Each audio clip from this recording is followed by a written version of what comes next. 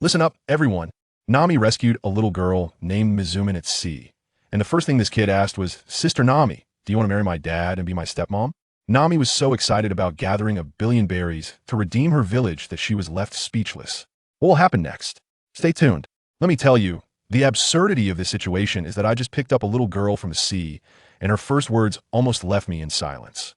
She blinked her big, adorable eyes and looked at me seriously, saying, Sister Nami, do you want to marry my dad and be my stepmom? Who understands this, right? I was completely stunned. This kid knows how to worry about her dad's KPIs, focusing on relieving his burdens. This story must start from the beginning.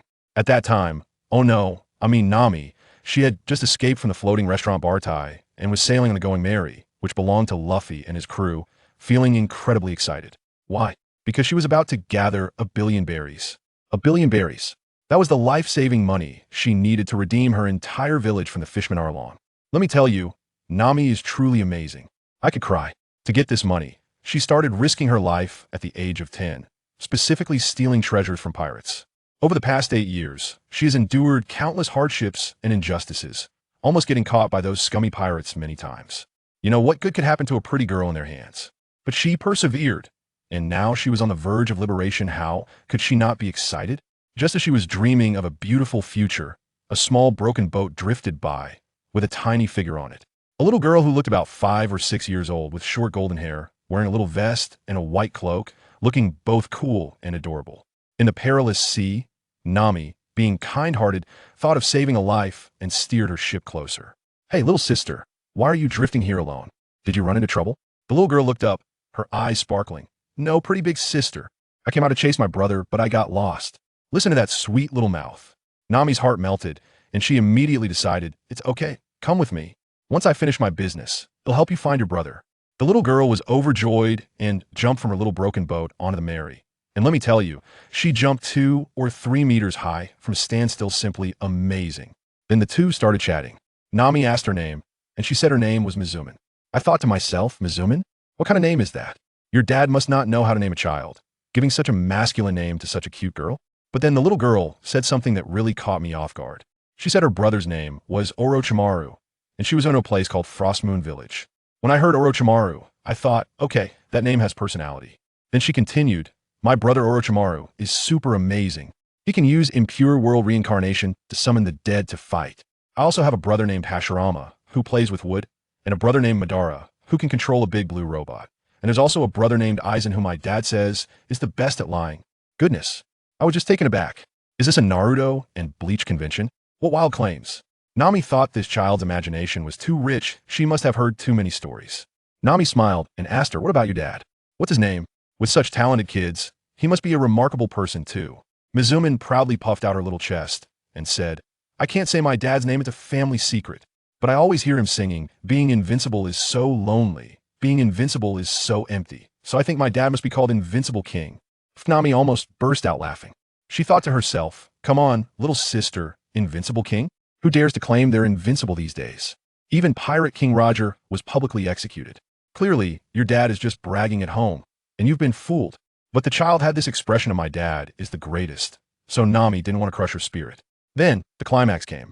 Mizumin suddenly hugged Nami's leg, sniffed it, and then said that earth-shattering line. Sister Nami, you're so pretty and smell so good, you look just like my dad's type. Marry my dad. Our family is super strong, there's nothing my dad can't solve in this sea. Whatever wish you have, my dad can help you fulfill it. Let me tell you, Nami was completely floored at that moment. She felt both amused by the child's innocence and helplessly torn. What wish could she have?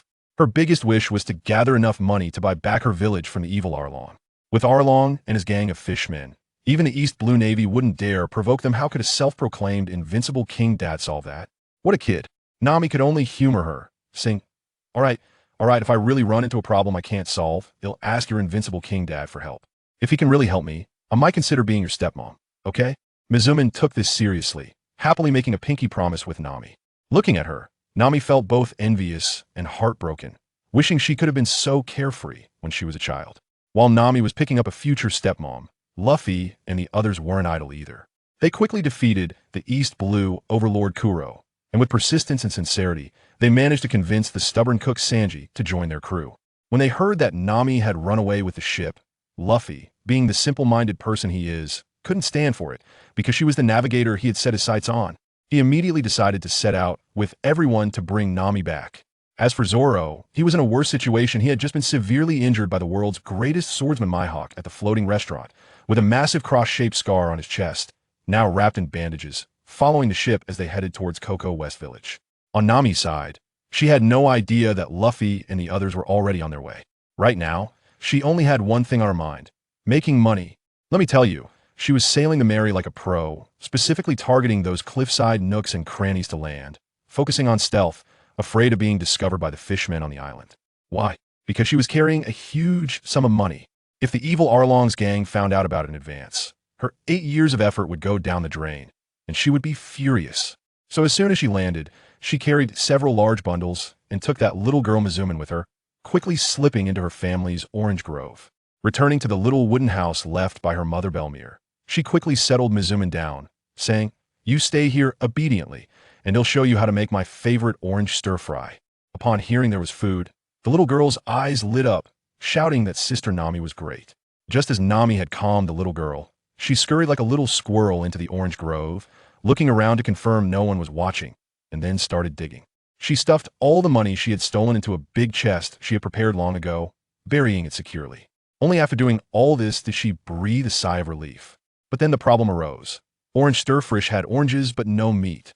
This village had been made miserable by the Arlong pirate gang, and the villagers looked at her, a member of the Arlong pirate gang, with piercing eyes. Who would sell meat to her? There was no choice but to grit her teeth and go find her sister, Nojiko. When her sister saw her, she had a complicated expression, and while she made some snide remarks, she still gave her a piece of meat without hesitation. Nami, being tough, directly paid her and took the meat, and the sisters exchanged hardly a few warm words. Who understands this? It's the pain of being so close, yet having to distance themselves due to external pressure. It's simply heartbreaking. Back at the cabin, Nami quickly whipped up a large plate of fragrant orange stir-fried meat. Served with white rice, it was absolutely delicious. The little girl, Mizuno, was eating with grease all over her mouth, and while chewing, she began to flatter Nami. "Sister Nami, your cooking is so good. Why don't you marry my dad? That way, I can eat your cooking every day." I thought to myself, this kid is really her father's little sweetheart, even thinking about helping him find a partner while out and about. Nami also wore a wry smile and quickly changed the subject. She was calculating in her mind that with the money she brought back this time, plus her previous savings, she was still 7 million away from her goal of 100 million.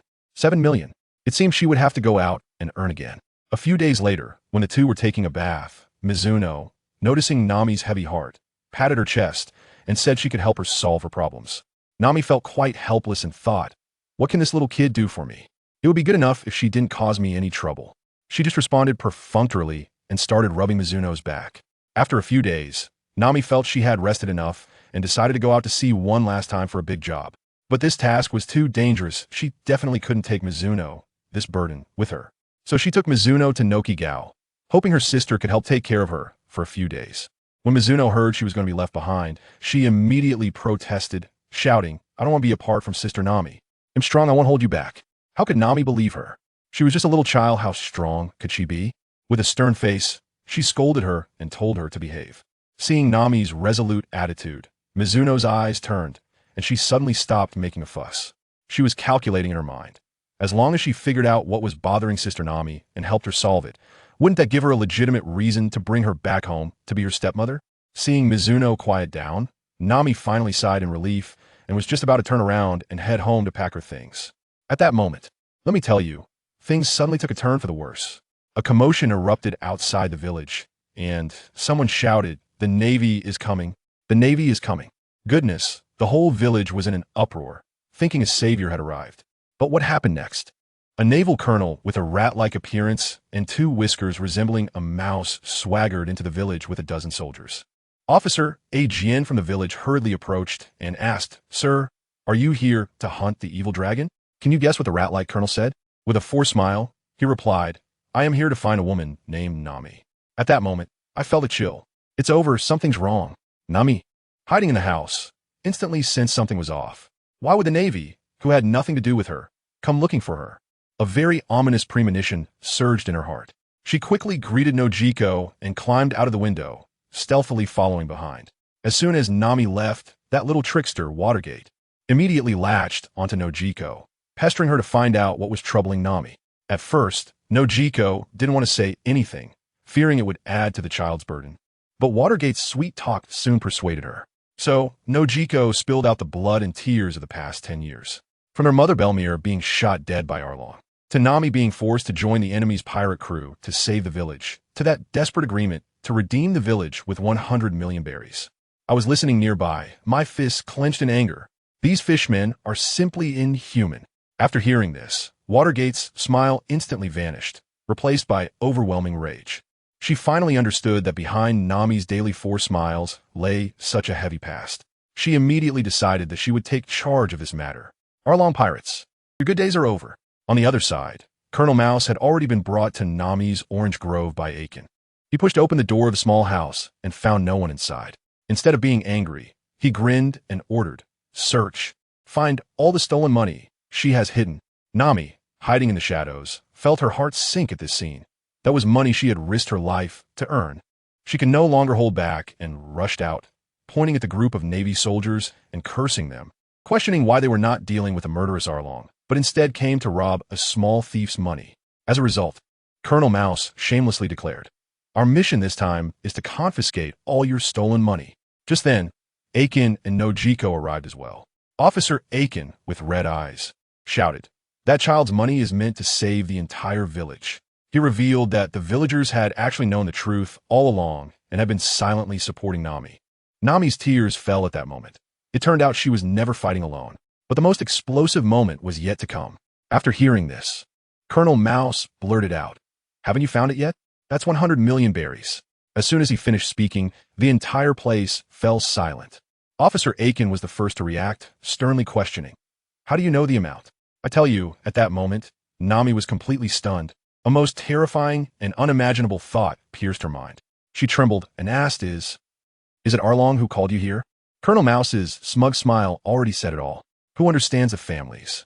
After 8 years of hard work, enduring humiliation, success was within reach, only to be stabbed in the back by the very person she had been trading with. This is collusion between officials and bandits, black eating black. Just when Nami was in complete despair, a Navy soldier excitedly shouted, "Found it! The stolen money is here." They dug up the box filled with 8 years of Nami's hard work. Nami completely went mad, grabbing her long stick and charging forward.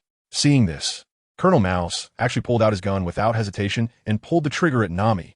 Noki screamed and rushed over, blocking in front of Nami. Let me tell you, at that critical moment, a flash of golden light appeared. Ding! A crisp sound followed. That deadly bullet was actually deflected in midair. Everyone stared in disbelief. Standing in front of Nokigao was none other than that girl who had always been regarded as a little brat, Watergate. Nokigao's eyes nearly popped out, completely stunned. This little girl actually blocked the bullet with a small broken knife. Not only did she block it, but let me tell you, Nami was completely dumbfounded at that moment. Her heart was in turmoil. On one hand, she was furious. These naval officers were even worse than pirates. Robbing money was one thing, but they actually wanted to kill her sister. On the other hand, she was shocked. This little sister Watergate was ridiculously strong, right? This was no joke, this was a bullet. Everyone present, without exception, had their jaws dropped to the ground. The village guard, a Jin, was also dumbfounded, thinking to himself that this little girl was definitely not ordinary. But the most bewildered was the mouse colonel who fired the shot. He was dumbfounded, thinking that with this shot, a pirate worth millions of berries would have to think twice. How could a little brat catch it as if it was a game? The more he thought about it, the more something felt off. This little girl was standing up for Nami. If he let her go today, what happened when she grew up? She had to be eliminated in the cradle. With that thought, the mouse colonel's lewd smile instantly turned ferocious. He pointed at Watergate and shouted, "All right, daring to shield a criminal. You are an accomplice too." After saying that, he fired again. Bang, bang, bang. Another burst of gunfire. But was it useful? Not at all. Family, who understands? All you could hear was the sound of clanging, like hammering iron. As all the bullets were deflected by Watergate with that small broken knife, clanging and shooting into the nearby woods and wooden houses. Watergate remained calm and composed throughout, jokingly. The pressure she faced training with her monstrous siblings was much greater than this. She could have dodged, but behind her were Nami and Nokigao. She couldn't take a step back. Now the mouse colonel was completely broken, pointing at Watergate, his voice trembling. How could you possibly do this? Watergate looked at him with eyes that instantly turned cold. It was a look that could kill. Let me tell you, the murderous aura that erupted from that little girl made me shiver from afar. You dare to harbor murderous intent towards me, and even want to harm Sister Nami? She said slowly, you deserve to die 1,000 deaths. Today, I will kill you right here. This was said with such determination. No joke. Their family motto was that family is above all. Whoever dares to harm family will be dealt with. Moreover, these Navy officers were more disgusting than any villain she had heard of in pirate stories, colluding with pirates, robbing Nami's hard-earned money, and even wanting to kill to silence her. People like this, should they be allowed to live? As Watergate was about to take action, Nokigao suddenly reacted with a start and rushed up to grab her arm. No, you can't kill the Navy. Watergate turned back with an unhappy face. Why not? This scum almost killed you, shouldn't he die? He deserves to die. Nokigao gritted her teeth and said, but he's wearing that uniform. If you kill him, the Navy's retaliation will destroy our entire village. A Jin nearby quickly advised, that's right, little girl, you can't kill him. If you do, you'll become a wanted criminal too. When a mouse colonel heard this, he was initially scared half to death, but now he immediately perked up, the big stone in his heart dropping instantly. He sneered, that's right, did you hear? I am the Navy. Dare touch me? Today you are lucky. I won't hold it against you. This guy was also a coward. Knowing he couldn't win, he talked tough and turned to his subordinates, shouting, what are you waiting for? Hurry up and pack the money. We're leaving. He didn't want to stay a second longer. That little girl's gaze was too terrifying. He felt that if he stayed one more second, his life would be over. Nokigao and Ajian were trembling with anger, but didn't dare to do anything. Nami, with her head down, clenched her fists tightly, her nails almost digging in her flesh. That feeling of powerlessness and pain was driving her crazy. But at that moment, Watergate looked at the Navy officers arrogantly taking Nami's money, then turned back to see Nami's expression of extreme pain, and her own expression completely disappeared. She spoke in a tone void of emotion, calmly saying, what are mere Navy officers worth? Today, you will definitely die. In her eyes, what Navy, what world government could compare to her family? Her father was invincible, and her siblings were all monsters, great swordsmen, masters of ninjutsu, and powerful beings. Which one of them couldn't pierce the heavens? Killing a Navy officer was nothing. At worst, she'd be wanted, but she had snuck out to find her brother Snake, who would definitely help her out. With a determination to act on her words, Watergate flicked her wrist, and with a whoosh, a kunai shot out like lightning. The mouse colonel had just heard the words, you will definitely die, and wanted to mock her, but suddenly felt a cold wind rushing toward him. Terrified, he desperately dodged to the side, but it was too late. With a plop, the kunai pierced his arm, causing him to scream in pain. He was terrified, thinking that if he had been even a moment slower, it would have pierced his heart. Forget about the money. Kill this little brat. He held his bleeding arm, shouting frantically at his subordinates.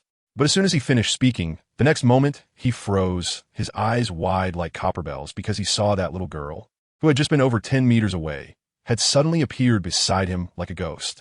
With a thud, Watergate held another kunai, cleanly stabbing it into his heart. The mouse colonel let out a scream 10 times more tragic than before, blood instantly staining his Navy uniform. He felt the world spinning, then fell heavily to the ground, convulsing a few times before the light in his eyes completely vanished.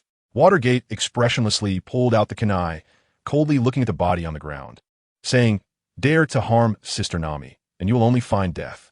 At this moment, the entire scene fell into silence. Nami, Nokigao, and Ajian all turned pale in an instant. She really killed. She really killed a Navy colonel. It was over. This little girl had completely become a criminal, and wanted one at that. The remaining Navy soldiers were even more dumbfounded, watching their colonel get killed like a paper doll, their minds going blank. What kind of ability was this? Instant téléportation? One of the Navy suddenly realized something and screamed in terror. She's a devil fruit user. This girl is a devil fruit user. This shout was like igniting a powder keg. Revenge? Forget about it. Run. A Navy officer took the lead, and the rest scattered like birds and beasts, scrambling away. Forget the money. Facing a monster like this, who still cared about money. Survival was the priority. Watergate's eyes turned cold, just as she was about to throw the kunai in her hand to take care of these pests as well. But at that moment, Nami rushed over and grabbed her hand. Don't kill. Nami's voice trembled. I'm sorry. I'm sorry. It's my fault for dragging you into this. The money was saved, but her heart was filled with guilt for letting such a little girl bear the crime of killing a Navy officer and becoming a wanted criminal. Watergate looked at Nami's guilty expression and comforted her nonchalantly, saying, it's okay, Sister Nami. It's just the Navy, I'm not worried at all. At most, my dad might scold me a bit. Then she changed the subject and started joking again. So, Sister Nami, you should come home and marry my dad. That way, my sins might be a little less severe. I sneaked out to play this time. Nami was speechless, thinking to herself that at such a time, she was still thinking about this? You caused such a huge mess, and your dad won't just hang you up and beat you. Nokigao also spoke seriously. Nami, take the money and Watergate and leave quickly. You see clearly, even if you gather 1 billion, that bastard Arlong will never let us go. You hurry up and safely send Watergate home. Don't let Arlong take advantage. I'm leaving. What about you? Nami shook her head in pain. That despicable guy Arlong would surely destroy the village if he found out I escaped. I can't just watch everyone get into trouble. This is her home, her roots.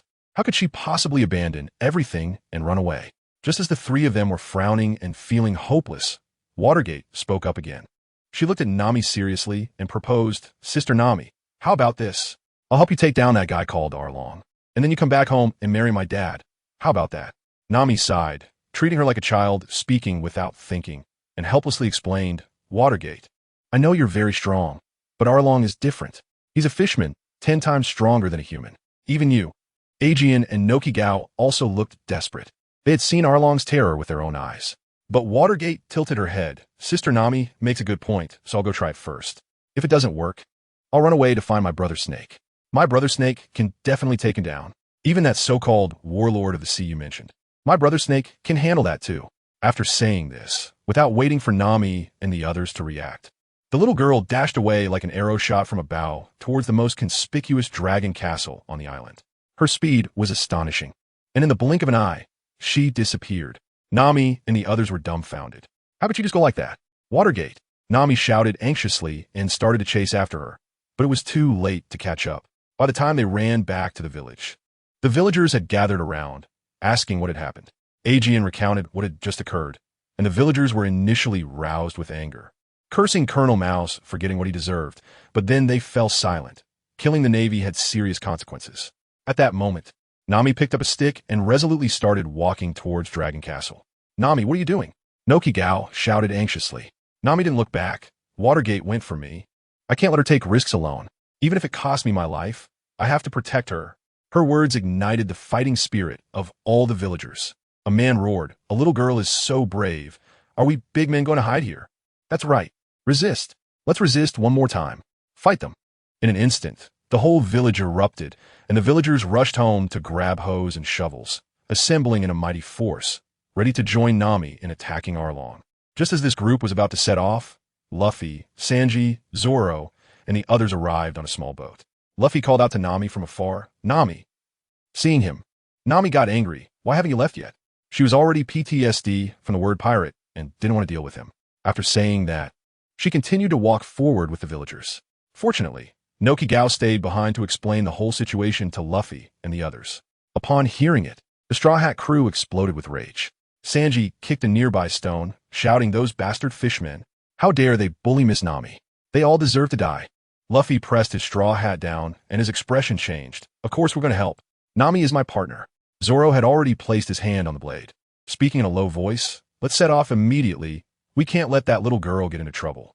Thus, the two groups, each with the same goal, headed towards Dragon Castle. At that moment, our protagonist Watergate had already stood alone at the entrance of Dragon Castle. The two fishermen guards at the door saw a golden-haired little girl and impatiently shouted, Human child, get lost. This is not a place for you. Watergate looked at them expressionlessly and slowly raised the kunai in her hand. You are the ones bullying Sister Nami, right? Today, I will take down your pirate crew all at once.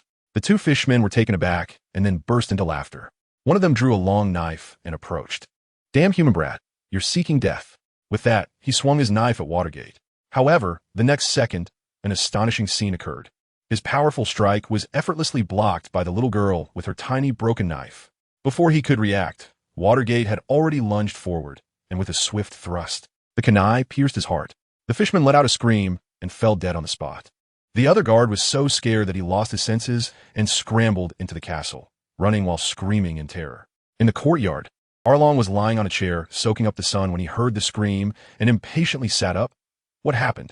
The escaping fishman crawled up to him, pointing at the door and incoherently reporting, Captain Arlong, it's bad. A human child has come to kill us. She said she wanted to avenge Nami and take us all down. All the fishmen present froze and then turned to the door in unison. They saw a golden-haired little girl in a green vest, holding a short knife still dripping with blood, stepping in one step at a time. Damn it! How dare she kill our companions? Before Arlong could give an order, several fishmen rushed forward with their weapons. But Watergate didn't even look at them. Facing the weapons coming from all directions, she simply sidestepped gracefully, perfectly avoiding all attacks. And in the gaps, while dodging, her kunai struck like the fangs of a poisonous snake, each strike accompanied by a scream and a fallen fishman. In just a few breaths, the 3 fishmen who charged and had already collapsed on the ground, howling in pain, losing their fighting ability. This clean and swift scene left the remaining fishmen dumbfounded, each feeling a deep-seated fear.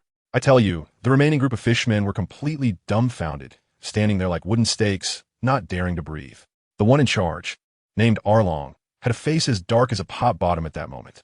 I guess he was frantically calculating his mind. Oh no, has that girl Nami defected? Or has my little issue with the Navy been exposed? Is my 100 million small goal going to go down the drain? He was also a ruthless character. He directly pointed at one of his subordinates, a guy who looked like a kissing fish, named Ju, and gave a deadly order. You go, take that human girl down. Then bring Nami to me. Good grief. He himself stood there with an air of authority, afraid of losing face.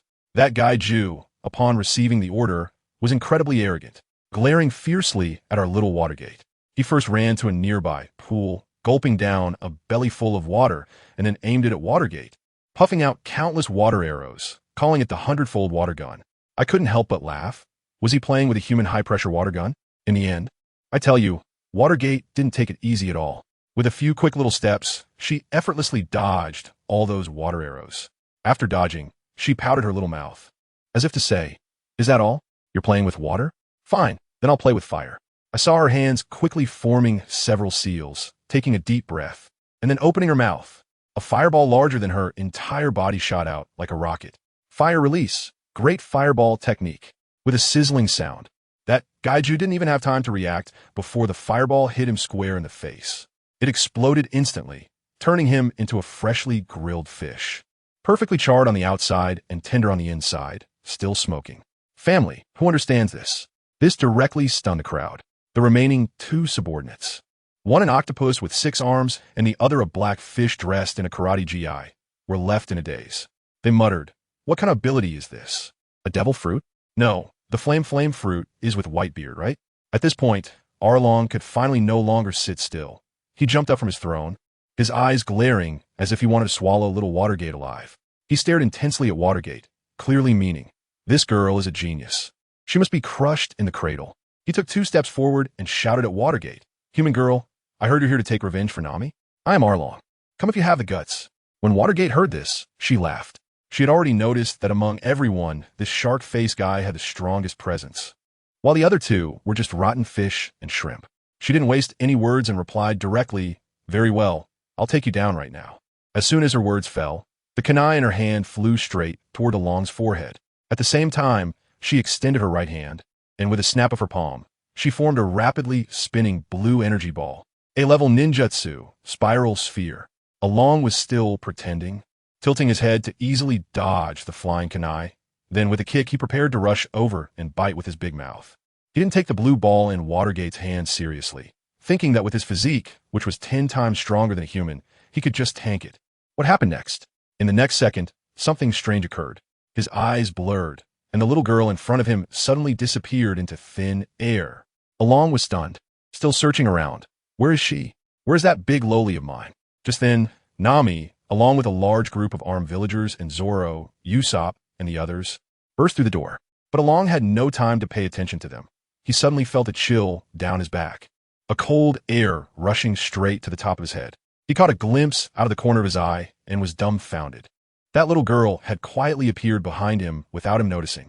The other 2 officers also saw this and were so scared that their souls almost left their bodies, yelling, "Captain Along, she's behind you."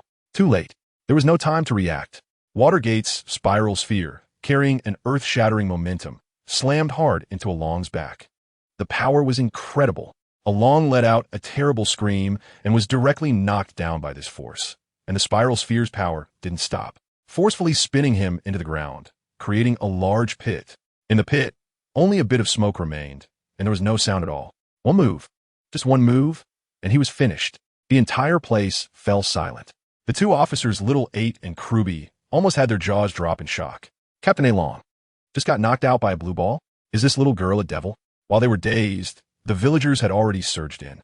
The one called Kruby reacted quickly and shouted to Little 8, "Little 8, hold her off. I'll take Captain Along to retreat. As long as the captain recovers, we still have a chance." Hearing this, the six-armed octopus Little 8 immediately drew 6 knives from his waist and positioned himself in front of Watergate, ready to fight to the death. But Watergate looked him up and down with a look of disdain and said, "You are so disgusting. I tell you, the harm of this sentence is greater than a raisin gan." Little 8 immediately broke down and shouted, "I'm disgusting? I'm a handsome guy even in the fishman world." After shouting, he charged forward with 6 swords, yelling the name of his technique, 6 sword style, New Year's Enlightenment Bad Body, loudly. And what happened? After clashing for a long time, our Watergate easily blocked all of his attacks with just a small kunai. While blocking, Watergate shook his head in disappointment and said, "You're so weak. I thought you were strong with 6 swords." This made Little 8 completely go mad, and his attacks became more intense, as if he had lost his mind. On the other side, Crocodile was dragging the unconscious Owlong, desperately running towards the sea. Nami saw this and got anxious, shouting for the villagers to stop him. Sanji immediately rushed over like a gust of wind. Little 8 noticed that the villagers were trying to go around him to chase Owlong and got anxious, wanting to distract himself to stop them. In that moment, our Watergate seized the opportunity. With a quick thrust of the kunai in his hand, he pierced through Little 8's heart. Little 8 looked at his chest wound in disbelief and then collapsed weakly. Seeing that Crocodile had dragged Owlong to the seaside, nearly stepping into the water, my heart was in my throat. If he escaped, it would be endless trouble. At this critical moment, our Watergate made that move again. She aimed carefully and forcefully through the kunai in her hand, which shot like a black lightning bolt straight towards Crocodile. At the same time, she formed another Rasengan with her right hand. Crocodile was scared out of his wits. He thought Watergate would teleport behind him again, so he hurriedly protected his back. But folks, the reversal came. This time, Watergate didn't T-dodge back at all, but instead appeared directly in front of Crocodile. Crocodile's expression was like he had seen a ghost. Before he could react, the Rasengan in Watergate's hand had already smashed hard into his stomach. Boom! Crocodile flew backward like a broken sack, tracing a parabolic arc, and finally splashed down into the sea, floating up with his eyes rolled back. Now, the matter was finally resolved. Sanji, Usopp, Luffy, and the others who rushed over were all stunned, as if petrified. Especially Zoro. He stared at Watergate with an extremely ugly expression. He realized that just now, Watergate had easily defeated that 6-sword octopus with a small knife. The grace and power were just like when Hawkeye had defeated him with a small knife back then. At this moment, Luffy, that silly one, was the first to react, running in front of Watergate with shining eyes, excitedly shouting, "Wow, you're amazing. I'm Luffy. Do you want to join our pirate crew and go on adventures together?" Watergate's small face turned serious, and without hesitation, she retorted, "No, I don't want to be a pirate. There isn't a good pirate out there. Sister Nami has suffered because of you pirates for so many years." Luffy got anxious and quickly explained, "We're good pirates. We're going on adventures." Watergate's big eyes were filled with confusion. If you're good people, then why do you have to be pirates? That title itself represents evil. It's not cool at all. I tell you, this question completely stumped Luffy's CPU. He thought for a long time, but couldn't come up with a rebuttal, and in the end, he could only stubbornly say, "I don't know, but I still want to become the Pirate King." Seeing that he couldn't win over Watergate, Luffy shifted his target to Nami and started pleading with her to rejoin as the navigator. Sanji was also frantically trying to curry favor beside him. Listening to these people chattering away, our Watergate was not pleased. How could Sister Nami go with this bunch? She put her hands on her hips, fuming, and dropped a bombshell. "You all can forget it. I've already made a deal with Sister Nami that as long as I help her defeat the Dragon Pirate crew, she will marry my dad." As soon as those words were out, the expressions of Luffy, Sanji, and Usopp froze instantly. Their mouths agape, as if an egg could fit in. Sanji was the first to jump up in opposition. "Little girl, this is not okay. Marriage is a matter of Miss Nami's lifelong happiness. How can it be used as a transaction?" Luffy was also anxious, but his concern was different. "Nami, you can't get married. If you get married, who will be my navigator? Our family is not happy about the Watergate situation." Goodness. She directly stood up and started shouting, pointing at Luffy and the others, saying, "Aren't you guys being a bit excessive? Nami is going to marry my dad, and my dad can give her the best protection. You all are doing well, just as she has escaped from suffering. You're dragging her back into the water to be a pirate? I tell you." As soon as those words came out, Nami's face turned pale. 10 years. She had been oppressed by the evil dragon pirates for a full decade. That PTSD is no joke.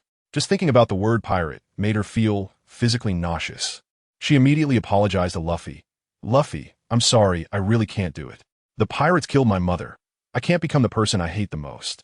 Now, the entire Straw Hat crew fell silent. Sanji's heart was shattered. Protecting women is his duty, and in this situation, he didn't even know how to speak up. Luffy, that single-celled organism, was also stunned. He couldn't understand why the pirate king he dreamed of being was equated with a murderer in others' eyes. He even began to question life itself. Seeing this, Minato felt overjoyed inside. The plan worked. As long as Nami didn't become a pirate, he could take her home to be his father's wife, and her father would surely praise him to death. Just when the atmosphere became awkward, Zoro, our battle maniac, stepped forward with a serious expression, his eyes fixed on Minato. "Kid, fight me." Nami was shocked. "Zoro, are you crazy? She's still a child." Sanji chimed in angrily. "You green algae head, what kind of skill is it to attack a little girl?" Zoro completely ignored them. His gaze locked onto his target. "She is not an ordinary little girl. I must defeat her. Otherwise, how can I call myself the world's greatest swordsman?" Minato was speechless and waved his hand, saying, "I don't know swordsmanship. I won't fight you." Now, it was Zoro's turn to be confused. "You don't know swordsmanship? Then how did you take down that fisherman swordsman in one move just now?" I tell you, Zoro's worldview was somewhat shattered. Someone who didn't know swordsmanship was even more formidable than him, who practiced every day. Where could he reason this out? Minato thought for a moment and replied, particularly nonchalantly, "Oh, maybe I practiced too much with my brothers. Their swordsmanship is what's really impressive. That fisherman just now was too slow and weak. My brother would probably take him down in one move." Family members, who understands? The information in that statement left everyone present in silence. Luffy's eyes lit up, transforming into HR on the spot. "Your brothers are that amazing? Would they be willing to become pirates?" Minato shook her head. "Most of my brothers wouldn't become pirates. There's one brother who might, but he's too evil. He's the kind of real bad guy you definitely wouldn't want." She was referring to her brother, Diavolo, who even dared to confront her father. Usopp, upon hearing the word evil, quickly grabbed Luffy. No, Captain, we can't afford that kind of person." Luffy had no choice but to give up in disappointment. But Zoro, let me tell you, his thought process was different from others. He caught the key point and was now filled with thoughts about Minato's brothers. He nervously asked, "How old are those sword-wielding brothers of yours?" Minato calmly dropped a heavy bomb. "Oh, they're mostly around 11 or 12 years old." "What?" Nami exclaimed in shock. 11 or 12 years old? Stronger than that fishman? What kind of divine genes are those? Suddenly, she felt that giving birth to such a powerful man's child didn't seem impossible. "Family members, I see it." She moved. The way she looked at Minato was different now. This wasn't just looking at a kid. It was like looking at a pool that could consistently yield SSRs. Zoro was completely petrified. 11 or 12 years old. He was 18, almost defeated by Mihawk. And now he was told there was a group of 11 or 12-year-olds whose swordsmanship was already a monster level. What was he chasing after? But he was not willing to back down. That fighting spirit surged again, and he gritted his teeth, asking, "Where are they? What are their names? I want to challenge them." Minato saw his determination and didn't bother to persuade him further, directly giving him the information. "All right, I'll tell you. I have a brother named Ulquiorra. He can kill a sea king with a single swing of his sword. There's also my brother Aizen, whose swordsmanship is very strong. Oh, and there's a brother named Kenpachi. I advise you not to provoke him. He fights without holding back, and the outcome is either serious injury or death." I was listening nearby and broke out in a cold sweat. Wow, those names sounded terrifying, each one scarier than the last. Usopp and Sanji quickly advised Zoro not to go to his death, saying those people sounded like they were on the same level as Mihawk. Zoro knew he wasn't strong enough right now, but he firmly memorized those names, especially that of Ulquiorra. He asked Minato for the characteristics of those brothers, and Minato generously told him. One had black hair and pale skin with green tear marks on his face, and the other had brown hair and wore glasses, looking very gentle. Once he got the information, Zoro instantly got fired up, turned to Luffy, and said, "Luffy, let's go. We're heading to the next town to buy training equipment. I want to train harder. And just like that, Luffy and the others left. Before Sanji left, he turned back multiple times, urging Nami not to marry Minato's dad. Nami just waved him off, telling him to hurry and catch up with his companions. Once they left, the celebration banquet in the village began. The whole village was in a frenzy, while only Ajian hid in a corner, drinking alone and secretly wiping away tears, clearly thinking about Belmere. Nojiko went over to keep him company, and the two reminisced about that woman who was like the sun. The next morning, Nami woke up feeling something soft pressing down on her. When she lifted the blanket, sure enough, it was Minato. The little guy had rolled into her arms again. Looking at Minato's adorable sleeping face, a thought suddenly crossed Nami's mind. With such a cute child, his dad must be pretty good too, right? For the sake of future genes, maybe she should go meet him? Just then, Minato woke up, sleepily rubbing against her chest, drowsily saying, "Namine, you're so soft. So comfortable." Nami was both amused and exasperated, but felt warm inside. She said, "All right, Minato, I've helped you with your issue.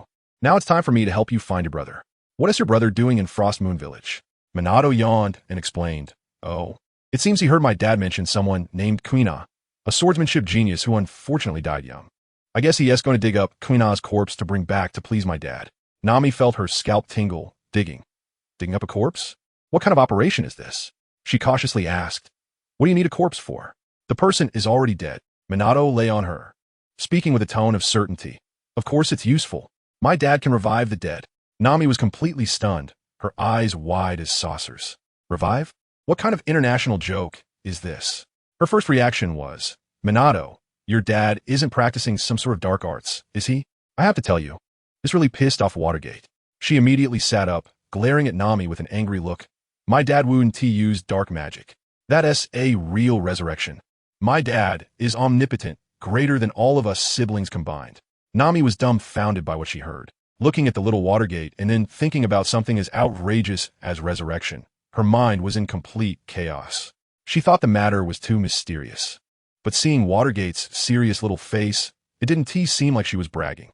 Afraid that the conversation would escalate and this little guy would blow up again, she quickly changed the subject, laughing it off. All right, your dad is the strongest. Well, let us set off right after breakfast. I'll take you to find your brother in Frostmoon Village. This is important. She was calculating in her heart that she needed to send this little ancestor away quickly, although it was to help the village. After all, they had taken down a Navy colonel, and it would be troublesome if those Navy folks pursued the matter without distinguishing right from wrong. As a result, Watergate pouted her little lips and said nonchalantly, I'm not afraid of the Navy, just those kind of useless guys. I can take on as many as they send. Nami hurriedly pressed down on her little head, educating her. My little aunt, don't get carried away. Those monsters at the Navy headquarters, like the 3 admirals and Hero Carp, are walking natural disasters, completely on a different level from the kind of useless colonel you encountered. Be cautious, understand? Watergate muttered. Those people do need to be careful, but as long as I find my brother Snake, they can't do anything to me. I told you. Nami felt that this kid was speaking without restraint. No matter how strong your brother is, can he be stronger than the highest combat power of the Navy? Those people can wrestle with the 4 emperors. If your brother and sister are that powerful, wouldn't your father be the king of the world? That's quite an exaggerated boast. Just then, Nojiko and Ajian walked in, and they had heard the entire conversation about resurrection clearly at the door. Ajian, being a straightforward person, laughed to ease the tension. Don't worry about the Navy. That Colonel Mouse colluded with pirates and got what he deserved. We've handed over the evil dragon pirates to the Navy and reported the situation truthfully. Upon hearing this, Watergate was displeased. Why? That guy Arlong is so evil, causing Sister Nami so much suffering. Shouldn't he be punished severely? Ajian sighed and explained. Keeping him alive can exchange for a large bounty. Our village needs money for reconstruction. Besides, he has a warlord backing him. If we kill him directly, what if it brings even bigger trouble? Nami nodded, feeling that this way of handling it was quite satisfying. Turning that bastard Arlong into money was even more painful for him than killing him directly. But her sister Nojiko was now focused on something else. She didn't care about Arlong's life or death. She stared intently at Watergate, her eyes almost sparking with anger. Trembling as she asked, Watergate, I just heard at the door. Is what you said about resurrection true? Can your father really do it? Watergate proudly lifted his chin. Of course. My dad is capable of anything. But he quickly added nervously, but you mustn't tell anyone about this. I'll let it slip because I was still half asleep. If it causes trouble for my dad, he'll punish me. Ajin and Nami exchanged glances, still feeling that this was too absurd, like a myth. But Nojiko didn't care. It was as if she had grasped the last straw of hope. She stepped forward, her voice trembling. Then, can I ask your father to help me resurrect my mother, Belle-Emery? As soon as these words were spoken, the room fell silent. Even Nami was stunned, thinking, right, why didn't she think of this? Although she didn't believe it, what if it was true? Ajin was about to speak to dissuade her, saying not to disturb Belle-Emery's peace. But Nami had already taken Watergate's hand, her eyes full of anticipation, asking, yes. Watergate, would your dad be willing to resurrect my mother? I'll tell you, what Watergate said next left everyone present completely silent. She tilted her little head and thought for a moment, then said very seriously, it should be fine. As long as Sister Nami marries my dad and has a few more kids with him to make him happy, this will definitely work.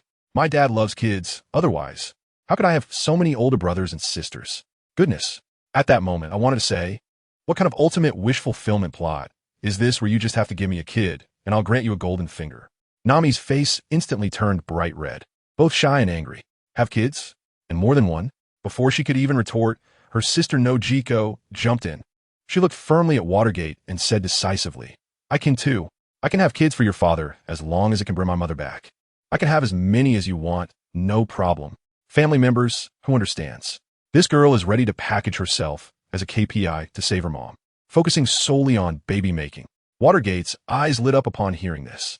She jumped off Nami and ran to Nojiko, opened her little arms to hug her, even sniffed her little nose, then nodded in satisfaction. Sister smells so good too. Then I'll take both of you back, but whether my dad will marry you, I don't know. Nojiko was overjoyed, holding Nami's hand, confidently admiring their looks. Don't worry, we sisters will go together. Your dad will definitely be satisfied. Nami was so embarrassed she could have dug a hole to hide in, thinking, sister, don't sell me out so easily. But then she thought if it could really bring mom back, not to mention having kids, it might not be unacceptable. Plus, Watergate is so cute. Her dad must be a great person, right? Aegean was dumbfounded on the side, thinking, what kind of wolfish words are these? These two girls are completely risking it all to bring back Belmere. He opened his mouth to advise, but Nojiko shut him down with one sentence. Aegean, don't you want Belmere to come back? Even if there's only a 1 in 10,000 chance, don't you want to try? Aegean immediately fell silent. Indeed, who would he want that? So it was settled. Nojiko was anxious to leave, almost wanting to set off immediately. Nami said they should help Watergate find her brother first. So the three of them finished breakfast, packed their essentials, and set out to sea in a small boat. On the boat, Nojiko curiously asked Watergate, what kind of person is your dad? Watergate happily described, my dad is handsome and strong, and he is really gentle and caring. He loves his wife and kids the most. After hearing this, Nojiko felt incredibly happy. It seemed that this trip not only could save their mom, but could also conveniently find a perfect husband for herself and her sister. It was like a buy one, get one free deal, a total win. Meanwhile, at the Marine headquarters in Marineford, the atmosphere in the Marshal's office was extremely tense. Sengoku, Garp, and Vice Admiral Tsuru, the three big shots, sat together, looking at two completely different reports, their faces as dark as the bottom of a pot. One report said that a pirate named Watergate killed a Navy colonel, prompting Sengoku to issue a bounty of 10 million. But then another report came in, stating that this Watergate was a hero who took down the Dragon pirate crew, and the colonel who was killed was a scoundrel colluding with pirates. Sengoku was so angry that the veins on his forehead were popping. He felt like his face had been completely disgraced by these pests. Garp, with his short temper, began to rant, stuffing Sengoku's sanbei into his mouth while cursing, saying that such Navy scum should all be executed, and that trash like Arlong must face the death penalty. However, Sengoku, being the marshal, thought more comprehensively. He waved his hand and said, pests need to be cleared out, but we can't kill them all at once. Otherwise, the East Blue S defense will be empty. Just send a reliable person to tidy things up. As for Arlong, we can't kill him. He needs to be imprisoned and impelled down, or it won't be good for our dealings with Jean Bay of the Warlords. Garp was unhappy but understood that impelled down was worse than death, so he didn't say anything more. Then Vice Admiral Tsuru raised a crucial question. What about this little girl named Watergate? She killed a Navy colonel. Although it was a scoundrel, rules are rules. If this gets out, how will the Navy save face? Vice Admiral Tsuru, with her sharp eyes, thought this little girl was a talent worth nurturing and wanted to recruit her into the Navy and train her. as she might become the next candidate for admiral. Then, these old foxes concocted a PUA-style recruitment plan. First, they would send someone to capture Watergate, symbolically detain her for 3 months to temper her spirit, while also upholding the Navy's rules. Then Vice Admiral Tsuru would step in as the good guy, getting her out and making her grateful, and finally, she would naturally join the Navy. TSK. This scheme is practically a textbook example of workplace traps in 2025. Garp rolled his eyes, thinking these people were too dirty. Using such tactics against a good child who helped civilians was simply shameless. Sengoku ignored him and began to contemplate who to send to capture her. Sending a vice admiral from headquarters to the East Blue would be overkill. So he decided to notify Smoker in Logtown to handle it casually. He is a Logia-type devil fruit user, dealing with a little girl from the East Blue. As long as she doesn't have armament hockey, it's a guaranteed win. Tsuru nodded and immediately went to contact Smoker, specifically instructing him to be gentle so as not to hurt her future precious disciple. Once Tsuru left, Garp stuffed the last piece of sunbae into his mouth and mumbled, "All right, I'm leaving too. I need to head back to my old home in the East Blue for a while." Sengoku's eyes lit up upon hearing this. "You're going to East Blue? Perfect. Don't bother Smoker. You can just casually bring that little girl back, right?" Garp glared and disdainfully said, "What do you take me for? That kid is innocent. I want to do something as low as bullying a child." Sengoku adjusted his glasses and slowly threw out an irresistible condition. "If you can bring her back, you can come to my office anytime, and I'll provide you with unlimited senbei." Garp's eyes instantly lit up. He immediately agreed, saying this matter was up to him. It was a piece of cake. When he encounters that little girl named Watergate, he'll casually bring her back and hand her over to Tsuru for handling. No problem. I tell you, that old man Garp is clear-headed. The young ones in the Navy right now really don't measure up. The older generation, like Sengoku, Garp, and Zephyr, were all monsters. The current generation has the 3 admirals holding up the facade. But what about the next generation? There's a gap, folks. There's not a single capable one among them. So when he hears about such a fierce contender, how can he not be pleased? After saying that, the old man took his handsome Abe Bogart and strolled back to his dog-headed battleship, mumbling about his troublesome grandson Luffy, saying that if that kid dares to go out to sea as a pirate, he'll personally throw him into the city. Well, this order was not just received by Garp. The scene shifts to the East Blue, Logtown. This is the place where the pirate King Roger was publicly executed, marking the beginning of the Great Pirate Era. This place is so important that the Navy sent a tough guy, Smoker, who has the smokesmock fruit, to maintain order here. When I arrived at his office, I saw him hanging up the phone with an annoyed expression, cursing under his breath. "Got it, General Crane. Catch her and lock her up for 3 months. Is that all right?" After hanging up, his face looked as if someone owed him millions. His bespectacled fan subordinate, Dasky, also looked contemplative. It turned out they had learned that the little girl, who had a bounty of 10 million, was wrongfully accused. The Colonel Mouse she took out was actually colluding with Aaron and his gang of fishmen, which was a disgrace to the Navy. After all this, it turned out the girl was the real hero. Dasky was enviously saying, "Wow, General Crane actually thinks so highly of her, wanting her to join the Navy." She knew that the 3-month confinement was just a formality to temper her temperament. After all, rules are rules, and you can't just kill Navy personnel, even if they are scum. She asked Smoker, "Colonel, when are we going to set off to catch her?" Guess how Smoker responded? Leaning back in his chair, he casually lit a cigar and said amidst the swirling smoke, "Catch? Where are we going to catch her? The East Sea is so vast. How would I know where she is? We'll deal with it when we run into her later." Dasky became anxious. "Then what about General Crane? Just report truthfully." Smoker replied with an expression that said, "What can you do about it? I'm here guarding Logtown, which is the Navy's facade. If I leave and pirates attack, who will take the blame? I know what's important." Great. This is a typical workplace veteran, emphasizing that orders from above do not apply outside the field. While they were bickering, another heavyweight made an appearance on the sea near Logtown. A small boat, as tiny as a coffin lid, was paddled by a single person wielding a black sword bigger than a door. Who was it? Dracula Mihawk. He had just strolled around the East Sea and taught that reckless Zorro a lesson. Now, he was preparing to cross the calm belt and return to his eerie castle. He was still pondering about that red-haired guy who actually gave Roger's straw hat to a kid named Luffy. This was no simple matter. He originally wanted to observe more, but ended up being entangled by Zorro. That guy's determination was quite impressive, fearless, but in terms of strength, Mihawk thought he was not even as good as the baboons in his backyard that could wield swords.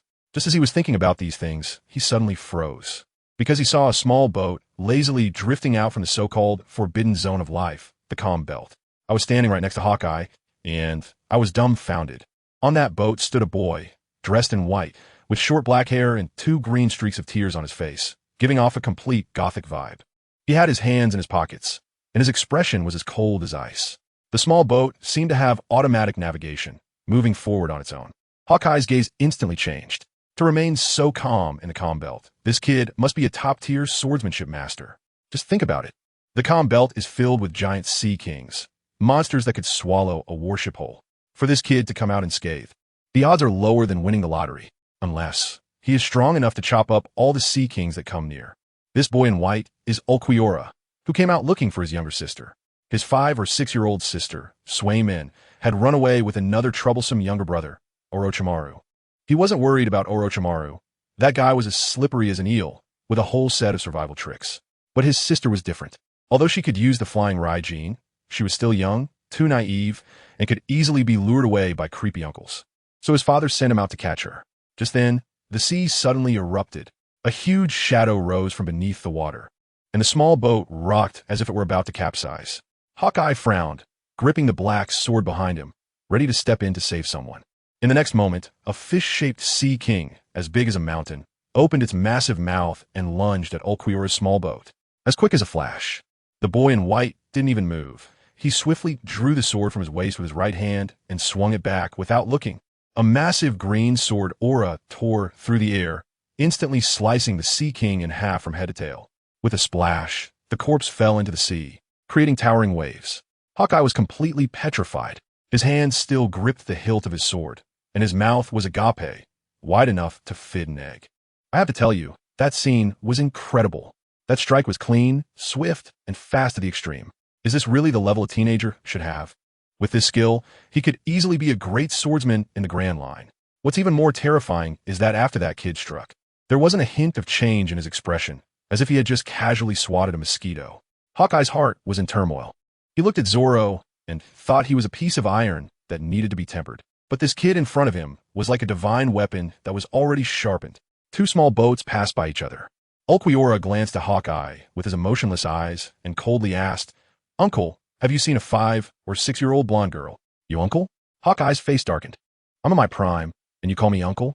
But he suppressed his anger and shook his head. "I haven't seen her." However, was that sword technique just now meant to make you the world's greatest swordsman? As a result, the kid's next words almost gave Hawkeye a heart attack. The world's greatest swordsman? Ulquiorra said expressionlessly, "I'm not interested in that kind of thing. Or rather, I have no interest in the swordsmanship itself." "Hawkeye, you're not interested? You're not interested, and yet you cleave to Sea King? Are you messing with me?" Seeing his disbelief, Ulquiorra added, "Swordsmanship is too childish." Boom. I felt like the veins on Hawkeye's forehead were about to burst. This was simply face-slap output to a man who views swordsmanship as life. Saying that his lifelong pursuit is childish? Who can take that? Are you joking? Hawkeye's voice was cold enough to freeze ice shards. "Fight me. I will show you what true swordsmanship on the sea is." His aura erupted instantly, solidifying the air in the entire sea area. Ulquiorra, however, had a look of annoyance. "I'm not interested. I still need to find my sister." After saying that, the small boat began to move forward again on its own. This completely ignited the powder keg. Without saying a word, Hawkeye drew his black blade, and a black slash that tore through the sea shot toward Ulquiorra. "If we don't fight today, don't even think about leaving." The kid finally turned around, his gaze icy. His father told him not to cause trouble, but he never said he shouldn't fight back when attacked. He drew his sword again, also with one hand, and waved it casually. Another green slash. The 2 world-destroying attacks collided in midair, producing a huge sound, and then both were obliterated. Hawkeye's pupils shook. His casual strike was actually blocked so easily, and the opponent also waved casually. This indicates this kid's swordsmanship has truly reached the level of a great swordsman. A person who is not interested in swordsmanship possesses the strength of a great swordsman? That's not scientific. Hawkeye was furious and unleashed several more slashes, shouting, "Since you have such power, why do you disdain swordsmanship?" Ulquiorra easily blocked all the attacks while coldly replying, "Who exactly are you? The sea cannot have a person like you. The world's greatest swordsman, Hawk, I'm my Hawk." The 2 sides engaged in a fierce exchange of flying slashes in this sea area. For a moment, green light and black shadows intertwined on the sea surface. The ocean was torn apart like the end of the world. After fighting for more than 10 minutes, Hawkeye became increasingly astonished. This kid was not only strong, but his stamina seemed infinite. Even now, he wasn't even out of breath, indicating he hadn't even used his full strength. Why? Hawkeye stopped, extremely puzzled, and asked, "With such swordsmanship, why do you consider it a mere trick?" Ulquiorra looked at him, his gaze like that of someone looking at a frog at the bottom of a well. "Your perspective is too narrow," he coldly said. "You have never seen what true power is. If you don't want to die, get lost." Oh my God. As soon as those words were spoken, Hawkeye completely lost his composure. "You say I haven't seen true power? I've shared life and death bonds with the Yonko Shanks, and I've witnessed Whitebeard's world-destroying abilities. My swordsmanship is one of the peaks of this world. You, a mere kid, dare to speak to me like that?" Hawkeye's aura reached its peak. He was really going to get serious. "I'll show you what it means to be the world's #1. He gripped the black blade Yoru with both hands, preparing to unleash his strongest slash. However, just as he was about to strike, the opposing Ulquiorra sheathed his sword and slowly raised his hand. Hawkeye was stunned. What was he doing? Giving up? At that moment, I heard the most melodramatic and terrifying words of my life. The young man in white softly chanted, "Seal it, black-winged demon." Instantly, the sky darkened. A sense of emptiness and death enveloped the entire sea. Behind Ulquiorra, a pair of gigantic black demon wings suddenly sprouted. His hair grew longer, and the sword in his hand disappeared. His entire presence was 10 times stronger than before. Upon seeing this, Hawkeye was first taken aback. Then he laughed. "Huh, so you're a devil fruit user." He lowered his sword, a mocking expression on his face. "Kid, did you forget we're out in the sea? If I cut your ship, you'll fall into the water and feed the fish." He thought he had won for sure, but Ulquiorra merely looked at him with his hollow eyes, as if he were staring at a corpse. "Devil fruit? Don't compare that kind of trash with my power. Let me make it clear to you, this is the power of Hollow." After saying that, he slowly extended his index finger. At the fingertip, black energy began to gather, crackling like lightning. A sense of dread washed over Hawkeye, and before he could think, he instinctively crossed the black blade Yoru in front of him to block. The next second, a terrifying black energy beam shot out from Ulquiorra's fingertip. The speed was so fast that there was no time to react. Boom!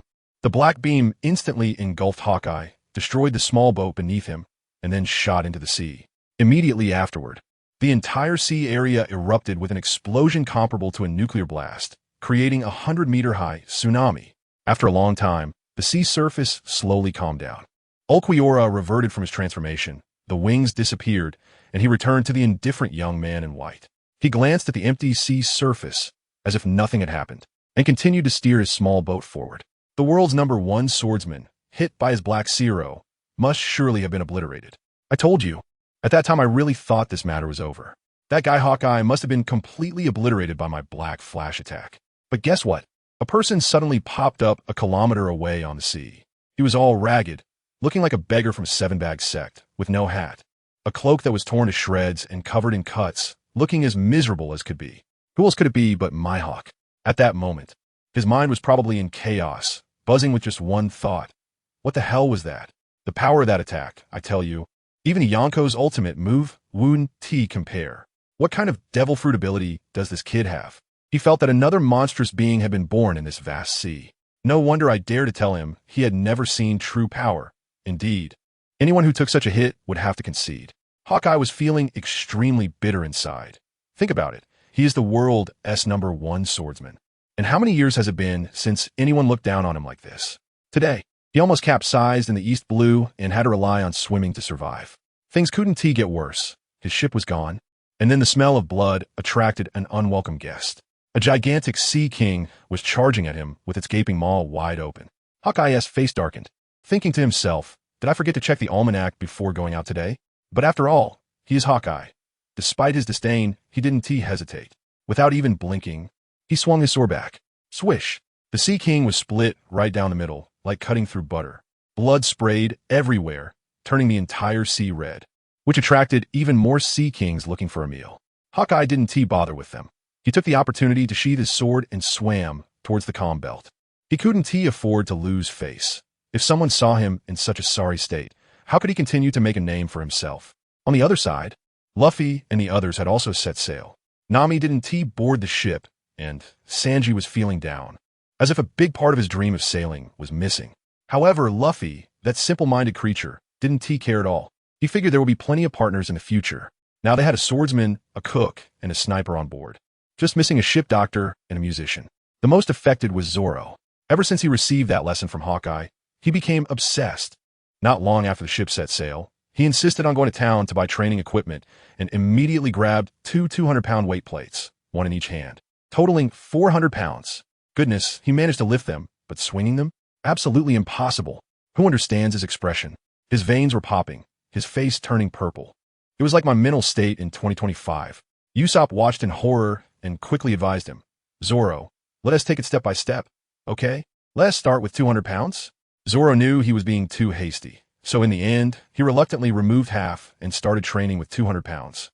The ship swayed gently towards Road Town when suddenly, Usopp shouted, There's a pirate ship. It's coming for us. As soon as Luffy heard there was going to be a fight, he perked up. Zoro also stopped training, gripping his sword and standing at the edge of the ship. In the distance, a large ship flying the tiger skull flag charged towards them, brimming with momentum. And the deck was filled with people who looked at them as if they were a dish. The captain of the opposing ship was a muscular man wielding a big machete, and without a word, he ordered, Fire the cannons. Boom, boom. For cannonballs, trailing black smoke, came crashing toward them. Usopp was scared out of his wits, desperately turning the wheel. But the ship was too small. Dodging 2 shots was already the limit. Just as the remaining 2 shots were about to hit the Mary, Luffy stepped forward, took a deep breath, and his stomach puffed out like a big balloon. Duong, duong. The cannonballs bounced off as if hitting a trampoline, landing far away and exploding into 2 huge splashes. The captain of the Tiger Pirates was dumbfounded, thinking, what the heck? Can his stomach grow that big? A devil fruit user. That's a rare find in the East Blue. He immediately became greedy, thinking that as long as they sank their ship, the devil fruit user would be a sitting duck. Treasure, devil fruit. Maybe they could snatch them all. He became even more excited, shouting, keep firing. Sink them into the sea. On Luffy's side, anger flared up. Why were they being chased? He shouted to Usopp, Usopp, turn around. Let us fight. Watch me knock these guys out one by one. Usopp thought about it. They couldn't run away, so they might as well fight. He immediately turned the ship around and charged towards the cannon fire. Just as both sides were about to clash, an unexpected turn of events occurred. In the middle of their 2 ships, a small boat had appeared out of nowhere, and a person was standing on it. Dressed in white, with short black hair, hands in his pockets, he looked like he was owed money by the whole world. The idiots from the Tiger Pirates thought he was Luffy's reinforcements and, without thinking, drew their guns and fired wildly at the young man in white. Then, let me tell you, the iconic scene happened. The bullets flew towards him, only to hit an invisible wall and clink down into the sea. He himself was unscathed. The Straw Hat crew was left dumbfounded. Luffy's eyes were nearly popping out. Wow, what an awesome ability. Even cooler than my rubber fruit. Zoro, however, was shaken, staring intensely at that person, muttering, it's him. Ulquiorra. That's right, the person was my brother with the poker face, Ulquiorra. The Tiger Pirates were also stunned. What kind of monster was this? Before they could react, Ulquiorra slowly drew his sword from his waist and casually swung it at their big ship. A terrifying green slash shot out. The next moment, that pirate ship, which was several times larger than the Mary, along with the big captain, was sliced cleanly in half. The pirates on board screamed as they fell into the sea, and the scene instantly spiraled out of control. The Straw Hat crew was completely stunned. Mouths agape, as if they could fit an egg in. Luffy's eyes sparkled. This fighting power was just too strong. But something even more terrifying happened. Ulquiorra looked at the struggling pirates in the sea, his eyes not even blinking, and swung his sword again. Another green slash swept across, and the sea instantly fell silent, leaving only the red-stained water and wreckage. At this moment, everyone was dumbfounded. Usopp was so scared his legs went weak, trembling as he said to Zoro, Zoro, let's not challenge him, okay? This is too brutal. Sanji furrowed his brows, and even Luffy abandoned the thought of inviting him onto the ship. This person was too cold, completely the opposite of Red Hair Shanks. Zoro fell silent too. He knew the gap between him and this person was even larger than with Hawkeye. The strength to slice a ship and clear the field was something he couldn't even touch right now. Just then, after Ulquiorra dealt with all the small fries, his cold gaze slowly turned towards the Mary, and seeing them meant no survivors would be left. He expressionlessly raised his sword, ready to take out the Straw Hat crew as well. Stop! Luffy shouted, both shocked and angry. But Ulquiorra completely ignored him, and the sword began to descend. In that critical moment, Zoro panicked and shouted that name, Ulquiorra. Stop. A miracle happened. That deadly sword stopped in midair. Ulquiorra turned his head, and for the first time, there was a fluctuation in his cold gaze as he fixed his stare on Zoro. In a flash, he jumped onto the deck of the Mary, sheathed his sword, and put his hands back in his pockets. The invisible pressure, I tell you, was simply suffocating. He quietly looked at Zoro and slowly spoke. Where did you hear my name? Zoro endured the pressure and replied in a deep voice. It's your sister, Watergate told me. Upon hearing the word sister, Ulquiorra's killing intent finally subsided a bit. He nodded as expected. Where is she now? Usopp, feeling like he had just escaped death, quickly interjected. She's in Cocoa West Village. She's with Nami. We have a good relationship with her. You wouldn't do anything to us, right? I would say that this guy was probably thinking the same thing at that moment. Sanji, standing nearby, didn't dare to say a word, fully aware that whoever spoke up would be the foolish one. The white-haired guy just stared at Usopp with a blank expression, his gaze devoid of any warmth, giving me goosebumps. He was probably calculating in his mind that if he harmed his sister's friends, it would be hard to explain later. After all, it seemed that his sister was quite the favorite at home. After a silence of about 10 seconds, he finally spoke, his voice as cold as ice shards. What you saw today you're not allowed to speak of. Also, where's Cocoa West Village? I have to tell you. As soon as those words came out, Usopp's tightly strung nerve snapped in an instant, and he collapsed, quickly pointing in a direction. Over there. Just keep going that way, and you'll get there. Goodness, he was so eager. The white-haired guy nodded, as if he had received a satisfactory answer, and turned to leave. He had found a lead on his sister, so this trip wasn't in vain after all. But then, at that critical moment, a reckless voice rang out. Can I challenge you to a sword duel? I was momentarily blinded. Who understands at this critical moment? Who is it? Who is courting death? Ulquiorra turned around and saw our green-haired Zoro standing there with a stubborn look on his face. The look in his eyes, TSK, it was as if he was reminded of Hawkeye, whom he had easily defeated just a couple days ago. He sized Zoro up, and his gaze was like that of someone inspecting a defective product, coldly spitting out a few words. You are too weak, not my opponent. What a heartless remark. Zoro's face turned pale in an instant. I tell you, this was already the second time in a short period that someone told him to his face that he wasn't capable. This blow was simply a double critical hit. Usopp exploded on the spot, jumping up and shouting, Zoro, are you crazy? Can't you see how strong he is? Go head-to-head with him. Let him go quickly. Don't waste time. Sanji also had a look on his face as if he thought this person was hopeless, desperately signaling to me. He knew very well that there was no point in provoking such a monster. Just a moment ago, that little girl had said that this guy was the most reliable among them. How terrifying must that blue dye and Kenpachi be? The more he thought about it, the more afraid he became, even concocting a whole conspiracy theory. Why are there no legends about these people at sea? It's not that no one has seen them, but those who have are all gone. The only reason we survived was purely because we knew his sister. We got lucky. But who is our captain? Luffy. His way of thinking is on a completely different wavelength from ours. As soon as he heard Usopp's words, he got displeased and shouted back. Usopp, shut up. If Zoro wants to fight, let him fight. My friends must challenge the strong. When Zoro heard Luffy's words, his eyes instantly became resolute.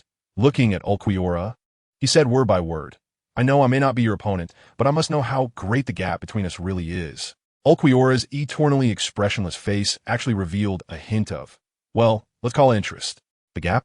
He might be thinking that this gap is farther than from the East Blue to the Grand Line. All right, he slowly drew his sword. Treating it as a reward for the information you provided, I'll let you see for yourself. As soon as he finished speaking, Zoro also drew his wad, Ikemanji.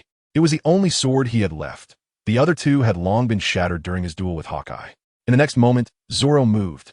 I tell you, that attack was like a fierce storm, faster and more ferocious than any before.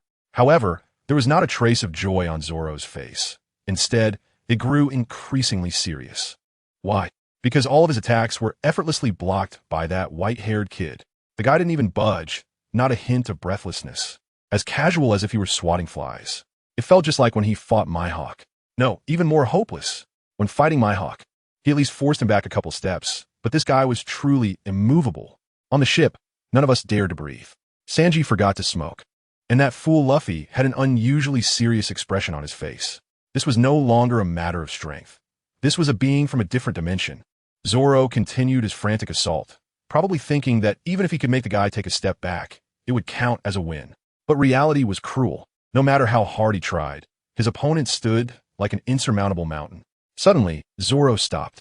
He stood there, gasping for breath, likely reopening old wounds from his fight with Mihawk. But the main reason he stopped was that overwhelming sense of helplessness. He couldn't even gauge his opponent's limits. I lost. When he uttered those 3 words, I felt his entire world turn gray. First Mihawk, and now another younger monster had appeared.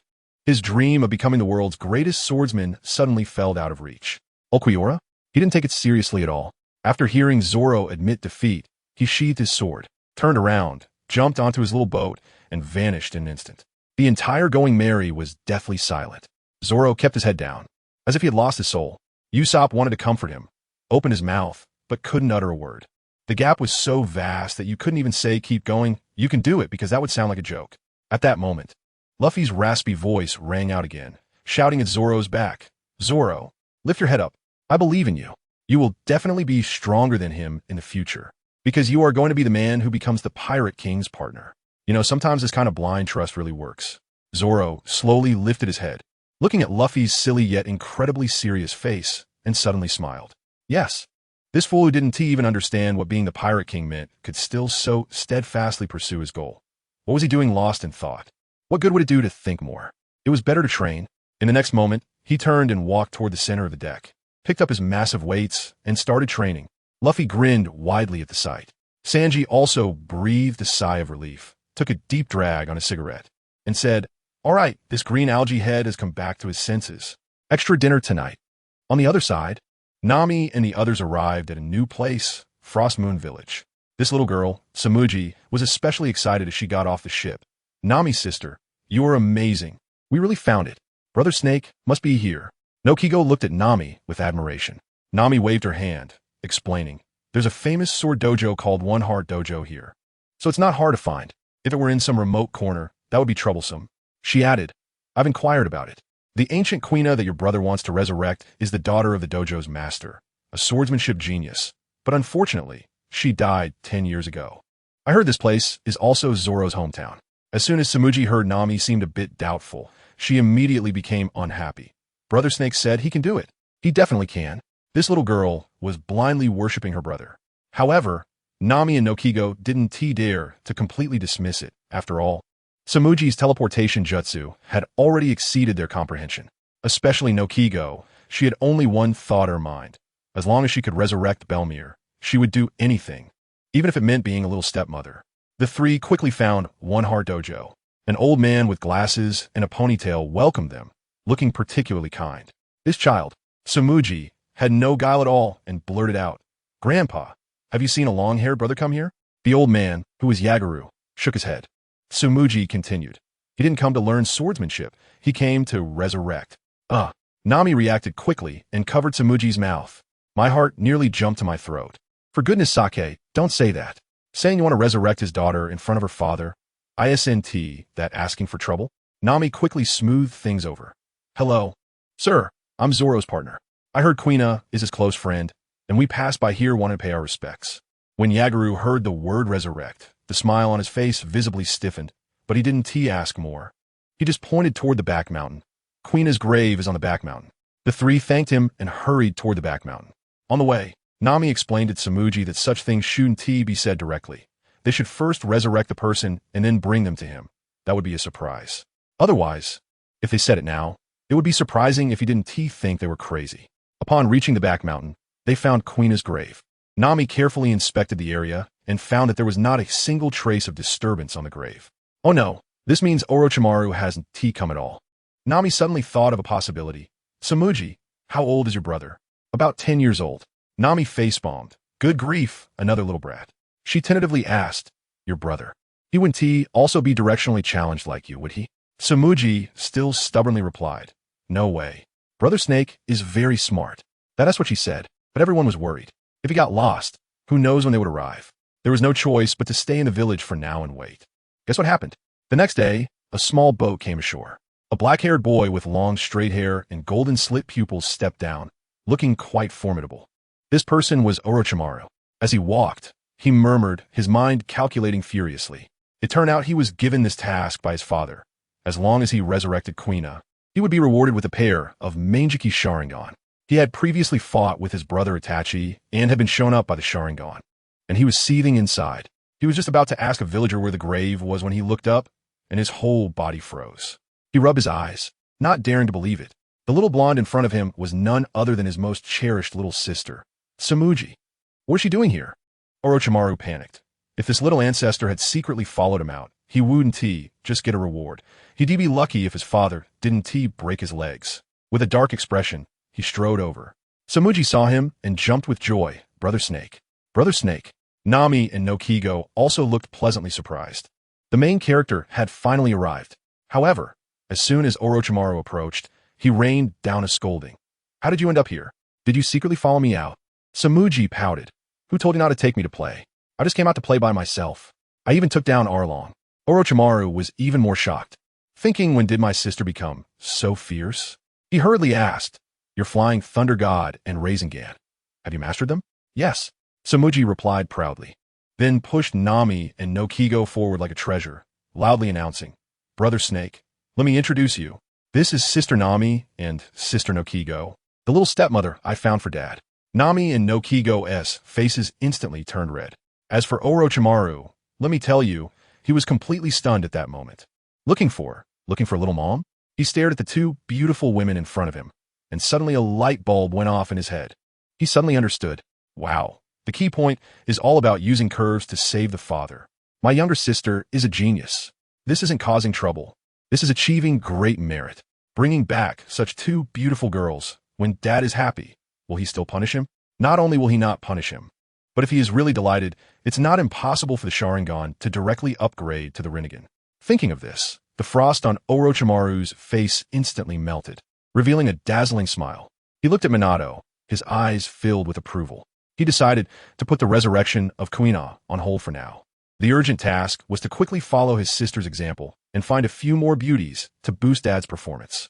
As soon as I appeared, I saw my silly sister standing next to Minato with two stunning beauties. Hey, Nami and Nojiko. I thought, isn't this just perfect? The performance is right here. I just finished introducing myself, saying that I'm Orochimaru, Minato's brother, when my silly sister directly stabbed me in the back. Orochimaru, when are you going to resurrect Kuina? I was speechless at the time. Who understand my family?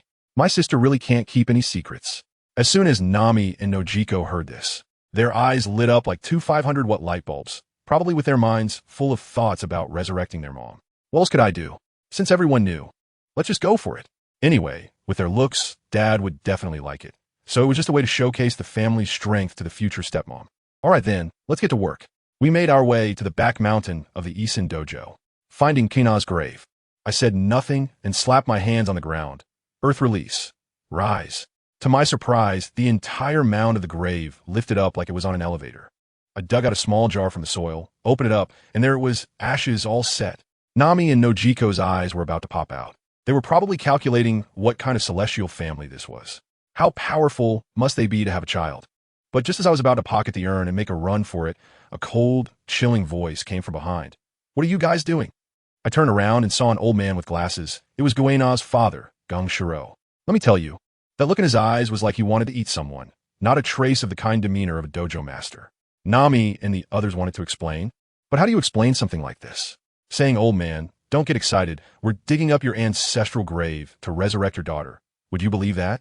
Does that even sound reasonable? Gongshiro looked at the dug-up grave and then at the jar in my hand, and he instantly blew up. Put it back. About 1,000 times. Otherwise, none of you will leave today. Nokigao still mustered the courage to say, Master, we really want to revive your daughter. Watergate also shouted, Yes, Grandpa, we're the good guys. As a result, the old man got even angrier, his face as dark as the bottom of a pot. Do you think I'm a 3-year-old? Revive? Today, I'll let you know the consequences of insulting my daughter. Saying that, he was about to draw his sword. As soon as I saw the situation, I thought, well, this matter is going to end badly today. I figured, after all, this is the future stepfather's dad, so I can't go all out. I just thought I'd casually summon a few snakes to tie him up and be done with it. I flicked my sleeve and activated my hidden shadow snake technique. Dozens of small snakes darted out. But guess what happened? Let me tell you, that old man is really fierce. With one slash, he chopped all my dozens of snakes to pieces, like cutting cucumbers, without even blinking. I was stunned at that moment. Wow, there's a big swordsman hidden in this corner of the EC. I've kicked a steel plate this time. The old man didn't give me any time to react. He immediately launched a flying slash at me. The sword energy whizzed past my face, splitting a big tree behind me in half. He coldly stared at me and said, "Drop the ashes, or the next strike will come from you." My heart skipped a beat. This old man was serious. I definitely couldn't beat him, especially since I didn't have any weapons right now. I immediately gave a signal to Watergate. "Watergate, take them away first. I'll hold them off." That clever girl Watergate quickly grabbed Nami and Nojiko's hands. "Sisters, close your eyes. I'll take you flying." I was dumbfounded.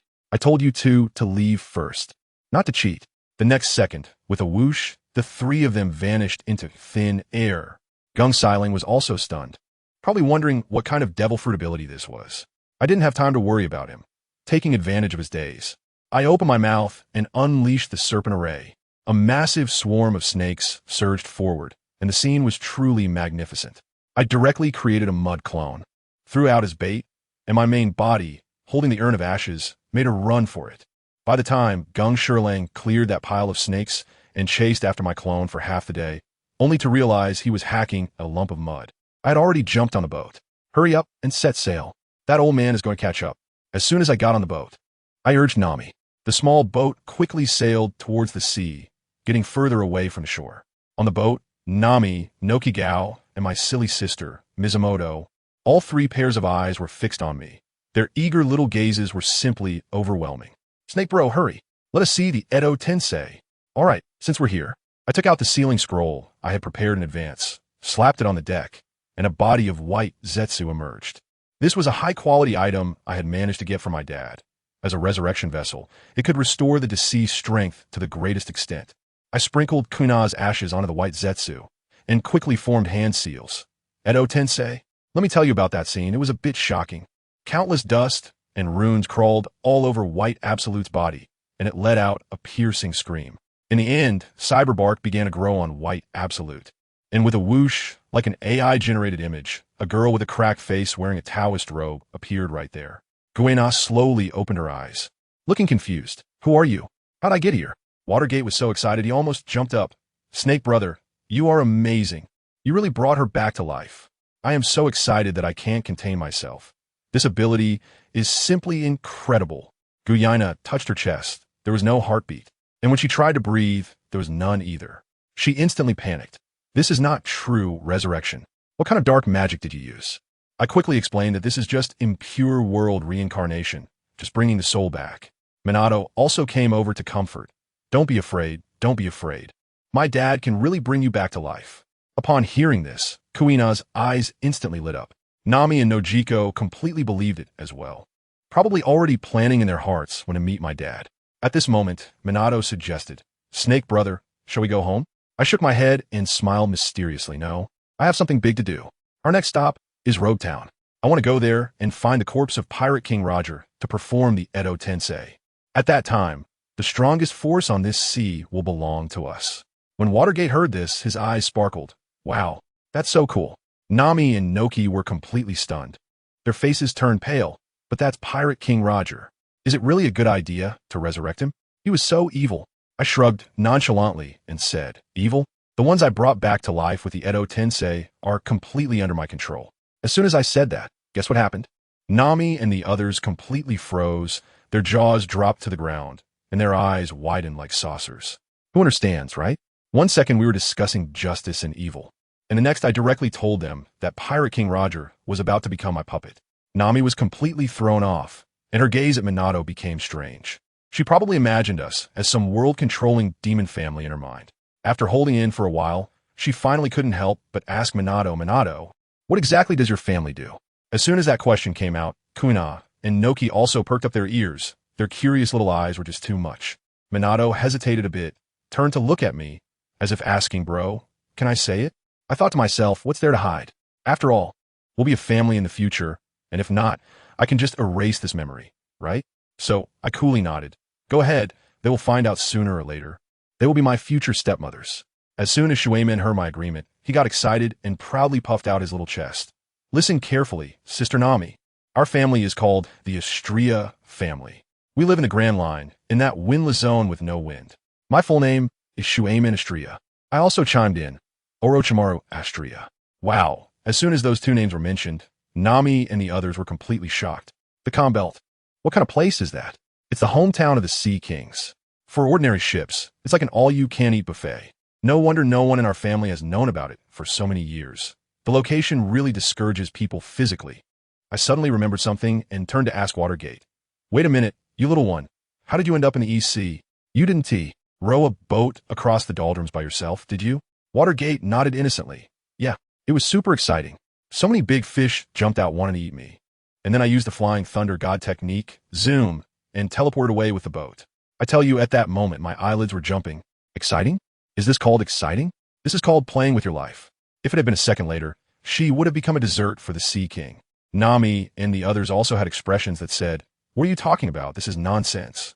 I quickly gave her a lesson, telling her that next time she must honestly take the safe route through Reverse Mountain. If she keeps being reckless like this, if old man finds out, we both will get punished. Watergate saw that I was really a bit anxious and obediently nodded, saying he understood. Our little boat is speeding towards Rogue Town, and I feel a bit excited in my heart, as I'm about to personally revive the Pirate King. But then, while we were sailing, a small boat approached us, and on it stood a person exuding a cold aura that seemed to say, "Don't mess with me." My heart sank. Oh no, it's him. My other brother, Ulquiorra. This guy is a total homebody, hardly ever goes out to sea. Once he shows up, it's definitely because Dad sent him to drag us back. Swayman was quite happy, still a bit dazed from just waking up, and shouted across, "Brother!" As the two boats got closer, Ulquiorra's eternally expressionless face scanned us all, finally landing on Nami and Nojiko, and he coldly asked, "Who are these people?" Swayman was so excited, pointing at Nami and the others. He introduced, "Brother, this is the stepmom I found for Dad, Sister Nami and Sister Nojiko." I swear, I saw a crack in Ulquiorra's expression. He probably didn't expect his sister to come out and directly get involved in cross-sea human trafficking, or even find a partner for their father. Swayman particularly gossiped, asking, "Hey, old brother, did you encounter a green-haired swordsman? You didn't kill him, did you?" Ulquiorra nodded. His tone is flat, as if he were saying the weather was nice today. "Yeah, I encountered him. He was pretty weak. Out of respect for you, I didn't go all out, just knocked him down and left." Goena beside him was stunned, probably thinking about her childhood friend Zoro. After the small talk, it was time for serious business. Ulquiorra's gaze turned to me, and the temperature dropped to freezing point. "Orochimaru, do you realize your mistake? What can I do? I can't fight back, so I can only admit defeat. I'm sorry." When Watergate saw this situation, he quickly protected me. "It's not Snake Brother's fault. I wanted to come out myself." "Is Dad very angry?" "Of course he's angry." Ulquiorra said, "Hurry up and come back with me." As a result, Watergate directly hid behind Nokigao and acted like a spoiled child. "No, I still want to see Snake Brother resurrect Roger. Just let me go this once. And after watching, I'll go home obediently." Ulquiorra couldn't do anything about her, and in the end, he could only sigh and point at me, warning, "Orochimaru, Watergate is in your hands. If anything happens to her, you know the consequences." What else can I say? I can only nod and bow, assuring them, "Don't worry, I guarantee I'll complete the task." Ulquiorra then turned and left. I felt incredibly anxious inside. Now I've got a key protected individual with me. If anything happens to them, will my brothers and sisters at home just devour me alive? We continued down the road, but before long, a large ship flying the Jolly Roger flag stopped us. It was a ship from the Don Quixote family, belonging to the 7 warlords, Doflamingo. At the bow stood a sleazy guy with a runny nose named Toripole, holding a telescope and looking our way, his mouth nearly stretching to his ears. I could hear him clearly commenting, not bad, that one with orange hair, the one with dark skin, and that blonde little lowly, all top-notch goods. That long-haired pretty boy is also good. They could all fetch a good price." I couldn't help but laugh at the time. They were simply asking for trouble. These human traffickers really had never seen the world. That snot-nosed guy arrogantly shouted at us, "Ladies, come play on our ship. I am Toripole, a senior officer of the Don Quixote family, and you can't escape. Just obediently become our merchandise." The other ruffians on the ship joined in, mocking us for being 2 women with 3 children, saying we were easy prey. Nami, however, remained quite calm and simply asked, "Has Doflamingo arrived?" Toripole was taken aback and then burst into laughter. Why would the young master come to a place like this? "One of me is enough to deal with you." Upon hearing this, Nami felt completely at ease. She turned back and patted Watergate's head, saying it's fine. Their boss isn't here. These guys are just a bunch of weaklings. This remark infuriated the others, and Torbal's face turned green with rage, looking for death. "Get them. Capture them all." Several pirates howled and were about to jump over. I looked at them, shook my head, and started to form hand seals. Really? They're forcing me to take action. I slammed my palm on the deck, and a huge magic array instantly unfolded. Spirit summoning technique. Boom! A massive burst of white smoke erupted, and as the smoke cleared, a purple giant serpent, taller and thicker than their pirate ship, coiled on the surface of the sea, its cold serpent eyes looking down at them. The entire pirate ship fell silent in an instant, everyone stunned in shock. The Sea King? What kind of joke is this? How could such a huge monster exist in the East Sea? Even Torpole was dumbfounded, his face full of disbelief. I sneered and said to them, "Don't compare those brainless sea kings with my spirit beast." My giant snake also opened its mouth unhappily, its voice thundering. "Orochimaru, are you calling me out to deal with this kind of trash?" Torpole, hearing the snake speak, was stunned, but still tried to save face and roared, "Just a talking monster. Fire. Blast it to bits." Instantly, all the cannons on their ship aimed at my giant snake, and cannonballs came flying in like they were free. I tell you, those bastards weren't satisfied. They pulled out their long guns and started shooting at my snake treasure with a bang bang bang. They were using quality weapons from Kaido's family, acting all tough, thinking that with this combo, my snake treasure would either die or at least be hurt badly. And what happened? It's hilarious. Once the smoke from the explosions cleared, my big snake looked like it just had a luxury gua sha treatment, with some gunpowder marks on its hard scales, not even close to being harmed. Its defense was simply unparalleled. Now I was really pissed off. It was already grumpy from waking up, and now it was furious, letting out a roar that shook the surface of the sea. "You bugs dare to hurt me? You all must die." Good grief, it was murderous. That massive tail, thicker than a ship, whipped up into the sky and then came crashing down on that pirate ship with a whoosh. The pirates on board nearly had their eyes pop out, scared out of their wits. Let me tell you, the sea kings they had encountered before would have been heavily injured or fled after such a barrage.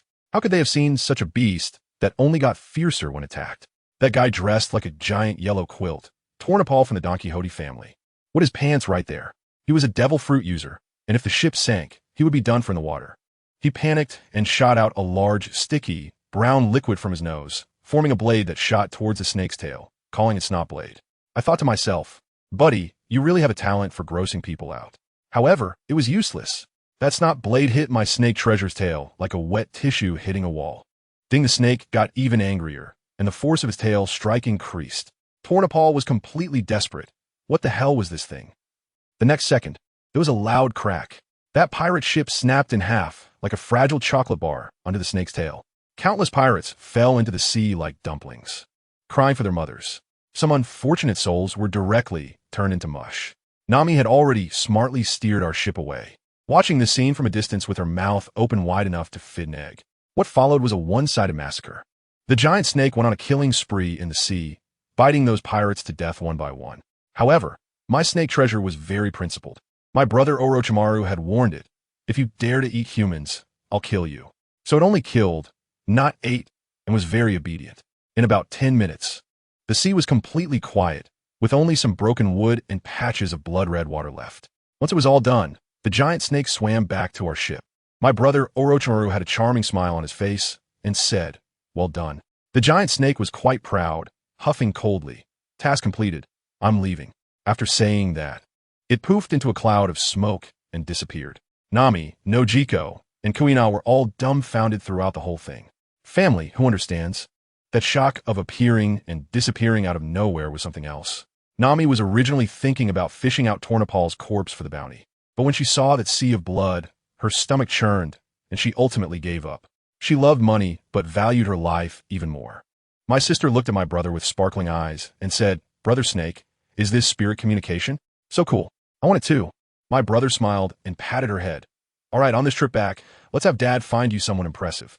Bringing back Sister Nami and Sister Nojiko this time is quite an achievement. Dad will definitely reward you. As soon as I heard this, I understood in my heart. My brother was reminding me that this time, in addition to resurrecting Roger, we also needed to find some beautiful women for our dad. After all, our family's main focus is finding a new mom for him. When Nami heard my brother call her, she quickly snapped back to reality and immediately started the boat. Next stop, Lobetown. Half a day later, we successfully arrived at Lobetown.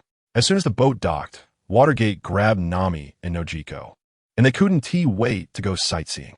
Kuina also looked curious, since this was the place where Pirate King Roger was executed.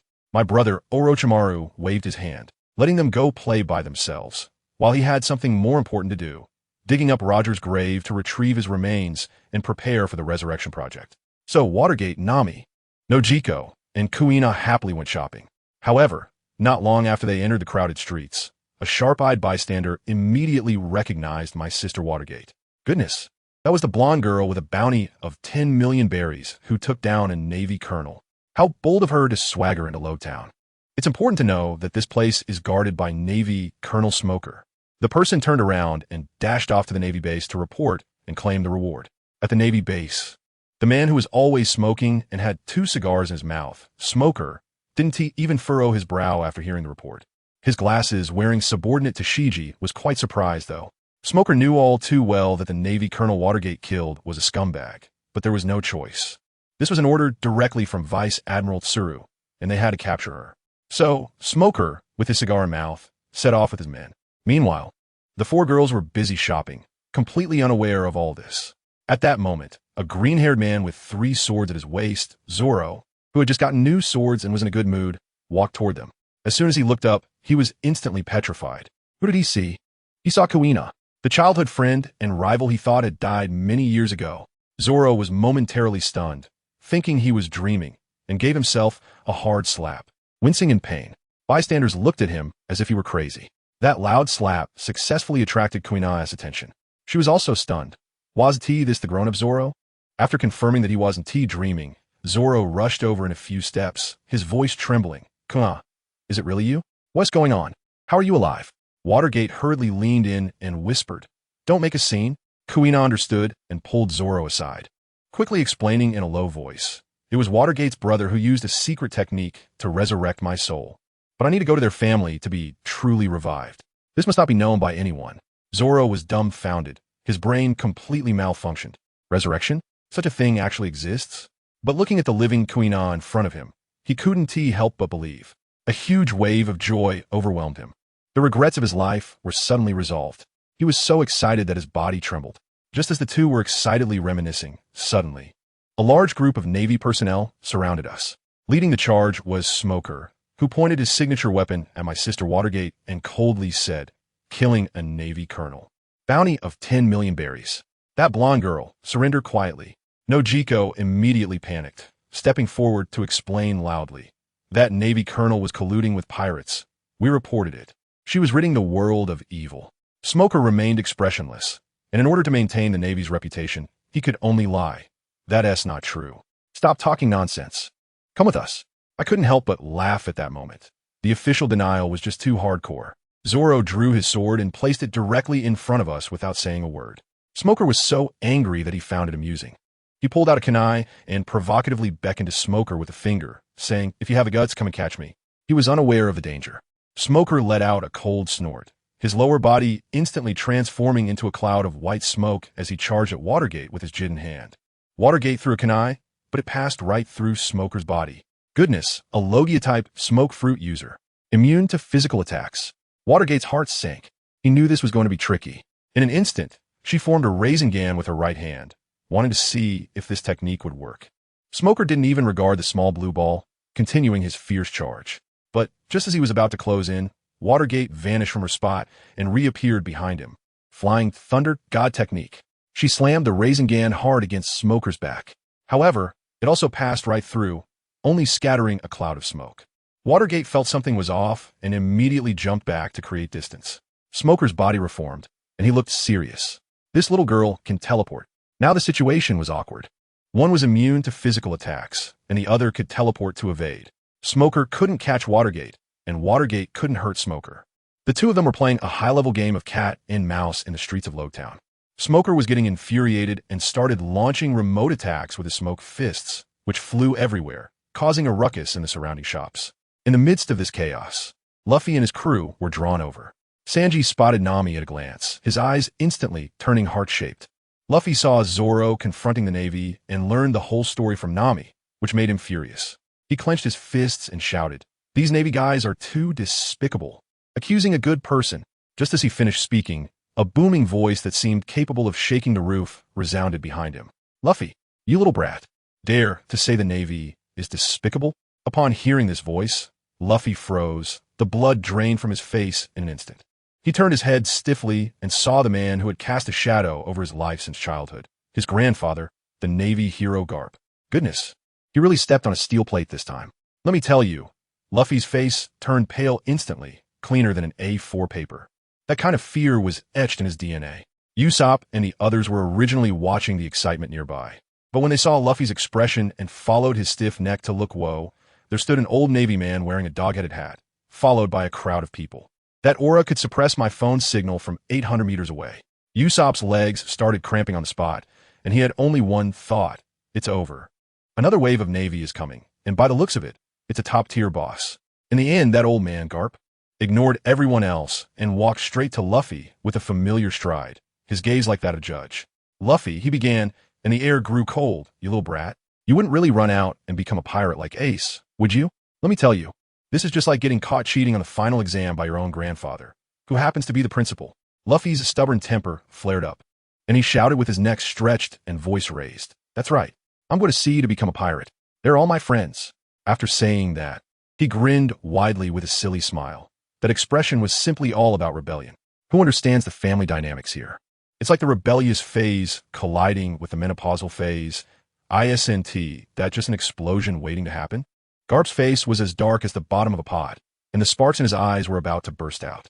Just as the grandfather and grandson were tugging at each other, a female Navy officer, who had been knocked down, suddenly shouted, "Vice Admiral Garp, quickly help catch that blonde little girl." I was puzzled at the time, wondering how it was already this late, and yet there was still time to deal with other trivial matters. Following the direction she pointed, I saw that the smoking fiend smoker was engaged in a fierce battle with a blonde girl. That girl was fierce. Not only could she dodge Smoker's smoke attacks, but at crucial moments, she could vanish in an instant and reappear dozens of meters away, as if she had cheat codes. When Garp heard this, he didn't pay any attention at all. In his eyes, no matter if the world was collapsing, he had to bring his useless grandson back home first. He stared intensely at Luffy and squeezed out each word through clenched teeth. "Luffy, come back with me to be a Marine, or I'll throw you in prison." Upon hearing this, Luffy exploded. "I don't want to. Being a pirate is so much fun. Who wants to be a Marine?" As soon as he finished speaking, let me tell you, I didn't even blink, and that old man Garp vanished from his spot in an instant.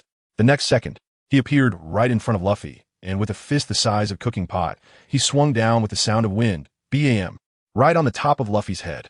A huge, visible bump appeared on Luffy's head at lightning speed, causing him to clutch his head and roll on the ground, screaming in pain. We were all stunned. Zoro's eyes nearly popped out.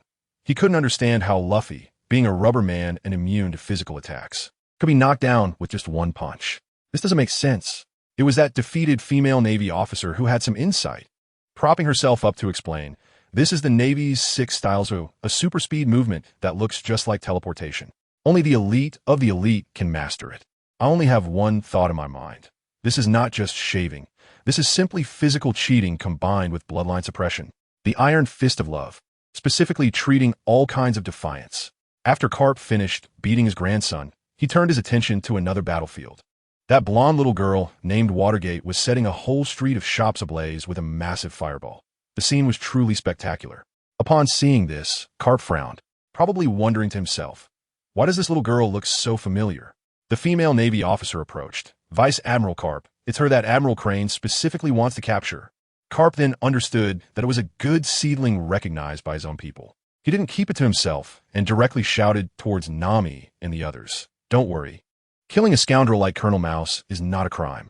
We are capturing her to recruit her into the Navy." Good heavens, this move is simply high-end recruitment, often using the most straightforward kidnapping method. When Nami and the others heard this, they relaxed a bit, but still felt that this method was too unreasonable. After Garp finished dealing with his personal matters, he strolled over towards Watergate. Smoker, seeing his savior coming, was so excited that he was almost in tears. Pointing at Watergate and shouting, "Kid, Vice Admiral Garp, the hero of the Navy, is personally taking action. You can't escape now." Upon hearing this, Watergate pouted her lips, looking disdainful. "Just a mere Vice Admiral. How much stronger can he be than you? Unless an Admiral comes, that would be different." I almost spat out my drink at that moment. This little girl was so cocky. Smoker's face turned green with anger. Ignorance. Hero Garp is stronger than a Marine admiral. Carp instead found it amusing. He loved this kind of arrogant little brat. He chuckled and asked, "Little girl, how about joining the Navy? I'll pardon all your crimes." Without a second thought, Watergate refused. "No way. My brother said the Navy is the dogs of the celestial dragons." "Great, another rebellious one." Carp's face instantly turned cold again. "Then I can only lock you up and teach you a lesson." As soon as he finished speaking, Carp activated the Sora technique and turned into a blur, rushing forward. That speed was incredible. But Watergate was even faster. Just as Carp's fist was about to hit her, she suddenly bayou and teleported to the other side of the square. I tell you, that scene was like the ultimate version of the third driving test, complete with sparks and lightning. Carp missed a strike, turned around to look at the girl in the distance, and his eyes were full of excitement. He directly activated his observation hockey, instantly maxing out his perception. "Let's see how far you can run," Carp shouted, and an earth-shattering chase began. Carp was like a predictive cheat, always able to sense Minato's teleportation point in advance, and then pursue at lightning speed. As soon as Minato landed, without catching his breath, Carp's figure reappeared not far away, scaring him into using the Flying Thunder God technique again. The two of them were playing a high-level game of tag in the town. Just when everyone's attention was drawn to this celestial battle, that sneaky Usopp crept up to Luffy's side. "Luffy, run. Do you really want your grandpa to catch you and lock you up?" Upon hearing this, Luffy realized, right? And took off running. He called out to Zoro and Sanji, and the four of them snuck away like thieves. Meanwhile, Minato's stamina was nearing its limit, with massive chakra consumption, his face growing paler and his breathing heavier. Carp noticed this too. He slowed down and walked step by step towards the panting girl. "Stop!" Carp's voice was calm. "You've reached your limit. You've lost." Minato hunched over, his face full of unwillingness. "If I were a few years older, you wouldn't be able to catch me." Carp grinned. "Too bad. You're not grown up yet." Just as Carp was about to reach out to grab Minato, a figure silently appeared behind the girl, placing a hand on her shoulder. The person had a cold smile and slowly spoke. "So you bully my sister. You must be the Navy hero, Carp? Next, let me be your opponent." I have to tell you, when that BGM started, the aura of "I'm here to beat you up and also to create you" was instantly filled. The person who arrived was none other than Orochimaru, the brother of the Watergate. Nami and the others looked on, finally seeing their savior arrive. However, Smoker looked disdainful, thinking that no matter how strong this kid was, he couldn't compare to Carp. Orochimaru first confirmed with his sister that he had found Roger's ashes. Then he turned to Carp, his gaze both confident and dangerous. Carp felt a bit annoyed under his stare. "Show me what you've got, if you're capable. The Navy welcomes you." Orochimaru shook his head, his expression practically saying that Carp wasn't worthy. "I don't even need to use my trump card to deal with you." This completely infuriated Carp. He felt disdained by a young punk. "Then I have to make a move." Carp roared. This time it was for real, delivering a heavy punch infused with haki, accompanied by a tearing sound as it rushed towards Orochimaru. Orochimaru was also a tough character. He didn't dodge or evade, but instead met it with a punch of his own. Bang! With a loud noise, Orochimaru was sent flying like a cannonball, barely stabilizing himself on the ground. His entire right arm trembling uncontrollably, his face filled with shock. At that moment, I had just one thought. Snake Brother is still young, playing fist-to-fist with the old man? That's not an egg hitting a rock. That's an egg hitting a Gundam. Carp grinned, ready to press the attack, but suddenly saw a swarm of poisonous snakes crawling out of Orochimaru's sleeves, surging towards him like a tide. But for my old man Carp, this move was simply like a scraping treatment. Okay, I tell you, his right hand turned black instantly, and with armament haki, it became hard in an instant. Those poisonous snakes bit into it, crack, crack. Their fangs were shattered and fell all over the ground. Carp didn't hold back at all. With a fist as big as a sandpot, he smashed down a few times, and the swarm of snakes turned into snake meat sauce. The scene was incredibly bloody. Orochimaru was dumbfounded, squinting his eyes, knowing full well in his heart that this old man was a top expert. He could even emit armament haki. The guy next to him, Smoker, was still chatting nonsense. TSK, is this all he can do? He is far worse than that golden-haired girl who can teleport. I thought to myself, you don't know anything, the big guy is still behind. Just as I finished speaking, Carp used Soru and appeared right in front of Orochimaru, not giving him any time to react, and boom, he landed a heavy punch. Orochimaru was sent flying like a cannonball, plowing a long trench in the ground. Smoker saw this and laughed. "See, I told you he's just an ordinary kid." Nami and the others were almost dying of anxiety, thinking, why don't you unleash your full power? But who understands The next second, I almost vomited my dinner. That Orochimaru, who was beaten to a pulp on the ground, suddenly opened his mouth, getting wider and wider, and then another brand new, slimy Orochimaru crawled out from inside, completely unharmed. Good heavens. I was directly reminded of an old man on the subway, looking at his phone. Even a golden cicada shedding its shell isn't this dramatic. Carp was also stunned. He had fought many bizarre ability users in his life, but had never seen someone reborn from their own mouth. But he still acted tough, saying, "Kid, if this is all the tricks you have to save your life, then today ends here. Obediently come with me to be a Navy." I tell you, this really pissed off Orochimaru. His smile was so sinister.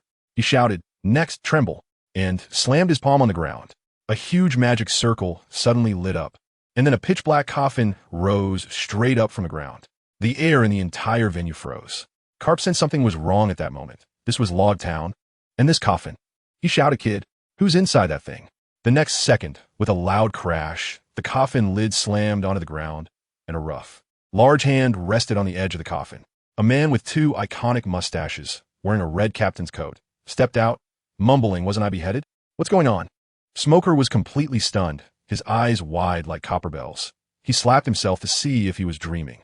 Then Carp let out a thunderous roar, shattering everyone's illusions. "You little brat.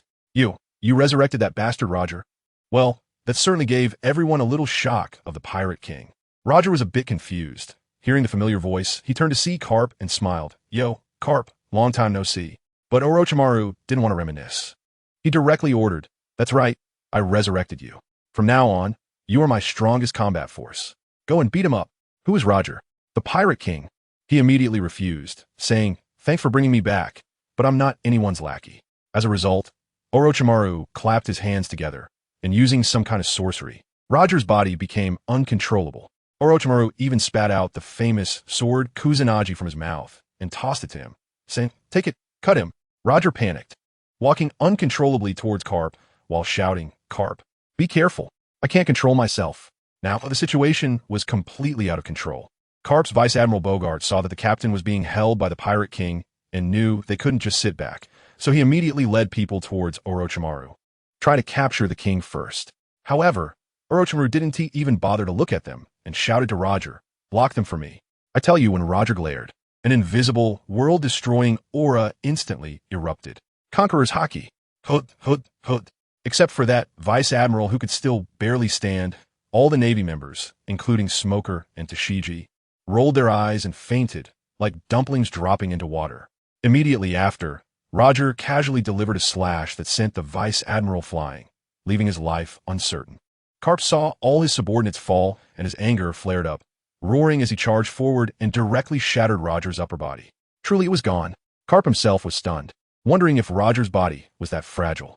Just when he thought it was all over, Roger's shattered body, surprisingly, could still speak. And he took the opportunity to ask Carp how his son Ace was doing. Carp, surprisingly unfazed, chatted back, saying Ace was doing quite well with Whitebeard. I thought this matter should be over, and Carp turned around to catch Orochimaru. But then Orochimaru laughed. "Why don't you take a look back?" When Carp turned around, his eyes almost popped out. He saw the fragments of Roger's body flying back and reassembling themselves as if they were alive. In just a few seconds, a complete and intact Pirate King stood there, even moving his neck a bit. Roger himself smiled wryly. "Carp, be careful." Now Carp truly had no way out. This thing couldn't be killed at all. This was not resurrection. It was summoning a super puppet with peak power and infinite resurrection. Roger's body once again charged uncontrollably at Carp, and they began to fight fiercely. Orochimaru saw this and was pleased. This pirate's ace bodyguard was all about companionship, and holding Carp back was no problem at all. Seeing the timing was right, he signaled to the recovering Minato to prepare to escape. As they passed by the fainted glasses-wearing Navy girl, Tashigi, guess what happened? Orochimaru casually threw her over his shoulder. Minato was stunned. "Snake brother, what are you doing?" Orochimaru grinned widely, justifying himself. "Since this commotion is so big, my dad will definitely be angry when I go back, so this is a gift for him. I hope it will calm him down." And guess what? My silly sister Minato, not satisfied with the chaos, added a finishing touch, shouting at Carp, "I brought back two for my dad too. They're sisters. He'll definitely be so happy." At that moment, I just wanted to give her a slap. "Sister, are you afraid that the Navy won't notice our dad?" My dad's style as a health-conscious old official is that he hates trouble the most. If the naval headquarters puts us on a list, won't we get our skins peeled off when we go back?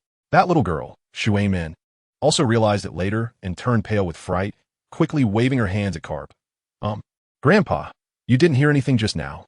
Just pretend I didn't say anything. Quickly forget it. Forget it. I tell you, Cap's face turned green at that moment. Goodness. Is he playing with me in a physics memory loss scenario? But his mind was quick. He instantly grasped the key point. These two incredible beings have a father. What kind of monster must that father be? He felt the hair on his body stand up, while Cap was being chased and slashed by Roger. He even found time to ask Roger, "Do you know their father?" Roger was also confused. He slashed the ground with his sword and replied, "I just woke up.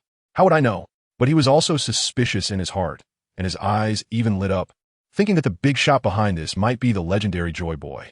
At this point, I was too lazy to care about the two of them. I directly carried the female Navy named Dasky on my back and called out to Nami and the others to hurry up and run. The town of Rog was about to become the center of attention in the world. If we didn't leave now, we would be waiting to be surrounded by powerful figures.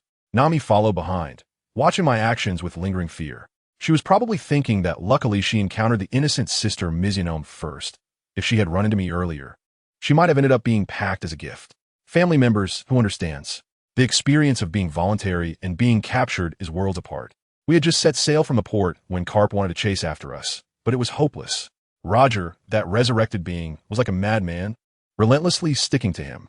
I tell you, Carp has never fought such a frustrating battle in his life. Roger is basically a BUG with unlimited stamina, like he's on steroids. Every slash filled with fury, turning the entire Lowtown into a demolition site. Carp felt like he was battling some kind of soul boss, with a health bar that's absurdly thick and, damn it, he can regenerate health automatically. The onlookers were dumbfounded. At first, they were cursing some brat for the demolition. But then an old man suddenly went weak in the knees and stammered, "Is it that the Pirate King Roger, who died decades ago?"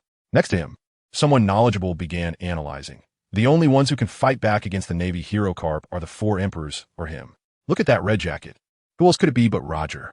I tell you, the atmosphere on site instantly froze, like a scene from a horror movie. Of course, there were two heavyweight spectators hiding in the shadows. One was Buggy, the clown with a red nose, who was so excited he was almost in tears, shouting for his captain while also jumping in anger, feeling someone was desecrating his captain. The other was even more impressive, a mysterious figure in a dark green coat, with scars on his face, standing on a rooftop, watching with a mix of fear and thrill. He thought to himself, "This force is too powerful. I must get to know them. It might help with my revolution." Then whoosh, he turned into a gust of wind and rushed towards our port. About an hour later, I estimated we had run far enough and directly used a summoning technique to bring Roger back onto the ship. The battle over there abruptly stopped, and with a bang, Roger vanished, leaving behind a panting, tattered Carp, standing in the ruins, questioning his life. As soon as our small boat reached the open sea, Roger appeared on the deck, looking dazed himself. One moment he was fighting with Carp, and the next he had switched maps, just when he was about to blow up at me.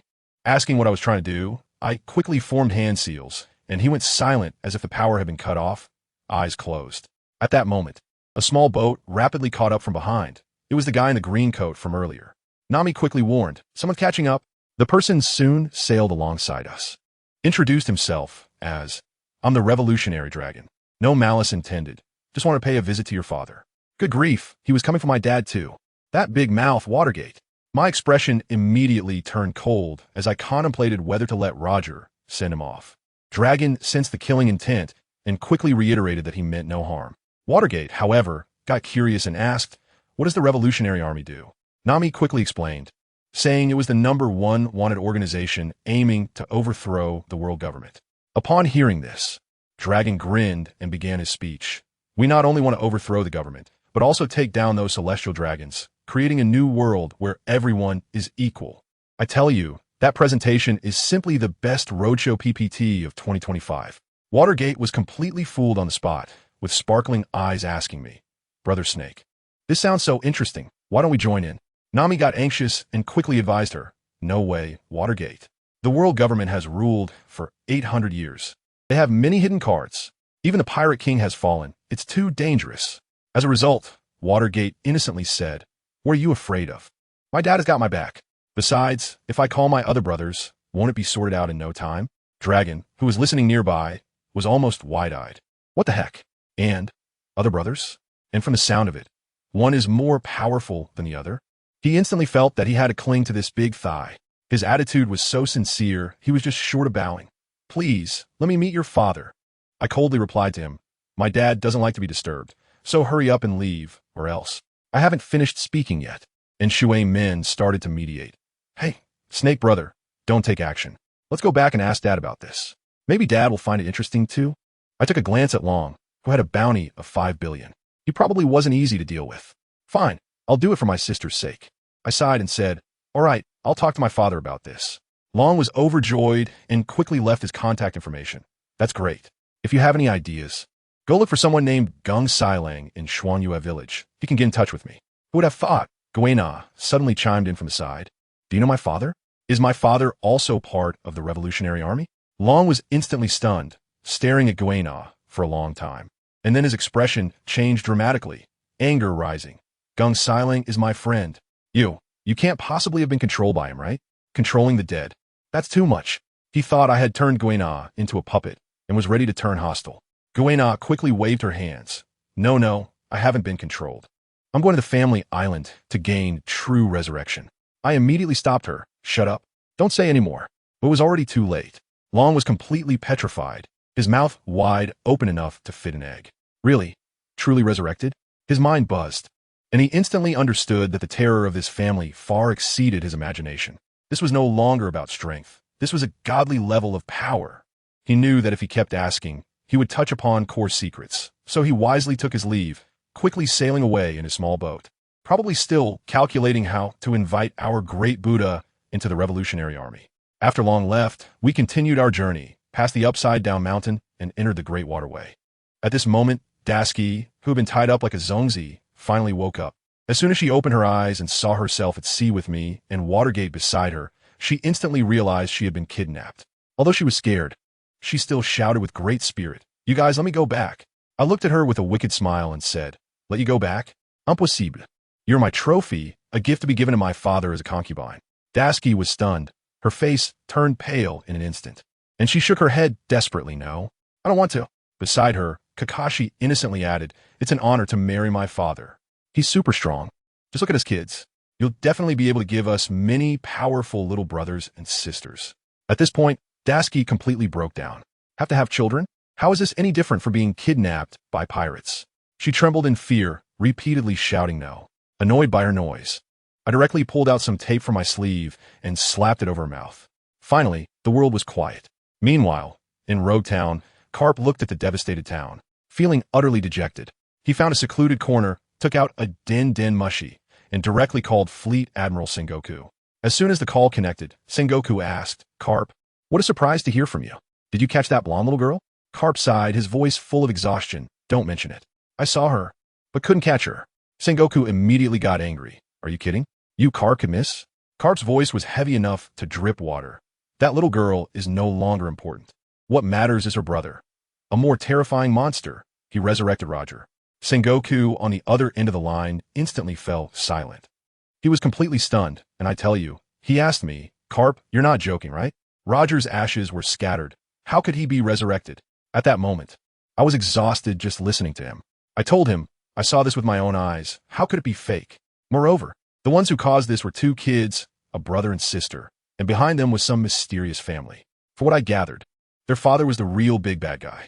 Good grief, the warring stateside must have had their CPUs overheating. Resurrecting one Roger wasn't enough. And now, suddenly a terrifying family we've never even heard of pops up?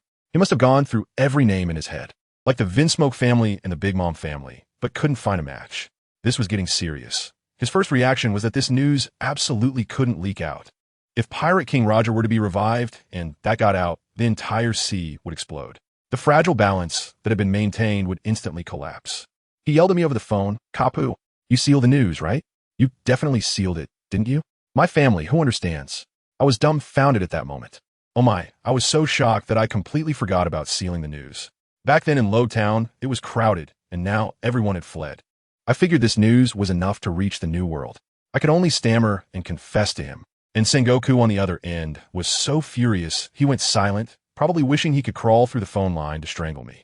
In the end, he was helpless against me, sighed, and told me to hurry back to the Navy headquarters to report and prepare for the upcoming storm.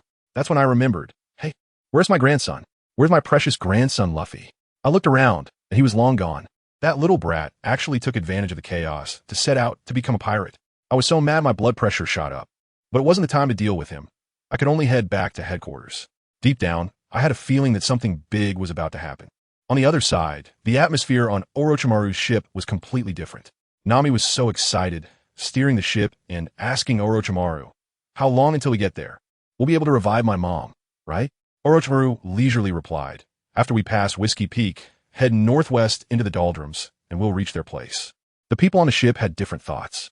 Nami and her sister Nojiko were filled with anticipation, and Kuina was too, thinking about finally being truly resurrected and going back to fulfill her promise with Zoro. As for Minato, he was simply done playing and missed his parents. The only unhappy ones were two. One was the bound-up Tashigi, looking lifeless.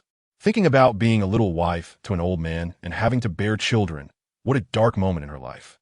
The other was Orochimaru himself. He was panicking. I tell you, resurrecting Roger was a huge disaster. He originally wanted to secretly take him away as a puppet, but who knew he'd run into me? He had hoped to bring Kuina back to make his father happy, so he'd be rewarded with a pair of Sharingan. But now it seemed he'd be lucky not to get skin alive. The more he thought about it, the less secure he felt. He glanced at Minato, who had brought back 2 girls, while he only had 1 female Navy officer. The balance of merit and demerit was completely off. Just as he was worrying, a ship suddenly approached from the front. Orochimaru's eyes lit up, and his little calculations began again. Hey, I hope the woman on that ship is somewhat pretty. I'll catch her and take her back as a gift for my father. Won't that be secure? Maybe the Sharingan will still be in play. However, when the 2 ships brushed past each other, he looked over to the opposite deck and saw a man wearing a tattered crown with a pair of little mustaches, and another woman with blue hair tied up in a ponytail that looked like a rocket. Her figure was fine, but her face was too thin, and that hairstyle could only be described as disastrous, totally a minus. Orochimaru shook his head and blurted out, "What a lousy woman." Good grief. He didn't say it very loudly, but it was just loud enough for the others to hear. The people on the other ship were Mr. 9 and Miss Wednesday from Baroque Works, who was actually the undercover Princess Vivi. Vivi's face turned green upon hearing him call her lousy. Is she talking about me? I'm the only woman on this ship. I'm a princess of Alabasta, you know. Even though she was dressed a bit dowdy for her undercover mission, her foundation was there. What woman could tolerate that? Seeing his partner getting angry, Mr. 9 immediately turned into hero mode, comforting her. "My partner, you're not lousy at all. You're a big beauty." Then he pounded his chest. "Just wait. I'm turning the ship around to teach that brat a lesson." Saying that, he turned the wheel sharply, executing a beautiful drift as he turned the ship to chase after them. Vivi hesitated, saying, "But we have a mission." They were originally supposed to go to Twin Cape to capture a whale called La Boon for food, which was a strict order from the company. Mr. 9 waved his hand dismissively. "No worries. There are just a few girls and kids on the other side. It won't take long to beat them up. How dare they insult my partner? I'll make them understand why flowers are red." Upon hearing that, Vivi felt relieved and thought, "All right, let's give them a beating. This clueless guy needs to see how beautiful I am." Soon, their ship caught up, and they slammed to a halt right in front of ours. Nami was startled and nearly crashed, angrily shouting, "What do you want?" Mr. 9 and Vivi jumped onto our deck, and Mr. 9 pointed at Orochimaru and started shouting, "What do you mean, what do we want? You hairy little brat actually dare to call my partner a lousy woman? She is clearly a big beauty." Orochimaru was already annoyed, and seeing these 2 deliver themselves to his door, he had no patience left. With a cold glare, he said, "Get off my ship, or I'll throw you into the sea to feed the fish." Mr. 9 got even more fired up, pulling out 2 iron rods from his clothes and charging at Orochimaru. The result? It was a complete and utter defeat.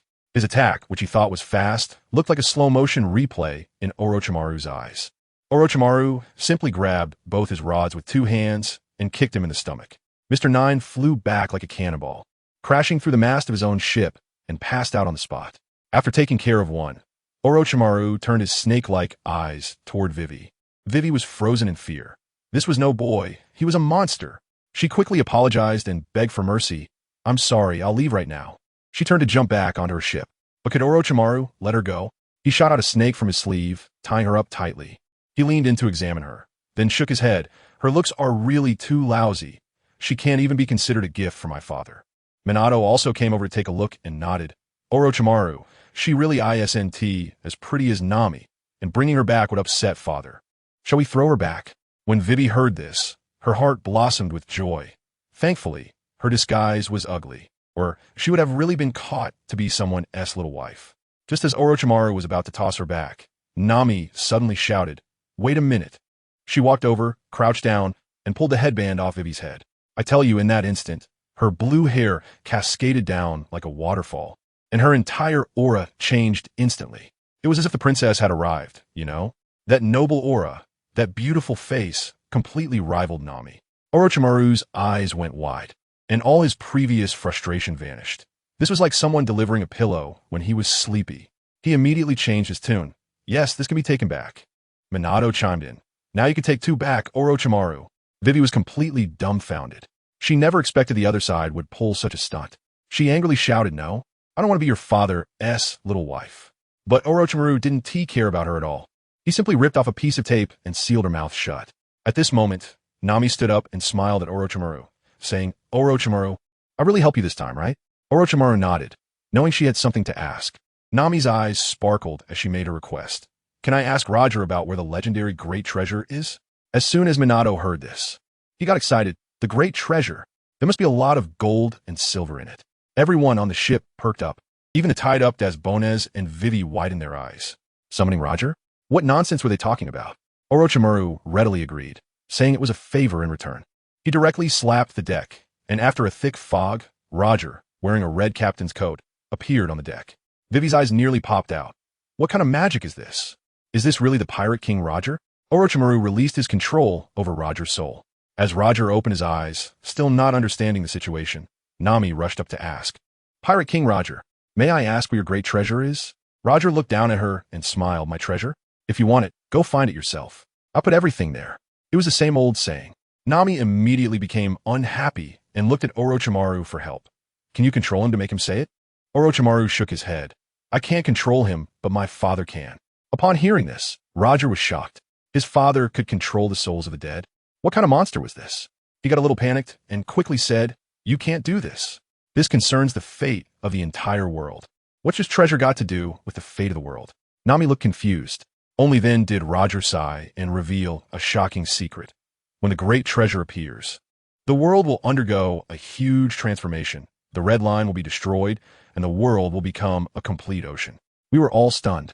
Destroying the Redland continent? Uniting the four seas? Is this a joke? That's a continent that reaches tens of thousands of meters high. Roger looked at our shocked expressions and added, "Who knows? Maybe there is a weapon in this world that can destroy the Redland continent, like the combined power of the three ancient weapons." Vivi and Daski's faces instantly changed. One was a princess and the other a Navy officer, and they naturally understood the terror of the ancient weapons. But just then, Watergate tilted his head and innocently asked, "Snake brother, do you think father can destroy the Redland continent?" As soon as those words came out, Roger laughed directly. "Don't joke, little girl. No matter how powerful your father is, can he be stronger than the combined power of the three ancient weapons? That's impossible." He had no idea that the kids he was facing had fathers who were beyond common sense. However, Nami and the others were a bit dazed, their hearts racing. I mean, destroying the Redland continent? What is the difference between that and a deity? This isn't just about strength. This would directly reshape the world's geography. But then I thought, my dad can even bring the dead back to life, so maybe it's not completely impossible? My brother Orochimaru, who is a few years older than us and knows a bit more, fell in a deep thought. After a moment, he said frankly that he had never seen our father go all out. After all, our brother Pain also inherited the Rinnegan. But to say that he could flatten the red soil continent was purely a joke. So his answer was quite cautious. Maybe he can, maybe he can't. When Roger heard this, he said, "Is that uncertain? That means it's impossible." He immediately burst out laughing, and his laughter seemed to shake the entire space. He said it was absolutely impossible unless our father was the legendary Joy Boy. He explained to us that the stone tablet of Raftel states that Joy Boy would return with the power of the sun god Nika. And only with that kind of divine ability could such a feat be accomplished. He even asked me if my father was Joy Boy. I shook my head at that moment and said my father wasn't called that. Roger explained that it was just a code name that would be passed down. He created this great pirate era to give rise to a new Joy Boy. As he spoke, his emotions escalated. One moment he was the Pirate King, and the next he was bowing at a 90-degree angle, pleading with my brother to let him meet my father, to confirm whether he was the person he had been waiting for his whole life. With such a display, even my brother Orochimaru was a bit moved. He thought about it for a moment, curious about the matter himself, and agreed to convey the message, but whether they would meet would depend on my father's wishes. Roger expressed his immense gratitude, and then my brother formed a hand seal, causing Roger to vanish in an instant. The few people nearby, Princess Vivi and Dazbones, were already having their worldview shattered, overwhelmed by the information about Joy Boy and the One Piece. It was so much that their CPUs were nearly burning out. I tell you, while we were arguing with Roger over here, the whole world outside just exploded. That News King Morgan, he's simply the ultimate attention seeker. I don't know where he got the photo of Roger's resurrection battle with Garp, but he worked overtime, and the next day, newspapers all around the world were like birds laying eggs, overwhelming us with headlines like Pirate King Roger resurrected, a shocking battle with naval hero Garp. At this point, the whole world went crazy. Young and old, those who watched Roger's execution live, and those who didn't, all were dumbfounded. Some said it was fake news. How could someone who died come back to life? But that photo was clear as day. It was Roger's face, and his opponent was that old man Garp. It couldn't be fake. The most explosive reaction came from Frostmoon Village in the East Sea. Zoro's teacher, Kang Shiro, just a few days ago had his daughter Kuina's ashes stolen and was feeling emo. He picked up the newspaper to check out world events, and when he opened it, he was stunned. In one corner of the newspaper photo, not only did he see the blonde little girl who stole the ashes, but more importantly, he saw a black-haired girl in white clothes who looked exactly like his daughter Kuina.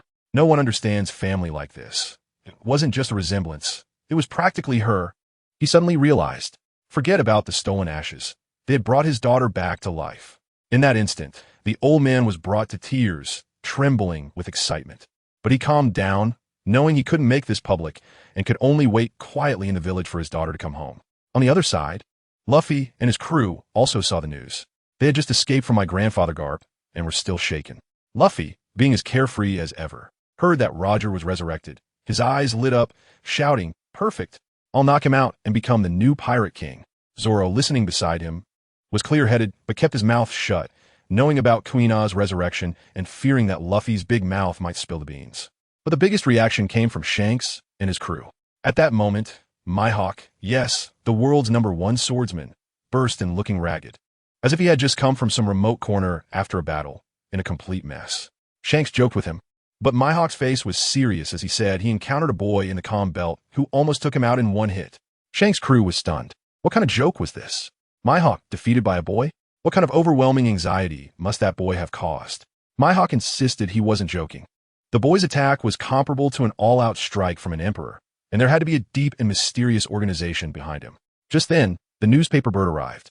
Shanks was still laughing, but when he looked down at the paper, his face went pale, his hands shaking like he had Parkinson's, and he crushed the newspaper. His crew was terrified, having never seen their captain look like this. Ben Beckman quickly asked what was wrong. Shanks looked up, his voice changed, saying, "My captain, Roger, has been resurrected." The room fell silent. Mihawk was also stunned. He had witnessed Roger's execution with his own eyes. Then Shanks gave the order for everyone to gather and return to the East Sea. Mihawk said he would go too. He had to be part of this excitement. As this news spread, the entire Grand Line went into chaos. Moonlight Moria was on his terrifying 3-masted ship, so jealous he was about to grind his teeth. Why could others truly resurrect while his could only be zombies? Rayleigh, the Dark King, put down his wine glass on Sabiti Archipelago and told Shaki to prepare the ship, saying he was going out to meet an old friend. Even Hancock, the Empress of Amazon Lily, was shocked when she saw the newspaper in the bath, her complexion changing. Her sister foolishly suggested going to Loot Town to steal the great treasure, and Hancock shot her down with one sentence. "What are you talking about? Have you forgotten our identity?" "I'm telling you, Hancock's sister is just a naive and simple-minded girl, completely lacking common sense." Hancock's face darkened immediately, and she scolded her back, saying something like, "That great treasure, is it something we can touch? Do you really think being a warlord makes you invincible? Have you forgotten the brand we carry behind us? Who understands our family? That thing is simply a ticking time bomb. If it weren't for Fisher Tiger causing a ruckus at Mariawa back in the day, we sisters would have to work like slaves for the rest of our lives. Now that we've finally become the rulers of Amazon Lily, once we engage with those monsters outside, if things get heated and our clothes explode, revealing the mark of a celestial dragon slave, wouldn't that be the end? At that point, forget about being a warlord, the entire Amazon Lily would go down with us." It was only then that her sister realized how foolish her words were and left in embarrassment. Hancock was alone in the bath, looking at the newspaper about Roger's resurrection, feeling a mix of emotions. She thought to herself, the world is about to change. It must be some old schemer who has created a devil fruit that defies nature. She even secretly hoped these people would cause some trouble for the world government. That would make her very happy. However, she certainly wouldn't get involved after all. She is an unparalleled beauty, bursting with confidence, believing that even if Roger resurrected, he would be unable to move upon seeing her. Meanwhile, in Dressrosa, I tell you, Doflamingo was in a terrible mood. Dressed in his flashy pink feather coat, he lounged on his throne like a furious CEO. Why? Because his top executive Tory pal, the sticky fruit user with a runny nose, had gone missing. What a joke, the East Blue, the weakest C. What kind of tough characters could be there? Just as he was wondering, one of his subordinates rushed in, holding a newspaper and shouting, "Master, bad news. Pirate King Roger is alive." Well, Doflamingo's signature laugh turned sinister upon hearing this, and he said ominously, "You little brat, are you itching for a beating? Dare to mess with me?" He now saw everyone as if they were mocking him. The subordinate turned pale with fear and quickly explained, "Master, I wouldn't dare. It's on the front page of the World Economic News. Look." Doflamingo flicked his fingers, and several invisible strings quickly pulled the newspaper over. He looked down and saw the grinning Roger in the photo. Next to him stood that old man Garp. Doflamingo's brows furrowed, almost pinching a fly. It must be fake, right? He had seen the devil fruit encyclopedia from the world government, and there was no fruit that could bring someone back to life. Not believing in superstition, he pulled out a transponder snail and called the News King Morgans. As soon as the call connected, Morgan's loud voice came through. "Yo, Joker, what wind blew you here?" Doflamingo didn't bother with small talk and got straight to the point. "Morgans, is today's news true?" Morgans laughed heartily on the other end. "Don't worry. Absolutely true.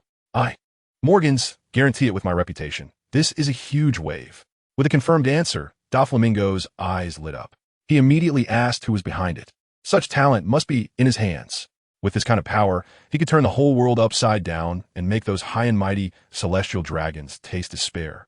Unfortunately, Morgan said he didn't know either. The witnesses from Lowtown had all run away in fear and only took a few photos. Doflamingo hung up, his expression turning extremely dangerous. He immediately ordered his subordinate Linger to go to the East Blue and find out what happened to Tory Pal. The scene shifted to the New World, aboard the Moby Dick of the Whitebeard pirates.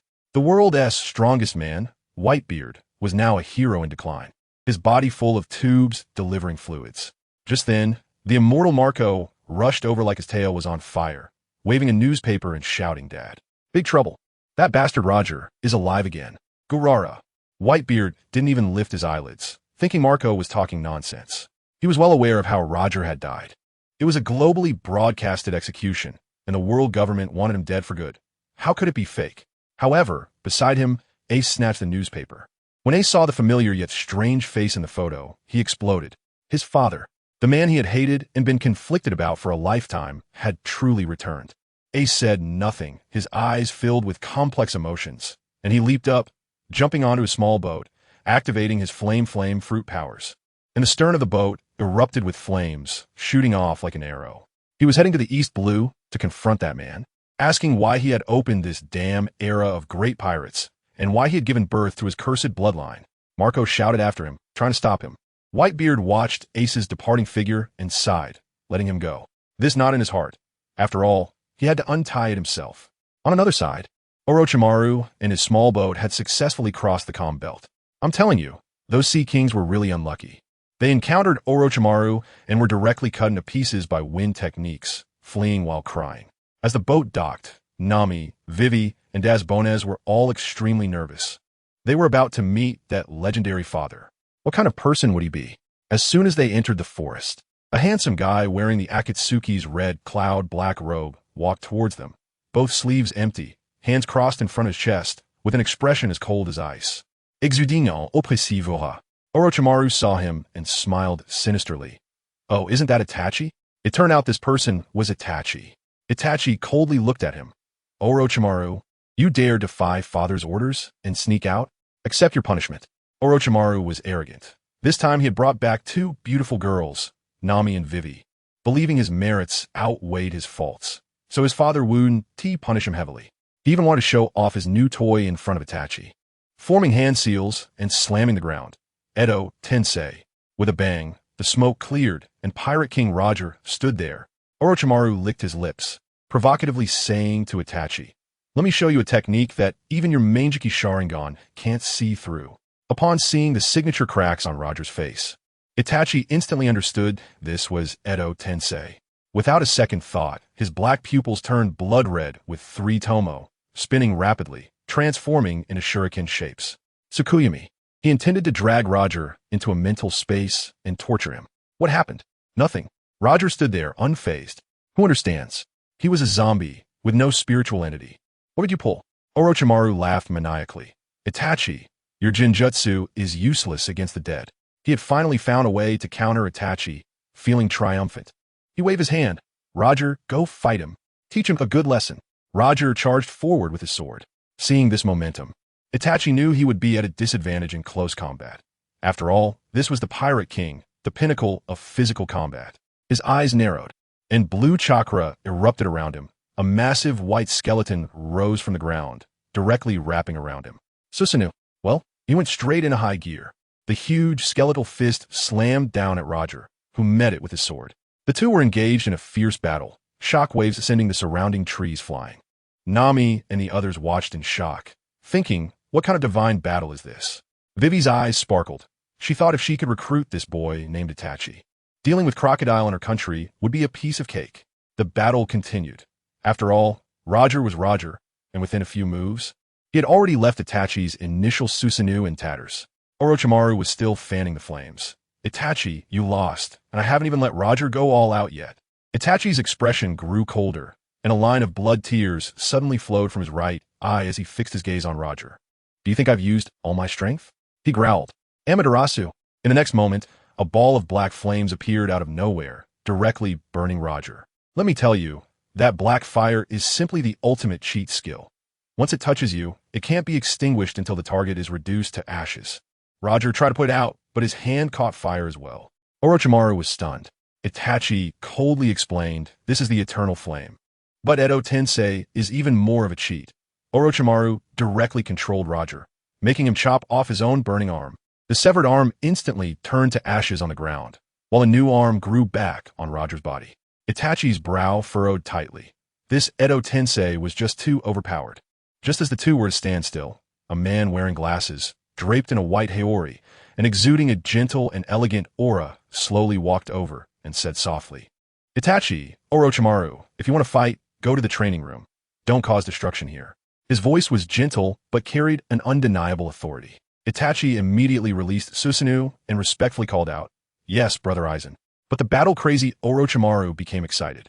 He wanted to test Brother Aizen's depth and directly ordered Roger to strike with all his might at Aizen. Aizen pushed up his glasses, smiling as he drew the long sword at his waist. What a mischievous little brother. Before his words fell, swords clashed, and a loud bang erupted. With a shockwave more terrifying than the earlier clash between Itachi and Roger, Aizen actually blocked Roger's full-force strike with one hand, and the smile on his face remained unchanged. The two instantly became a whirlwind of battle, with flashes of blades and the ground trembling with each collision. Orochimaru was completely astonished. He knew Brother Aizen's illusions were strange, but he never expected his swordsmanship and strength could stand up to the Pirate King Roger in a head-on clash without losing ground. Even Roger, who was being controlled, felt a storm of shock in his consciousness. What kind of monstrous family is this? If a young man possesses such strength, how terrifying must that so-called father be? Let me tell you, Roger's head was buzzing at that moment, and he had only one thought in his mind. What level of existence is this father? When he was young, he had never even heard of such monsters, let alone encountered them. If these people were thrown into the ocean, wouldn't that just be a matter of minutes before a reshuffle?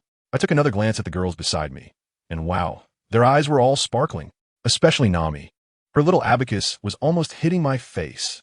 The stars in her eyes were actually calculators. Talking about marrying a big shot, having a bunch of divine babies, and then dominating the Grand Line. Sister, your career plan is clearer than mine. And then there's Princess Vivi, just the same, looking at Aizen as if she saw a living Buddha who could save the nation, her mind filled with how to deal with Crocodile, that old sand crocodile. Family. Who understands? These girls' thought processes are something else. Whether they were brought here against their will or voluntarily, The final solution all leads to one endpoint, becoming my little mom. Even Kuina, who was focused on practicing her sword, started calculating how to apprentice and surpass Zoro when she gets back. Only that Navy girl Tashigi was completely Spartan. Her worldview shattered, probably muttering, "This isn't scientific. This person is younger than our Colonel Smoker. How can he go toe-to-toe with Roger? This world is way too competitive." On the field, Aizen clearly seemed tired of fighting. He just wanted to test the waters and see what rank he was at now. The result was obvious. The Pirate King was just like that. He sheathed his sword, smiling at Orochimaru, and that smile sent chills down my neck. He said, "Orochimaru, if you don't make Roger stop, I might just have to invite you to swim deep in my illusion for 3 months. I told you." Orochimaru instantly turned into a soft snake. He panicked in seconds. He knows how terrifying Aizen's illusion is. He doesn't even need to make eye contact. He can trap you anytime, anywhere. Once you're caught, it's like entering a VR world, and you can't get out at all. He quickly stopped Roger, forcing a smile that looked worse than crying. "Aizen, just kidding, just kidding." Aizen glanced at the chaotic family island caused by the two of them, and thought that this joke was a bit too big. However, considering they were his younger brothers, he decided to let it go this time. He turned around and noticed a few new faces next to Minato, especially the two who were tied up. "Orochimaru, where did you pick up these outsiders?" Minato bounced over to explain. "Aizen, these are the little moms I brought back for Dad, Nami and Nojiko." Orochimaru quickly took credit. "These two are the concubines I prepared for Father. He will definitely like them." As soon as this was said, Nami and Nojiko's faces turned red. Being called little moms by a group of people younger than themselves, or even of the same age, felt too strange. Dasky rolled her eyes in anger, thinking, "Who is your little mom? I'm the one who was kidnapped, okay?" Only Vivi was already getting excited inside. She thought, "I must hold on to this big thigh." Aizen was stunned, thinking, "Wow, they brought back for it once?" Orochimaru chuckled. "I learned all this from Minato. This idea is brilliant." Dasky was furious inside, not expecting the root of this matter to come from that seemingly most adorable blonde little girl. She was simply a little devil. All right, Aizen waved his hand, feeling a bit helpless. "Let's go meet Father. Itachi, you clean up here." He also had something to discuss with Father, the two most troublesome ones at home. Dio and Jotaro had actually sneaked out.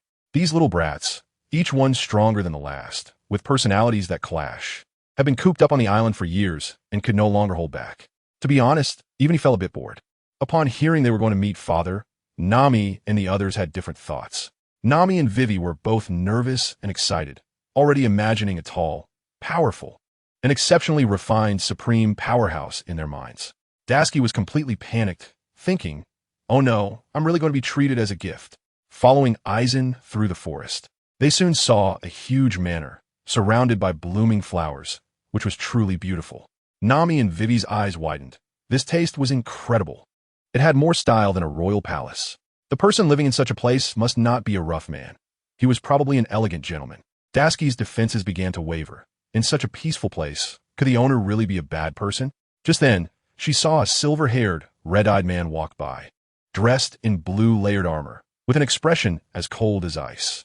Minato whispered to Nami, "That's my brother Tobirama. His flying thunder god technique is even better than mine, and his water release is super strong." "Water release?" Nami looked curious. "It's a ninjutsu that can control water." Minato explained, "Tobirama can unleash extremely powerful water dragon jutsu." As soon as these words were spoken, Dasky's face turned pale. "Controlling water? Oh my god, isn't that the father of all devil fruit users?"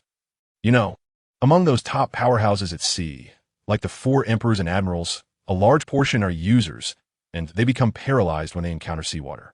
If we meet someone who can manipulate seawater, what can we even do? We'll just be pressed to the ground and rubbed against it. Even Roger's consciousness shook. He had only one thought in his mind. This ability is too outrageous. This isn't even about strength anymore. This is a version bug. We were walking when a boy with orange hair and a face full of piercings, pain, approached us. As soon as he saw Minato, he came over with concern. "Minato, did you sneak out and run into any danger?" Upon hearing this, Minato pouted and recounted how they encountered one of Doflamingo's subordinates at sea who wanted to capture them as slaves, and how they were chased and attacked by the Navy hero Garp in Lowtown. After listening, Payne's expression instantly turned cold, and the temperature of the air around us dropped several degrees. "Very good, daring to harm my sister. The warlord Doflamingo is no longer needed. The Navy, too, must feel the pain." Vivi, listening on the side, was shocked and terrified, thinking, "Oh my god, here's another ruthless person, wanting to eliminate a warlord right off the bat. Dashiki was even more scared, struggling desperately to speak. Seeing her like that, Minato tore off the tape from her mouth. As soon as Dashiki could speak, she quickly bowed and apologized. I'm sorry. The Navy just wanted to invite her to join, but the method was indeed wrong. I apologize on their behalf.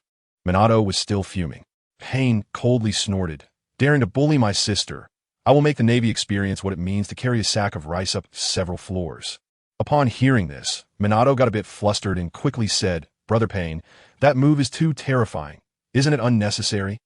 Nami curiously asked, how terrifying is it? Minato gestured a wide range. That move is called Super Shinra Tensei. It can flatten an entire island with one strike. Boom! I felt like everyone's brains exploded at that moment. Roger was left speechless. Flatten an island with one blow? Isn't that an ancient weapon? Is this guy a human-shaped walking Uranus? Dashiki was completely petrified. She knew he was definitely not bragging. To prevent the Navy headquarters from being wiped out in one move, she quickly thought of something and shouted, I'm willing. I'm willing to marry your father and be your stepmother. For my sake, let the Navy go this time. Minato was stunned. Huh? You really are willing? She thought for a moment and turned to Pain, saying, Brother Pain, since it's a plea from your future stepmother, let it go this time. Being coldly snorted, fine. Just this once. But that Doflamingo must die. Orochimaru, watching from the side, was sweating profusely, thinking that this Pain has the Rinnegan and is the powerhouse of his family's ninjutsu. He means what he says. Just when we thought this matter was over, another person walked up ahead. This person was dressed in a black training outfit and wore a white haori with a solemn expression. As soon as he appeared, I saw even the previously arrogant Aizen and the self-proclaimed god Pain instantly withdraw all their aura and respectfully lower their heads. Big brother. Minato was also startled and quietly called out, Brother Jinryusai. At that moment, I felt a wave of heat rush towards me. The pressure from this person was stronger than all the others combined. Roger's expression was also extremely serious. He could sense that this man was even more terrifying than Aizen, and he was definitely not a match for him. The eldest son of this family, Yamamoto Jinryusai, didn't even glance at us outsiders. His gaze locked directly on Minato and Orochimaru, his voice as stern as ice in winter. Did you realize your mistake for going out to sea without permission? Minato and Orochimaru nodded in unison, not daring to breathe. We understand our mistake. Hey, let me tell you, at that moment, the two of us were as timid as quails, not daring to make a sound. No kidding, that's my big brother Jinryusai, the CEO of my dad. A walking natural disaster. He didn't even need to draw his sword. Just using his conqueror's haki could easily shake our brains. I'm telling you, Orochimaru has seen his sword, called Ryujin Jaka. Goodness, when that thing comes out, the entire space feels like it's been thrown into an air fryer, sizzling with black smoke. Orochimaru told me that once, my brother was strolling by the sea when a mindless sea creature jumped out looking for a meal. In the end, my brother didn't even fully draw his sword. He just flicked it, and a flash of fire went by, turning that mountain-sized sea creature into nothing but dust in an instant. Aizen even chimed in, saying that was nothing. My brother's strongest move has a temperature comparable to the surface of the sun, capable of boiling the entire ocean. What do the family members understand? Just imagining that scene makes my legs weak. Compared to this, Orochimaru's Edo Tensei is like a toy gun against a Star Destroyer. It's simply not on the same dimension.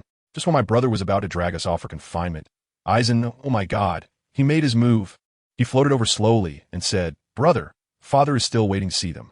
As for punishment, how about? We discuss it later. At that moment, I was thinking, yes, I am saved. As long as I could see my dad, I could just act cute, and this matter would be over.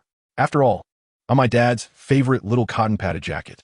My eldest brother may be fierce, but my dad's word is law. No matter how unhappy he is, he has to listen. He probably knew I would go and shake things up, so he shot us a glare, snorted, and left.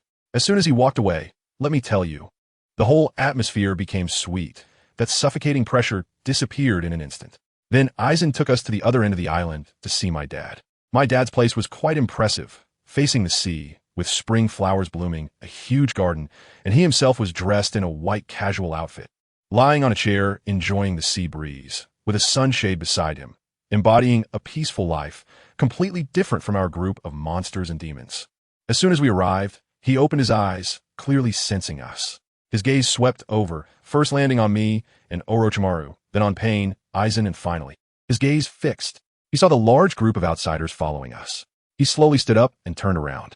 Goodness, Nami, Nico Robin, Tashiji, and Princess Vivi, for stunning beauties. Next to them stood Kuina, resurrected by Orochimaru, and even Pirate King Roger was standing there like a mascot. My dad was completely stunned at that moment. He was probably thinking which nest did that little brat Orochimaru poke while going out. How did he even dig out the Pirate King? His expression was just like that meme of the old man on the subway looking at his phone, filled with shock and confusion.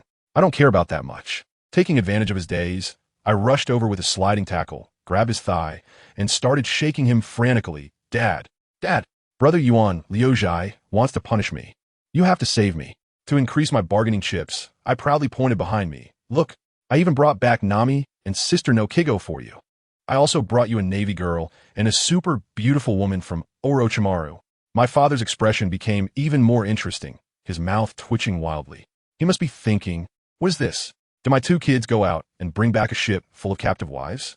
He even took a special glance at Princess Vivi, who was tied up tightly with ropes and had tape over her mouth, and the speechlessness in his eyes was almost overflowing.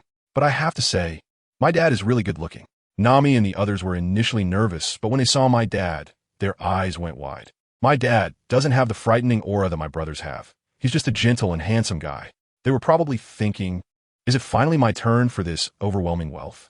That Navy girl, Dasky, was also blushing, and Princess Vivi was even more relieved, her eyes sparkling as if she had found her dream man. Only that Roger was staring at my dad with a face full of suspicion. He probably used some ability like the voice of all things and found that my dad seemed ordinary with no hint of a strong presence. But he wasn't stupid. He knew this was anything but ordinary. This was someone who had controlled their power to the extreme, returning to simplicity, and he was probably more shocked than anyone else.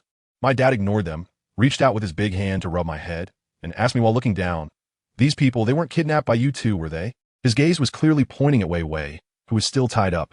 I quickly recounted the whole story, from how I tricked Nami to how Orochimaru got into a conflict with someone, and I also revealed the glorious deeds of Roger's resurrection and the battle against Carp. My dad listened, his eyes squinting as he stared intently at Orochimaru. In an instant, Orochimaru bowed his head, behaving like a little baby. He knew that this time he had messed up, and Dad was definitely not happy. My dad sighed, not scolding us first, but instead turned to Nami and the others. Let me tell you, my dad is really a good person. He directly said, Nami, your agreement with Minato is just a childish prank and doesn't count. You can go back. Then he said to Nojiko, I sympathize with your situation, but resurrection is not something to be taken lightly. Life and death are determined by fate. He was trying to let them go. But guess what? Nami immediately got anxious and shouted, It counts. I came here willingly. Nojiko quickly expressed her stance as well. I mean it too. Wow, these two sisters really like my dad and insisted on staying. My dad was stunned and confirmed once again. Are you sure? Sure. The two replied in unison. Well, all right, you can stay then. My dad was at a loss. Since they were so eager to stay, he couldn't just push them out. As soon as I saw there was hope, I quickly hugged my dad's leg and said, Dad, look, Sister Nami has stayed. Can my punishment be lifted? My dad pinched my face with a look of indulgence and said, all right, just this once. Don't run off next time. Yay, the plan worked. Then he went to check on Dashki, and there were still marks on that Navy girl from the ropes. My dad gently said, Dashki, if you don't want to, I can let you go. I promise they won't cause any trouble for the Navy. My brother, who is a bit of a delusional character, Pain, was not pleased and interjected. Father, isn't this inappropriate? He meant that the Navy had bullied our family, and how could we just let it go? As a result, my father waved his hand dismissively and said, enough, if the Navy is gone, who will protect those civilians? That one sentence convinced Pain. However, Pain was still unhappy and gritted his teeth, saying, Father, that warlord Don Quixote Doflamingo wants to capture my sister and make her a slave. Please allow me to eliminate him. As soon as he said this, the smile on my father's face instantly vanished. He despised human traffickers the most, and how dare they touch his family. It was like lighting a lamp in a toilet, seeking death. Pain, my father's voice turned cold. Take GirlWho with you. Remember, do not harm the innocent. Upon hearing this, Pain's eyes lit up with excitement. Yes, Father. After saying that, he went to find his good brother GirlWho. Dasky, who was listening nearby, was taken aback, probably wondering what kind of monsters this family was, treating the elimination of a warlord as if it were child's play. But she was likely quite pleased. After all, the warlords and the Navy were not on good terms. She looked at my father, and the more she looked, the more she felt drawn to him. Finally, she gritted her teeth and added, I volunteer as well. My dad was completely stunned and asked in disbelief, Are you sure? Dasky nodded heavily. Well, then let's keep it. In the end, only Princess Vivi was left. My dad personally walked over, waved his hand to cut the ropes binding her, and helped tear off the tape on her mouth, saying in a particularly gentlemanly manner, Princess Vivi, I'm sorry my child has troubled you. I will send someone to take you back. Vivi was shocked. She never claimed to be a princess. This man was really something, but she didn't want to leave. She looked at my dad and said seriously, I also volunteer to stay. My dad was even more surprised. Is it because of Crocodile? Don't worry. I'll send someone to take care of him. He actually knows about this. He explained that since I took Nami, Luffy might not go to Alabasta, and that country would fall into chaos, which he couldn't just ignore. Princess Vivi was so moved she was almost in tears. He was simply the perfect dream lover. She smiled and said, I really want to stay and become your concubine. All right, my dad had nothing left to say and could only nod in agreement. Okay, then you can stay. After that, I will send someone to deal with Crocodile, so you can rest assured. He thought for a moment and decided to send Tobarama and Itachi together. One can use water jutsu, and the other has Amaterasu and Tsukimi, which would be an overwhelming advantage against that sand user. Princess Vivi then completely relaxed. That's how it was decided. My dad asked me to take the 4 new sisters to find a place to rest. As soon as they left, Aizen came up to my dad and said that Dio, the most rebellious guy, had secretly set sail with Jotaro. When my dad heard this, he was overwhelmed. That guy Dio is fearless. He even dares to confront my dad. If we let him out, he will surely stir up the sea. Brother Aizen then took the opportunity to suggest that the kids have all grown up, and keeping them locked on the island is driving them crazy. Why not relax the rules and let them go out and explore? My dad thought for a long time and finally agreed. He sighed and said, Go ahead. The child has grown up and needs to fly. Just go tell Dio, and don't make too much noise. Aizen smiled and accepted the order. Now only my dad, Orochimaru, Kuina, and that pirate King Roger were left in the yard.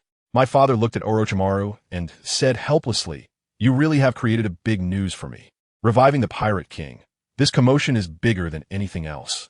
Orochimaru quickly explained that it was because Carp was trying to catch him, and he had no choice but to let Roger take action.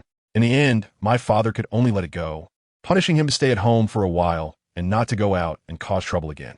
At that moment, Roger finally spoke up and asked my father, Excuse me, are you Joy Boy? My dad was taken aback for a moment and shook his head. I'm not. Roger had an expression of I knew it, and then proudly said, So, my child must be Joy Boy. My father was stunned after listening, and he said the child he mentioned was Ace, right? Then he shook his head again. He is not. Roger was completely confused. He could tell from my father's tone that he seemed to know the inside story. So he asked if he had been to Laugh-Tale. My father said no, and then countered.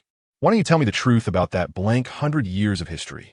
He even guessed a bit, saying that the future Joy Boy would defeat the world government with his companions and liberate the world. Roger was utterly shocked. He didn't expect my father, who hadn't been there, to know so much.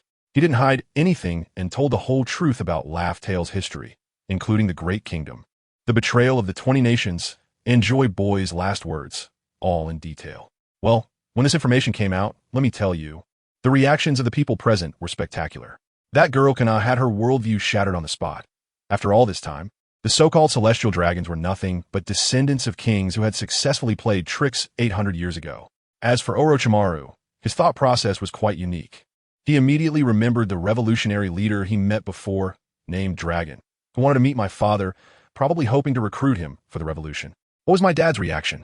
He didn't even lift his eyelids, just waved his hand dismissively.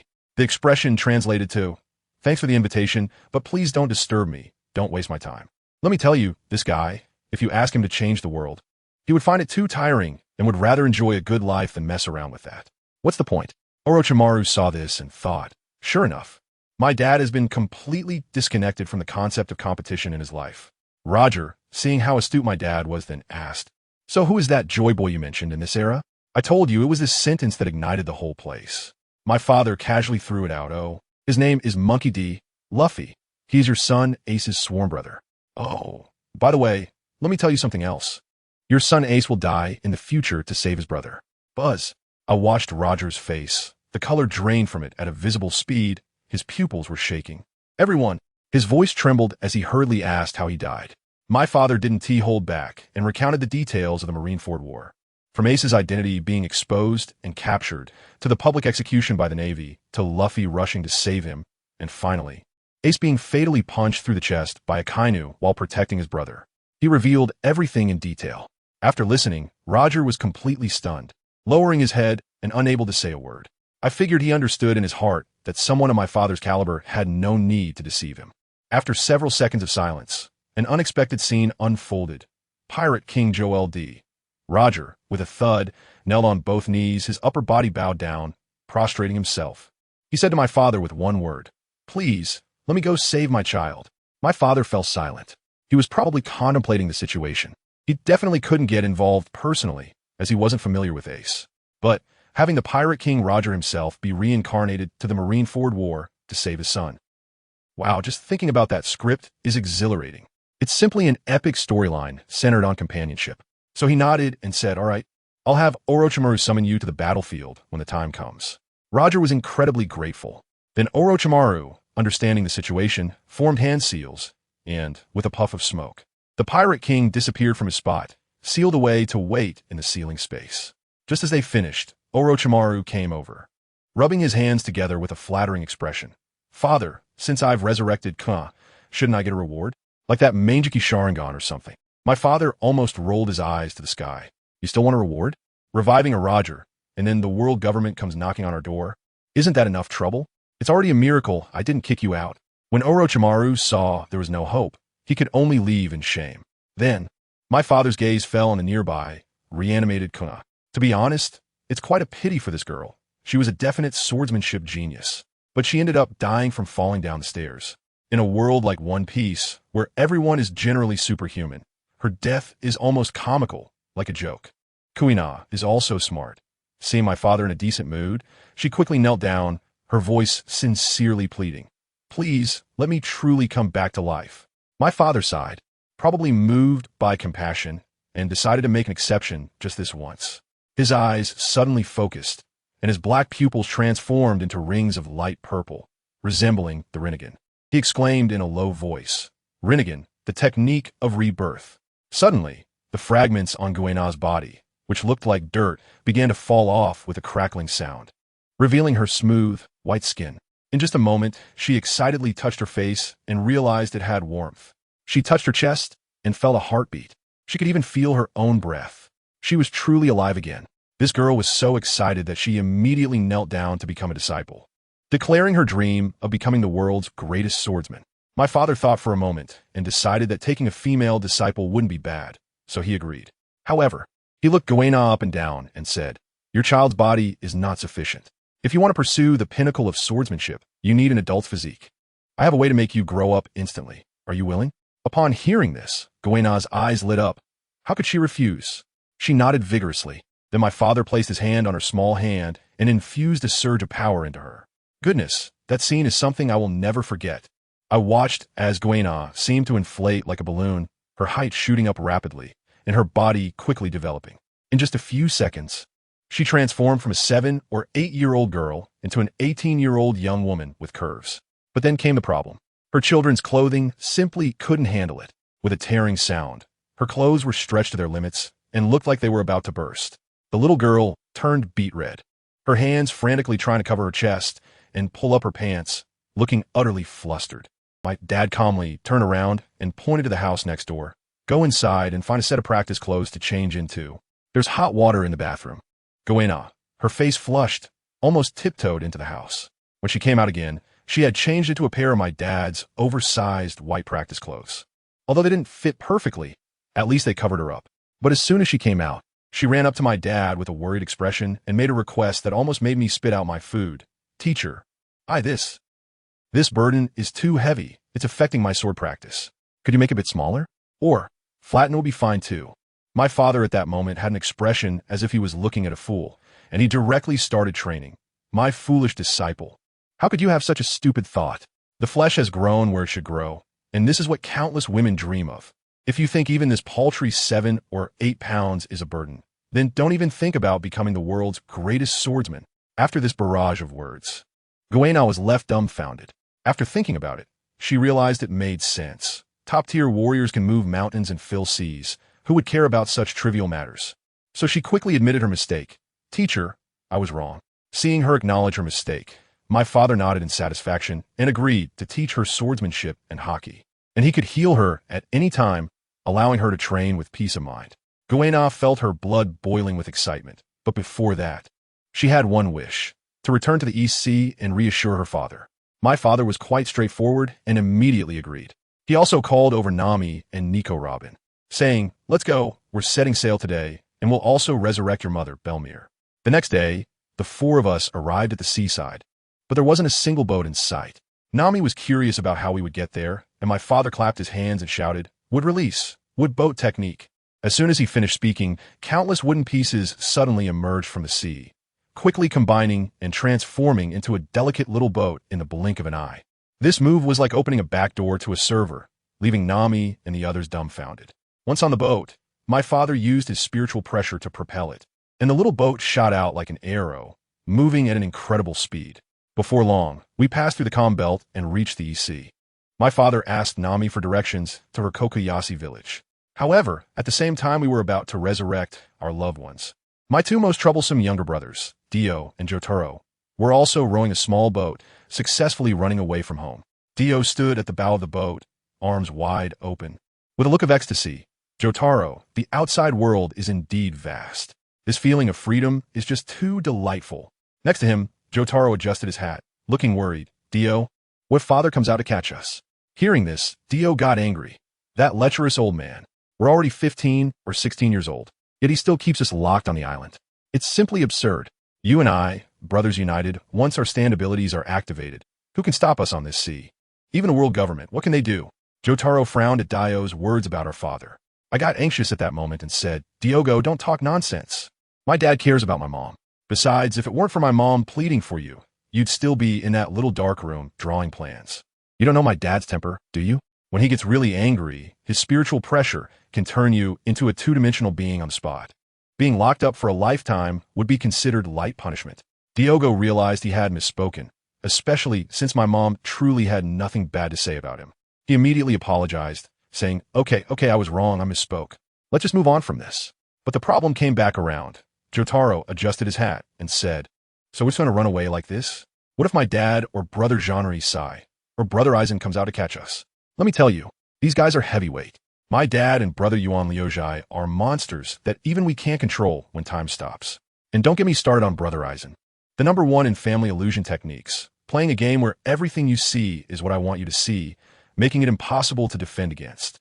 As a result, Dio paused for a moment, then burst out laughing, absolutely wild. He said, "Don't worry, Jotaro. I already have a plan. Our target this time is straight to Nine Snake Island in the Grand Line, to directly take away the world's most beautiful woman, the pirate Empress Boa Hancock. As a gift for Dad, let him immerse himself in her gentle embrace, and he'll have no time to deal with us two eye-catching packages." Wow, I was immediately impressed. Jotaro's eyes lit up. What a top-tier abstract filial piety. But I must say, this idea seems like a genius plan. After all, the Empress, one of the 7 warlords of the sea, the world's most beautiful woman, that title, my dad would definitely love it. If this works out, not only will we be fine, we might even gain some merit. Without further ado, we set sail directly to Nine Snake Island. Along the way, those blind sea kings were no match for us to warm up our stance. Platinum star in the world, 2 tough guys standing there covered in hockey. No matter how big the sea king, 1 punch for each little friend. When we encountered those giant-sized ones, Dio directly stopped time for 3 seconds and let the world deliver a flurry of punches, sending even the biggest fish flying. Before long, the mountain with the 3 large characters, Nine Snake Island, appeared before us. We jumped off the boat, and just a few steps in the forest, swish, swish, swish, several female warriors sprang out, each one dressed lightly, holding either a spear or a great sword, with snakes coiled around them, looking quite formidable. As a result, one of the female warriors with sharp eyes pointed at us and shouted in horror, "Look, they have flat chests. They are men. Capture them. Family, you have no idea." The atmosphere instantly became tense. The blonde girl in charge, named Marguerite, flicked her snake, which instantly transformed into a bow. She knocked an arrow and aimed at us, looking quite heroic. "Who are you? What are you doing here?" However, Dio completely ignored her and, instead, excitedly turned to Jotaro and whispered, "Jotaro, we're lucky. We just arrived and ran into a blonde girl, and she looks decent, perfect to take along. Jotaro lowered the brim of his hat and glanced over. Indeed not bad. Her figure and appearance were exactly his dad's type. He asked, Dio, do you want to go or should I? Dio waved his hand. You go. Just in time to practice. This is real combat, not like playing house at home. Marguerite's face turned green with anger upon hearing this. Wow. So they really are human traffickers, and they even started dividing the loot in front of her? She had heard about men before and was quite curious. But now seeing this, she was furious. Damn it. Without saying a word, she released the bowstring, and an arrow shot towards Jotaro at high speed. The sound of the wind following it. And what happened? With a bang, a muscular blue-purple man suddenly appeared in front of Jotaro. It was Platinum Star. He effortlessly squeezed the arrow in his hand as if swatting a fly. This left all the female warriors dumbfounded. What kind of ability is this? A devil fruit? Marguerite was also stunned, but her hands didn't stop. She immediately entered rapid-fire mode, shooting out 800 arrows in 1 second, creating a rain of arrows. And what happened? Platinum Star's hand speed was even faster, performing a barehanded version of catching blades. Not a single arrow was missed, and he casually tossed them all to the ground. Let me tell you, this operation was simply ahead of the game. Dio watched nearby, nodding, his mind racing with calculations. Unlike my dad, who had no ambition, his goal was the stars and the sea.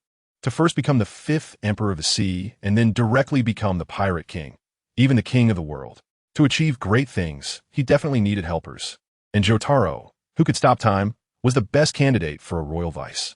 Marguerite was completely dumbfounded. No one had ever caught her arrows like this. She immediately shouted, "Everyone attack together!" The remaining female warriors armed with blades and guns surrounded us from all sides. Jotaro, facing the situation, instead of retreating, got excited and shouted, "Aura, aura, aura, aura!" Platinum Star's fist, the size of a cooking pot, instantly unleashed countless afterimages. Bang, bang, bang, bang. In the blink of an eye, those female warriors were sent flying along with their weapons, knocked out on the spot. Seeing her comrades down, Marguerite was furious. This was no ordinary person. This was a war god. She touched her quiver, empty. In her anger, she drew a small knife from her thigh and charged straight at Jotaro. She thought it through well. If that giant was powerful, the real person should be vulnerable, right? However, as Jotaro saw her rushing over, Platinum Star vanished. He grabbed Marguerite's wrist, where she held the knife, with his left hand, and with a right fist. He delivered a solid punch to her stomach. Marguerite immediately vomited. Her eyes rolled back, and she collapsed. Dio then strolled over, smiling. Jotaro, well done. Carry her. The next part is up to me. So, Jotaro carried one, and the two continued deeper inside. The 9 snake warriors we encountered afterward were mostly taken down by Dio effortlessly, making our journey smooth and unimpeded. Such a commotion had already reached the Empress. Upon hearing there were human traffickers invading, Hancock's anger flared up. The thing she hated most in her life was human traffickers. If it weren't for those damned people selling her and her sisters to the celestial dragons back in the day, they wouldn't have suffered so much. She immediately led her 2 younger sisters, filled with killing intent, charging out. They vowed to turn these 2 ignorant men into stone and stomp them into pieces. Soon, both sides met at the city gate. Dio didn't even glance at the old hag beside him. His eyes were fixed on Hancock, utterly captivated. TSK, TSK. No wonder she's the world's most beautiful woman. Her aura and looks are absolutely stunning. He grinned and opened his mouth with a big request. I am Dio of the Astria family. Empress Boa Hancock, can I ask you to marry my father and become his concubine? The entire place fell silent. Hancock's face darkened. She had never heard such an absurd request in her life. A little family that popped up out of nowhere, and the son was already this big. How old must that old man be? And he wanted her to be a little wife? It was simply a toad wanting to eat swan meat. She was so furious she couldn't say a word and directly ordered, second sister, third sister, kill him. Her 2 younger sisters, one with green hair and the other with orange hair, immediately activated their devil fruit abilities, transforming into monstrous human snake hybrids, roaring as they charged forward. The second sister's massive snake tail swept towards Dio with the force of the wind. But before Dio, a golden light flashed, and the world appeared. Catching the snake tail with both hands, then shouted loudly, grabbing the tail and performing an over-the-shoulder throw. With a thunderous crash, the ground shook 3 times, and the second sister was smashed to the ground. The third sister, seeing her sister being beaten, roared and swung a large cleaver at Dio. The world instantly covered itself in a layer of black hockey, and one hand firmly grasped the blade. The third sister tried to pull her knife, but found it immovable. She simply abandoned the knife and threw a punch. However, the world's other hand also extended, grabbing her fist, and, just like that, another windmill move sent the third sister flying out as well. The old lady beside them was watching with wide eyes, as these two were the strongest warriors on the island apart from the Empress. Yet they were being treated like toys in this person's hands. Hancock was also enraged and decided to take matters into her own hands. She formed a heart shape with her hands, and a series of pink light arrows shot out. Dio knew how powerful this was. It could petrify, so he dodged left and right, refusing to take it head-on. When the Empress saw that ranged attacks weren't working, she charged directly at him, lifting her long leg to deliver a fragrant kick. If it connected, he would be petrified on the spot. But little did she know, this was exactly what Dio wanted. The moment she entered a 20-meter range of Dio, a grin spread across his face, and the world behind him roared. The world. Time. Stop. Buzz. The entire world instantly lost its sound and color, turning into a gray haze. The Empress's fierce flying kick was eerily frozen in midair. At that moment, far away in the EC, Dad, the elder brother on the windless island, and even him, sitting on the throne in the Holy Land, felt an inexplicable heart palpitation, as if the entire world had been grasped by an invisible giant hand for a moment. In the frozen time, Dio leisurely manipulated the world, took out a rope he had prepared earlier, and spent 2 seconds tying the Empress, who was still in her kicking pose, securely from neck to foot, forming a large zongzi. When time resumed, the world started to flow again. Hancock felt a blur in front of her eyes, lost her balance, and looked down to see herself tightly bound.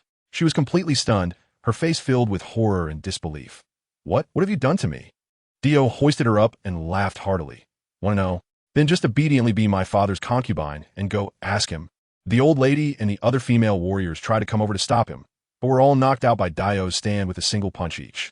Thus, the two of us each carried a trophy and happily walked toward the small boat. This time, the haul was substantial. Not only did we have the Empress, but also a blonde beauty as a bonus. My dad was going to be busy now. Just as we reached the edge of the boat, we saw a small boat leisurely approaching. On it stood a person wearing glasses and a white haori, with a gentle smile on his face. In that instant, both Dio and I changed our expressions dramatically. The person coming was our brother, Eisen. Dio instantly became alert and asked nervously, Eisen, what brings you here? Eisen adjusted his glasses and smiled. Father asked me to remind you, going out to sea is fine, but don't cause too much of a commotion, understood? I tell you, as soon as those words came out, Dio went crazy with laughter, shouting that the old man finally understood, and saying something like the island couldn't hold him. The world was his stage. Goodness, he was on a roll. Jotaro next to him also looked surprised, thinking that this was great. No one would pursue responsibility now. But the Empress on Dio's shoulder was completely stunned. What? The old man? I, the first beauty of the sea, the Empress of Amazon Lily. I'm going to marry an old man? Who understands this? It's simply an epic tragedy. When Eisen heard Dio calling him old man, his gentle smile instantly disappeared, and the look behind his glasses turned icy like a knife. Dio, how can you be so disrespectful to your father? I could feel the killing intent through the screen. Who is Dio? He is all about rebellion. He directly laughed out loud and said, Eisen, do you still want to fight me? I advise you to think clearly. Before you draw your sword, I might just make my move. As soon as he finished speaking, a golden giant appeared behind him. To stand the world was ready to go. He knew very well that Eisen's sword's illusionary techniques were powerful, but you have to draw your sword, right? Maizawa Rudo time stop can make it so you can't even touch the hilt. Perfect counter. So are you scared or not? As for Eisen, he didn't move at all, just quietly looked at him and casually said, kneel down and accept your punishment. You don't understand the greatness of your father. Dio scoffed, thinking, do I not understand? The old man's time stop is even stronger than mine. When I stop time, he can still move. When he stops time, I turn to a wooden puppet. How could I not know? But looking at Eisen, he felt like he was looking at a vegetable. Apart from the big brother and the old man, I am the third in this family. Come at me if you dare. The Empress on his shoulder was dumbfounded. She thought this was some unknown little family. And now, she heard that the man who could take her down in one move was only ranked third. There are two even more monstrous ones above. What kind of monster family is this? I've never heard of it. Eisen sneered. Oh, ranked third? Does that mean you are above me? Fine, then let me show you. Saying that, he reached for the hilt of his sword, preparing to draw it. Seeing that Aizen was serious, Dio narrowed his eyes, and the killing intent rose. Aizen, this is what you asked for. The next second, he shouted, the world, time stop, buzz. The entire world instantly felt like it had been paused. The colors changed. Aizen's action of drawing his sword was frozen in place. Dio sneered, got it. He immediately commanded his stand the world to charge forward, ready to unleash a flurry of punches on Aizen, just enough to half-kill him. Jotaro watched from the side, thinking, well, this is it, Dio wins. However, just as the golden giant's fist was about to smash into Aizen's face, let me tell you, the most explosive moment came. That Aizen, who should have been a statue in the stop time, actually had the corners of his mouth slightly curled up, revealing a smile, as if looking at a fool, and spoke, Dio, you are really too naive. Dio's eyes were about to pop out. Impossible. How can you move? Apart from my father and brother, no one can. Jotaro was also stunned, his jaw nearly dropping. Has Aizen grown this strong? Before he could finish speaking, Aizen moved. His hand, already touching the hilt, moved so fast it was barely visible. A cold light flashed, and he directly slashed the charging the world in half. With a swoosh, it was split open from the abdomen. When the stand got injured, the user would also suffer. As time returned to normal, Dio let out a blood-curdling scream as if being slaughtered. A deep and long cut appeared on his own abdomen, blood gushing out like a fountain, and he fell to the ground, convulsing.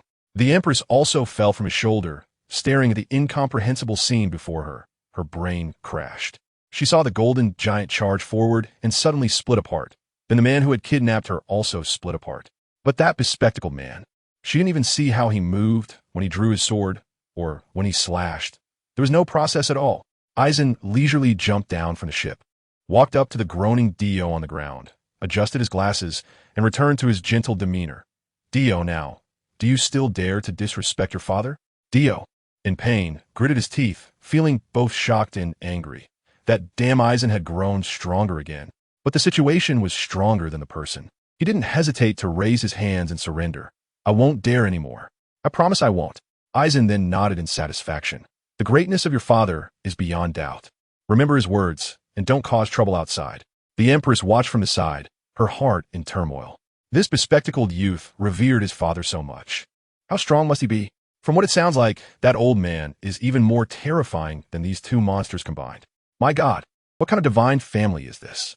She had always thought of herself as a top expert at sea, but in front of these people, she felt like a small pawn, unable to withstand even one move. As Aizen was about to leave, Jotaro hurriedly called out, Aizen, wait a moment. These two women are gifts from Dio and me to father. Could you please take them back? Aizen frowned, looking at the Empress and the other woman tied up on the ground. Kidnapping? Father doesn't like that. He paused and added, moreover, father has already taken in 4 new concubines. Minato brought 2, and Orochimaru brought 2. Jotaro was taken aback. Good grief, has the KPI reached this level? He felt a bit conflicted. It would be a shame to just let them go. One of them is the first beauty of the sea, Empress Hancock. Upon hearing this, the Empress's mentality collapsed again. For once, how lecherous is this old man? But she also seized the lifeline and quickly shouted to Aizen, they are the ones who kidnapped me from my country. Please let me go. At that moment, Dio's wound visibly healed, and he pushed himself up from the ground, shouting at the Empress, shut up. Then he turned to Aizen and said, Aizen, this is a warlord, a great pirate. Pirates have no human rights. Father won't hate this. This is my gift. Whether you accept it or not is not up to you. It's up to father. Upon hearing this, Aizen actually found it somewhat reasonable, his brows relaxing. Indeed, why argue with someone like Dio? He said lightly, then I'll take them back. The Empress was utterly desperate. What do you mean pirates have no human rights? Let me go. You robbers. Aizen couldn't be bothered to respond to her. With a flick of his finger, he sealed her mouth with Kido, and the world instantly fell silent. Then, he picked up the Empress and the other woman, boarded his ship, and with a surge of spiritual pressure, the small boat vanished in an instant. After Aizen left, Dio finally breathed a sigh of relief. Cursing as he stood up, that guy has finally left. Jotaro advised him, Dio, you should really stop being disrespectful to father in the future. Dio looked gloomy, wanting to curse, but not daring to, after holding it in for a long time. He said, forget it, let's not talk about it. Let us go, Jotaro, set sail. He jumped onto his own ship, sweeping away the previous bad mood, laughing loudly, to the new world. That's where our stage is. Let us take a few territories and play as the 5th emperor. He was plotting in his mind. Minato and Orochimaru had already brought gifts. How could he fall behind? He knew that under Fishman Island in the New World, there was a mermaid princess whose beauty rivaled the Empress. Capturing her to raise as a pet for his old man would be nice. After being taught a lesson by Aizen this time, he was indeed a bit scared and had to properly please his father. While they were making a fuss. On the other side, let me tell you, the atmosphere was completely different. Reinhallet was sailing his wooden ship, made with wood release, and had already arrived at Cocoa Village. Nami and Nojiko brought him, along with Ajian from the village, to the orange grove on the back mountain, where Belmare was buried. Ajian was trembling the whole way, quietly asking Nami, "Can he really bring Belmare back to life?" Nami replied confidently, "Of course, we've seen it with our own eyes." Upon arrival, Nami pointed to a small mound and said, "My mother is right here." Without saying a word, Reinhallet waved his hand gently, and the soil from the mound flew away by itself, revealing an urn of ashes inside. He pulled out a body of a white zetsu from his spatial pocket, sprinkled the ashes on top, and shouted, "Impure world reincarnation."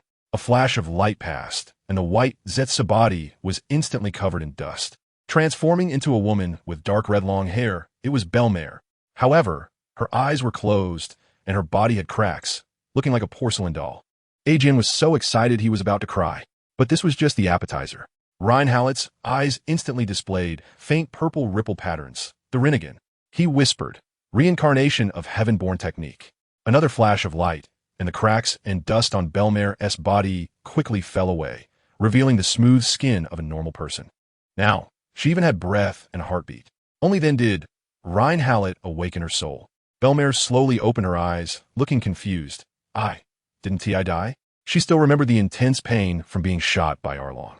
Ajian rushed forward excitedly. "Belmare, you've been dead for 10 years. It was this gentleman who brought you back to life." Only then did Belmare notice the grown-up Nami and Nojiko, as well as that incredibly handsome man.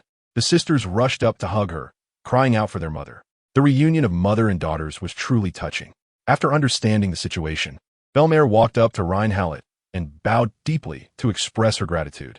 Then, she suddenly smirked and leaned in to whisper, "I didn't expect you to be so capable. Managing to win over my two beautiful daughters. Shouldn't you give me some kind of meeting gift?" Ajian turned pale, thinking, "Big sister, you just came back to life, and you're already extorting your son-in-law." Nami and Nojiko also looked helpless. Their mom was still the same familiar formula. Reinhallet smiled. Her personality was just like Nami's. He nodded, "Don't worry, I guarantee you'll be satisfied." Belmare then smiled widely, patting his shoulder and said, "All right, sounds good. I trust you with my daughters." After that, Reinhallet settled everything and left with Kona, leaving behind the flying thunder god mark in the village, allowing him to return at any time. At this moment, the entire East Blue, especially Logtown, was in complete uproar. Pirates from all over the world flocked there, including Shank's crew, Mihawk, and even the legendary Rayleigh, all to investigate the matter of Roger's resurrection. The result revealed that it was done by two kids, a long-haired boy and a blonde loli. The world government was directly terrified, offering a sky-high bounty. 300 million for the girl, and a staggering 1 billion for the boy. The five elders personally ordered that they either be captured or eliminated. Just as the storm was brewing, another group, Pain and Ulquiorra, had already obeyed their father's orders and discreetly arrived at the end of the first half of the Grand Line, the Sabedi archipelago. Their task was simple: coat the ship, then go to the New World and take down the Shichibukai who dared to attack their sister, Don Quixote, Doflamingo. As the two walked down the street, they were puzzled as to why the pedestrians nearby looked like they had seen a ghost, hurriedly kneeling on the ground. At that moment, they saw a group approaching from the opposite side. Leading them was a fat man wearing a glass helmet, dripping snot, riding on a slave who crawled like a dog. The surrounding people were so frightened they didn't dare to breathe, because that was a celestial dragon, Charlos. The most privileged, yet the most despicable person in the world. The celestial dragon's entourage swaggered along. According to the rules, everyone had to make way and kneel. However, Pain and Ulquiorra stood straight in the middle of the road, not moving an inch. As if joking, the Estrella family had no such words as give way in their dictionary. The civilians lying on the ground saw this scene, and their hearts jumped to their throats. It was over. Who were these two? They actually dared to block the way of the celestial dragon. They truly had a death wish.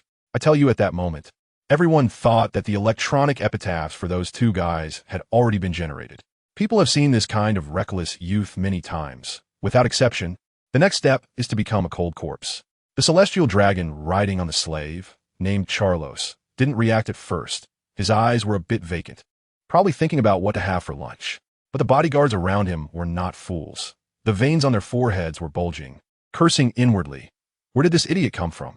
If he wants to die, don't drag us down with him. Serving the celestial dragons is already a high-risk profession. If we're not careful, we'll end up as sacrifices too.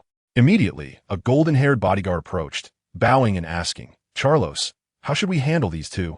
I tell you, they wouldn't dare to act on their own. There was a colleague who took the initiative before, and, as a result, he was killed on the spot by a celestial dragon. St. Charlos finally came to his senses, lazily glanced at Payne and the others, and instantly felt displeased. Hey, what's up with those two's gazes? Aren't they afraid of me at all? They even dare to stand there? He curled his lip and, like crushing two ants, spat out two words, kill them. The people lying around felt a jolt in their hearts. As expected, two bodyguards in black immediately rushed forward, their hands reaching for their weapons at their waists. And guess what happened? The guy in the red cloud robe with a black background, named Payne, didn't even blink. Just two words, Shinra Tensei. Boom. I'm telling you, it was like detonating an air bomb on the spot. An invisible wall exploded directly. Those two bodyguards were blown away like kites with broken strings, crashing into the distant wall, unable to pull themselves out. At this moment, everyone was dumbfounded. What the hell? There is more to come? But so what? If you dare to fight back, you'll only end up dying worse. The remaining bodyguards were also stunned. Good grief. Who is this guy? He took out our two colleagues in one move. One of the leading bodyguards, who appeared fierce but was actually cowardly, shouted, Who are you? Do you want to attack the celestial dragons? While he shouted, someone was secretly preparing to call for reinforcements. These two are too strong. We can't hold them off. We need to quickly contact the Navy headquarters. St. Charlos was also shaken by this, almost falling off the slave's back. Now he was completely awake and thoroughly enraged. As for Payne, facing the questioning, he had no expression on his face and coldly uttered three words. I am God. I was almost unable to hold it in while listening from the side. Who understands this feeling of being a middle schooler? The aura of it is simply overwhelming. The people around, whether they're civilians or bodyguards, all have one thought in their minds. Crazy, definitely crazy. When that pig-headed celestial dragon heard this, he was furious, thinking, what? You're even more impressive than me? We celestial dragons only dare to call ourselves descendants of gods, and you directly declare yourself a god? This made him furious, and he pulled out a shiny golden pistol from his pocket, aiming it at Payne, and bang, he fired a shot. What happened next? Payne raised his hand, and with another Shinra Tensei, the bullet made a 180-degree turn and, with a splat, hit the pig-headed celestial dragon's own arm. Blood spurted out immediately. St. Charlos let out a scream like a pig being slaughtered. He had never suffered such an injury in his life, and it hurt so much that tears and snot were flowing together. At this point, the whole place erupted. It's over.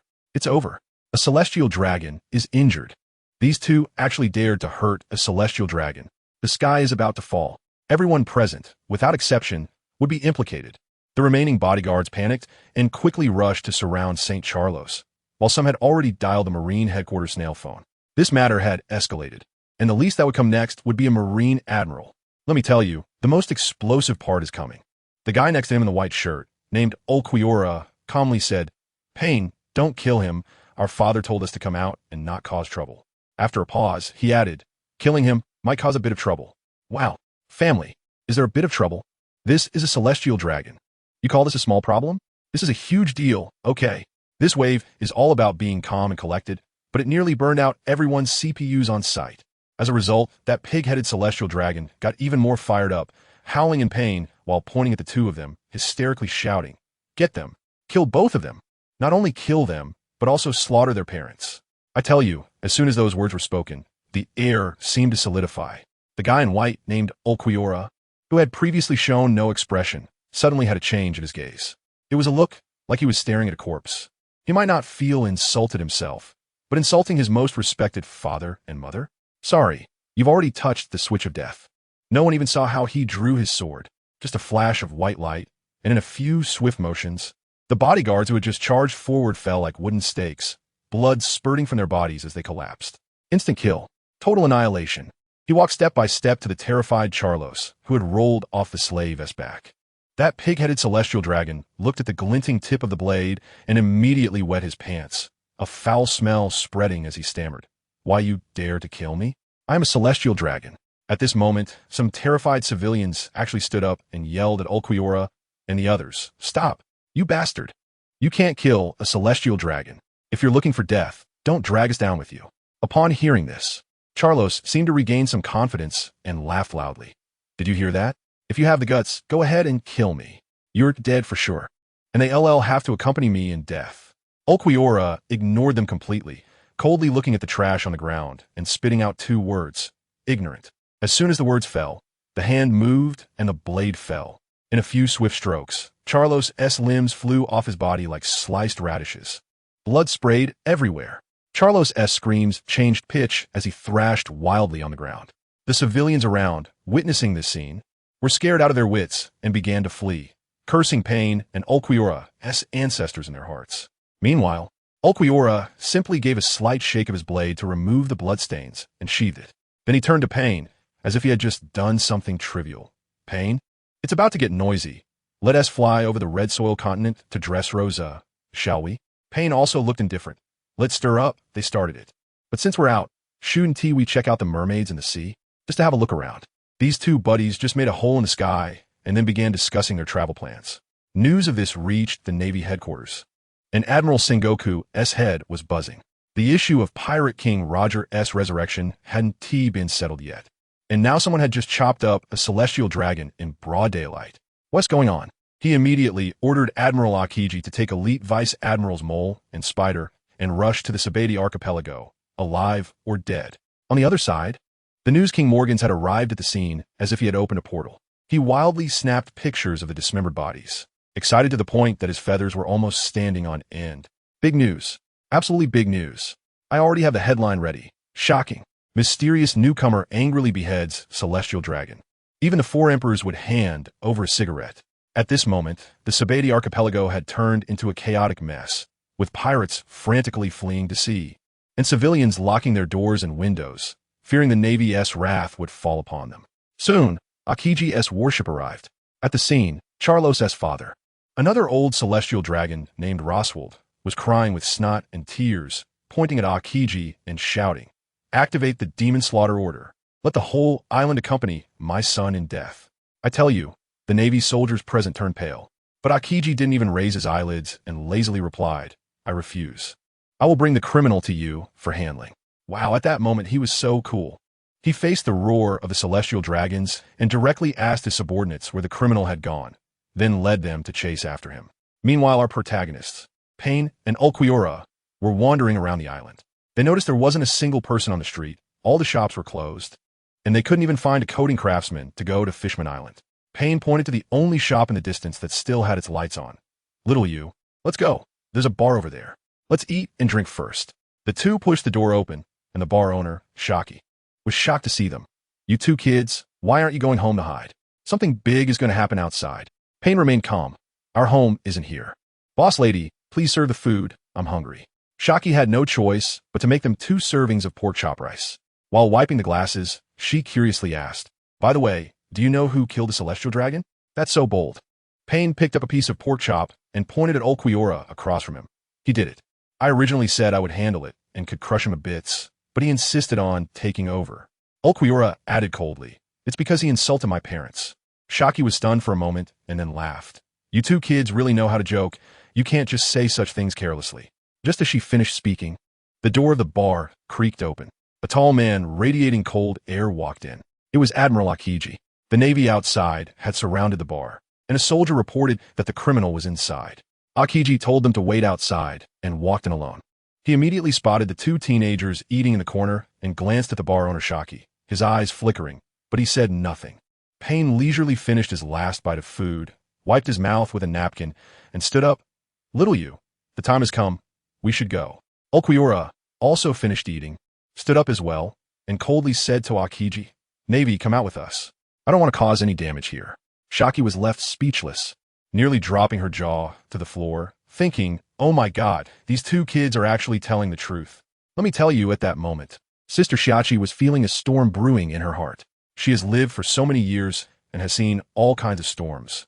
She is familiar with those monsters from the Roger era, but today, these two young people really shocked her. Their courage and spirit were simply astounding. She felt her long silent heart starting to thump fiercely. In this previously calm, she was finally going to have some hardcore, tough guys. The next second, all the people in the bar rushed out. Outside, Admiral Akiji Kazan stood with two vice admirals, the mole and the ghost spider, and the display was quite impressive. Guess what happened next? That guy named Payne in the red cloud black robe stepped forward, pointed at Kazan, and said to the little guy in white next to me, "This opponent looks good. He's mine." Good heavens, I was completely taken aback. Who understands? That's the highest combat power of the Navy. And you just say he's not bad? Kazan's face immediately darkened, and his expression was almost written with "You're quite arrogant." Payne completely ignored him, instead getting even more fired up, hands in his pockets, chin raised, and said to Kazan, "Remember my name. I am Payne. I am a god." I almost spat out my drink at that moment. Dude, are you in the late stages of Chinibu? Kazan was so angry he almost laughed. Without saying a word, a large wave of cold air erupted from beneath his feet, rushing towards Payne's feet like dry ice. The meaning was clear. First, I'll freeze you into an ice sculpture. However, Payne didn't even raise an eyelid. He stretched out his right hand and uttered 4 words, "Spicy heaven's judgment." Wow, let me tell you, an invisible and terrifying force exploded right then. Kazan's cold air was instantly blown away, and even the ground was lifted, creating a huge pit. The shockwave was simply incredible. Kazan's face turned pale as he realized his ice couldn't even get close to Payne. He immediately changed tactics, waving his right hand to summon a massive ice bird that screeched and charged forward. When Payne saw this, he chuckled. "So you want to play with ice? Fine, I'll play with fire." He quickly formed hand seals, took a deep breath, and then spat out. Fire style, great fireball technique. A gigantic fireball collided with the ice bird with a loud bang. The ice and fire clashed, and the ice bird was blown to smithereens, making it rain ice shards from the sky. The two generals were dumbfounded. This flame ability could easily be mistaken for a flame fruit. Kazan squinted his eyes, suddenly recalling that Old Man Carp had mentioned a golden-haired girl in Lowtown who had also used this technique. He immediately shouted, "What is your relationship with that golden-haired girl from Lowtown?" Payne laughed heartily. "That's my sister." Upon hearing this, the mole and ghost spider turned pale. They had heard the report. That girl could teleport, and her brother could hold his own against a vice admiral. What kind of devil family is this? Payne wanted to make it even more thrilling, added, "Remember, my name is Payne Astria from the Clan of the Gods." Sister Shaki was dumbfounded. The Clan of the Gods? Isn't that what the celestial dragons call themselves? How do you lot even qualify as gods? Kazan was also stunned, but the next moment, his eyes turned even fiercer. Now, there was another reason to capture you all. As Kazan and Payne resumed their battle, the two generals exchanged glances and understood each other. This red-robed one could be dealt with by the admiral. Let us go squash that soft-looking white-clothed kid. After all, the knife wounds on the celestial dragons must have been caused by this knife-wielding brat. Without further ado, they drew their swords and charged towards Little Wu from both sides. What happened next? Little Wu just stood there quietly, barely lifting his eyelids. Just as the two swords were about to strike him, he vanished in a flash. The next second, the mole general felt a chill in his stomach and looked down to see a blade protruding from his abdomen. With a splatter, blood sprayed out. Ghost Spider was so scared he froze. Turning around, he saw Little Wu standing behind them like a ghost, slowly withdrawing his blade. He hurriedly swung his sword to save his comrade, but Little Wu vanished again, reappearing in the distance. What kind of divine speed is this? Teleportation? Another one who can teleport? How are we supposed to fight this? Ghost Spider quickly protected the injured mole, urging him to bandage and stop the bleeding. Then, he himself unleashed his ultimate move. With a loud shout, his hair stood on end, splitting into 6 strands like octopus tentacles, with 6 more blades drawn from his waist. Good grief, that made it 8-sword style. His hair had come to life. He took a stance, spinning the 8 blades like a whirlwind, completely shielding himself, fearing Little Wu would pull off another teleportation sneak attack. Sister Shaki watched in amazement, thinking, my god, this white-clothed one is also this fierce? He took out an elite vice admiral with one move? Is this really a teenager? With this kind of combat power, wouldn't he ascend to the heavens when he grows up? Ghost Spider attacked fiercely with his 8 blades, but Little Wu simply used 1 blade, clanging and blocking all of them. By the time the mole finished bandaging his wound, he rushed in with his sword, and the two of them, using observation hockey, began to bombard Little Wu. At this moment, Little Wu finally felt a bit of pressure, but just a little. The two generals were sweating profusely, feeling a chill in their hearts. This is bad. Even with their combined efforts, they could barely hold him off. This kid definitely has the strength of an admiral. They sneaked a glance at the battle on the other side and saw that Kazan had taken off his justice coat. He was getting serious. The two felt a surge of hope. As long as they could hold on, they just needed to wait for the admiral to win. GirlWho noticed that they still had time to look around and couldn't help but sneer, fighting with me and still daring to be distracted. The two generals stubbornly replied, "Your comrade is doomed. Admiral Kazan is getting serious." GirlWho looked at them with disdain. He's serious? But how do you know that Pain has already used his full power? Besides, who gave you the courage to think you could stop me? Trash. Let me show you what true power looks like. As soon as he finished speaking, GirlWho slowly raised his sword and shouted, "Seal, Blackwing Demon." Wow. Let me tell you, at that moment, the whole sky turned dark, and suffocating void aura suddenly enveloped the entire area. Behind GirlWho, a pair of massive black demonic wings erupted. His hair grew longer, and the sword in his hand vanished, replaced by a long spear made entirely of pure lightning. This combat power, let me tell you, was on a whole different level. The two generals turned pale. What is this? A mythical Zoan fruit ability? This aura is too terrifying. After transforming, GirlWho didn't give them any time to react. He flashed in front of the mole and swung the lightning spear. The mole barely had time to block with his sword, but with a loud crash, he was sent flying like he had been hit by a train, crashing to the ground and unable to get up. Ghost Spider, seeing this, lost his mind and wildly swung all 8 blades.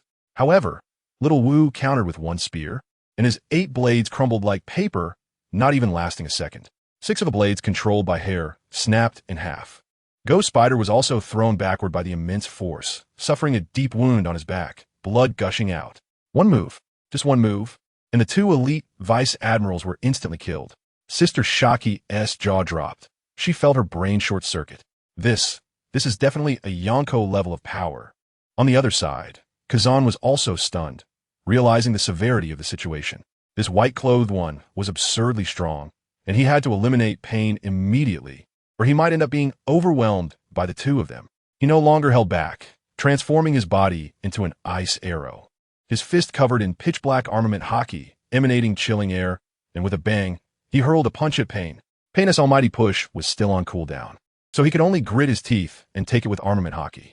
The result was predictable. With a loud bang, Pain was sent flying, like a cannonball crashing into a distant building, instantly buried in the rubble, unaware of his fate.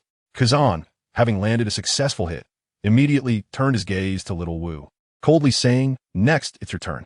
Everyone thought Pain was done for, but at that moment, GirlWho didn't even look at Kazan. Instead, he shouted towards the rubble, "Pain, what are you doing? Hurry up and deal with him." Sister Shaki was taken aback. Could there be a backup plan? Kazan furrowed his brows. That punch had forced the cold air into Pain's body, and he should be frozen stiff by now. Just then, a strange pulling force emanated from the rubble, and Pain actually absorbed all the invading cold air. Immediately afterwards, another Shinra Tensei was unleashed, causing all the rubble pressing down on him to be blasted away. Pain slowly rose from the ruins, completely unscathed, quietly hovering in midair, his cold eyes fixed on Kazan.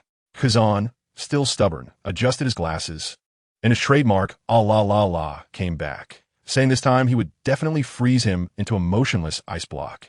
I thought he was still analyzing the situation, believing that last time he hadn't exerted enough ice power, which allowed Pain to break free.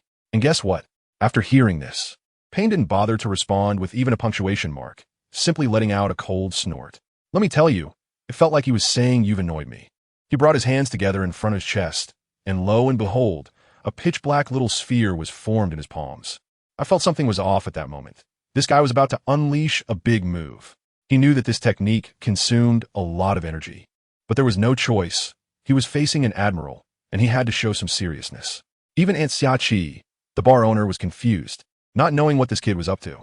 Kazan also put away his lazy demeanor, his muscles tensed, realizing that this guy was not just putting on a show. He was serious. Then, the most explosive scene of the entire event unfolded. Pain casually threw that small black ball high into the air above Kazan's head, lightly uttering 4 words, "Heavenly Explosion Star." Who understands this, folks? The small black ball flew into the sky, instantly erupting with a destructive gravitational force.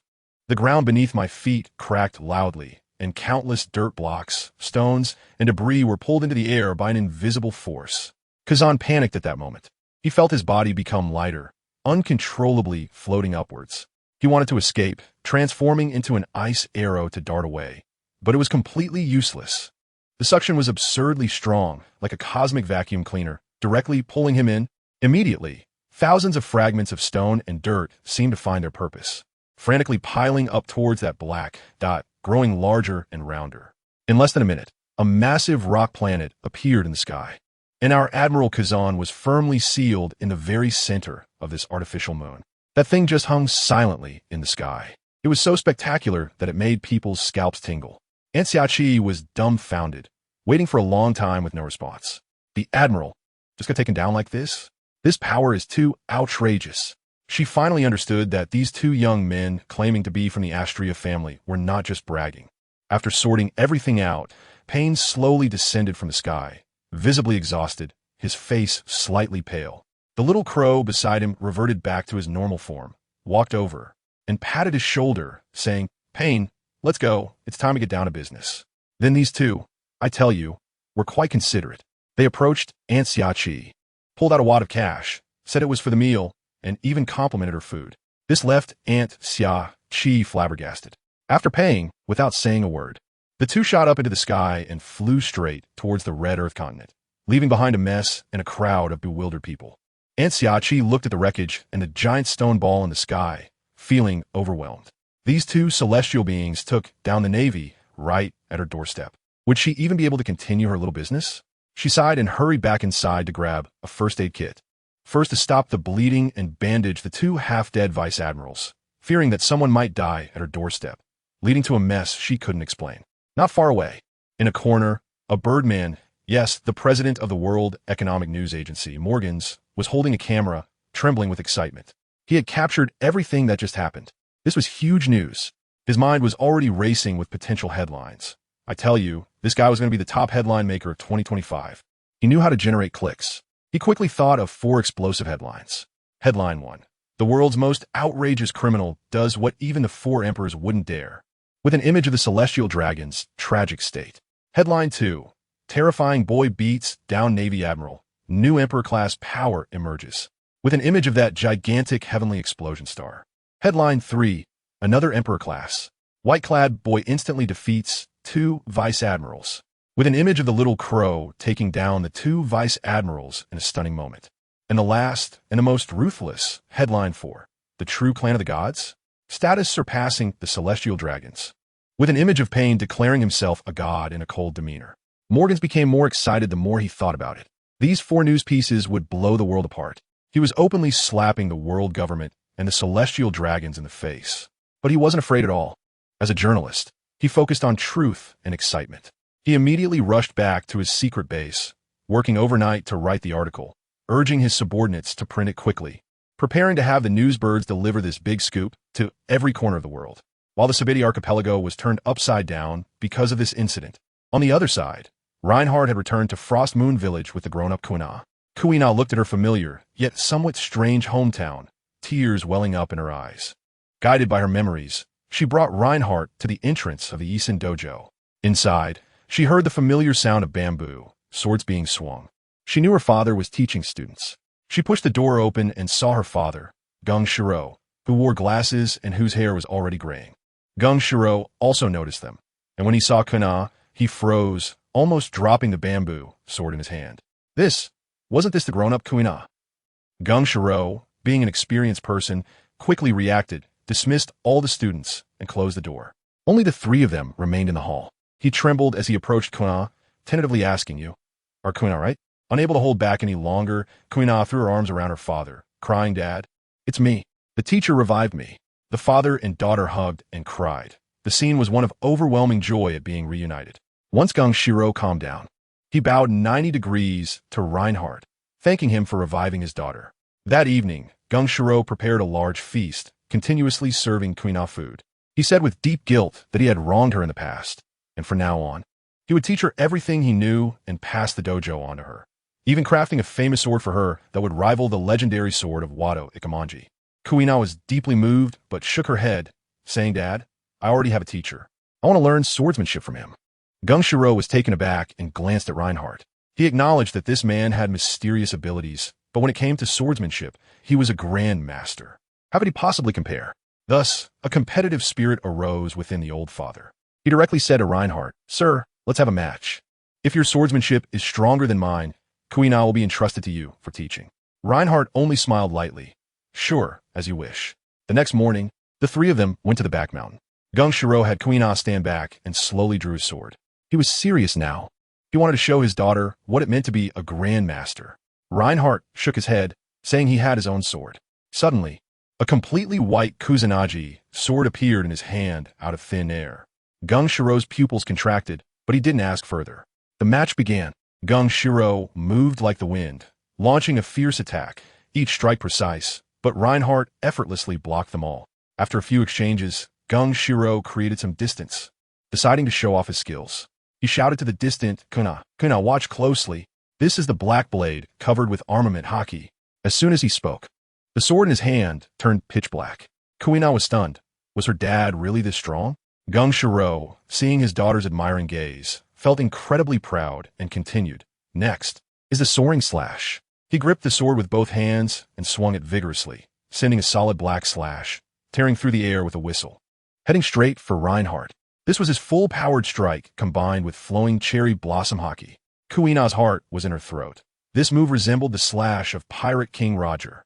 However, facing this terrifying blow, Reinhardt merely stood in place, holding the white Kusanagi sword in one hand, which was also covered in armament haki, instantly darkening the entire blade. Then, he simply waved his hand casually. A giant slash, 5 or 6 times larger than GirlWho's, even darker and more terrifying, roared out. GirlWho's proud slash seemed like a joke in front of this giant slash, instantly devoured and crushed. Immediately after, that unstoppable black crescent struck GirlWho with even greater speed. GirlWho's eyes widened like copper bells, and he could only hastily cross his arms to block. However, the overwhelming force pushed his feet to carve 2 deep trenches in the ground, and with a loud crash, he was pinned firmly against a mountain wall behind him. Kuina stood at a distance, her mouth agape enough to fit an egg, completely stunned.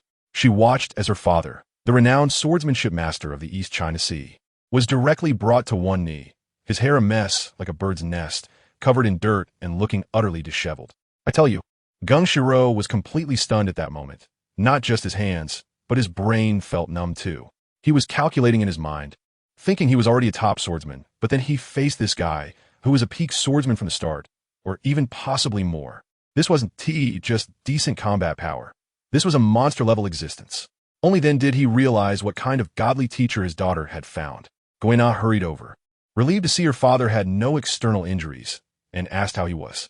GirlWho forced himself to stand up, trying to save face, and said, I'm fine. I'm fine. Your teacher is indeed strong. I can rest assured with you following him." Inside, he felt bitter. He initially wanted to show off in front of his daughter, but ended up being knocked down in one move, losing all his face. And guess what happened next?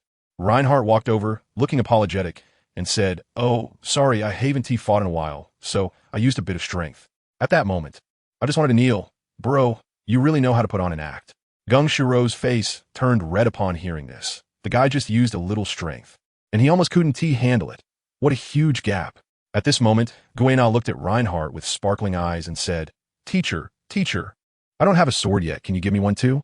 She felt she had grown up and couldn't keep using a bamboo sword. It was time for the real deal. Reinhardt thought for a moment, smiled, and said, "Sure, I haven't given you a welcome gift yet." Saying that, he directly handed over the sword in his hand. "This Kusanagi sword is for you." Kuina's eyes lit up.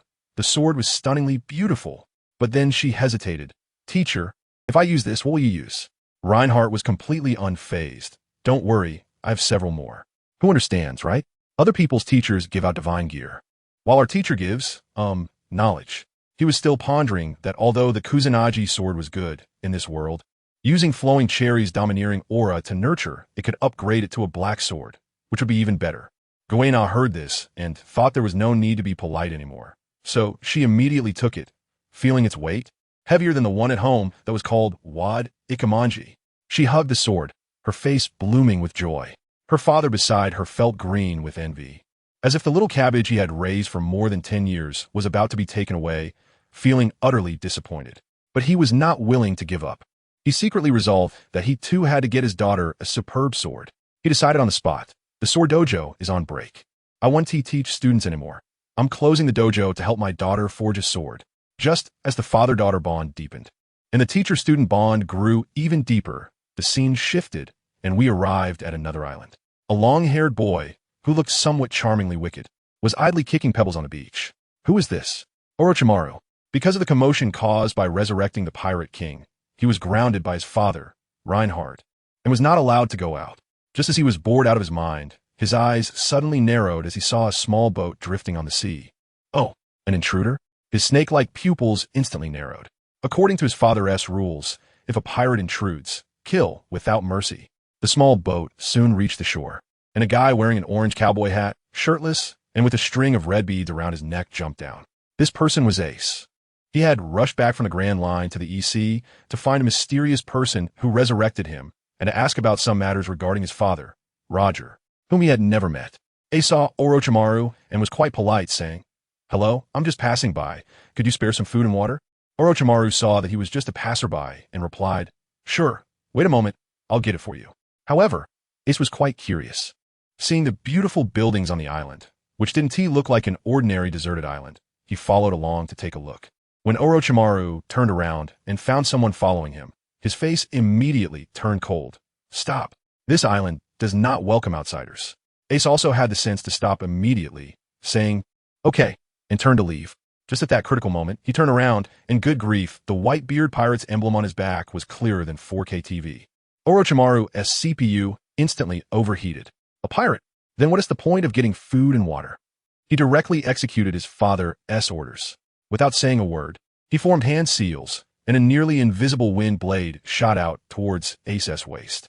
Ace, experienced in battle, instantly sensed the killing intent. His whole body erupted into flames, and the wind blade passed right through him.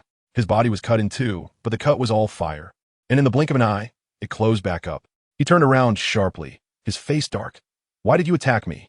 Orochimaru coldly stared at him, somewhat surprised that he was a Logia user. But he didn't let up. "You're a pirate, right? If you're a pirate, then it's fine to attack you." As he spoke, countless small poisonous snakes burst out from his sleeve, swarming towards Ace. Ace was speechless, thinking, even though I'm a pirate, I'm not that kind of bad pirate. But he didn't have time to explain. He countered with a move. Fire Fist. A huge pillar of flame instantly turned that pile of snakes into charcoal. After the attack, Ace quickly explained, "I'm Ace, the 2nd Division Commander of the Whitebeard Pirates. I absolutely caused trouble on your island." Ace. Upon hearing this name, Orochimaru's hands that were about to form seals froze in place. He remembered that Ace was Roger's son. The Pirate King had even asked his father to save his son if he got caught. Wow, isn't this a coincidence? Since he was one of their own, there was no need to fight. Orochimaru directly performed a summoning technique, and with a bang, a large coffin burst out from the ground. Ace was dumbfounded at that moment. What kind of operation is this? A coffin growing out of the ground? The coffin door creaked open, and a tall figure walked out. It was Roger. He stepped out, feeling quite excited, thinking he had come to rescue his son. But then he looked around and realized, wait, this isn't the Navy headquarters. Then he saw Ace across from him. The two stared at each other, and the air seemed to freeze. Ace was also stunned. He had originally wanted to find clues in Log Town, but unexpectedly ran into the main character halfway. He looked at Roger, and the fire in his heart flared up. It was this man who started the damn great pirate era and caused his mother's death. Orochimaru, standing beside them, cluelessly introduced, "Roger, this is your son, Ace." Upon hearing this, Roger's face filled with joy, wanting to go over and recognize his son. However, Ace, with a face as dark as the bottom of a pot, watched as Roger approached, recalling his deceased mother, and without a word, he conjured a large fireball with his right hand and slammed it right into his father's face. I'm telling you, that scene was just like the dramatic play of the year 2025, My Grievous Father. Roger was caught off guard. Although the reanimated body felt no pain, his heart was aching. Orochimaru was stunned nearby. If it were him, he could never hit his father like that. Roger, covered in grime, looked at Ace and asked, "Why?" Ace exploded, shouting out all his grievances and pain from childhood. "You bastard. Why did you start the Great Pirate Era? Why'd you give birth to me? My mother died, giving birth to me. I don't even know what she looks like. Roger was taken aback. He didn't know that Rouge was already dead. He wanted to explain that he had hoped Ace would live a good life. But Ace wouldn't listen, coldly saying, Roger, I only have one father, and that is Whitebeard. As for your great treasure, I will help my old man get it. With that, he turned to leave. Orochimaru was shocked. This was truly a great filial son. Roger looked at his son's back, feeling helpless and worried. He knew Ace would eventually be captured and executed by the Navy, so he hurriedly warned, Ace, be careful. Don't get caught by the Navy. Ace jumped onto the ship, not looking back, exuding confidence.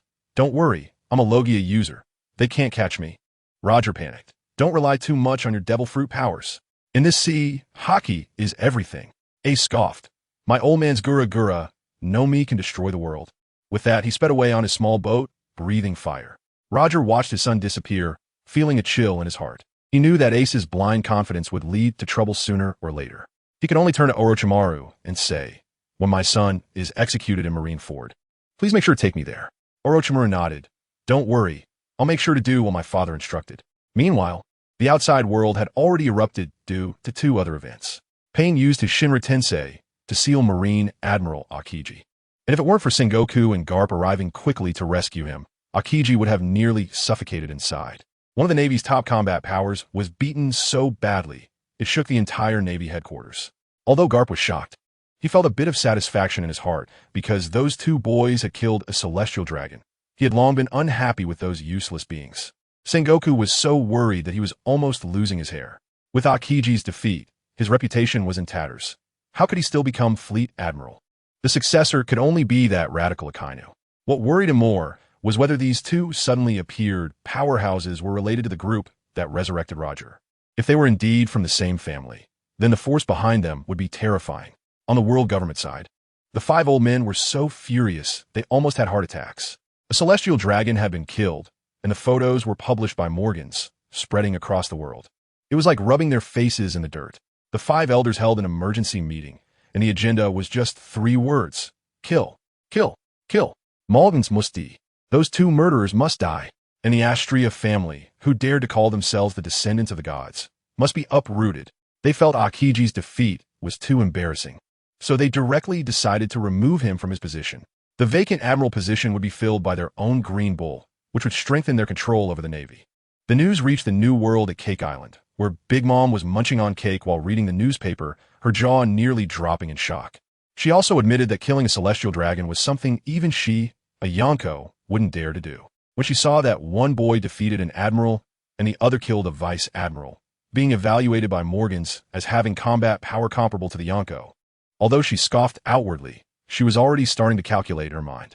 Such a strong family, such excellent descendants. A light bulb went off in her head. Marriage alliance. If she could marry into this family of the descendants of gods and have even stronger offspring, wouldn't her ambition of conquering the world be more secure? The more she thought about it, the more excited she became, looking at her eldest son, Perispero. That look in her eyes, I tell you, Perispero understood immediately, but he was still scared and quickly advised, Mom, this isn't appropriate, right? Those two boys haven't even grown hair yet. They're just teenagers. Besides, their family dares to call themselves the descendants of gods. Isn't that openly slapping the celestial dragons in the face? They're probably about to be exterminated. And if we move in now, isn't that seeking death? Let me tell you, Perispero is not wrong. Pirates are pirates. But no one wants to poke the hornet's nest that is the world government. As soon as Big Mom heard this, her expression darkened, looking at him as if he were a fool. Perispero, what is wrong with your head? Who said anything about marrying those two brats? I want their father. Goodness, I can't believe this line of thinking. Big Mom continued. To have such an amazing son, the gene of his father must be incredibly strong. That's the real investment. I thought about the risks you mentioned. If their family can't withstand the world government, then so be it. But what if? What if they can withstand it? Then not only do we gain an absurdly strong ally, but we can also have even more incredible descendants. Does anyone understand? This is not about finding a son-in-law. This is a strategic investment in eugenics. Upon hearing this, Perispero's mind was enlightened, and he immediately asked, So, Mom, who do you think is suitable to send? Big Mom had already thought it through. Stussy, my most outstanding daughter, strong enough in combat. The child she has with someone from the Astria family must belong to our big Emoan pirates. Perispero was stunned. It's that arrogant sister? But he didn't dare to ask more and quickly nodded. Okay, I'll go greet her first. Once that family can truly withstand the pressure from the celestial dragons, I'll take her over. Big Mom impatiently waved her hand, telling him to get lost and not to delay her cake eating. Heras found Stussy and got straight to the point. Stussy, Mom wants you to marry into the Astria family. I told you. Smuggy's face turned dark. She suddenly stood up, drew the large sword from her back, and held it against Peraspero's neck, her gaze cold enough to freeze. Was it your rotten idea, you bastard? Peraspero didn't flinch, calmly explaining. It was Mom's idea, to have you give birth to the strongest offspring of that family. Of course, the premise is that they can survive. Just think about it. If they can really stand up to the celestial dragons, wouldn't such a man be the most suitable partner for you? After hearing this, Smuggy silently put away her sword. She knew this was something her mother could do. Ultimately, she was just a tool of the family. She didn't say anything more, but her dejected figure was filled with the bitterness of a working person. Meanwhile, the entire world was in an uproar over these newspapers. On Onigashima, Kaido and his monstrous subordinates were all gathered together, looking at each other in confusion. Kill a celestial dragon? Even these madmen didn't dare to do that. No benefits and just trouble. What shocked them even more was the strength of those two kids. Capturing Admiral Akiji and instantly defeating two elite vice admirals. That combat power, aside from their governor Kaido, only the Calamity King might be able to match up. Kaido, drinking, looked at his most trusted companion. King, isn't your race also called the natives of the divine nation? What do you think of this god's tribe? Kaido thought to himself. He didn't believe those two kids had the strength of the four emperors now. Morgans, that birdman, just loved to boast. However, he was very interested in that kid who could transform into a demon. If he could pull him into the Beast Pirates, that would be great. Thinking of this, he got angry again. The mythical Zoan fruit he had worked hard to obtain was eaten by his foolish son, who kept shouting he wanted to become Kazuki Odin. It was infuriating. King's answer was straightforward. Never heard of it. On another small ship in the Grand Line, Dio and Jotaro also saw the newspapers. Dio was extremely excited. Jotaro, look, Little Wu and Pain did a great job. They killed a celestial dragon and defeated an admiral. God Tribe, I like this title. Although Jotaro was shocked, he was still a bit worried. Aren't they afraid of their father blaming them for making such a big commotion? Dio shrugged. Who knows? But this title is indeed powerful and noble. No wonder Pain is so wild. In Dressrosa, Doflamingo looked at the newspaper and let out a peculiar laugh. He was still enraged about his subordinate treble being killed in the East Blue, but as soon as he saw the celestial dragons get beaten down, his mood instantly improved. He himself had failed to kill his father and returned to Mariewa back in the day, and now someone was avenging him. It felt simply delightful. He was all about enjoying the show.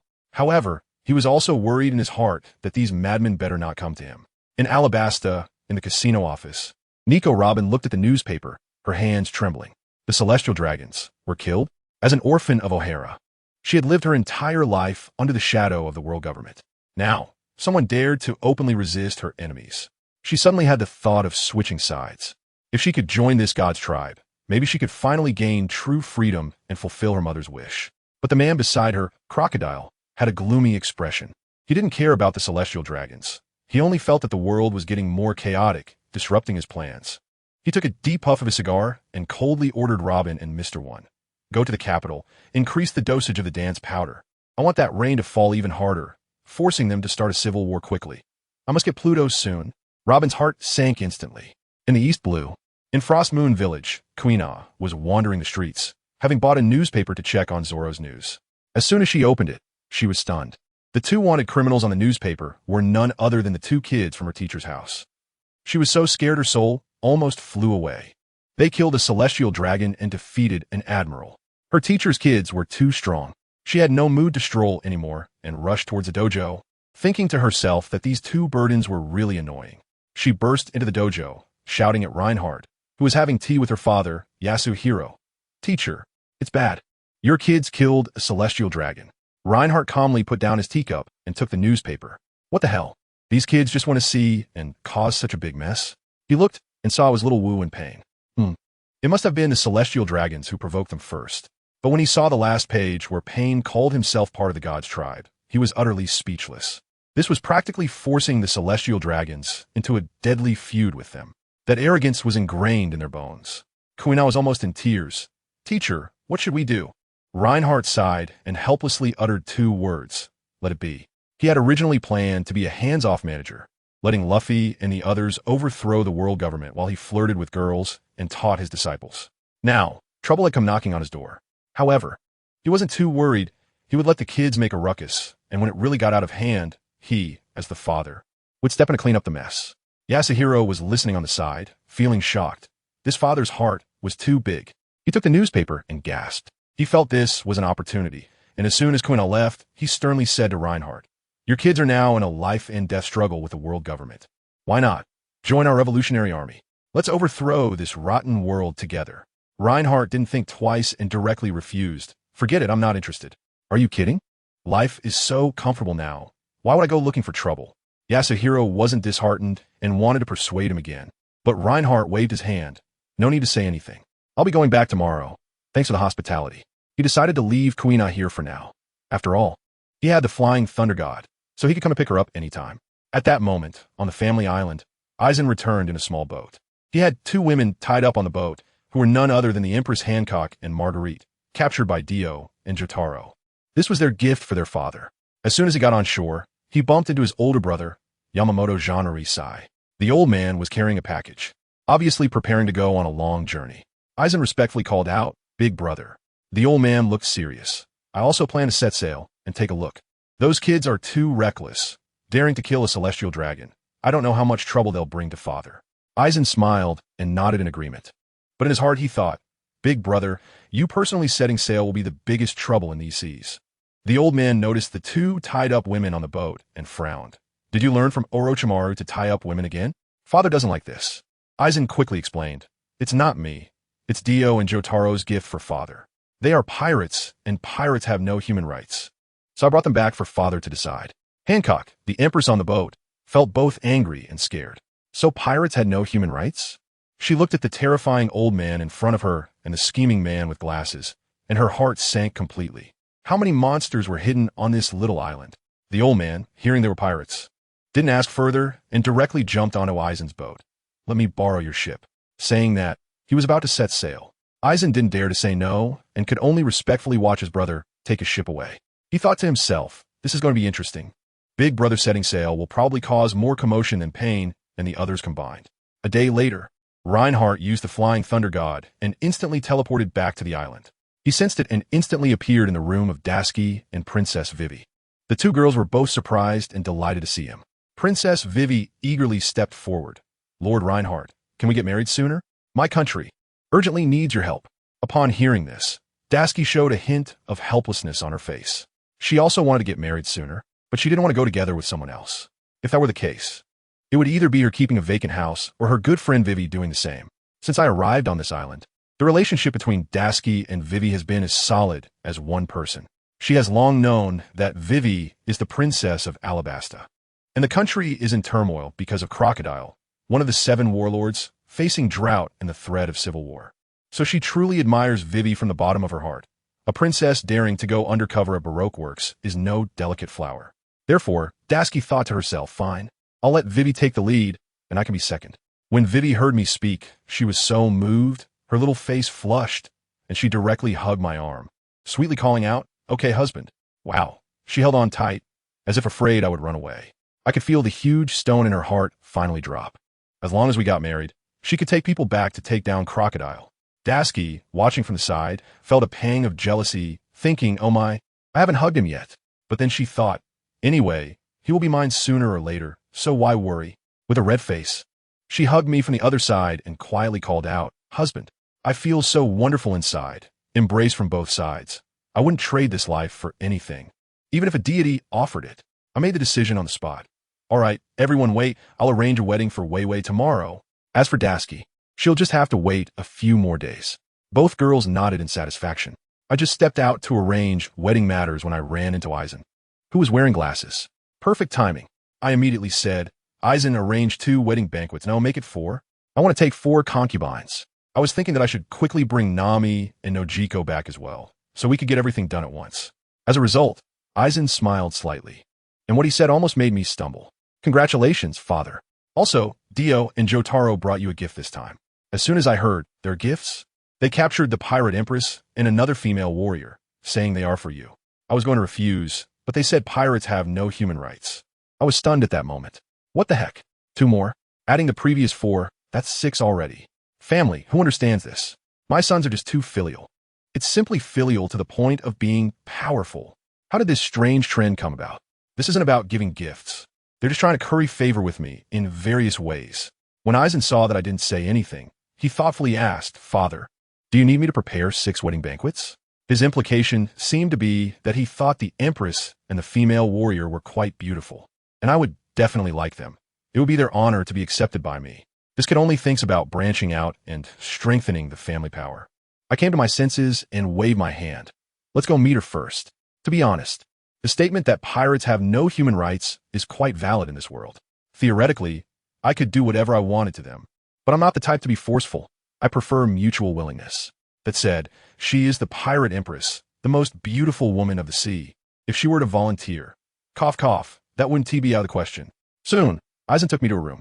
As soon as the door opened, wow, there were 2 stunning beauties inside. One was a blonde warrior with a hot figure, and the other, wearing a high-slit cheongsam, exuded an air of arrogance. Undoubtedly the Empress herself. That skin, that figure, TSK, it would definitely be thrilling to conquer her. As soon as the blonde girl, Marguerite, saw me, her eyes lit up. She must have been thinking, is this the father of the 2 guys who caught us? He is so handsome. It feels so suitable for having children. The Empress was also surprised. She probably thought I was an old man, and didn't expect me to be this good-looking. What surprised her even more was that there wasn't a hint of the lewd gaze that those sleazy men had when they looked at her in my eyes.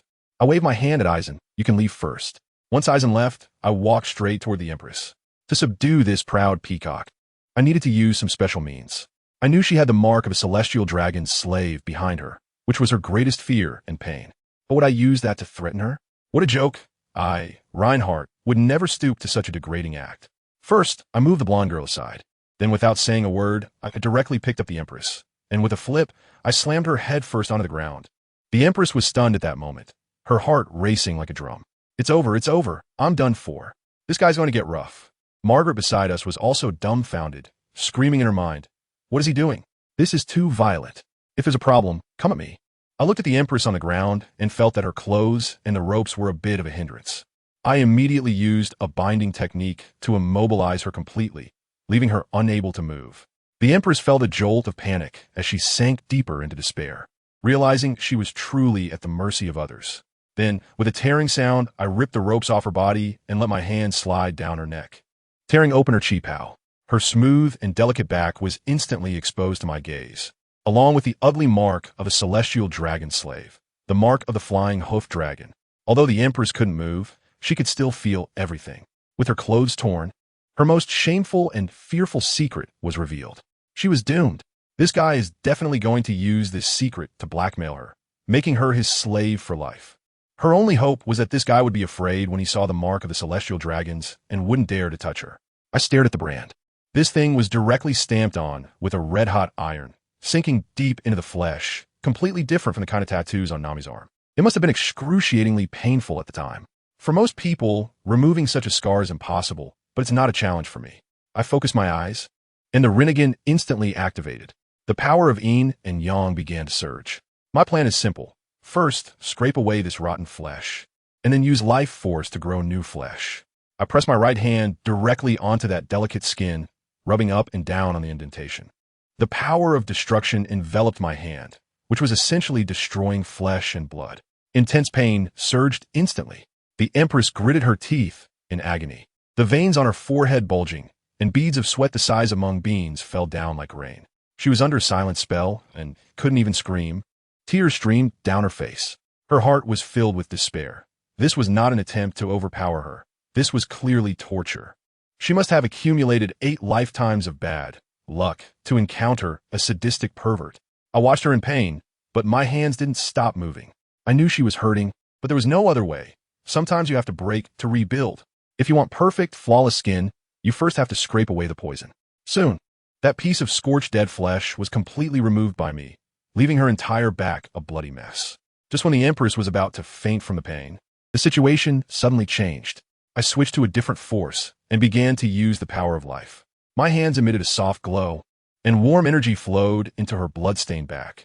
The feeling was like jumping into an ice spring on a scorching summer day. The extreme pain instantly transformed into incredible comfort. It was so comfortable that she felt like she was about to float away. Her consciousness began to recover a bit, and she was puzzled. What is happening? What is this person doing to me? Her back even started to itch, a sensation of new flesh growing. After a while, the pain in her back completely vanished, leaving only a warm hand transmitting energy to her, a comfort that even made her body start to feel hot, an indescribable sensation. She was surprised that she was actually starting to enjoy that big hand. What on earth does this person want? By the time I removed my hand, the Empress's back had already returned to its smoothness, delicate as before, perfect and flawless, with not a trace of the previous marks left. I was satisfied and directly freed her from the restraints with Margaret.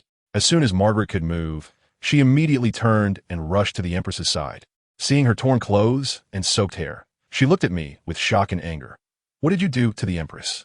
I looked innocent and said, I didn't do anything. You guys just take a good rest for a few days, and someone will bring food and clothes over. After saying that, I walked straight out the door. As soon as I left, Margaret quickly concerned herself with the Empress. Your Majesty, are you all right? The Empress opened her eyes, and, upon seeing Margaret, was instantly horrified. Her back was still exposed, which meant, had Margaret seen that mark? Using her last bit of strength, she threatened fiercely. Cover my back, and forget what you saw, or I will kill you. Margaret was startled and said pitifully, Your Majesty, can I see your smooth back? The Empress froze completely.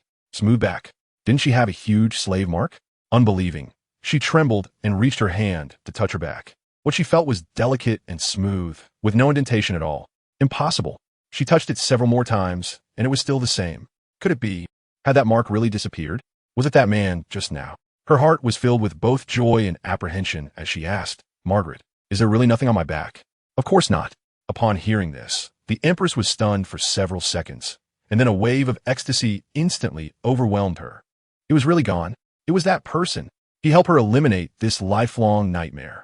He was not a pervert, not a sadist. He was her benefactor. Just thinking about how she had regarded him as a demon made the Empress feel a deep sense of shame. Looking back, that man was so handsome and had no ulterior motives. Oh my, he was a good person. Just then, the naive Margaret asked, Your Majesty, were you two mating just now? The Empress nearly spat out a mouthful of blood and replied irritably, Of course not. But that did remind her. Such a perfect man was simply destined to be a savior, if only she could develop a deeper relationship with him. That seemed quite good. She even felt a bit unworthy of him. After eating and drinking to her fill, she changed into a kimono, feeling refreshed, and headed out to find her benefactor. In the garden, she found me. As soon as she approached, she respectfully thanked me. Thank you for helping me eliminate that mark. I looked at her in a kimono, and she truly had a unique charm. I got straight to the point. Are you willing to spend the rest of your life on this island, chatting about life with me? The Empress was stunned for a few seconds, but instantly understood my meaning. Isn't this a proposal? Without any hesitation, her cheeks flushed, and she nodded directly. I do. Done. Just as I was happily engaged to the Empress, the scene shifted, and my two big sons, Dio and Jotaro, had already arrived at the Chambord Islands on a small boat. The atmosphere on the island was tense. Due to the previous incident of the celestial dragons being killed, the Navy had completely sealed off the area, allowing no one in or out, and had dealt a devastating blow to the pirates on the island. Those who hadn't escaped were either killed or severely injured and sent to impel down. There wasn't a single ghostly shadow on the streets. Leading this operation was none other than Admiral Kazuru, who had volunteered for the task.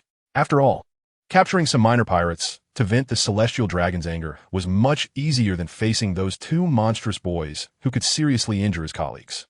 Dio and Jotaro walked down the empty street with a clear goal, to find the coating artisan, then sneak into Fishman Island at a depth of 10,000 meters. Capture Princess Shirahoshi to be my pet, and by the way, conquer Fishman Island as their first territory in their world domination plan. It's really ridiculous. With so few people around, it's hard to even find someone to ask for directions. Dio que plandan rapidi.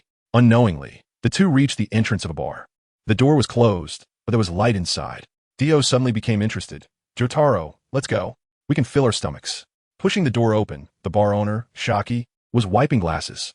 Upon seeing the two, she seemed a bit impatient. We're not open. Things aren't safe on the island. You should find a place to hide.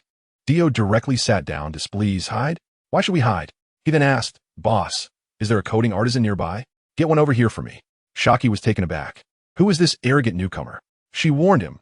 Being this arrogant could get you killed. Dio scoffed. What's wrong with being arrogant if you're from the god race? Shaki's hand trembled, almost dropping the glass. The god race? She cautiously asked, you guys. Wouldn't be the relatives of those two boys who killed the celestial dragons, would you? Jotaro adjusted his hat. Those two are indeed our younger brothers. Shaki was shocked. These weren't just newcomers, but two calamities. She curiously asked, what are you going to do in the new world? Dio proudly declared, of course, to become the 5th emperor of the sea. Shaki was completely impressed. Members of the god race were starting off by aiming to be one of the 5 emperors. This was quite bold. However, this was interesting. She immediately changed her tone. Actually, I can do coding. After you finish eating, I'll help you out. Dio was overjoyed. What great luck. After eating and drinking enough, Shaki took her tools and went outside with the two.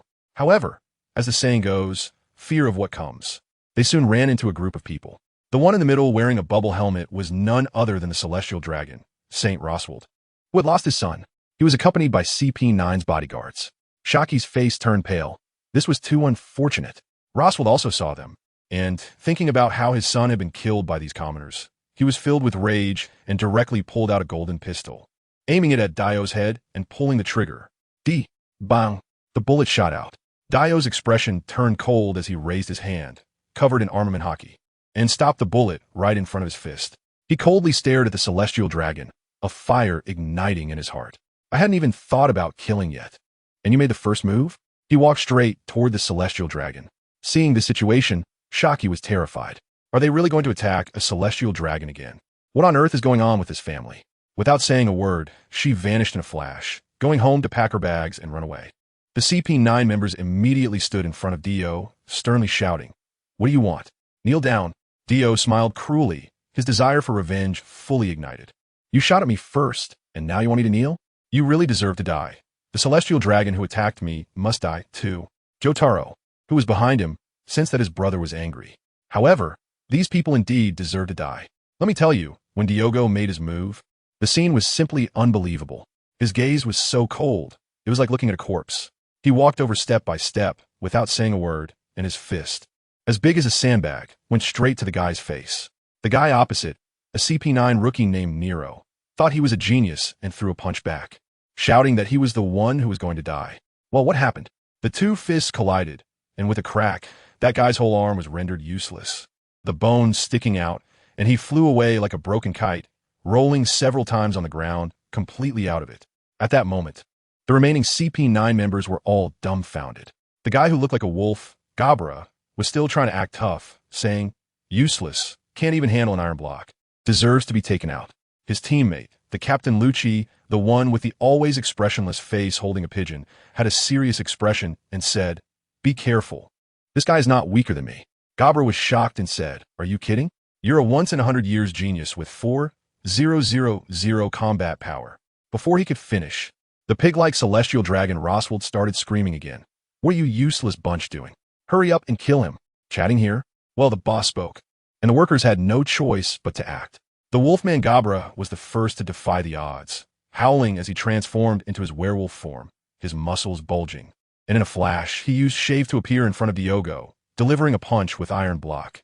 Heavy Stepwolf, his fist as hard as an iron lump. I tell you, Diogo didn't even raise an eyebrow. He casually extended his left hand and, bam, caught that powerful punch with one hand. Gabra was completely stunned. Even Lucci wouldn't dare to take that hit head-on. While he was still in shock, Diogo's right hand was already covered in hockey, and he punched him right in the stomach. Gabra was quick to react, instantly using his iron block defense. His abdominal muscles tensed up like steel. But what good was that? Diogo's punch created a dent right in his belly. With a thud, the werewolf guy's eyes almost popped out from the pain, and he flew off like a broken kite, skidding across the ground and only stopping after plowing a furrow, struggling for a long time before barely getting back on his feet. Diogo was still laughing. Is this what you call iron block? Doesn't feel impressive at all. Now, no one dared to challenge him one-on-one. Gabra himself was scared, shouting, "All together! This guy can't be dealt with alone." Instantly, the remaining few moved. Long-nosed Kaku drew 2 knives, the white-haired Wicca wielded an iron rod, and the zipper-faced Xiong dove down from the sky using moonwalk, while Bruno, who could open doors, was even bolder, directly appearing from an air door behind Diogo. Wow, 5 people attacking from all directions. Up, down, left, right, and back, an all-out no-angle assault. This scene was simply a little team shock for the old man. Lucci and the long-legged black stalking Khalifa stood behind, thinking this should be stable now, right? With this encirclement, even gods would find it hard to escape. But then Diogo looked at the group, rushing towards him. A smirk appeared on his face, and he unleashed something big. Guess what? The world. Time stopped for me. Buzz. The whole world instantly turned black, white, and gray, and everyone's movements froze in midair. Immediately after, a gigantic golden figure appeared out of nowhere, unleashing a storm of punches on those 5 unfortunate souls. Bum bum bum bum bum. The speed of those punches was so fast that only a golden afterimage could be seen. 3 seconds later, time resumed its flow. I have to tell you, that scene was spectacular. The 5 people who had just charged over with great momentum didn't even know what happened, and with a bang, they collectively flew back. They were spewing blood in the air, rolling their eyes, and fell to the ground like garbage, completely losing consciousness. The two who didn't engage, Lucci and Khalifa, were wide-eyed in disbelief. Family members who understands. This script is wrong. 5 against 1, and they were taken out in an instant? What is going on? It's completely incomprehensible. There wasn't even a process. The giant baby celestial dragon was still there screaming, cursing them as useless. Lucci was speechless, thinking to himself, Big brother, look at the situation. Our lives are nearly over. He hurriedly told Khalifa to take that pig-headed guy and run first, while he stayed behind to hold him off. Lucci let out a roar. His body instantly expanded, transforming into a gigantic humanoid cheetah, fiercely blocking in front of Diogo. Diogo looked him up and down, surprisingly appreciating him. You're not bad. You have the qualities of a strong man. Want to be my subordinate? Lucci was stunned, thinking, Who are you? You want to recruit me? Wishful thinking. Is that so? Diogo laughed. Then it's not up to you. Saying that, he slowly walked towards Lucci. Lucci was on high alert, extremely nervous, but didn't dare to strike first. Unfortunately, it was all useless. The world. Time stopped again. Time stopped once more. Diogo leisurely walked up to Lucci, pulled a hair from his head, and that hair instantly transformed into a wriggling flesh bud. He pressed the flesh bud onto Lucci's forehead, and that thing quickly burrowed in. Done. Time resumed. Just as Lucci wanted to move, he suddenly felt like thousands of needles were stabbing into his head, causing him to roll on the ground in pain, letting out a beastly scream. Dozens of meters away, Khalifa, who was preparing to escape with the celestial dragon, heard this scream and turned back to look, dumbfounded. Lucci, just lost? In less than a minute. What kind of monsters are these people? The celestial dragon was even more terrified, pissing himself and urging Khalifa to carry him and run. But could he escape? Jotaro had somehow already strolled behind them, lazily saying, Did you think you could run away? Jotaro looked at the celestial dragon, who was running slower than a turtle. With disdain, Diogo had instructed him to look around for beautiful women to capture and take back as gifts for his father. The glasses-wearing, black stockings, long blonde legs Khalifa in front of him perfectly fit the criteria. His father would definitely like her. When the celestial dragon heard the voice, he was scared out of his wits, screaming for Khalifa to block Jotaro while he crawled away. Khalifa's face darkened. They were treating her as cannon fodder. But there was no choice but to grit her teeth and stand in front. Jotaro completely ignored the useless celestial dragon and walked straight towards Khalifa, wearing a satisfied smile. Khalifa felt immense pressure, sensing that the opponent was full of flaws, but she also felt this was definitely a trap. She didn't dare to gamble and could only strike first, kicking out with a gale kick. Just as that blue slash appeared, Jotaro also unleashed his power. It's my turn. Time stop. A giant blue platinum star instantly appeared, flashing next to Khalifa in 0.1 seconds, holding a bundle of ropes in its hands. Then came a flurry of dazzling movements, and in just a few moments, Khalifa was bound from head to toe tightly, looking like a mummy. A second later, time resumed. Khalifa was still in the kicking position, but found she couldn't move at all. Looking down, she was dumbfounded. She was packaged? She asked in terror. Who are you people? Jotaro smiled and said, We are of the God tribe, and you are a gift for our father. God tribe. Khalifa's mind bust. They were the mysterious family that had previously taken out another celestial dragon and even defeated a marine admiral. No wonder they were so terrifying. On the other side, Diogo had also achieved his goal. Lucci was no longer in pain, standing up with eyes filled with fervent admiration. Diogo pointed at the celestial dragon who was still fleeing and said calmly, Bring him to me. Without a second thought, Lucci dashed over, grabbing the celestial dragon by the neck and dragging him back like a little chicken, throwing him at Diogo's feet. The celestial dragon was still there cursing. "You garbage waste. You dare to mess with me?" Khalifa watched this scene, her worldview completely collapsing. The strongest CP9 member, Lucci, who had been taught since childhood to be absolutely loyal to the celestial dragons, actually laid hands on one and stood next to that blonde man like a dog. She suddenly felt that being treated as a gift didn't seem so bad after all. Diogo walked up to the celestial dragon, looking down at him. "So, how do you want to die?" The celestial dragon lay on the ground, still being defiant. "If you have the ability, come kill me. I'm a world noble." "Oh, you have such a request." Diogo raised his hand and slapped him bang, directly smashing the bubble helmet on the guy's head, half of his face swelling up. That wasn't the end. He stepped down, and with a pop, it was like stepping on a rotten watermelon, red and white splattering everywhere.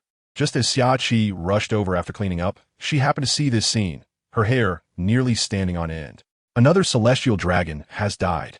The sky is going to fall. She hurriedly rushed over. "Let us go quickly while the Marines aren't here." Diogo had an indifferent expression. "Marine Admiral? What can they do if they come?" Xiaoqi was nearly crying from anxiety. This time, there might be more than one admiral coming.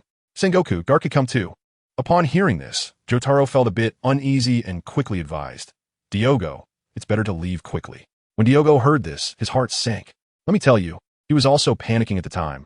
Don't be fooled by his loudmouth, he was clear in his heart. His attack on Verluto could only last 3 seconds. And if 2 admirals showed up on the opposite side, wouldn't that mean they would be done for? So, he decisively decided to leave. However, before leaving, this guy had a flashy move.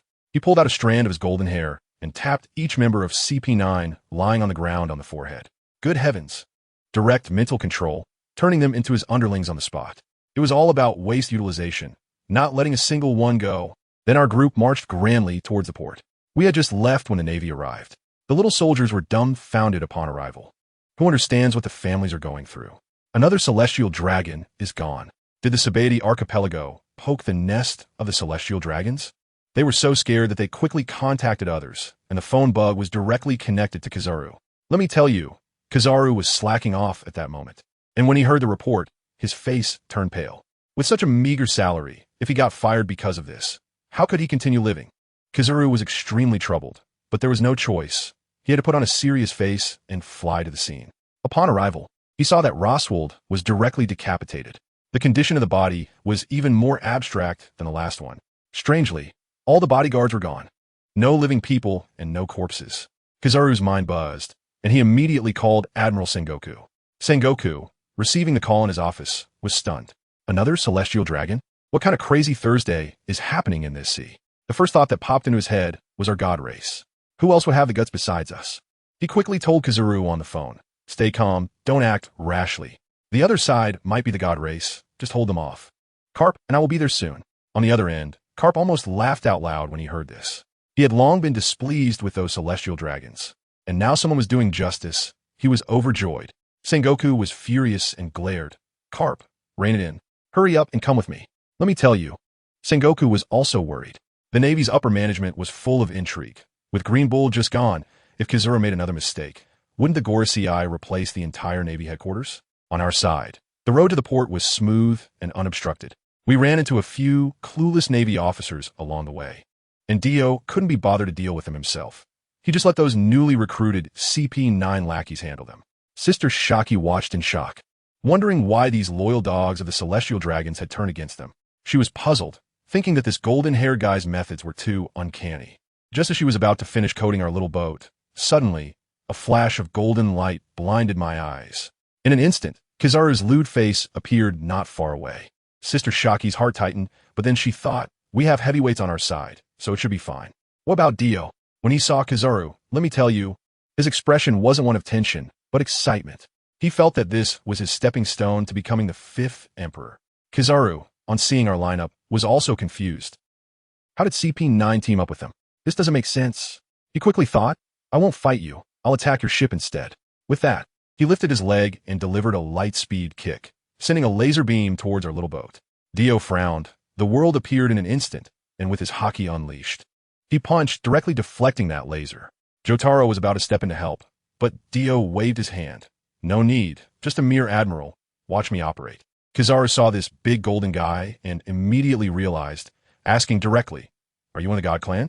Dio grinned. Correct, but no reward. Kizaru heard this and thought, great. I can't let you escape now. He flew into the air, clasped his hands together, and unleashed his big move, Yada no Kagami. A rain of light bullets came pouring down on us. Let me tell you, that scene was incredible. The light projectiles were raining down like they were free. Dio was directly excited. The world was dancing its fists like a phantom, shouting wildly muda muda muda. Most of the light projectiles were knocked away, but a few still got through towards the ship. At that critical moment, Dio made his move. He let out a low roar. Z8 Warudo. Time stopped. The entire world instantly turned black and white, with only Dio in color. He leisurely walked over and punched each of those frozen light projectiles, exploding them all. 3 seconds later, time resumed its flow. The yellow monkey in the sky was dumbfounded, wondering what was going on. Where did my light projectiles go? How did they disappear into thin air? His observation hockey couldn't catch any traces. What kind of high-tech cheat did this guy use? While he was still questioning life, Dio had already charged at him. The yellow monkey saw this and thought, hey, you didn't get close? He directly elementalized, zipping behind Dio, and kicked him with a leg while spouting some trash talk. Have you ever been kicked at the speed of light? I was so nervous that my heart was in my throat, and then Dio laughed. He laughed in a way that was truly unsettling. Again, he uttered that incantation, the world. Time stopped.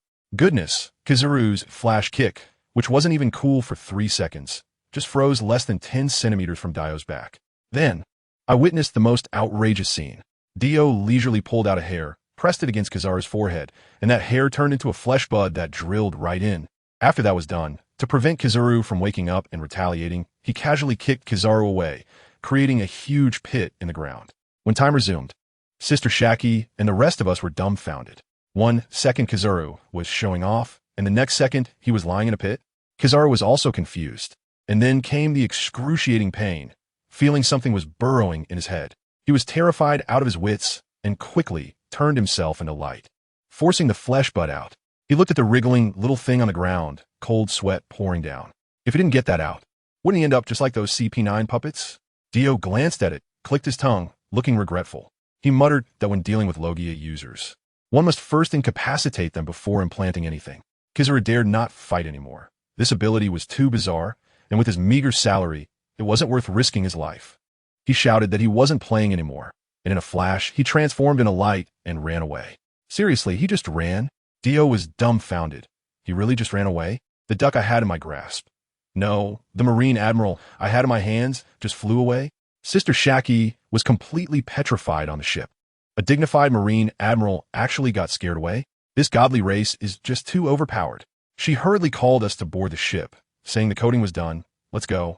Let's go. We jumped onto the ship, and the bound CP9 Sister Khalifa witnessed everything. Now, her gaze towards us has changed. She's calculating in her mind, thinking it's better to be a woman for these strong people than to be a dog for the celestial dragons. Let me tell you, her eyes are practically screaming that she wants to be my sister-in-law. We just set sail, and Sengoku and Kizaru brought a large force over. When they looked at the port, it was a complete mess, and the people had already fled.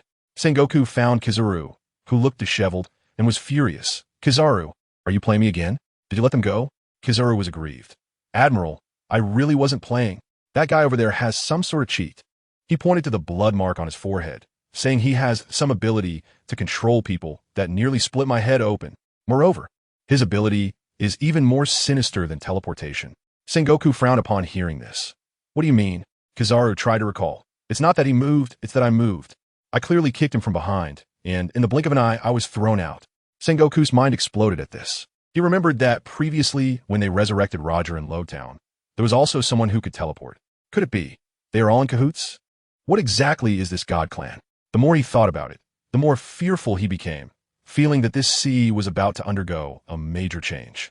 While he was feeling uneasy, on the other side, someone was already going crazy with excitement. Who? Morgans, the president of the World Economic News. Ever since the last report about the celestial dragons being attacked, he had been hiding in the Sabaody archipelago. Goodness, he had stumbled upon a shocking scoop. The God Clan reappears, massacres the celestial dragons, and scares off the Marine admirals. He was so excited that he was about to lose his feathers, rushing to write the report overnight, with 2 headlines directly igniting the world. First, explosive. The celestial dragons have been killed again. Second, The God Clan strongman appears. The Marine admirals flee, and the fifth emperor of the New World is born. Let me tell you, this big bird understands traffic. He wants to help Dior cement the title of the fifth emperor directly on the global trending list. Once this newspaper is released, the whole world will explode. The first to break down will naturally be those old men from the world government, the five elders. In their office, the five of them have faces darker than a pot bottom.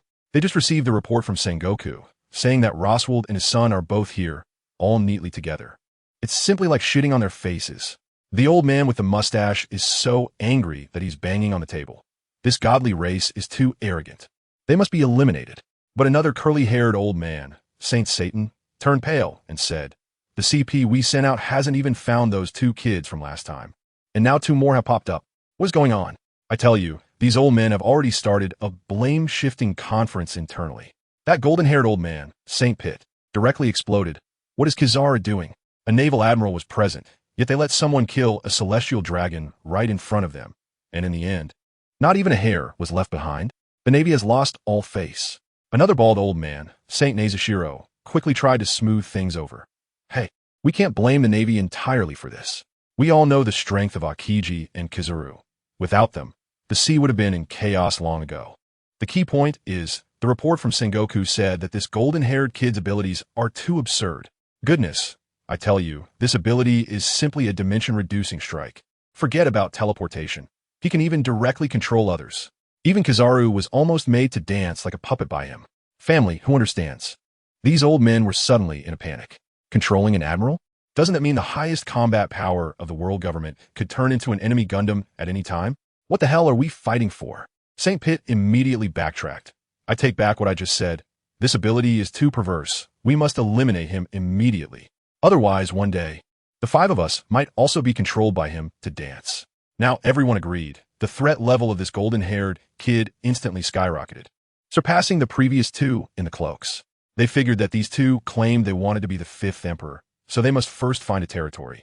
The most likely place is Fishman Island at the entrance of the New World.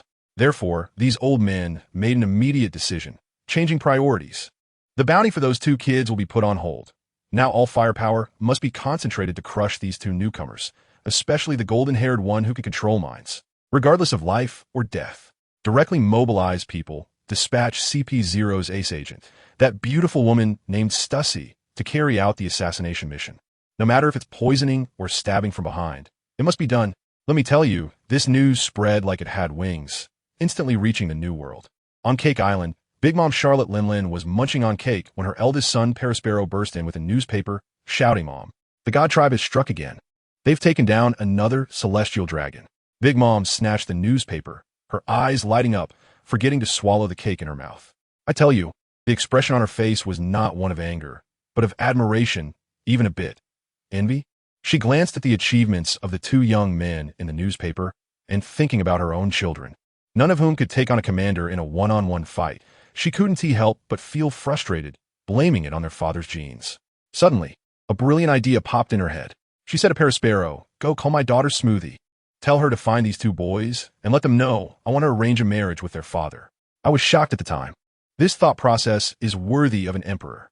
This woman is calculating like crazy. The marriage alliance is successful, and the little monster born from it is her grandson. It's a huge profit. If this God clan ends up failing and gets wiped out by the world government, she can just say, "Oh, we're just relatives, not allies." It has nothing to do with our Charlotte family. It's a strategy that allows for both offense and defense. Simply amazing. And guess what?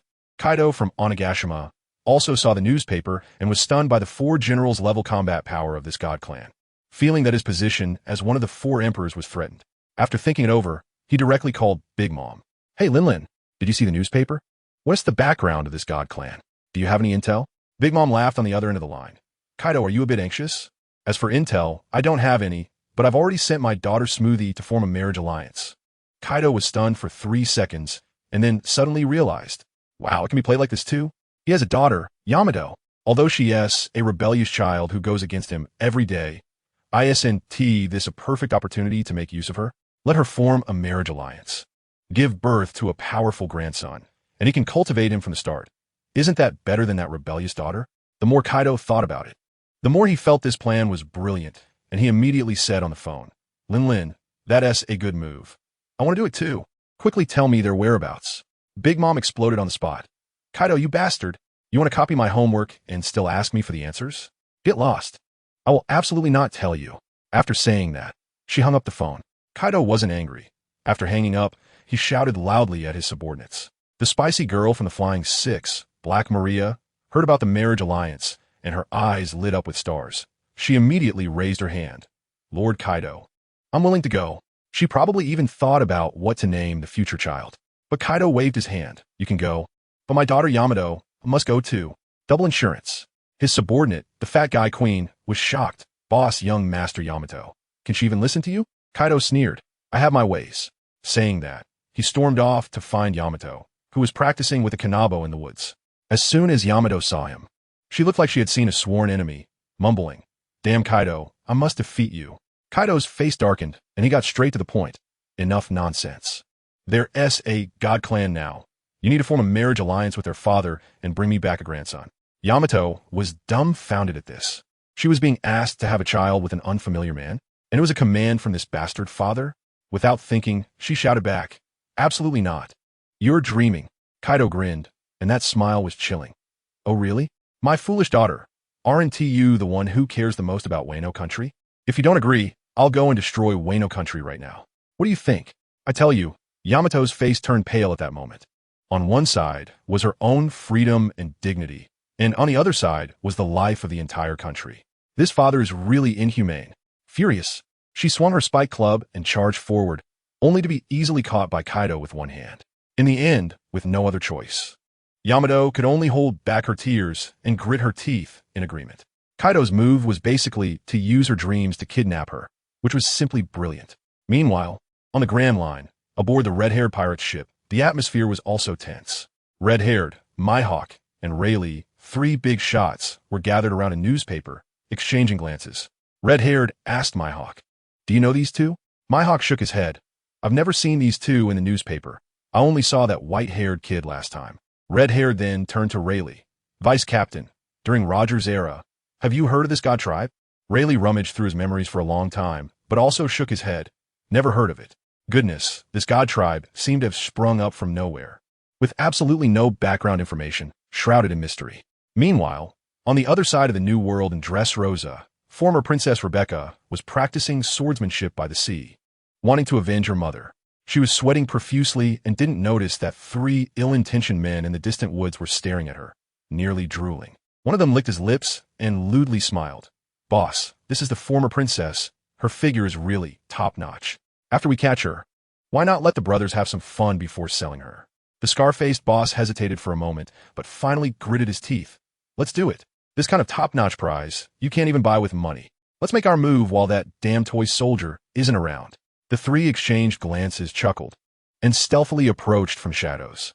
I'm telling you, those three guy smiles are uglier than crying. Just by looking at them, you can tell they're up to no good. One's swinging a big sword, another's playing with a dagger, and the third one, even more ridiculous, pulls out a rope to bind immortals. They think it's reasonable for three grown men to ambush a little girl who just finished practicing her sword skills and is panting for breath. Unbelievable. But they don't know that, 1,000 miles away on top of the palace, someone is watching them live with eagle-eyed precision.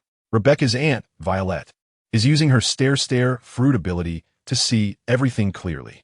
Let me tell you, this aunt is also a tragic figure. Back in the day, to save her father, the former king of this country, she was forced to join the ranks of the enemy, Doflamingo, becoming an assassin known as Violet. She knows all too well that her father's benevolent image collapsed overnight due to Doflamingo's manipulation with the string fruit. But she had no choice but to endure humiliation.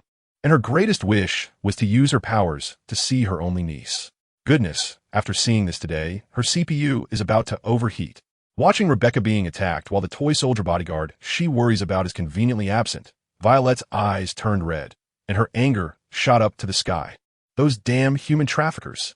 Without saying a word, she flipped and jumped down from the two-story tower, landing steadily and sprinting towards the beach at full speed. Meanwhile, at the beach, Rebecca is barely holding on. She was already out of energy, facing a big sword guy whose strength is no less than hers, while another with a dagger is crazily ambushing her, and a third one with the rope is just waiting for an opportunity. Isn't this just a sandwich with 3 layers of cheese? Who understands the pressure this little girl is under? After a few exchanges, she lost focus for just a moment, and that rope swiftly wrapped around her, binding her tightly and silencing her mouth. The traffickers saw they had succeeded and were overjoyed. One said, "Hurry up and retreat. It'll be troublesome when that toy soldier returns." Another, even more disgusting, rubbed his hands and said, "Exactly. Let us find a place to enjoy ourselves first. This girl is too fresh. We'll play enough before selling her." Lying on the ground, Rebecca heard this, and her eyes filled with despair and anger. She struggled desperately, but it was useless, desperately calling out for the toy soldier and her aunt, hoping someone would come to save her. Just at this critical moment, a figure in a highly recognizable red cloud-black robe suddenly appeared in front of them with a loud duong. "Oh my, it's Pain." He and Small Wu had just arrived on this island and stumbled upon this scene, which is exactly like what happened when his mother was kidnapped years ago. How could he stand by? The three traffickers were startled, thinking the toy soldier had returned, but upon closer inspection, they realized it was just a kid. The Scar Man got furious and charged over with his big sword, shouting, "Die, old man." And the result? Let me tell you, the scene was shocking. Pain didn't even raise an eyebrow. With a flick of his fingers, that massive sword crashed against an invisible wall, coming to a complete stop in mid-air. Unable to move, the scarred man's face turned green as Pain coldly looked at him and said, "The one who should die is you." Just as the words fell, a blue chakra blade appeared in Pain's other hand, slicing across the scarred man's neck. Blood gushed out like a fountain, and within seconds, the scarred man collapsed to the ground dead. The other two were so frightened they wet themselves. They didn't dare seek revenge and turned to run. Pain didn't even glance at them. He slowly raised his right hand and shouted, "Universal pull." Those two living beings were yanked back as if caught by a super magnet, screaming as they flew back. Pain swiftly dealt with them, and the world was quiet again. Rebecca, who was tied up on the ground, had her mouth agape in shock. This combat power is too ridiculous. At this moment, Small Wu walked over slowly and asked Pain why he was meddling. Pain coolly explained, "These traffickers deserve to die. My mom was almost ruined by them. My dad saved her. At that time, my dad said, a life-saving grace should be repaid with a life." Hearing this, Rebecca thought the story was quite romantic. But then Pain shifted his gaze to her and said, "So, pink-haired girl, I saved you. Shouldn't you repay me with your life?" Huh? Rebecca was completely dumbfounded, although it's right to repay kindness. This guy is shorter than her. How? How could she repay him? She weakly said, You're too small." Upon hearing this, Pain's face darkened. "You're thinking too much. I meant for you to marry my dad." Now Rebecca was utterly confused. "Marry your dad? What kind of operation is this?" She couldn't help but ask, "But you saved me." Pain's logic was impeccable. If my dad hadn't given birth to me, who would save you today? So ultimately, it was my dad who saved you. You don't want to be ungrateful, do you? I realized then that this wasn't about saving people. It was about reincarnating as my father's assistant, aiming for a roundabout way to save him, and I had to bring back some achievements. Rebecca was dizzy from this reasoning, pondering how to repay this kindness when her Aunt Violet finally arrived. Violet saw that Rebecca was safe and breathed a sigh of relief. But when she saw the two standing beside her, her pupils instantly trembled. Red cloud black robe, white clad youth, oh my. Aren't these the two ultimate badasses from the news who treated the celestial dragons like pawns? Looking at the three gruesome corpses on the ground, she immediately understood that these two had saved her niece. She hurried over, lowering her posture and respectfully saying, "Thank you both for saving my niece. I am from the Don Quixote family. Please let me know if there is anything I can do for you." Oh no. As soon as she said this, Pain's expression turned icy and his killing intent surged. "Don Quixote family? Huh, then you deserve to die." Violet was so scared her legs went weak. "What the hell is this?" Pain coldly revealed the truth. "This family went to the EC to traffic people and even attacked my sister. Don't you think you should die?" Hearing this, Rebecca panicked and rushed in front of her aunt. "No, my aunt is a good person. She was forced." She turned to Violet and asked, "Aunt, you didn't do that kind of thing, right?" Violet nodded vigorously. No, I only handle assassinations, and those I kill are all enemies of the family." To save her aunt, Rebecca gritted her teeth and shouted at Pain, "Please spare her. I promise I will marry your father." Only then did Pain retract his killing intent. At that moment, Violet panicked. How could she let her niece jump into the fire pit? She summoned her courage and said, "Let me marry your father instead of Rebecca." Pain glanced at Violet, then at the quiet Small Wu beside him, and with a smirk, decisively said, "You have no room to negotiate. However, since you're so sincere, you shouldn't be idle either. Small Wu, this one asks for you. Let us each take one and prepare a double gift package for my dad. SmallWho assessed Violet and nodded. I have no objections. Violet was instantly petrified, feeling like she was in a terrible situation. Family members, what is top-notch KPI pressure? This lady initially wanted to save someone, but ended up getting herself involved too. It's a buy one, get one free situation. Marrying the same man as her niece. What kind of thing is this? But given the current situation, she didn't dare resist. Instead, Rebecca comforted her, saying it was to repay kindness. And it was the right thing to do. Payne nodded in satisfaction and announced his true purpose. All right, take us to find Doflamingo. I come on my father's orders to take his life. Upon hearing this, Violet's shock instantly turned into ecstasy. A miracle had arrived. That big villain Doflamingo was finally going to be dealt with. She quickly suggested, Gentlemen, your outfits are too eye-catching. Shouldn't you change clothes to avoid alarming the enemy? Payne scoffed, no need. Just lead the way. Even if he calls the whole country, it won't matter. Thus, the four of them swaggered towards the palace. Their iconic outfits were brighter than fireflies in the night, and Doflamingo's informants would certainly relay the news back to the palace in no time. Upon receiving the report, Doflamingo's expression instantly turned serious, but within seconds he began to laugh maniacally, going completely insane. He shouted, This is my territory. I will make sure you come and never leave. He had already started calling for reinforcements, gathering all his executives and immediately seeking aid from the world government and CP0. The CP0 members, who happened to be nearby, were thrilled to hear the target was here and that they had the 7 warlords as backup. So they quickly set sail on their warships.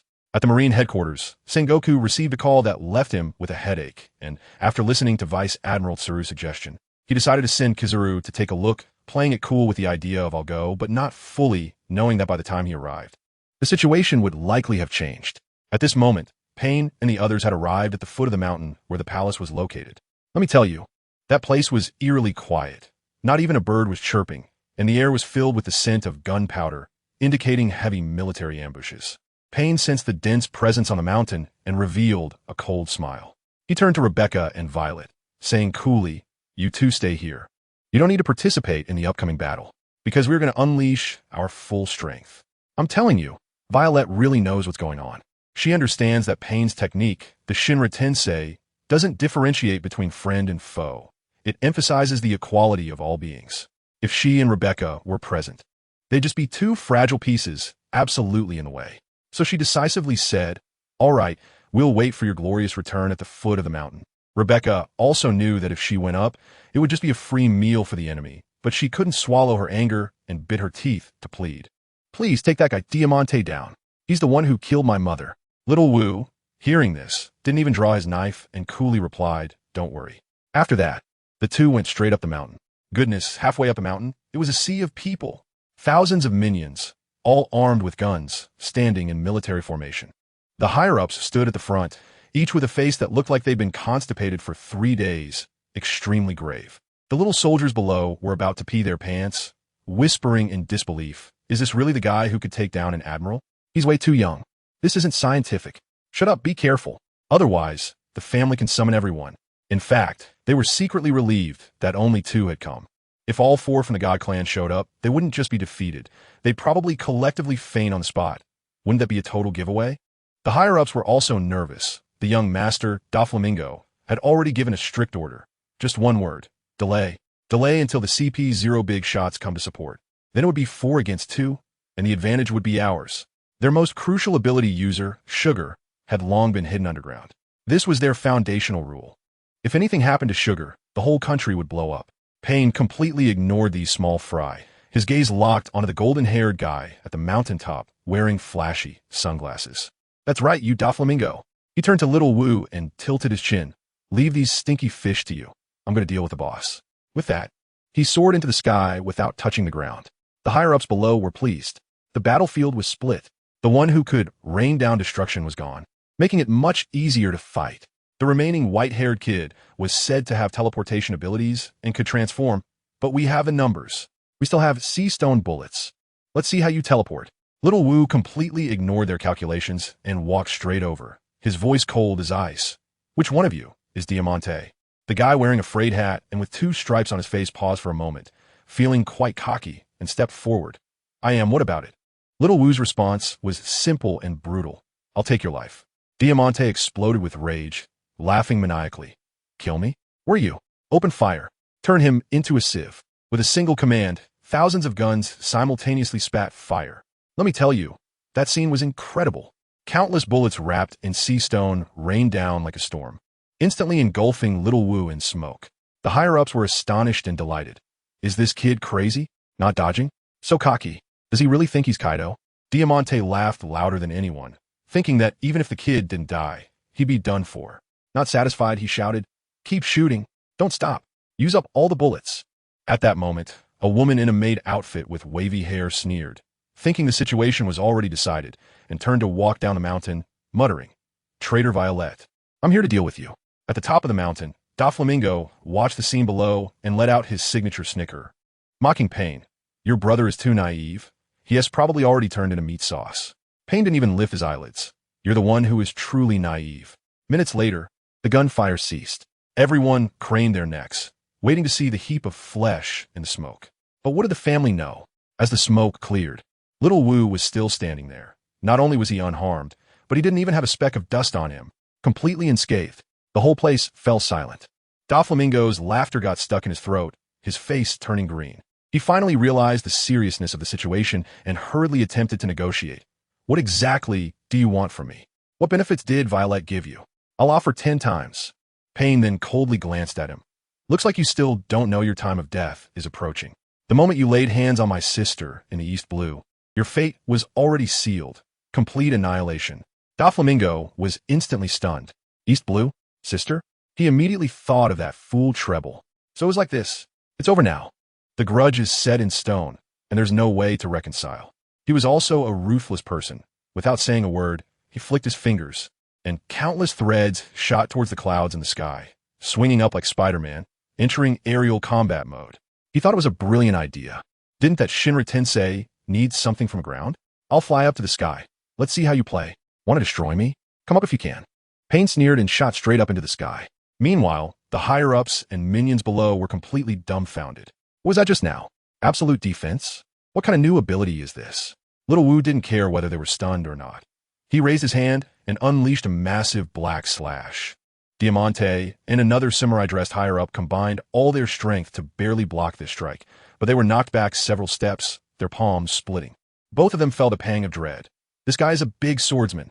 Seeing they couldn't hold up against him head-on, Diamante's eyes spun. And he came up with a cunning plan. I wanted to say, this guy knows management, focusing on using cannon fodder as a distraction, right? He roared at the thousands of minions. "Charge. Overwhelm him with numbers." Although those minions were scared to death, they couldn't disobey the order. So they screamed and rushed towards Little Wu from all directions. They still held onto a glimmer of hope, with so many people attacking him. Maybe they could wear him down? As a result, Little Wu was like a character in a video game, swinging his sword in a dense flurry. Black slashes flying out like they were free, taking down rows of attackers. It was like cutting grass. Seeing this tactic didn't work either, Diamante immediately shouted to a guy with light blue hair, "Gladius, now, detonate." It turned out he had long used his explosion fruit ability to set up traps all over the battlefield. He was going for indiscriminate bombing. The guy named Gladius didn't hesitate and activated his ability. Explode. Boom. The entire mountainside was instantly engulfed in a thunderous explosion, centered around Little Wu. The ground cracked inch by inch, flames and thick smoke shot into the sky, and countless debris flew everywhere. The family members at the front didn't even have time to scream before being swept into the explosion along with their enemies. The entire Dressrosa trembled 3 times. After the explosion, the scene was a mess, turning into a massive pit. Diamante and the others looked at this masterpiece, laughing out loud. Well done. He must be dead now. As the smoke slowly cleared, they finally saw Little Wu at the bottom of the pit. What did the family know? Little Wu had been blasted into a cyber figurine. He had lost both legs and his left hand. Only the right hand remained holding the sword. Barely floating in the air due to his spiritual pressure, his clothes tattered, looking utterly tragic. Now, the cadres were completely at ease, laughing wildly. Diamante jumped up and mocked. Hey, didn't you just say you wanted to kill me? Come on then. In the sky, Doflamingo was also overjoyed, laughing fu. It seems the naive ones are you. The god's lineage is nothing special. Pain looked at the severely injured Little Yu, a strange smile appearing on his face. To injure him like this, you do have some skills. However, provoking him to this extent, your fate won't be too good. Doflamingo's heart sank, a bad premonition rising. What do you mean? He's like this now. How can he turn things around?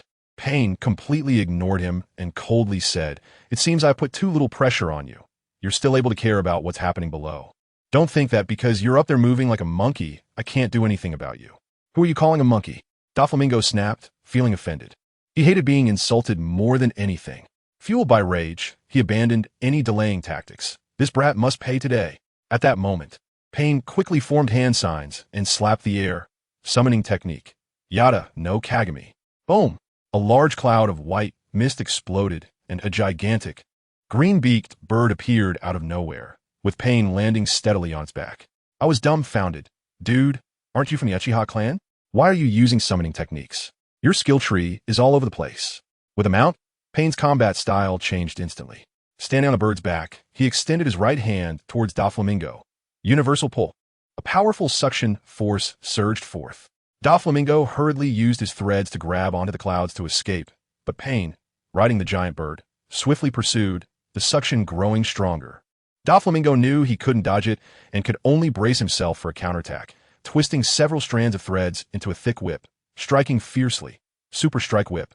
As Pain saw him enter range, he released the suction and instantly switched techniques, an even more terrifying force erupting from within him. Shinra Tensei.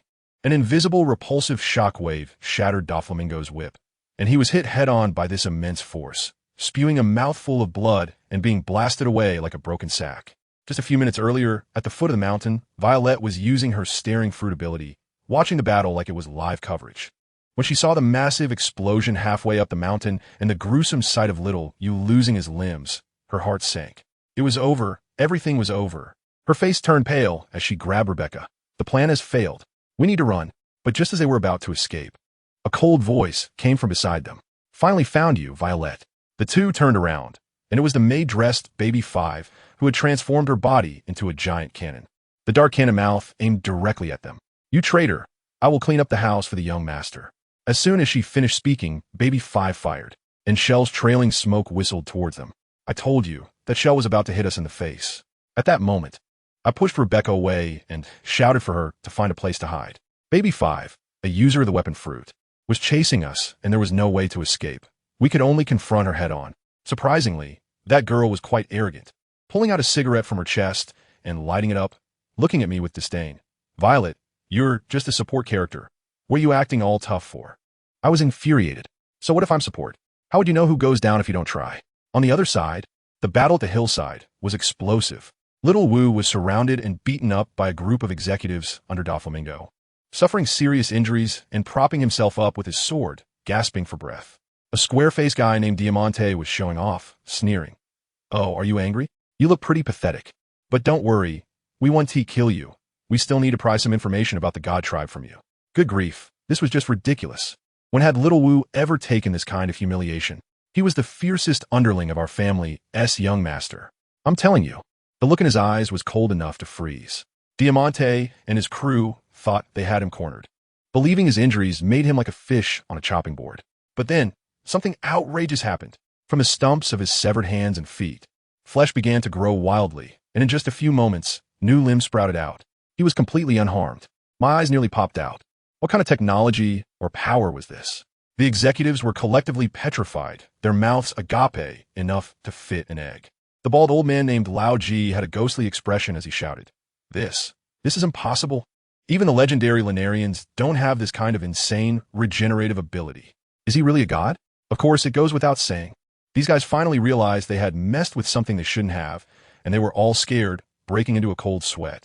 They understood that to deal with such a monster, they had to strike for an instant kill, or else it would be useless. But it was too late. Little Wu was already standing up, slowly raising his sword, and uttering 4 words. "Seal it, black-winged demon." Boom! Let me tell you, the sky instantly darkened, and a terrifyingly suffocating aura erupted, as a pair of gigantic black wings sprouted from Little Wu's back. That presence was completely different from the injured boy just moments ago. Diamante and the others turned pale, exclaiming for everyone to use observation hockey, saying that his teleportation slash was coming. How ridiculous! Who was playing around with teleportation? Little Wu didn't team move at all.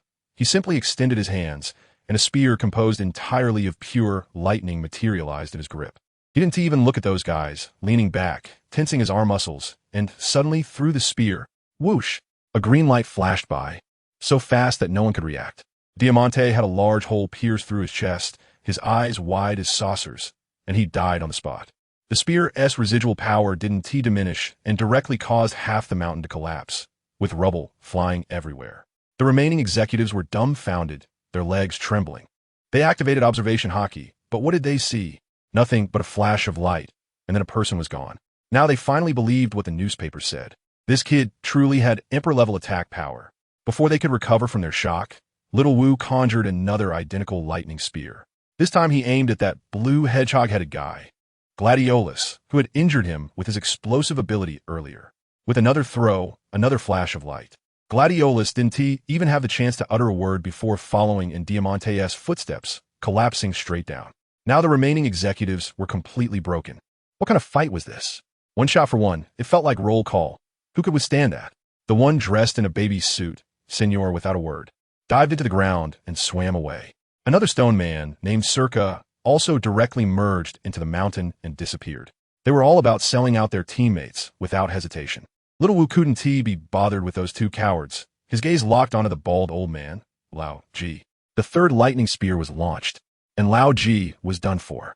The remaining few lackeys were terrified, and one guy even dared to question, why? What did the Don Quixote family do to you? Little Wu didn't even have the interest to reply. This time he didn't even bother with the spear. His figure flickered, and he dashed into the crowd. Blades flashed, blood sprayed, and in less than a few seconds, the remaining executives were all lying in pools of blood. At that moment, a loud explosion echoed from the sky as a ragged Doflamingo fell down.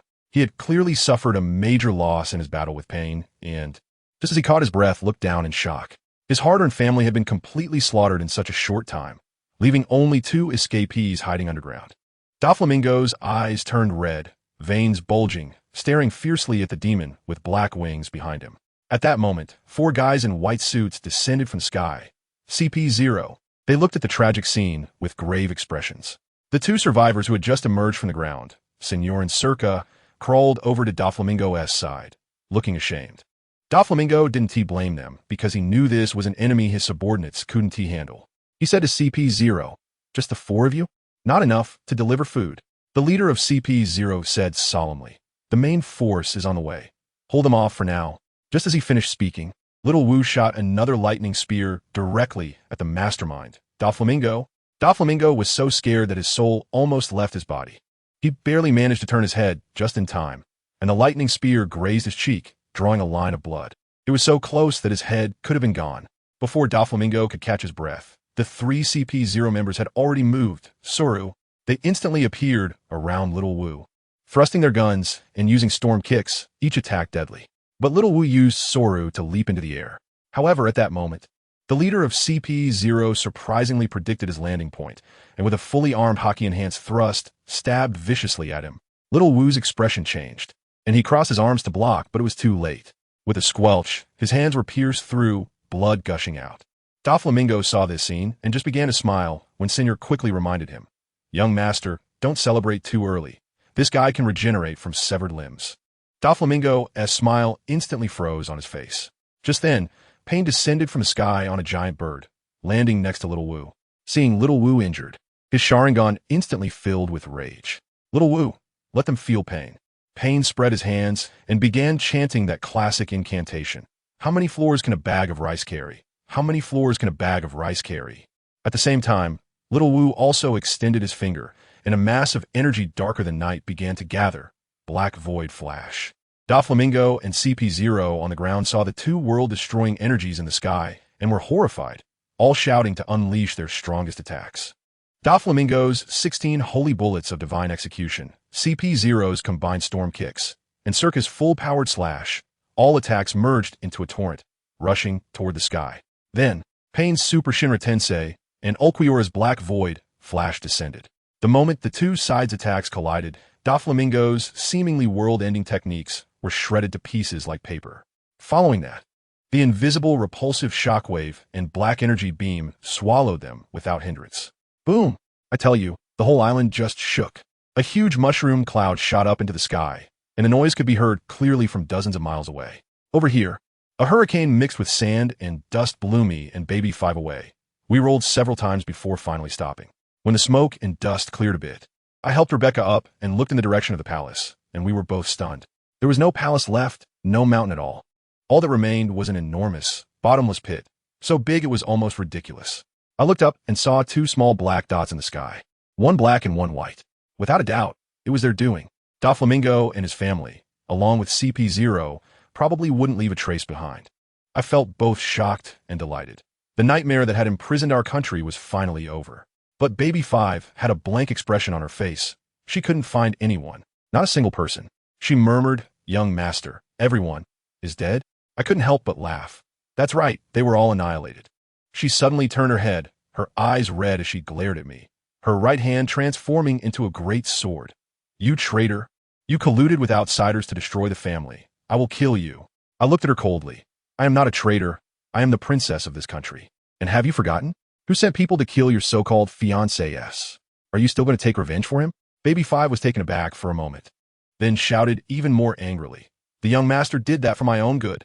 It was to prevent me from being used by those bad people." I looked at her, feeling both sad and amused. Is it really like that? Among those people, is there really not one who truly needs you? I tell you, as soon as I asked that question, Baby 5's little brain crashed on the spot. She stood there in a daze, her eyes glazed over, probably about to overheat her CPU. Mumbling, "Could it be? The young master really killed those who needed me." As soon as I saw a chance, I immediately added fuel to the fire and told her firmly, "That's right. He got rid of all the people who truly needed you." Although I wasn't clear about the specifics of the situation at this moment, all the blame must be put on Don Quixote Doflamingo, given his personality. It's completely normal for him to do something like this. Then I changed the subject and painted a new picture for her. Don't think about the past right now. There's a man who urgently needs you, and it's up to you whether you want to help him or not. Family, who understands? Just a second ago, this girl was crying out for revenge for the young master, and the next second, her eyes lit up, all her sadness vanished in an instant. She looked at me with anticipation. What does he need me to do? I cleared my throat and dropped a bombshell. He wants you to be his concubine. Goodness. Her face turned bright red in an instant, like a cooked shrimp, and she became all shy, mumbling softly, "Concubine. Doesn't that mean marriage?" The next second, she was like she had been injected with adrenaline, shouting loudly, "I do. Where's that man?" Honestly, the speed at which she got swept up in love was impressive. I would say she was far ahead. As long as someone said they needed her, forget about revenge. She might even turn against her own people right on the spot. Just as I thought that, Pain and the little guy, sitting on that enormous bird, swooped down in front of us with a bang. Baby 5 was about to explode. After all, enemies meeting is always a tense affair. And I quickly grabbed her. "Stop. Stop. The man who wants you to be his concubine is their father." Let me tell you, that scene was simply spectacular. Baby 5's expressions switched seamlessly from hatred to shock, then to shyness, faster than a Sichuan opera face change. Blushing, she declared to Pain and the other one, "I want to become your father's concubine, and I will definitely work hard to be a good wife. Of course, I will also take good care of you." My goodness, she's even automatically stepping into the role of a stepmother. Pain looked her up and down, probably thinking that her figure and looks were indeed the type his father liked. Plus, with her actively throwing herself at him like a lovesick woman, he actually nodded and said, "All right, you 3, come up. We're getting ready to go back." As soon as Baby 5 heard this, she was overjoyed, leaping onto the big bird in a flash, looking as if her husband would run off with someone else if she delayed even a second. But Rebecca and I still had things to take care of. Doflamingo was down, but the country was now leaderless. My father, the former king, was still hiding, and I needed to help him stabilize the country. I quickly pleaded with Pain, "Hey, can we stay a few more days? I need to help my dad restore his kingdom." Rebecca also reacted, suddenly remembering someone. She grabbed me excitedly. "Aunt, my dad. I remember my dad. P.S. Cyrus. The legendary hero with 3,000 undefeated matches in the arena. Do you know where he is?" In that instant, my mind buzzed as many memories flooded back.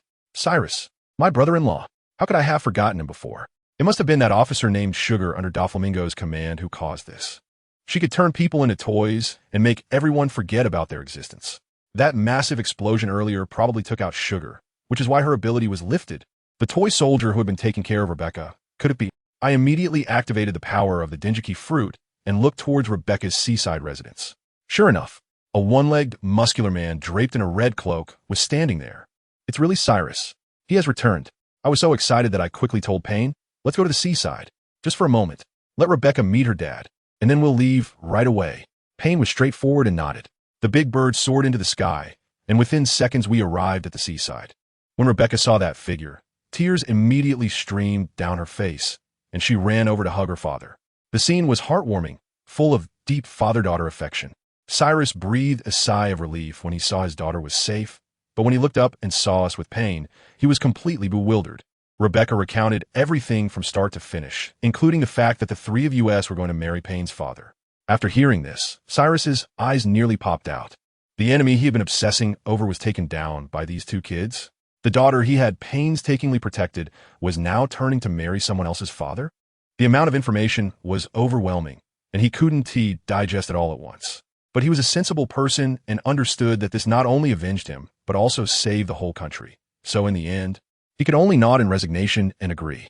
He even formally knelt before Payne on one knee to express his immense gratitude. Payne maintained his cool demeanor and said, "No need to mention it. It was just a casual thing." After that, things moved quickly. I asked Cyrus to help restore my father's kingdom, and he readily agreed.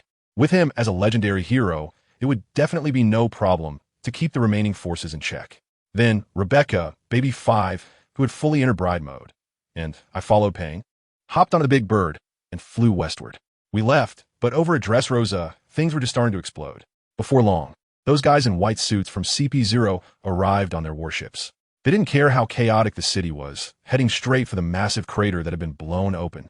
When they saw that giant pit, over 10 miles in diameter and 100 meters deep, everyone fell silent. Let me tell you, those elite agents looked like they'd seen a ghost. Their faces turned pale. After they grabbed a few lucky survivors and questioned them, they learned that this was indeed the work of those two boys, and some of them practically went weak at the knees. The destructive power was something no human could achieve, for crying out loud. This was like a map cannon.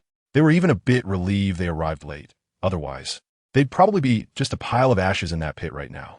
The leader of CP0, trembling, pulled out a din mushy and called the 5 elders. After hearing the report, the 5 old men were speechless for a long time. For CP0 elites, plus the entire Don Quixote family, just wiped out by 2 people, they even started to wonder if this was the legendary ancient weapon, Pluton, firing a shot. In the end, they decided this matter was too big for them to handle and needed to consult the true ruler of the world, Lord M. And guess what? Even M, who had lived for 800 years, couldn't recall ever hearing about this so-called god race. M even asked the 5 elders a bizarre question. Have you felt like your bodies were immobilized recently? The 5 elders were dumbfounded, saying no. M grew even more wary and issued a single order. Do not provoke them. Focus entirely on gathering intelligence. Good grief, the world government, the most powerful organization on this planet, actually backed down. The news reached the Navy, and Admiral Kazuru arrived with his fleet. He was originally there to take it easy, but upon seeing that giant pit, his lazy demeanor vanished, and he was so scared he decided right then and there that he never wanted to face this race in his life. He immediately called Admiral Sengoku, saying something like, "Admiral, this job is impossible. It's not worth risking my life for this salary." After Sengoku received the photos sent back by Kazuru, he was also stunned. The shock made him feel like the Navy's face was being rubbed in the dirt. Just as he was troubled, the 5 elders called him, notifying him that there was no need for capture anymore. Just focus on gathering intelligence. With that order, the Navy headquarters exploded. They killed the Celestial Dragon and wiped out the 7 warlords, and the world government's decision was not to fight? Of course, there were some stubborn ones. The newly appointed Admiral Green Bull found the order ridiculous and urged Akainu next to him. Akainu, true to his character, bit down on his cigar and said, "Who cares about orders? Criminals should be turned to ash." But the most outrageous was Morgans, the news king. He missed out on the first-hand news and was so furious he was stomping his feet in his lair. But looking at the scene's photos, he suddenly had a brilliant idea. Even if I'm not there, I can make up a story. Thus, an article titled "Divine Punishment Descends on Dressrosa. The Celestial Dragon's Arrogance Invites Divine Wrath" was freshly released. Using a few photos and his wild imagination, he depicted the battle as a divine judgment against evil. This article quickly spread like a virus across the world. And guess what? The whole world exploded. The 5 elders were so furious. They nearly blew the door off their office. Let me tell you, they were shaking as they looked at the newspaper. That Birdman named Morgans had the audacity to write the 2 boys' attack as divine punishment. claiming the celestial dragons were casually wiped out by the gods. Good grief. This was no news report.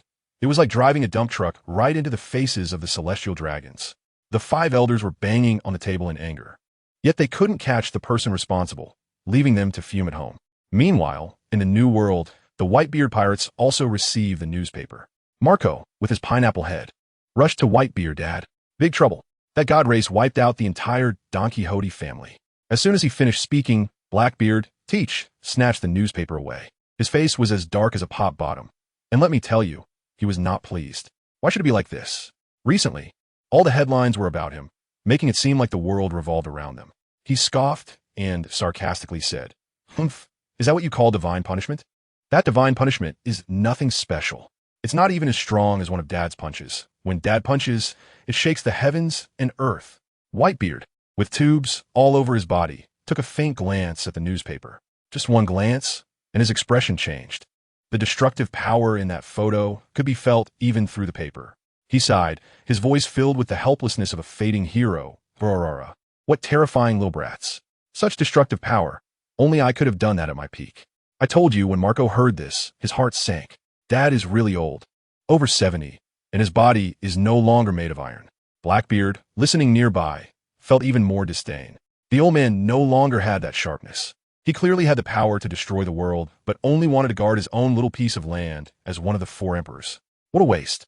He was calculating in his mind, just waiting for that dark fruit to appear, then turning everyone's power into his own. The scene shifts to Onigashima. Kaido's crew was in an uproar. What the hell? Is it true? Those 2 kids took down Don Quixote? This fighting power is simply unreal. It's over, it's over. Without Brother Ming, who is going to supply our artificial devil fruits? Queen, that big fat guy, rushed to find Kaido with a newspaper in hand. He was panicking. Their partner was gone, and Kaido's long-cherished plan for the strongest ability user army would be ruined. Wouldn't this make the boss furious? Guess what happened? When he found Kaido, that guy was lying on the ground next to a huge wine jug, completely drunk. Queen shouted several times before Kaido groggily reached out. Queen quickly handed him the newspaper. Kaido squinted at it, and when he saw the words divine punishment and the earth-shattering photo, whoa, he sobered up instantly. He stared at the newspaper with shock in his eyes. Then, he suddenly burst into a fit of wild laughter. Hoo. His laughter shook the entire cave. Queen was dumbfounded. Boss Kaido, what are you laughing at? Brother Ming is gone, and our fruits are gone too. How can you still laugh? Kaido grabbed Queen by the collar, his eyes wide as saucers. Queen, you idiot. Look at the bloodline of these 2 kids. This gene, and you're still thinking about your lousy artificial fruits? Those things have huge side effects. Low success rates, they're simply garbage. If they can produce such strong offspring, why do I need those defective products? Good heavens, I realized right then. Teacher Kaido is directly opening a new path of bloodline suppression. If I can't roll, then I'll just give birth to one that can roll. He shouted to Queen, go now. At all costs, find members of this family. Tell them I want to marry into them. Let Yamato and Runny hurry up and have babies. I want to see what kind of monster my daughter, Kaido, and the descendants of the God clan can produce. After saying that, Kaido transformed into a massive azure dragon and soared into the sky. He was going to personally tell his rebellious daughter, Yamato, this good news. At that moment, on the other side of Onigashima-esque coast, Yamato was staring at the sea with a worried expression. Her father was forcing her to marry an old man she had never met, and she felt extremely frustrated. Suddenly, a fierce wind blew, and when she turned around, she saw her father's enormous dragon descending from the sky, transforming into a 7-meter-tall giant. Yamato turned pale, thinking it was over. He was going to rush her into marriage.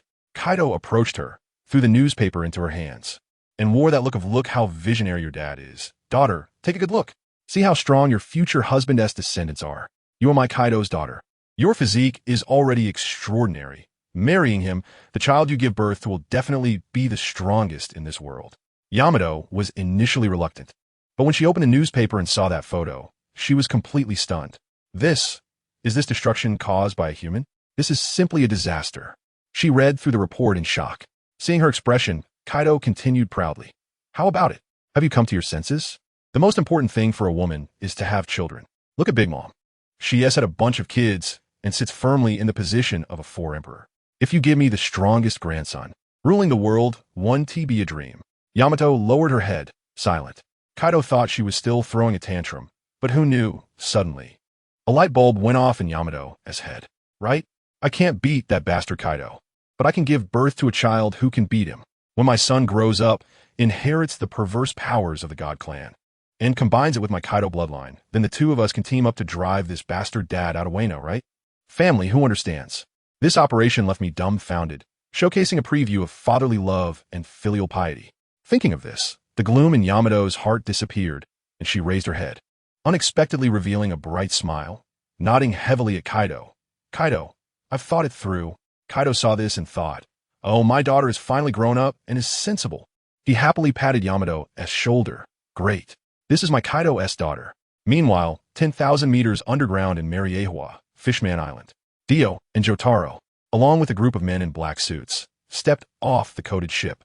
Dio took a deep breath, opened his arms, and exclaimed excitedly, we finally arrived. From today on, this will be my territory. Sister Shaki, who was guiding them, felt her legs go weak upon hearing this. I'm just a coated ship. How did I let the wolf into the house? She quickly advised, little brother, don't mess around. This is Whitebeard's territory. He is the strongest man in the world. Dio laughed upon hearing this, his laughter filled with disdain. Whitebeard? So what? If he dares to come. It's just time for the title of strongest in the world to change hands. Shaki was completely dumbfounded. This young man was unbelievably arrogant. He didn't even regard Whitebeard. Looking at Dio's nonchalant expression, she felt a chill in her heart. It was over. Fishman Island was really going to change. Just as Shaki was preparing to slip away to report, Dio suddenly spoke again. By the way, Miss Shaki, I see you have good cooking skills. Why not join us and be my personal chef? The benefits can be discussed. Shaki twitched her mouth. I was once a great pirate, and now you want me to be your cook in retirement? She decisively refused and quickly made an excuse to leave. Dio didn't mind, leading his men grandly towards Dragon Palace City. Let me tell you, on their way, the rate of people turning their heads was 200. The residents of Fishman Island recognized them as the two ruthless people who killed celestial dragons from the newspaper. Each one was too scared to even breathe. At that moment, Lucci, who was following behind, suddenly brightened his eyes when he spotted a beautiful blonde woman in the crowd. He hurriedly whispered a few words in Dio's ear. Upon hearing this, Dio's eyes lit up, his gaze locking onto that woman like a hook. Stussy, the beauty in the crowd, felt a jolt in her heart. She was CP0, originally here to gather intelligence, but now that traitor Lucci had sold her out. Not good. Stussy shouted in her heart and turned to run. Dio smirked. Want to run? With a leap, he jumped over the crowd and chased after her. Stussy frantically used shave and moonwalk, desperately running in the air. But when she looked back, she was dumbfounded. That blonde youth was still tens of meters away, but in the blink of an eye, he appeared right behind her, as if he had teleported. The world. Time stopped. The entire world froze in an instant, and Stussy's flying finger gun attack hung motionless in midair. Dio leisurely walked to her side, took out a rope, and swiftly tied her up tightly. Time resumed its flow, and Stussy felt a tightness around her body, crashing down to the ground like a zongzi. She was completely dazed. What happened? What occurred? As a CP0, she didn't even have a chance to fight back before being captured. Dio easily slung Stussy over his shoulder, smiling with satisfaction. Another beautiful woman acquired. Not bad. Back in the group, he tossed Stussy to Lucci. Take care of her. Stussy, thrown onto Lucci's shoulder, was so angry her face turned green. Lucci, you traitor. Lucci even laughed. That's right. I sold you out. Stussy was about to faint from anger. Had this guy's mind been controlled too? Just then, she caught a glimpse out of the corner of her eye and saw Khalifa being carried by another CP9 member, also tied up with the same rope. I told you. I followed Stussy's gaze, and wow. Khalifa was also tied up like a dumpling, receiving the same treatment as Stussy. Stussy quickly winked at her and asked in a hushed voice, Khalifa, you're not under control, are you? Stay alert. And guess what? Khalifa not only didn't panic, but instead smiled at her, looking as if she had just won the lottery. I'm very much awake, Stussy. It seems we're both going to be treated as gifts for those two handsome guys' father. Stussy was completely stunned. What the heck? It's not these two guys who are going to lay hands on us, but we're gifts for their father? Wait a minute, gifts for their father. Does that mean I have a chance to meet the legendary leader of the Celestial Clan? And the meeting place is probably their stronghold. Let me tell you, Stussy's brain works incredibly fast. One moment she thought she was doomed, and the next moment she realized it was a stroke of luck.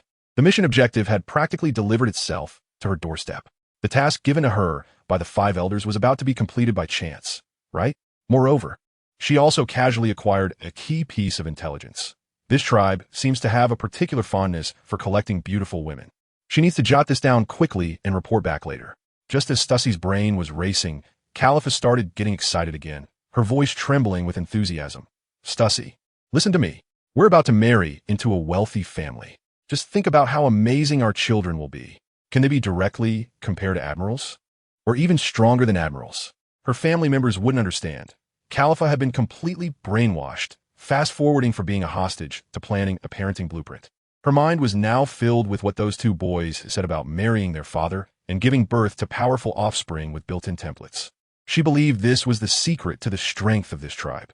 She even began to look down on her previous CP9 identity. Compared to them, she felt like a weak woman.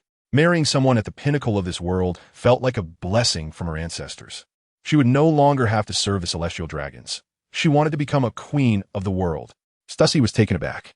This information was too simple and blunt, right? Califa understood information sharing and had directly revealed the core secret. Stussie's heart sank. She finally understood that the source of this tribe's power wasn't some fruit ability or hockey, but that mysterious father. The children he fathered were born with an extra edge. But then, an even harsher reality hit her. Califa was human and could give birth, but Stussie was just a clone.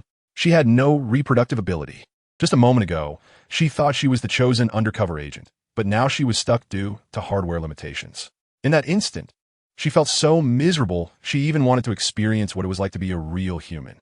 Meanwhile, over at Fishman Island's Dragon Palace, the atmosphere had dropped to freezing point. Sister Shucky hurried to the Dragon Palace and met with the king of Fishman Island, Neptune. Let me tell you, King Neptune looked like a giant orange yarn ball, standing over 10 meters tall and incredibly strong. Upon seeing Shucky, he cheerfully greeted her, saying an old friend had arrived and they must be well entertained. However, Shucky looked troubled, her expression akin to someone who had been constipated for 10 days. After much hesitation, she finally spoke. Neptune, thank you for your kindness. But this time, I brought two people. She paused, referring to Dio and Jotaro, who had taken down Roswald. With a loud bang, it felt like the entire Dragon Palace had dropped 3 degrees. King Neptune's huge smile instantly vanished, as if frost had hit him. But he still forced himself to say, "This shouldn't be a problem, right? Our Fishman Island hasn't offended them." He thought to himself that this was Whitebeard's territory. Surely they wouldn't cause trouble here, right? Shucky sighed and delivered a fatal blow. They want to occupy Fishman Island as their first territory to ascend to the 5th Emperor. She looked guilty and added, "It's all my fault. If I hadn't given them the coding, they wouldn't have come." King Neptune went stone cold, his eyes nearly popping out. "Huh? You're joking, right?" "It's true." Shucky's voice was filled with helplessness. "They're probably on their way now, and they're not afraid of Whitebeard." Everything went dark for King Neptune. He felt like he was about to have a heart attack. What could he do? He was helpless. He knew their track record. Taking down the Don Quixote family was akin to ancient warfare, and those were just 2 teenagers. Now 2 young men were coming. Should he throw himself in front? He could only surrender. But what would happen after surrendering? Would he be used as cannon fodder? His people couldn't bear that. Seeing his troubled expression, Shucky felt very sorry but still advised him, "Old friend, why not just surrender? You can't win against them. They have methods of controlling people. And even if you stubbornly resist, it's useless. Maybe if the Fishman tribe submits to them, it might even deter those bad guys who want to catch fishmen." After hearing this, King Neptune felt even more desperate. They also had mind control. What was there to fight for? He sighed deeply, voicing his concerns about being used as a pawn. After all, these 2 wanted to be the 5th Emperor, which meant they would definitely start a war. He ultimately decided to meet them first and assess the situation. Before long, Dio and his group arrived. To his surprise, they were politely invited in. He had thought they would have to fight their way through. Upon entering the main hall, Dio saw the giant Fishman King on the throne, along with Shucky, and immediately understood. He was all about being straightforward. King of Fishman Island, choose. Submit or resist. King Neptune felt a surge of anger, but could only comply. He attempted to negotiate. "It's not that we can't submit, but what can you bring to Fishman Island?" Dio smiled. "I'll lead you to conquer the new world." "Does that count?" Good heavens, that was a huge claim. King Neptune was immediately choked up. He didn't even dare to think about it. He quickly waved his hands. "That goal is too big. As long as the celestial dragons are willing to protect Fishman Island, allowing our warriors not to make unnecessary sacrifices, we are willing to submit. How about we pay an annual tribute of 2 billion berries?" Upon hearing this, Dio smiled even wider. You old fish, you're quite the strategist. Wanting the protection of the celestial dragons rather than my protection. But, well, 2 billion is probably not enough. When King Neptune heard there was a chance, he quickly said, I can add more money. Money? Dio shook his head. My family doesn't lack money.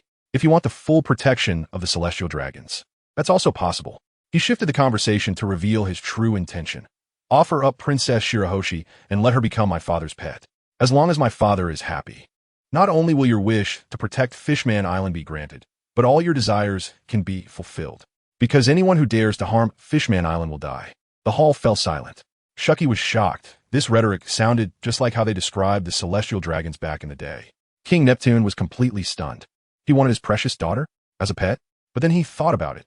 His daughter Shirahoshi was having a terrible time, being harassed daily by a pervert named Vanderdecken 9 and hadn't been out for years. Perhaps handing her over to this tribe might actually be a form of protection.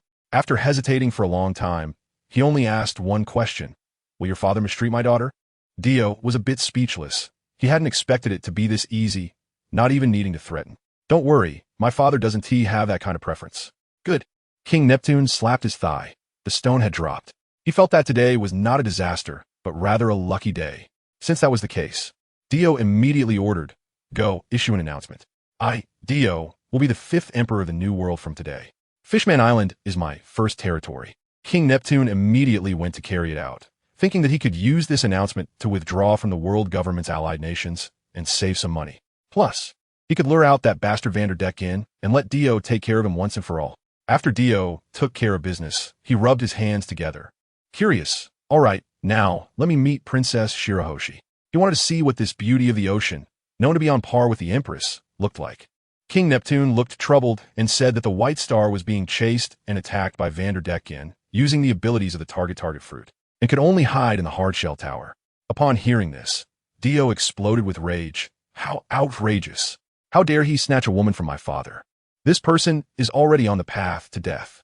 When the opportunity arises, I will definitely destroy him. Now take me to see. King Neptune was overjoyed in his heart. This was exactly what he wanted to hear.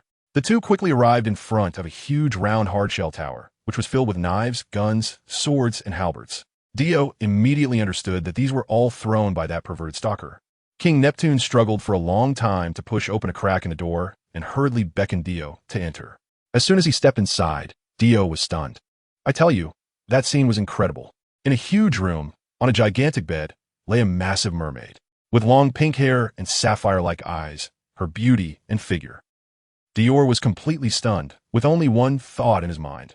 Wow, this overwhelming wealth has finally come to me. This is better than the Empress. This capital, this advantage is unbeatable. He exclaimed excitedly. Great. My father will definitely like you. Princess White Star? White Star timidly asked her father who this person was. King Neptune quickly explained the situation to her, telling her that she would be protected by the divine family from now on and that she could go out and play without hiding anymore. Upon hearing this, White Star's eyes lit up and her favorability towards Dior instantly skyrocketed. Meanwhile, the announcement made by King Neptune was like a nuclear bomb, causing an uproar worldwide. Within the world government, the 5 elders looked grim, feeling their rule was shaken. But what concerned them more was the intelligence brought back by Stussy, that this father could produce a child with extraordinary abilities. If they could seize this power, they could rule for generations. Of course, they knew they couldn't do it alone. They needed Lord Emu to take action. As for Lord Emu, upon receiving the news, surprisingly thought, this father likes beautiful women? My Queen Lily was also the most beautiful back in the day. How about a powerful alliance? On Sabeti Archipelago, Akainu was so enraged that he directly burned the announcement, cursing the Fishman race. Fleet Admiral Sengoku of the Marine Headquarters breathed a sigh of relief, thinking it was good for these pirates to fight each other in the New World. Kizaru was even happier, thinking losing to the 5th Emperor wasn't shameful. In the New World, Whitebeard looked at the announcement, lamenting that his era was coming to an end. On the ship, Blackbeard had a constipated expression, feeling that his plans were completely disrupted. Meanwhile, the 3 sweet commanders of the Big Mom pirates, Smoothie, Yamato from Onigashima, and various beauties seemed to catch the scent and hurriedly set sail for Fishman Island, all with one goal, marriage, to become the woman of that mysterious father. Of course, not everyone on Fishman Island was happy. A shark fishman named Hody Jones, an extreme racist, shouted at his subordinates. Neptune is a waste. How could he let the princess be a pet for humans? We need to take down these two humans, eliminate Neptune, and I will become the new king of Fishman Island. Once he said this, his followers immediately shouted to take action, all a bunch of fanatics.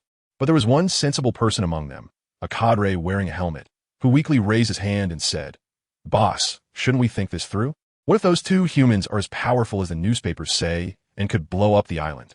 We don't have enough people to deal with that." As soon as he said this, the atmosphere instantly cooled down. The family members who were just fired up suddenly wilted. In the end, Hody Jones, this old guy, was a born PUA master. He slammed the table and shouted, "What are you afraid of? This is 10,000 meters deep. If they dare to use their big moves, the first to die will be themselves. Can humans breathe underwater? No, we are the superior race. Besides, are you willing to be slaves to humans for life? Rise up, fishmen who do not wish to be slaves." I tell you, these few sentences are like a shot of adrenaline. Those fishmen immediately got hyped, shouting that they wanted to offer their hearts for the glory of the Fishman tribe. Just then, a heavyweight oddball showed up, a guy named Vanderdecken 9. This guy is basically a stalker, harassing Princess Shirahoshi every day. Now that he heard the princess has become someone else's pet, he completely lost it and teamed up with Hody Jones. They immediately came up with a plan. You be the king, and I'll marry the princess. A happy collaboration. But Hody is clear-headed. He knows Shirahoshi is an ancient weapon, planning to use Vanderdecken first, and then stab him in the back. So, Hody started rallying people, gathering 60,000 fishmen and 10,000 captured human pirates, and even prepared a secret weapon, a thing called deadly drug, which doubles strength at the cost of shortening lifespan. This is the confidence that allows him to challenge others. On the other side, I was having a feast with Jotaro in Ryugu Palace, enjoying some takoyaki. Suddenly, King Neptune, the sea god, ran over with a sad face and said, "Big brother, it's bad. Hody Jones is coming with 70,000 to 80,000 people." I laughed at that moment and said, "That's great. Finally some action." The old king was so worried that I might blow up Fishman Island if I got unhappy that he hurriedly advised me not to use my ultimate move. I rolled my eyes at him and said, "Aren't you thinking too small? It's my territory. I can tear it down if I want. Don't worry. Just watch me clear the minions with my conqueror's haki." Then we led the troops out, and wow, the square was packed with people, a sea of black. The two leaders on the other side were still making threats, one wanting to be king and the other wanting to steal my father's woman, as if they had been stung by sea urchins. With a command from Hody, tens of thousands surged forward like a tide. My elder brother wanted to engage them head-on, but was stopped by the old king. Then it was my turn to perform. I took a few steps forward and glared. Buzz. Just like that. The crowd on the opposite side fell like dominoes, foaming at the mouth and collapsing. Out of 80,000 troops, only about 100 officers were left standing in 1 second. They were all dumbfounded, and Van Dyken was almost scared to death, shouting, "Why are Hody's men so weak?" Hody was also frantic and immediately ordered, "Everyone take medicine." He himself was even more ruthless, swallowing 5 pills on the spot. Instantly, he turned into a muscular beast. Jotaro stepped up to face Hody. That guy was indeed fierce after taking the medicine, with moves that were quite intimidating. But Jotaro didn't play along with his flashy tricks. He simply stopped time. You couldn't even see what happened, just heard a barrage of aura, and Hody was sent flying, crashing into the ground and creating a large pit. It was my turn. That Van Dyken dared to have ideas about my father's woman. I flashed right in front of him the world. Time stopped. Then I gave him a friendly and warm greeting. When time resumed, that kid was spewing blood, flying out like a torn sack, completely incapacitated. Did you think it was over? That Hody actually crawled out of the pit, pulled out a whole bottle of medicine, and down it like water. Goodness, he mutated. His hair turned white, his eyes blood red, looking like a berserker, his aura skyrocketing. The old king was still shouting, "Don't clash head on, hold him back. Once the medicine wears off, he'll be done for." Jotaro couldn't be bothered. Hody was so fast that he left after images, trying to sneak around for a surprise attack. Just as his claws were about to touch Jotaro, time stopped again. This time Jotaro even called out his stand. That big blue muscle-bound guy, and unleashed a devastating barrage of aura on the frozen Hody. When time resumed, Hody was sent deep into the ground, not knowing how many bones he had broken, completely unable to get up. That guy lay in the pit, unwillingly asking why. "I took so many drugs and still couldn't defeat you? What did you do to me?" Jotaro coolly replied, "You can never defeat me.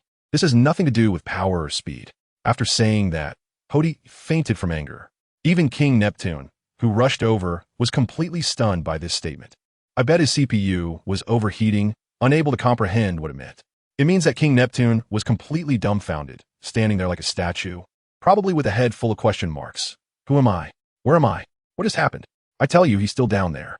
And Dio has already strolled over with Jotaro, looking quite relaxed. Dio patted Jotaro on the shoulder and said, "Well done." Jotaro coolly replied, "It's all thanks to Dad's amazing abilities." The two were playing a guessing game, refusing to reveal the exact abilities, driving King Neptune's curiosity to the brink. But he didn't dare to ask. He could only lament in his heart, "Wow, the God family is terrifying." The battle was over, but the messy aftermath was just beginning. Think about it. There are tens of thousands of prisoners lying in the square, a dark mass of both humans and fishmen. How to deal with this? King Neptune's head was spinning. Kill them all? That would turn Fishman Island into a hell on earth, and he didn't want to be a tyrant. In the end, he came up with a plan. Those die-hard members of the new Fishman pirates, like Hody, would get life sentences, rotting in prison. The remaining tens of thousands of fishmen who were just causing trouble would be subjected to criticism and education. As for the nearly 10,000 human pirates, they definitely couldn't be killed. Otherwise, the reputation of the fishmen would be completely ruined. So he decided to pack them all up and send them to the Navy. Maybe he could even get some bounty in return. When he shared this idea with Dio, Dio was thrilled and said, "Oh, that's great. I love being a hands-off manager." Approved. Thus, a celebration banquet was held in Dragon Palace, and they partied all night. The next day, 10,000 human pirates were tightly bound and loaded onto transport ships, heading straight for the Sabati archipelago. Guess what happened next? When the ship arrived at the dock, the ones there to receive them were actually Akainu and Green Bull. Goodness. Two admirals personally showing up. What a scene. The fishmen responsible for escorting them were trembling with fear. Gathering his courage, one of them asked Akainu, "The king said to hand over the pirates to you, but I don't know if we can still get the bounty." Green Bull immediately became displeased, glaring with his eyes. "You still have the nerve to ask for money? You bring us such a big problem. Do you really think you can do whatever you want just because the God family is backing you?" That expression made me want to punch him. The fishman envoy was scared out of his wits and quickly waved his hands. "Forget the bounty. Forget it. We'll just hand over the pirates to you. All right."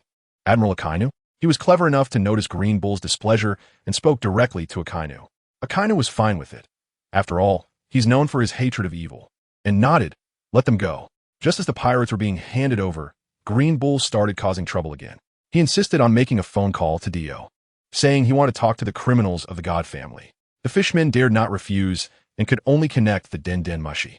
As soon as the call was connected, Green Bull grabbed the phone and shouted, "God family, if you have the guts, come to the Sabati archipelago. Navy Admiral Green Bull is waiting for you." I was right next to Dior at the time and heard it all clearly. Dior was holding the phone bug, looking completely disdainful, as if he was looking at a fool. He didn't even change his tone, leisurely replying, "Admiral, if you have the capability, come down from Fishman Island. If not, then stop blabbering." After saying that, he hung up the phone with a snap.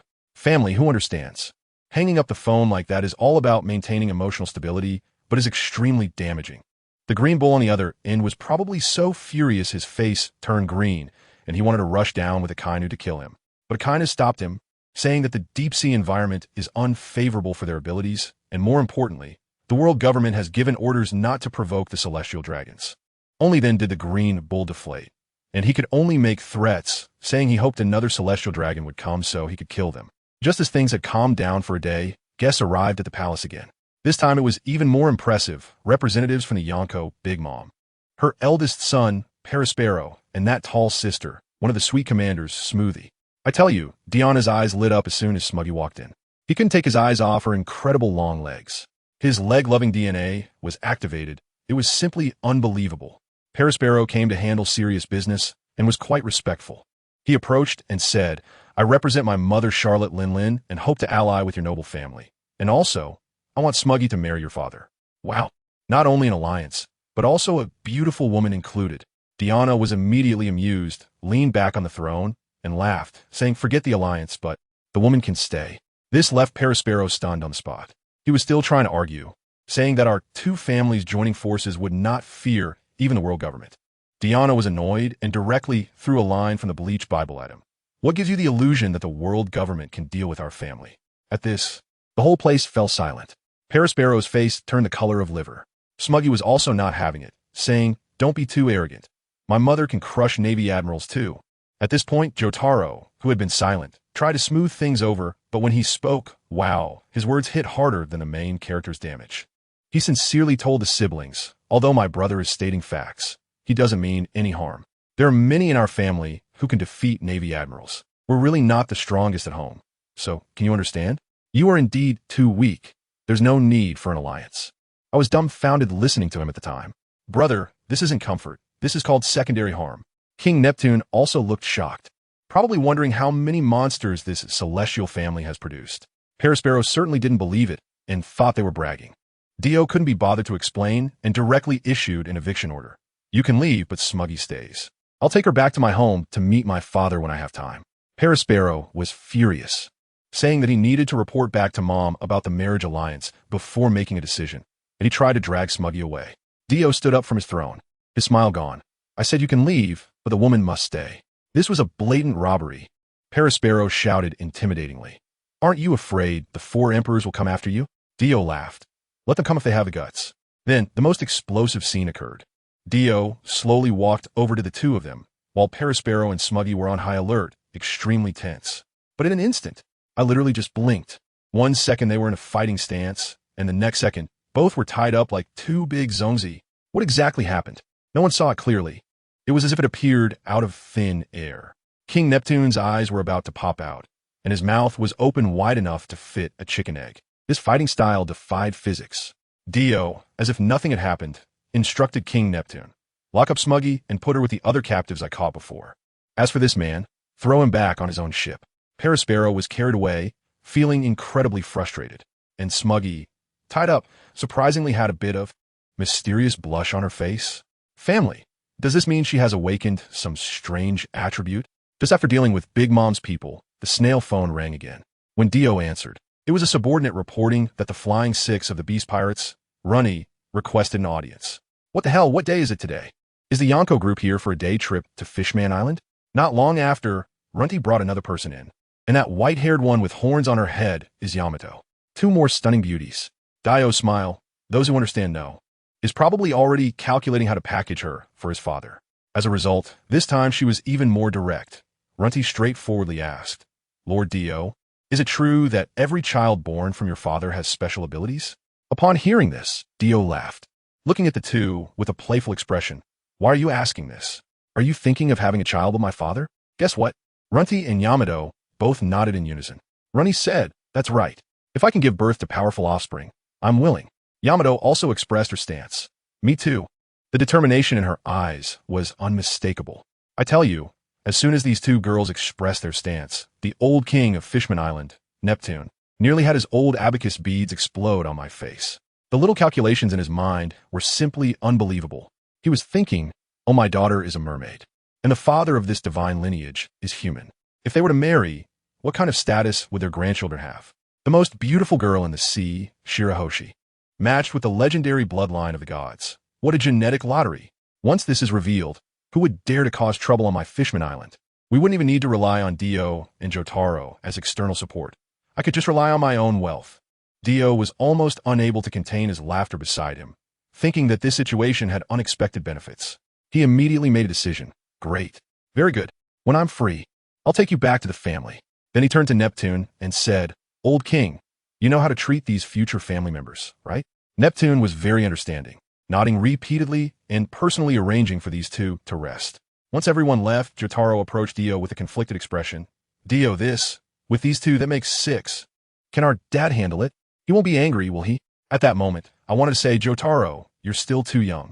Dio waved his hand dismissively, laughing in a way that was inscrutable. Jotaro, expand your horizons. For someone of our father's caliber, when it comes to women, the more the merrier. Don't worry. Even if it's 6, he can handle them all with ease. Jotaro thought about it and realized that his father's formidable nature couldn't be judged by common sense. While they were busy selecting brides for their father on Fishman Island, on the other side, at Sabedi Archipelago, someone was arriving. A small, shabby boat slowly approached the shore, on which stood a man dressed in a black training outfit, draped with a white haori, exuding an aura as solemn and imposing as a living king of hell. Who is this? Yuan Liuzhai. He's also one of our formidable warriors.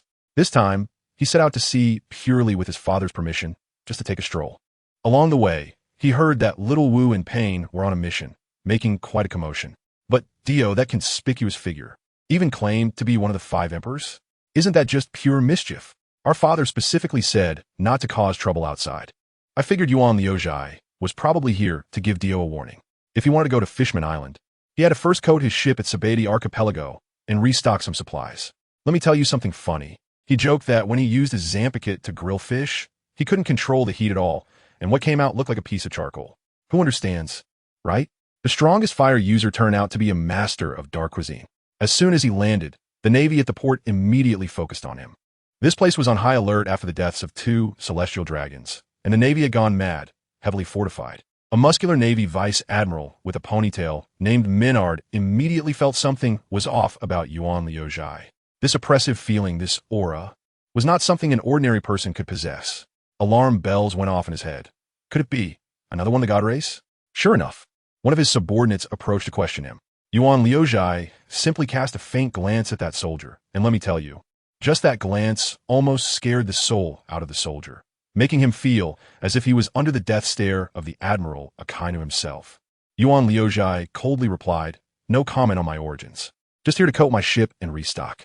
That soldier didn't dare to ask further, having almost been sent away just now, and quickly waved to let him pass.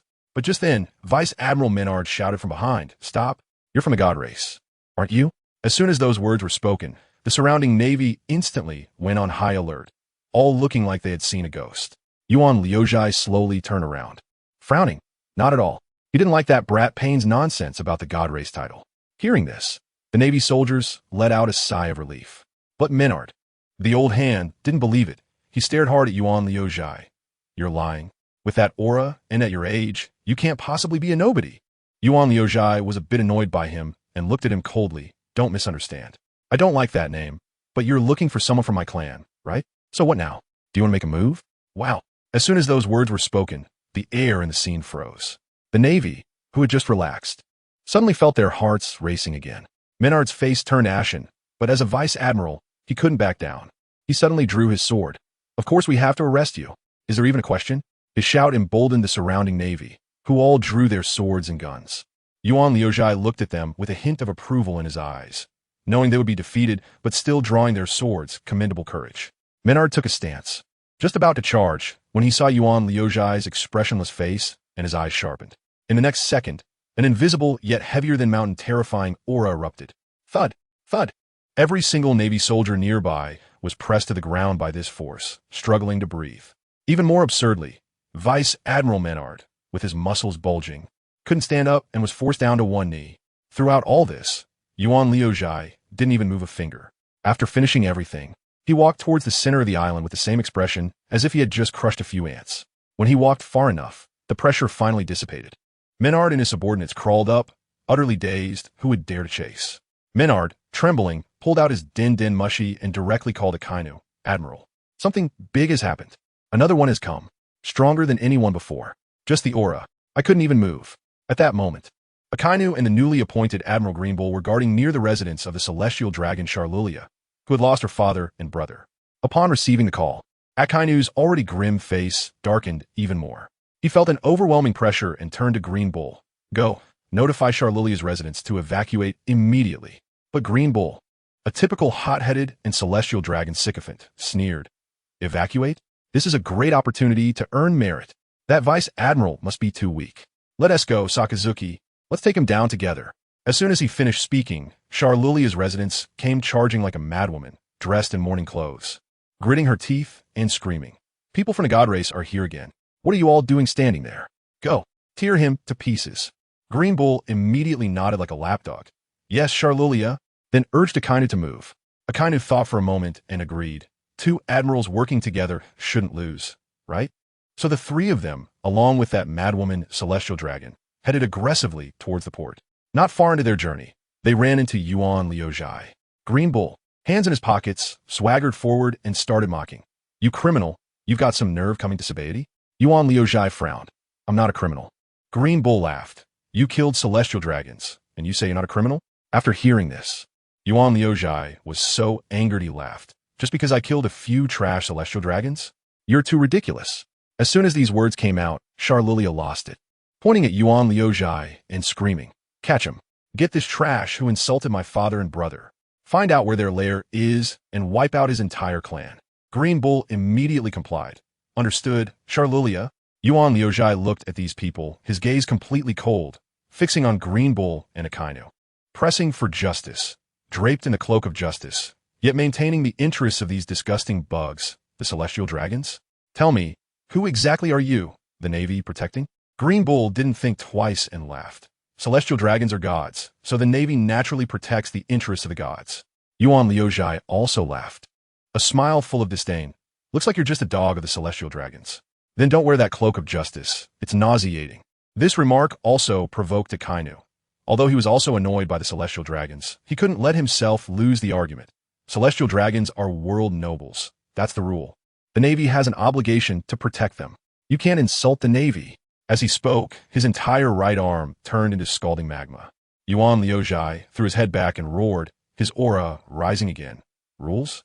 Your rules are merely established on the basis of force. Just right, starting today, my rules will be the real rules." He slowly drew out his purple katana. In the distance, on top of a tree, Morgans, the president of the World Economic News, was holding a telescope, excited to the point that his feathers were standing on end. "Who understands, right?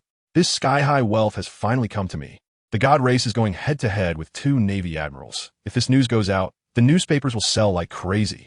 On the battlefield." Green Bull looked at Yuan Liuzhai's ordinary-looking knife and became even more excited, blocking Akainu. "Mr. Sakazuki, don't make a move. This kind of trash is for me to handle." Yuan Liuzhai looked at him expressionlessly and said calmly, "With this knife, you might die." Green Bull laughed even louder. His body began to swell, instantly transforming into a massive treeman. "Forbidden forest. I am a user of the forest fruit, the source of life. You cannot defeat me." Countless enormous branches erupted from the ground, clawing and grasping. Yuan Liuzhai looked at the giant treeman, utterly confused. "Source of life? I have no idea what you're talking about." He raised his knife, flowing blade like fire. "Everything will turn to ashes." With a single swing, there was no blade aura, no cutting strike, but a gigantic fiery tornado that blotted out the sky and sun roared out in an instant. At that moment, the air over the entire Sabati archipelago was boiling. Even from a distance, Akainu felt sweat dripping from his forehead. This magma man was actually feeling the heat. That terrifying fiery tornado swept everything away. Whether it was Green Bull's massive trunk or anything else, not even lasting a second before being devoured and turned to dust. Green Bull's true form, just before the flames reached him, was so frightened that he dove underground, narrowly escaping disaster.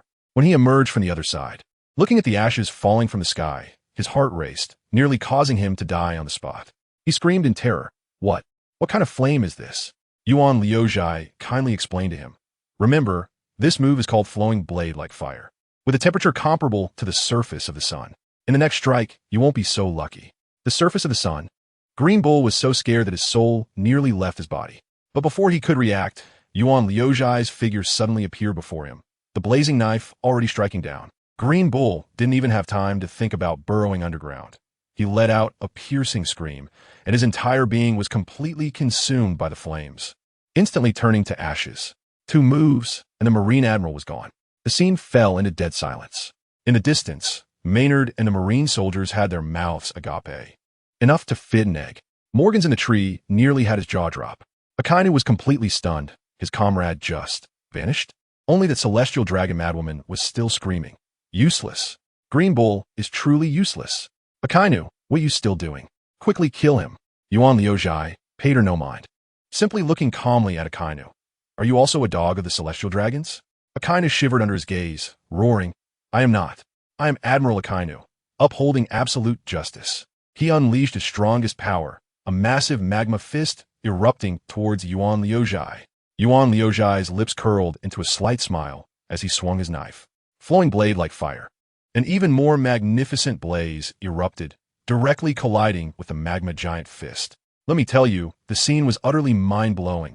Akainu's magma, capable of melting steel, was like ice cream meeting a hot iron in the face of Yuan Liuzhai's flames, continuously evaporating and burning until there was nothing left, reduced to a small amount of ash drifting in the air. Akainu stared blankly at his empty fist, completely stunned, as an unprecedented sense of defeat surged within him. "I tell you, Before he could catch his breath, the old man named Yuan Liuzhai on the opposite side, like he was looking at a clueless child, slowly began to speak. You, my friend, he said, still have a bit of backbone. You're not just a purebred lapdog of those worthless celestial dragons. And I quite admire that. It's a pity, though, that your so-called absolute justice dares not shine upon the heads of the celestial dragons.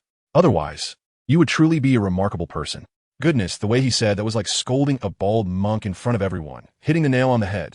Akainu was momentarily shaken, feeling as if his entire being had been emptied. Could he not understand? But the world government was as deep as the Mariana Trench. As a Marine admiral, it was already impressive enough for him to clean up the pirates within his jurisdiction, let alone deal with the gods in the sky. Gritting his teeth, he asked, "What do you people really want? To rule the world?" The old man Yuan Liuzhai shook his head. His expression seemed to say, "Too small, too limited in vision." He calmly replied, "I don't want to kill you, just don't stand in my way." After saying that, with a click, he sheathed his sword and turned to walk towards the still screaming, celestial dragon fat lady. I tell you, that place called Summer Lily Palace scared the life out of me. My face turned pale. The bodyguard from those CP organizations next to me were so nervous, they looked like they were about to cramp up. Block. Use your heads to block. The magma of Admiral Akainu was burned to ashes by someone else's fire, and with their flesh and blood going up against that, it's not called bravery. It's called self-service barbecue. One clever bodyguard quickly shouted, "Lord Palace, run. Let Admiral Akainu hold him off." Summer Lily Palace seemed to wake from a dream, running while shouting back, "Akainu, stop him for me. Did you hear that?" Akainu felt so frustrated. He had 1,000 curses running through his mind. But there was nothing he could do. The KPIs were there, and he could only grit his teeth and stand in front of Yuan Liuzhai once again. The old man looked at him and said, "Oh, you're asking for trouble, aren't you?" His face fell immediately, truly disappointing, insisting on protecting these pests. The next moment, wow, that aura was fully unleashed. I felt like the entire air had solidified, as if gravity had increased tenfold. Akainu felt a sudden weight. His legs went weak, and he nearly knelt down. It felt like he was being crushed by dozens of tons, his waist bent. And it wasn't over. Yuan Liuzhai walked step by step under that pressure, clenched his fist the size of a sandbag, and began to pound Akainu. Bang, bang, bang. Each punch landed hard. Akainu wanted to fight back. Just lifting his arms was a struggle. His punches came out like they were in slow motion, easily blocked by the old man. Then it turned into a one-sided beating. In just a few moves, Akainu collapsed like a pile of mud, unable to get up at all. After taking care of this roadblock, the old man didn't even look back and directly chased after the direction the celestial dragons fled. Dare to threaten to wipe out our whole family? No one can save you. Not even Jesus. The small navy on Sabaody was stunned. Admiral Maynard quickly pulled out his Den Den Mushi to call Fleet Admiral Sengoku. The expression on the Den Den Mushi was almost in tears. Fleet Admiral, it's not good. Something big has happened. 2 admirals, 1 dead and 1 seriously injured. Admiral Green Bull was burned to ashes, and Admiral Akainu is unconscious. Let me tell you, the Sengoku period was so intense that even the Sunbei in hand would be scared off. What is this? Another one popped up? Can even take on 2 and take 1 down while heavily injuring another? Did this godly race poke a monster's nest? On the other end of the phone, Maynard was almost in tears. Marshal, that guy's fire can turn Akainu's magma to ash. Now he's chasing after Shirulia. What do we do? Sengoku was completely stunned. Old man Garb, picking his nose, said, "What's the rush? Those celestial dragons can die. We can't catch up anyway. Besides, it seems he's only targeting the celestial dragons and hasn't touched our ordinary soldiers, so it's none of our business." Upon hearing this, Sengoku thought, "Hey, that makes sense." He immediately ordered the snail phone. Forget about the celestial dragons. Prioritize saving Akainu. Then he hung up and prepared to report this huge bad news to the Gorosei. On the other side, Yuan Liuzhai easily caught up with the fleeing guys. With a teleport, it was like he was cheating, directly appearing in front of them. Shirulia was still cursing. "Akainu, you useless piece of trash. Can't even stop a single person." Yuan Liuzhai couldn't be bothered to argue with her. With a cold face, he slowly drew his sword and waved it lightly. Whoosh! A tremendous flame swept through, followed by a few short screams, and the world fell silent. Not even ashes were left. The old man sheathed his sword, as if nothing had happened, and turned to ponder where to find supplies and a coding craftsman. When this news reached the Gorosei, let me tell you, the air pressure in that office was low enough to raise penguins. Each of them looked worried, as if their stocks had hit the limit down. Revenge? Go for revenge with our heads? The Navy's top combat power was treated like vegetables. After discussing for a long time, they came to a brilliant conclusion. How about we issue a notice that celestial dragons are no longer allowed to go to Sabaody? Good heavens. ISNT, this a typical case of as long as I don't go out, danger 1T, catch up to me? Family, who understands? This operation is simply an Ostrich Plus version, focusing on physical isolation. The only thing they could do now was to hurry and report to Lord M, as this matter was beyond their handling capacity. Just when the world's high-ups were all troubled by this, the scene shifted, and our Revolutionary Army's second-in-command, Sabo, was on a small boat heading to Fishman Island with his sister, Clara. Their goal was the newly crowned 5th Emperor, Dio, to see if they could join forces to overthrow the world government. Upon arriving at Ryugu Palace, the guards were quite polite. A call through the snail phone. And as soon as Dio heard a beautiful lady was coming, he immediately agreed to meet them. As Sabo and Clara entered the great hall, they saw a handsome blonde guy lazily sitting on the throne, but his gaze was fixated on Clara unabashedly. Sabo's heart sank, but he still mustered the courage to step forward. 5th Emperor Dio, I am Sabo from the Revolutionary Army. Our leader, Dragon, has previously contacted your family, hoping to join forces. Before he could finish, Dio smiled. What gives you the illusion that our family would help you? However, if you want to overthrow the world government, why not all join my ranks, and when I conquer the world, you'll naturally have a share of the spoils. Upon hearing this, Sabo and Clara felt a chill. After all that, this wasn't an ally, but another ambitious man wanting to be an emperor. Sabo's face darkened. Farewell. He grabbed Clara and turned to leave. Stop. Dio's voice came from behind. Do you think you can come and go as you please? Both of them immediately felt alarm bells ringing in their hearts. Dio, sitting on the throne, pointed at Sabo. You can leave, but this lady must stay. Sabo exploded. She is my companion. You can't even think about it. Saying that, his hands instantly covered in armament hockey, he assumed a combat stance. Dio smirked, stood up, and leisurely walked towards him. What a pity, you don't have the ability. Sabo roared angrily, pushing off the ground fiercely, propelling himself like a cannonball, and his right hand transformed into a dragon claw, aiming straight for Dio's chest. Dragon's claw, just as that fierce claw wind was about to grab Dio. At that critical moment, Dio's lips moved slightly, gently uttering a few words. The world stopped time. In an instant, the entire world seemed to be paused. Sabo's fierce attack posture froze mid-air, and even the dust in the air came to a standstill. Then, a golden giant appeared behind Dio, holding a rope, and in a few swift motions, tied the immobile Sabo up tightly from top to bottom. 3 seconds later, time resumed flowing. I'll tell you, Sabo was just posing with his dragon claw fist, ready to come at me big time, and in the next second, bang. He fell to the ground like a big zongzi, stiff as a board. He was so dazed that when he looked down, he realized he had somehow been tightly bound.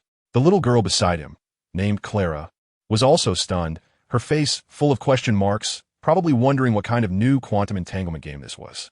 Clearly, Sabo was going to hit me. So how did he end up getting himself wrapped up instead? Is this the legendary strength of the 5th Emperor? No. This kind of operation would leave even a Yonko or a deity baffled. She yelled and tried to rush over to untie Sabo. But could I let her succeed? No way. I stepped forward to block her, with that golden giant, my world, standing beside me like a gatekeeper. I smiled at her and said, Your companion is in my hands now. If you want him to live, you better behave. But the girl was quite stubborn, ignoring me and trying to sneak around. I thought, fine, you want to push your luck? Time once again stops for me. I had the world pull out a bundle of ropes, and in no time at all, I tied her up as well. However, I was still quite gentle with the lady. After tying her up, I made sure to straighten her up so she could stand steadily. When time resumed, she moved and almost fell flat on her face. But my golden giant helped her out. At this point, she was completely stunned, her mind blank, and she had no idea how she had been caught. She stared at me and asked how I had managed to do it. I raised an eyebrow at her. It's a business secret. Want to save him? Simple. Just marry my dad. Huh. Clara was completely taken aback, probably imagining 1,000 possibilities, like I was interested in her and wanted to forcibly take her away. But she never expected that I was here trying to pin my dad. On the ground, Sabo's face turned as red as a liver, shouting for Clara to ignore him and hurry to find their Boss Long for help, saying Boss Long was invincible and would definitely be able to rescue him. I couldn't help but laugh, interrupting him. It's useless because I'm the invincible Dio. Seeing my confidence, Clara probably felt a jolt in her heart. She gritted her teeth, made a decision, and said to Sabo, You go, I'll stay. You have to inform the dragon leader. Only he can save me. Of course, Sabo was unwilling. I understand the feelings of childhood sweethearts. But Clara was very persistent, saying that I wouldn't let her go. I nodded in agreement and said, of course. Saber had no choice but to agree. After all, given the current situation, there was no other option but to go back and get reinforcements. I had someone take him back to the port along the same route. Once he left, Clara stared at me and asked, "Aren't you afraid that the dragon will come and knock you down?" I smiled arrogantly, saying, "It's useless. Even if he is on the same level as the four emperors, he is still no match for me. You should just prepare yourself mentally and be my father's little wife." To be honest, I've caught quite a few beautiful women lately, and it's time to find a way to send a batch back. After hearing my words, Clara was completely shocked. The four emperors, the top combat power on this sea, sounded like just a small soldier in my mouth. She must have been wondering just how strong I really was. It's a pity that someone so strong isn't helping their revolutionary army. Just as she was feeling melancholic, the doors of the Dragon Palace's main hall opened. King Neptune, the old king of Fishman Island, bowed and led someone in. Goodness, this guy was wearing a black training outfit with a white haori over it. The aura he emitted was simply a walking low pressure. King Neptune must have received the news and knew that a formidable member of our god race had emerged in Sabaody, defeating Admiral Green Bull, severely injuring a Kainu, and even casually tossing a celestial dragon. This achievement was far more impressive than mine. So he hurried to the port to respectfully invite the person in. I felt a chill on the back of my neck and thought, oh no, why is my brother here? Isn't he supposed to be at home, in seclusion? I quickly forced a smile and said, "Big brother, what brings you here?" Crow also looked at him curiously, probably wondering how terrifying this big brother must be to make me, the invincible Dio, turn into a coward in an instant. My older brother, Yuan Liujai, completely ignored King Neptune and walked straight up to me, his eyes sharp as knives. "You really have some nerve, treating our father's words as if they were nothing, right? How dare you call yourself the fifth emperor and make such a big scene? Have you forgotten that father told us to keep a low profile?" King Neptune behind him was twitching at the corners of his mouth, probably thinking, "Brother, how can you still have the face to criticize others? Your commotion has almost pierced through the Navy headquarters. It's way more shocking than Dio's little antics." Of course, he wouldn't dare to say that. Clara's eyes lit up, feeling hopeful. It seems that not everyone in our family is as evil as I am. I was under a lot of pressure from my older brother's scolding, and my mind was racing, quickly thinking of a way out. Brother, I was wrong, but everything I did was for the sake of bringing peace to this world. With pirates everywhere in the New World, as long as I rule the New World, there will be no more pirates. I almost believed my own words. But then the tied-up Clar directly contradicted me. He's lying. He just said he's invincible, that the world belongs to him. Damn, I shot a glare over. How come this captive still has a backstab? My elder brother Yuan Liujai frowned after listening and looked at me. "Dio, do you think you can beat me now?" "No way." I was sweating profusely. "You're much stronger than me. What I mean is, I'm invincible among these people outside. I doubt you would dare." My brother snorted coldly and then walked over to Crow, asking me, "Why is this woman tied up here?" As soon as Crow saw someone who could reason with her, she immediately complained. He captured me and even threatened to make me marry his father. After hearing this, Yuan Liujai's face darkened, probably thinking about what kind of atmosphere our family has. Without saying a word, he drew the katana from his waist, and with a flash of the blade, the ropes binding Crow were cut. He sheathed the sword and said to her, "All right, you're free now." Crow was stunned. It was really that simple to let herself go? Then my brother turned to me again. "Dio, did you capture anyone else?" I couldn't hide it any longer and had to confess honestly. I captured a few, but none of them violated my father's rules. There are some from CP9, CP0, the Celestial Dragon's bodyguards, who have no rights, as well as Smoker from Big Mom's crew, and Yamato and Run T from the Beast Pirates. They're all pirates, and they came voluntarily. Oh right, there's also Princess Shirahoshi, who was agreed upon with King Neptune to be a pet for my father. As I spoke, I gestured for King Neptune to hurry and bring them over. I wanted to ask my brother to take them all back.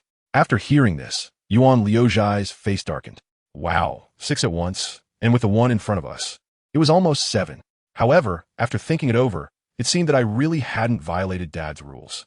The Celestial Dragon's bodyguard should be captured. Pirates should also be captured. Although he was not pleased, he hesitated a bit. I quickly added, "Besides, Father would definitely be happy about this." This statement worked. My brother doesn't care about anything, only about whether Dad is happy or not. He sighed. "For Father's sake, I'll help with this. But remember, if you dare to forcefully capture women again, I'll make sure my sword, and Kai, gives you a good roasting." I shuddered in fear and quickly promised that I would never dare again. But deep down, I thought, rules are dead, but people are alive. Next time, I could use some tricks to make them willing. Soon, King Neptune brought all 6 beautiful women over. Princess Shirahoshi was really big. At that moment, the liberated Clara suddenly spoke up. She looked at my elder brother with hope and asked before, "Our revolutionary leader, Dragon, wanted to collaborate with your father to establish a world of equality and peace. What is your father's stance on this?" Yuan Liujai, knowing my dad well, directly rejected it. I'm afraid my father wouldn't want to get involved in this matter. Clara's eyes instantly dimmed. Then, a girl named Yamato, who is Kaido's daughter, quietly leaned over to Clara's ear and opened up a new perspective for her. "Sister, actually marrying the father of this clan can produce very powerful children. Although we may not be able to fulfill our dreams ourselves, our children can. Family, who understands?" Clara's eyes instantly lit up, as if she had been injected with adrenaline, fully revitalized on the spot. She thought this path was feasible. If she couldn't do it herself, she could give birth to someone who could. As long as the child was strong enough, what world government, what admiral, they could all be flattened. She shouted directly at my elder brother, "I want to marry your father too." My elder brother was speechless at that moment, thinking to himself, "These women are all trying to have my father as child. Is that really okay?" But seeing Clara's determined gaze, he sighed and asked, "Do you really want to do this?" Clara clenched her fists, looking solemn, and said, "Of course. Nothing is more important than world peace and equality." I watched this scene with no emotional response. No matter what their purpose is, as long as they can have a few more brothers and sisters, preferably ones who can play with me, then I will have more helpers. My elder brother eventually agreed and said, "All right, but whether our father accepts you or not is up to him to decide." As soon as I saw that the matter was settled, I quickly urged, "Then please, big brother, hurry and send them back." I wanted him to leave quickly. I felt uncomfortable with him here. However, he said, "No rush. I'll stay in this underwater world for a few days. It's quite magical here." Well, I was out of options. Meanwhile, the outside world had exploded because of our actions. On Cake Island in the New World, Big Mom's eldest son, Perispero, who was licking a lollipop, returned home in disgrace to report that I not only refused the alliance, but also snatched Smoothie away. Big Mom was so angry she almost flipped Cake Island. But when she saw the news of my brother's luxurious achievements, especially the fact that Akainu, that madman, was seriously injured, guess what? She backed down immediately. She actually comforted herself by saying that even if Smoothie was taken, it still achieved the goal of having the strongest offspring. On the Revolutionary Army side, after Dragon listened to Sabo's lament, he also fell silent. In the end, after reading the newspaper, he felt our family was too terrifying to save, so he thought it would be better not to save us. He even said something about trusting Clara's revolutionary spirit. Letting her infiltrate us might be a turning point. Family. Isn't this situation a bit too abstract? But you absolutely wouldn't guess who was the most excited. Kaido, the Beast Pirates. On Onigashima, it was a cacophony of drums and firecrackers. I heard that Yamato and Nika successfully married into our family, and Kaido immediately ordered a banquet for 3 days and nights. He held a giant wine cup, chugging alcohol while looking at my brother's achievements in the newspaper, grinning like a 300-pound child. He believed his daughter Yamato was certainly stronger than my brother's mother, and that the grandchild born would definitely be the strongest in the world. As he drank, this old guy suddenly started crying, wailing, "Ooh, what pirate empire, what world war, it's all meaningless." His subordinates were dumbfounded. What happened to the boss? Indeed, in front of our divine clan, his little dreams seemed like a joke. After Kaido finished crying, he suddenly roared, "I declare, when Yamato and Nika return, the strongest among their children will be the heir of the Beast Pirates." The people below were first stunned, then erupted into thunderous cheers. The cries of strongest heir, echoed through the skies. Let me tell you, that guy Pagei was completely dumbfounded, his mouth agape enough to fit an egg. He probably didn't expect that Kaido would actually give his sister's child a chance to inherit the Beast Pirates. Goodness, now his sister's ambition might really come true. But let us not talk about Wano for now. Shifting the scene to the first half of the Grand Line, my husband Reinhardt was sending off his newly married wife, Princess Vivi. They were going to Alabasta to handle some matters, and he brought along their 2 sons, one named Tobarama and the other Itachi. These 2 were no ordinary kids. Let me tell you, Tobarama was adept at the Flying Thunder God technique, and Itachi was heavyweight, having already unlocked the Mangeki Sharingan. My husband said one thing: "You 2, make sure to protect your stepmother well. Don't be careless, got it?" The 2 kids nodded vigorously. Tobarama even assured, patting his chest, "Don't worry, Dad. I've already left a flying thunder god mark on her clothes. If there's any danger, I'll teleport right to her side. But that's not all. My husband, like a magician, pulled out a scroll from the system's space and handed it to Vivi, saying, "Here, a gift for you." Vivi opened it and was stunned. My husband explained, "Inside, I've sealed a super large ninjutsu called Rain Jutsu. When activated, it can make Alabasta experience 5 minutes of torrential rain, enough to solve your urgent crisis." Family, who understands this? Alabasta's biggest crisis right now is drought. That bastard crocodile has made life unbearable with his dance powder, and the rebels are almost at the palace. This one scroll would be equivalent to directly overturning Crocodile's table, right? Vivi was so moved she cried, tightly hugging my husband and not letting go. The happiness was simply overwhelming. After sending Vivi off, my husband was just about to go home and rest when he looked up and saw, wow, his eldest son Payne, riding on a giant 8-tailed bird, descending from the sky. The key point was that there were 3 beautiful women standing on the bird's back. Rebecca from Dressrosa, Violet, and a member of the Don Quixote family. Baby 5. At that moment, my heart sank and I thought, that's it, these 2 devoted sons have gone out to stock up again. As soon as Payne and the others landed, they came over to take credit. "Father, the Don Quixote family has basically been wiped out. This Rebecca is a gift I brought for you. This Violet is a gift from little you. As for this baby 5, she volunteered to be your concubine." Oh, I really can't believe it. Has their filial piety become a bit distorted? My husband appeared calm on the surface, but inside he must have sighed 100 times. When we first crossed over, he was indeed quite eager to expand our family for system rewards, but now he is invincible and truly lacks any worldly desires. He quickly calculated in his mind that he had the template of the captain of the Death God team and the Rinnegan of the Hokage, while holding Aizen's Hogyoku in his hand. With such combat power across the 3 worlds of death, fire, and sea, he just randomly killing? That legendary emu sounds impressive, but probably couldn't withstand even one of his Bankai.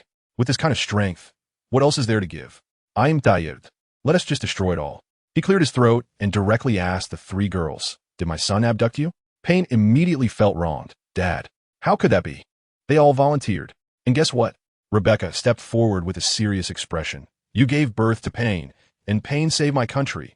So fundamentally, it was you who saved us. I must repay this kindness with my life." Violet beside her nodded vigorously. Baby 5's eyes sparkled even more. Like a little fangirl, "Your child told me you need me. Whatever it is, please just command me." My husband is completely speechless, and I feel like my brain is hurting. He waved his hand with an expression that said he just wanted us to be happy. "You all think it through, Payne. You treat them well first." As soon as he finished speaking, he vanished in a flash, instantly teleporting back to the lounge chair on the other side of the sea to lie down. He's just so mentally exhausted. On the other side of the beach, my other daughter, Watergate, is practicing armament hockey. I must say, this kid really has talent. She excels in innate ability. In no time, her small fist suddenly turned black. Excited, she ran to show off to Kuna, who was practicing swordsmanship, and then slyly leaned in to say, "Sister Kuna, actually marrying my father wouldn't be bad. Then you could level up to become my stepmother." Wow. Kuna immediately broke down, her face flushed red, and she thrust her sword into the ground, rushing over to pinch Watergate's cheeks, both amused and exasperated. "You little rascal. That's just wicked. How could I have such thoughts about my teacher?" Meanwhile, on Vivi's side, they hurriedly arrived at the famous port of Alabasta, Canola. As soon as they entered the restaurant, they heard people around them cursing the king, saying he used dancing powder to siphon the nation's rainwater, causing only the capital to rain while other places were almost dying of thirst. The rebels had surrounded the capital. Upon hearing this, Vivi turned pale, forgot about eating, and immediately packed up to take away, rushing on her mount toward the center of the country. Of course, their whereabouts were exposed. The spies from the Baroque works immediately called Crocodile. Upon hearing that Princess Vivi had returned, Crocodile was overjoyed, nearly grinning from ear to ear. "You don't take the road to heaven, yet you break into hell." He immediately ordered Robin and Mr. One to block the road, preparing to use Vivi's life to threaten the king into revealing the location of the ancient weapons. But little did he know, Vivi was already preparing to go all out. They reached the center of the country and directly pulled out the scroll.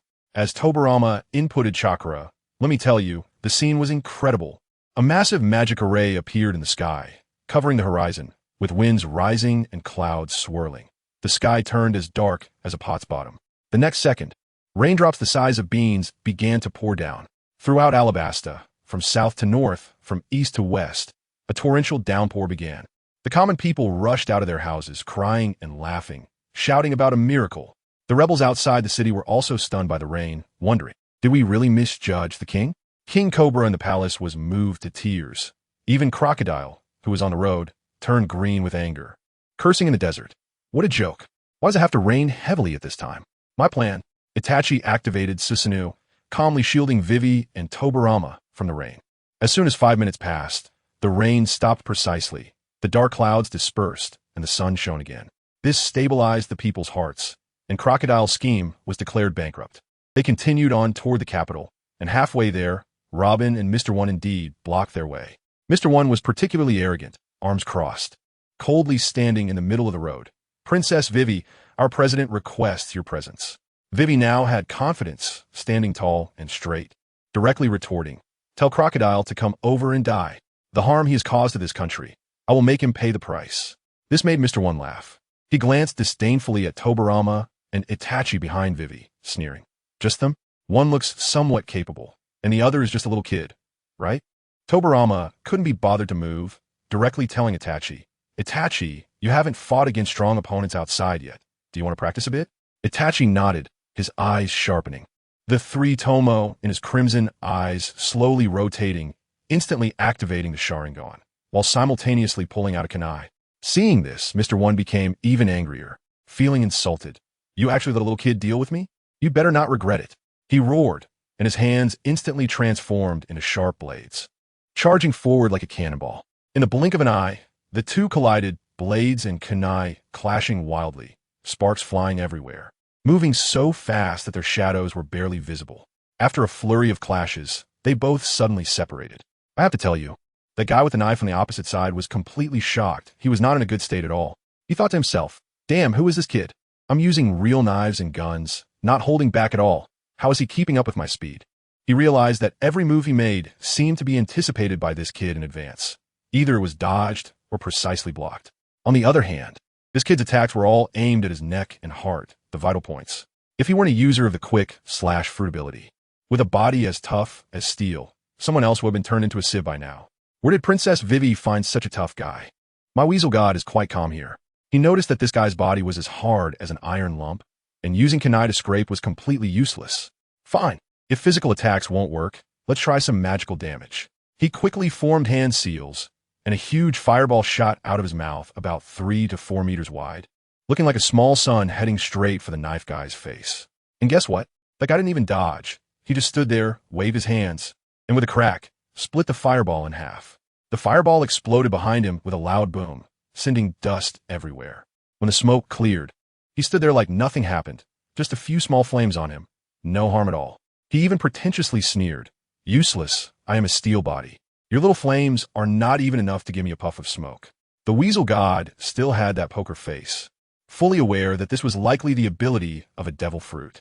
Sister Robin, watching from the side, almost dropped her jaw. She was now 100% sure that these two were definitely from the legendary clan of gods. Their skills and abilities were outrageous. At that moment, my great-uncle Tobirama couldn't stand it any longer and shouted, all right, Itachi, stop playing around, get serious. The knife guy was still stubborn, saying, I told you, I am a steel body. Even if you throw me into a furnace, it won't work. In fact, he was feeling extremely frustrated. He couldn't take down a kid after a long time, and now he was being told he was just playing. Where is he supposed to put his face? He roared and launched an even fiercer attack. As a result, after hearing the words, Itachi closed and opened his eyes, and wow, that 3-tomo Sharingan evolved directly. His pupils transformed into a big 4-pointed windmill. Facing the rushing knife guy, he spat out a few words, Susanoo. In the next second, I tell you, something outrageous happened. A gigantic energy skeleton appeared out of thin air, enveloping Itachi completely, and 2 massive skeletal arms grew out. Sister Robin was dumbfounded, her mouth agape. What is this ability? A devil fruit? Or is it their clan's bloodline limit? At that moment, the knife guy had already lost control. His blade-like arm struck fiercely against the skeleton frame, resulting in a clang as his hand got stuck in a bone crevice, unable to move. He was dumbfounded. He could split mountains with a single strike, yet now he couldn't even cut through a bone frame? He asked in confusion, what on earth is this thing? Inside the skeleton, Itachi's voice was as calm as if he were commenting on the nice weather. Absolute defense. Your two little knives can't break through my defense.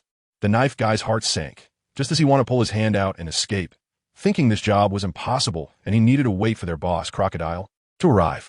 Suddenly, that gigantic skeletal fist, accompanied by the sound of wind, smashed down. He didn't have time to dodge, and with a loud bang, he was sent flying like a baseball, carving a long trench in the ground. After a while, he finally got up covered in dirt. It still stubbornly said, "Not bad strength, but still useless. I am a steel man. Fire and hammer can't hurt me." Upon hearing this, Itachi suddenly curled the corner of his mouth into a smile. "Oh, really?" As he spoke, a line of blood tears flowed from his right eye. Next, a small wisp of black flame shot out from his eye, instantly touching the knife guy. When the knife guy saw fire again, he initially dismissed it, but the next second, he felt something was wrong. Excruciating pain surged through him. This black fire could even burn through his steel body. He screamed, trying to pat it out, but as soon as his hand touched it, it caught fire too. Family, who understands? This fire was like it had a life of its own. Once it touched him, he couldn't shake it off. He rolled frantically in the sand, trying to extinguish the flames, but it was of no use. The fire only grew stronger. His screams sent shivers down my spine. In the end, this guy went completely mad from the burning, tried to rush over to Itachi for mutual destruction. But he couldn't even touch the edge of the Susanoo and was burned to a pile of ash, with the black flames slowly fading away. After resolving this, Itachi turned to Sister Robin.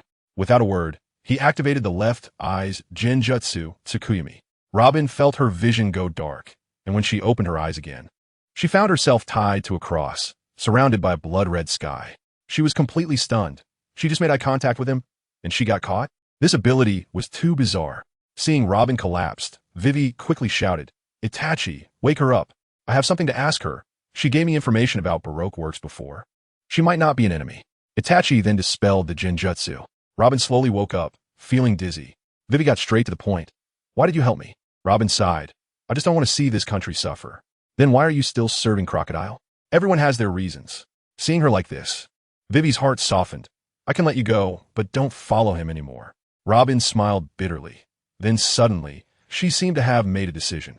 Looking at Tobirama and Itachi, she asked, "You two are from the clan of gods, right? Can I become a subordinate of your family?" I have to say, Tobirama's response was simply brilliant. He directly refused. "Subordinates? Our family doesn't take in subordinates." Then he changed the subject, smiling. "However, I can offer you a different identity. It just depends on whether you are willing." Robin looked puzzled. Tobirama grinned. "How about marrying our father and becoming his concubine?" Itachi beside them nodded seriously. "That's a good idea." Wow, I was shocked at that moment. Vivi and Robin were also dumbfounded. Robin was probably thinking, "I just wanted to find a class, and now you want me to be the boss's wife? And it's your father's? This promotion is a bit too fast." However, Robin was also a tough person. After thinking it through, she surprisingly found the idea feasible. With such a powerful group of big brothers, who would dare to mess with her in the future? She tentatively asked, Is that really possible? Won't your father object?" Itachi shook his head. "Don't worry, father definitely won't object. From now on, we will be your children, and you will be our little mom. And so will Princess Vivi." Now Robin was completely stunned. Even Princess was marrying in? The God clan is terrifying. She immediately agreed. "Okay, I'm willing." This move was all about saving 40 years of detours. As soon as the recognition of kin was over, Robin quickly provided new information. Crocodile is already on his way, and his target is the ancient weapon Pluton, and I am the only one who can interpret the historical text. As soon as she finished speaking, a cloud of dust appeared in the distance, and Crocodile, the Shichibukai sand crocodile, arrived in his vehicle. He immediately spotted Vivi and Robin, as well as Tobirama and Itachi standing beside them, and his expression instantly darkened. He stopped and directly questioned Robin. "Robin, what's going on? Where are the others?" "Mr. One?" With a newfound backing, Robin stood tall and declared, "Crocodile, I announced that from today on, I am quitting Baroque works. I'm done." Crocodile was first taken aback. Then he burst into laughter.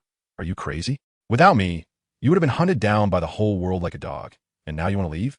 Vivi coldly chimed in. "Crocodile, your fate will be the same as that of the turned to ash Mr. One." Crocodile's gaze sharpened, and he then noticed the pile of ash on the ground. His heart sank. Looking again at Tobirama and Itachi's iconic red clouds and black cloaks, he suddenly realized something. His pupils shook. "You are members of the God clan?" Tobirama stepped forward and admitted his identity. Crocodile immediately became cowardly, instinctively wanting to flee. He forced himself to appear calm and try to bribe. Whatever she offers, I'll pay double. Just leave me out of this. But Tobarama's face darkened, and he scolded. What the hell are you thinking? Princess Vivi is my little mom. How can you expect us to ignore her? Remember, in this world, no one can bully our family. Crocodile was completely dumbfounded. Princess Vivi became a little mom? What in the world is this? His mind raced, and he instantly understood he had gotten into big trouble. He couldn't fight back, definitely couldn't fight back. He decisively said, since you are members of the God Clan, then let's forget this matter. I'm leaving. He turned to sneak away, but a cold light flew past his face. It was a kunai thrown by Tobarama. After dodging, Crocodile angrily turned back. You don't want me to leave? Tobarama coldly looked at him, and in the next second he instantly disappeared, reappearing behind Crocodile. Flying Thunder God Technique. You guessed it right, Tobarama's cold voice echoed in his ear. I never intended to let you go. Saying this, he thrust a kunai towards Crocodile's heart. With a soft sound, the kunai pierced in, but there was no blood. Crocodile's body directly turned into a pile of sand, reassembling in the distance. He looked terrified. He had just almost died. Tobarama looked at him, somewhat surprised. Oh, a Logia user? Then the kunai in his hand was instantly covered by a layer of black material. Haki. He pointed at Crocodile. Next time, you won't be able to escape. Crocodile realized he couldn't run away, but instead, it stirred his ferocity, and he laughed maniacally. You guys are really unlucky to run into me in the desert. This is my home turf. Saying this, he waved his right hand, and a sand tornado rose from the ground, instantly growing to 7 or 8 meters high, sweeping towards us. Facing this devastating offensive, Tobarama simply clasped his hands together calmly and shouted, Water style, water surge. Let me tell you, a miracle has happened. In this arid desert, a massive amount of water suddenly surged forth, forming a water tornado more fierce than a sand tornado, charging straight ahead. When the sand met the water, it instantly turned into wet mud and was swept away. The water tornado continued its momentum, leaving Crocodile no choice but to dodge and panic. Crocodile was completely stunned, his eyes wide like saucers, his face filled with disbelief. Water. Creating water out of thin air? What kind of devil fruit is this? A water fruit? This is impossible. He was utterly flustered. Water is the nemesis of all devil fruit users, and this person was simply his natural enemy. Tobarama didn't give him a moment to breathe.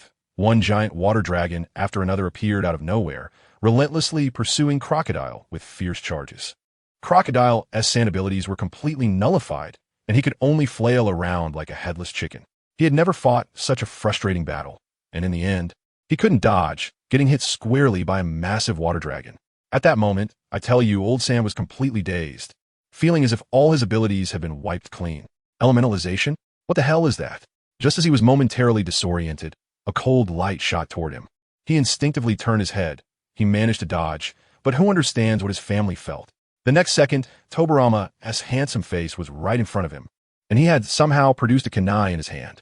With a swift thrust, it landed squarely, giving him a chilling sensation. Tobarama even coolly recited the name of his technique, Flying Thunder God Slash. Goodness, Crocodile fell to the ground, his health bar plummeting, and in his mind, there was only one thought. Oh, so this technique is called Flying Thunder God Slash. Then, with a closing of his eyes, he went to report to King Yama. Tobarama looked at the now lifeless Crocodile on the ground, his expression as calm as can be, as if he had just casually tossed out some garbage. Robin, watching the corpse of her former boss, sighed and thought, well, you got what you deserved. Meanwhile, Vivi was over the moon, ready to return to the capital, reveal the truth, clear her father's name, and rebuild the country. And let me tell you, the scroll her husband gave her was like a wishing machine in the desert. With water, no problem was too big to solve. The group dragged Crocodile's body back to the capital. Upon their return, everything went smoothly. The rebellion? Instantly quelled. When the citizens heard, oh, it turns out it was that Crocodile who was messing with us, they immediately knelt before the king to apologize. King Cobra didn't blame them. He knew that not being prepared for Old Sand was the real issue. However, what shocked him the most was that the one who saved the entire country was his precious daughter, Vivi. He called Vivi over, looking her up and down, increasingly feeling that something was off. My daughter, who used to be a naive little girl, why is she now exuding the aura of a mature woman? The old king, having been through this himself, felt a jolt in his heart. Goodness, my beautiful daughter. Who has been taken by which pig? He asked gravely. Vivi, are you in a relationship? His heart was racing, fearing that Vivi might have chosen a pirate as her boyfriend, which would ruin the royal family's reputation. Vivi blushed but didn't hide it, boldly admitting, yes, father. King Cobra felt his heart leap to his throat. Who is it? It can't be a pirate, right? Not a pirate. Vivi shook her head, then mysteriously said, but his identity is a bit special. You must keep it a secret. Cobra sighed in relief when he heard it wasn't a pirate. Thinking my daughter is a princess, how mysterious can he be? He still promised. All right, I guarantee I won't tell anyone. But then Vivi's next sentence nearly fried his CPU. My partner is from the God Clan. King Cobra's eyes widened, his mouth agape enough to fit an egg. You. Are you talking about that God Clan that recently stirred up the entire sea? Vivi calmly nodded. That's right. The two who came with me are the ones who took down Crocodile. My goodness, King Cobra felt his head buzzing at that moment. This son-in-law's background is just too explosive. Going against the Navy, daring to kill even celestial dragons. This isn't just a son-in-law. It's like bringing an ancestor back home. But then he thought, with such a powerful backing, it seems quite appealing. He quickly assured, All right, I won't tell anyone about this. Vivi saw his reaction and smiled as she pulled out a scroll. Father, look, this is a gift from my partner. A rain scroll that can make it rain heavily for 5 minutes across the nation. King Cobra was completely petrified. Is this thing called a scroll? This is a divine artifact, all right. He suddenly remembered the quick but heavy rain that lasted 5 minutes before.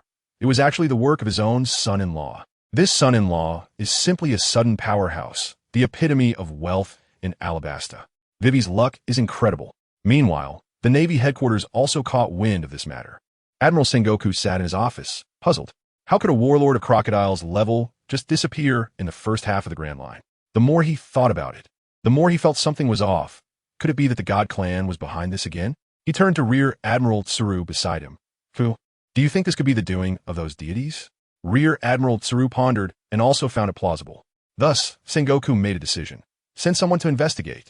We must find out who did this. But remember, only observe, do not engage. Of course, they couldn't capture anyone. If they encountered a monster like the Flame God again, anyone sent would be giving their life away.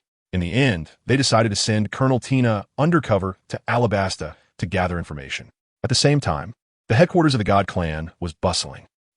Reinhardt, was lying on a rocking chair contemplating life. My eldest son, Yuan Liujai, had brought back 6 women this time. Shirahoshi, Yamato, Runny, Smoker, Califa, Stussy. Good grief, his main strategy is just bulk buying, right? Especially Yamato and Runny. They're so intent on having a stronger child with me every day. Family. How can anyone withstand this? It feels like I'm just a breeding tool. As night fell, among these women, a blonde, red-lipped beauty quietly opened her eyes. She was Stussy, the ace agent of CP0. She was incredibly pleased with herself, having easily infiltrated the headquarters of the God Clan. The next step was to find a way to transmit the coordinates back. Unfortunately, the Den mushy on her was taken away by Aizen.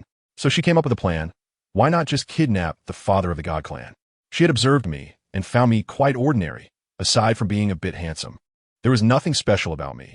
Probably just a tool for breeding due to my special bloodline. Without hesitation, she sprouted a pair of black wings from her back and revealed vampire-like fangs, flying straight towards my estate. What she didn't know was that just as she left, Aizen in the next room opened his eyes, sensed her movement, smirked, and closed his eyes to go back to sleep. What a joke. Causing trouble in front of my father? That's like lighting a lamp in the toilet. Seeking death. Stussy silently infiltrated my room and looked at me sleeping soundly on the bed, feeling ecstatic. Indeed, a weakling. She crept to the bedside, opened her mouth wide, and bit down on my neck. As a result, with a crunch, she nearly broke her own teeth. I told you, it felt like biting down on a diamond. Completely impossible to chew. Just when she was questioning her life, I slowly opened my eyes and yawned. Have you bitten enough? Stussy was so scared that her soul almost flew away, and she took a step back, wanting to run. How could I let her escape? With a flash of purple light in my eyes, I activated the heavenly attraction. In an instant, that terrifying force pulled her back from the window, and I promptly pinned her down on the bed. Stussy was completely panicked and shouted urgently, I'm not a real human. I'm a replicant. Don't attack me. As soon as I heard this, I burst out laughing. A replicant? Perfect. I'll give you a free upgrade today. I directly activated the powers of the Shattered Jade and the Reincarnation Eye. Wow. My whole body was radiating a brilliant blue light. and a tremendous creative force surged into Stussie's body in an instant. She felt like her whole body was on fire, both hot and uncomfortable, and in no time, she fainted. When she woke up again, she was completely stunned. She discovered that she could actually sweat, her skin felt warm to the touch, and she could even feel a heart beating in her chest. In disbelief, she scratched her arm with her nails, and to her surprise, red blood flowed out. She had become a real human. This excitement overwhelmed her, something that even Vegapunk couldn't achieve. This man in front of her actually did. This wasn't an enemy at all. He was practically a reborn parent. She suddenly knelt down, hugged my leg, and with eyes full of dependence called out, "Father." I was speechless at that moment. "I really want to thank you. Isn't the direction of this script a bit too outrageous?" I asked her to take a shower first and change into clean clothes. Half an hour later, she came out wearing my oversized kimono, looking incredibly charming. As soon as she came out, she leaned close to me and said with a flirtatious glance, "Father, if you want daughter, wouldn't mind." I had 3 black lines on my forehead at that moment. "Big brother, you just acknowledged me as your father. Can we stick to the basics here?" I firmly rejected her dangerous idea. Although Stussie felt a bit regretful, her loyalty was already maxed out. After thinking for a moment, she took the initiative to confess, "Father, I'm sorry. Before coming here, I informed the world government about your fondness for collecting beautiful women and the fact that the children born from them possess great abilities." As soon as I heard it, the first half of the sentence didn't seem matter, but the second half made me really angry. "What do you mean I like to collect beautiful women? If this gets out, what will happen to my reputation?" I immediately retorted seriously, "Stussie, you can't just say whatever you want. I'm face blind and can't tell what's beautiful or not. Collecting beautiful women is something my useless sons do. It has nothing to do with me, got it?" Stussie looked at my serious expression, stifled a laugh, and nodded, probably already labeling me as a hard-headed but soft-hearted son or a dad in her mind. She wanted to stay and sleep with me, but I kicked her out. Meanwhile, on the other side, on the island of music in the Great Route, a girl with red and white hair, Yuta, received an invitation from my other son, Dio, inviting her to hold a global live concert at Fishman Island. Yuta was tempted, but her guardian, Gordon, desperately tried to stop her, saying that Dio was a big bad guy who specifically snatched beautiful women to give to his lecherous old dad, and that going would definitely bring her trouble. Upon hearing this, Yuta's little face turned stern. Evil Dio, and that old man who preys on young girls, how despicable. But while cursing out loud, she made up her mind. "No, I'm definitely going. This is a great opportunity for the whole world to hear my singing." At the same time, on the red-haired pirate's ship, Shank's expression darkened instantly as he looked at the newspaper reporting Yuta's concert. The cadres around him were in an uproar. "Boss, Dio is definitely after Yuta. This guy has a history. I tell you, these old guys are more anxious than Shanks." They slammed the table right there. "We must go to Fishman Island to ruin that kid's evil plan. No one can touch a hair on Yuta's head. He dares to call himself invincible. Let him see what a real Yonko crew is like.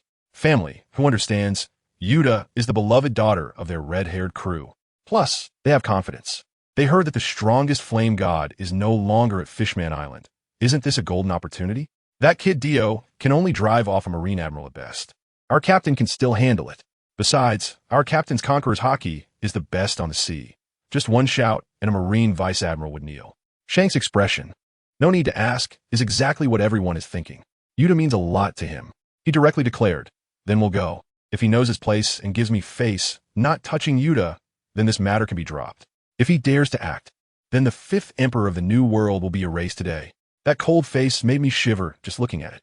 However, Ben Beckman remained calm. He wasn't worried about whether they could win, but about something else. He sighed and said, "Captain, we took the blame for the destruction of Music Island for Yuta back then. She doesn't know anything now. She must hate us to death. What'll we do when we meet?" Rachi Lu was also troubled, but he slapped his thigh. "Hey, the girl is about to be kidnapped by bad people. Why worry about that?" Shanks nodded. "Exactly, we've already taken the blame. Letting her vent a few words is fine. Notify everyone, prepare to set off. These fathers are truly willing to risk everything for their daughter."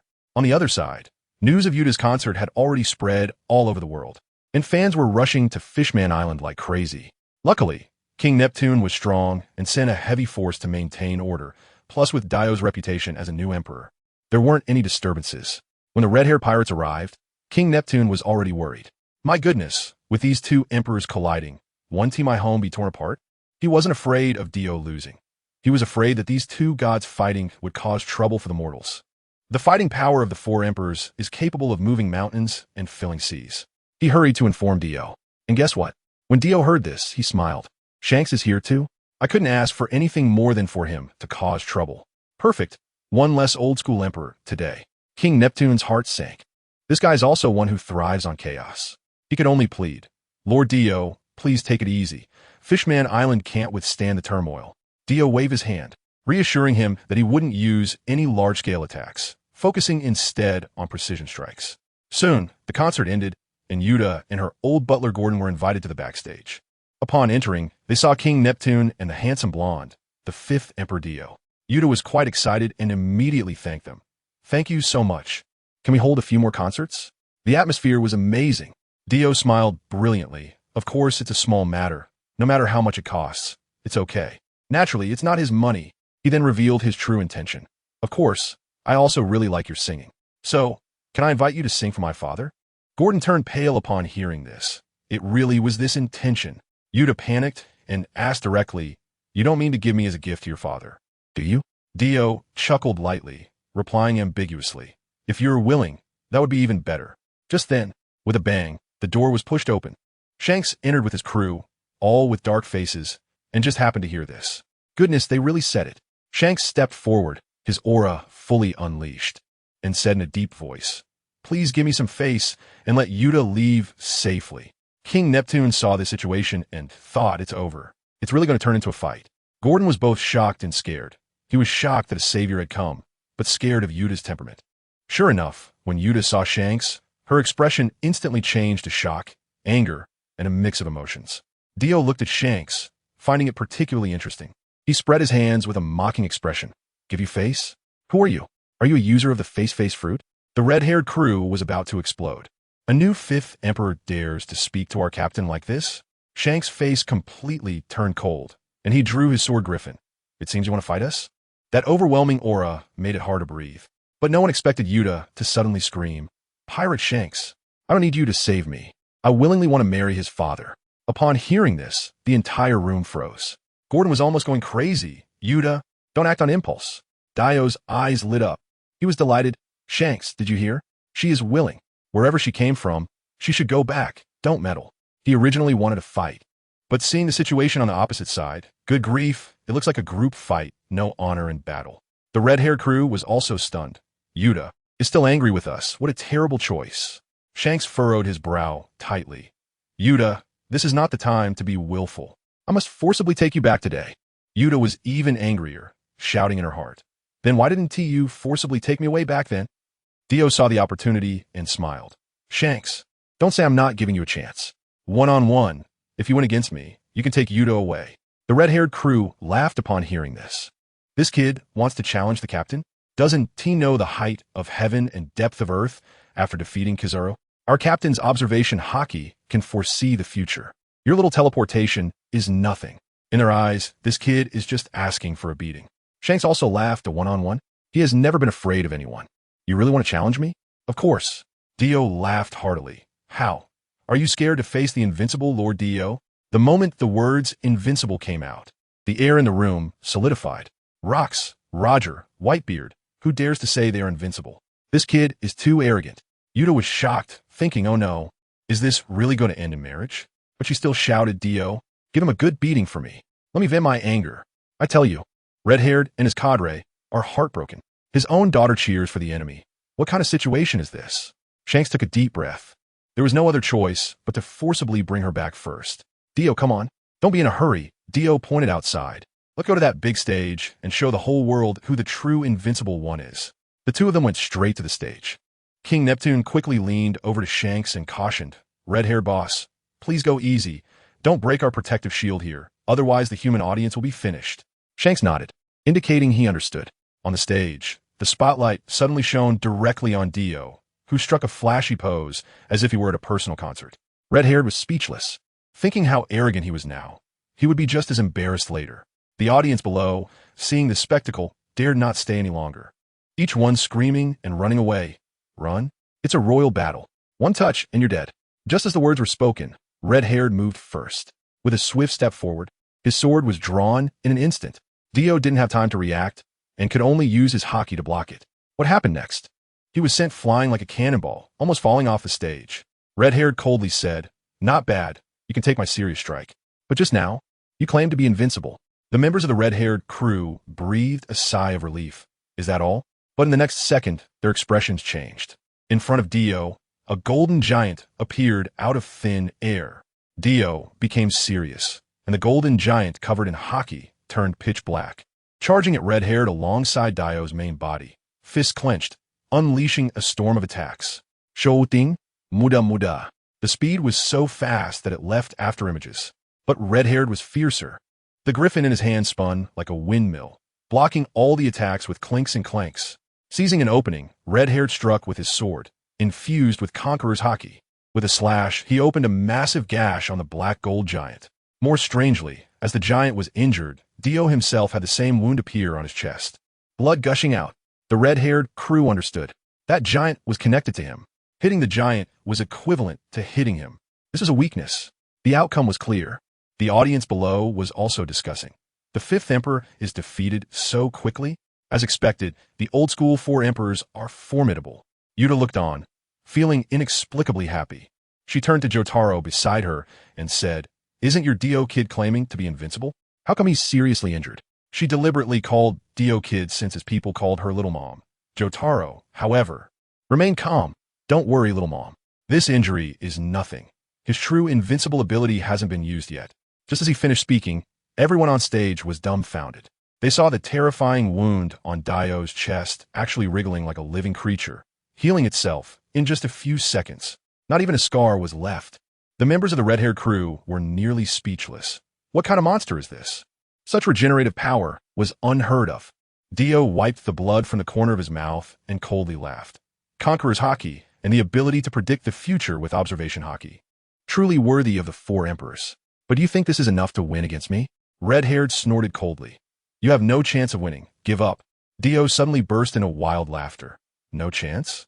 Aren't you the one who can predict the future? Then take a look at what will happen next." Red-haired immediately activated his observation haki, but the future he saw made him shudder. He saw himself standing still for a few seconds, being brutally beaten by Dio. How is this possible? Did his observation haki fail? In that moment of hesitation, Dio charged over. Then, the most explosive scene came. I swear I've never seen such an absurd sight in my life. Dio grinned, shouted something I couldn't understand. "Zankyou no terror." Instantly, the entire world seemed to pause. Red-haired maintained his defensive posture, motionless. Even the alert expression on his face froze. Dio leisurely walked up to him, and his black gold giant appeared, unleashing a flurry of attacks on the frozen red-haired. Fists rained down on red-haired like raindrops. It was only about 3 seconds. In the next moment, time seemed to resume. But what about red-haired? Let me tell you, he looked as if he had been hit by an invisible dump truck, letting out a scream, blood spraying from his mouth, and he flew backward like a broken sack, crashing heavily onto the stage below. The entire venue fell silent. The members of the red-haired crew were all stunned, and the chicken leg and Lachi Lu's hand dropped to the ground with a thud. What just happened? How did the boss get knocked away so suddenly? Did you see it clearly? The sniper Jesus B was the most perceptive, but even he looked bewildered. Everyone turned to Ben Beckman, and even he wore a face of confusion. I don't know either. It was just in an instant, without any trajectory. He just went past, and the boss flew away. It's over. It's really over. Even the first mate couldn't understand. How could they fight now? The audience below erupted. A counterkill. Instant counterkill. The god race is truly invincible. King Neptune was also stunned. This wasn't fighting at all. This was outright slaughter. Only Jotaro wore a knowing smile. And Yuta, looking at the fallen Shanks, suddenly felt that sense of relief vanish, replaced by a deep pain. At that moment, amidst the rubble, the man, red-haired Shanks, covered in wounds, blood dripping from the corner of his mouth, shakily stood up again. There was no anger on his face, only shock and disbelief. He finally understood. The future he saw with observation haki was real. He had truly stood there and been beaten for several seconds. It wasn't a fault of his observation haki, but time. This guy had paused time. The thought sent chills down Shank's spine. How could there be someone who can pause time in this world? No wonder Kazuru ran away. No matter how fast light is, it can't outrun time at rest. A deep sense of helplessness surged in his heart. How could he fight against such an ability? This was simply invincible. But when he glanced at Yuta, not far away, his gaze instantly became incredibly determined. He would absolutely not give up on Yuta. The members of the red-haired crew saw their captain stand up again. That indomitable fighting spirit instantly rekindled their confidence. Lachi Lu even picked up the chicken leg and took a big bite, his eyes firm as he said, "I told you, the boss could never be taken down by the same move twice. He's definitely thinking of a way. I told you, Dio was still over there mocking. How to get back up again? Hasn't he recognized reality yet? I am invincible." And guess what? Shanks completely ignored him, his mind working like a supercomputer, instantly realizing the key point. It's distance. This guy's ability must have a distance limit. Otherwise, he would have taken him out from 800 miles away without needing to get close. Once he figured this out, Shanks was calm as ever. A smirk on his face. "Your ability? I've already seen through it." Well, Dio was stunned at that moment, his expression management completely out of control. Impossible. Absolutely impossible. Inside, he was in turmoil, thinking, my time-stopping ability, who can see through it besides my dad and brother, those freaks? What gives you, a native from the sea? The right? Shanks laughed, even more happily. "You'll find out if you try." Dio was also a tough guy, directly fired up. "Come on, let me see how you break it." What he was thinking was, so what if you know? I'll freeze you, what do you have to resist? Then let me tell you. That scene was incredible. Shanks took a step back, creating a distance of 100,000 miles, wielding his griffin like a lightsaber. Swish, swish, swish.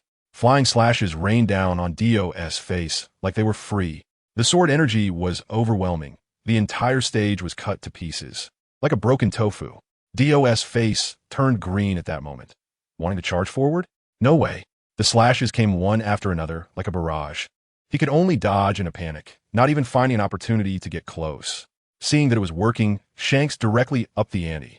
His eyes widened. Conqueror's Haki. Let me tell you, that thing came down like a red lightning bolt, solidifying in his substance, crashing down on Dio.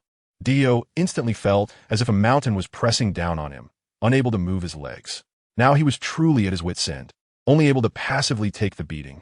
Shanks' crew was ecstatic at that moment. Ben Beckman with a cigarette in his mouth, wearing a look that said, "This is the captain I know," slowly analyzing. You see, Dio's ability is related to distance. As long as he doesn't get close, he has no way out. But folks, who understands? It looks like he is being pressed down. But Shanks knows very well in his heart that this blue consumption is too high.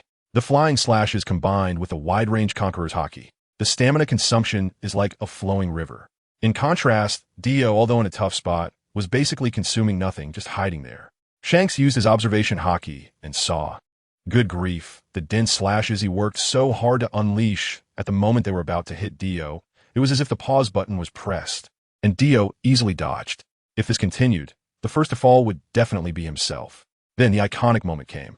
Shanks suddenly stopped his attack, took a breath, and said, "How about this we call a draw? I'll take Yuta, give me some face." Good grief, even the fruit ability was activated. But who is Dio? Could he accept a draw? He exploded on the spot. Draw? The word does not exist in Dio's life dictionary. And then, let me tell you, he started to go all out. He roared at the sky, one more time. Smash, Voluto. The whole world, Duan, stopped again. This time he clearly went all out. Cracks began to appear on his body, but the time stopped even longer. I watched as he dashed in front of Shanks in 5 seconds like it was teleportation. Then summoned that golden stand, unleashing a barrage of punches, every hit landing. 3 seconds passed, and he was still hitting. He forcibly extended the time, stop, to 4 seconds. At the moment the 4 seconds ended, with the last heavy blow, bang, it hit Shanks. Shanks was directly sent flying, like a kite with a broken string, tracing an arc in the air, crashing heavily to the ground, and passed out on the spot. He won. Dio, holding on to his nearly falling apart body, looked at the fallen Shanks and laughed wildly. He had broken through his limits. Shanks' crew was all dumbfounded, their eyes almost popping out. Their captain, that 4 Emperor Shanks, actually lost just like that? The ship's doctor, Chopper, was the first to react, rushing over to check the injuries. And it was a sight too grim to behold, not knowing how many ribs were broken, and his arm was also broken. Yuta was crying like a rain-soaked pear blossom, kneeling beside Shanks, blaming herself repeatedly. I'm telling you, that guy Dio is really something. After beating someone up, he comes over to PUA. He says to Yuta, "Oh, don't cry, this little injury, my dad can fix it in no time. Even his severed arm can grow back. Of course, my dad doesn't help outsiders, but if you become part of our family, that's a different story. Listen, is this how a person talks? It's all about taking advantage of the situation." The red-haired pirates were furious and wanted Yuta to leave quickly, not to believe his nonsense. To make her give up, Ben Beckman even lied to her, saying they were evil pirates who abandoned her to go rob and destroy nations. But who is Yuta? She has been with the red-haired for many years. So how could she believe that? She immediately confronted the old king of Elijah, Gordon. I actually already know the truth from back then. With just that, the old king broke down and revealed everything. It turns out that it wasn't the red-haired who destroyed the country. It was Yuta herself who inadvertently sang an evil score and summoned the Demon King, leading to the nation's destruction. The red-haired had to bear this blame for over a decade to protect her and even asked Gordon to take good care of her.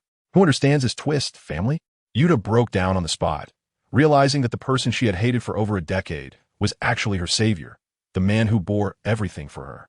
All her years of hatred suddenly became a huge joke. Guilt, regret, and heartache surged up, and without a second thought, her gaze became extremely determined. I want to find Dio. I want his father to heal Shanks. For him, I would do anything, even be his father's family. On the other side, on the red-haired pirate ship, the atmosphere was incredibly oppressive. After Red-haired woke up, the first thing he asked was how Yuta was doing. Only when he heard that Yuta was fine did he breathe a sigh of relief. Lucky Roo couldn't hold back any longer and asked him, "Boss, what exactly is Dio's ability? You clearly found a way to break it, so why did you still lose?" Red-haired remained silent for a long time, his eyes filled with unprecedented shock and a hint of despair. He sighed deeply. That guy has the ability to control time. He paused time. Wow. At that moment, everyone on the ship was stunned. The air seemed to freeze. Time paused. How do you fight that? Isn't that just a pure mechanism monster? No wonder the boss saw himself standing still and getting hit in his future predictions. Creating distance could indeed prevent him from rushing in at first. But who would have thought he could temporarily burst and extend the pause time? Now everyone was silent, feeling a chill in their hearts. How can you win against such an unreasonable ability? It's impossible to win. This matter later exploded across the world. The newspaper boss Morgans received the news and was so excited that he pounded his chest and stomped his feet, missing out on a sensational battle. But his staff didn't stop, working overnight to print newspapers. The next day, the whole world knew. The Emperor Red-haired has been defeated. On an island in the New World, Blackbeard Marshal D. Teach looked at the newspaper, his mouth grinning like a hippopotamus, his toothless grin letting out his signature laughter. Shanks actually lost. This godlike race is interesting. His crew of monsters also discussed amongst themselves, thinking that this godlike race was terrifying. But Blackbeard scoffed. What does it matter to defeat Shanks? I've beaten him too. Just wait, once I get my hands on Dad's Quake fruit, paired with my dark fruit. Whatever time pause or divine fire, I'll devour it all. One of his crew members, a strong man named Baji, was a bit hesitant. Boss, that fire god can turn Akainu-s magma to ashes. Maybe we should avoid provoking him for now? Blackbeard thought about it and agreed. You have to eat your meals one bite at a time. He grinned. Haha, that's reasonable. Then let's not provoke that fire player for now. Dad's Quake fruit is the best. It can cause tsunamis. No matter how powerful the fire is, one tsunami and it's gone, right? When his crew heard this, they immediately thought their boss was brilliant. Exactly. Could he really burn the sea?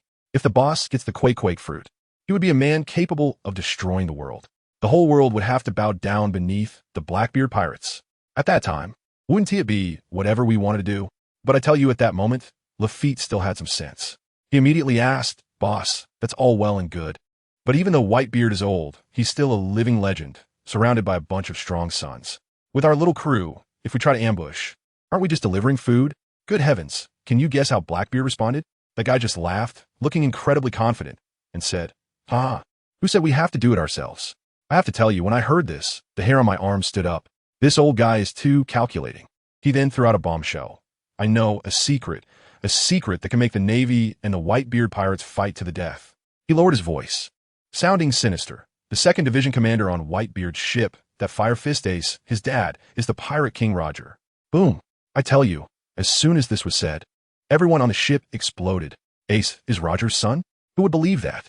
This is the bloodline the Navy wants to eradicate the most. Blackbeard was so pleased, continuing with his plan. As long as we capture Ace and hand him over to the Navy, and then expose his identity, guess what the Navy will do? They will definitely publicly execute Ace, killing the chicken to scare the monkey. At that time, with Whitebeard's protective nature, could he just watch his beloved son die? He will definitely mobilize everyone to save him. Family, who understands? This plan is so well thought out that I could hear it all the way in the Arctic. Let the Navy and Whitebeard, these two giants, fight each other while they hide behind and watch the show. Once both sides are severely weakened, they will jump out to collect heads and seize territory. And that's not all. Blackbeard continued. Capturing Ace is just the first step. It's to obtain a warlord identity as a ticket. With this identity, he can swagger into Impel Down, the underwater prison, to rescue people. Think about it. Who are the ruthless characters locked up in there? They are all ambitious and powerful monsters. Releasing these people for his own use will directly boost the strength of the Blackbeard pirates. Oh my, this operation is simply out of this world. The main idea is to have a yellow sparrow behind. His subordinates immediately knelt down, each one in complete admiration, shouting that the boss is brilliant. Blackbeard looked at them, laughing even more wildly. Ha ha ha. It won't be long before our Blackbeard pirate crew becomes the focus of this world. The scene shifts, and we see Fishman Island, where Brother Dio is feeling quite pleased with himself. Ever since he took down red-haired Shanks, he now sees himself as the #1 person in the new world. Without a doubt. After all, his time stop ability has skyrocketed to 4 seconds. During those 4 seconds, even gods would have to take a beating. He was enjoying life while wearing sunglasses when suddenly the snail phone on the table rang. One of his subordinates reported, "Lord Dio, the world government has sent someone to see you." Dio immediately found it amusing. "The world government? I just slaughtered your celestial dragons like pigs. And you dare to send someone here? Interesting, let them come over." Before long, 3 well-dressed guys were brought in like grandsons. As soon as they saw Dio on the throne, they immediately bowed at a 90-degree angle. Then they opened with a bombshell. "Lord Dio, the Gorosei have sent me to formally invite you and your family of gods to become celestial dragons and share this world with us." I tell you, Dio laughed at that moment, laughing with such disdain. Celestial dragons? Just that group of useless trash he could swat down with a single slap? He recalled that foolish yet adorable Roswell, who begged him to kill him before dying. Ridiculous. Dio crossed his legs and snorted coldly. Are the 5 elders thinking about peaches? Want me to associate with a bunch of weaklings? And share the world? He stood up, his aura fully unleashed. Understand this world belongs to my divine kin. Go back and tell those 5 old men, if they know what's good for them, they should kneel and submit. Perhaps I might lead them a path to survival. The 3 men in black were instantly dumbfounded, their heads buzzing. This guy not only insulted the celestial dragons as useless, but also wanted the 5 elders to kneel before him. His ambition is greater than the heavens. The mission was completely ruined, and the 3 fled in panic, hurrying to relay Dio's words back to the world government. In the 5 elders' office, the atmosphere dropped to freezing point. After hearing the report, the 5 old men turned green with anger. Saint Satan slammed the table. "This is outrageous. Lord him kindly let them share the world. And he dares to insult us as useless? Does he really think he is invincible, just because he defeated one red-haired?" Saint Nasudru also looked grave. "It seems this clan cannot coexist with us. We must take action. But there is a problem. Dio is currently at Fishman Island, 10,000 meters deep in the sea, and there would be sitting ducks down there." In the end, it was Saint Vacheli who was calmer. Wait until he comes out to sea. He can't stay at Fishman Island forever. Meanwhile, on the other side in the North Sea, I tell you, our divine kin has more than just Dio as a fierce individual. His sister, Isteth, a stunning beauty with blue hair clad in military attire, was lying on a small boat. With Dio becoming the 5th emperor on Fishman Island, she thought she couldn't be idle either.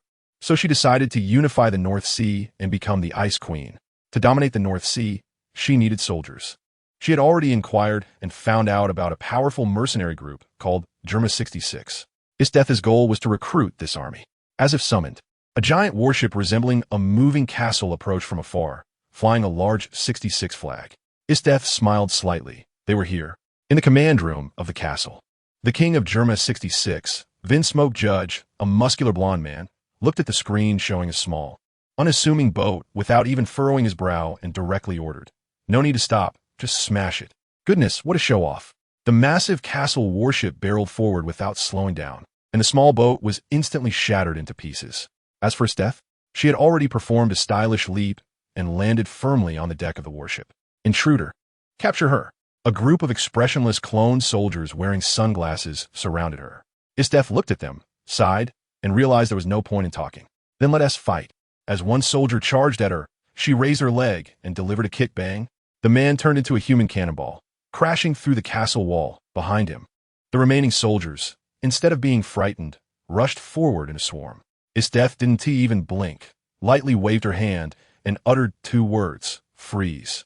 With a whoosh, all the charging soldiers turned into ice sculptures, each striking a different pose. In the command room, Judge watched this scene on the screen, stunned. Ice powers? ISNT, that the work of Admiral Akiji from the Navy? He quickly contacted his 4 precious children, instructing them to deal with this uninvited guest. Soon, the 4 siblings of the Vinsmoke family made their appearance. Green-haired Yanji, upon seeing his death, was captivated, his eyes wide and drooling.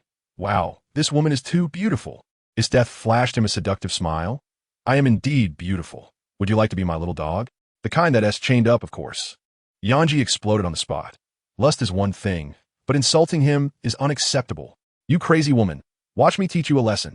He charged at her in battle gear, flames shooting from his feet, and threw a punch at his death. Teach me a lesson?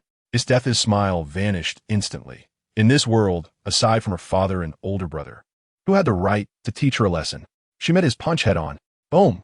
Yanji was sent flying at an even faster speed than he came, crashing through a wall and creating a new hole. His 2 brothers, red-haired Ichiji and blue-haired Niji, looked on coldly, useless, losing in strength. Only the eldest sister, Reiju, the pink-haired beauty, felt a storm of emotions inside. She knew how strong Yanji was. To be sent flying by a woman in battle gear? This woman is terrifying. In the ruins, Yanji crawled out, the memory metal of his battle suit automatically repairing itself. Refusing to concede, he roared and charged again. Isdef treated him like a punching bag, kicking him around with no chance to fight back. Yanji still insisted. Your attacks are useless against me. Is that so? Isdef smiled playfully. The next second, her calf was enveloped in dark haki, and with a powerful kick, she smashed in Yanji's chest, sending him flying through several layers of the castle like a cannonball. Now Niji couldn't sit still. He surged forward, crackling with electricity. Useless. Watch me. Isdef couldn't be bothered to look. She met him with a punch covered in haki, and at the moment of contact, the freezing power activated. With a crack, Niji was frozen into a lifelike ice sculpture, electricity and all. Red-haired Ichiji was also furious. Flames erupted from his body. Ice doesn't work on me. He charged at Isdef. As a result, Isdef tapped her toes on the ground, and a massive ice spear shot up, sending him flying and crashing deep into the castle, leaving only a scream behind. Laughable. This little flame dares to play in front of Isdef? Her brother's fire could ignite the entire world. Finally, only the eldest sister Reiju remained. Knowing she couldn't win in a direct fight, she flicked her finger, shooting a pink toxic liquid at Isdef. Isdef didn't even take it head-on. With a wave of her hand, a giant ice wall rose from the ground, perfectly blocking the toxin. Judge, watching from behind, turned pale. All 3 of his sons had been defeated in seconds. He commanded, activate all the reserve artificial soldiers on the warship. Thousands of them surrounded Isdef, creating a wall of black. Judge roared, how dare you try to steal my warship? What happened next? Isdef treated them like ants, her aura fully unleashed. She lightly waved her jade hand. The entire world fell silent in an instant. Thousands of soldiers, both humans and weapons, were transformed into ice sculptures. The scene was breathtaking. Judge and Reiju stood frozen in place, feeling cold all over, not daring to even breathe. This was no longer just strong. This was a monster. Isdef slowly walked up to them, smiling as she asked, now, can you give me this warship? Judge trembled with anger. You're a robber. Isdef smiled even more joyfully. Yes, the weak should be ruled by the strong, right? I'll give you 2 choices, either pay up, or I'll kill you and take the ship. Judge's eyes turned red. He was about to fight back when Reiju quickly pulled him back. Father, calm down. We have no chance of winning. Only then did Judge come to his senses. For the sake of the family's revival, he could not die. Gritting his teeth, he said, fine, I'll give you the warship. We'll leave. He thought that as long as they took the core technology and treasures, the ship's hull was nothing. Who knew his death would shake her finger? No, no, no. Since the warship is mine now, everything on board is naturally also mine. Of course, that includes you. From today on, you are my army. Gaji was completely blown away, delusional. Isdef's expression turned cold. This is not delusion. This is an order. If you refuse to be incorporated, I'll send you down. Leiju was frightened and hurriedly shouted, please wait. Let's think about it. She ran to Gaji's side, desperately persuading him. Father, as long as the Green Mountains remain, we don't have to worry about firewood. If we die, we will lose everything.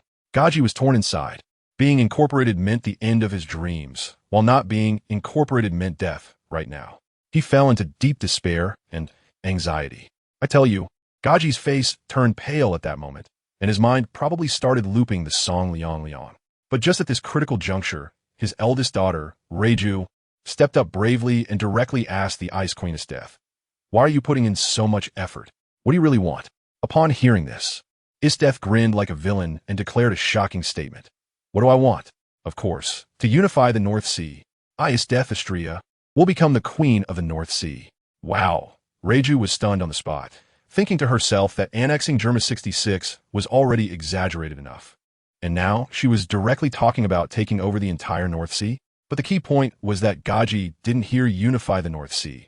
He heard the surname, Istria. He felt like he had been struck by lightning, his pupils shaking. The God clan? He stammered, and suddenly all the clues in his mind connected. That Pain Istria who took down the celestial dragons. That fifth Emperor Dio who just defeated the red-haired Shanks. They all share that surname. Family who understands. Just a second ago, he was struggling between dreams and survival, and the next second, it all clicked. No wonder his proud, artificial army crumbled like paper when facing these divine beings. What could a mere mortal do in their fight? The defeat was not unjust. Not at all. Gaji's change of expression was faster than flipping a book. He had just been defiant. But now he suddenly realized that unifying the North Sea by relying on himself? Dream on. Marrying into the big family? That was like seeking skin from a tiger. But now a golden thigh was right in front of him. The God clan. This was a thigh even thicker than the four emperors. What is wrong with surrendering? What is wrong with being a little brother? As long as he could unify the North Sea, he would be one man below thousands. Wasn't this a roundabout way to save his country? Thus, just a second ago, Gaji was in deep despair, and the next second, he bowed at a 90-degree angle.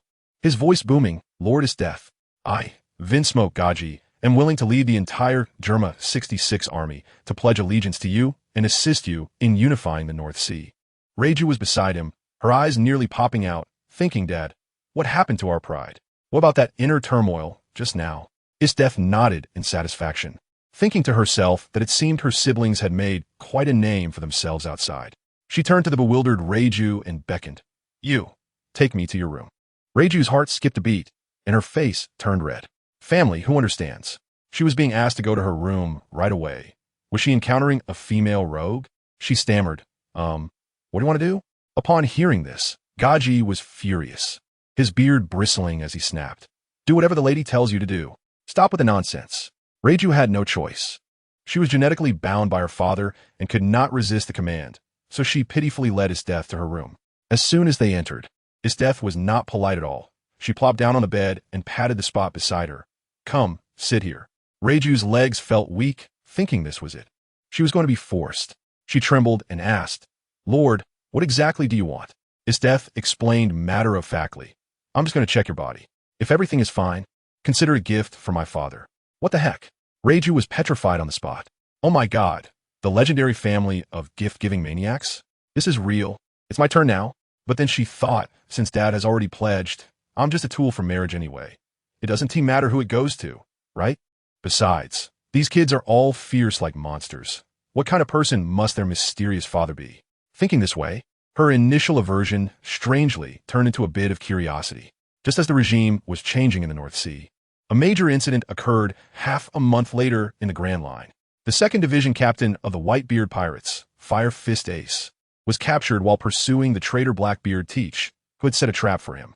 Blackbeard, a ruthless character, gained immense power from the dark fruit, directly capturing Ace alive and then handing him over to the world government in exchange for becoming a warlord of the sea. At this moment, the entire sea erupted. The son of the Pirate King was captured. The world government and the strongest man in the world, the Whitebeard Pirates, were on a collision course. At the world government headquarters, Mary Geos, the 5 elders were sitting upright in a meeting, and the atmosphere in the conference room was tense. One elder said solemnly, "Roger's evil bloodline must be eliminated. We need to demonstrate the authority of our world government." Another elder stroked his chin. "How about we do a public execution like we did with Roger? This will definitely provoke Whitebeard to come, giving us a chance to take him down too." As soon as this proposal was made, everyone was a bit tempted. Indeed, the God Clan had been too active recently, killing celestial dragons and causing trouble in the North Sea, almost giving the world government a swollen face. They needed to find an opportunity to kill the chicken to warn the monkey, to show the world who the real boss was. Let's do it. An irritable elder slammed the table, using Whitebeard as a target and also giving the God Clan a warning. But just then, the most cautious elder spoke up. Everyone, don't forget that it was also someone from the God Clan who resurrected Roger in Lowtown. If we publicly execute Ace, Roger himself, or even the entire God Clan, might come to intervene. Once this was said, the previously boisterous elders fell silent. Right? Just dealing with the Whitebeard pirates was enough trouble for the Marines. If they added an immortal Roger and that unfathomable God Clan, how would they fight? That wouldn't be a public execution. That would be a public death sentence. But after a moment of silence, someone gritted their teeth and said, "What are we afraid of? We must poke this hornet's nest. We need to probe the depth of the God Clan. Otherwise, as their children grow stronger and more numerous, we will truly have no place." In the end, the 5 elders reached a consensus. Do it. We must do it. Even if it means taking a huge risk, we must re-establish the authority of the world government. The orders were quickly sent to the Navy headquarters. The Supreme Commander, Admiral Sakazuki, personally came to announce, "We will publicly execute Fire Fist Ace at Marine Headquarters, Marineford." In the conference room, the senior Navy officials erupted. Akaina nearly popped the champagne, his face lighting up with joy, thinking that pirates deserved to die. But Old Man Garp's face turned as green as a leaf, fists clenched, as Ace was his own grandson. Admiral Sengoku also looked grave. "Commander, this is too risky. We may have to face both Whitebeard and the God Clan at the same time." As soon as he said this, Kizaru put away his usual nonchalance and muttered, "This is really scary." Even the usually headstrong Akainu's face darkened at the mention of the God Clan. Seeing that everyone had concerns, Sengoku dropped a bombshell report. According to the latest intelligence, Warlord Crocodile was taken down in Alabasta. Investigations show that the attackers were 2 new faces from the God Clan, one named Itachi and the other Obito. What? Even Sengoku was shocked, wondering if the God Clan was producing people in bulk. How did 2 more pop up? Sengoku sighed. "Therefore, I suggest we avoid poking this hornet's nest.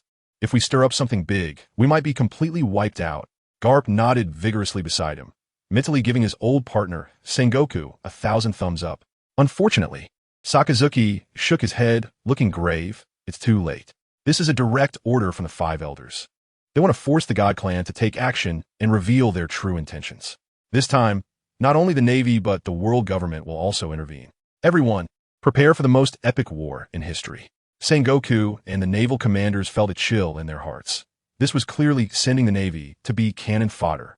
But military orders are like mountains, and they could only brace themselves to accept it. Garp fell into deep confusion. Would he really be able to take action against his own grandson? Meanwhile, the scene shifts to Alabasta. Colonel Tina of the Navy headquarters is dressed in plain clothes, secretly following a black-haired boy in a red cloud black robe. This boy is Itachi of the God Clan. Tina had been following him for several days, only to end up in a dead end, where she was caught by the boy himself. Itachi turned around and looked at her expressionlessly. "You've been following me for several days.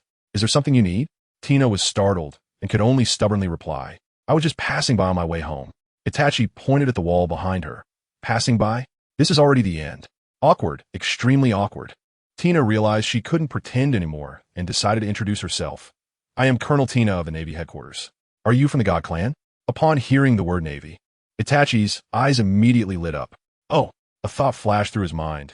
My brothers and sisters, when they go out, either rob celestial dragons or bring back a Navy beauty, aiming to relieve our father's worries.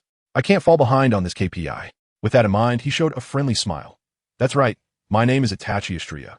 The cold-faced one beside me is my brother, Tobarama Estrella. Crocodile was taken down by my brother." Tina was shocked. How could this boy be so easy to talk to? Answering everything she asked, she tentatively asked again, "Then, how is your strength and your family?" Itachi thought for a moment and honestly replied, "I'm quite weak. I can't compare to my brothers and sisters." Tina immediately breathed a sigh of relief, thinking that it's more like it. How could everyone be as abnormal as pain? Having clarified things, she was ready to leave. "All right then, it was nice chatting today. I'll be going." "Wait," Itachi called out to her. "I have a favor to ask." Tina turned back. "What is it?" Itachi wore a pure smile and said something that made her freeze. "Please be my little mom." "Tina, huh?" Seeing her terrified expression, Itachi regretfully shrugged. "Looks like you're not willing. Then there's no choice but to tie you up." "You dare." Tina immediately assumed a fighting stance, not underestimating him.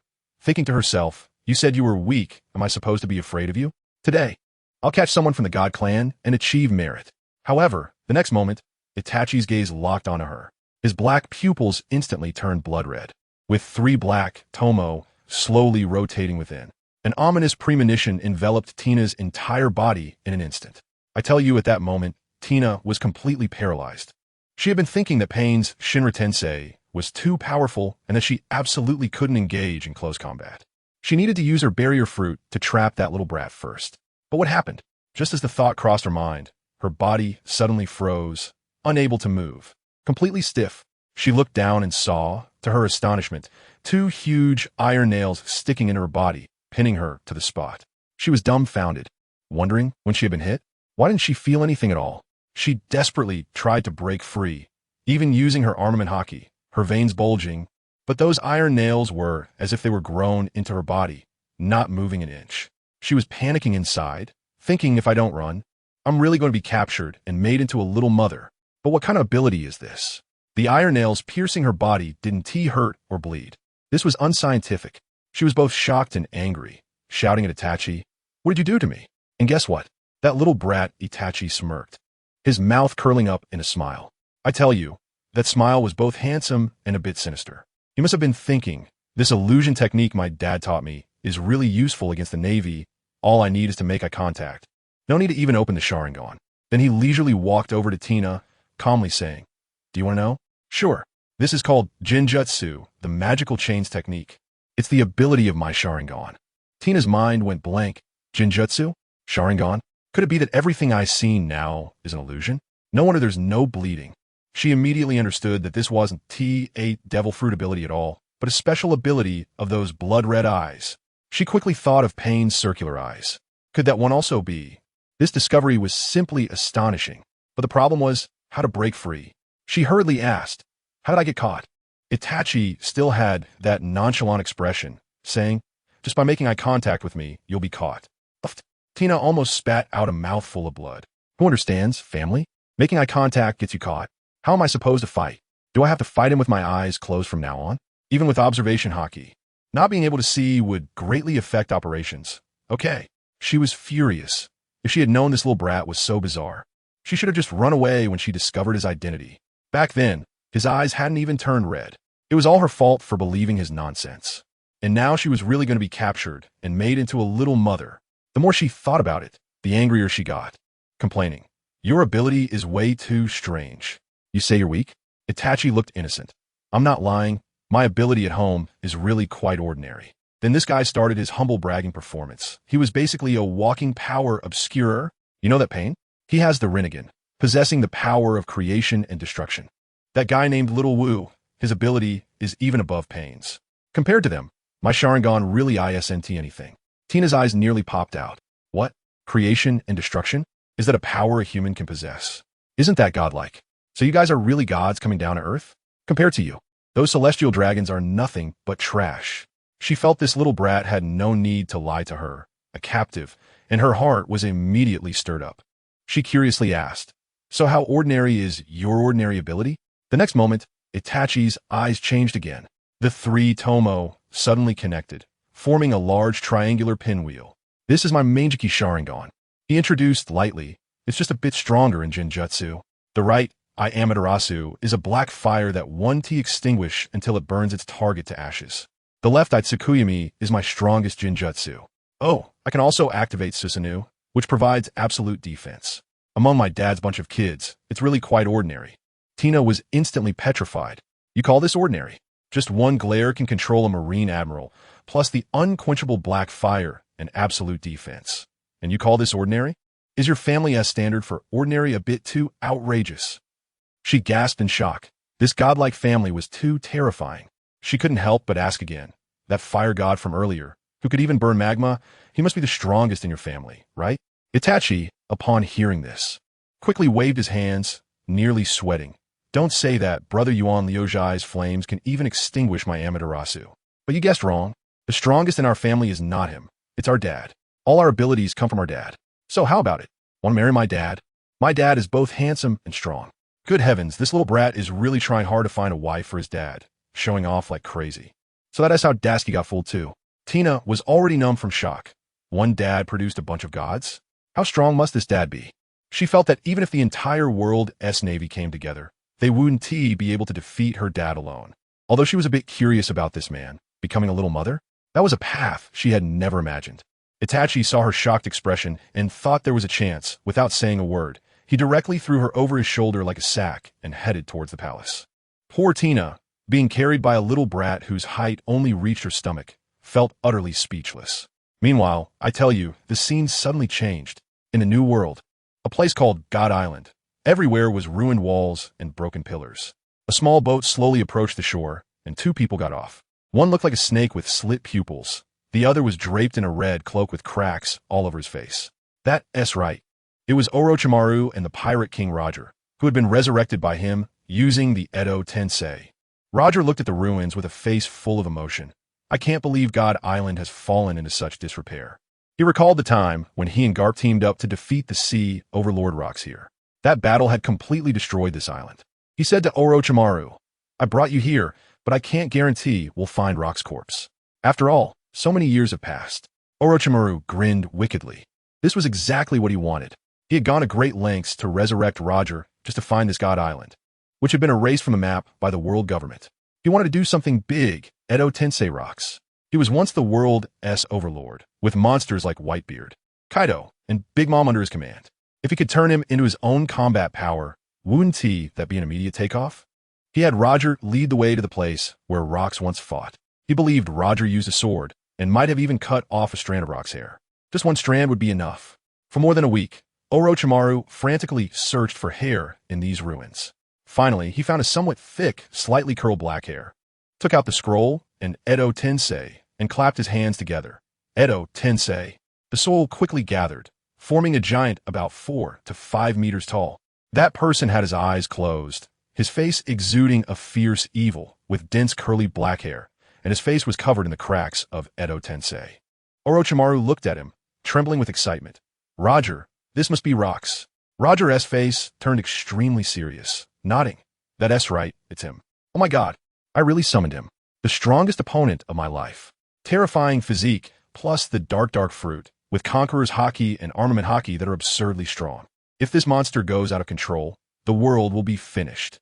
He couldn't help but ask, what do you want to summon such a guy for?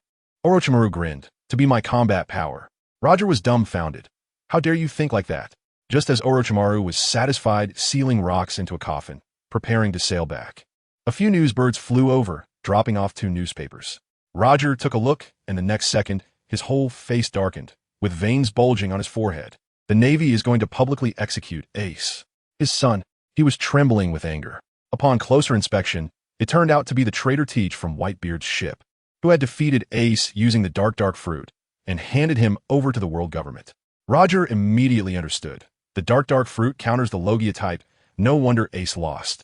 He suddenly looked at Orochimaru and roared, it's time to fulfill our agreement. Take me to the Navy headquarters to save Ace. Orochimaru glanced at the newspaper, nodded, but added, I'm only responsible for taking you there. My father didn't allow me to take action. Roger understood that this was his own affair. But going to the Navy headquarters alone would be a death sentence. His only hope now was his old rival and friend, Whitebeard. With Newgate's temperament, he would definitely cause a ruckus. Once the news broke, the entire world exploded. The Navy was going to war against the strongest pirate crew. This was the biggest war since Roger's death. On Onigashima, the Beast Pirates also received the news. Play Queen was so excited he rubbed his hands together. Kaido, Whitebeard will definitely go to the Navy headquarters. Let's raid his home. This is a once-in-a-lifetime opportunity. His subordinates were also howling, thinking it was a brilliant idea. However, Kaido, sitting on the main seat, remained calm. He took a big swig from his sake gourd and then laughed heartily. Money, territory, those things no longer matter. I've bet everything on my future, strongest grandson. When he returns, it will be the time for the Beast Pirates to rule the world. This kind of petty opportunism is meaningless. Goodness, Kaido was no longer playing the Pirate King game. He was playing the nurturing game, right? He had staked everything on the child of Yamato and the God Tribe, instantly expanding his vision. His subordinates, upon hearing this, felt their boss was impressive. Compared to the whole world, Whitebeard's territory really wasn't much. On the other hand, Aboard the red-haired pirate's ship, the atmosphere was much heavier. Everyone was lamenting for Ace. After all, Luffy was Ace's brother. Shanks's face was as dark as the bottom of a pot. He remembered Captain Roger's last request that he could not let the son of his benefactor die like this. He stood up and boldly announced, "I've decided to go personally to persuade them to stop this war. I can't let this era go completely berserk." The crew supported him. Shanks then said before that, "We need to stop Kaido from ambushing Whitebeard."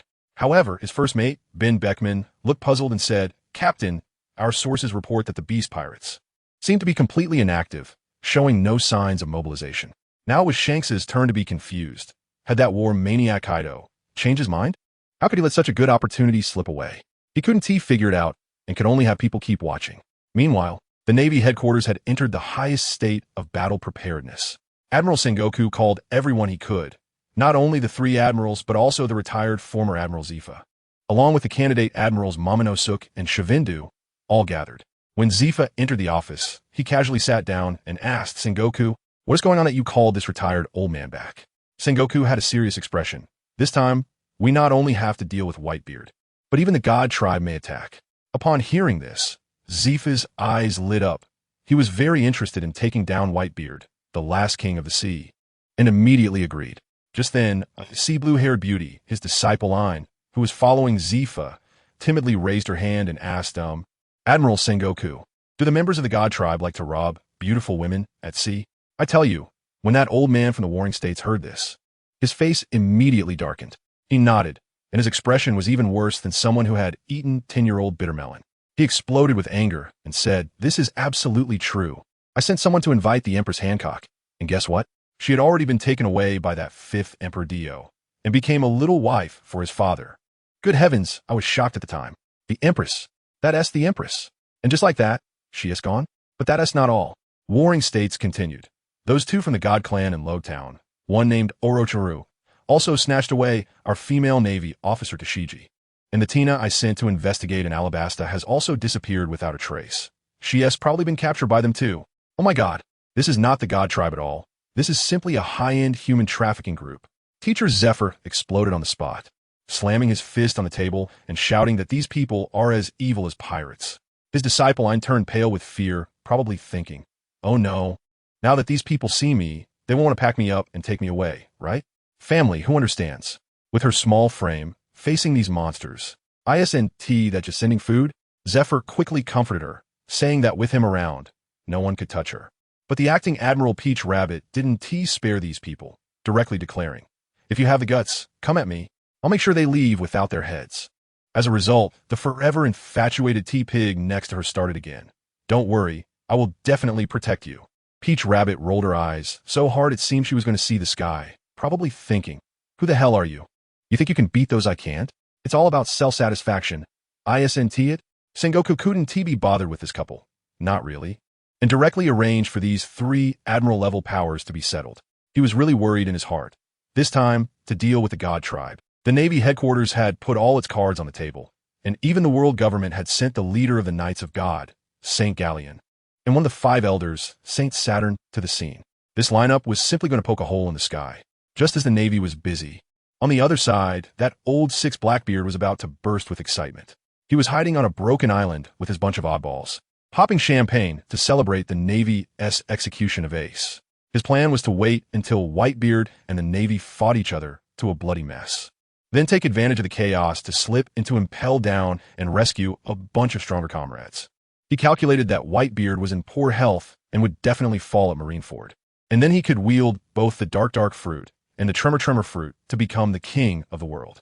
Meanwhile, on the Grand Line, a muscular man resembling Kenpachi was also enjoying the news in the newspaper.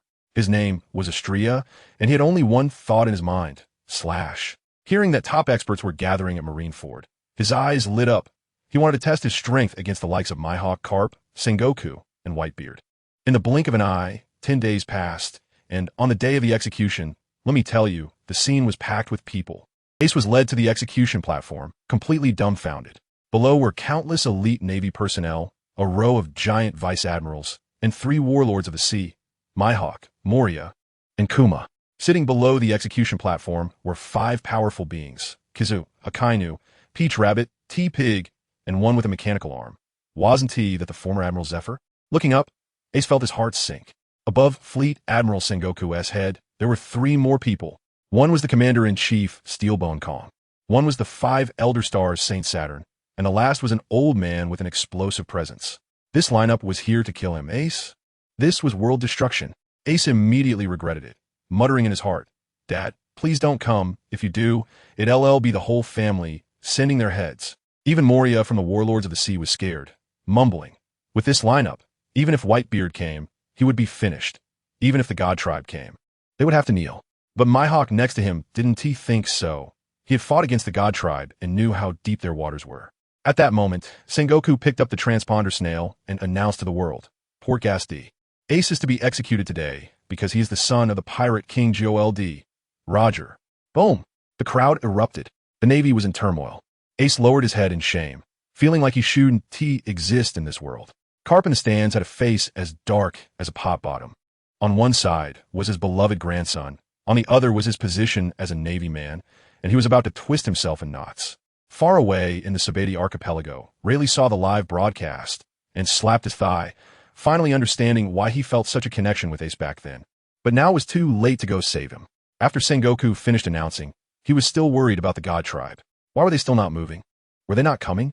Just as he was about to breathe a sigh of relief, a soldier came rolling in. "Admiral." "Not good. The gates of justice have been opened." Immediately after, the lookout tower shouted, "Report. 43 pirate ships detected. It's the Whitebeard Pirates' affiliated fleet." Sengoku's heart tightened. They were coming. But where was Whitebeard's main ship, the Moby Dick? The next moment, let me tell you, I will remember that scene for a lifetime. Inside the harbor of the Navy headquarters, the water surface suddenly exploded, and 3 giant pirate ships, coated in film, directly emerged from the seabed. They made an entrance. All 14 captains of the Whitebeard Pirates were present. On the deck of the Moby Dick, a man over 6 meters tall, with a signature crescent-shaped white beard, stood proudly at the bow, holding a large knife. He first smiled and shouted toward the execution platform, "My dear son, are you okay?" But when he looked up and saw the 3 powerful beings at the top of the execution platform, his smile instantly froze. Steelbone Kong? That celestial dragon old man? And the war god, Saint Saturn? Whitebeard fell silent on the spot, feeling a chill in his heart. Looking again, he saw Zephyr sitting below. Good heavens, the Navy, celestial dragons, and the world government joined forces. This treatment, only as Captain Rox had enjoyed back then, right? He cursed in his heart. "Sengoku, you old bastard. Are you crazy? How we fight this? 1v5? Whitebeard instantly lost his spirit. He knew he would undoubtedly die in this battle, but he couldn't let his children all perish here. He turned to Marco and said, "If the situation goes wrong, take everyone and run." Then, he slammed his big knife into the deck, crossed his fists, and blasted out at the air on both sides. Crack! The space split open. 2 towering tsunamis rose up, about to flood the entire Marineford. What happened next? A handsome guy in a soldier's uniform flew out, waved his hands, and it was the Ice Age. 2 massive ice pillars instantly froze the tsunamis into 2 icebergs. It was Akiji. He actually mixed in with the soldiers. The last glimmer of hope for Whitebeard shattered. He knew today was really going to be the end. Sengoku saw Whitebeard lose hope and was about to order the entire army to attack, when suddenly, another pirate ship passed through the gates of justice. The ship bore a flag with a red mark crossing a skull's eye. The lookout tower soldier's voice trembled. It's the red-haired pirates." Sengoku was dumbfounded. The God Tribe didn't arrive. But how did the red-haired arrive? Red-haired Shanks, along with his cadre, calmly walked across the ice surface created by Akiji, directly approaching Whitebeard's ship. Whitebeard asked him what he was doing there, and Shanks glanced at Ace on the execution platform, then glanced at the old man at the highest point who looked somewhat like him. His father, Saint Galleon, the leader of the Knights of God.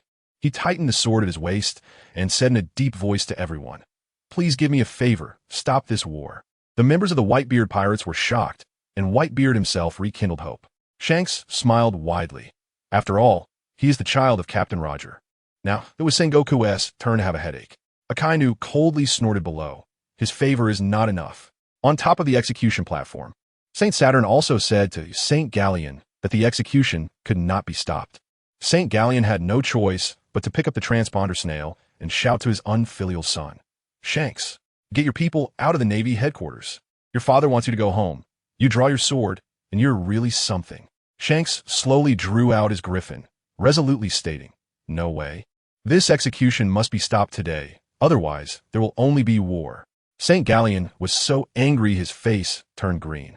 He could only promise St. Saturn that he would personally stop his son. At this point, Whitebeard had no more concerns, laughing loudly. "Gururara, boys charge. Save Ace." "Oh." The members of the Whitebeard pirates charged forward, shouting. Shanks waved his hand. "Rescue Ace." The crew members of the red-haired pirates also joined the battle. 2 Yonko crews simultaneously launched an assault on the Navy. Standing at the front line of the Navy, dressed in a soldier's uniform, Kuzan lazily gazed at the overwhelming number of pirate powerhouses inside. "Allah la la. This is truly incredible combat power." After saying this, he raised his hand and unleashed an attack. A massive ice bird, larger than a pteranodon, charged straight into the crowd of pirates, aiming to suppress their momentum. But let me tell you, it was completely useless. A muscular man from Whitebeard's side, covered in what looked like diamonds, named Diamond Jozu, completely ignored it, accelerating instead. His arm transformed into Diamond, and with a punch, bam, the giant ice bird exploded on the spot, shattering into ice shards. I thought to myself, dude, is your ice reliable? Immediately after, the cadres from the red-haired side also charged in. The Navy's cannonballs rained down like a storm, but they couldn't stop these fierce fighters. The rear admirals all stepped up, but the scene was still chaotic. After all, the cadres of the red-haired pirates were all monster-level figures on par with rear admirals. The admiral sitting below the execution platform couldn't sit still anymore. Akainu, Momonosuke, and Zifa all jumped into the fray, barely stabilizing the front lines. At that moment, Kizaru made his move. Let me tell you, this guy is particularly sneaky. He transformed into a beam of light and shot up into the sky, targeting Whitebeard's commander, Marco, who looked like a giant pineapple. He unleashed a barrage of laser beams. The lasers pierced through Marco's chest, but to everyone's surprise, blue flames ignited on Marco's body, and his wound healed instantly. As expected of the Phoenix, Kizaru was astonished and remarked, "Oh dear, this is quite troublesome." Marco ignored him and continued flying towards the execution platform. Kizaru couldn't let him succeed, so he instantly teleported in front of Marco and delivered a light-speed kick, sending the chicken crashing back to the ground. The battle situation became stalemated, even with 4 admiral-level fighters on our side. The number of pirates charging towards the port continued to increase. Akainu on the execution platform had a face as dark as a pot bottom, unable to watch any longer. He stood up and spread his arms wide. Meteor volcano. Countless magma fists rained down like hail, bombarding the pirates still on the ice, finally relieving some pressure on the front lines. Seeing that this wouldn't work, Whitebeard and Shanks realized they couldn't break through relying solely on their sons. So they prepared to personally jump into the fray and unleash their might. I have to tell you, the most outrageous scene of the whole event happened at that moment. Suddenly, a loud roar came from afar. "Ace, I'm here to save you." My head buzzed for a moment. Who is that? So brave? All eyes in the arena turned, and I saw a kid wearing a straw hat running wildly on the ice. Shanks was completely stunned, that voice, that hat. "Luffy." Whitebeard also turned his head. Isn't that the silly little brother that Ace talks about every day? But who was the most devastated? Old man Carp. He immediately held his head with both hands, with a look that said, "It's over, I'm done for." Fleet Admiral Sengoku's face turned green as he pointed at Carp, shouting, "Carp, it's your good grandson again." He wasn't worried about what Luffy could do. He was afraid that this kid would die here, and Carp would go berserk and betray everyone. Ace on the execution platform was also anxious, shouting down, "Luffy, get back. This is not a place for you." But Luffy didn't listen to anyone, charging forward like a headstrong fool, with 3 others following him: Zoro, Sanji, and Usopp, all of them scared stiff. Who understands the family? Just setting sail and already getting into the top war? Isn't this rookie mission a bit too hellish? Luffy ran up to Shanks, looking quite surprised. "Shanks." Shanks looked at him, helpless. "Luffy, this is not a battlefield for you." Luffy stubbornly replied, "No, I want to save Ace."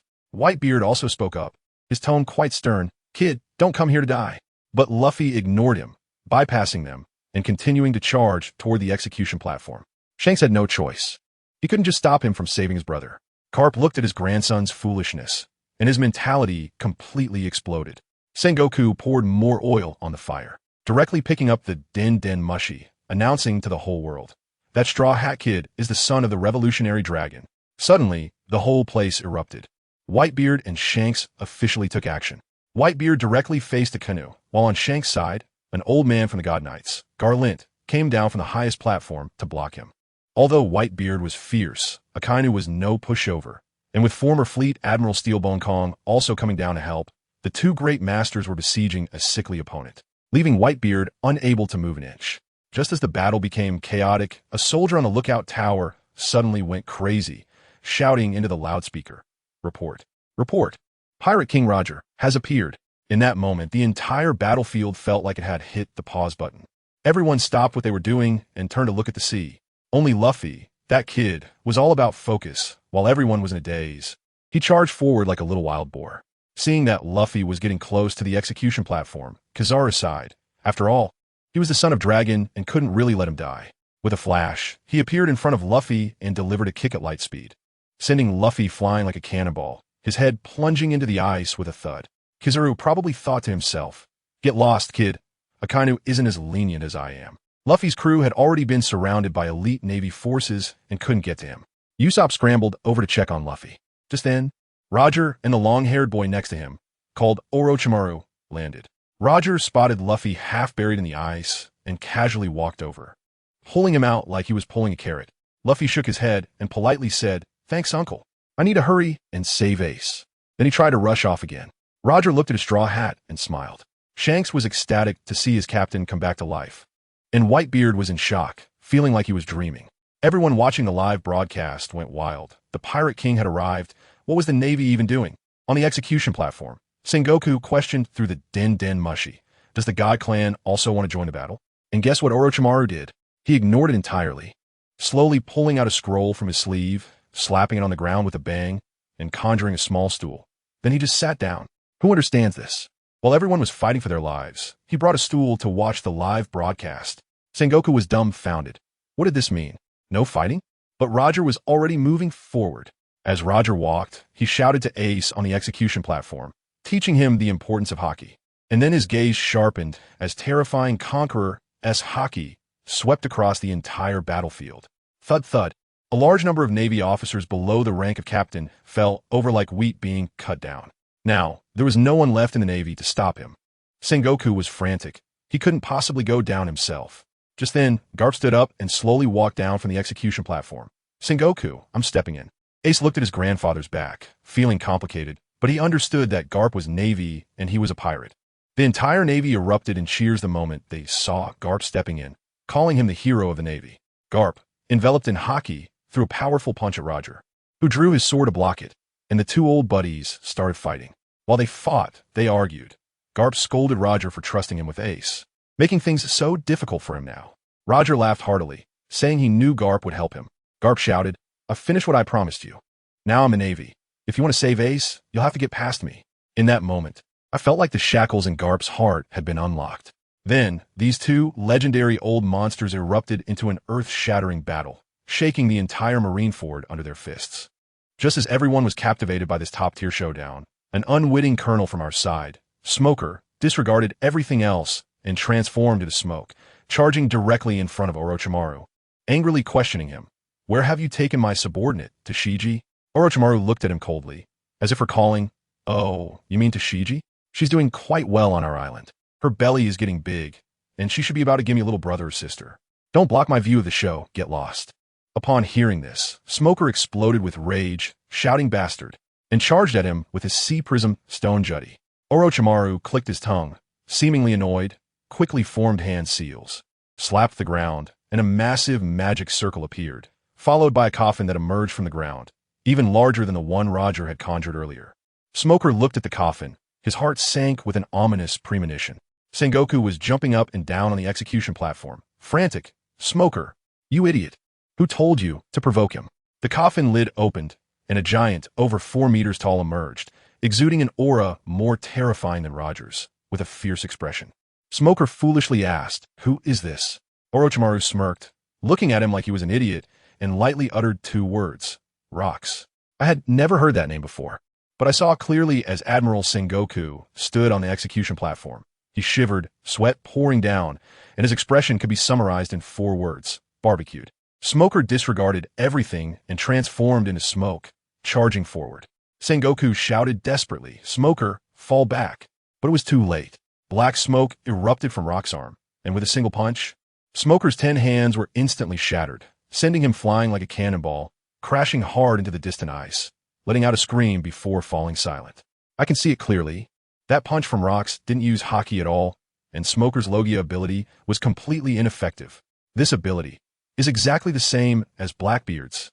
I tell you, as soon as this ability appeared, the entire Marine Fort went into chaos. Everyone was stunned, and the battlefield felt like it was paused in an instant.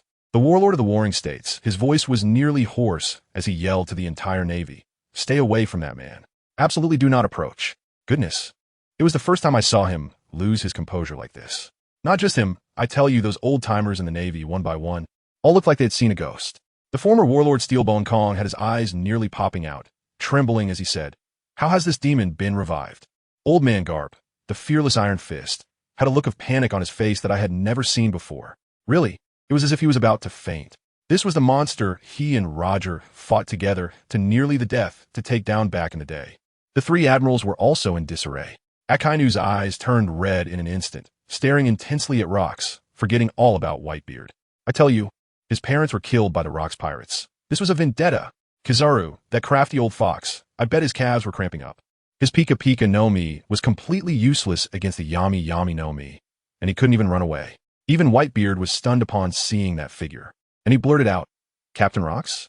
Not to mention those watching the live broadcast. Kaido on Onigashima nearly dropped his wine cup in shock. He used to be a subordinate of Rocks back in the day, and during the God Valley battle, he and Big Mom were the traitors who secretly fled. Big Mom on Cake Island had a similar reaction. Her face turned pale, probably praying frantically in her heart, fearing that the first thing the old captain would do upon resurrection would be to settle old scores with her. Who understands family?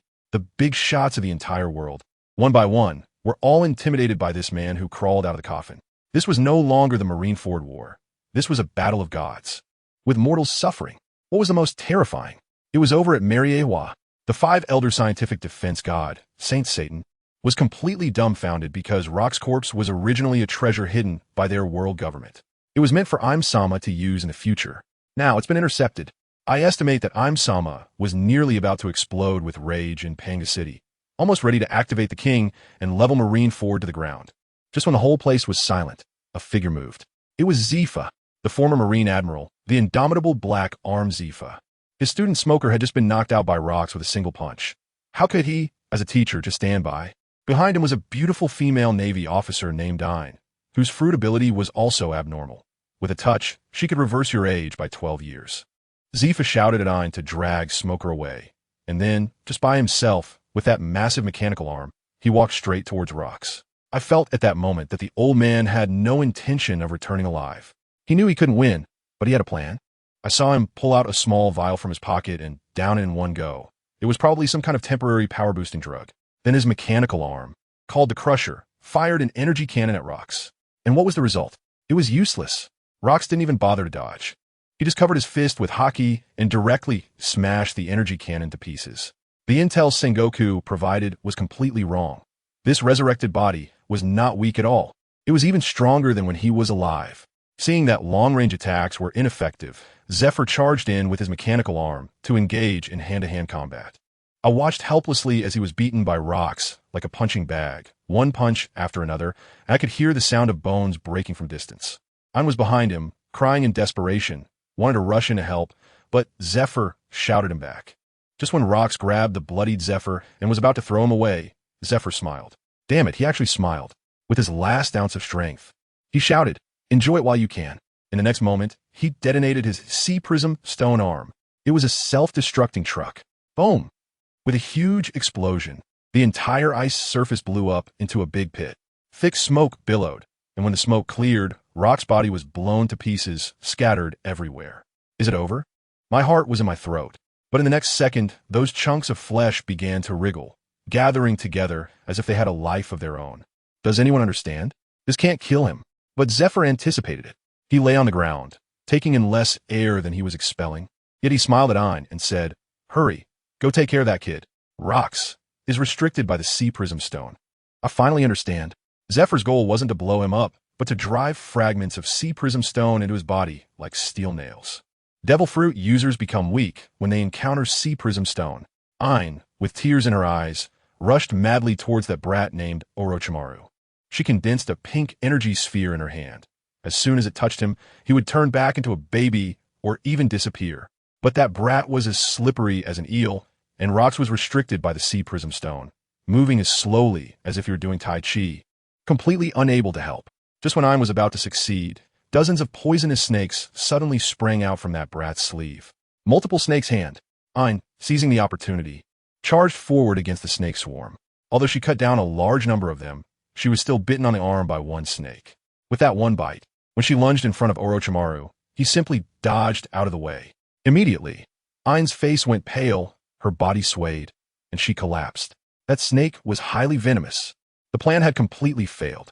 The opportunity Zephyr had fought for with his life was gone, just like that. What made me even angrier was that brat named Orochimaru, who actually picked up the unconscious Ain and, with a wicked smile, said, "Another captive, what a bountiful harvest." Just then, a terrifying pink slash descended from the sky, aimed straight at Orochimaru. "Bastard, put Ain down." It was the Navy Vice Admiral, Peach Rabbit. She had arrived, and guess what? That brat had already forced the sea prism stone out of Rock's body. Just as Peach Rabbit rushed forward, the fully restored Rox reached out his hand. Dark water. A terrifying suction force came, and Peach Rabbit couldn't stand her ground, being uncontrollably pulled toward him. She desperately plunged her famous sword, Kenpyra, into the ice. But the surface was gouged with two deep rifts. It was completely useless. She was pulled in front of Rox, and, using all her strength, swung her sword but Rox, with his armament hockey-covered hand, easily grabbed her blade. Peach Rabbit's full-force strike couldn't even cut one of his fingers. In the next moment, Rox grabbed Peach Rabbit with his other hand and slammed her down onto the ice. At the same time, a small snake emerged from Rox's sleeve, biting again. The familiar formula. The familiar taste. Peach Rabbit was also poisoned. Her body went limp, and she completely lost her ability to resist. The consciousness within Rox seemed very displeased, angrily shouting, "Bastard, actually using my power to do something as trivial as forcibly taking women." As a result, that brat named Orochimaru let out a cold laugh and quickly formed hand seals with both hands. I witnessed it with my own eyes. Rox's gaze had completely emptied. It was as if his soul had been pulled out, turning him into a pure, emotionless killing machine. When he transformed like that, let me tell you, the entire Navy headquarters was in an uproar. Peach Rabbit was being choked in his hand, her face turned pale, and those Navy officers were all like ants on a hot pan. Let me tell you about that. Means licking dog or someone who is overly submissive in love. Candidate General Chabon. His eyes turned red, and he was howling and ready to rush in to save his goddess. And what happened? He was caught by Sengoku in one swift motion. Did you see that Zephyr was already down? Goodness, Chabon instantly calmed down. Yeah, if he went in, he would probably be taken out in one hit. Sengoku was also troubled, only able to comfort him, saying something like, "Don't rush. We'll find another opportunity later," while probably cursing the Gorosei 1,000 times in his heart. Just when he was worried, suddenly, up at the highest point of the execution platform, that old man called Saint Satan clapped his hands together. Oh my family, who understands? The ground buzzed and lit up with an incredibly cool black magic circle, with black lightning crackling everywhere. That special effect was definitely on a super membership level. The next second, with a flash of light and shadow, the other four old men appeared out of thin air, standing there, and the atmosphere instantly filled up. The Gorosei, all five of them, had arrived. I was stunned at the time, and the expressions of the red-haired and white-bearded old man changed dramatically. Wasn't it just Ace? Was it really necessary to make such a big deal out of it? This situation felt like they were going to flatten the entire new world. Sengoku, that old guy, finally breathed a sigh of relief. Reinforcements had arrived, and this wave was stable. He thought that with these 5 old monsters around, forget about Rox. Even if a few from the Celestial Tribe came, they would have to kneel. But guess what happened? These old men came down and didn't even look at Ace. Saint Satan directly stated that Ace was not important. The urgent matter was that young man from the Celestial Tribe who could resurrect people. He said that as long as they got their hands on that kid's ability, they could resurrect all the strong figures in history. And, at that time, the Celestial Tribe would have to stand aside. As soon as I heard it, wow, these old guys really have a big ambition. Executing Ace is just a pretense. Their real target is Orochimaru, this walking cheat of Edo Tensei. Without hesitation, the 5 old men stepped down from the stage, ignoring Whitebeard, and headed straight for Rox and Orochimaru. Three of them surrounded the crazed rocks, while the other two, Satan Saint and another bald old man with a knife, blocked Orochimaru's escape. Satan Saint shouted from a high position, "Hand over the method of resurrection, or you'll die here today." That kid Orochimaru, let me tell you. He wasn't flustered at all. With a sneer on his face, he said disdainfully, "You think you can catch me?" Just as he was about to transform into a snake and slip away, suddenly his expression changed, and he smiled. It was a smug grin, as if he had hit the jackpot. He looked at the two old men and slowly said, "I indeed have no strong warriors who could be resurrected, but my brother is here." As soon as he finished speaking, a figure approached from a distance. I focused my eyes and saw a man dressed in a white haori, with his chest open, revealing an 8-pack that looked like a washboard, and a fierce gaze that clearly indicated he was a tough guy. The bald, old man with the knife, named Nezushiro Saint, recognized the attire and immediately became serious. He said to Satan Saint, "You go catch that kid. I'll deal with this guy." With that, he swiftly drew his black sword, the first-generation Onigiri, and without saying another word, he slashed at the new arrival. The newcomer, whom I later learned was named Kenpachi, was simply a battle maniac. Just as the blade was about to hit his face, he leisurely drew his sword and blocked it with a clang. He grinned and said excitedly, "You've got some skills, old man. Looks like I've come to the right place today." Then, the two began to fight. Let me tell you, the scene was incredible. Nezushiro Saint's speed was so fast that he left after images, but Kenpachi was even fiercer, not bothering to defend at all. "You slashed me once. I'll return the favor with a slash." This mad dog tactic of exchanging injuries. In just a few exchanges, both of them were covered in wounds. As they fought, Nezushiro Saint suddenly laughed, black smoke emanating from his body, and those wounds instantly healed. He proudly declared, "I am immortal. What do you have to fight me with? Damn it, he's cheating. This old man is cheating." When Kenpachi saw this, he thought, "Hey, this just got more interesting." With a snap, he removed the black eye patch from his right eye. At that moment, I felt the air on the battlefield freeze. A terrifying, suffocating pressure exploded from him, and his momentum was more than 10 times stronger than before. Nasu Shr turned pale. He couldn't understand how removing an eye patch could transform someone so drastically. Before he could react, Kenpachi was already charging in front of him. Still wielding the same sword, he swung it down. Nasu Shr gripped his sword with both hands to block, but with a huge crash, he was sent flying as if hit by a train. A deep wound opening up on his chest, exposing bone. Now, it was Nasu Shr's turn to panic. It seemed he had no choice but to transform. Smoke billowed from his body, which began to swell and morph, ultimately turning into a 6-meter-tall skeletal centaur. The sword in his hand became even more bizarre. Hawkeye was left dumbfounded. What kind of devil fruit was this? A mythical beast type? It was terrifying. Kenpachi, seeing his opponent transform, became even more excited and yelled, "Come on, let's keep fighting." The two monsters clashed again, fighting even more fiercely than before. But the problem was, Nasu Shr could regenerate, while Kenpachi could not. As Kenpachi's injuries piled up and his clothes were almost soaked with blood, I thought he was about to collapse. But guess what Kenpachi said? He laughed heartily. "This feels great. The warm-up is over. Now I'm going to use both hands." Nasu Shr was momentarily stunned. What did he mean? "You've been fighting me with one hand this whole time?"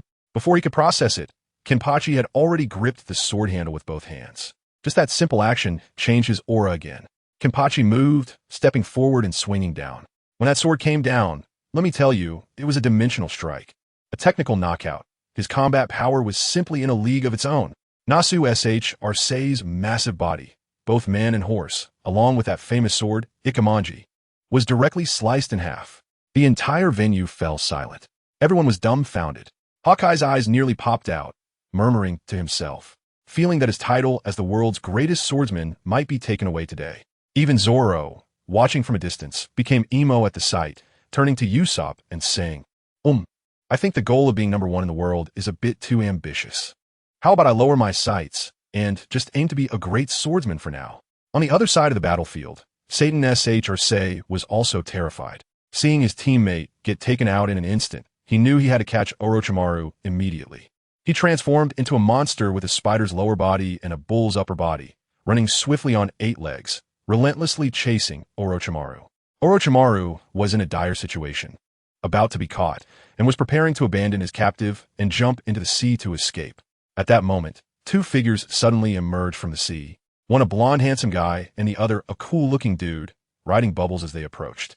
Orochimaru immediately rejoiced. Brother Dio, Brother Jotaro. What a surprise. Two more have come. The pursuing Satan Arce hit the brakes hard, his face darkening. The Warring States general watched from the back, his expression darker than a pot's bottom. How can we fight now? When gods battle, it's us mortals who suffer. Let me tell you, just when the mentality of those high-ranking naval officers was about to collapse, two even more heavyweight deities directly descended onto the battlefield. As the bubble burst, my two brothers, Dio and Jotaro, jumped down from a giant fish in such a cool manner. Wow, what an entrance. It really made a statement. Dio looked around, brimming with confidence, as if the battlefield couldn't get started without him. They walked straight up to Orochimaru, and Dio curiously asked, Orochimaru, what are you doing here? Orochimaru, looking quite aggrieved, pointed at the giant spider in the distance and complained, my dad sent me here. But let's not talk about that, bro. That giant spider just tried to kill me. You two help me take it down. Let me tell you, as soon as Jotaro heard this, his expression instantly turned cold. His gaze was so icy it could freeze shards of ice, staring fixedly at Satan's saint. Dare to touch my brother? You've kicked a steel plate. He stepped forward, taking responsibility for the situation. Don't worry.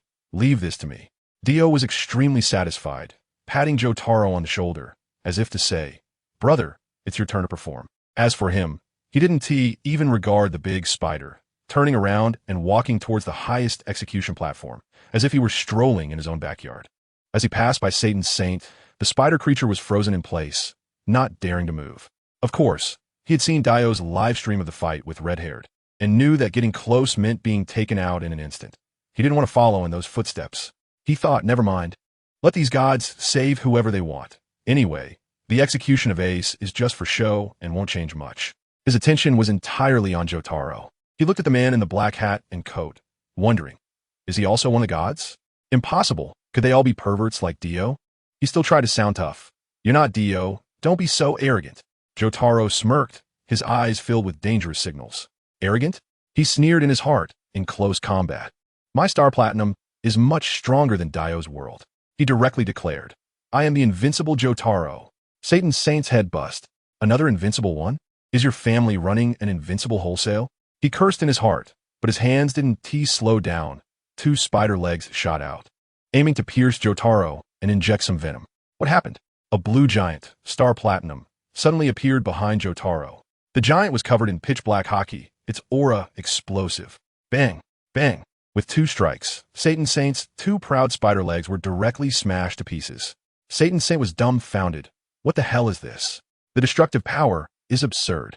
He quickly activated his ability, black smoke billowing, and his severed legs grew back, preparing to swarm with 6 legs.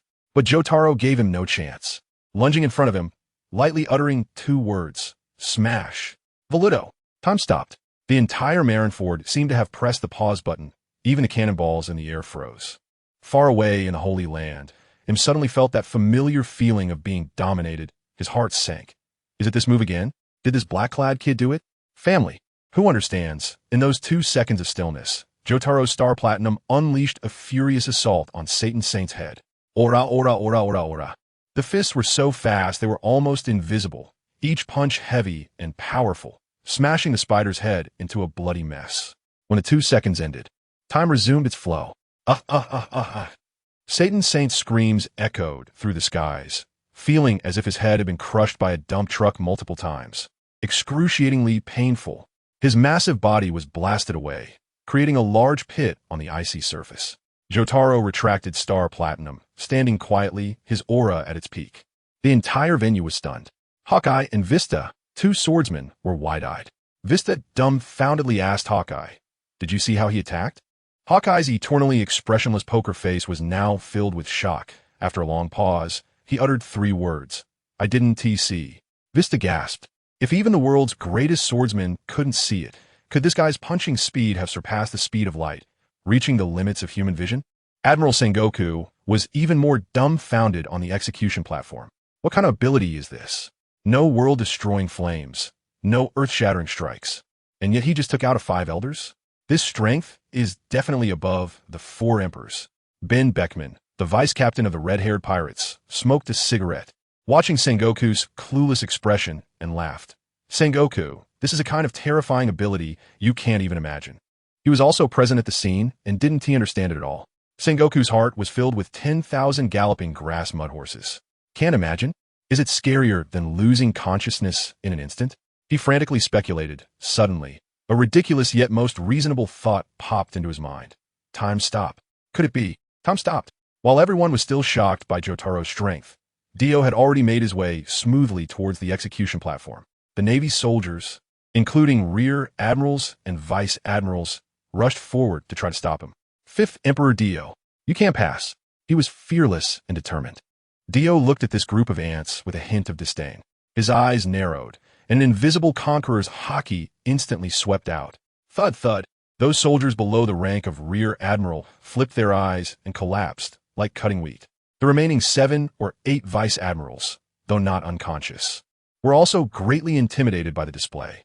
They braced themselves to charge forward, but Dio simply called out lightly, "Smash!" Voluto. Time stopped again. The golden giant, the world, instantly appeared behind him, covered with haki, and began to pummel these frozen targets. Muda, muda, muda, muda, muda. For seconds passed, fists flying. When time resumed, the few vice admirals couldn't even scream properly, spewing blood, flying out like broken sacks. Now, the Navy was completely demoralized. Kizaru watched from a distance, not daring to approach, feeling the scar on his forehead throbbing again. Akainu could no longer bear it. How could he endure this? He directly abandoned his confrontation with Whitebeard, transforming into a stream of magma, instantly rushing to Dio's front, shouting, "Stop right there. One more step, and my magma will turn you to ashes." Dio found his fiery demeanor amusing. "With that little temperature compared to my brother's flames, you're far off. If you managed to escape from my brother's hands, you were lucky. Why do you still dare to come to your death now?" Those words struck a nerve with Akainu, and he yelled angrily, "If you get past, where will my Navy's face go?" Dio laughed upon hearing the word face, finding it eerily familiar. He sneered, "Your Navy's face? It's worth nothing." Great fire. Akainu's magma giant fist came crashing down. Smash! Voluto. Dio once again paused time. In front of that monstrous magma fist, Dio Stan, the world, unleashed a full-force assault on Akainu's body for a full 4 seconds. The final punch sent him crashing into the wall behind, creating a human-sized hole. Now, the entire venue fell silent. Admiral Sengoku stared at this scene, his eyes filled with despair. He confirmed it. Time had stopped. How do you fight such a monster? There is no way to fight. It's over. This time the Navy's face will be thrown into the Pacific Ocean. On the pirate side, a thunderous cheer erupted. Invincible. Dio is truly invincible. Dio, under the gaze of everyone, stepped up the stairs to the execution platform. Everyone thought he was going to save Ace. Even Ace, kneeling there, felt a spark of hope in his eyes, filled with gratitude. Then, let me tell you, the most outrageous move came. Dio walked up to Ace's side, and then just walked past him without even giving him a glance. Ace's expression shifted from joy to confusion, then to complete bewilderment. The entire pirate crew was dumbfounded. What the hell? Wasn't he here to save Ace? This script is wrong. The Navy is also confused. They were prepared to accept humiliation, but it turns out the other side didn't follow the script at all. Dio ignored everyone and walked straight to the highest point of the battlefield. He stood there, overlooking everything below, spread his arms, and proclaimed with a voice that echoed throughout Marineford, "I hereby declare, this world will belong to my clan, the gods." In an instant, it felt like the entire world had been muted. The Whitebeard pirates were stunned. "After all this time, my execution platform has become your stage for a press conference, right?" Rox, watching from the ice, couldn't help but grin. "Wow, this kid is even more arrogant than I was back in the day." Sengoku felt a chill. It's over. This clan is declaring war on the world government directly. Everyone around the world watching this scene through live broadcast snail was also in an uproar. Are you crazy? He wants to take the world. However, to be honest, having the gods rule might be better than those gluttonous celestial dragons, right? Indeed. Could it get any worse than it is now? The 5 old stars were nearly exploding with rage.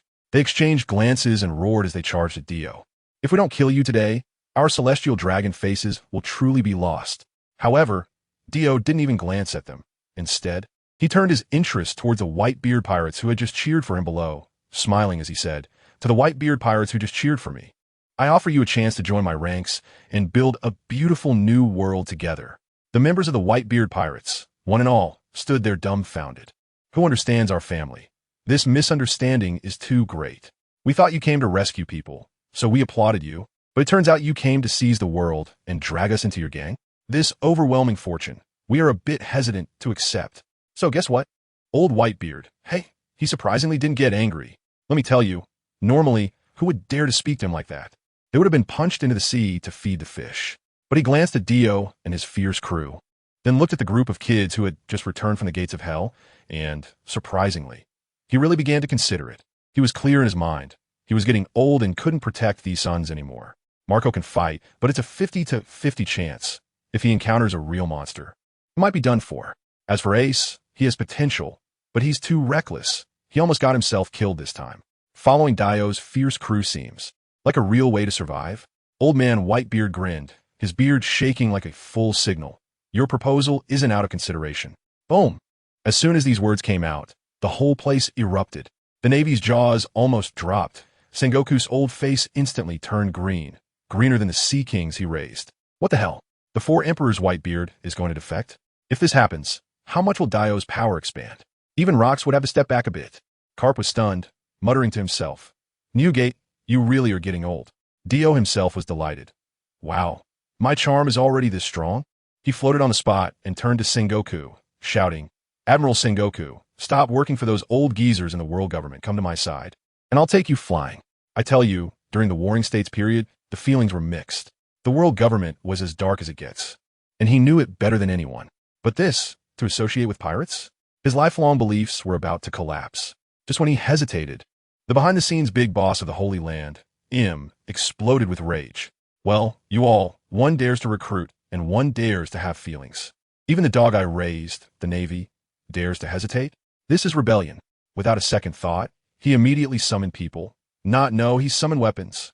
With one command, the sky over Marineford changed instantly. Suddenly, the sky turned dark. Not the dark of a cloudy day, but that oppressive feeling of an apocalypse. Looking up, what the hell is that in the sky? A massive cloud. Inside it, lightning flashed and thunder rumbled, and it even extended several cannon barrels thicker than warships. What is that? Everyone was dumbfounded. The pirates were confused, the Navy was confused. Our troops didn't have this equipment. Only Sengoku turned pale instantly. He recognized it. An ancient weapon, the king, and, judging by this momentum, that old man Im planned to wipe out the pirates, the celestial dragons, and their 100,000 navy all at once. Without even a retreat notice, it was an indiscriminate cleanup. This vibe is too intense. The elders of the 5 stars, upon seeing the commotion in the sky, knew their boss was furious and prepared to flee. A teleportation array appeared on the ground, and Saint Satan called to the Knights of God, Saint Gallen, hurry up, something big is coming. Saint Gallen wanted to take his son Shanks with him, but Shanks was tough and turned around to say, my brothers are still here, I won't leave. Then wait for death. The elders of the 5 stars didn't have that patience. The array flashed, and the 6 of them disappeared on the spot. Sengoku rushed over to stop them, wanted to get an explanation, but they ignored him and treated him like garbage. Sengoku was shaking with anger, looking at that thing in the sky. Then at his Navy brothers who were still in the dark, he gritted his teeth and shouted with all his might, all Navy, immediately retreat. Forget about the pirates, run. Now was complete chaos. The Navy dropped their weapons and rushed towards the port. The pirates also reacted and ran to their ships. Marineford instantly turned into a large-scale escape scene. Roger took advantage of the chaos to knock Carp down with a punch and quickly rescued Ace. But could they get away? The one in the sky didn't give them a chance at all. The king began to charge, and beams of energy as thick as mountains bombarded the sea. Boom! A Whitebeard pirate ship that had just sailed out was instantly vaporized along with its crew. A bottomless pit was blown into the sea, and no water could fill it. Whitebeard's eyes turned red. That was his family. He punched the air in fury, trying to block it, but that energy cannon didn't budge. His attack was like a child's play in front of the king. It's over, it's all over. Dio and Jotaro turned pale. If they had known, they wouldn't have come to join the fun. This thing was exploding from the outside in, clearly intending to take out everyone on the island, leaving no one alive. Just when everyone was despairing, thinking today was their last day, an unusual event occurred. A beam of light. No, it was an enormous fireball, trailing a long tail, rushing directly from the horizon. The speed was so fast that the eyes couldn't keep up. The temperature was so high that we felt like we were going to be roasted from far away. What? What is that? Everyone looked up, dumbfounded. That fireball collided with the clouds in the sky. Let me tell you, that scene was incredible. sizzling like pressing a hot iron against ice. The clouds were evaporated instantly, revealing a menacing airborne fortress larger than Marineford. Countless cannon mouths glimmered ominously, sending chills down people's spines. But the next second, something even more terrifying happened. That terrifying battleship, larger than the island, started to melt under the fireball's heat. Like a candle, right before our eyes, it was burned away, vaporized, not a trace left. Not even a minute passed, folks. When that fireball disappeared, there was nothing left in the sky, just a blue sky and white clouds. The whole place was dead silent. After several seconds, someone trembled and asked, Did we get saved? Survive a disaster? Sengoku sat down on the ground, gasping for breath. He knew that this was definitely the legendary father of the celestial dragons, making a move. With one strike, he had obliterated the world government's ultimate trump card. What kind of divine combat power is this? The scales in his heart instantly tilted towards Dio's side. Dio himself was also stunned, then realized, oh crap. My dad made a move. My dad is watching me. He shivered, grabbed Jotaro and the others, and without saying a word, he took off. If he didn't run now, wouldn't he get beaten up by his dad when he got home? On the other side in the Holy Land, him curled up on the throne, heartbroken. My king. That was his greatest reliance after ruling the world for 800 years. And it was gone just like that. Fear, an unprecedented fear, enveloped him. He immediately ordered the elders of the 5 stars. Stop all actions against the celestial dragons. We can't fight. We simply can't fight. When the elders of the 5 stars received the order, they were dumbfounded. The scientific martial god, Saint Satan, immediately knelt down and cried out, his faith shattered. Their rule as celestial dragons seemed really coming to an end.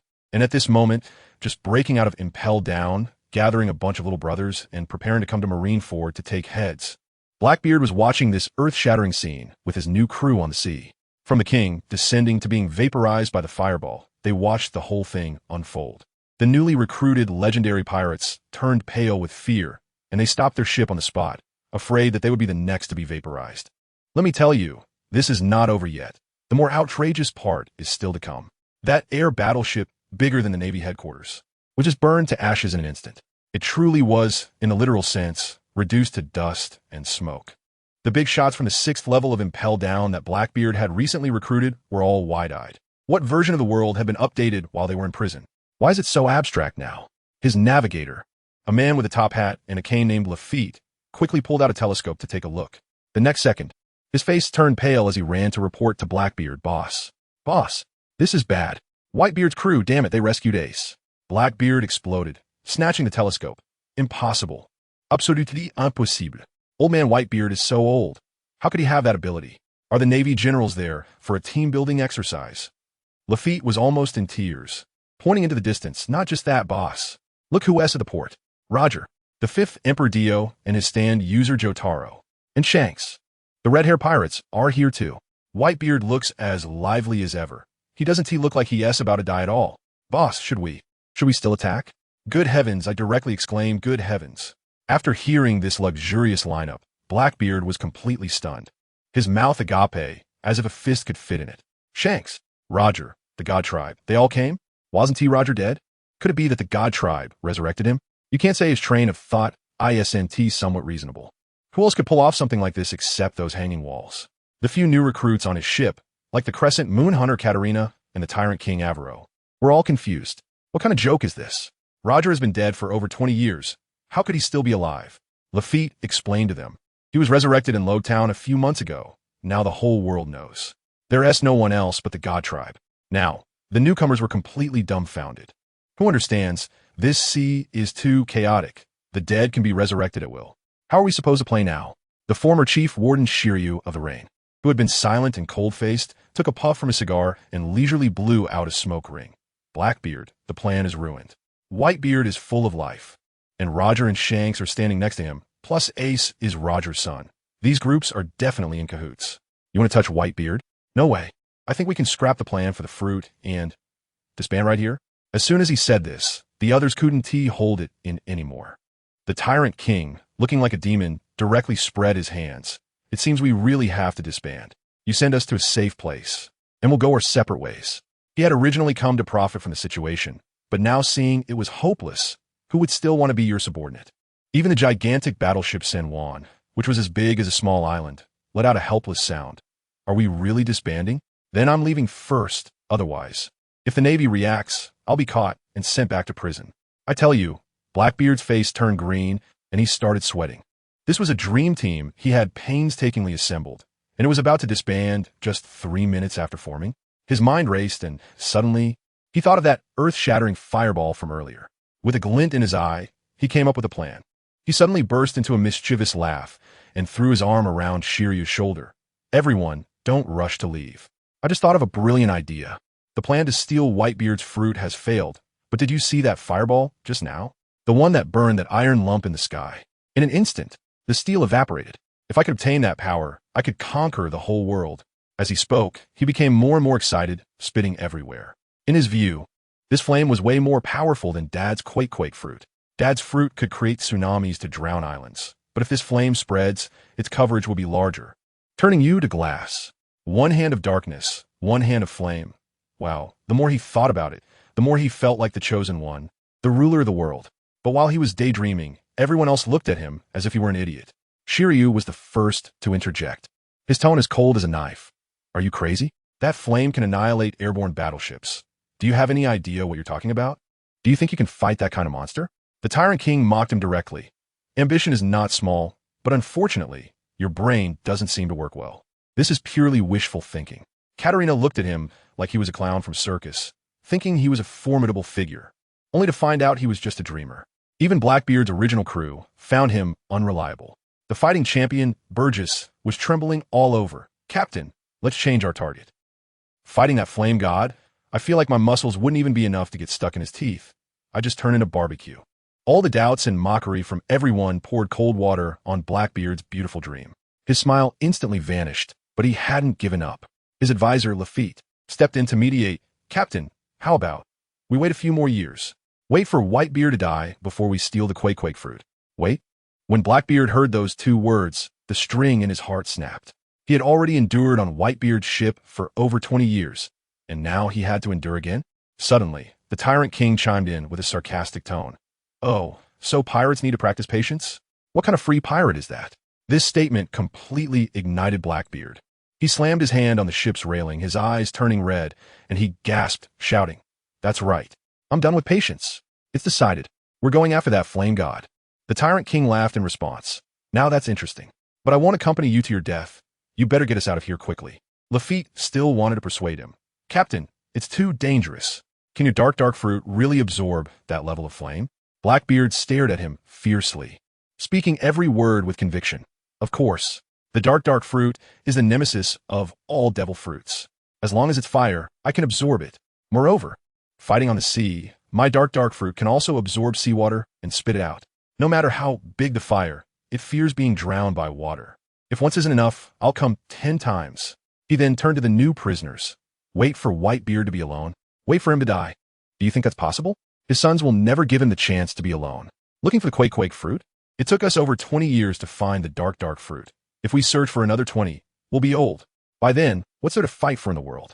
Now, the power of that flame god is our best opportunity. I'll deal with his flame, and the rest of you assist me. No matter how strong he is, he's still a person. You guys are legendary pirates. Do you not even have the courage to gang up on one person? Finally, he threw out his trump card. As for those of you who want to go solo, I can guarantee that the Navy will definitely not let you go. By then, it won't just be about being captured and locked up. It'll be a death sentence. As soon as he said this, the faces of the new arrivals changed. Indeed, after causing such a ruckus and impelled down, if they went solo, the Navy would definitely come down hard on them. Shiryu finally confirmed. Your dark fruit can really absorb that much water from a tsunami? Blackbeard replied firmly. Of course. I'll take the lead. I won't joke with my life. Seeing Blackbeard so certain, these desperate men were finally convinced. After all, it was a gamble on their lives. Why not go for something big? Blackbeard saw that everyone agreed and once again displayed that signature toothless, fierce grin. Ha ha ha. Then it's settled. We'll find the whereabouts of that flame god. And when he is alone, we'll strike. Once I control that kind of power, the whole world will be mine. Meanwhile, on a mysterious island in the calm belt of the Grand Line, Reinhardt was lounging in a rocking chair, enjoying the sea breeze, feeling quite comfortable. A young man wearing glasses, looking refined, approached and respectfully stood by his side. Father, Reinhardt didn't even open his eyes and lazily asked, "What is it, Eisen?" He was still puzzled. He had lifted the family ban, so these kids could do whatever they wanted. Why were they still looking for him? Eisen, on the other hand, was full of excitement, as if he had just taken a shot of adrenaline. "Father, you had Orochimaru bring Pirate King Roger to the headquarters. This move shocked the whole world. You are preparing to act, to replace the celestial dragons and become the new god of this world, right?" Reinhardt was taken aback. Replace the celestial dragons? When did I ever think of that? I just wanted to watch the show. Eisen continued to speak excitedly. Dio and Jotaro have already declared themselves kings in the New World, and Isdeath has occupied most of the North Sea. Ban told me a few days ago that he wants to build a village in the South Sea. A village that encompasses the entire South Sea. Father, you don't need to take action. I will lead my brothers and sisters to clear everything for you. The more Eisen spoke, the more excited he became. He had long been displeased with the celestial dragons. In his view, those so-called descendants of the creators were just a bunch of trash relying on their ancestral names to bully others. Father, as long as you give the order. Dealing with the Gorosei is a foregone conclusion. The moment I draw my sword, the battle is already over. I told you. Reinhardt was dumbfounded after hearing it. Ban wants to build a village in the South China Sea and cover the entire South China Sea? Are my kids all this ambitious? They're almost dividing the world among themselves, and I, as their father, only just found out. He never had any thoughts of dominating the world anyway. After all, there are more and more wives at home, each more charming than the last. He is so busy accompanying them every day that he has no time to conquer the world. However, what Eisen said did make him a bit tempted. But then he thought again, no, it has to be steady. Although he is strong now, he is not yet at the level to explode stars. What if he fails? So he cleared his throat and pretended to be profound. Eisen, you are right. However, the timing is not right. Let's act a year later. First, give ourselves a year to develop properly. Eisen was overjoyed to hear this. Yes, father. After saying that, he left contentedly, eagerly anticipating his great performance a year later. The scene shifted to the Shambadi archipelago. Two young men in red-layered armor were strolling down the street. These two are Reinhardt's other sons, Ban and Hashirama. Bon, full of longing, said to Hashirama, "Hashirama, let's find a place and build a village of our own. How about calling it Konoha Village?" Hashirama nodded with a smile. Good idea. While they were chatting, a group of people approached, led by a girl with pink hair, munching on a large chicken leg. She is one of the supernovas, the Big Eater Bonnie. As soon as Ban saw her, his eyes lit up, and he quickly moved to block Bonnie's path. "You're the pirate Bonnie, right? I've seen you in the newspaper." Bonnie was already annoyed, and when she saw someone blocking her way, her anger flared up. "Who the hell are you? Trying to ride on my fame?" Her crew behind her began to cheer. "Kid, our captain is a notorious generation pirate. Not someone like you can mess with. If you know what's good for you, scram." Ban, hearing this, looked disdainful. "What are you talking about? Which of your eyes sees me as a pirate? But, from now on, you are my captive." Hashirama was stunned beside him. "What is my brother trying to do?" Bonnie was enraged and laughed in anger, throwing the chicken leg. "Bastard, I'm going to kill you." As soon as she finished speaking, her crew pulled out guns and started shooting. "What do you think happened?" Ben narrowed his eyes, his pupils instantly transforming into blood-red kaleidoscope Sharingan, and he shouted, "Susanoo!" A massive blue skeletal frame appeared around him, and the bullets hit it as if they were scratching an itch, leaving no mark at all. Bonnie's crew was dumbfounded. What kind of ability is this?" Bonnie herself was shocked, but still charged forward, throwing a punch at Susanoo's ribs, only to find her hand nearly broken. Ban looked at her as if she were a little monkey and directly controlled Susanoo's arm to grab Bonnie.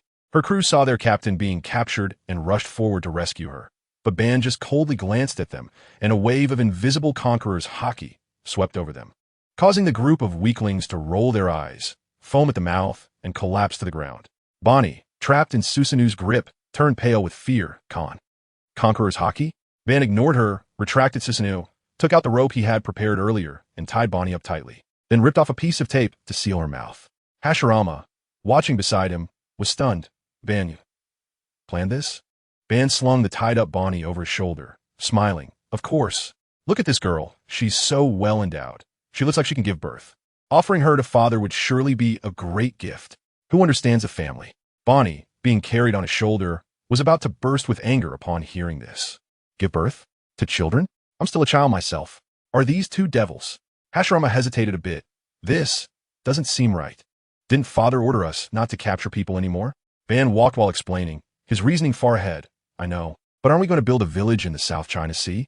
We need the entire South China Sea to become the territory of Konoha Village. Just the two of us can't handle it. We must let father have more siblings with our ninja powers so we can protect the territory. Bonnie, being carried, felt her worldview collapse. What nonsense are these two lunatics talking about? A village covering the entire South China Sea, relying on having children to protect it? How many of them would they need to give birth to? Hashirama, after listening, surprisingly nodded and began to evaluate seriously. What you said makes sense. But this girl seems to be a big eater, and she just called herself old lady. That's a bit rude. Ban shrugged it off. That's not a problem. Being able to eat is a good thing. If she can eat, she can give birth more. As for being rude, that's called being spicy. It seems father doesn't have this type in his harem yet. Bonnie was struggling madly on Ban's shoulder, so angry that she was about to cry. These two traffickers just carried her away while chatting. Ban, still curious, asked, Hashirama, I heard there's someone in the Navy headquarters called Buddha Sengoku. I wonder if his big Buddha is harder than my Susanoo? When Zhu Jian heard this, he immediately laughed, and his expression seemed to say, wow, your perspective is still too small. He then replied, well, I'd really like to give it a try, but I just don't know how his big Buddha compares to my 1,000 hands.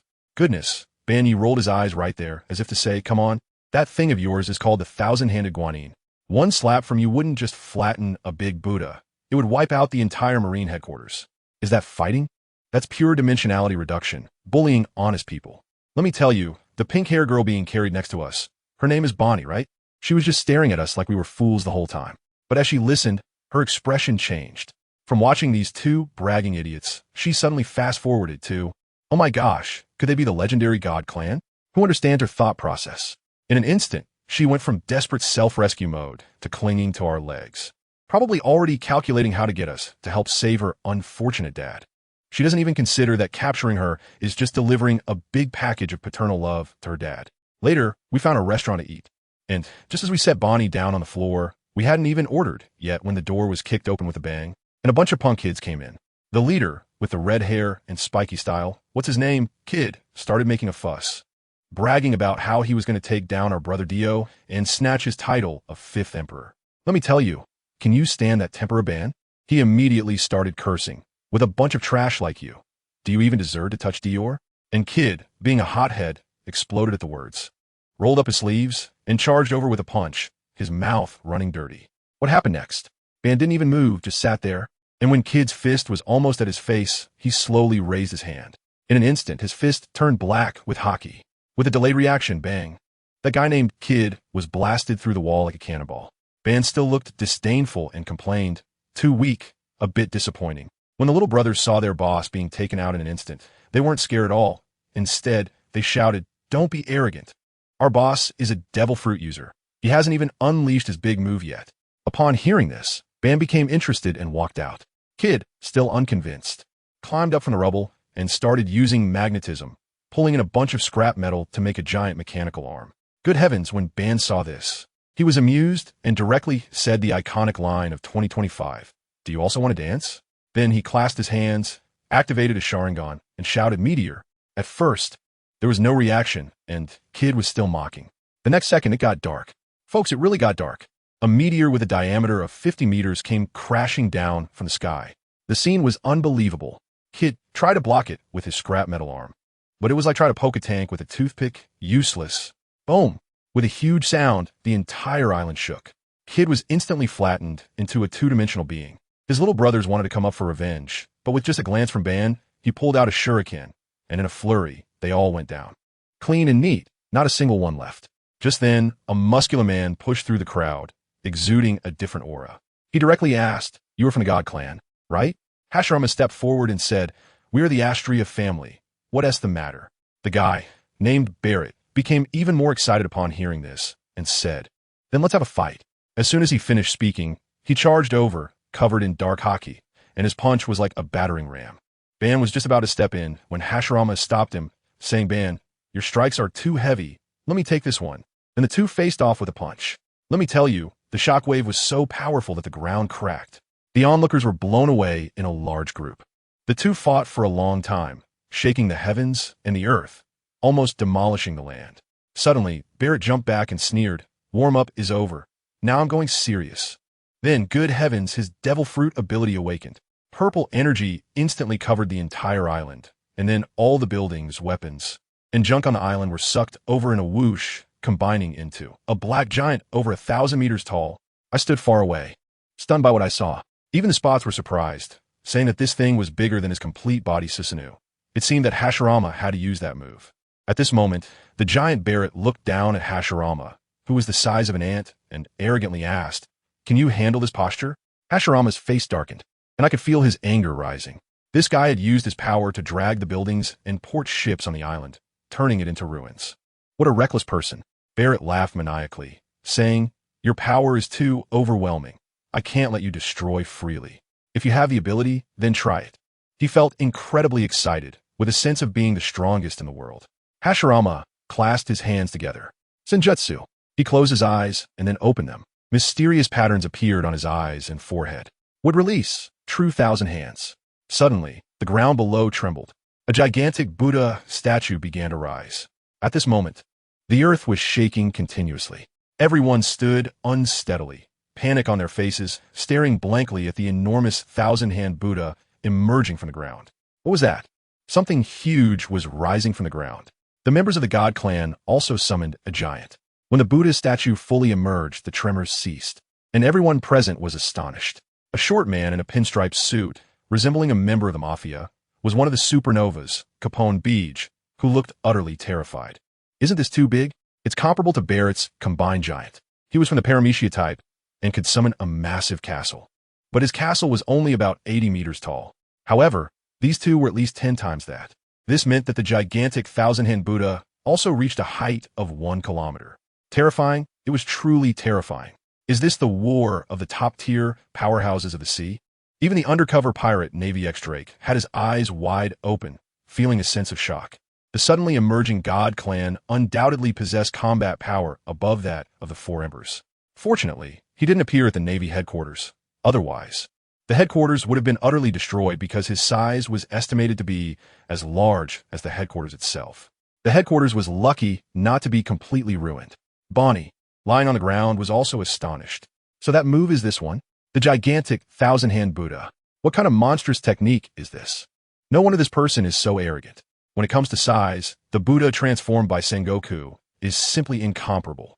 Although it's made of wood, the sense of oppression is overwhelming, just like the black giant created by Barrett. I wonder what the outcome would be if the two fought. Shuki also looked shocked, not expecting that he would summon an even larger giant of similar height. This God Clan person was undoubtedly a monster, perhaps the most monstrous she had ever seen. The sense of oppression was even greater than that of pain in red clouds and black clothing. This was truly a war between gigantic monsters. Barrett was even more excited watching this scene. "You are the strongest opponent I've ever encountered." When he joined the Roger Pirates, he was only in his teens and left at about 20 years old.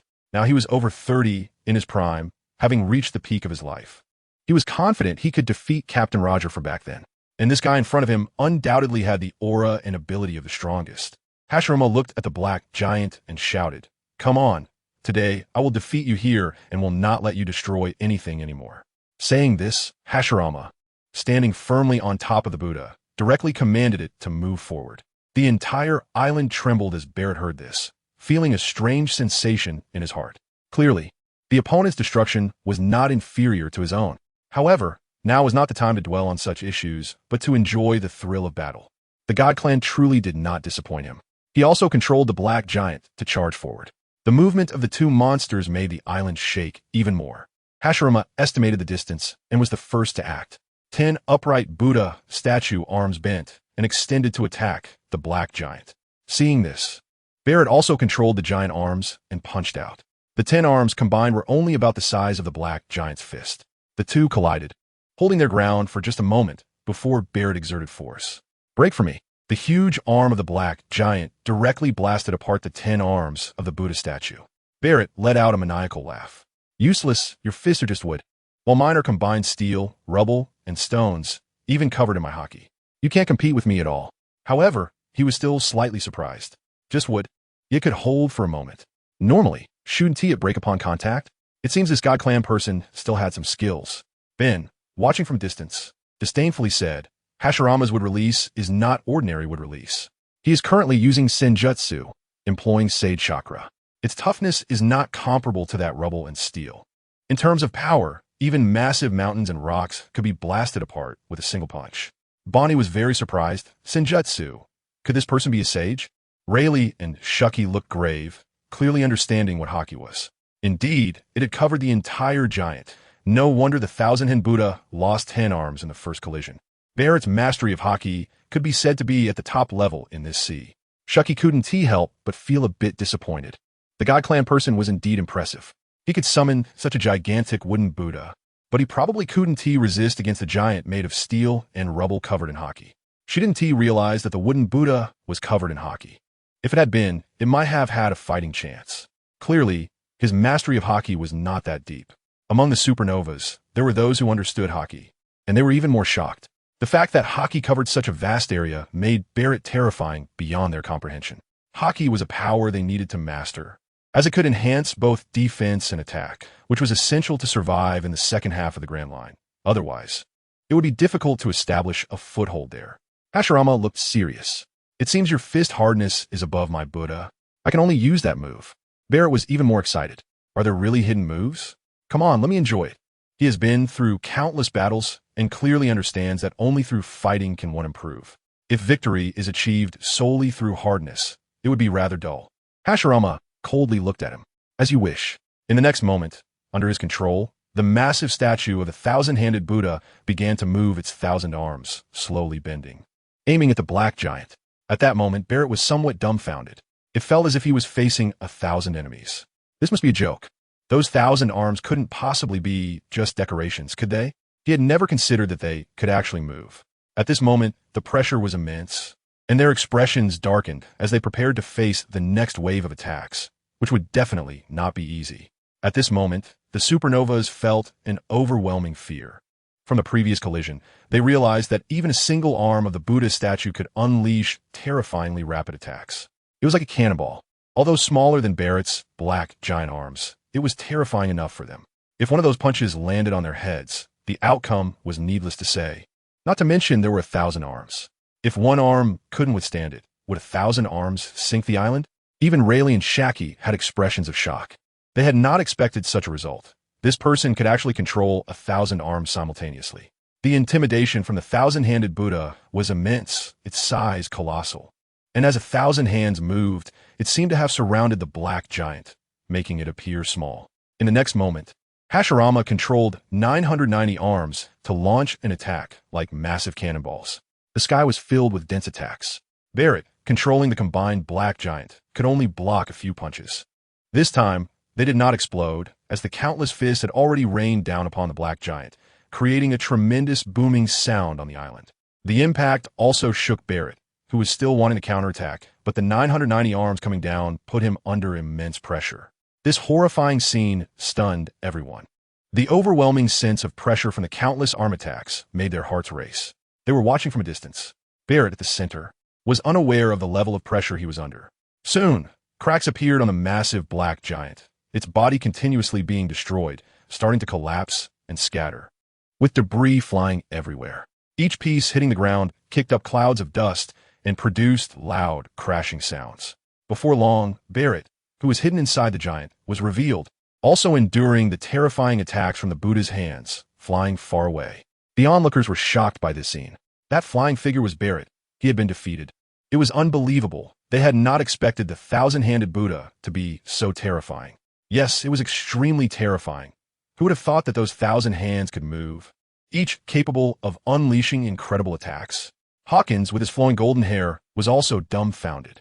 He was a fortune teller and now realized that there was no need for divination. Facing such a terrifying member of the God Clan, he was undoubtedly destined to lose. He possessed the straw fruit, which could transfer damage to others. Yet, with such a powerful devil fruit, he saw no chance of victory. Capone Beach was equally terrified.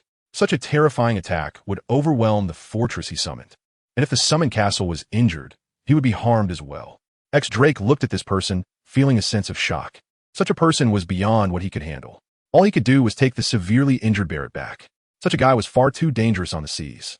Even Rayleigh, once a peak powerhouse, couldn't help but exclaim, "What a terrifying power." Shaki was also dumbfounded. The God Clan consistently refreshed her understanding. She had seen the massive sphere formed by pain in the sky, but this statue was undoubtedly even more violent. Her emotions surged. This was getting more interesting. Connecting it to Dio's declaration of seizing the world from the Navy, members of this clan were gradually emerging. She never expected to witness such a grand scene in her lifetime. At this moment, the giant Buddha slowly descended and gradually disappeared, while Hashirama landed steadily on the ground, his body continuously panting. Madara, carrying Bonnie, approached Hashirama. You should rest for a bit. Even with the template of the 5-star model Hashirama from the Hokage world, using such sage art would release was still incredibly taxing. However, Hashirama's recovery ability was also astounding, so it shouldn't take too long. Upon hearing this, Hashirama sat directly on the ground to calm his body. On a tree that was leaning precariously on the island, a figure was excitedly watching. It was Morgans, the president of the World Economic News. Previously, he had noticed that no celestial dragons dared to come here, nor were there any spies. He knew that the celestial dragons must be afraid of the God Clan. Therefore, this was the best hiding place for him. He felt fortunate to witness such an astonishing battle. This was the violent beauty of combat. The battle between the two had nearly flattened the entire island. The flame god was truly terrifying, and Dio was indeed invincible. Although he couldn't fully comprehend, the battle of this member of the God Clan was a true expression of violent aesthetics. Without a doubt, it had surpassed the level of the 4 emperors. He must report this well and think of a fitting title, but what title should it be? Summoning a giant wooden Buddha, the god of trees? That seemed too ordinary. It looked like he would have to ask the person himself. Surely he wouldn't harm him, right? At least from his observations, this clan acted against pirates, against celestial dragons, and of course, against the Navy as well. He was just a battlefield reporter.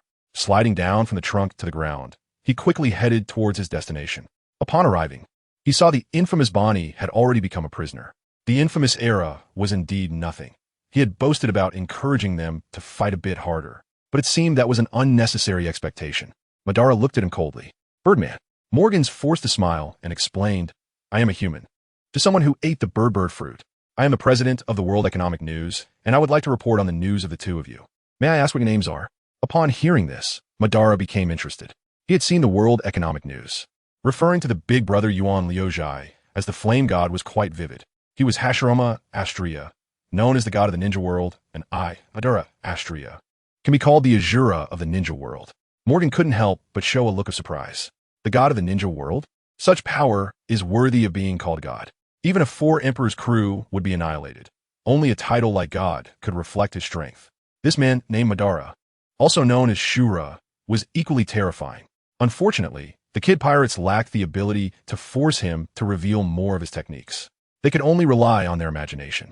The temperaments of these two were similar, and they probably possessed comparable strength. Thank you, he said, and then retreated. Such shocking news naturally needed to be reported. It should be known that Barrett's power was already enough to shock the world, and now there was even more shocking news. The world government would probably tremble upon hearing this news. After Morgan left, no one disturbed them. The supernova pirates certainly did not dare to. They had been deeply shocked. In their eyes, the young man of the God Clan had already surpassed the level of the 4 emperors. They were all feeling dejected. They could no longer claim to challenge any old era. They simply did not have that capability.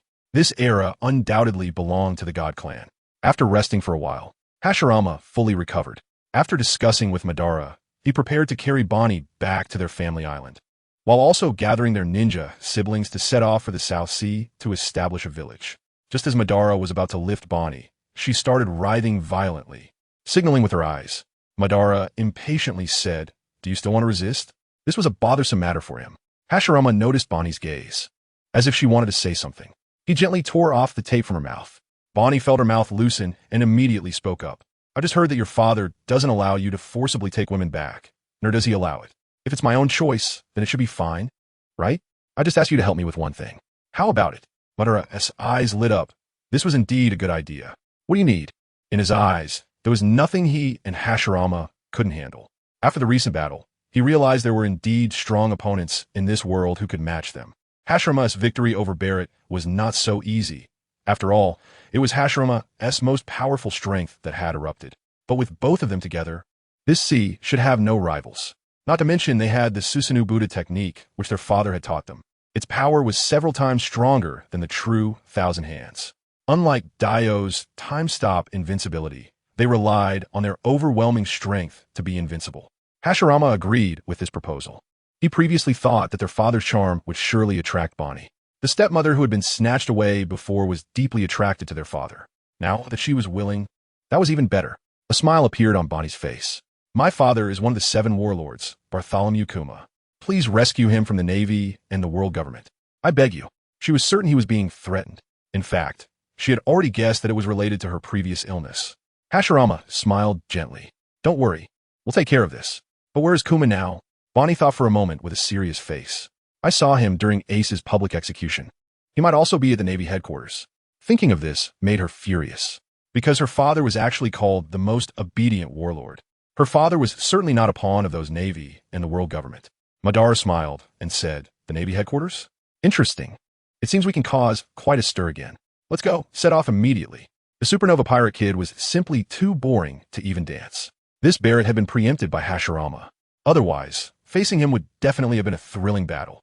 He wasn't without ways to deal with Barrett. Although he was larger in size, his Susanoo sword was not to be underestimated. The Navy surely had worthy opponents. Bonnie saw a glimmer of hope in rescuing her father and felt equally anxious. Let's go. The 3 immediately arrived at the port. Bonnie saw that the ships on the shore had disappeared without a trace, leaving only some broken parts, and then remembered that Barrett had swept away all the ships and buildings on the island. Her expression turned sour. Without a ship, what should they do now? They had to build a new one or seize a ship to land on Sabaody Archipelago. Those were the only options she could think of. Building a ship would take a long time. It couldn't be done in a day. Of course, there were no ships on the sea right now, and she didn't know when luck would strike to wait for one. She couldn't help but feel dejected. Hashirama walked directly to the sea, smiling as he said, no need to be so troublesome. He clapped his hands and performed the wood release, wood ship technique. Suddenly, thick branches emerged from beneath the sea, gradually transforming into a small boat. Let's take this boat.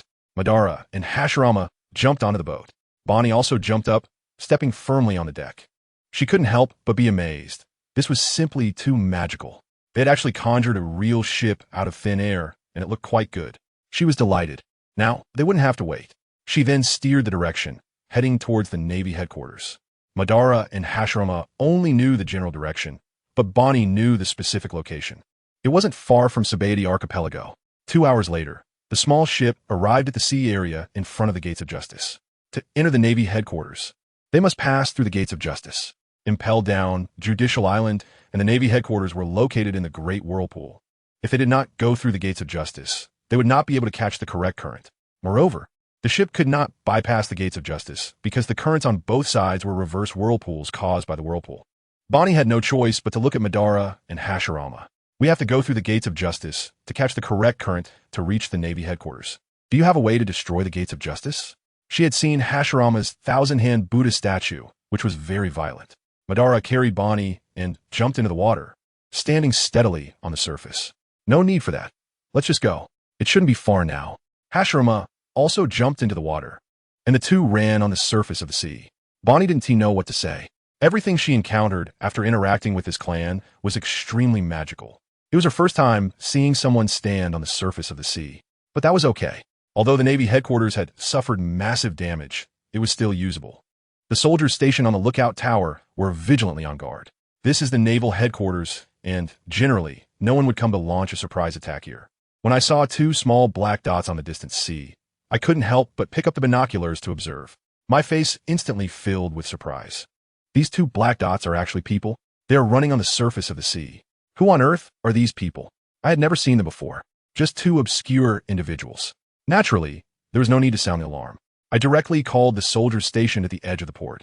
2 unknown individuals are approaching, and one of them is carrying a woman, wearing a short skirt. Who else could it be but a woman?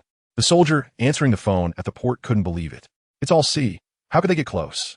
They're running on the water, getting closer to the Navy. Meanwhile, in a corner of the port, a tall soldier lying on a mat also took off his eye mask. Is there really someone who can walk on the surface of the sea? This is something he had never seen before. He slowly got up and walked over to the sentry soldier. The Navy soldier respectfully said, Admiral Kazan. Although Admiral Kazan had become an ordinary Navy soldier, they never dared to treat him as just an ordinary soldier. If it weren't for Admiral Kazan's freezing ability during the headquarters battle, The first wave of Whitebeard's tsunami attack could have resulted in significant losses for the elite navy. Kazan casually replied, "I'm just an ordinary soldier now. There's no need to call me Admiral, just Kazan is fine." "Yes, Admiral Kazan." Even so, no one would address Kazan that way. They didn't dare and didn't want to. Kazan helplessly decided not to worry about them anymore, as those two individuals had already approached the port. It became clear that the two people were wearing red armor, and one of them was carrying a person. Who could this be? Is there really a way to cross the Justice Gate like this? Soon, Ben, carrying Bonnie and Hashirama, arrived at the port. Kazan, along with the soldiers, went directly to meet them. Kazan, dressed in ordinary soldier attire, looked at the woman who was set down. It turned out to be Bonnie. The world government had already given the notice that this person did not need to be dealt with or captured. She probably has connections. The other two, whom he had never met before, looked somewhat young. "Isn't this the supernova Bonnie? This is not a place for you. Leave quickly. Otherwise, you'll be captured and sent to Impel Down. The Warden Magellan has already been rescued." According to the past, Impel Down would definitely not be successfully attacked by Blackbeard. The Navy admirals could go for support at any time. Bonnie looked at Kazan, dressed as a soldier, and felt a bit scared. But thinking of the two people beside her, her heart settled down. "Kazan, return my father Kuma to me. He will no longer be threatened by your navy or the world government." Kazan was a bit surprised. So she's Kuma's daughter. No wonder. However, Kuma has already had his consciousness erased. It must be some kind of deal with the world government. "He is not here. You should go back." Bonnie felt a bit disappointed. "He's not here? Then where could he possibly be?" Kazan helplessly shrugged. "I don't know about that. I haven't been involved in Kuma's matters." Bonnie was at a loss for what to do. Kuma hadn't come to find her for a long time. Ban spoke up at this moment. "Since you don't know, then let someone who does come out. Surely the Navy Admiral would know." This made Kazan perk up. This tone was quite bold. The two obscure individuals would naturally not be able to meet the Navy Admiral. Of course, even if the Admiral knew, he wouldn't be able to reveal it. After all, they are still a subordinate organization of the world government. Doing so would be tantamount to betraying the world government. When Ace was publicly executed, the world government had even dealt with the Navy. Warlord Sengoku must be feeling hopeless at this moment. Just then, a rough voice rang out. "What an arrogant kid. Admiral Sengoku is not someone you can just meet if you want." The person who came was Vice Admiral Bastille, tall, with brown long hair, wearing a porous half-mask, holding a long-handled saw. Upon hearing this, Ban's gaze turned cold. "Arrogant? A mere grain of sand is not worth a fraction of me." The Navy soldiers were all incredulous. An obscure individual actually dared to speak such big words to a Vice Admiral who could take on thousands. Even admirals cannot ignore the Vice Admirals, as they're the backbone of the Navy. So arrogant. Does he think he is a member of the gods? The Vice Admiral was enraged, and his anger turned into action. "Let me see what skills you have to say such a thing." Gripping the long-handled saw, he charged forward. He wanted to give this person a profound lesson. Ben coldly watched him, his eyes narrowing. In an instant, he activated his eternal Mangeki Sharingan, and his pupils turned red with special patterns. Suddenly, a skeletal figure appeared beside him, gradually covering him, forming a giant skeletal frame with 4 arms, exuding a powerful aura. This was not the initial Susanoo he used against Kid, but the first stage of Susanoo. The soldiers were shocked. What kind of ability is this? He could actually create such a half-body giant? It looked as tall as the giant Vice Admiral, estimated to be around 50 meters high. Bastille felt a heavy pressure, but he had already said those words, so he couldn't back down.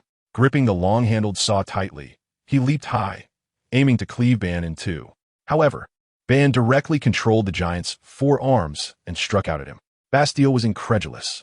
The giant's 4 massive arms instinctively made him switch from attack to defense, blocking the blade horizontally in front of him. As soon as they made contact, he felt a terrifying force, and his face changed. The long-handled saw was knocked away, and his body flew backward like a cannonball, crashing heavily to the ground, spitting blood. Kazan appeared just in time to catch him. The Navy soldiers were all astonished. How could this be? The Vice Admiral was actually sent flying by this person with a single punch. This giant was not just a decoration. It had terrifying power. Bastille felt intense pain in his arm and found it even more unbelievable. This guy is really strong. If it weren't for Kuzan's assistance, he might have sustained even more serious injuries. How could such a powerful guy emerge? He felt increasingly frustrated. Could it be that he was really not even a fraction as strong as the other party? Impossible, absolutely impossible. If that were the case, wouldn't this guy possess combat power surpassing that of the Navy admirals? Kazan was getting angry. Alala, The Navy headquarters is not a place where you can act recklessly. Instantly, a white chill emanated from my entire body. This chill rushed towards the giant formed by Madara, instantly freezing Susanoo into an ice sculpture. The Navy soldiers looked on expectantly. Was this resolved? But thinking of the terrifying momentum of the giant just now, they felt it wouldn't be that easy. Someone who could easily defeat a rear admiral, of course, was not an ordinary person. In the next moment, the entire ice block shattered, falling to the ground with a loud crash, revealing Madara's figure inside. The Navy felt a bit relieved. It seemed effective. They had instantly dealt with this guy's frame, and Admiral Kazan's attack had worked. Although this person was powerful, he still couldn't withstand the admiral's strength. However, Kazan was not so happy. It shouldn't have been this easy. Madara listened to the noisy, excited voices of the Navy soldiers and coldly said, "Don't get me wrong, it's I who released Susanoo." The Navy soldiers were all surprised. It turned out that this person released it himself? With such a powerful attack method and used, what on earth did this guy want to do? Even Kazan became cautious. He didn't think the other side was planning to retreat, as their fighting spirit hadn't diminished. "What do you want, you guy?" Madara looked at Kazan proudly. "Of course. I want to see how your freezing compares to my fire release."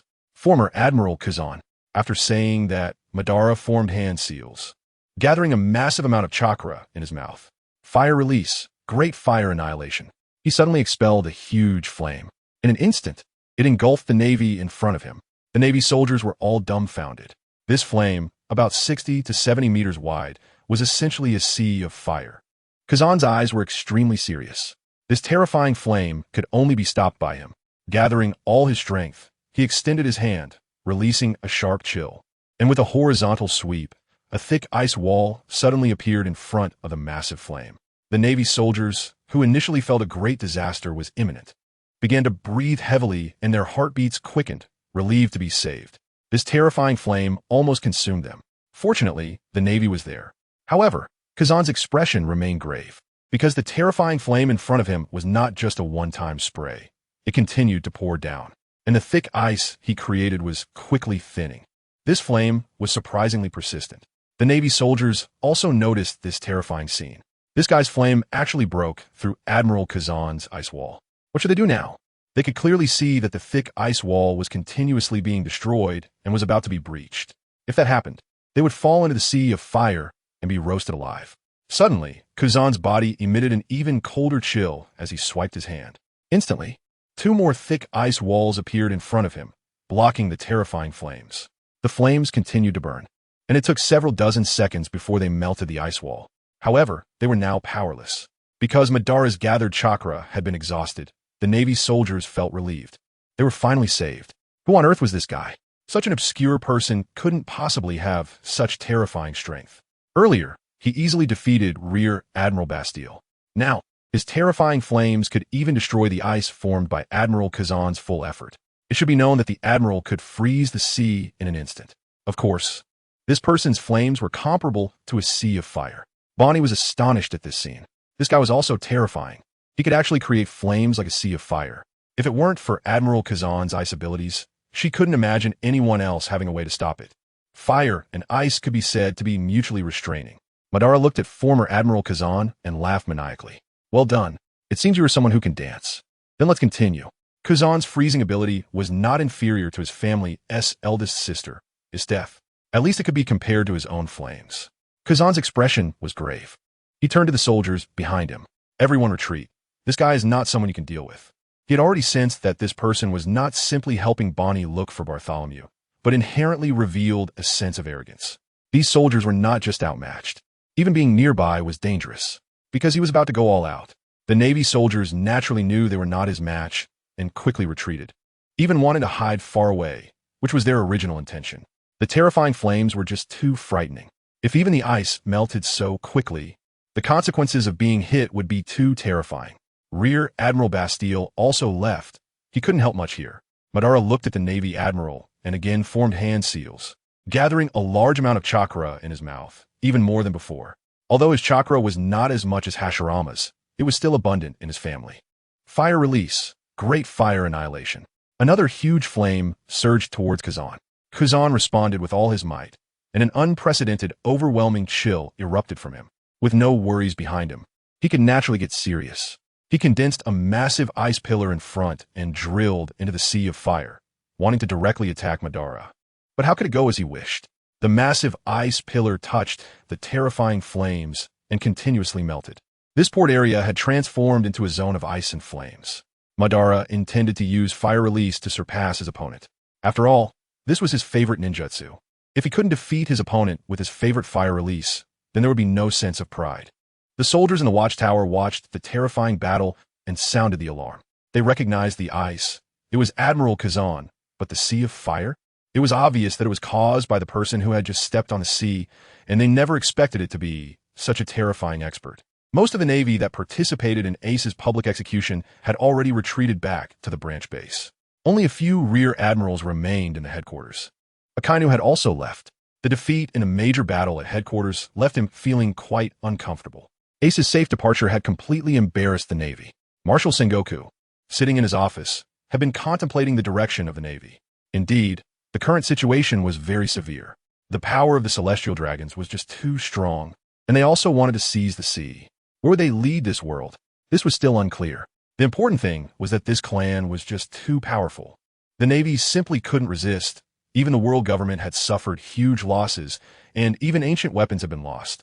The world government wants to eliminate them along with the pirates, and Sengoku wants an explanation from the world government, but he didn't expect that they would completely ignore him. It is disheartening.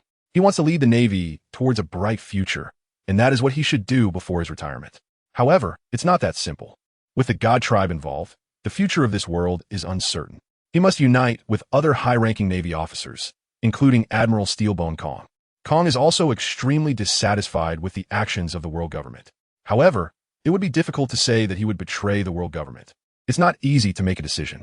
At this moment, he hears the alarm and is filled with confusion. What has happened now? He then walks out of the office. There is no point in pondering over this matter. Such major issues cannot be resolved in a few words. The first to come down from the Navy headquarters is Admiral Kazuru. He looks toward the port, where there is a sea of fire and icebergs, and can't help but gasp in astonishment. This is terrifying. Who is the guy that fought with Kazan to such an extent? Creating a sea of fire and battling Kazan to this degree?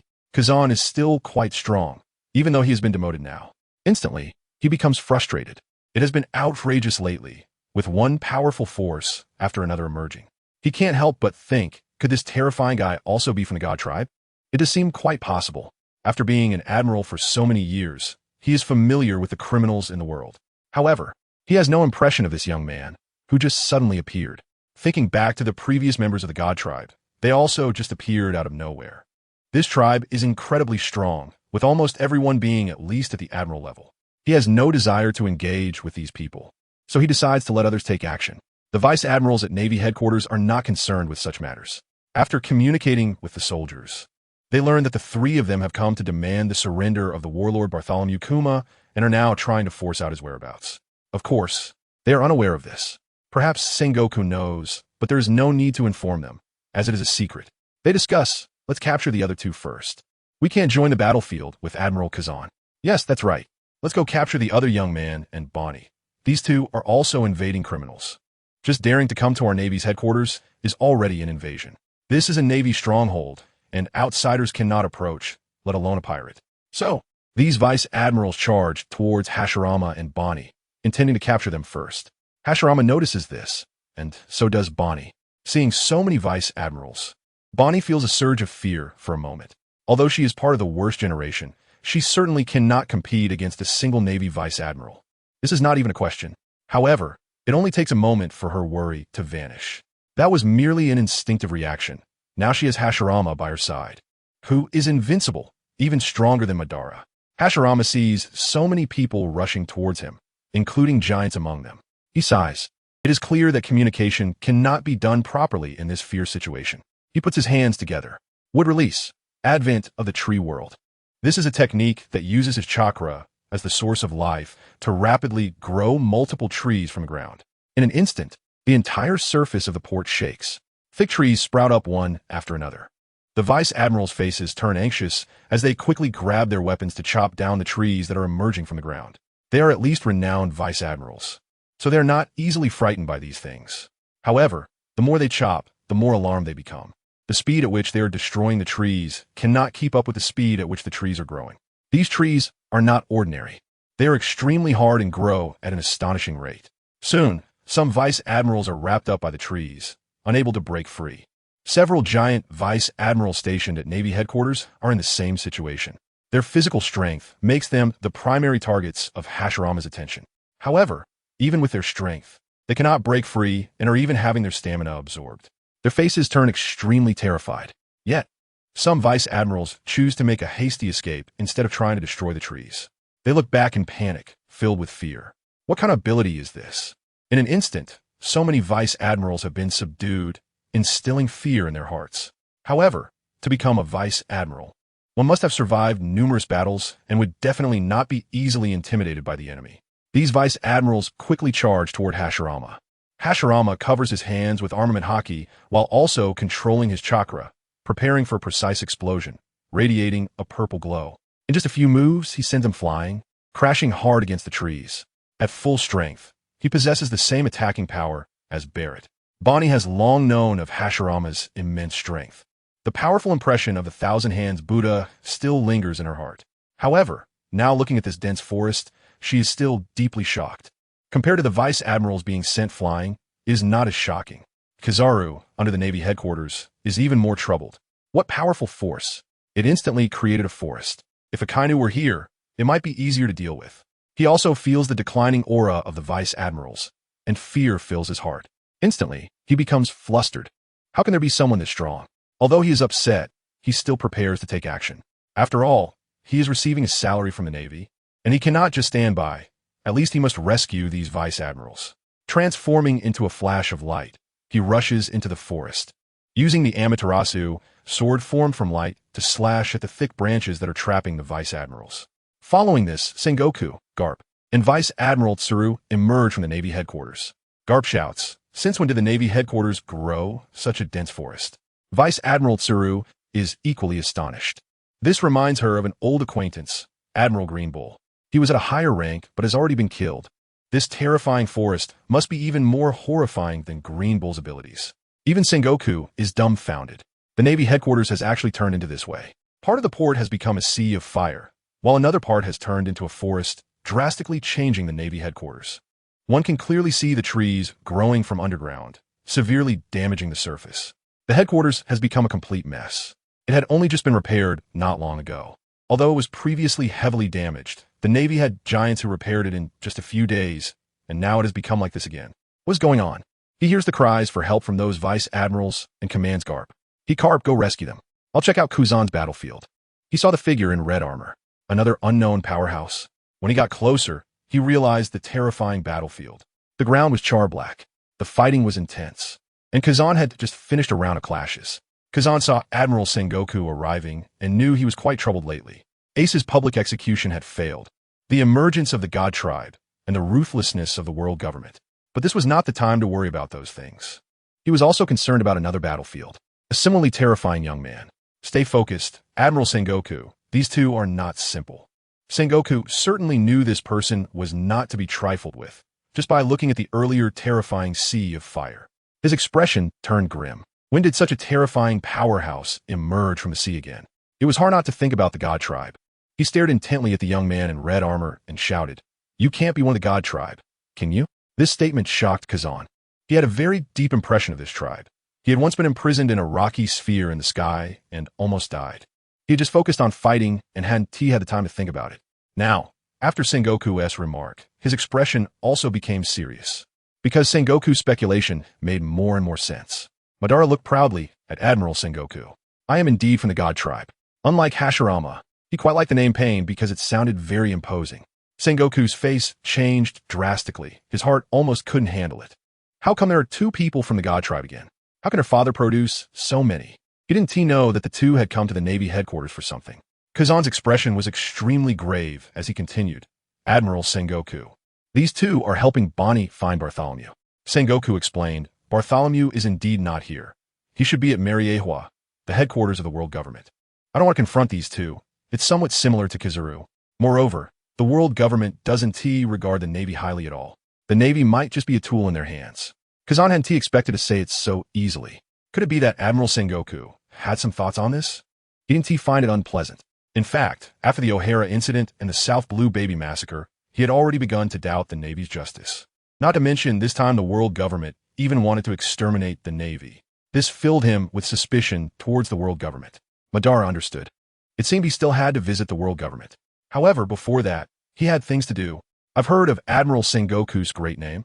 Let me see it. After saying that, he formed hand seals, and a massive chakra surged forth, forming a gigantic skeletal frame outside his body. Kazan's expression turned grim. This guy, I've already told you, and you still want to do this? Sengoku felt the rising, terrifying aura. Was there any technique other than the Sea of Fire? This was nearly 50 meters tall, almost the same height as the Navy headquarters giant. And this definitely wouldn't be some flashy technique. A smile appeared on Madara's face. Don't get me wrong, it's not over yet. The huge skeletal frame continued to rise, growing a torso and legs. Its height kept increasing, reaching 100 meters. Kazan and Admiral Sengoku were completely stunned. This height was comparable to the legendary ancient giant Ors. It radiated an even more powerful aura than before. But the next moment, their eyes widened even more as the giant kept growing taller. This time, it even donned armor and a helmet, and a gigantic katana appeared in its hand. Exuding a chilling feeling, Madara stood at the head of this giant. Kazan's face was grim. How could it be this huge? A monster. It was simply a monster. He feared that his ice wouldn't be able to freeze the opponent, because such a colossal size represented the ultimate power to freeze it. The ice had to be thick, and it was clear he couldn't produce ice that thick. Sengoku looked even worse. He hadn't expected it to be this gigantic. In terms of height, it was even taller than the Navy headquarters building. The Navy headquarters was 180 meters tall, so this giant was at least 200 meters tall. How could they fight? If they did, the headquarters would definitely explode. He didn't want to start a war. The retreating Navy soldiers were all shocked because it was simply too gigantic. Most importantly, it gave them an unmatched aura. How could such a powerful person appear again? Not only was he proficient in terrifying flames, but he could also create such giants. The Navy headquarters was in danger this time. They wondered if Admiral Sengoku could handle it. They were all shocked and fearful. On another battlefield, there was a similarly terrifying person capable of defeating more than 10 vice admirals from headquarters. Even though the headquarters had Admiral Sengoku, Carp, and Admiral Kazu, they still lacked confidence, mainly because these two were too terrifying. Their attacks were at a map-level scale. The previous great pirates were simply not comparable.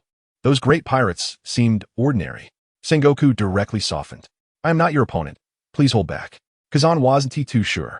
After all, this was Admiral Sengoku, who also had terrifying destructive power and defense, equally astonishing.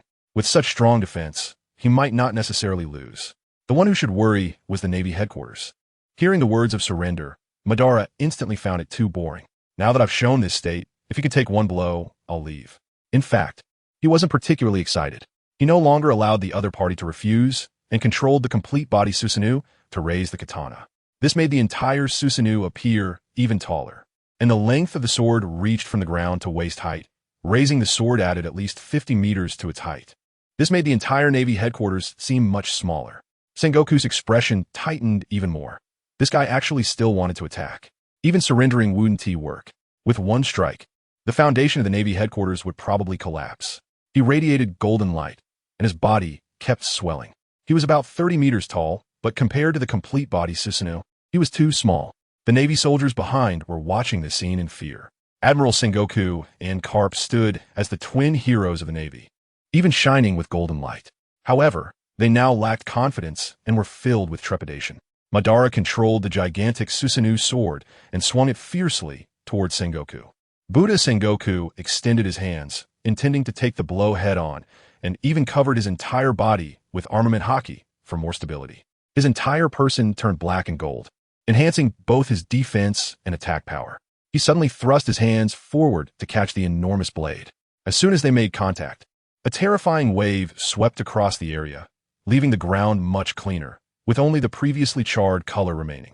Sengoku felt the terrifying power and struggled to hold his ground. His body could still withstand it, but the ground beneath him suddenly cracked in half. It was originally a temporary repair, and the intensity of the confrontation between the two was simply too great.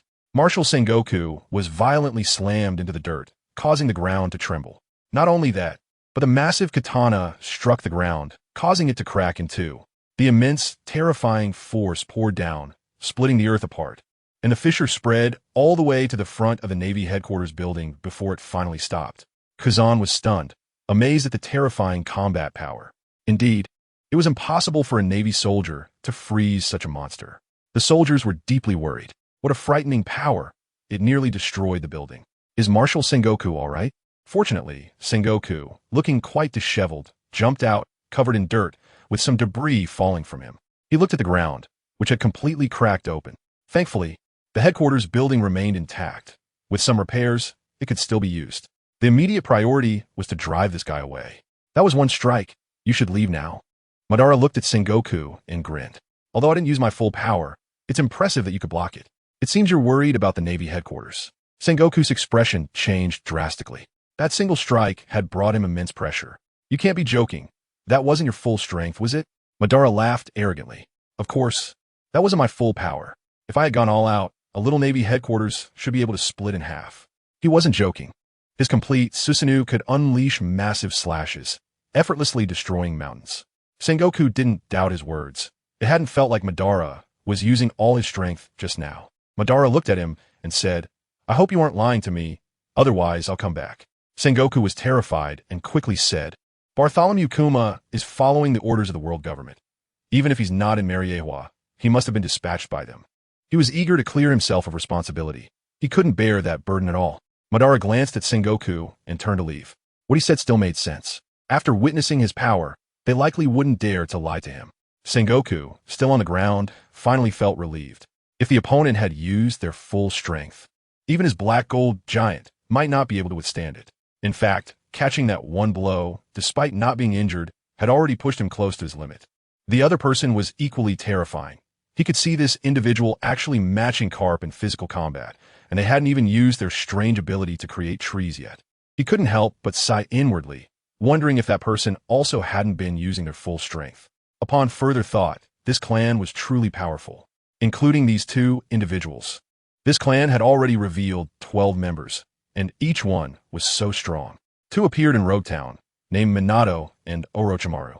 Then there were Pain and Kid in Sabaody Archipelago, followed by Dio and Jotaro. According to the report from the missing Colonel Tina, there were also two members of the clan in the Alabasta Kingdom. Bruce, the god of flames, and the berserker-like individual who defeated Nasu Shijiro. There were so many in number, and they were incredibly formidable. Each of these individuals possessed combat power at least equivalent to that of an admiral, with some even surpassing the level of the four emperors. This power was enough to dominate the seas, unshakable by anyone, perhaps even the world government. Not to mention that Orochimaru could summon Roger and rocks. They made at least 14 top-tier powerhouses. Even the weakest, Minato, although not showcasing great strength yet, was still just a child, probably around 5 or 6 years old, already making it difficult for Carp to catch him. No doubt, in a few years, he would be impossible to catch, and threatening him would become unfeasible. The ability to teleport places one in an invincible position. Ace's public execution was simply a lonely stab. It didn't reveal much of this clan's combat power. Who knows how many more people are behind this? These are all children who have already been born. Recently, this clan has been aggressively abducting women. Just from the Navy, 3 have already been taken, Dashiki, Ain, and even the candidate admiral, Momotaro. Including those already known, that's a lot. Surely they won't end up giving birth to another dozen children with terrifying combat power, right? Thinking about this, he was rendered speechless. Continuously producing combat power above the admiral level, truly, the world's most prolific father. In fact, thinking this way, he truly realized the strength of this clan. Previously, he hadn't made a decision about whether to remain loyal to the world government or choose the God clan. Now it was clear. The ancient weapons of the world government were gone. The ancient weapons should be the most powerful weapons in this world. And this clan continues to grow stronger. In other words, the world government is completely no match for the God clan. It seems it's time to plan. There was no choice in this matter. Moreover, the father of this clan hasn't shown up yet. He doesn't believe that someone capable of continuously producing children would be an ordinary person. An ordinary person absolutely could not give birth to so many powerful children. In just a few minutes, countless thoughts flashed through his mind. His expression softened considerably. Not engaging with his clan would be quite easy. At least he wouldn't have to face these terrifying powerhouses. He must choose a bright future for the Navy. As for the female Navy officers who were captured, perhaps that was the opportunity. Ever since Dio announced that the world belonged to the God clan, He thought there would be subsequent recruitment. Perhaps he could take the chance to gain some insight into the God Clan secrets. But until now, they hadn't come looking for him. He didn't understand the reason behind it. Madara then released his Susanoo state and arrived at the battlefield with Hashirama. He looked at the white-haired old man battling Hashirama, a very good opponent. He shouted at Hashirama, "It's time to go. Kuma is at Mariewa." Bonnie felt overjoyed. Although it was Mariewa, the holy land of the celestial dragons, with defenses even stricter than the Navy headquarters, she was now fearless. Madara and Hashirama were simply too strong.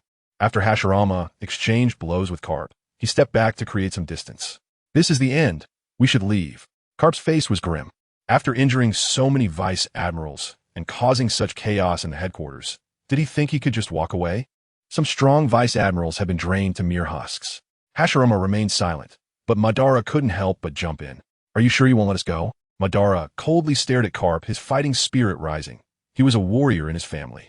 He certainly knew who this person was, with such formidable martial arts. Who else could it be but the Navy hero Carp?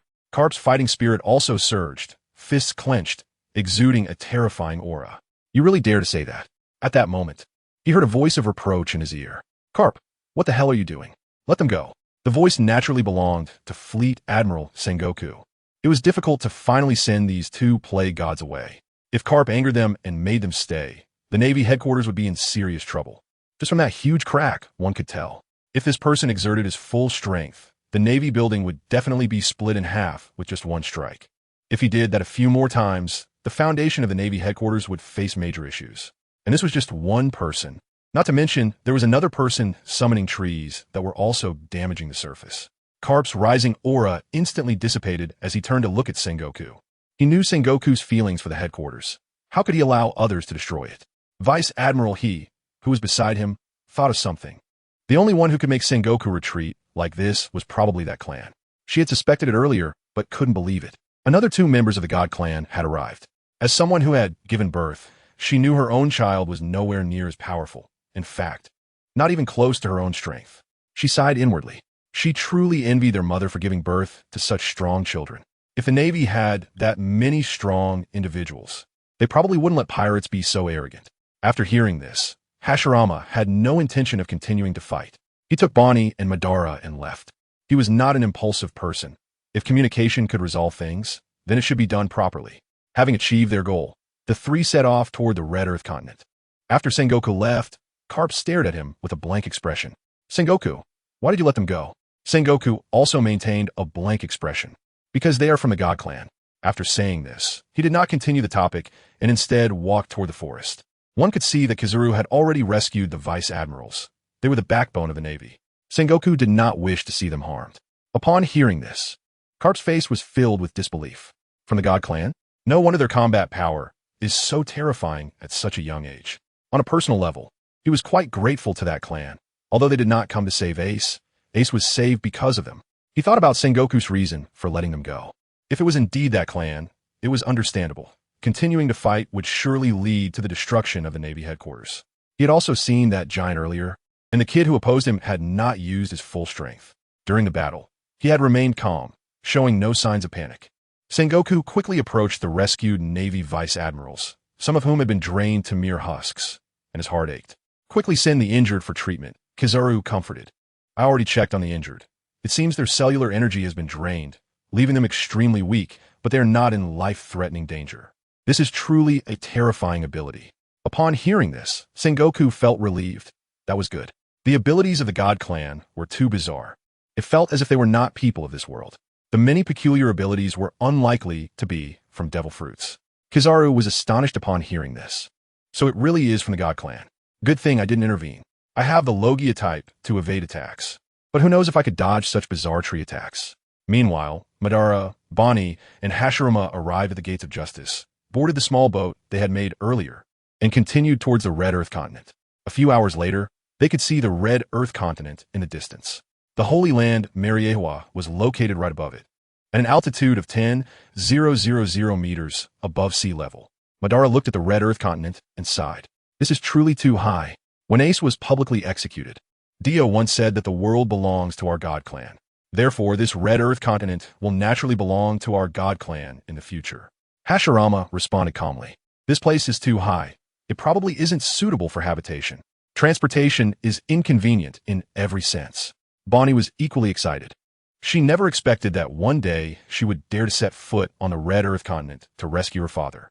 Without the help of these two, she wouldn't have had the ability to do so. Listening to their conversation, she curiously asked, "Are you really planning to occupy this place, God Clan?" Hashirama shook his head. "This is just Dio's unilateral idea. My father hasn't spoken." Bonnie became even more curious about what kind of person that father was. But first, she needed to rescue her father. Afterward, she could meet the father of the God Clan. After traveling a distance, they could see a row of buildings on the coast and a track that went straight up along the wall of the Red Earth continent. Bonnie recognized it. That was the track leading to the Red Earth continent. To go up, one had to take the elevator. Upon hearing this, Hashirama immediately controlled the small boat toward that group of buildings. After the three landed, they were quickly confronted by two men in black suits. They were all staff of the world government and, of course, bodyguards of the celestial dragons. Without strength, they could not bear such responsibility. Coldly, they said, "Please show your invitation or pass." Madara's cold face responded, "Of course, we don't have those." He swiftly struck their abdomens with both fists, causing the two men in black suits to instantly feel immense pain, letting out cries of agony before collapsing to the ground, unconscious from the pain. Such commotion naturally attracted the attention of other 10 or so men in black suits stationed there. Upon hearing the screams, they knew there were intruders and drew their guns. At that moment, Madara unleashed his Conqueror's Haki, an invisible shockwave sweeping over these staff members. Their brains felt as if they were in a tremor, their eyes rolling back as they lost consciousness, crashing heavily to the ground. Then, the three made their way toward the track. Right below the track was an empty elevator, and Bonnie pressed the switch, causing the elevator to ascend. This scene was naturally seen by the staff above the Red Earth continent. The surveillance personnel took out a Din Mushi to contact the CP organization, asking them to come and deal with the intruders. Since they were able to instantly subdue more than a dozen colleagues, it shows that the intruders are exceptionally strong. The CP0 team leader, wearing a white hat, a white cloak, and a white suit, scoffed at the report. To think that 3 people dared to invade Mary Geos, they're truly seeking their own death. He immediately led his team members to the elevator exit. At the same time, dozens of personnel who were originally stationed here, all on high alert, were also present. 10 minutes later, Madara, Hashirama, and Bonnie arrived at the red line. As they stepped out of the elevator, they saw a group of people in black clothing and a man in a white suit. These dozens of men in black suits were certainly not all the personnel at Mary Geos, as there was no need for that. The powerful CP0 was present, and their combat strength far exceeded that of hundreds of black-suited workers. The CP0 team leader coldly stated, "So foolish to dare to invade the Holy Land. Surrender now, or I'll knock you down and throw you in a prison." Mary Geos naturally has a prison that holds slaves. In other words, these 3 would become new slaves. Bonnie looked at the man and calmly said, "A man in a white suit. He is a member of the world's strongest intelligence agency." Madara stepped forward disdainfully. "What qualifications do you have to speak so arrogantly?" He instantly activated his eternal Mangeki Sharingan and summoned the second stage of Susanoo, a half-body form wielding 4 large blades. The 5 CP0 members were instantly stunned. What kind of ability is this? Such a strange power. Even the black-suited workers felt surprised. The sheer size of it exerted tremendous pressure on them. The confidence of the CP0 members began to waver. Next, they were even more horrified to see the skeletal giant charging toward them, and they quickly pulled out handguns from their pockets, firing rapidly. The sound of gunfire rang out. Bullets rapidly struck Susanoo, creating sparks everywhere, but they couldn't penetrate it or injure the person inside. Madara swung the 4 giant blades in his hands, cutting down the black-suited workers like they were vegetables. Soon, they were completely exterminated. It was a one-sided massacre. The 5 CP0 members had already retreated a significant distance. Astonished at the scene, what a monster! The eyes behind the masks were filled with seriousness. The leading CP0 team leader commanded, "Prepare for battle, spread out." The 5 of them divided into 5 angles, surrounding the giant skeleton. They had experience dealing with such monsters. Attacking from 5 directions would catch the opponent off guard. Unless one had mastered observation Haki to the highest level, they probably wouldn't be able to handle it. After all, they were also top-tier powerhouses on the sea. Otherwise, they wouldn't have been able to join the CP0 organization. CP0 members are the strongest combatants in the CP organization. Seeing this situation, Madara chose not to recklessly attack and continuously observe their movements. After the 5 CP0 members surrounded him, they launched long-range attacks.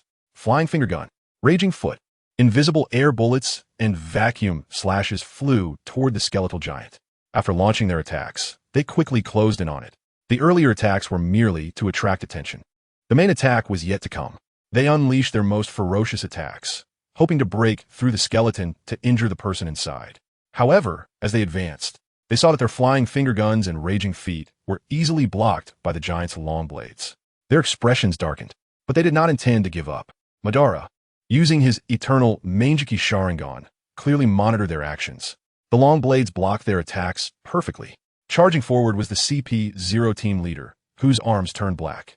Covered in armament haki, ready to destroy the skeleton directly. Die, foolish beings. Madara looked at this guy and smirked. Fool, with both hands forming seals. A large amount of chakra gathered in his mouth, and he suddenly spewed out flames. Fire release, great fire annihilation. The CP0 team leader never expected such terrifying flames to erupt suddenly. He didn't have time to dodge and was completely engulfed by the flames. The flames surged forward, scorching the ground. The nearby attacking CP0 members were terrified and quickly retreated.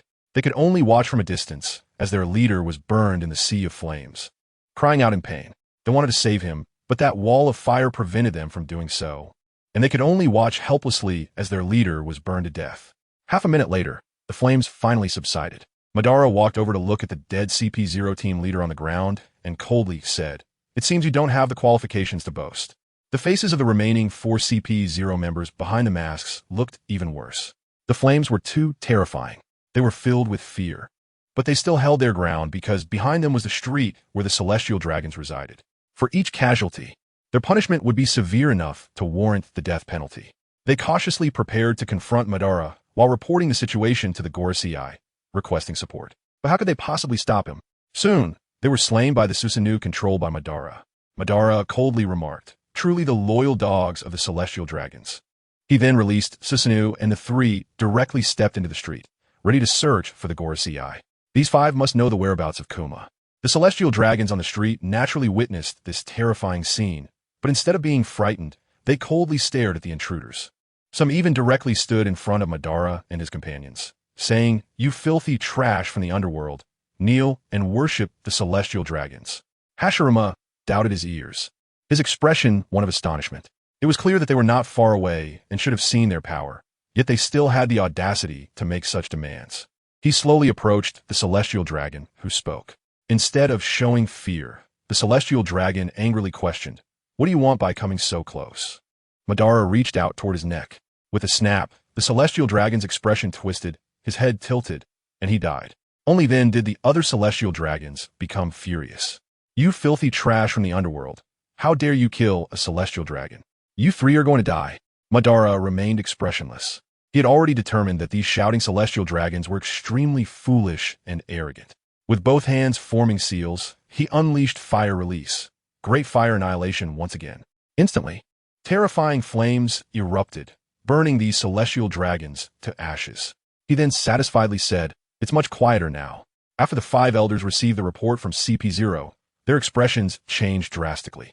According to the report, 3 people had invaded the Holy Land, and one of them easily killed the captain of the CP0 team. It should be noted that the captain of the CP0 team possesses top-tier combat power on the seas and is among the elite in the CP organization. Therefore, this invader's strength is at least at the level of a sovereign. They were puzzled about who had intruded here, as the report did not specify. At the same time, they were also worried that a person with sovereign-level strength would pose a significant threat to the Holy Land. This was just one person, and there were still 2 more. Even if they acted, they might not be able to prevent the intruders from causing destruction to the Holy Land. So they had to call upon the leader of the Knights of God, Gallant Saint. The Knights of God are, of course, responsible for protecting the Holy Land of Mariewa. They also dispatched the commander of the 3 armies stationed at the Holy Land, Stepmom. Before long, 3 groups arrived at the outskirts of the Holy Land of Mariewa. Among them, an old man with a crescent-shaped mustache was followed by a group of troops clad in black armor. It was Gallant Saint and members of the Knights of God. Behind the sharp-haired Stepmom was also a group of Navy soldiers. Even the 5 elders of the world government were followed by dozens of men in black suits. They were government officials. Upon seeing the burnt bodies on the streets, They could discern from the remnants of the ashes that these were clearly celestial dragons, with at least dozens dead or injured. The expressions of the Knights of God members froze completely. It was truly unthinkable that someone had committed such a heinous crime by killing celestial dragons. Only they had the right to judge the celestial dragons. Even the 5 elders did not have that qualification. They were filled with anger, wanting to capture this person immediately and execute them. They're all elite among the celestial dragons, completely different from those overweight, powerless celestial dragons. However, since their leader Galen Saint did not speak up, they naturally did not dare to act. The greatest rule of the Knights of God is obedience. Otherwise, they would face severe punishment. Stepmom Kong could not help but gasp. The scene reminded him of decades ago when the most evil pirates attacked God Valley, causing many celestial dragons to suffer casualties.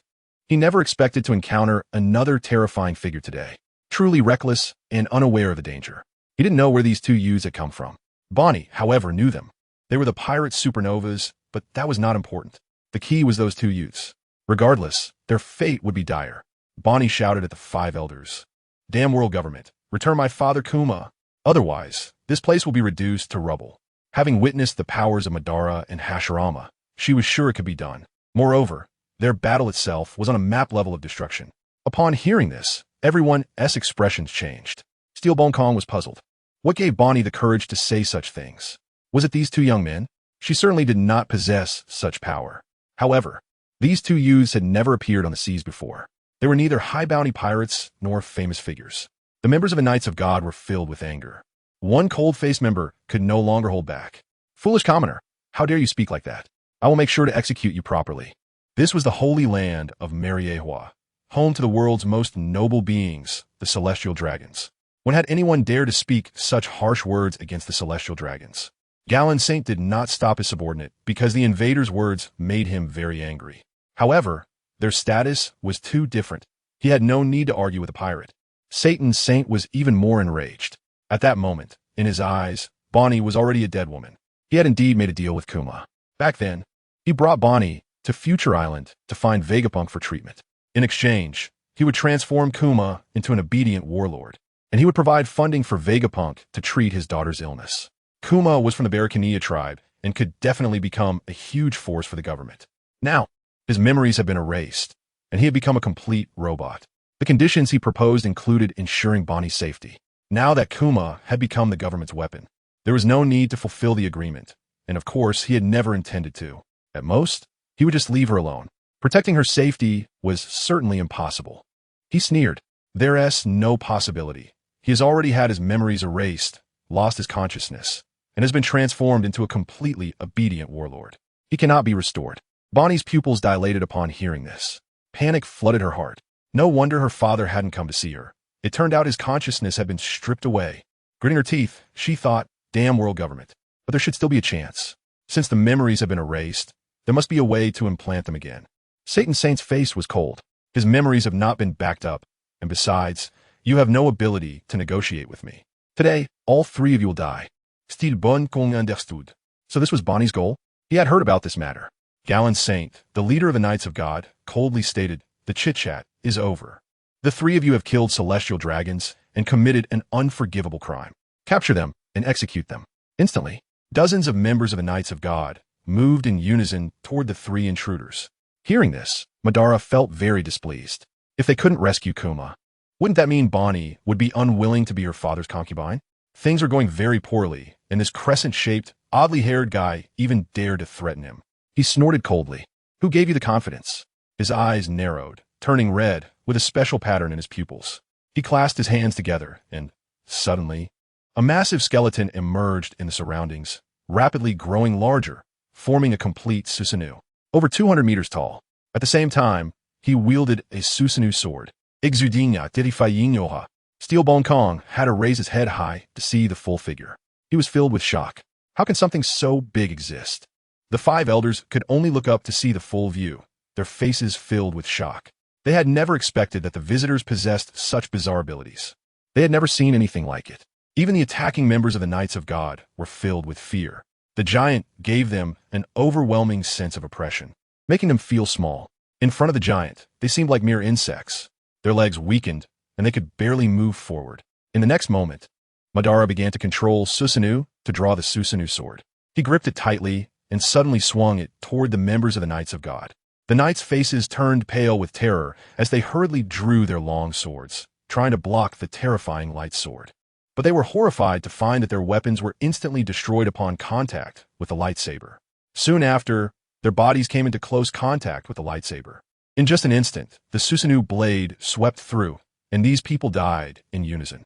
This strike even directly cleaved the earth, leaving a deep fissure on the ground. Everyone present was stunned. Did it really take just one move to wipe out the elite of the Knights of God? All that could be seen on the scene were remnants of the Knights of God members. The leader of the Knights of God, Galen Shung, was both shocked and furious. He never expected that his subordinates would be wiped out. These were his most elite troops.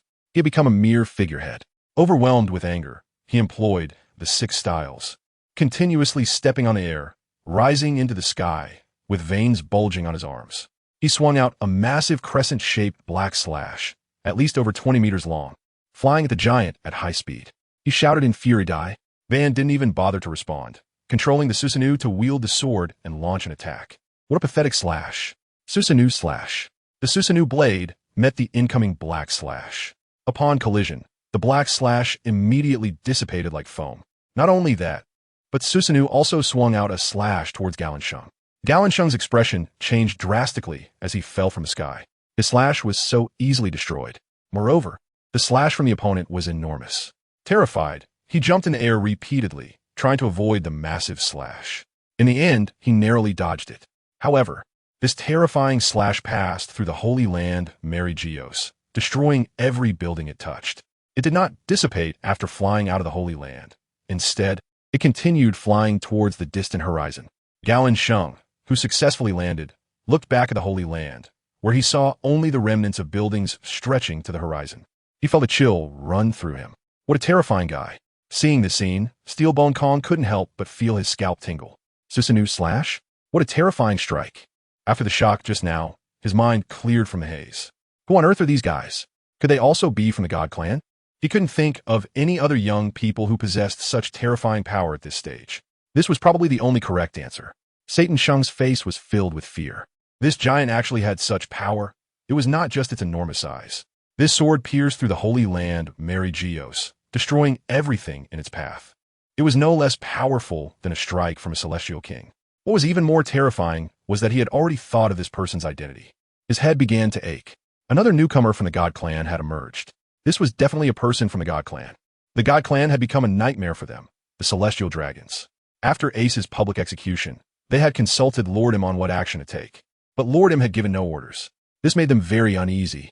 They never expected that Bonnie was actually related to this clan. But it was useless.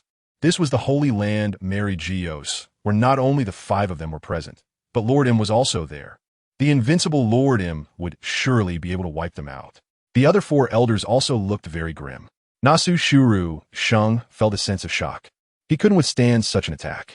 How could there be such a terrifying slash that he couldn't even unleash? Even the world's #1 swordsman, Hawkeye, could never have such destructive power. They couldn't fight back. They simply couldn't. This guy was probably from the God Clan. What should they do now? Maz Shung let out a deep sigh, his face filled with desolation. He felt utterly helpless and said, "Let's just hand over Kuma. He's just a former warlord. It's not worth the huge risk to engage with such a terrifying person. If we fight, the Holy Land will be destroyed." He suggested it as a way to avoid disaster. Vachali Shung and Peter Shung both agreed in their hearts. Just one strike had such power. In a battle in the Holy Land would be destroyed, and the Celestial Dragons living there would face serious threats to their lives. Yielding was the only option. The 4 of them looked at Satan Shung, as he was responsible for Kuma. Satan Shung didn't want to yield so easily. Everyone, things may not be that simple. Kuma has already had his memory wiped. Even if we hand him over, they won't be satisfied. Although it would be yielding, it would be equivalent to submitting to the God Clan. What about our Celestial Dragon's honor? Are you all really going to set this precedent? Next time, will we just hand over the Holy Land again and agree to it? The others hesitated. It was indeed yielding to the God Clan, and they felt extremely humiliated. In the past, no one dared to resist the Celestial Dragons. Satan Shung declared, "They've already come to our doorstep. Can we still yield?" The eyes of the other 4 elders lit up, their hearts filled with excitement and anger. They also had their pride. The God Clan attacked the celestial dragons from Sabadi Archipelago, and they yielded. Now, they had come to the Holy Land. One by one, they resolved to fight back. The bald Nasu Shurushung's body began to swell, transforming into a massive monster, with a skeleton horse for a lower body and a human upper body. Peter Shung turned into a huge sandworm, surrounded by black smoke. Vachali Shung directly transformed into a large boar with 4 tusks, also enveloped in black smoke. Maz Shung morphed into a monster with bird hands, wings, claws, and a giant snake body, also shrouded in black smoke. Satan Shung transformed into a monster with a spider body and a human head. Steelbone Kong watched this astonishing scene. He had no intention of attacking. Their navy was merely a tool. He quickly ordered the navy behind him to leave. Such a destructive battle was not something they could participate in. He naturally had to stay here. Retreating would be tantamount to betrayal, and he knew the consequences of betrayal. He would be eliminated. However, he felt he couldn't help much. It was clear that the lightsaber had gained overwhelming advantage over Galan Shung's slash. This indicated that the giant's body likely possessed such terrifying hardness. That was quite astonishing. It probably wouldn't be so easy to destroy. Moreover, he had noticed another young man in red armor. This person couldn't be ordinary, Steelbone Kong thought. As the transformed elders prepared to launch an attack, Peter Shung, now a gigantic insect, directly burrowed into the ground. I will launch an attack from underground. If such a giant falls, it will never get up again. It burrows into the ground at incredible speed and quickly disappears from the surface. You can see the ground rapidly upheaving with dirt. Others naturally know this is the giant's weakness. Once it falls, it is just a target for slaughter. Maz's transformation into a flying monster shoots straight up into the sky, heading directly for Obito, who is inside the complete Susanu's head. He suddenly spews a large amount of flames from his mouth to scorch the giant's head. Obito looks at him coldly. What can mere flames do to me? His complete Susanu can completely defend against such flames and can also isolate most of the heat. At this moment, Vachali, transformed into a wild boar, suddenly charges towards the giant's left leg with all 4 limbs. In terms of collision attacks among the 5 elders, he is the best. If he can smash this leg, the giant will collapse directly. Under his charge, he successfully broke open a hole. The force of the collision is related not only to his own hardness, but also to the speed of his sprint. The faster the speed, the greater the impact force. At the same time, Satan, transformed into a giant spider, extends his front limbs and upon contact with the Susanu's left leg, shoots out corrosive liquid. Even this giant can be corroded. Obito looks at him coldly. Fancy tricks. He suddenly tries to stomp the wild boar with his right foot, but to his surprise, the ground beneath him collapses, which surprises even him. It should be the sandworm that just burrowed underground. He then uses the Susanu sword to slash the wild boar. However, Nezaturo, who is already prepared to transform into a centaur, steps onto the air and quickly rushes towards the Susanu sword. Galan also steps onto the air, as it is impossible to stand by at this moment. With the strength of 2 top swordsmen, they should be able to withstand it. The 2 drew their weapons and directly blocked the Susanu sword. However, it was not as simple as they thought. Just upon contact, they felt an incredibly terrifying strength. Both were sent flying backward. They simply could not resist this terrifying force. Their faces showed astonishment. In their first direct confrontation, they realized the huge gap. This was not something that swordsmanship skills could make up for. They kept adjusting their bodies in the air, and just before landing, they forcefully drove their swords into the ground, leaving long scratches, which finally stopped their backward motion. Their desire to resist did not succeed. That sword fell straight onto the wild boar. The giant sword split Vachali in half. The enormous force struck the ground again. Instantly, the earth shook, and a large amount of dust was kicked up. However, seeing this terrifying scene, the other 4 elders remained calm. Even after such an attack, Vachali could still recover. Galan, however, was envious. Unfortunately, he had not received the gift from Lord Emu. Amidst the swirling dust, a perfectly intact wild boar ran out. Of course, it was Vachali transformed into a wild boar. He continued to run, increasing the distance, and then prepared to charge again. The faster his running speed, the stronger his charging power. From a distance, Steelbone Kong looked on in surprise. With the ability of the immortal devil fruit, even seeing it again was astonishing. What kind of ability is this? For some reason, looking at them gives off a demonic feeling. After running a distance, Vachali charged directly again, shouting, "Your attacks are useless against me. I am immortal." Obito coldly laughed. "If I have the power of immortality, then what is the cost? Killing you a few times should suffice." Such an ability cannot be without a price. Vachali's arrogance diminished a little. At least it is enough before I take you down. This sparked his vigilance. This battle would not be easy. He needed to avoid excessive consumption of the demonic power granted by Lord Emu. Just now, being careless and repairing his split body consumed quite a bit. He needed to avoid serious injuries, as that would naturally reduce the consumption of demonic power. Next came another round of attacks. Nezutaro and Gallon held back the giant's sword. Maz aimed to attack the true body of Obito within the giant. The other three launched attacks to bring the giant down. Steelbone Kong wore a surprised expression. This was truly a battle of giants, akin to a mythological level of combat. The five elders and Gallon were so powerful, yet they still had to surround and engage in a prolonged battle. It was clear just how strong this young man of the god race was. Even rocks could not achieve this. As an observer, he did not forget that another person had yet to take action. Bonnie was equally shocked. This battle felt like an epic war. However, she clearly saw that Obito was still at a disadvantage. She looked at Hashirama. Aren't you going to take action? Hashirama smiled and said, let's wait a bit longer. Although Obito is at a disadvantage, if I act rashly, he won't be pleased. In fact, the size of the Susanoo is too large. Against these agile opponents, it instead becomes a disadvantage. If it were to shrink and use the shadow clone technique, it should be able to cope. However, using shadow clones would also lower its power. It would not win, but at least it wouldn't be at a disadvantage. This situation made Obito feel a bit frustrated. He had killed the wild boar several times, yet it could still revive. If it weren't for this revival ability, the battle would be considerably easier. He certainly thought about the idea of using shadow clones, but if he couldn't win, he naturally wouldn't use it. Hashirama, are you not going to take action? These words caused the attacking five elders and Gallon to change their expressions. The guy before them was already abnormally strong. Could this young man also be equally abnormally strong? Upon hearing this, Hashirama smiled. It seemed that Obito could no longer hold back. He clasped his hands together. Would release. Would human technique. Suddenly, the earth cracked open. Trees emerged, growing larger and larger, and a tree head directly leaped high into the air. Bonnie was astonished, tightly gripping the tree as even sturdier trees emerged, forming a massive body with limbs. Bonnie looked down. The five elders had turned into little insects. She marveled at how high it was, especially on the red earth continent. It seemed she could see the sky.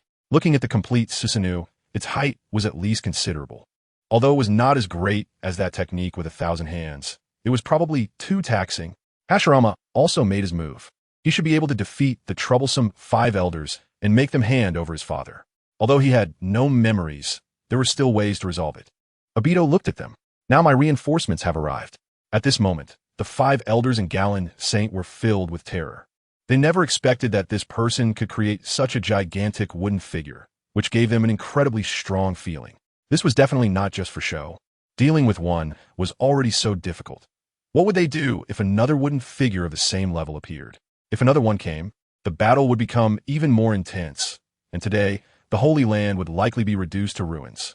The five elders and Gallon Saint gathered together. Maz Saint was in immense pain. Their previous battle with the giant, who claimed to be a complete form of Susanoo, had already caused significant damage to the Holy Land. They didn't know how many celestial dragons had been injured or killed. The Holy Land had been destroyed to more than half. Unable to hold back, he said, "We should surrender the Great Bear. This is impossible to fight. If we continue to fight, the Holy Land will completely become a wasteland," said Pit Saint with a serious expression. "I agree," said another. "We can't win. It's impossible." While Chuli Saint was incredibly angry, not expecting things to evolve into this. Did they really have to surrender? Nejiru Saint was even more helpless. Such a strong enemy could probably only be dealt with by Lord M. The others knew how formidable Lord M was. Satan Saint was particularly convinced that Lord M must have noticed the situation here and would definitely intervene. This had already come to their doorstep. He didn't believe that Lord M would let the people of the God tribe return safely. However, some were puzzled as to why Lord M had not yet made a move. At this moment, deep within Panga City, M's three eyes widened in shock. She sensed the sudden appearance of the wooden figure. Two giants. Such powerful opponents would require considerable effort to deal with, even if she wanted to take them down. Moreover, with two opponents, even she wouldn't dare to say it could be done easily. Such abilities had not appeared in 800 years. At this time, Madara and Hashirama had already gathered. Madara looked at Hashirama and said, "Use that technique. Let them see what true invincibility looks like." He couldn't create a 1,000 meter tall Susanoo like his father, so he couldn't put Hashirama's Budo on it, but he could use Susanoo to cover the wooden figure. Both its defensive and offensive capabilities would be stronger. Hashirama naturally agreed. These few were immortal monsters, much stronger than the sage body he obtained through templates. Come on, let them completely surrender. After hearing this, Madara released Susanoo and jumped directly onto the wooden figure's head. The 5 elders were somewhat surprised. Why did he release the blue giant? What does he intend to do? The next moment, Madara stood atop the wooden figure's head and summoned a massive Susanoo that enveloped the entire wooden figure's body, exuding an even more powerful aura. Steel Bones stared in disbelief. It's already this strong, and it can still combine? This felt even more formidable. Just looking at it instilled a terrifying aura. It became even harder to deal with. The world's government, as top combat power, couldn't possibly lose, right? If that happened, the consequences would be dire. Without the strongest combat power, the world government could not maintain its position. There were too many countries and organizations in this world that defied the world government. Even some member states of the world government might defect because they could no longer receive protection. Moreover, this tribe's Dio had already declared that the God tribe wanted to seize this world. Those defector member states might choose to join Dio's camp. Of course, some non-member states and the rebel army would likely be quite excited and would make significant moves. The world government's 800-year rule would collapse dramatically. The world would welcome a new ruler. There was no doubt that this ruler would be the God tribe. Their strength was simply too overwhelming. He certainly wouldn't sync with the world government's ship, as there was no need to. He knew most of the world government's affairs, but he had no ability to change what he wanted. Now, however, things were different. Perhaps this world would be very different with a new master. At least it wouldn't be so dark. At least the people from this tribe hadn't committed many horrific acts. That was quite rare. Having such powerful abilities, but not committing crimes was indeed exceptional. Although he was the commander of the 3 armies, he was merely a janitor. Currently, the Navy's power was in Wano's hands. He wondered if Wano would have any thoughts about it. It seemed he needed to communicate well. At this moment, the 5 elders and Galen Saint were completely dumbfounded. They initially thought it would be 6 against 2, but now it was 6 against 1. However, the enemy they faced was even stronger. They felt the immense power of the double-layered giants without even engaging. The powerful aura made their hearts tremble. The usually calm Maz Saint could no longer maintain his composure. What should they do now? Should they continue to hold on? He had never really supported Satan Saint's previous proposal. Protecting the honor of the celestial dragons required force, and they clearly did not have that capability. Now that Lord M had not given any instructions, they were unable to take any action. Satan Saint was equally shaken, but still didn't want to surrender just like that. Everyone, doesn't this stacking seem very foolish? I fear we might not even be able to move, he said. The others were moved, their minds racing. Among them, Nejiru Saint couldn't help but say, this armored wooden figure is undoubtedly more powerful. Its speed is likely to be slower, making it possibly easier to deal with. He was a master of the sword and knew clearly that swordsmanship was not just about power, but also speed. Relatively speaking, speed was more important. Walchuli Saint, transformed into a wild boar, exclaimed, exactly, this guy's speed is definitely very slow. After I transform into a wild boar, my speed will surely be faster. Satan Saint excitedly said, yes, this armored wooden figure is easier to deal with. My corrosive liquid will definitely be effective against it. Galen Saint felt that this judgment was very reasonable. Thus, the 5 of them launched their attacks, continuing the previous strategy of surrounding the giant. Because the 5 elders had the demonic power granted by Lord M, they were not afraid at all. Galen Saint, without the demonic power, was much more cautious. However, after launching the attack, they quickly discovered that Walchuli Saint, transformed into a wild boar, charged forward and found it to be much harder than before. He looked at the armored wooden figure in disbelief. How is this possible? Even the corrosive liquid emitted by Satan Saint, transformed into a spider, did not produce significant effects. He stared wide-eyed. Impossible. How is its resistance so high? He is a scientist who knows that some advanced materials have strong corrosion resistance. However, so far, there is no material that can withstand its own liquid corrosion. Peter Saint, transformed into a giant sandworm, is digging large holes underground, hoping to make the giant collapse. As long as it can't move, it becomes a target for beating. But after digging out a large amount of soil, he found that the hollow underground was instantly filled with thick trees. He was astonished. This must be the trick of another young man in red armor, who can conjure giant tree trunks out of thin air. Of course, he chose to continue digging, as that was the only method he could think of. But no matter how he dug, the underground hollow would sprout huge branches. This left him very helpless. In the end, he had to abandon this method. Meanwhile, the centaur Negeru and Garen Saint simultaneously unleashed giant black slashes to directly attack the three on the head of the blue armored wooden man. However, the slashes had no effect at all. Not even a crack appeared. Both of their expressions turned grim. This stacked giant had even stronger defenses, making it impossible to break through. They also saw that the attacks from others were ineffective. Satan Saint's suggestion was too naive. Now, even if this blue armored wooden man stood still and let them beat him, they would still be powerless against him. Mas Saint watched this scene, exhausted both physically and mentally, gazing blankly at everything before him. How could it be so strong? This kind of power completely surpassed the five elders. Such a monster could not be defeated by human strength. Only the ancient weapon, the king, could do that, but the king had already been vaporized. What should be done now? Why was Lordum still not making a move? Even Steelbone Kong Marshall understood. The power of the god race should be unshakable in this world. Not to mention the fourth emperor, but the world government was the same. He had to take action. If Sengoku knew about this scene, his loyalty to the world government would probably vanish without a trace. In fact, he and Sengoku were not die-hard loyalists to the world government and the celestial dragons. Changing to a different partner for cooperation should be feasible. This would be more promising. It was time to cooperate. At this moment, Ban was looking up, gazing down at the five elders. The nonsense had to stop. He gathered a Susanoo blade and controlled the blue Susanoo wooden man to raise it above his head. The blue Susanoo wooden man was naturally controlled by the two brothers working together. This scene filled the five elders with fear. It was far more oppressive than the previous blue Susanoo alone. They could not even withstand the huge slashes from the single blue Susanoo before, let alone this move. Garen Saint was already frightened and fled in haste. He certainly did not possess any immortal abilities. If he took this move, he felt he would be reduced to ashes. Satan Saint was terrified and helpless. Why was Lordum still not making a move? Were they really going to let the god race completely destroy the Holy Land? He sensed that after this move, the Holy Land would be utterly destroyed. Others were also puzzled. What was wrong with Lordum? This was different from the Fishman Tiger who caused chaos in the Holy Land years ago. That Fishman only freed slaves, embarrassing the government and the celestial dragons. But it did not harm the fundamental interests of the government or the celestial dragons. However, the current situation was completely different. The actions of these two from the god race were clearly aimed at eradicating the celestial dragons. Even though they were confused, they still received no response. The giant samurai sword in the blue armored wooden man's hand had already swung down.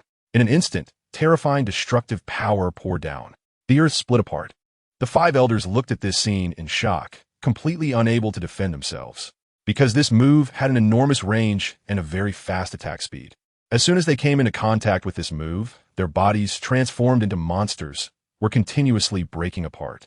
Everything along the way was destroyed. This move directly penetrated the entire Holy Land, hitting the deepest part of Panga City. Panga City was instantly reduced to fragments under this attack. Meanwhile, sitting on the throne, was engulfed in black smoke, trying to block this move head-on, but it was evident that it was futile. His entire being was destroyed into pieces. Above the blue Susanoo wooden man, Bonnie watched everything clearly, her eyes filled with astonishment. This was too powerful. What kind of monsters were the god race? This terrifying strike could not be resisted by anything. The destructive power was immense, and at least she couldn't see the end of the destruction. This was probably much stronger than the Buddhist statue of Hashirama. She wondered how the five elders were doing now. She hoped they could still be revived. Otherwise, how could she find her father? Steelbone Kong was equally astonished. Even from a distance, he could feel this terrifying destructive power. Everything in its path was utterly destroyed. In the deep ravine, there were still remnants of the five elders' bodies. With such remnants, they slowly recovered their entire bodies. When they saw the destruction behind them, they were all stunned. Even Panga City had been destroyed. Was Lordum all right? Lordum was their king. At this moment, a deep sense of dread flooded their hearts. Could it be that even Lordum was not a match? If not, why wasn't Lordum making a move? In the ruins of Panga City, a mass of black gas swirled around, transforming into a voluptuous woman dressed provocatively. However, at that moment, her face no longer held a calm and indifferent expression. Instead, it was filled with fear. She could not withstand this move. If it were not for her demonic powers, she would have already died. She never expected such an unbeatable force. She was surprised to find that besides that fire god, there were actually such terrifying individuals. Her heart was conflicted and in pain. Was her reign coming to an end? The power of the god race exceeded her imagination. Perhaps only the beauty trap would work. A strategy for a win-win situation. Lily's body was still quite alluring. However, she had once been a man. He was Saint, who fused with the deep-sea demon and gained immortal abilities. He also had his dignity. Even if the body was female, being a man on top of a man would still make him very uncomfortable. But now, it seemed there was no good way out. Direct confrontation really yielded no results. After taking a deep breath, he contacted the 5 elders in his mind. He would hand over the Great Bear to them.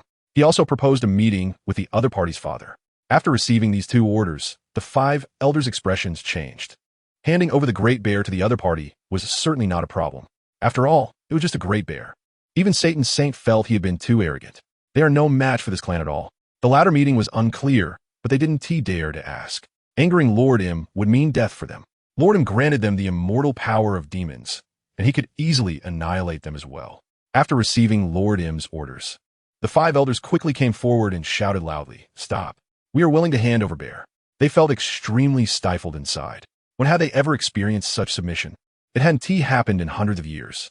Saint Satan helplessly summoned Bear from beneath the ruins of a certain place in the Holy Land. He had the highest authority to control Bear. When he saw that Bear was still intact, he felt relieved. If the recent battle had damaged him, he wouldn't know how to wrap things up. Even if Bear had been harmed by the opponent, he probably couldn't explain it, which would only infuriate them further. Now, he no longer had his proud spirit. It had all been beaten out of him. Bonnie saw Bear flying beneath her. The familiar figure, tall and wearing a trapezoidal white hat, was indeed her long-missed father.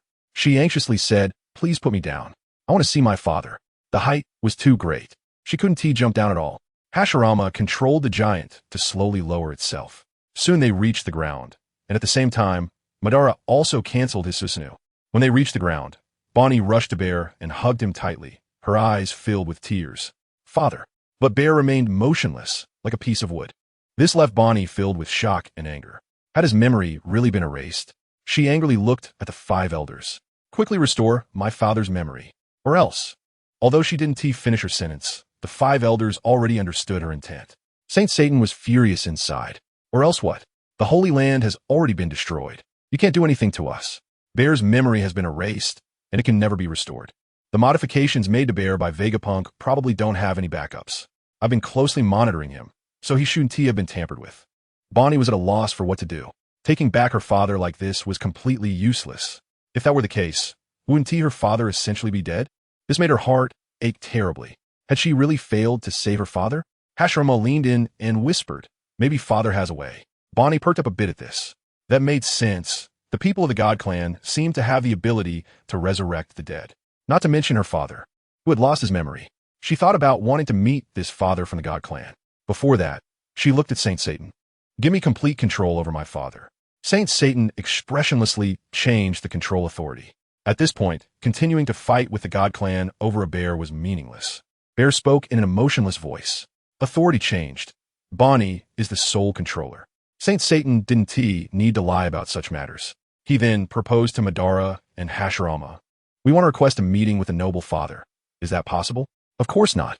Madara immediately denied it without hesitation. The 3 then prepared to leave. Before that, Hashirama glanced in the direction deep within the Holy Land. He had just sensed a very strange aura. It was much denser than the eerie aura from the 5 elders. These guys were not the strongest in the Holy Land. Madara noticed it too. "Hashirama, it seems you sensed it too. There are hidden people in the Holy Land. It's probably someone father has always been wary of. What do you think? Should we check it out? I'm very curious about who can make our invincible father so cautious." In his eyes, there shouldn't be anyone who could oppose father. Even his elder brother, Genryusai, the invincible illusionist Aizen, and the icebound world Esters couldn't do it. Their abilities were considered invincible. Hashirama rested his chin on his hand. "Let us not. This guy probably has an even stronger immortal body. Such a person is very difficult to deal with. If we're not careful, we might lose. Moreover, if father is wary of this person, they must be at or near father-s level." As soon as this was said, even Madara immediately felt a sense of retreat. Someone close to father? That's indeed a bit terrifying. We should leave quickly. So the 3 immediately left the Red Earth continent and headed back to their family-s island. The 5 elders and Saint Satan remained silent as they looked at the nearly ruined Holy Land. They decided to visit Lord Im immediately. The path was full of ruins, and many celestial dragons buried beneath were still trying to call for help, but they didn't think about rescuing them at all. It was no longer important. Upon reaching Panga City, they saw a ruin. Panic appeared on their faces. Even this place had been destroyed. They also saw Lord Im amidst the ruins. The six of them kneeled on one knee. Lord Im, we failed to protect the Holy Land. We deserve to die. Naturally, Im had no mood to blame them. He hadn't protected Panga City either. Blaming them would be blaming himself. It's not your fault. This clan is just too strong. The six of them all changed color in unison. Even Lord Im acknowledged the strength of this clan. The request to meet their father was likely aimed at cooperation. They had rejected the request to meet their father. What should they do now? Im felt a bit regretful, but he also wasn't prepared. Then let us consider it temporarily. We will meet one day. A few days later, Madara, Hashirama, Bonnie, and Bear returned to their family island and reported everything that had happened to their father. Reinhardt looked at Madara and Hashirama. Goodness, you actually caused such a ruckus in the Holy Land. At least you obtained the boss template of the Naruto world. The danger is quite small, but I still advise you not to go there again. As for them, I will handle it freely. Of course, it was to develop well, obtaining conceptual level combat power.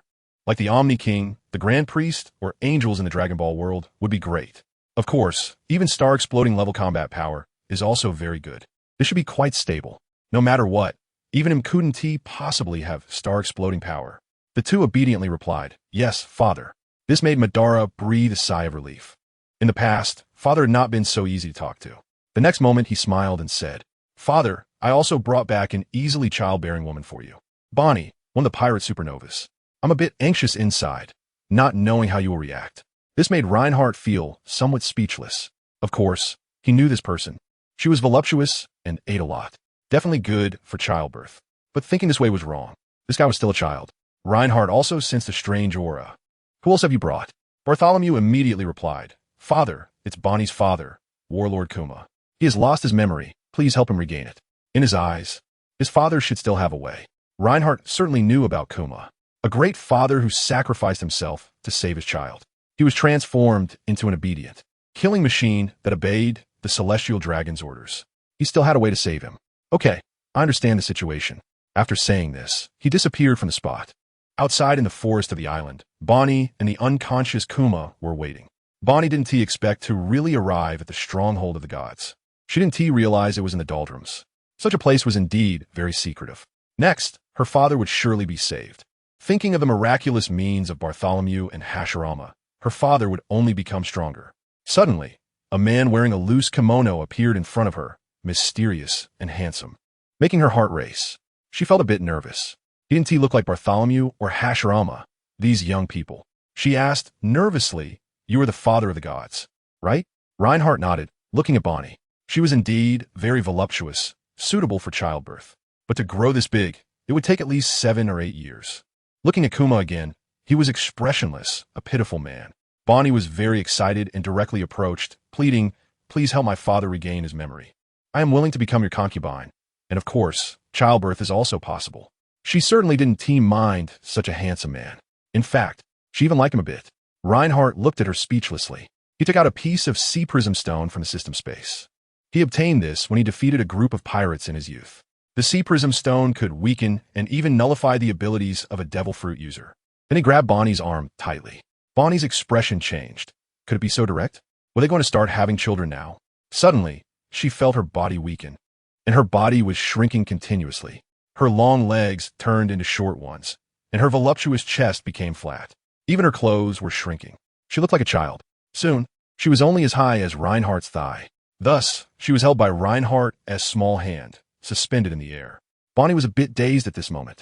She had returned to her original form, and the things in her palm prevented her from using her devil fruit powers, along with a sense of weakness. Indeed, this was the sea prism stone. She started to feel uneasy. She had been seen through, so she couldn't have children anymore. Would this person still be willing to help her? She looked at the father of the gods in panic. Reinhardt looked at this little girl speechlessly. Stop talking about being a concubine. He still couldn't accept it in his heart. Her original form was simply too small. He had no interest at all. Bonnie was thinking of a countermeasure. She had to save her father. Then I will have your children when I grow up. Wait for me a few years. I will definitely become like I was just now. Please help me restore my father's memory. Her face was full of pleading. Reinhardt looked at Bonnie. It would take a long time for her to grow up. Since you were brought here by my child, let us consider it fate. Just this once. He didn't want to use this power too much. Otherwise, the number of resurrected people would increase. Bonnie's face showed excitement. Thank you. I will grow up quickly. Reinhardt didn't pay much attention to this. After all, it was a matter of many years later. In fact, your father is already dead. And I haven't felt his soul. Even if I recreate the same memories, it would probably just be another person with the same memories. Bonnie felt a surge of panic upon hearing this. What should she do? Originally, she wanted to find Vegapunk to implant new memories. It seemed completely unfeasible. Otherwise, it would just be a robot with her father's memories, but without its own consciousness. Reinhardt said calmly, "Don't worry, there's still a way to revive him. But it won't be in this robotic body. It will be in a flesh body. You wouldn't oppose that, right?" Bonnie's face lit up with surprise. Of course, she wouldn't oppose it. It seemed this big figure really had the ability to resurrect the dead. Previously, his child Orochimaru had revived Roger in another unknown powerhouse. However, from the perspective of the main battle, that guy was stronger than Roger. Moreover, a robot was certainly not as good as a human body. It couldn't sleep well or experience various delicious foods. Reinhardt immediately took out some dirt and white Zetsu. He activated the Rinnegan and extracted the cellular tissue from Kuma's body. He performed the outer path, some Sara technique. A beam of light descended from the sky. This was Kuma's soul. The white Zetsu body kept changing until it became Kuma's appearance. Bonnie watched this scene in amazement. Was this the ability to resurrect people? Looking at the robotic father, this scene was indeed a bit magical. The newly revived Kuma slowly opened his eyes. His mind was still blank as he looked at everything outside. Hadn't he already lost his memory? How could he still have self-awareness? And he was actually breathing. Hadn't he been transformed into a robot? Suddenly, a familiar voice rang in his ears. "Father." At this moment, Bonnie looked at her father and couldn't help but hug his leg, even though she could only reach his knee. Kuma finally came to his senses. Wasn't this Bonnie's voice? He couldn't help but lower his head to look, becoming alert. "Bonnie, I'm not dreaming, am I?" Bonnie's eyes filled with tears. "Father, this isn't a dream. It's real. The father of the gods has resurrected you." Kuma's mind shook, of course. He knew the name of this clan. Looking at the mysterious man in front of him, was he really the father of the gods? He moved Bonnie aside and then knelt on one knee. "Thank you so much for bringing me back to life." Perhaps after his consciousness faded, that was true death. It's great to see Bonnie again. Reinhardt watched this somewhat heartwarming scene and then prepared to send them away. "Since you've been resurrected, you can go back now." He had no intention of keeping outsiders here. Bonnie looked at her father and her future husband and decided to go back with her father first. She smiled and said, "All right, let's make a promise. When I grow up, I'll come back to marry you. I remember this place." The big bear next to her was completely bewildered. What was going on? How could Bonnie say such bold words? She was only 12. Before Ace's public execution, he had seen her one last time. Since her height hadn't increased, it meant not much time had passed. Reinhardt felt a bit speechless. "Let's talk about this when you grow up." After saying that, he disappeared and went back to lie down. He was too tired and needed a rest. Seeing this, Bonnie could only pull her father away, thinking she could use Hashirama's boat to leave this time. After all, he could easily make one. "Father, we're leaving. The people of the Salber Kingdom will surely be very happy to see you." The tyrant bear certainly wanted to go back and see those old friends. However, he was still very concerned about Bonnie's earlier words. "Bonnie, you weren't joking just now, were you?" He still couldn't believe that Bonnie had changed so much. Bonnie firmly replied, "Of course not. This was the father of the God clan. The future world would belong to him. If I marry him, then this world will be mine, which is much better than being a pirate. Moreover, he saved my most important father." A smile appeared on the bear's face. It turned out to be gratitude. This shouldn't be taken seriously. However, it left him puzzled. Before his consciousness was erased, several strong figures from the God clan had emerged. But they didn't seem to have any intention of taking over the world. "Bonnie, what was the outcome of Ace's public execution?" Upon hearing this, Bonnie realized her father didn't know about these matters. So, she told him the results of the battle at the Navy headquarters. This battle not only involved the red-haired pirates, the white-beard pirates, and Pirate King Roger, but also mentioned a powerful figure with long black hair. The God clan also made an appearance. That fifth emperor even declared he would take over the world. She also told her father about her experiences with Hashirama and Madara. The bear's face was filled with surprise. So, Ace's public execution ended up like this.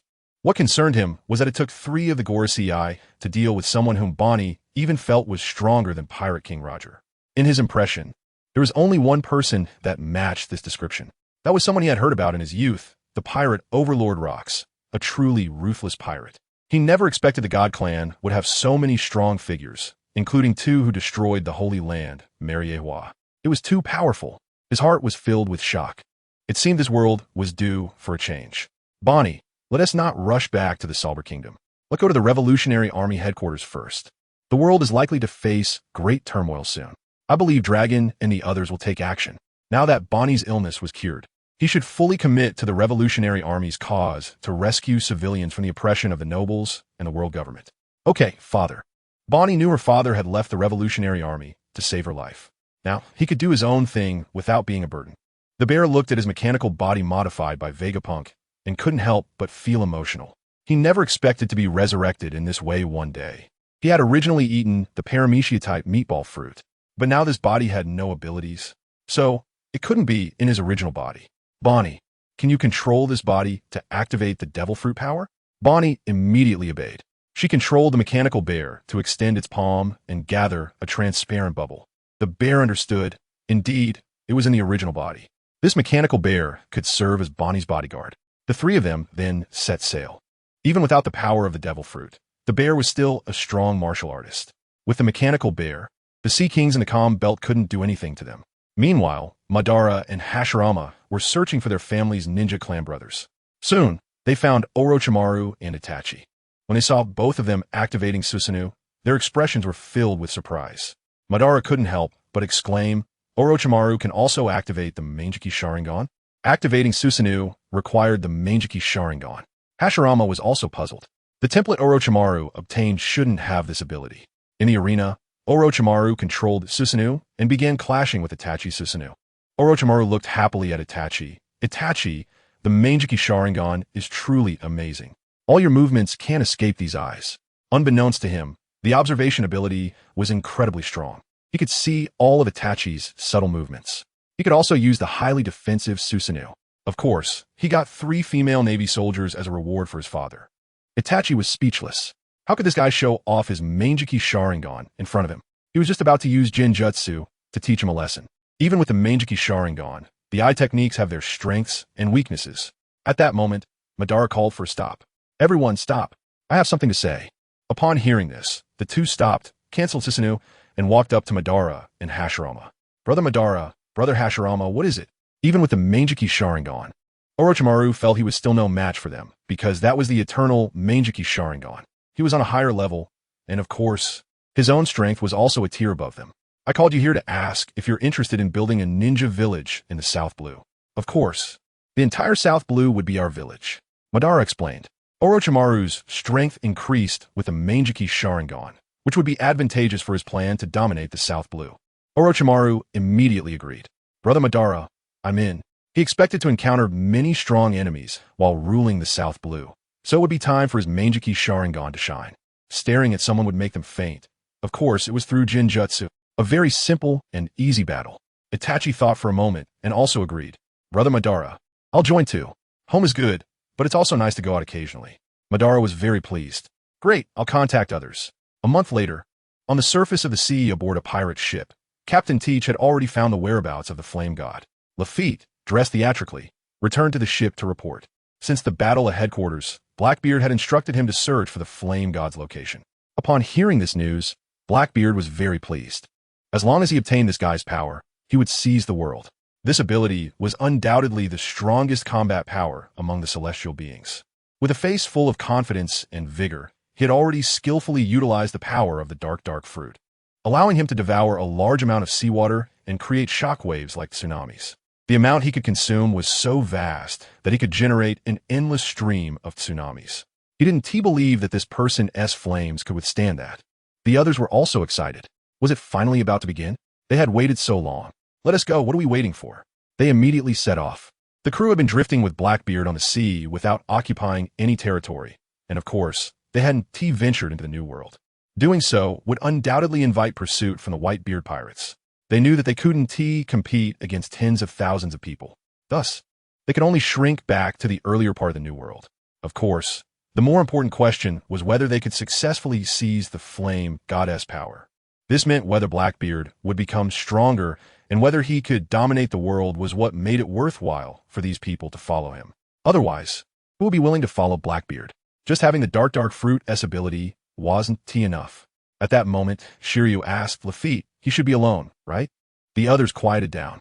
It's important to note that the celestial beings have numerous powerful individuals. If there was more than one, the pressure would double, as it would be equivalent to adding another admiral or a Yonka-level combat power. If they encountered that long-haired young man, Orochimaru, it would be akin to facing Pirate King Roger and the Sea Overlord Rocks. That would be quite a problem. They were longtime pirates and naturally knew that this Sea Overlord Rocks had strength that made them feel inadequate. Lafitte appeared very relaxed and smiled as he said, "It's not just one person. He has a little girl with him. I don't think a girl should be something we need to be wary of, right?" A little girl? The expressions of the original crew and the newly joined crew changed. Shiryu expressed concern, saying, "This doesn't seem like a good time to strike. Even if it's a little girl, she might possess Admiral level or even Yonka level combat power. Our trip is extremely dangerous." Pizarro, the Tyrant King, suggested, "Why don't we just not go?" They all knew that even those young ones in that family had very powerful combat abilities at the Admiral or Yonko level. Even if they were powerful pirates, dealing with that flame god along with another Admiral or Yonka level combat power felt risky. The other newly joined crew members shared similar worried expressions. Blackbeard, of course, was unwilling to abandon the plan. The plan cannot stop. When would he be able to find him alone? Besides, it's just a little girl. Even if she has special abilities, so what? All of you are strong and in your prime, at your most powerful. Would you still be afraid of a little girl? That would be too embarrassing. At most, she could only hold back 1 or 2 combatants. There is no need to be timid. He could control the seawater, which gave him infinite confidence. He was unwilling to be lonely and did not want to wait any longer. He had already secretly vowed never to endure anymore. But Jez laughed, saying, "The captain is right. It's just a little girl. Her body is no thicker than my arm. What is there to fear?" Hearing this, the 5 newly joined crew members somewhat agreed. Being afraid of a little girl is truly too suffocating. Then let us go. Seeing this, Blackbeard was very happy. This is more like it, setting off to seize this world. The plan to seize the strength of Old Man failed. Capturing the Flame God S ability cannot fail. The group set sail. Soon they arrived at a small island in the first half of the Grand Line, where there was a small town. They all disembarked.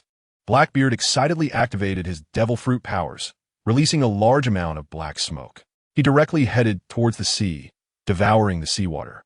One could see the seawater continuously flowing into that black vortex, resembling a whale swallowing. The scale was enormous. Seeing this, everyone's confidence grew. As long as they could restrain the flame god-s firepower, there was nothing to fear. With so many of them, even if they surrounded and beat him, they could kill him. They even sent Van Augur to lure the flame god to the shore. Only then could they unleash a tsunami and restrain the opponent's firepower.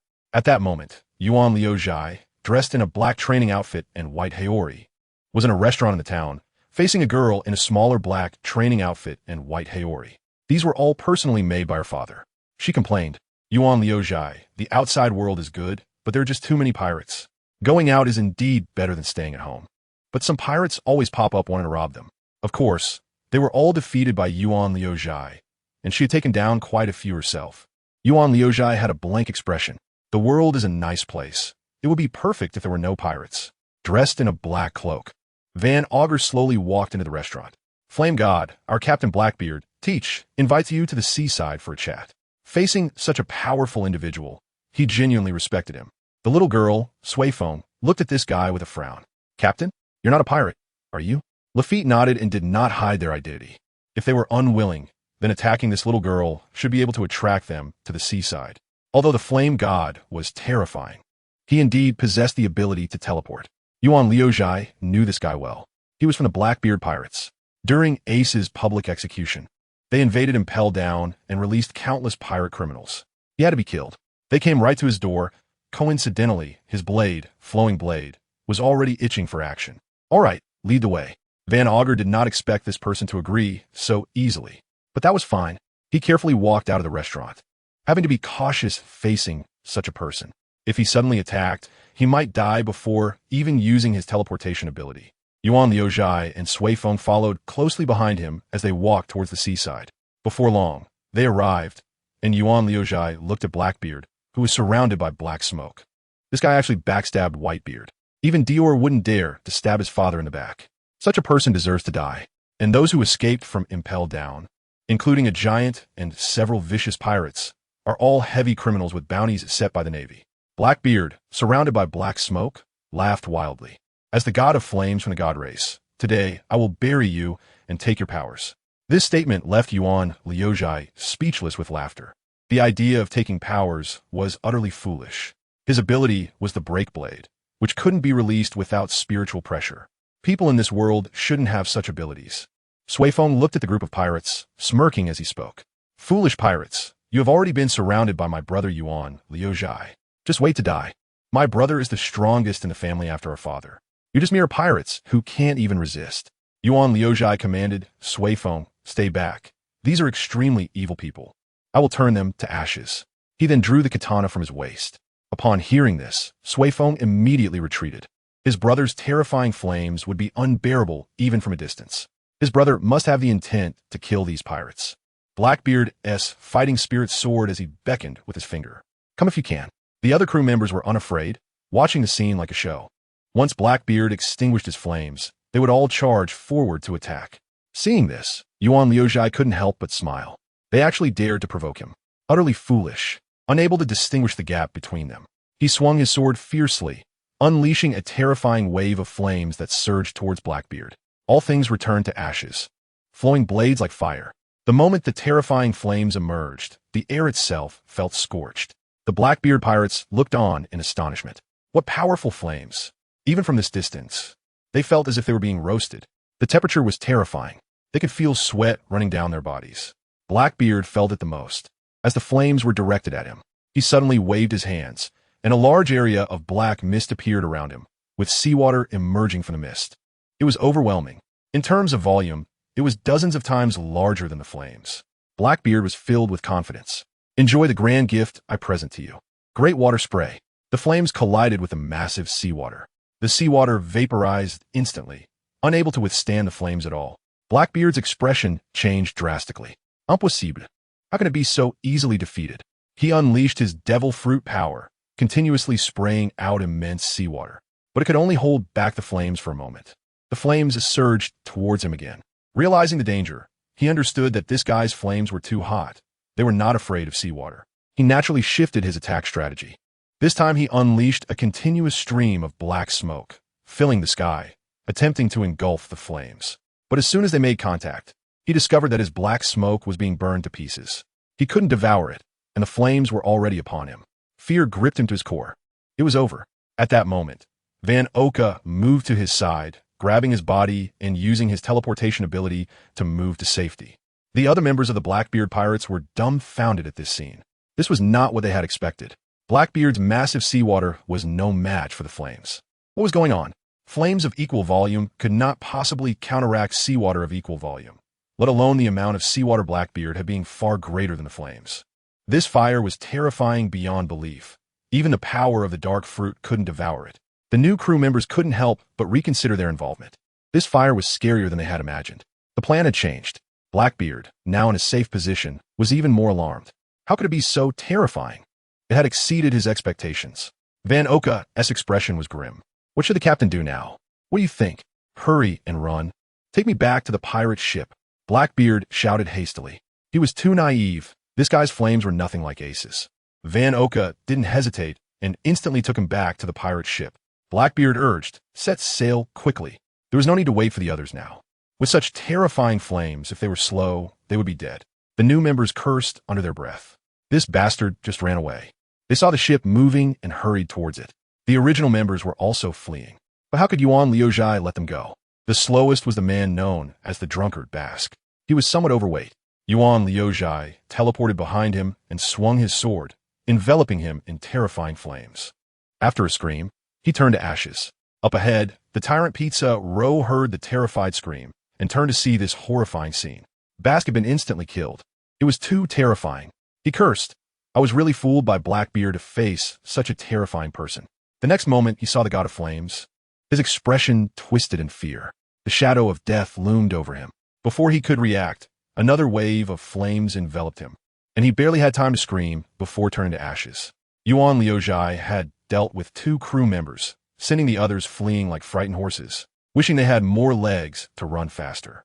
Even the horse under Poison Q, which had been sickly, was now spirited, galloping as if it could fly, knowing it would die. The giant Saint Juan wolf also ran swiftly, shaking the ground beneath him. He ran the fastest, leaping into the water, causing huge waves to rise as he swam forward, all for the sake of survival. But those who ran slower weren't so fortunate. Yuan Liuzhai teleported again, taking out Katarina and Poison Q with a single fiery strike, turning them to ashes. Finally, Shiryu, Burgess, and Lafitte managed to run a bit faster, successfully using Moonwalk to board the pirate ship. Upon boarding, Shiryu cursed, "Blackbeard, you bastard, you ran away first. If he had been a bit slower, he wouldn't have made it onto the ship. What would have happened to those who remained? There was no need to think about it." Although he wasn't particularly afraid of death, dying in flames was too tragic. Blackbeard was too lazy to pay attention to Shiryu's complaints. A look of relief appeared on his face. It was already quite good to be alive this time. The ship was sailing further and further away, and the terrifying figure on the shore seemed much smaller. He felt much more relaxed. They probably wouldn't catch up again. Swimming would definitely not be faster than his ship. He still cared a lot about his own life. He had just seen his crew members being taken down one by the God of Flames, like helpless children. Now he felt very fortunate to be alive. In fact, it wouldn't be a bad idea to give up on the dream of dominating the world.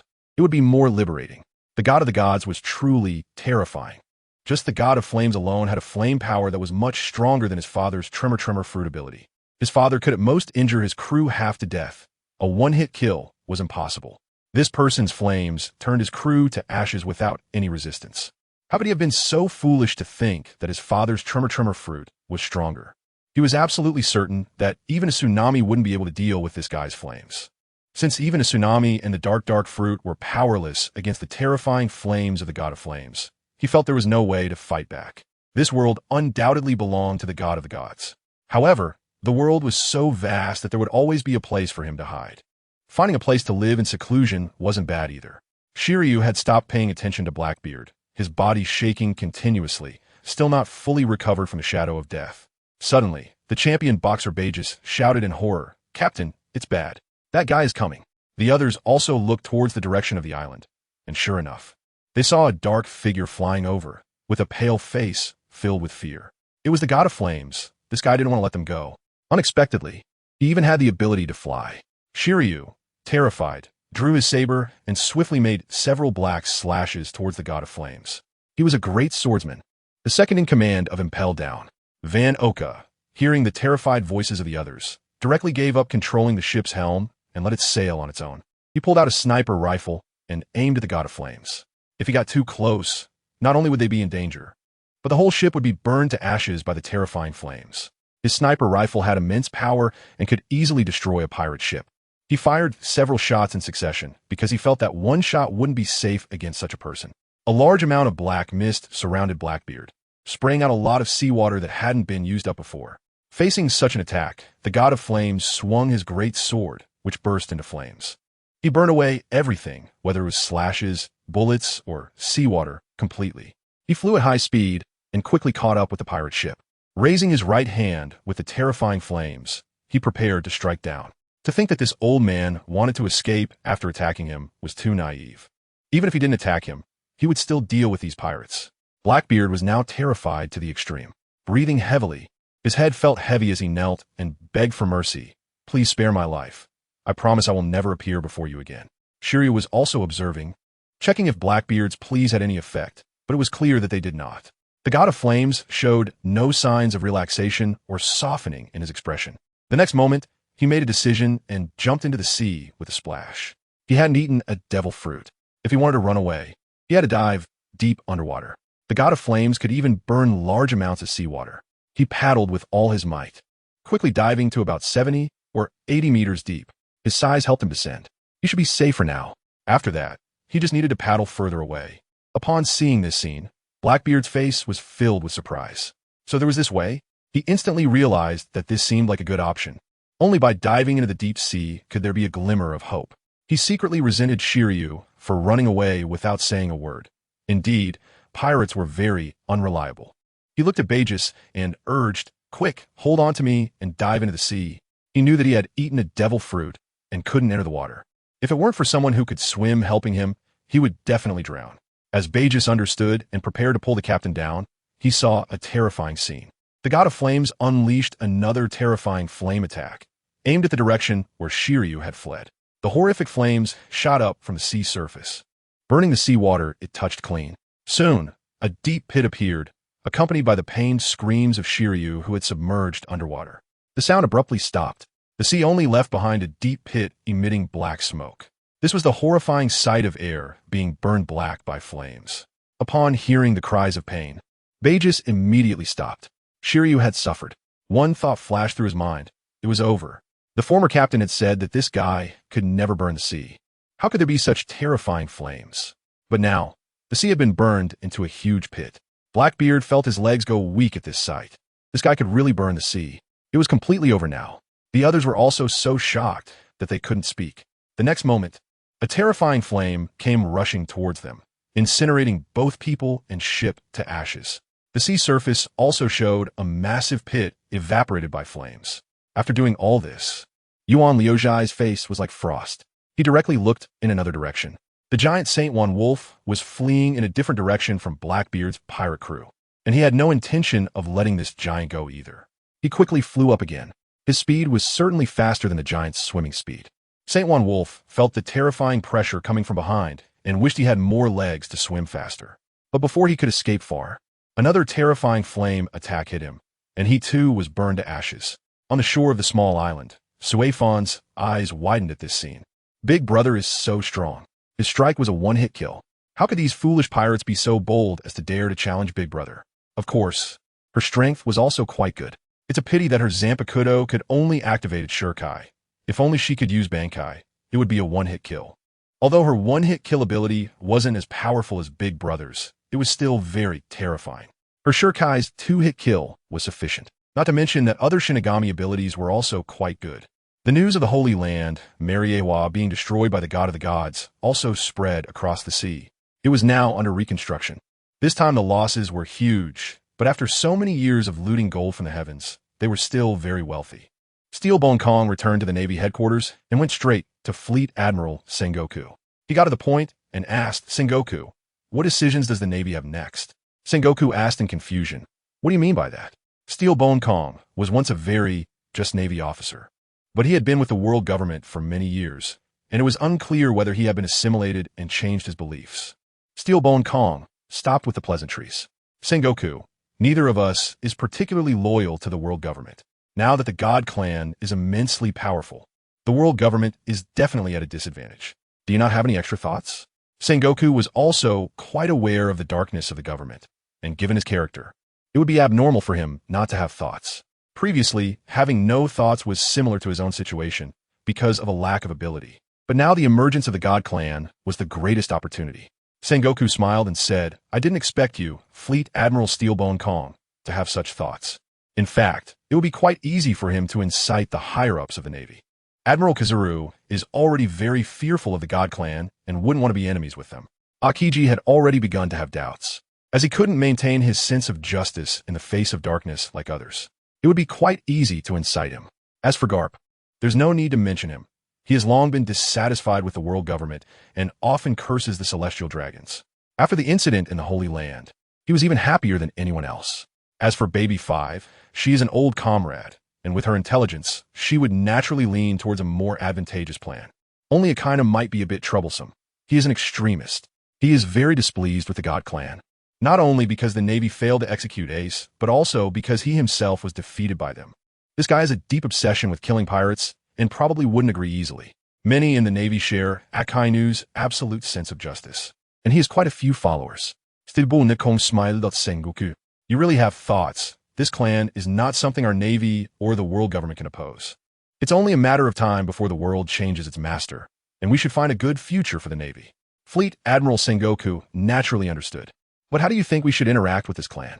Submission or cooperation? Unfortunately, cooperation might not be enough.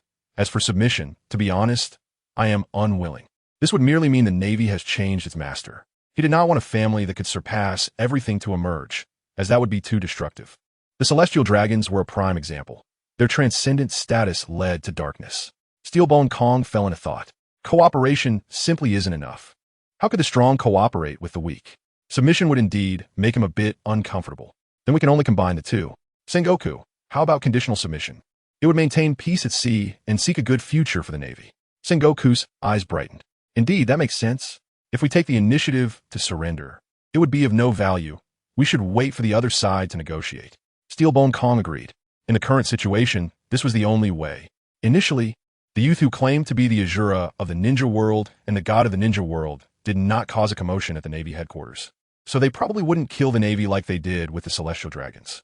On the Moby Dick in the New World, Marco happily brought a newspaper to Whitebeard.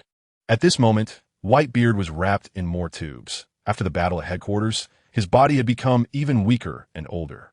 He said with surprise, "Old man, look at the good news I brought back. The Blackbeard pirates encountered that flame god and were completely annihilated." This news lifted the spirits of the weakened Whitebeard. "Let me see the newspaper." He took the newspaper from Marco and began to read. He felt no sadness over Blackbeard's death. He was once his son, but after betrayal, he was no longer considered one. This clan had truly helped the Whitebeard pirates tremendously. Without combat power, dealing with the Blackbeard pirates would have been quite difficult. Other children probably couldn't find anyone capable of defeating Teach. The Noda pirates couldn't find anyone to take charge, and even Marco's devil fruit abilities would be countered. In fact, the proposal from Dio at headquarters was quite good, but he had yet to see any action from Dio or anyone sent to contact him. It seemed he had to take the initiative. "Marco, take my orders to Fishman Island. The Whitebeard pirates will submit to Dio. Additionally, the name of the Whitebeard pirates must disappear. This clan might not like pirates." Marco's face turned pale. "Old man, if that's the case, won't the Whitebeard pirates completely vanish?" He felt the same way. Although Dio called himself the Fifth Emperor, he had not established a pirate crew like the other four emperors. Whitebeard smiled and said, "What ain't can be passed down forever. It won't be long before a new era begins. This era belongs to the God Clan and to you. The era of pirates has no future now." Marco fully agreed with the old man's opinion. Two more terrifying youths from the God Clan had appeared and had caused quite a stir in Mary Geos. Not to mention there were so many members of the God Clan. It was frightening.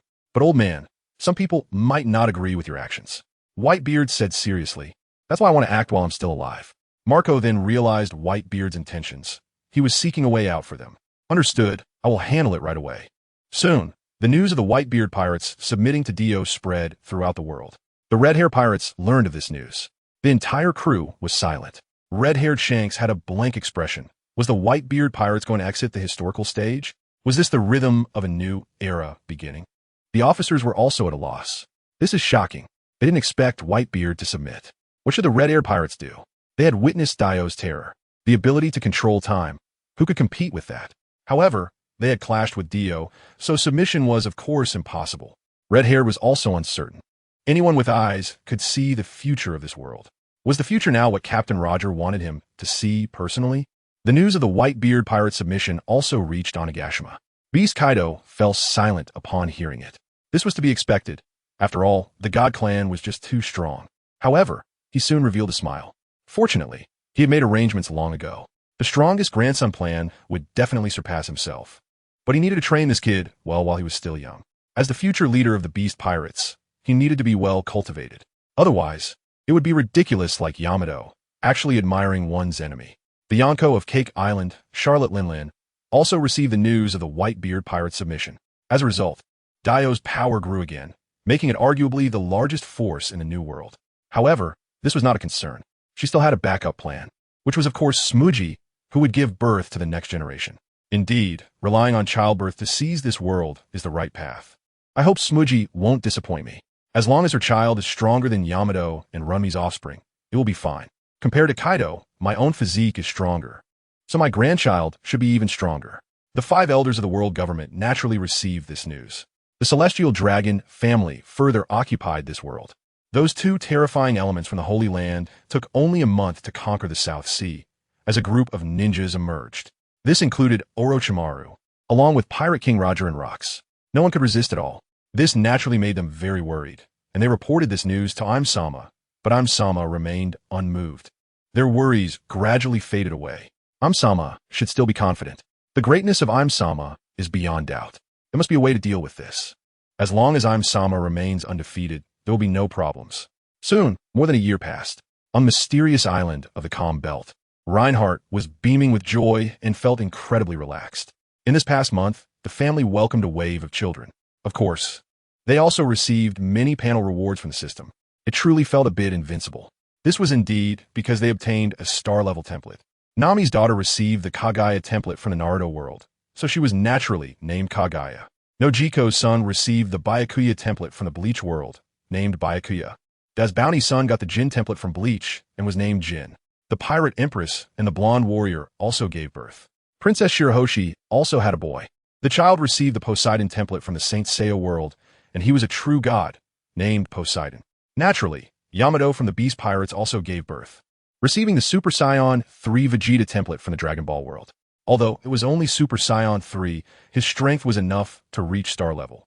Rumi had a boy as well, who also received the Super Saiyan 3 Goku template from the Dragon Ball world, similarly possessing explosive power. Smooji from the Big Mom Pirates also had a child, obtaining the Majin Buu template from the Dragon Ball world, and his strength was comparable to Super Saiyan 3. The Revolutionary Army's Klar also gave birth, receiving the Saber template from the Type Moon world, a heroic spirit, and named her daughter Saber. From the Navy, Tina, Ain, and Tosaka also gave birth. Stussy, who became a true human, also gave birth. She had twins, receiving the Android 17 and 18 templates from the Dragon Ball world. In terms of strength, Reinhardt felt they should be comparable to Super Saiyan 1. Of course, Yuta also gave birth. This wave truly took off. The strong individuals from the Dragon Ball world all had star-level strength. In fact, the Kaguya template also had star-level power, which was different from Pain's template, who also possessed the Rinnegan, but was a bit weaker. This wave of ascension gave Reinhardt unprecedented confidence. In the pirate world, he would be fearless.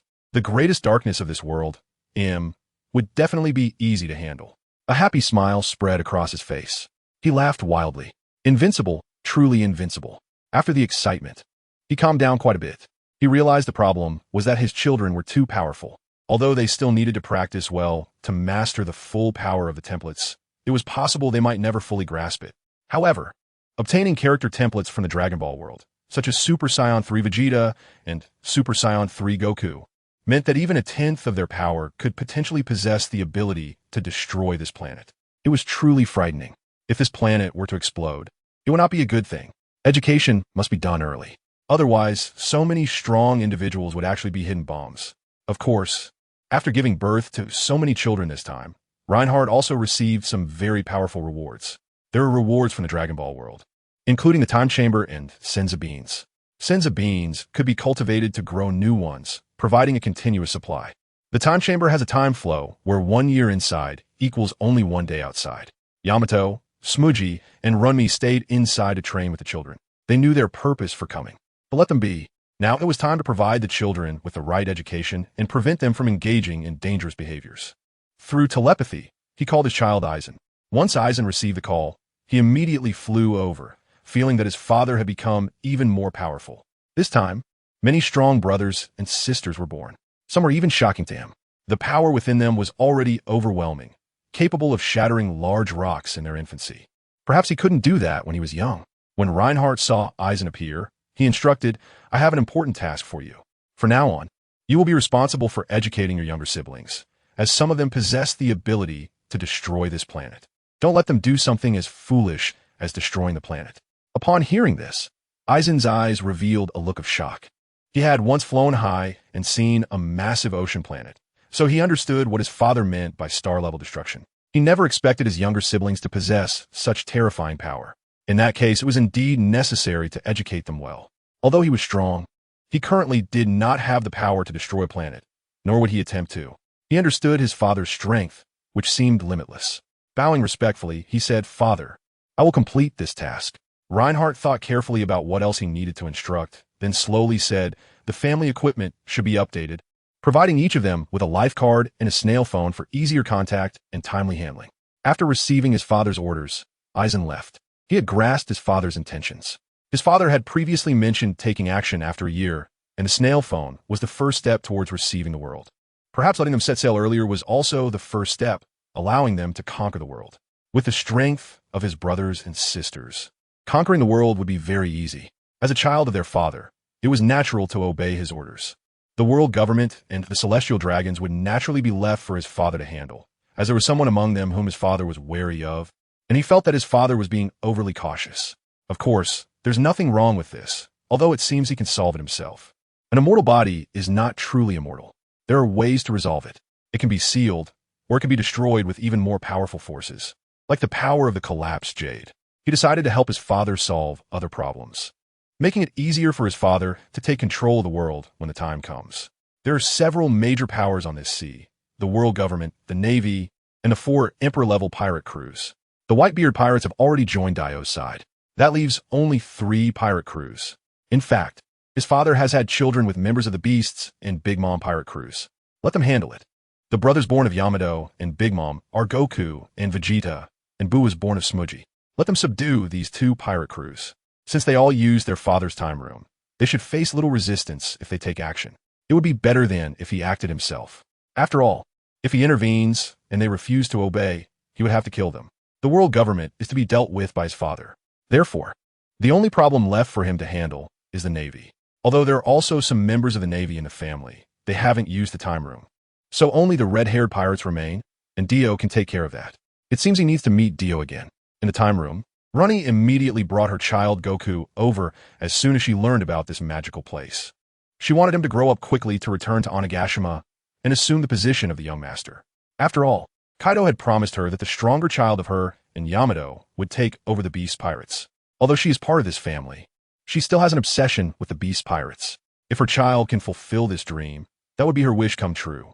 She looked at the child standing not far away, only 7 meters tall, with white pointed horns and dressed in black training clothes. Even at such a young age, he already had defined muscles, giving off a sense of being small but very fierce. Come on, give it your all, even though you are my child. I want to hold back. Goku said a bit fearfully, Mom. I'm afraid I'll hurt you. The smile on Runny's face disappeared as she shouted. Who do you look down on? Even if her child looks down on her, she would be angry. After all, she's a member of the Beast Pirates and a top powerhouse on the sea. Seeing his mother angry, Goku quickly said, okay. The small body took an attacking stance, moving his legs like a whirlwind as he rushed towards his mother. Clenching his little fists, he struck out. Runny was both surprised and delighted inside. This speed is quite fast. She clenched her own fist and swung it fiercely, wanting to teach him a profound lesson. How can one become stronger without taking hits? However, her big fist collided with his little fist, and in an instant, she was sent flying backwards, crashing heavily to the ground. Feeling the intense pain in her hand, she was in disbelief. What immense power! This feeling reminded her of the time Kaido had beaten her up. Goku quickly ran over, crouched down, and anxiously asked, Mom, are you okay? He felt very regretful for listening to his mother and going all out. It's all my fault for being too heavy-handed. Although Runty's fist hurt, she didn't blame him at all. Instead, she smiled and said, it's okay. My son has an invincible posture.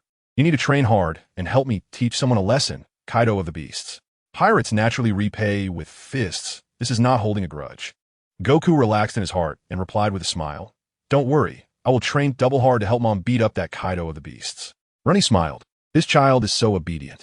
She was actually quite scared, fearing he might suddenly appear here like Yamato. Suddenly, Aizen appeared, observing this warm scene. Goku seemed very obedient, so there shouldn't be any worries. Now it was time to see Vegeta, the brother boy of Yamato. Similarly, Yamato was teaching her child.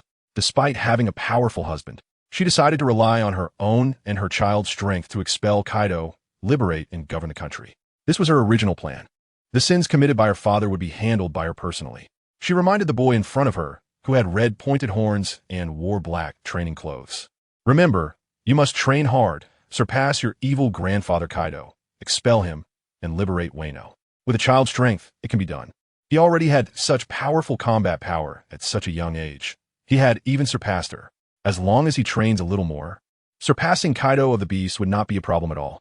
His combat power was much stronger than her at the same age. Vegeta quietly responded, his expression neutral. Okay, mother. At that moment, Aizen arrived and respectfully addressed Yamato, Vegeta. He keenly sensed that Vegeta seemed a bit down. Yamato had a very good impression of Aizen. He gave a refreshing feeling, dressed very elegantly, and wore glasses that made him look quite righteous. Aizen. Vegeta respected Aizen a lot, because he was very powerful. Brother Aizen. Aizen smiled and said, Father asked me to check on Vegeta. How is the training going? Vegeta excitedly said, I've been getting stronger all the time. Yamato pondered. Check on him? Aizen. Then please take care of Vegeta for me. I need to find your father. please help improve his strength. In fact, Vegeta's current combat power had already surpassed hers. She didn't have much to teach him anymore. Aizen naturally agreed wholeheartedly. This was in line with his purpose. Don't worry, young lady, I will teach him well. Then Yamato looked at Vegeta. You should study hard with Brother Aizen. Vegeta's face lit up with a joyful smile as he nodded. After that, Yamato left the time room. After training for another day or two, she would return to Wano to complete what she needed to do. Before that, she wanted to spend quality time with her husband. She really enjoyed this feeling of companionship. She didn't know how long it would take to come back this time. After arriving on the island, she realized the difference between men and women. The difference was quite significant. Of course, it wasn't as frightening as she originally thought. It was very happy. She felt that her former self was so ignorant. Thinking she was a man was simply embarrassing. Vegeta, who remained in place, felt very relaxed, because his mother always instilled some thoughts in him that he absolutely could not accept. Fighting is still refreshing. Aizen, practice with me for a bit. Sure. Aizen was also curious to see how much his little brothers had improved. Vegeta clenched his fists and, at lightning speed, appeared in front of Aizen, throwing a punch. Aizen naturally met it with his own fist. The moment they made contact, he felt a terrifying power. He couldn't help but be surprised. He had to show some of his strength. Being defeated would be quite embarrassing, wouldn't it? A terrifying aura erupted from his body as he seriously clashed with Vegeta. After a round of combat, Vegeta lay on the ground, panting heavily. That felt good. Aizen's clothes were somewhat disheveled as he walked over and asked, "You looked a bit down earlier. What was bothering you?" Vegeta had no intention of hiding anything. My mother told me to expel my grandfather and liberate Wano, but that's not something I want to do at all. However, I can't refuse my mother's orders. Aizen understood that psychological relief was very necessary. So, what do you want to do? Vegeta thought for a moment and responded, to be the strongest in the world. No, my father is definitely the strongest. So I'll settle for being the second strongest in the world. Although he felt that his father was either lying down or just lying around, which seemed very lazy. In terms of strength, he was undoubtedly very powerful. He had been here before, unlocked Super Saiyan 3 mode, and felt an overwhelming aura. The aura represented the strength of a being. At that moment, he was completely stunned, and he still remembered it vividly. Aizen smiled. That's a very good goal. Actually, you could think of it differently, like conquering the beast pirates and then liberating Wano. That way, you could also liberate Wano, and it shouldn't conflict with your mother's orders.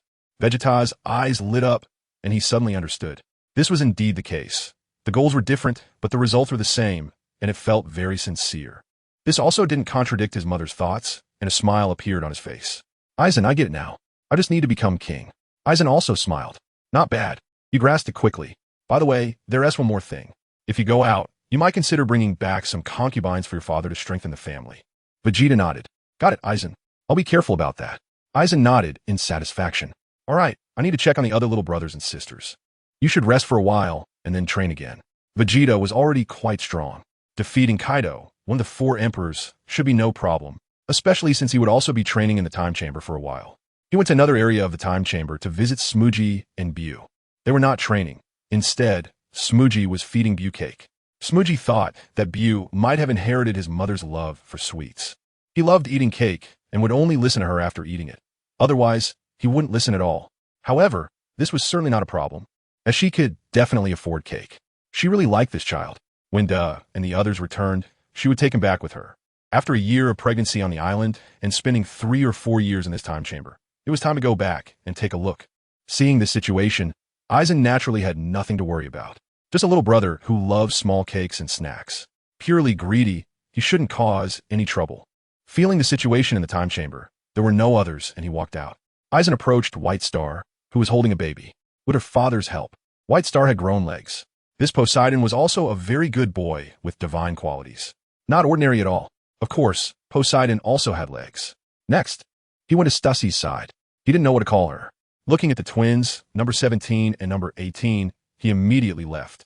In their baby stage, they wouldn't understand anything he said, so it was better to wait until they grew a bit more. Stussie certainly couldn't bear to let her children use that time light. It simply wasn't worth it.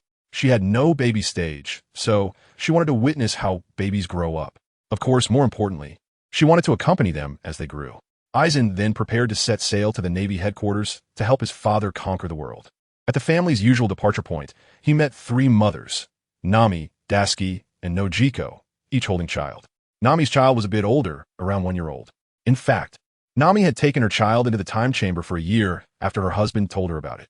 As expected, the child had grown. However, she couldn't stand the situation inside. It was too boring with nothing there. So she decided to go outside for a stroll. Aizen respectfully said, "Nami, Daski, no Jiko. Are you preparing to set sail? I can escort you." Nami smiled and replied, "No need. We're just returning to the East Blue. Besides, little Kagaya is very strong." Saying this, she held Kagaya's arm to show off. Initially, she was quite scared when she saw her child had 3 eyes. However, when her husband told her that it was the Rinnegan with the power of resurrection and immense strength, she had no more worries. Aizen didn't insist. Although little Kagaya was still just a child, he could sense that she was extraordinary. Those 3 eyes were quite impressive. Ordinary people would likely not be a match for her, especially in a place like the East Blue. "Then I'll be on my way." He then boarded the ship, preparing to head to the Navy headquarters.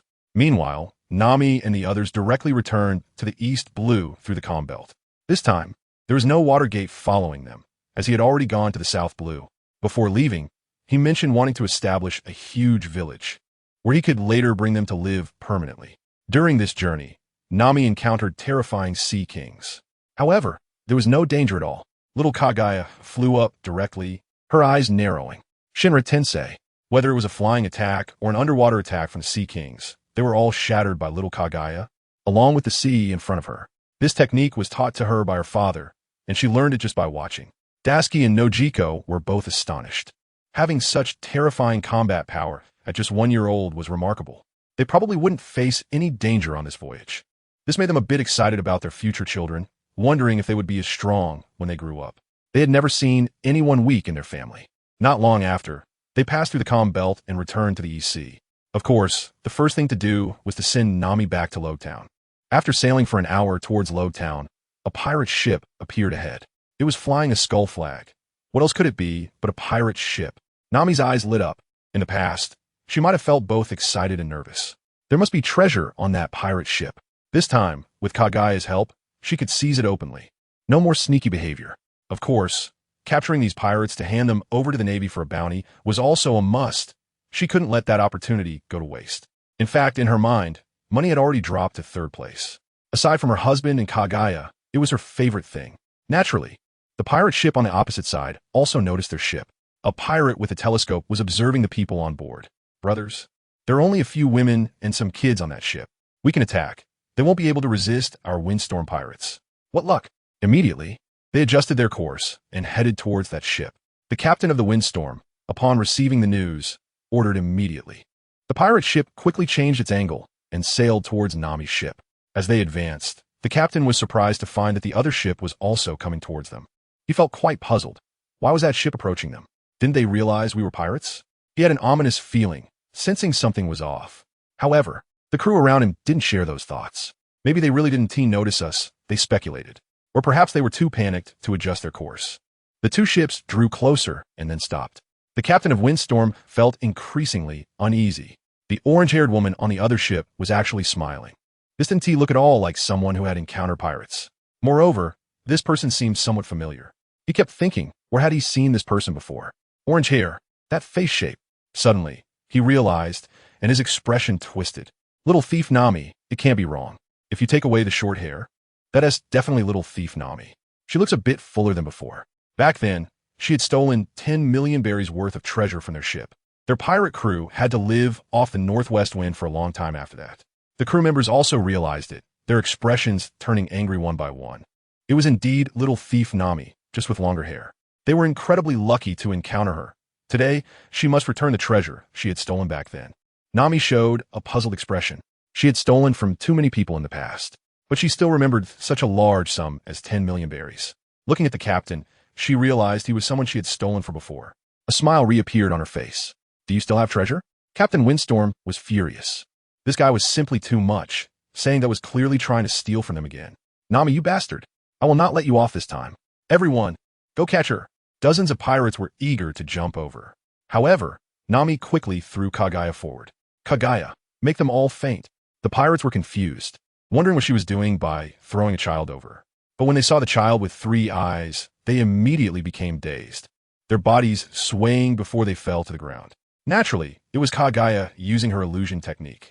Then she jumped over, hugging the floating Kagaya, rubbing against her affectionately. She did great. Kagaya had already gotten used to such intimate behavior. Nokigao was a bit speechless. She just threw Kagaya out like that. That was really reckless. Although Kagaya herself had powerful abilities. Nami then found some ropes to tie up all the pirates. After that, she entered the cabin and packed up the treasures. Looking at the box full of berries and treasures in front of her, a happy expression appeared on her face. It was very good, a total of 8 million berries. Since these were robbed by the pirates, they rightfully belonged to her. She then steered the ship towards Low Town, while Dasky took control of the original ship. An hour later, the pirates slowly opened their eyes and woke up. They were horrified to find that their hands and feet were tightly bound, rendering them unable to move. Looking at that box of berries, wasn't he that their money? Then they looked at Nami, who was steering the ship. Shocked and angry, they exclaimed, "Nami, you bastard! You stole our money again. We will never let you off." Having been robbed twice in a row had already driven Captain Windstorm to the brink, and his crew was equally filled with rage. Nami looked at them with equal hatred. "You're just pirates, and you think you could take revenge on me? Unfortunately, you won't have that chance anymore. I plan to hand you over to the Navy for the bounty. Your bounty is quite valuable, worth 10 million berries." Captain Windstorm and the other pirates were filled with fear. Being imprisoned by the Navy was certainly not a good thing. They would no longer live freely. Not only had she stolen their money, but she was also using them to exchange for a bounty. Captain Windstorm cursed, "Nami, you are simply a demon." Nami felt that this was a compliment to herself. Dealing with pirates didn't require mercy. She aimed to squeeze out their value. Soon after, the two ships arrived at Low Town, and Nami handed the pirates over to the Navy, receiving a generous bounty in return. Not only was Captain Windstorm valuable, but several of those crew members also had bounties. After that, Nami and Nokigao took their child and sailed away. Dasky stayed behind. Her former leader, Smoker, had already gone to the Navy headquarters. The other Navy members who knew Dasky were extremely shocked. They hadn't expected that Dasky had given birth to a child. This child was naturally a member of the Celestial Clan. They didn't dare to act against a member of this clan, as the Celestial Clan was incredibly formidable. When they saw a little girl floating in the air, they already knew things were not simple. After all, the little girl looked to be only 1 year old. Was this the Celestial Clan, having such terrifying abilities at just 1 year old? Meanwhile, Aizen, who had long left the family island, arrived at the entrance of the Navy headquarters, Justice Gate. Of course, Justice Gate could not stop Aizen. He directly flew up towards the Navy headquarters. At this time, in the conference room of the Navy headquarters, many high-ranking officials were holding a meeting. Of course, it was a secret meeting. Participants included the two Navy admirals, Kizaru and Akainu. Akainu had previously gone out to hunt pirates to clear his mind before returning. Even former Admiral Kazan was here. Of course, there was also Fleet Admiral Sengoku, Vice Admiral Tsuru, and the Chief of Staff, Steelbone Kong. As for Garp, he had taken the new recruits out for training, aiming to cultivate the future pillars of the Navy. He still had several promising candidates under his wing. His new apprentices, Kobe and Balumeb, as well as the likes of Hibari and Peacock, were the hopes for the Navy's future, capturing pirates and upholding the Navy's justice. Sengoku, sitting in the main seat, planned to unify the opinions of the Navy. Everyone, you should already know, right? The God Clan has occupied the North Sea, and that Queen of Ice, Isteth, is simply unbeatable. The South Sea has turned into a massive village, with many members of the God Clan emerging, each possessing incredible powers, including Hashirama, Madara, Nagato, Itachi, Tobarama, Minato, Orochimaru, and other terrifying ninjas. In the New World, there are the invincible Dio and the unbeatable Jotaro, both of whom can control time, making them impossible to combat. Their influence is rapidly expanding, having completely taken over Whitebeard's territory. Controlling the New World is merely a matter of time. The world government is powerless to resist. For the sake of the Navy's justice and world peace, I propose we cooperate with them or submit conditionally. What do you all think? Everyone present is a leader from various factions. Akainu is the spokesperson for the radicals, and this time we need to persuade him. Of course, he likely doesn't have any thoughts of resistance, right? Vice Admiral Tsuru's expression was calm. Sengoku had already discussed this matter with her. She naturally agreed. Members of the God Clan are the top fighters in this world. The Navy and the world government are simply unable to resist. Just Orochimaru alone could summon the Sea Sovereign Rocks and Pirate King Roger. Such combat power is already on par with the strength of the Navy's upper echelons. Not to mention, We've received intelligence indicating that Orochimaru possesses a special red eye, which can render opponents unconscious just by making eye contact. This intelligence came directly from Orochimaru himself speaking to adversaries. With just this pair of eyes, you are already powerless to resist. Hence, he didn't even need to summon the Sea Sovereign Rocks or Pirate King Roger. The South Sea already had no opponents. It's terrifying, truly terrifying. This has refreshed their understanding of Orochimaru, as they thought he only had the ability to summon the dead. But in reality, this clan has far too many hidden secrets. Admiral Kazura didn't ponder Sengoku's words carefully because he knew that if they followed Sengoku's proposal, they wouldn't have to engage with this clan, which would indeed be too easy. He raised both hands and said, "I agree." Kazan, however, wanted to understand Sengoku's intentions better. What does conditional submission mean? Sengoku explained, "Actually, cooperation is impossible. The power gap between both sides is too great. However, conditional submission is possible, with the condition being that the Navy continues to maintain the peace of these seas." Kazan found this conditional submission quite agreeable. It seemed the Navy could only strive for such conditions. Then I agree. Only Akainu had not expressed his stance yet. He felt very uncomfortable. Even a conditionally submissive Navy. Was that still the Navy? But he knew Sengoku was right. The Navy did not have enough power to uphold justice. He felt extremely stifled. That flame god was not someone he could contend with. Of course, that invincible Dio was also beyond his means to deal with. This clan was overwhelmingly powerful. Naturally, he was also very angry. With such immense power, why not eradicate the pirates entirely? They even indirectly aided the pirates during the great battle at Navy headquarters. It was simply despicable. At that moment, a figure appeared in the conference room. Everyone present was astonished. A young man wearing glasses had suddenly appeared, and they had not noticed at all. Was it instant teleportation? They had never seen this person before. But the white Haori and black training uniform he wore were unmistakably the attire of the God Clan's flame god. Sengoku asked in confusion, "Are you from the God Clan?" The very fact that he could appear so silently indicated a lot. Vice Admiral Tsuru was also surprised. Without a doubt, he was a new member of the God Clan, and they couldn't help but wonder just how many people this clan still had. Even more frightening was that everyone from this clan seemed exceptionally terrifying. Given his youth, did this guy also possess unparalleled strength like that flame god? The berserker youth who had appeared at the headquarters had made the monsters formed by the 5 Elder Stars flee in panic. If it weren't for his immortality, Neizataro would have already perished. He could likely defeat anyone in the Navy. Aizen surveyed the room and calmly said, "Yes, I am Aizen Estrella of the God Clan. It seems I have arrived just in time. All the high-ranking Navy officials are here. The God Clan will become the masters of this world. Will the Navy choose to submit or resist?" Everyone was taken aback. Was the God Clan preparing to take action against the world? Dio had previously declared at the headquarters that he would conquer the world, but he hadn't really taken much action, only operating in the new world. They felt this time would be different. The person before them gave them a very special feeling. Sengoku was actually quite relieved. He never expected this clan would provide an opportunity for submission. This aligned with his plan for the Navy to comply. It seemed there was indeed a chance. His eyes lit up. "We are willing to submit conditionally. We hope to end the era of pirates under your noble rule." This had been his long-standing wish. When he was young, piracy was already rampant. By the time of Roger's era, pirates were as numerous as the stars. Moreover, these pirates had become even more idealistic, constantly talking about dreams and freedom, as if becoming a pirate meant achieving freedom. But had they ever considered that self-proclaimed pirates would surely face pursuit from the Navy? Sengoku's words caught the attention of other high-ranking Navy officials present. If they could end the era of pirates, then the Navy would have accomplished its mission. Even Akainu's gaze was drawn in. If that were the case, he had nothing to oppose. If this clan took action, it would be the end for the pirates. Aizen calmly looked at them. Ending the era of pirates? That's a good suggestion. In fact, I also dislike pirates. What is there to like about a bunch of murderers and thieves? This statement brightened the eyes of the high-ranking Navy officials present. The things that the Navy cannot accomplish, the God race can definitely achieve.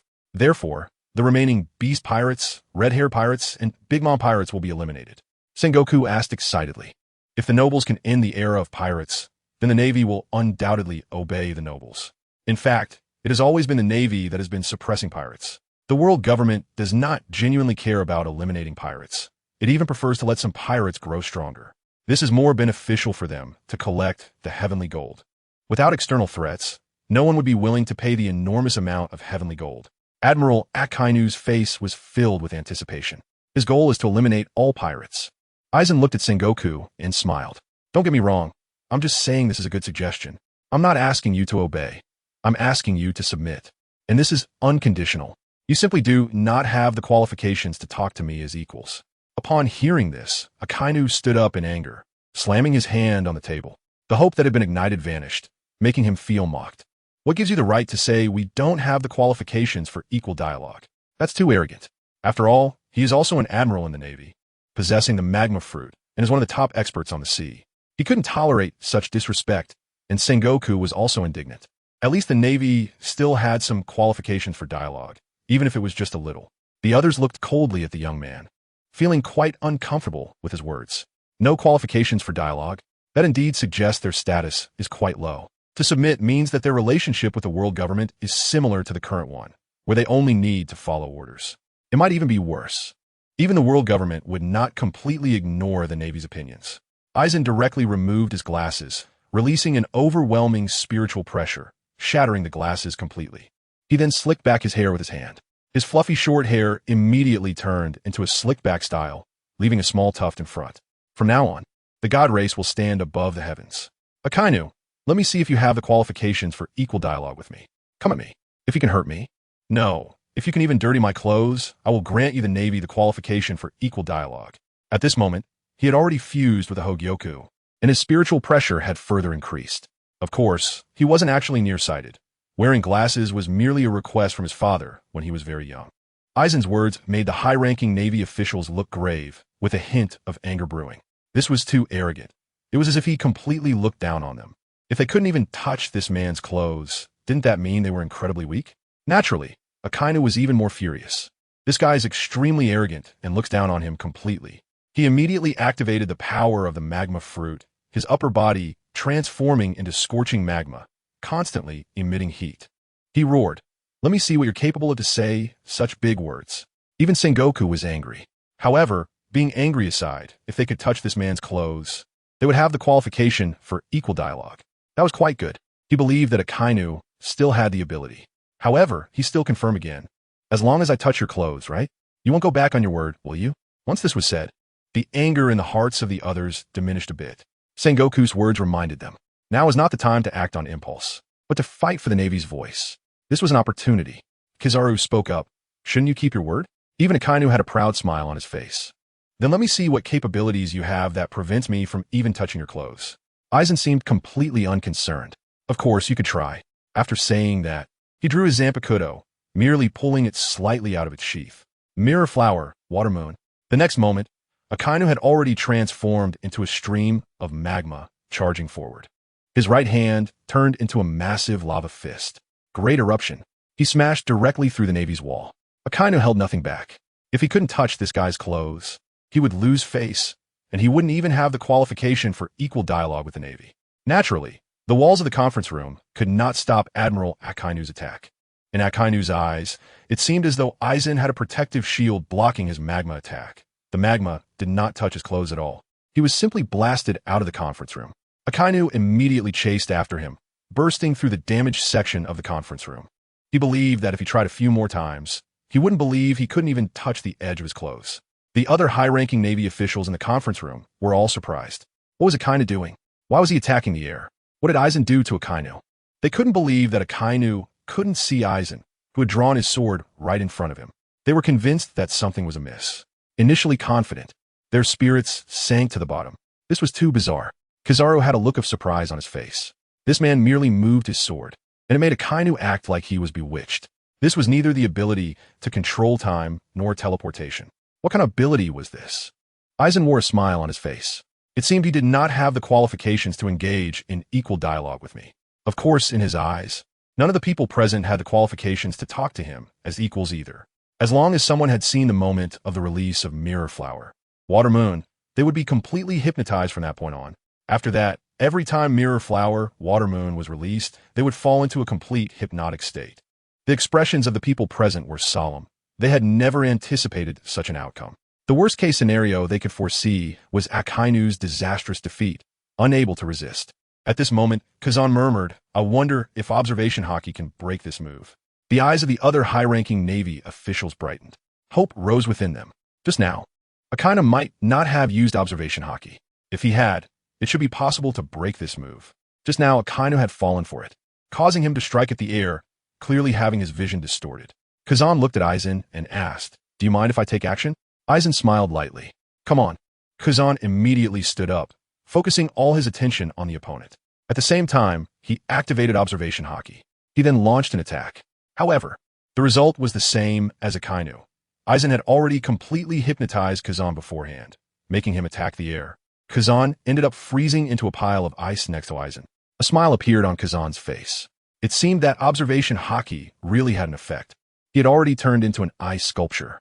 Just at that moment, Aizen appeared behind him, wearing a faint smile. "Don't trust your eyes too much when you fight me." Upon hearing this, Kazan's expression changed drastically. The person frozen in front of him suddenly disappeared, and only then did he realize the gravity of the situation. He also sensed the attack from Aizen behind him, but he couldn't react in time. He was directly kicked, and his body crashed into the wall of the conference room like a cannonball, instantly creating a large hole, and he flew out. Kizaru was shocked by this scene. Observation haki was of no use at all. Kazan was defeated so easily. In other words, if he entered the fight, the result would be the same. It was as if a general was being toyed with. He felt an immense pressure in his heart. This ability was even more bizarre than that of Dio. Even Sengoku, Steelbone Kong, and Vice Admiral Tsuru had extremely ugly expressions. To easily catch two admirals off guard was extremely ominous, showing terrifying strength. The most frightening part was the other party's words. This guy's ability created illusions in people's eyes. That was why Akainu and Kazan had attacked the air before. Even more terrifying was that observation haki could not break this ability. Although Kazan's mastery of observation haki wasn't top-notch, it was still decent. With just this one move, no one present was his opponent. This indicated that the Navy really had no qualification to negotiate with the other party. However, Sengoku could not accept this at all and proposed a despicable suggestion. "You wouldn't mind if we all attacked together, would you?" The Navy becoming puppets was something he couldn't accept even more. Other high-ranking Navy officials were surprised by Sengoku's suggestion, but quickly understood. At this moment, dealing with this person was certainly about doing everything possible to gain the upper hand. Aizen still smiled faintly. "Good suggestion, let's do it together." The Navy high-ranking officials no longer felt that this person was arrogant. His previous achievements had already demonstrated his strength, giving him the capital to be arrogant. Even if they all attacked, the odds of winning were still uncertain. Of course, the result could be very dire. That would mean being affected visually like Akainu and Kazan and then attacking the air. Kizaru felt quite helpless. If they were really going to fight, since Sengoku had spoken, they had no choice but to act. However, he felt that the odds were still very slim, despite the fact that it was just a small matter of tearing the other party's clothes. Sengoku, Steelbone Kong, Vice Admiral Tsuru, and Kizu all stood up. Admiral Sengoku even proposed, "Close your eyes and attack using observation haki. This guy has affected our vision. Our current sight is a burden." The other three thought this was a good suggestion and closed their eyes. At their level of strength, their observation haki was well developed, so even without sight, they could sense the aura. However, just as they were about to launch their attack, they heard a voice. There's no need to make it so complicated. The next moment, they felt an intense sense of oppression pressing down on their bodies, forcing them to the ground. They were all shocked. The pressure was so powerful, like being crushed by a mountain, leaving them utterly unable to rise. This reminded them of the oppressive force from the flame god. Even without using that terrifying flame, the pressure could still render Akainu immobile. This was what Akainu had said when sharing information before. The person before them possessed such a terrifying pressure as well. It was far more terrifying than Conqueror's haki. He was able to completely suppress these top-tier powerhouses of the sea. Sengoku naturally did not want to accept defeat so easily. Although he felt powerless against the body, what if he used the power of the devil fruit? Activating the power of the Buddha Buddha fruit, radiant golden light erupted from his body, and he transformed into a Buddha-like figure. But unfortunately, he still felt that he could not shake off the immense pressure on him. He tried to rise, but could only get halfway up before being immobilized again. The other high-ranking Navy officials, who had originally been confident in Sengoku, were now completely disheartened. One by one, they were left dumbfounded by the pressure. Aizen quietly watched them. Naturally, he had used the power of the H-Gyoku, causing his spiritual pressure to soar. He wondered how his spiritual pressure compared to his brother's now. Looking at these four Navy high-ranking officials, he asked, "Do you still believe you have the qualification to talk to me?" Hearing this, Kizaru sighed deeply. This clan was simply absurdly strong. Vice Admiral Tsuru was left speechless. Even Sengoku, using the Buddha fruit's ability, couldn't get up, let alone her. All right, we truly don't deserve to talk on equal terms with a divine clan. Steelbone Kong felt equally helpless. The gap was just too vast. Sengoku deeply experienced that the larger one's size, the more one could feel that terrifying pressure. He sighed deeply and could only concede. We truly have no qualification. I, representing the Navy, am willing to submit to the divine clan. There was simply no other option. This guy was able to oppress them to the ground without even lifting a finger. His strength was already beyond comprehension. Of course, Sengoku was also puzzled. How could there be such a strong person in this world? Aizen then retracted his spiritual pressure. Very well, perhaps I will need you in the future. Just wait for my orders. After saying this, he turned and prepared to leave. The 4 Navy high-ranking officials instantly felt a sense of relief. Sengoku then heard Akainu's roar from outside, as if he were engaged in a fierce battle. Could it be that he still hadn't escaped from Aizen's bizarre ability? Seeing the person about to leave, he urgently said, since the Navy has already submitted, can you spare Akainu? Even if Akainu disagrees with your ideology. He is part of the Navy. He cannot just watch others die. Aizen replied, just give him a profound lesson. He will be released afterward. For stubborn people like him, a deep impression must be made. Otherwise, there will be trouble later. Sengoku could see from Aizen's sharp gaze that he had made up his mind and would not easily change it. And he clearly did not have the strength to persuade the other party to change his mind. He could only let out a deep sigh. From then on, the Navy could be considered to have changed its banner. Having witnessed such power, he felt that the world government could not compete. Of course, he was even more curious about how this clan would rule the world. The main problem in this world was still the pirates. If there were no pirates, most people could live and work in peace. So he couldn't help but ask, what is the noble class's attitude towards pirates? If they ruled the world, would they allow them to continue to exist? This was, of course, something Steelbone Kong, Tsuru, and Kizaru were concerned about as well. Aizen replied expressionlessly, I cannot make that decision. Everything follows my father's instructions. Well, I must take my leave now. The entire person suddenly disappeared and had arrived above the Navy. He immediately flew towards the ship heading to the Gate of Justice. Next, he needed to meet Dio and instruct him to subdue the red-hair pirates. If that were to happen, the new world would also be under the family's rule. Those left behind didn't know what to say. Such a formidable person could suppress the Navy headquarters alone, yet still had to listen to that father. Without a doubt, that father must be even more powerful. So powerful that it was beyond comprehension. Kizaru couldn't help but speak. Wasn't that terrifying flame in the sky during the headquarters battle a manifestation of the father from the god tribe? At that time, no one had seen anyone strike. The other 3 were serious. It was indeed a possibility. The Navy had observed that the flame had flown from the horizon. This power had exceeded their understanding. Of course, the Navy had done their best now, but there was no choice but to submit. Sengoku helplessly walked to the wall destroyed by Akainu and saw a magma man attacking the air in the center of the square, turning most of the area into magma. Fortunately, the people from Navy headquarters had already hidden far away. Sengoku looked at the devastated square. It was truly calamity-ridden, just like the Navy. The small soldiers hiding far away were astonished by Akainu's actions. Admiral Akainu, what is he doing? It seems like he is fighting someone, but I can't see anyone. It was truly unbelievable. The name he mentioned, Aizen Astria, was unique to the god tribe, wasn't it? Could it be that another member of the god tribe had emerged? And even as an invisible person, they were puzzled but couldn't make sense of it. Sengoku certainly wouldn't let Akainu continue destroying things like this, directly shouting at him. Stop! Akainu! However, Akainu seemed not to hear, continuing to fight the air. The 4 high-ranking Navy officials were serious. Could it be that he can't hear us? Has his hearing been controlled by Aizen too? Previously, we thought only his vision was controlled. Sengoku decided to gather the 4 of them to restrain Akainu together. Afterward, Kazan joined in. Akainu still had no way to resist. Once restrained, Akainu was finally freed from the illusion, staring blankly at everything in front of him. Where is that person from the god tribe? In his memory, he was in a fierce battle with him, but the opponent had suddenly vanished. Kizaru couldn't help but say, actually, you were always being controlled. You were just battling wits with the air. Akainu couldn't accept this answer. Impossible. The feeling I had just now was real.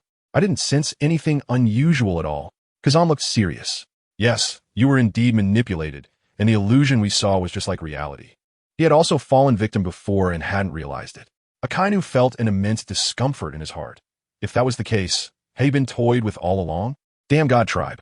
Sengoku looked at Akainu, seriously. I've already decided to submit to the god tribe.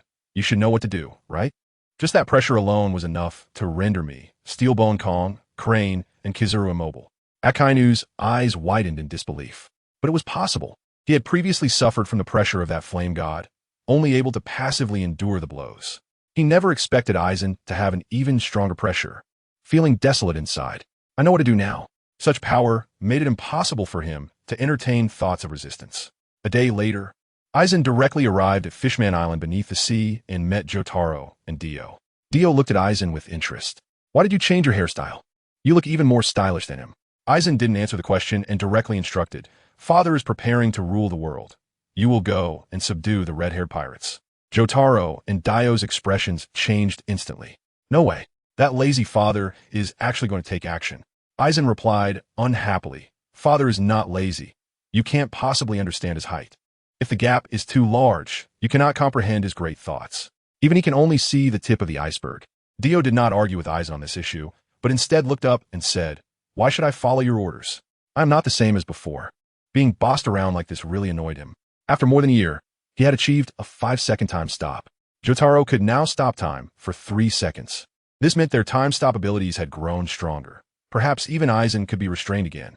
A smile appeared on Aizen's face. Interesting. You were as confident as ever. A smile emerged on Dio's face. Of course, I have always been this confident. Zavarudo. At that moment, he activated the time stop, and the entire world froze. He quietly watched Aizen. Could this guy still move? That was the question he cared about. But the next moment, a look of astonishment appeared on his face. Because he saw Aizen actually walking towards him, wearing a contemptuous smile, he asked in fear, Aizen, you haven't gotten stronger, have you? He could feel that his world could no longer restrain this person. Aizen realized the reason for Dio's confidence. It turned out that the ability of the stand world had strengthened again, and he smiled. In the family, you're not the only one making progress. The next moment, terrifying spiritual pressure erupted from Aizen's body, enveloping Dio. Dio's expression changed dramatically, as if feeling a mountain pressing down on his back. He collapsed to the ground. Armament Haki immediately covered his body as he tried to stand up, but found it completely ineffective. He quickly summoned his stand, but to his horror, he discovered that even his stand was pressed down to the ground. He couldn't believe it. Was Aizen really this strong? At that moment, the 5 seconds of time stop ended. Jotaro saw Dio and his stand pressed to the ground and couldn't help but glance over. Sure enough, Brother Dio still can't defeat Brother Aizen. He could feel the pressure enveloping Dio. Fortunately, this pressure was not directed at him. Otherwise, he would probably end up like Dio.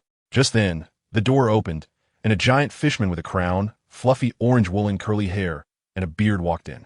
Upon entering, his eyes were filled with terror. Impossible, absolutely impossible. That invincible Dio is actually lying before a slick-haired young man. To know that this is Dio, even the pirate Emperor Shanks and Marine Admiral Akainu have been defeated by him. Ace's public execution. He naturally saw the battle between Akainu and Dio, though it couldn't be called a battle, as the outcome was decided in just a few seconds, with Akainu being no match at all. Who is this slick-haired young man, giving off an air of being above the heavens? Aizen naturally sensed the immense fishman, and his spiritual pressure was no longer released. He glanced at him. You're Neptune, the father of Shirahoshi, right? King Neptune was a bit surprised that this person actually knew him. Yes, that's right. May I ask who you are? I am Aizen Sosuke. Aizen replied slowly, still needing to show respect to the father of Shirahoshi. King Neptune's expression was astonished. It turned out to be another member of the god race. He should have thought of that. Who else could pressure Dio besides the members of this race? He then eagerly asked, how is Shirahoshi doing now? In fact, it had been more than a year since Shirahoshi left, and there had been no news, nor had she come back to see him. Naturally, he didn't dare to ask the invincible Dio. To this day, no one knows the headquarters of the god race, which must be very confidential, not allowing outsiders to know. Aizen smiled and said, Shirahoshi is doing very well. She has given birth to a boy named Poseidon, who could be said to be a deity. In his eyes, he could indeed be considered a decent younger brother, possessing divinity. Of course, he was not an ordinary person. If he grows up, he might not even be a match for Dio. King Neptune's face lit up with surprise. This title indicates that he has become the concubine of a member of this race. He never expected that such a being, even more invincible than Dio, would call her mother. As he expected, Shirahoshi indeed has the title of the most beautiful woman of the sea, just like the pirate empress. How could the father of this race not be moved? And she has given birth to a child, possessing divinity, a deity. This truly shocked King Neptune. In the future, he would surely be able to uphold the banner of the fishmen. Therefore, in this vast sea, no one should be able to treat their fishmen as slaves anymore. He felt incredibly happy. May I ask when Shirahoshi will be able to return? After all, Poseidon is also his grandson. Aizen smiled and said, I will convey your wishes to Shirahoshi. King Neptune's face was full of smiles. It seems he's quite easy to talk to. He originally thought that this person, standing tall like a deity, would not be easy to communicate with. At this moment, Dio slowly stood up, looking helpless, unable to suppress a sigh. Father really can produce. Still possessing the divinity of a deity. He sensed something ominous and even felt a bit of a headache. It wouldn't be that his younger brother is unbeatable, would it? If that's the case, he might not even secure his position as the fourth member of the family. Besides his father, Aizen, and Yucatec, there might be another rival. At this time, Aizen looked at Dio. Now you should listen obediently, right? Dio is the kind of person who only responds to force, and talking to him nicely wouldn't work. Dio knew he was no match. If he didn't agree, he would only suffer a beating. Although he wouldn't go as far as to kill him because of their brotherhood, he would still have to endure some pain. Of course, enduring pain means he would have to obey. That would be too unprofitable. All right, I will listen to you and go to subdue the red-hair pirates. With his current 5-second time stop ability, he could easily defeat Shanks. Even with a numerical disadvantage, tactics of distancing wouldn't work. Of course, he still had questions. Since Father is going to take action against the world, do I need to intervene with the Beast Pirates and the Big Mom Pirates? He certainly wasn't afraid of dealing with these two major pirate crews. The numerical advantage was of no use to him during his prolonged time stop. Not to mention, his time stop ability could be continuous. King Neptune looked surprised upon hearing this. Are you really going to take action against this world? Dio had mentioned it before at the Marine headquarters, but there had been no action. Now it seemed to be real. It appears the sky of the new world is about to change, and of course the sky of the entire world will change as well. He was very pleased. Shirahoshi is also a concubine of this race. If the sky of this world changes, it would also be beneficial for their fishmen. Aizen smiled and said, that's not necessary. Goku, Vegeta, and Buu will go to subdue them. Vegeta, now, had ambitions of becoming a king, so he could naturally subdue the beast pirates. As for Buu, he is very gluttonous for snacks and cakes. The pirate Empress Big Mom is also domineering and loves snacks and cakes. There will surely be a conflict. In that case, the one to lose would definitely be Big Mom. That is beyond doubt. Buu, Vegeta, and Goku are on the same level of power. In that case, Buu will become the strongest in the Big Mom Pirates, of course, with the highest authority, and then he would just need to obey Father's orders. Dio and Jotaro's expressions both changed. What is this? Even if they're younger brothers, aren't they just newborns? How can they defeat two major pirate crews? Dio wondered what had happened in the family and couldn't help but ask. Aizen, are you joking? They're just newborns. How could they have such powerful strength? Even if I go, it would be a prolonged battle. No matter how capable Father is at producing, I can't believe that a few months-old child would have such combat power. If they're so terrifying, they might be even scarier than Aizen and Yucatec. Aizen smiled and said, Father has a way to make them grow quickly. They have already grown into 4 or 5-year-old children, and their combat power is already very strong. King Neptune was amazed. It's an incredible technique. Of course, a 4 or 5-year-old child could already defeat Big Mom and Kaido. Truly worthy of being a member of the god race. Dio still found it hard to believe. Having such terrifying strength at 4 or 5 years old is astonishing. Then when these 3 younger brothers reach my age, wouldn't they be able to defeat anything? It seems his family ranking is going to drop again. By the way, that Yuta should have given birth, right? If she has, then subduing the red-hair pirates will be much easier. Of course, Aizen replied slowly. Dio was fully confident in subduing the red-haired pirates. Aizen did not forget the other task his father assigned. Dio, you should have some snail phones or something like that, right? I'll take some back to distribute to my brothers and sisters for communication. No problem, Dio readily agreed. This matter was too simple. Soon after, Aizen left with a batch of snail phones. On the mysterious island without wind, Yamato and Runmi brought their children to the family's usual port. They had already discussed returning to Wano country with their husbands to accomplish what they want to accomplish. They are very confident in their children. They have been training in the time house for 6 years, and their height has reached 1 meter.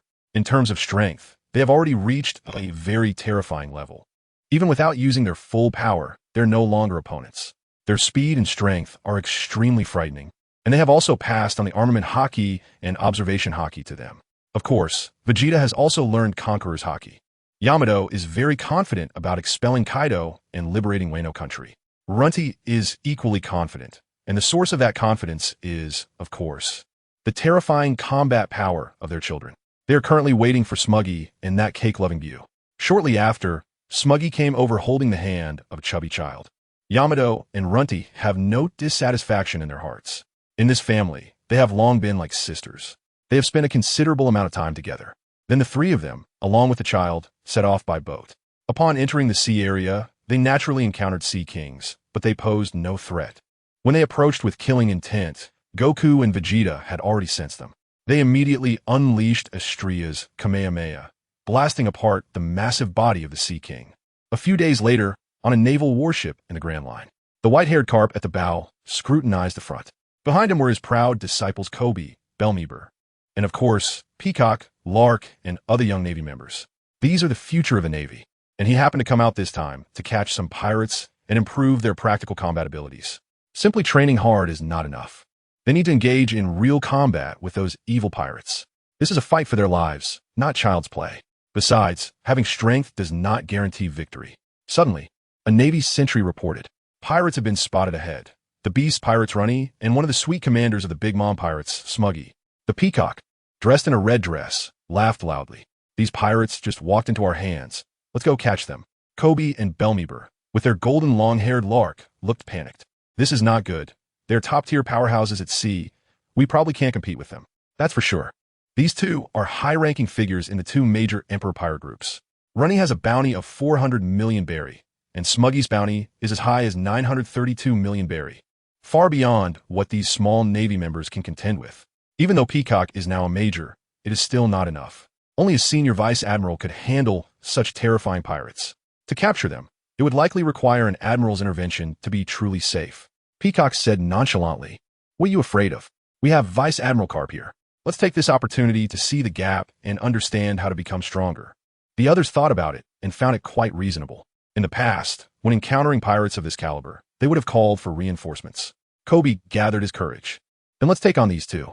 After training with Carp for so long, his own strength is still quite strong. Carp's expression became tense. These two world-renowned pirates are well known. What they fear is not them, but the God Clan behind them. More than a year ago, news had already spread that Runty had married into the God Clan. That woman with white hair and long horns should also be from the Beast Pirates. Of course, Smuggy was also taken. Hearing the reckless words of his disciples, he immediately roared, "Everyone quiet down. What are you thinking? These two absolutely cannot be provoked." The few of them were puzzled. How could Vice Admiral Carp be so flustered? Even mentioning the former Pirate King Roger didn't scare him at all. He even claimed that the Pirate King was chased around by him. But they still obediently kept quiet. After all, Carp is a naval hero, highly respected. The two ships were about to pass each other, and he didn't dare to breathe, just hoping that the two ships would pass by peacefully. But things were certainly not that simple. As the two ships were passing, Vegeta spotted the Navy. One of them had a light tan complexion, wearing a pink dress with a very curvy figure, and another had fair skin and long golden hair, looking very impressive. He remembered the instructions from Brother Aizen to take a concubine for his father to strengthen the family. A smile appeared on his face. He quickly returned to the cabin and took out 2 ropes. Using the flying technique, he soared towards the Navy. These ropes were, of course, specially prepared by him. Yamato saw Vegeta flying toward the Navy ship with ropes and was very confused, asking, "Vegeta, what are you going to do?" Vegeta replied without looking back, "I'll be right back." Runty on the deck naturally noticed the Navy ship across the way. She also saw the white-haired elder at the forefront, who was none other than the legendary hero of the Navy, Carp. In the past, she would have fled in fear. Even she could not possibly be a match for him, with the danger of being captured. But now, her invincible son Goku is in her arms. So not to mention Carp, there is no one in this world to fear. She suspected Vegeta's intentions. He must be going to trouble the Navy. Among the 3 children, she believed Vegeta to be the most ambitious. Her child only likes the thrill of battle, but that does not bring any benefits. As for Smuggy, that child is just greedy for food. Yamato frowned at Runty's words. Going to trouble the Navy? That might not be a good idea. She still knows that the Navy maintains the peace of the sea. She felt that Vegeta might be difficult to handle. Goku in Runty's arms also became interested and shouted, "Mom, I want to go see too." "All right." Runty immediately let go of her hand, having no intention of holding Goku back. If he wants to go, let him go. It can also give the Navy a little shock. Although she is a member of the God Clan, she is still considered part of the Beast Pirates, and naturally, they are in opposition to the Navy. And pirates, of course, do as they please. Goku also used the flying technique to fly over. On the naval ship, Carp's expression was heavy. Oh no, someone is flying over. What does this guy want? The other Navy members also saw the approaching figure and were astonished. Flying ability is a very rare skill. They were even more puzzled. Is this the reason Vice Admiral Carp is being so cautious? It should be noted that when Carp taught them in the past, even when facing fierce pirates, he was always relaxed and cheerful, never this serious. The peacock wearing a pink hat was even more confused. This child looks only about 5 or 6 years old, but he has a clearly defined muscular build. He must have been training since he was little. What does he want with that rope in his hand? Are you still planning to kidnap someone? Carp asked gravely as Vegeta landed on the deck. You must be from the God Clan, right? He could sense that this guy, despite his small stature, was extremely powerful. It felt like facing a small, ferocious beast, not to mention his proud demeanor. This statement left the Navy personnel behind him shocked. Their mouths agape as they couldn't help but gasp. So he was indeed from the God Clan. No wonder Vice Admiral Carp was being so cautious. The God Clan was terrifying. Not only had they disrupted Ace's public execution, but 2 members of the God Clan had also caused chaos at the Holy Land, nearly leveling the headquarters. It was known that these 2 had the strength to do so, and the fact that they had flattened the Holy Land of Mariewa showed just how formidable they were. They all had a bad feeling about this. Even these 2 little ones had to be treated with caution. Kobe's face was particularly serious. His dream since childhood had been to join the Navy, capture pirates, and uphold justice. However, this clan had repeatedly undermined the Navy's justice, which made him very unhappy. Vegeta glanced at the elderly white-haired man at the forefront, a smile appearing on his lips as he felt a bit intrigued. You are strong, even more powerful than my mother. Carp turned his face, one eye wide and the other squinting, unable to believe it, thinking of something impossible. He couldn't help but ask, your mother wouldn't be that woman in the white kimono, would she? That woman is also the one who married into the Beast Pirates and the God Clan. He also saw the child in Runny's arms flying over, along with Smudgy, who was feeding a chubby child cake. Vegeta nodded. Yes, Yamato is indeed my mother. Carp's expression immediately turned to one of extreme surprise. This was too unreasonable. It was known that they had only married a year ago. Could a child grow up so fast in just a year? He couldn't believe it at all.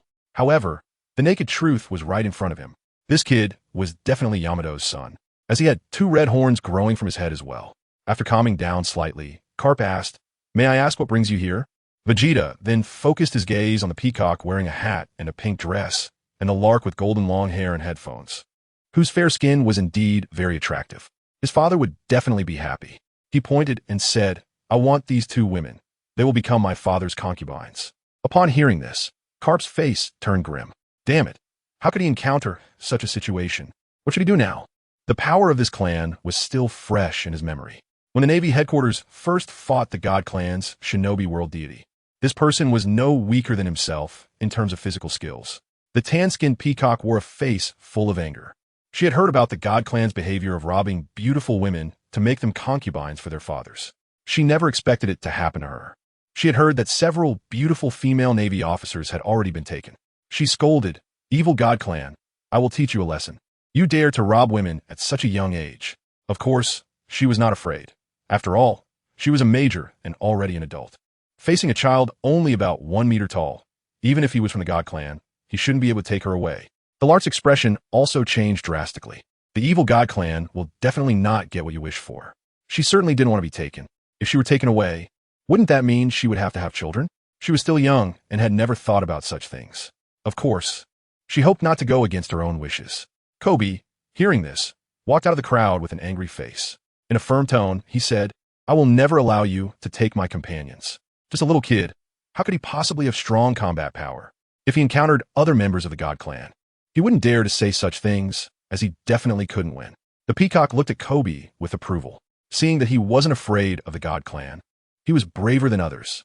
No wonder he was Vice Admiral Carp's proud disciple, inheriting Carp's sense of justice. Well said, Kobe. Even the lark cast an admiring glance at him. Kobe, you are so cool. This heroic demeanor made Kobe seem particularly charming. The sunglasses-wearing Belmare was also optimistic about Kobe. He had once been Colonel Monka's son, very arrogant and overbearing, but later turned over a new leaf and gained Vice Admiral Karp's appreciation, becoming a key training target. Kobe was the same, and Karp took him as a disciple. He inherited Karp's true teachings, practicing his punches on abandoned Navy ships every day. His strength was genuine.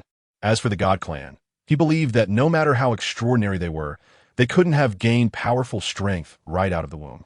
He shouted, "Kobe, go for it. Defeat him and restore the Navy's glory." Hearing his partner's words, Kobe's fighting spirit ignited even higher. "God Clan, I will never let you commit any more misdeeds."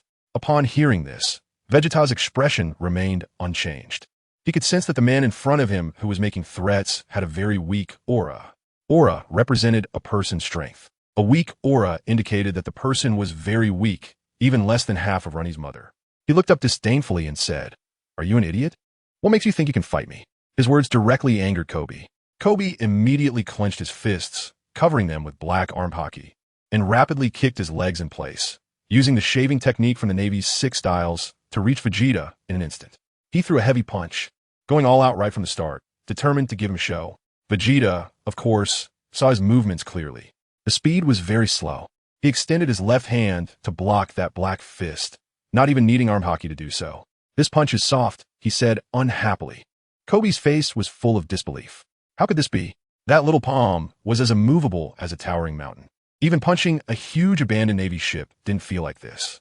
Now was not the time to think about these things. He tightened his left fist, covering it with armed hockey and smashing it down. Double fist attack. But he didn't succeed because Vegeta's right fist struck his abdomen like lightning. Kobe felt an unbearable pain, his eyes rolling back as he instantly fainted. His body shot back like a terrifying cannonball, crashing heavily against the iron wall of the ship. The powerful impact even penetrated the wall. Seeing this scene, the Lark's eyes widened. How is this possible? He is clearly just a child. How can he be so powerful? And how could Kobe, who is so handsome, be defeated in one blow? She was completely astonished. Even the Peacock, Bellmeber, and other elite Navy members were utterly stunned. This was something they hadn't expected. Kobe was the most hard-working and strongest among them. To be defeated in one hit was unbelievable. Are children from the God Clan really this terrifyingly strong? Bellmeber remembered his father, who was imprisoned and impelled down, a man who was incredibly arrogant. But he himself was just a weakling. It was like that before he was trained by Admiral Karp. This child is only 1 meter tall. Is there really such a huge gap between people? But now is not the time for reflection. Kobe had just been severely injured by that blow, and they didn't know how he was doing. They quickly dove into the ship to prepare to save Kobe, who was now a good partner to them. Karp looked very grim. Kobe was surprisingly weak against that attack. At that moment when the child struck, he seemed like a terrifying monster.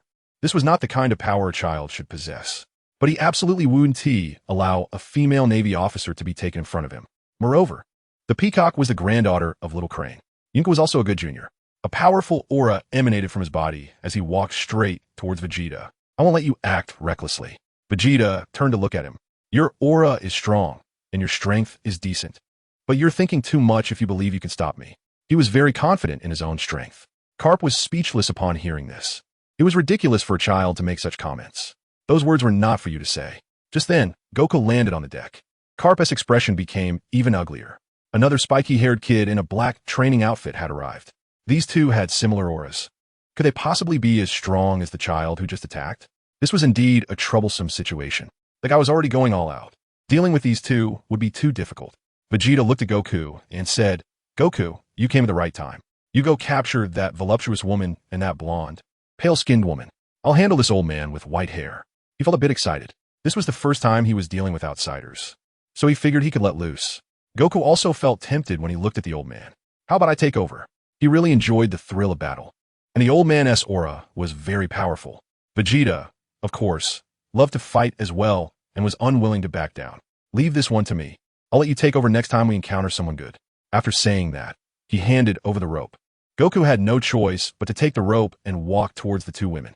The Peacock looked at this spiky-haired kid with an expression that suggested she saw him and Yunka as prey, feeling both shocked and angry. Another evil child trying to take them, the sisters. The names Peacock and Yunka were quite similar, so they were very close. This person named Goku was also 1 meter tall, but his body was clearly muscular.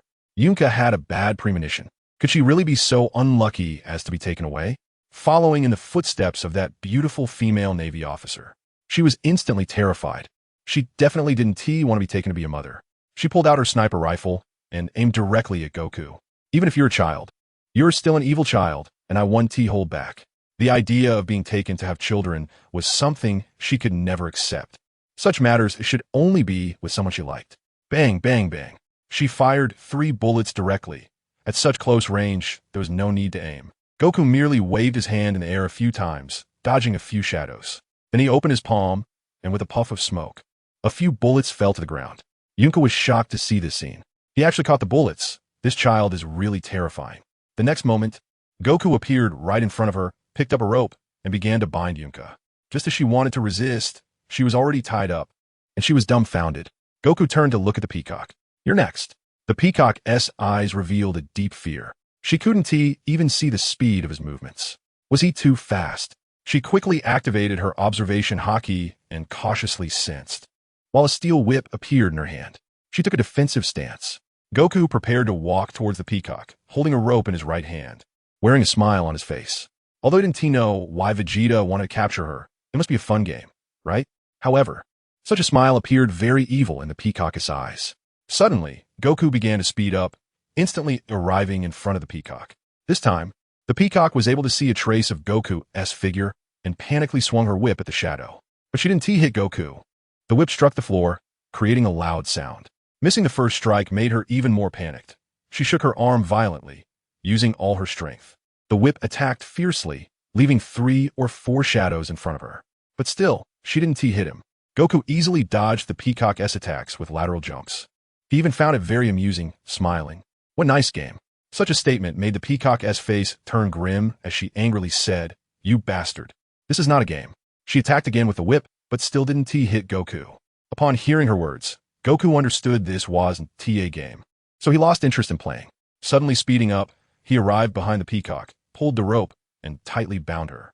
Then he knocked her down to the ground. The peacock couldn't believe it. How could this be possible? She was tied up before she even realized it. This evil child could actually speed up again? She couldn't even catch a glimpse of his figure with her observation haki. She tried to break free from the rope binding, but found it was useless. She was tied up tightly. The other elite Navy members were also very shocked. The peacock was a major. How could she be utterly powerless? This child's speed was simply too fast. They hadn't seen anything. Although they felt terrified, they were Navy members, so they would never abandon their comrades. They rushed forward in droves. Damn pirates. We won't let you act recklessly anymore. Catch 'em. They still had a bit of confidence in their numerical advantage. Was it really like that? Clearly not. Goku faced this situation with a serious expression on his face. Facing an attacking Navy soldier, he suddenly reached out and grabbed his fist, then pulled him up, spinning wildly, and then threw him towards a rushing Navy. Instantly, he collided with a group of Navy soldiers. Then he charged at the scattered Navy, swinging his small fists to attack. Those hit felt a terrifying impact, their bodies shaking with pain, eyes rolling back, losing consciousness, and collapsing to the ground. None of the elite Navy soldiers had any ability to resist, so the battle ended almost instantly. Watching this scene, Vegeta crossed his arms and smiled. Goku did well. However, Carp's expression darkened at the sight. That guy named Goku indeed possessed powerful strength, not any weaker than this child named Vegeta. He had to be on high alert, and of course, he wouldn't let these 2 evil guys capture Peacock and Lark. He walked directly towards Vegeta, shaking his arms and making cracking sounds. "I won't allow you to cause any more trouble." Vegeta dropped his hands. "Come if you can." Carp stomped on the deck, using the Navy's 6-style Soru, causing the entire ship to suddenly sink, creating a huge splash. His muscular body appeared before Vegeta like lightning. His fist was covered in black haki, and he suddenly punched out.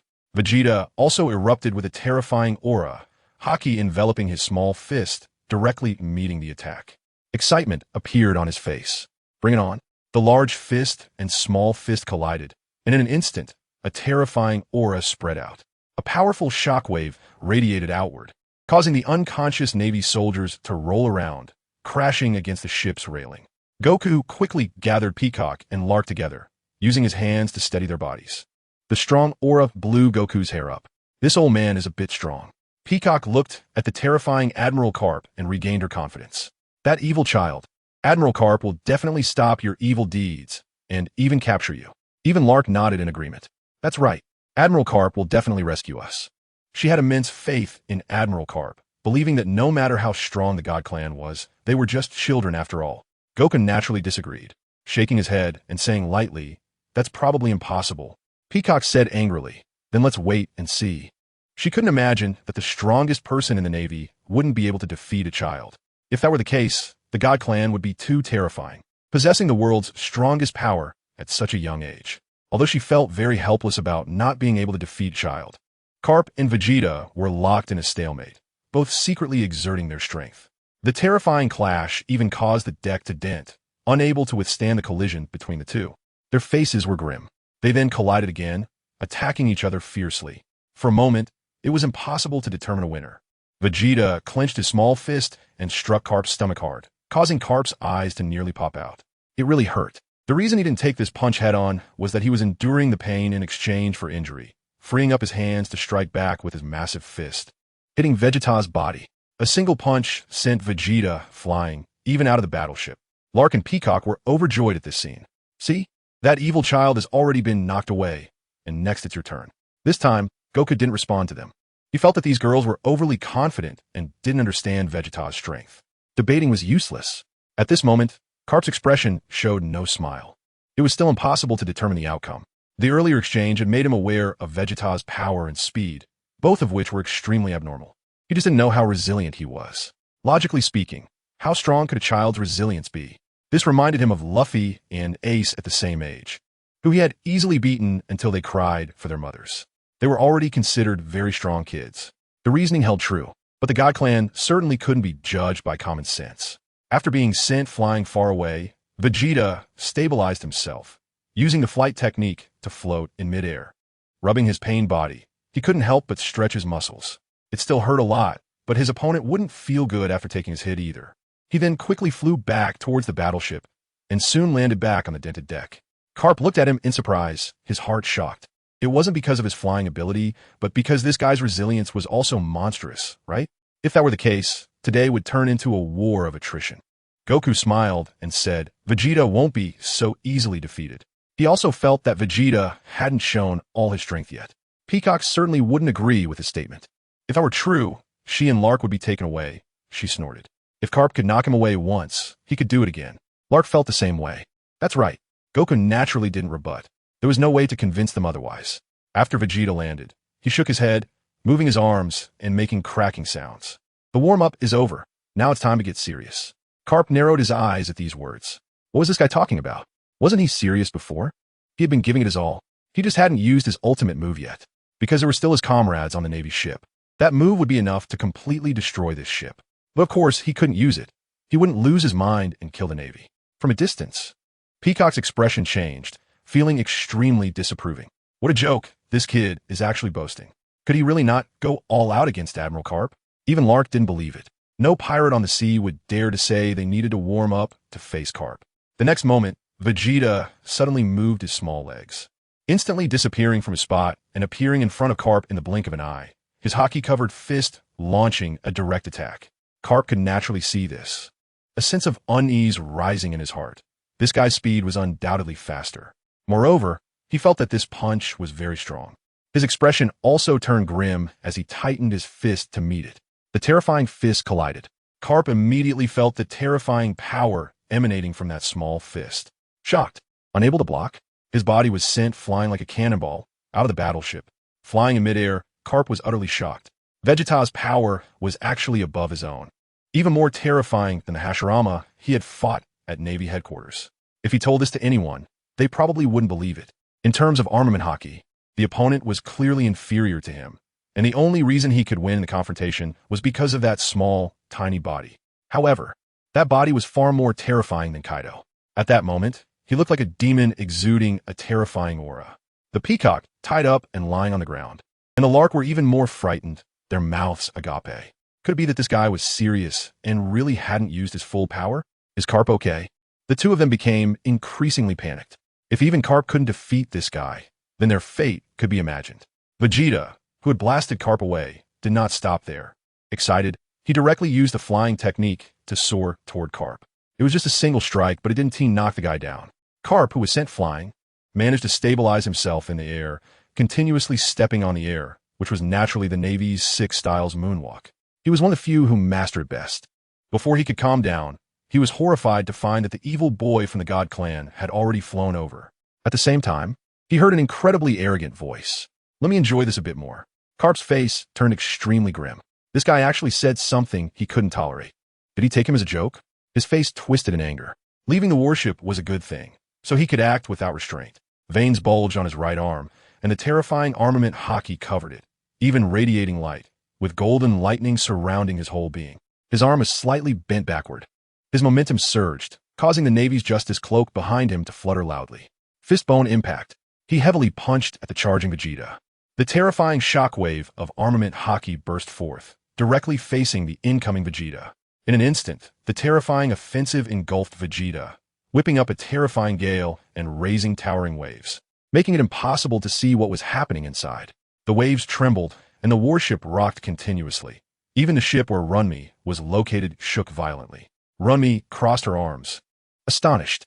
The Navy hero Carp was indeed terrifying. Such an attack could probably withstand even Lord Kaido.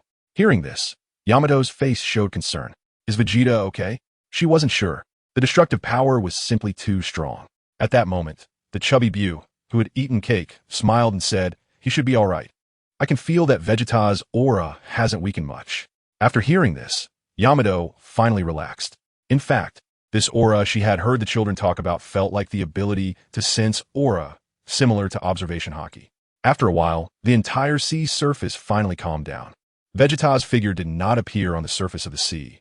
The sea was tranquil, as if the terrifying attack had never happened. Carp's serious expression relaxed a bit, feeling slightly relieved. This was the terrifying punch he had trained for 60 years. It should have severely injured that kid. He didn't know where he had been sent. However, the probability of eliminating him was still quite low. Of course, he didn't want to eliminate him. He hadn't forgotten the terrifying background of this clan. But the next moment, a figure burst out of the water, his black training uniform tattered. It was Vegeta. He looked grimly at Carp, not expecting this guy to have such a powerful attack. He praised, "Old man, not bad." Carp's smile disappeared from his face. "Kid, you really can take a hit. If you don't want to take another attack like that, you'd better run away quickly." Such an attack consumed a lot of stamina, but he still had the energy to launch a few more. It was still better to scare this guy off now. Hearing this, Vegeta's smile vanished from his face. Angrily, he said, "Run? You think you can make me run? How arrogant. All right, let me show you what unmatched power really is." Super Saiyan. Carp looked at Vegeta in amazement. What was this guy talking about? After the collision on the ship, he already wasn't a match for him. Could it be that that terrifying power wasn't his limit? Was there really unmatched power? This was absurd. How strong could the child of the God clan be? At that moment, Yamato saw her son emerge from the sea, and her worries completely dissipated. However, Rumi was very confused about what unmatched power meant. She asked her good sister Yamato, "Yamato, do you know what that unmatched power is?" In fact, after blasting Carp away with a single punch on the ship, Rumi was still a bit surprised by Vegeta's power. After all, the opponent was Iron Fist Carp. Even if Lord Kaido came, it would be difficult to achieve such a result.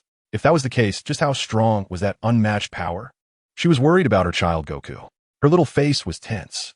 Although she and Yamato were good sisters, they were also competitors. Whoever's child was stronger would be able to secure the position of the Beast Pirate's heir. This was the most important thing to her aside from her man and child. Yamato shook her head. "I don't know. Vegeta has never told me about such things." Nearby, Smuggy cast a concerned glance, saying, "We'll find out soon enough." Naturally, the unmatched power piqued her curiosity. She also wanted to know how her child compared to it. The next moment, Vegeta clenched his fists, his muscles becoming even more defined. Veins bulging, he opened his mouth and continuously roared. Although his voice was youthful, it was filled with power. The aura around him kept growing stronger. It was as if there was a mysterious force pushing the sea, causing the waves to roll and rise higher. The sky became overcast, with lightning flashing across it. Carp looked at this scene in astonishment. Was this guy accumulating power? Could such a strong and explosive body really belong to a child? If someone told him now that this was a little monster, Carp would believe it. At this moment, the world seemed to change, and it felt related to this Vegeta. Something incredibly terrifying was about to arrive. What exactly was this Super Saiyan? The next moment, Carp's eyes widened in surprise. He saw Vegeta's hair constantly changing. It turned golden, then back to black, then gold again, his whole body radiating golden flames. Kapu could sense the explosive energy contained within the boy's body. His heart raced. How could this be possible? Just the terrifying aura made his body tremble involuntarily, sending chills down his spine. In the past, even when facing Rox or Roger, this would have been impossible. Instead, he felt increasingly excited. On the Red Earth continent, in Panga City, everything had already been restored. Here, Im sensed this terrifying aura, as if facing an extremely fearsome beast, causing her body to tremble uncontrollably, her face filled with fear. What a terrifying aura. It was far more frightening than her former formidable enemy Joy Boy. She felt incredibly small in the presence of this aura. Was the person emitting this aura from the God Clan? Besides this clan, she couldn't think of anyone whose aura could be so terrifying. Or perhaps it was the father of the God Clan. It felt like it was coming from a great distance. It seems that in the future, when facing the father of this clan, she couldn't afford to have any pride.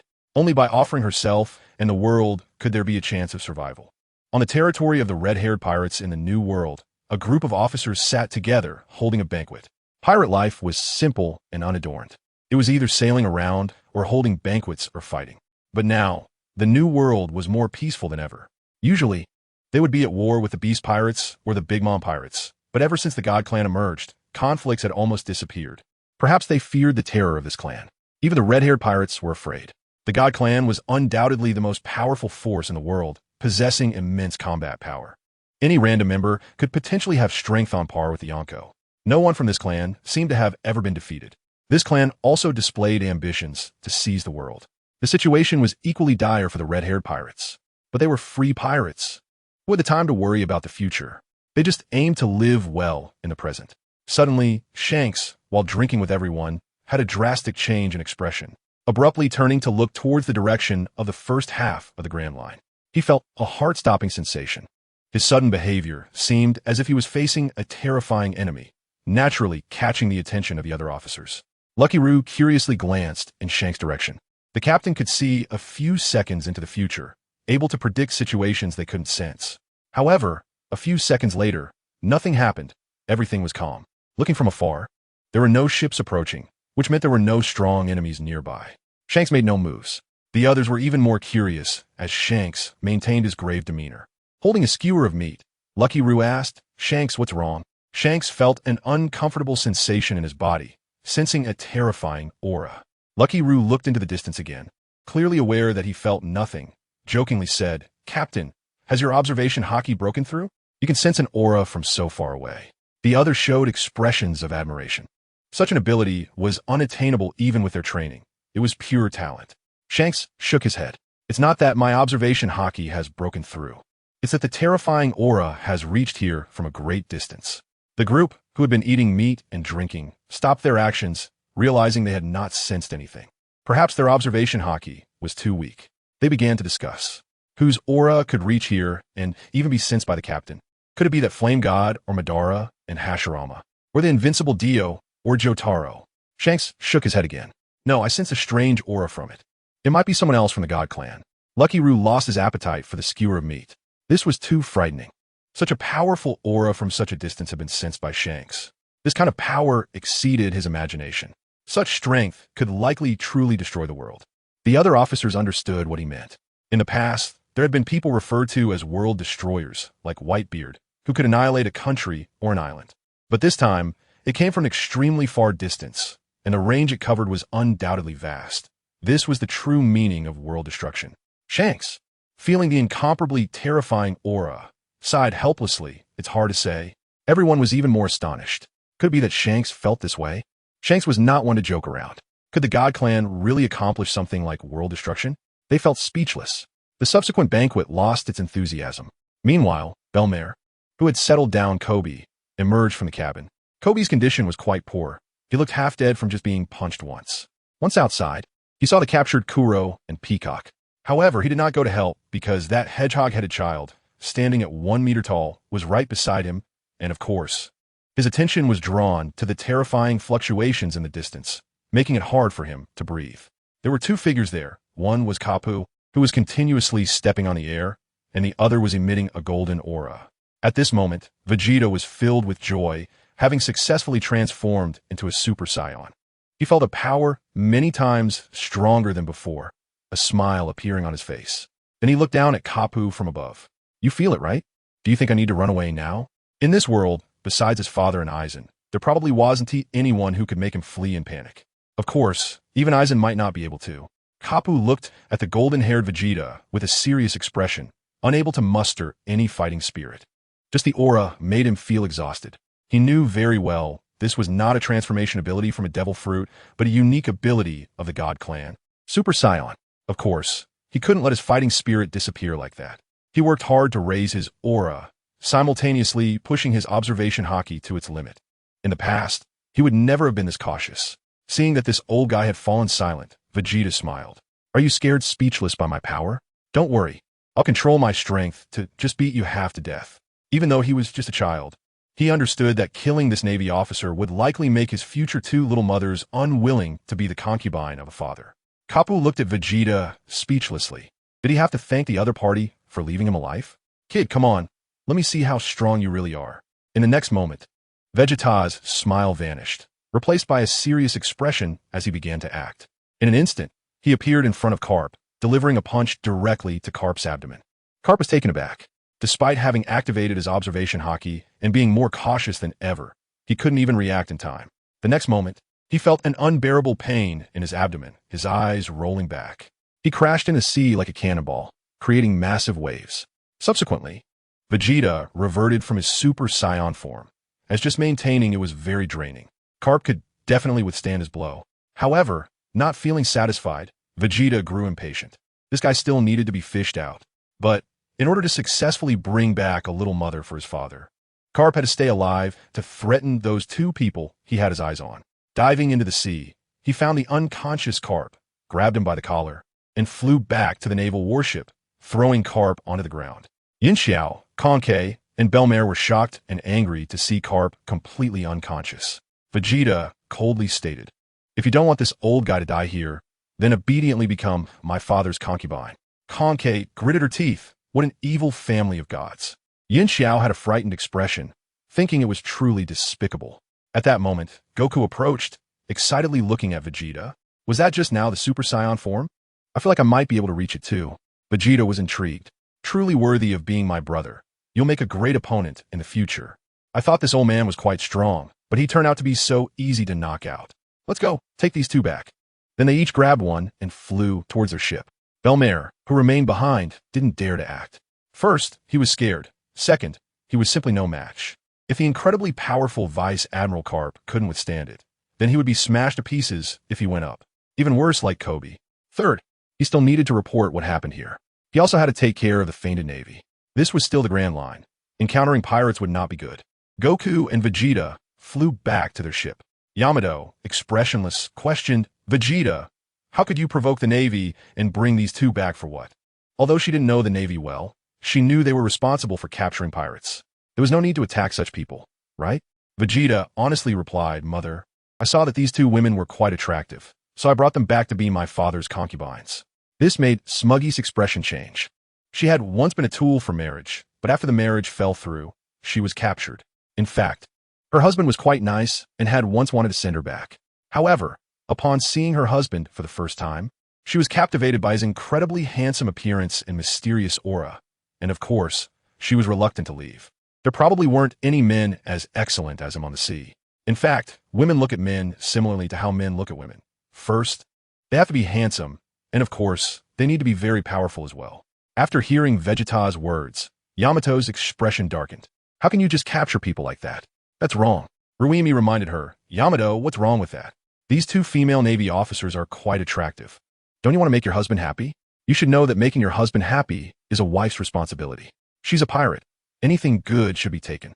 Such a good woman should definitely be taken." Yamato lowered her head and thought, "You have a point. If it makes my husband happy, then that's fine."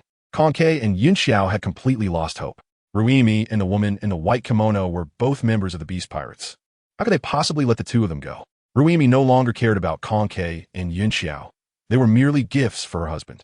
Of course, they might become good sisters in the future, but that was a matter for later. For now, they were just captives. She looked expectantly at her son Goku and asked, "Goku, can you transform into that Super Saiyan form like Vegeta did just now?"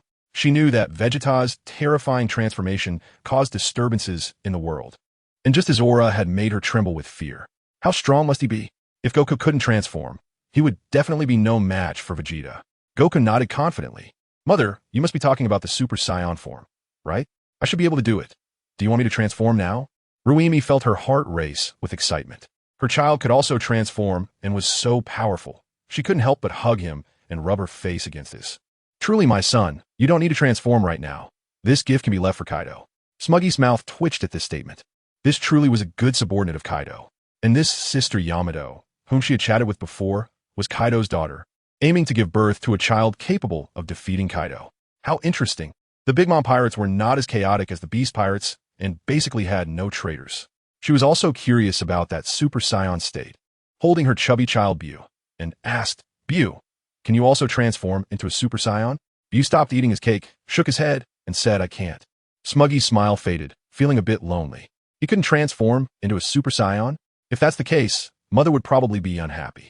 Bu seemed to sense his mother's emotions and, smiling, said, even though I can't transform into a Super Saiyan, Vegeta and Goku are not my opponents. Smuggy was a bit shocked.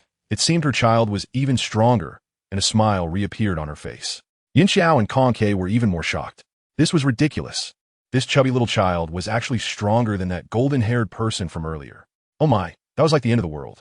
This chubby child is even stronger. Is there no justice? Kankei couldn't help but shout. What on earth did you eat to grow up? She felt very uncomfortable. Everyone was human, and their food should be similar. So how could there be such a huge difference? Bu replied without thinking, of course.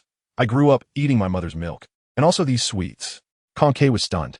Damn it, eating this could make you so strong? How is that possible? It must be related to that godly father of yours. Hearing Bu's words, Vegeta's face showed dissatisfaction. Bu, you're stronger than me. Want to have a little competition? Even Goku, who was in Runty's arms, looked at Bu with a fighting spirit. Runty also looked at Bu, feeling unhappy. Let's compete and see whose child is stronger. Sure, Smuggy said with a smile. After all, her child wouldn't lose. Yamato said with a headache, let's not do that. My husband has said their powers are too great. If they clash, this world might be destroyed. And you wouldn't want that, right? Upon hearing this, Runty was shocked. The previous scene already felt like the world was about to be destroyed. If the three of them teamed up, heavens, she could hardly imagine it. Smuggy also changed her mind. Let's not do that. She certainly didn't want the world she lived in to be destroyed. She sincerely thought her husband was just too powerful, and their child already possessed such terrifying destructive power. Who knows how strong he himself is? Her husband hadn't shown too much combat power. Perhaps there were no opponents in this world. Even the three children no longer had the thought of fighting. Destroying the world was something to avoid. The bound Nightingale and Peacock were both extremely shocked. What? Fighting can destroy this world? How powerful is that? This was beyond their comprehension. What was going on? In the end, the two of them were thrown into a room in the ship's cabin by Vegeta. They were still deeply shocked. At this moment, Peacock had a bold idea in her heart. Nightingale, I want to give birth to a child for this clan. Nightingale looked at her in surprise. What? You actually want to have a baby? Peacock explained, you saw how powerful those three kids are. If I could give birth to such strong children, I could easily end the pirate era. Moreover, these three terrifying kids can even destroy the world. This power is too dangerous. We must give birth to even stronger children to restrain them and prevent them from destroying this world. Nightingale immediately felt it made a lot of sense. Peacock, then I can only trouble you. Peacock became unhappy. Nightingale, how can you think like that? Aren't you going to accompany your sister? Nightingale was shocked. That's not okay. This is about having a baby. She had just grown up. Having a baby was too hard to accept. Peacock certainly didn't want that. Nightingale, it's just having a baby. It's not a big deal. Women are supposed to have babies. On the shabby Navy warship, Belmeber, wearing black glasses, took out a transponder snail. He dialed Fleet Admiral Sengoku's number, and it was connected shortly. He hurriedly reported, Fleet Admiral Sengoku, it's bad. We've been ambushed by the God Clan. Vice Admiral Garp has also been knocked out. Please send someone to support us. Sengoku was immediately stunned. What's going on? Didn't Tiwi just reach an agreement with that clan? Why are they attacking our navy? It was completely incomprehensible. Vice Admiral Crane quickly took the transponder snail and anxiously asked, is Peacock all right? She's my very adorable granddaughter. What am I going to do if something happens to her? Immediately, Belmeber's voice came through. Vice Admiral Crane, Nightingale and Peacock have already been taken by the God Clan. Hearing this, Vice Admiral Crane felt as if lightning had struck her brain and anger surged within her. She prepared to head towards the Admiral's office. Damn God Clan, how dare they take my granddaughter? Sengoku quickly stopped her. Little Crane, stop. They knocked Garp out cold. What can you do by yourself? Vice Admiral Crane suddenly realized this too. She had just let her anger cloud her judgment. Turning around, she showed a face full of frustration. Sengoku, what do we do now? Sengoku replied with a serious expression. First, let's clarify the situation. Belmieber, what exactly happened? Who from the God Clan attacked you? That blue-haired youth seemed very high and mighty, but someone like that shouldn't have attacked the Navy. The Navy had already agreed to submit to the God Clan. Immediately, a voice came through the transponder snail. It was the children of the God Clan. The one who injured Garp is a child of a woman from the Beast Pirates wearing a kimono, and another is the child of the Beast Pirates Flying 6, Runny. Another child from Big Mom's pirate crew, Smuggy, didn't attack. They are too powerful. Everyone on the ship, except me, has been knocked unconscious. Upon hearing this, both Sengoku and Vice Admiral Crane had shocked expressions. Sengoku asked in astonishment, Belmieber, are you sure? Even if they have children, aren't they only half a year old? The woman in a kimono should be Yamato, Kaido's daughter, which is reliable intel. For a half-year-old to knock out Garp, that's too absurd, right? A newborn child. How strong can they be? After 10 months of pregnancy, these children are only half a year old. They probably don't even have teeth yet. Quickly, a voice came through the transponder snail again. Fleet Admiral Sengoku. This was said by the young boy who injured Garp. Please send support quickly. Subsequently, Sengoku learned the location of the warship and ordered nearby ships to head over. At that moment, the Navy's Admiral office fell silent. What Belmieber said was indeed true. They didn't know what methods the God Clan used to make newborn children grow to 1 meter tall. They must look like they are 5 or 6 years old. But for that age to be able to knock out Garp was still shocking. At 1 meter tall, their limbs were probably just developing. How strong could they be? Just like trees, short trees can be easily broken, while those 100-year-old trees are incredibly hard. Vice Admiral Crane was also in shock, but she still didn't forget to save her granddaughter. Sengoku, notify the troops to come with me to rescue them. I absolutely won't let the God Clan take my granddaughter away. At this moment, Sengoku's expression changed. The usually calm little Crane had become so agitated. He sighed deeply, unsure how to tell her. Abandoning Nightingale and Peacock was the right course of action now. He looked at little Crane with a grim expression. Is it better to give up on the rescue? Vice Admiral Crane's expression changed, questioning him. Sengoku, what do you mean? Are you just going to let Peacock be taken by the God Clan? Don't forget, Peacock also calls you Grandpa. Of course, Sengoku is reluctant. Peacock is a very good child, but we must be rational. I certainly don't want to disregard her. You must have heard Belmier's report, right? There were 3 children on that ship, which means these 3 are all children of the God race. One is already so powerful. The 3 of them might not even be opponents for our 3 admirals in the Navy. And let's not forget Aizen Isudaria. Vice Admiral Crane suddenly felt weak all over. A bit desperate, because Sengoku was right. This race is simply too powerful enough that the combined strength of the entire Navy cannot resist. Seeing that little Crane had calmed down, Sengoku continued to comfort her. For now, we can only make things difficult for Peacock. Perhaps marrying into this family might be a good thing after all. The Beast Pirates, the Big Mom Pirates, and this family have given birth to terrifying children. So our Navy should also have some. In fact, 4 female Navy officers have been captured, but they haven't returned yet, and we don't know their situation. When Vice Admiral Crane heard Sengoku's words, her mind felt like it had been struck by lightning. She knew Sengoku was right. Although the Navy has submitted to the God race, they have no say.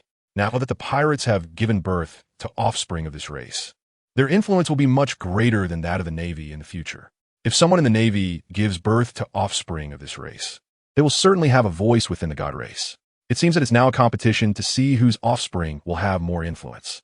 This will determine the future direction of the world. She couldn't help but lift her head. Her expression was very pained.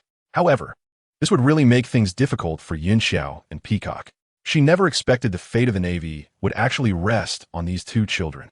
Sengoku feared that little Crane might do something irrational and continued to reassure her. Little Crane, the bigger picture is important. Although Vice Admiral Crane felt uncomfortable, it had to be this way. The bigger picture is important. I hope Peacock's efforts will not be in vain. Not long after, Yamato and the others arrived at the Sabaody archipelago. They happened to encounter Aizen. After merging with the H-Gyoku, Aizen's perception has become extremely strong, so he naturally came to visit his brothers. This was not a coincidence.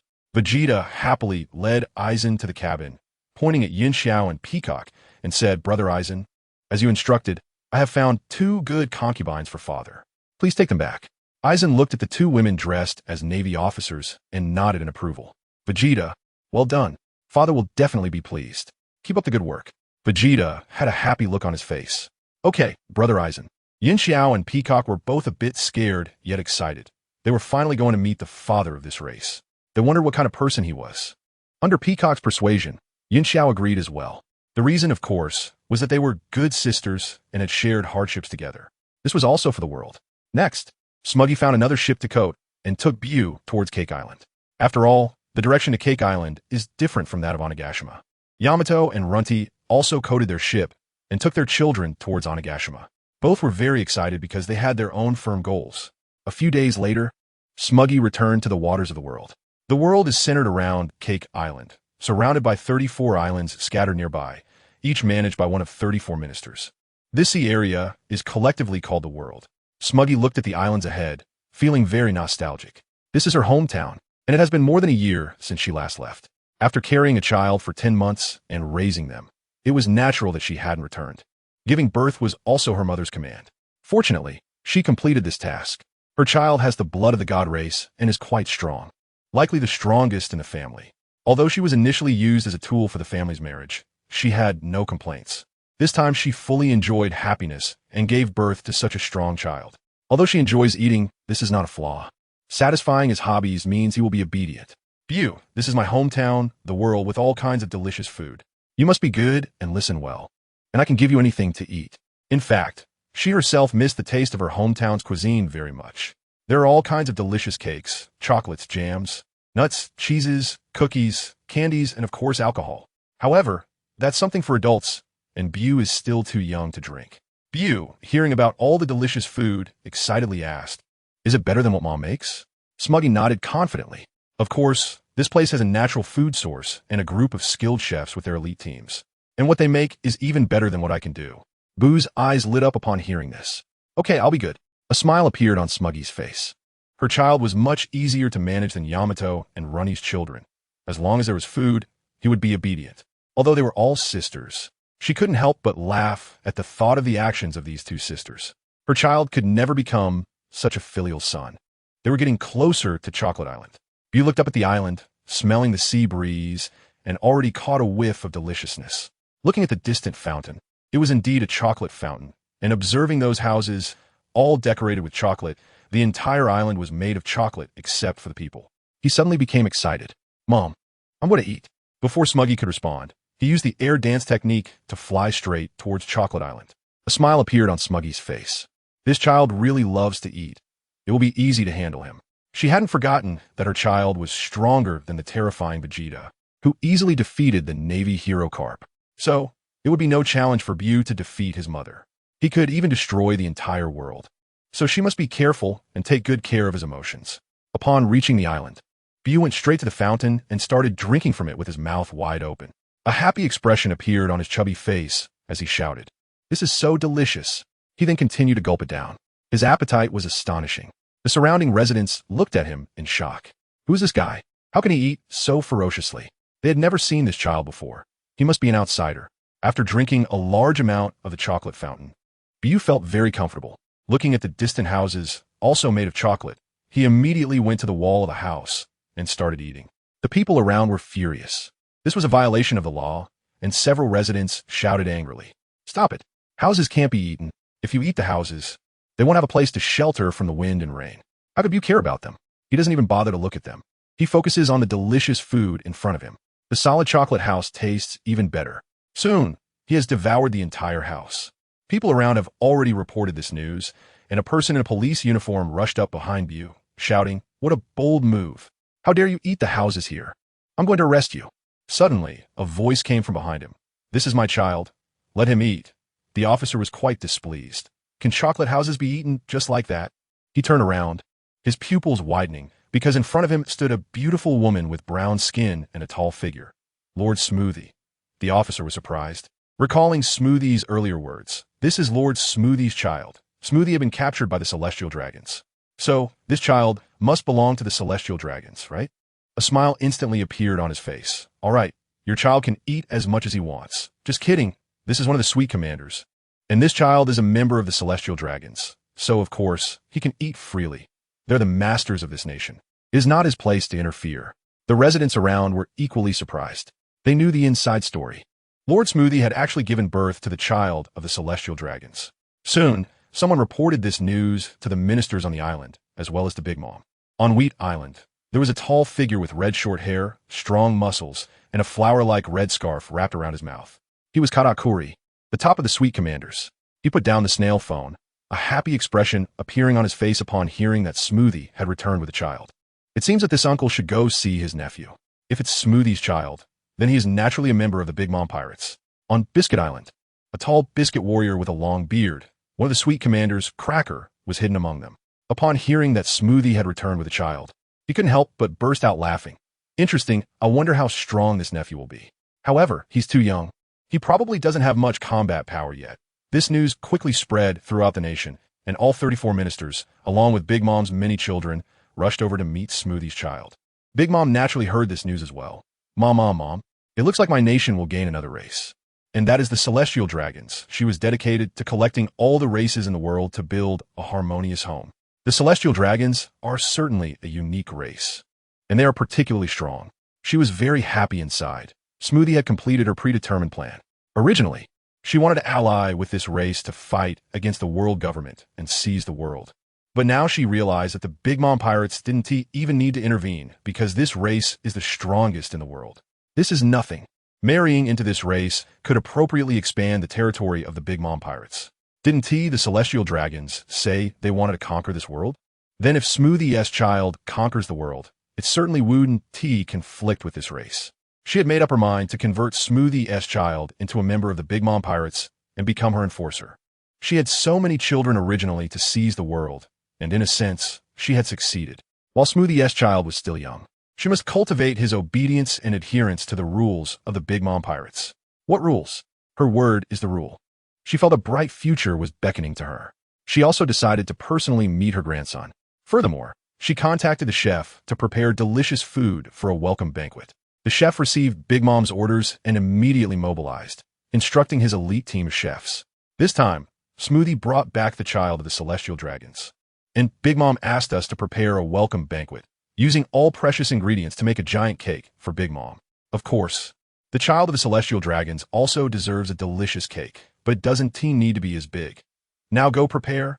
I'll take care of it myself. These 2 cakes would naturally be made by him personally. Only he could make a cake that would satisfy Big Mom.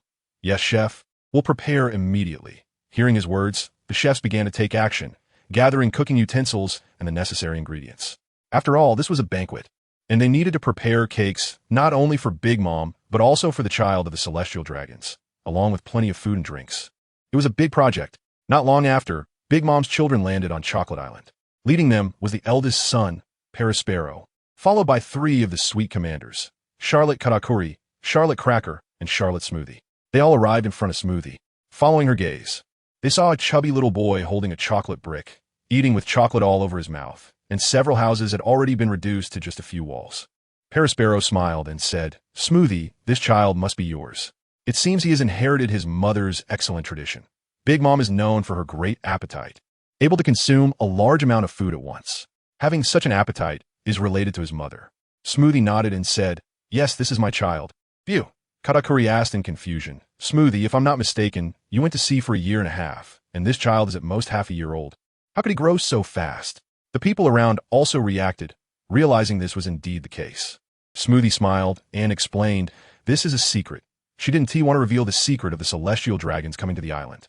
Big Mom's children didn't pursue it any further upon hearing this. After all, it was the secret of the celestial dragons, and the Big Mom Pirates couldn't afford to provoke them. Moreover, it was normal for the celestial dragons to have some special abilities. At this moment, a biscuit soldier burst open, and a purple-haired man wielding a giant sword emerged. He had a terrifying scar over his right eye, was bare-chested, and wore a red cape.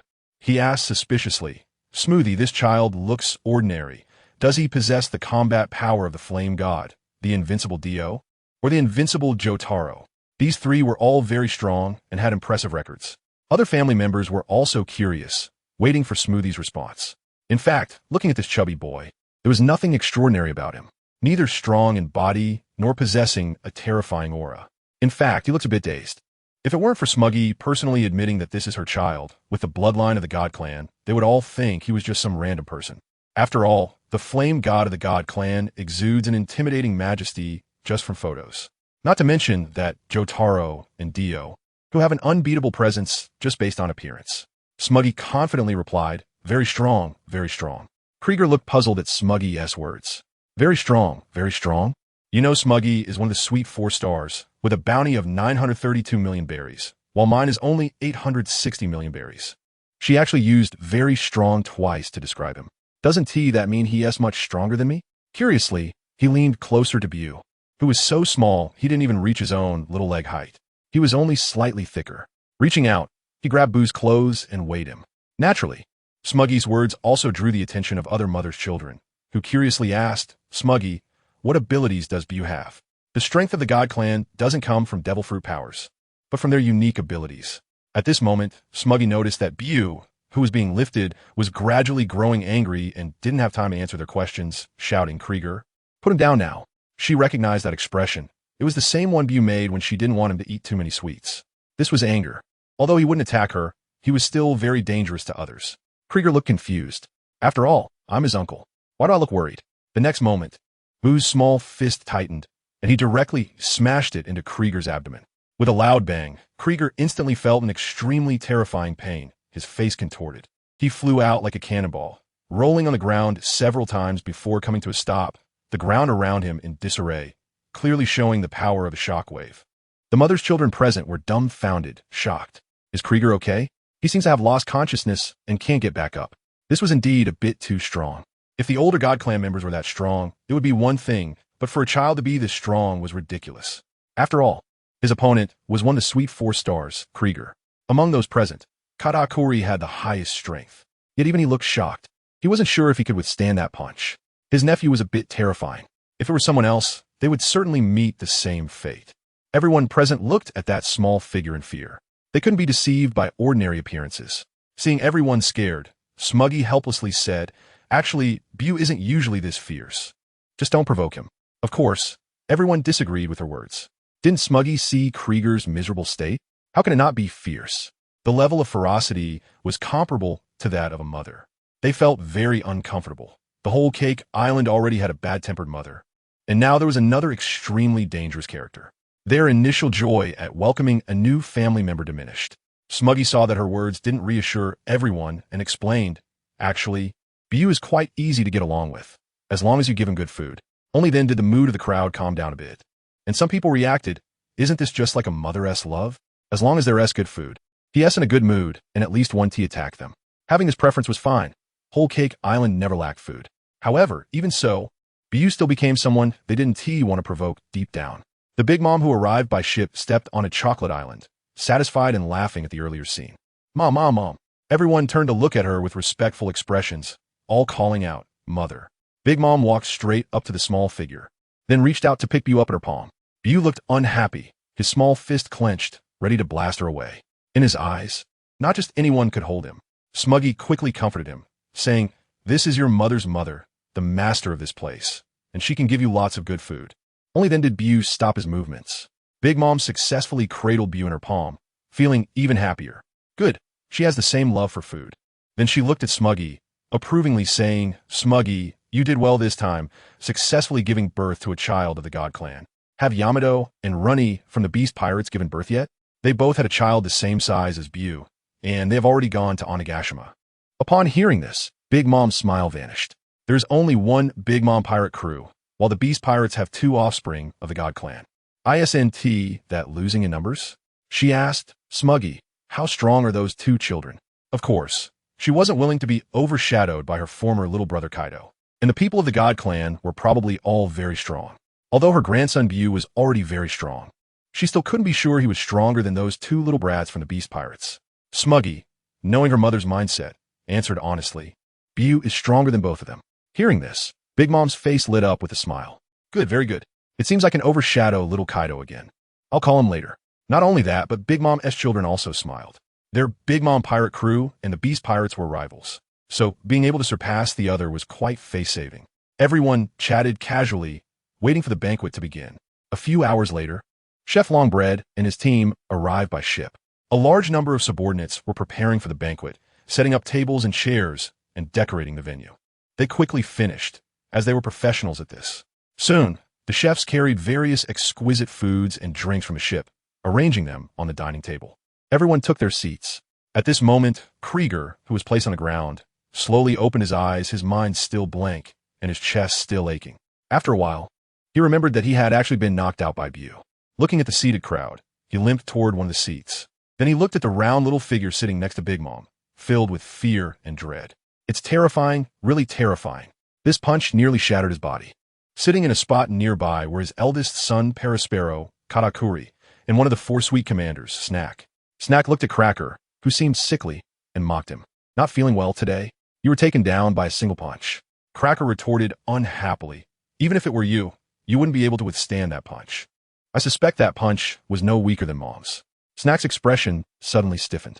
Is it really that strong? He had only been joking earlier, but the fact that Cracker, even in poor condition, could be knocked unconscious by a single punch indicated the punch's terrifying power. Perospero's face lit up with excitement. This is a great thing for our Big Mom Pirates, gaining such a powerful member. In the future, our Big Mom Pirates will undoubtedly hold an extremely important position in this world. The others agreed with his view. This was a world where the weak were preyed upon by the strong, and strength meant more territory and resources. The banquet was filled with a joyous atmosphere. Before long, the head chef, Longbread, and his subordinates wheeled out a giant cake from the ship, along with a small cake for Bruley. He respectfully said, Lin, this is the special giant cake I prepared for you, and this small one is for Bruley. The small cake is as tall as an adult, which should be enough for Bruley, and the giant cake, towering like a small mountain, should be just right for you. Longbread had been at sea with Lin for decades and knew her appetite very well. A happy expression spread across Big Mom's face. Today is truly a great day. Gaining such a strong family member, plus this cake that looks absolutely delicious, she praised. Longbread, you've done very well. So let's start the feast and welcome our new member Bruley. The entire venue erupted in cheers. Strong individuals must be respected. If they are on your side, they're the greatest helpers. Bruley would become the second strongest member of the Big Mom Pirates, a reliable family member. The uniquely fragrant cake had already caught Bruley's attention, and he was drooling. It looked absolutely delicious. The next moment, he went straight to the giant cake and prepared to dig in. Longbread's expression changed drastically. Perhaps he hadn't communicated clearly before, so he hurriedly stopped him.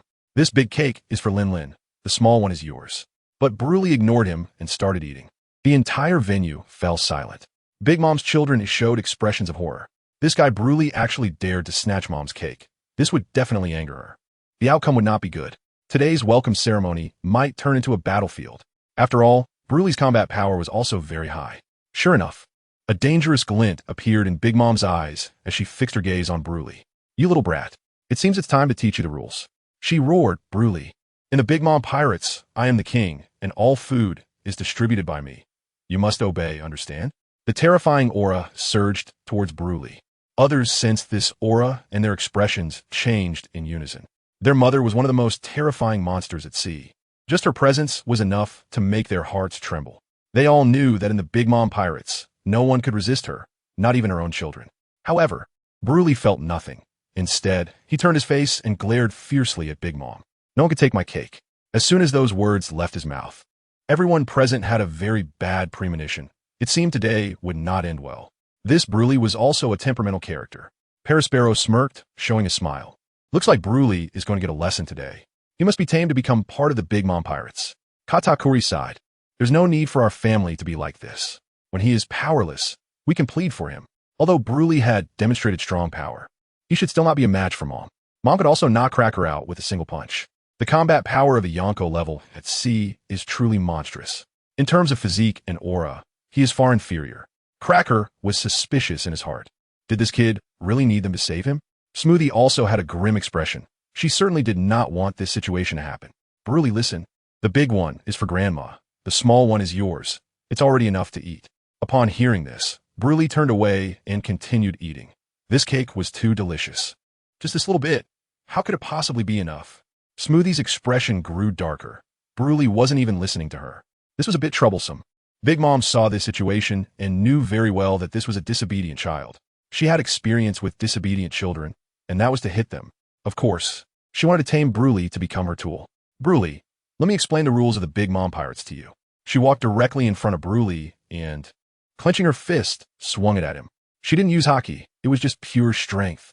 Bruley was still a tool she valued greatly, and she certainly didn't want to destroy him like this. Anger appeared on Bruley's face as he also clenched his small fist and retaliated. The massive fist collided with the small fist. The outcome was unexpected. Big Mom was directly sent flying by a single punch, her huge body soaring through the air, her head pointing downwards as she crashed heavily onto the distant ground. The ground shook violently from her massive frame.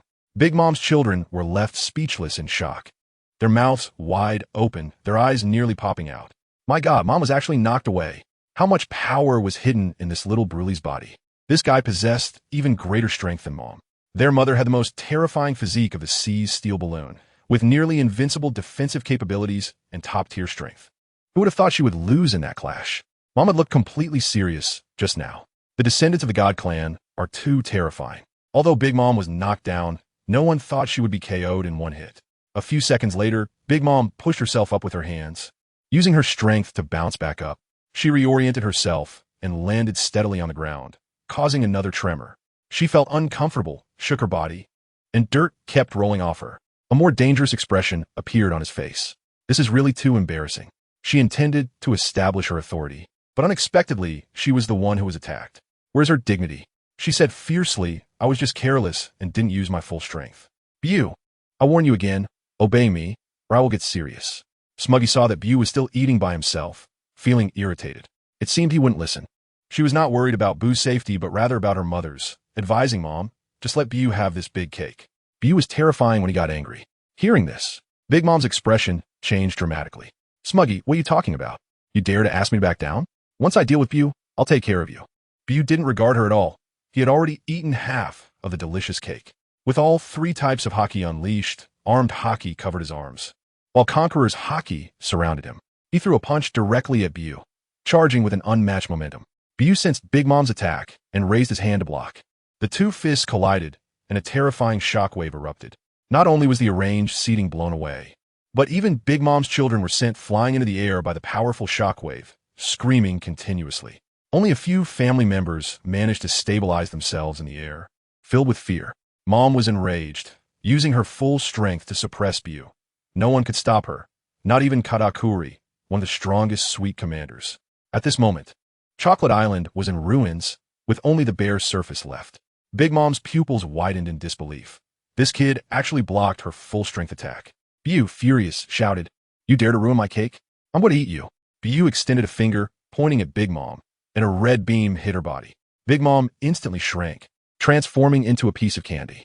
Bew opened his mouth wide and sucked her directly into his mouth. All the remaining Big Mom's children who could still stand were terrified of the sight of their mother turning into candy and being eaten. Bew not only easily blocked Mom's full-strength attack, but also turned her into a candy ball and swallowed her.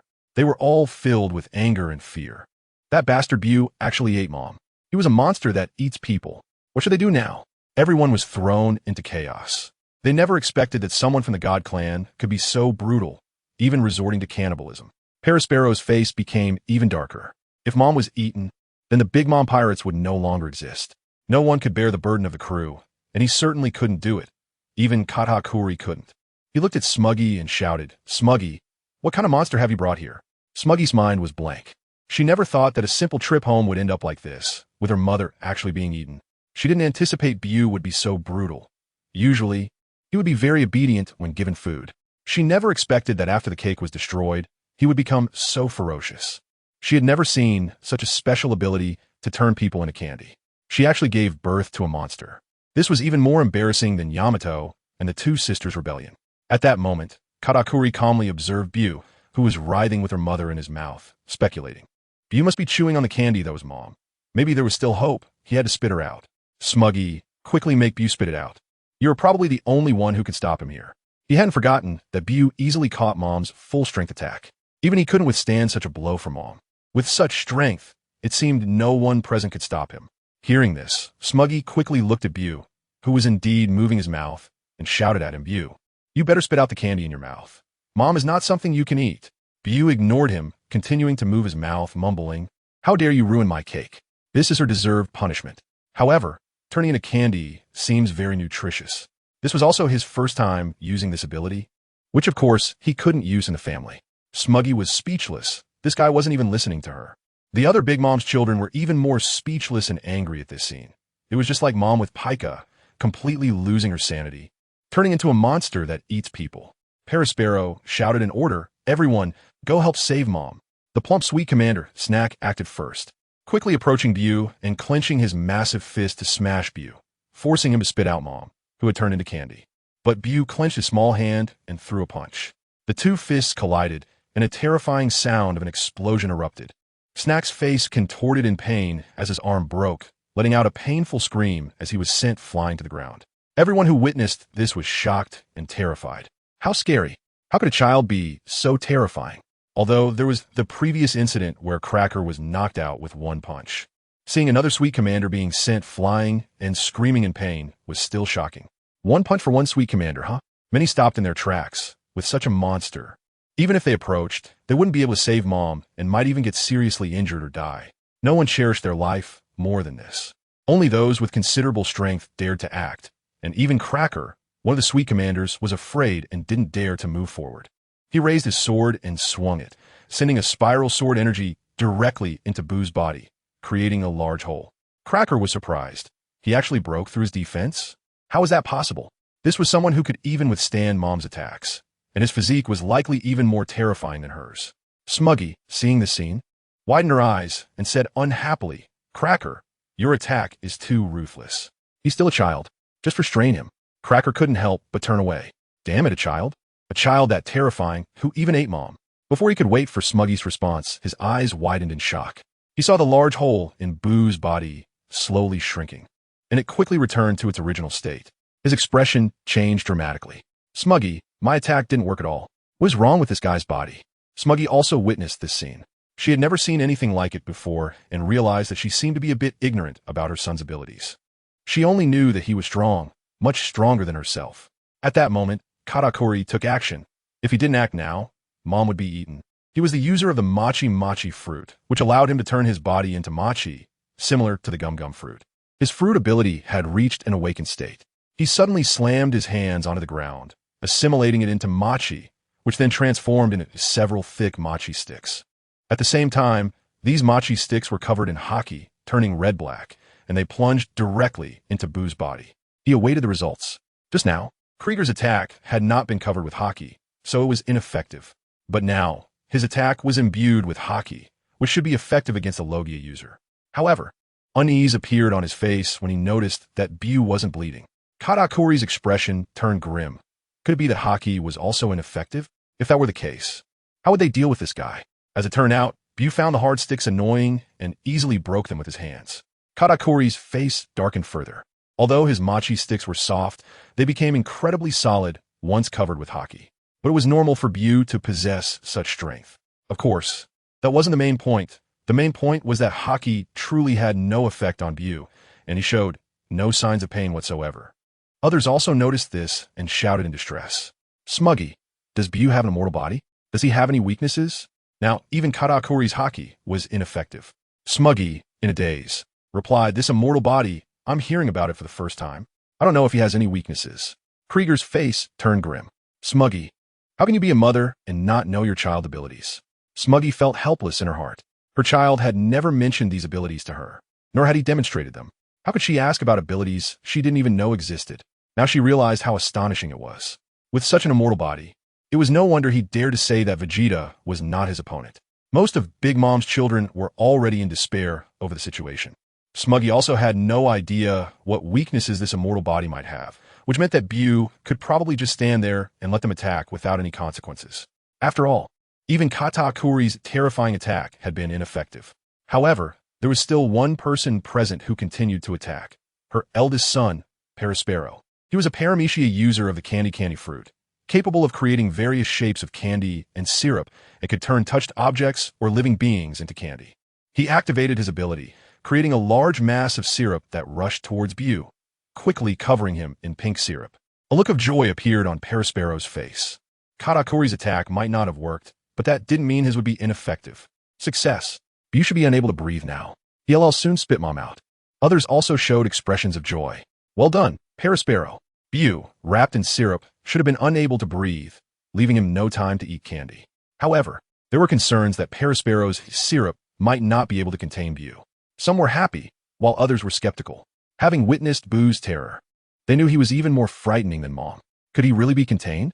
Hearing this doubt, Parasparrow felt a pang of anxiety. But he was not angry because they were right.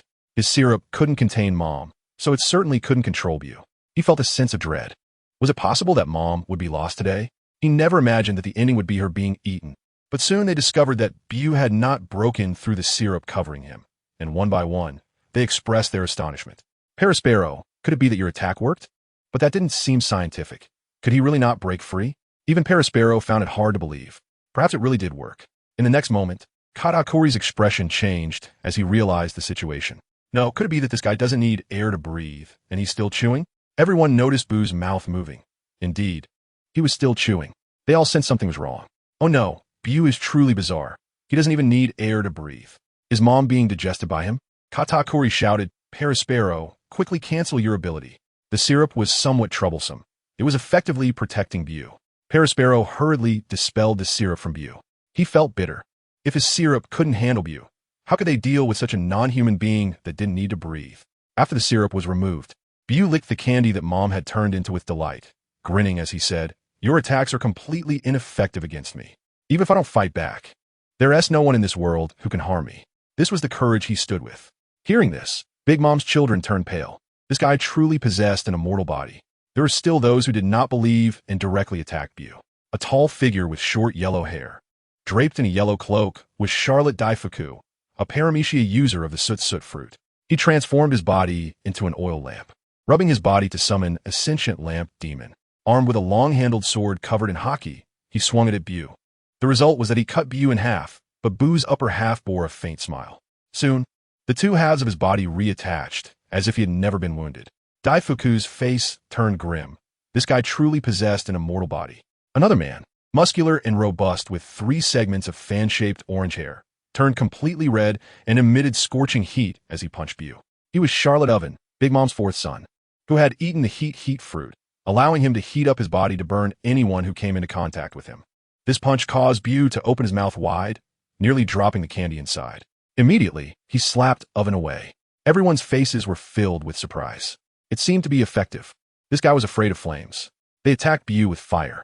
This was the first time they saw Bu scream in pain. But soon they realized that Bu's charred body returned to its original state. Their expressions turned ugly. Could it be that flames had no effect on him? Bu grinned and said, of course I'm not afraid of flames. Everyone's faces changed color in unison. Just now, Owen's attack might have only caused him pain, but it couldn't inflict any real damage. They felt bitter in their hearts. They originally thought it would work, only to find it was completely useless. At this rate, Mom might really be digested by this guy. This immortal demon, Smuggy, actually gave birth to such a terrifying monster. At this moment, Smuggy wondered if no one could deal with Bu. She thought of her husband and shouted, Bu, hurry up and spit out the candy. Otherwise, I'll tell your father.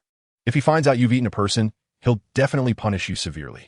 He'll think a child who has eaten a person is unworthy. Upon hearing this, Bu's grin instantly vanished. Father? He then spat out the candy in his mouth, which fell to the ground. Everyone present was both surprised and delighted. It turned out to be so easy to make him release Mom. Smuggy, why didn't you think of this earlier? They really thought Mom was about to be eaten and had all tried hard to stop it, yet they were scared into submission by just one mention of father. Had their efforts been in vain? It even felt a bit ridiculous. After everyone saw Bu spit out a round candy, they all breathed a sigh of relief. They observed that the candy was still intact. Although it was covered in saliva, Mom should still be safe. Fortunately, they hadn't given up, so Bu hadn't had time to digest her. Parasparrow quickly shouted, Smuggy, hurry and make Bu turn Mom back. He was still a bit anxious, unsure if it could be done. Naturally, no one present could make Bu listen. The only one who could speak was probably Smuggy. Smuggy reacted and shouted, Bu, hurry and turn Mom back. Bu, feeling helpless, could only extend his finger, and a blue light shot towards the candy on the ground. Although he was a bit reluctant, he had a bold idea in his heart. In order to obtain more food in the future, the candy hit by the blue light gradually expanded, returning to Big Mom's form. However, at that moment, she was covered in saliva and looked a bit dazed. Big Mom's children saw their complete mother, and their faces lit up with joy. It seemed she had successfully transformed back and was not missing any limbs. Just a bit overly frightened. Parasparrow asked with concern, Mom, are you okay? Big Mom then came to her senses, blinking her eyes. She was still in shock. She remembered swaying around in Boo's mouth, his tongue constantly licking her, and those hard teeth grinding against her. She was terrified of being bitten at any moment. After all, it was her body. Even after becoming candy, she still had her own consciousness and feelings. Bu was simply a demon. At this moment, Bu grinned and said, "From now on, I want to become the king of the world and distribute all the food. Do you have any objections?" Everyone's expressions changed in unison. This guy actually wanted to kick Mom off her throne for food? Of course, they believed Bu could really do it. At least his strength was undeniable. The previous battle had already demonstrated his unbeatable combat power. Even Mom was sent flying with one punch.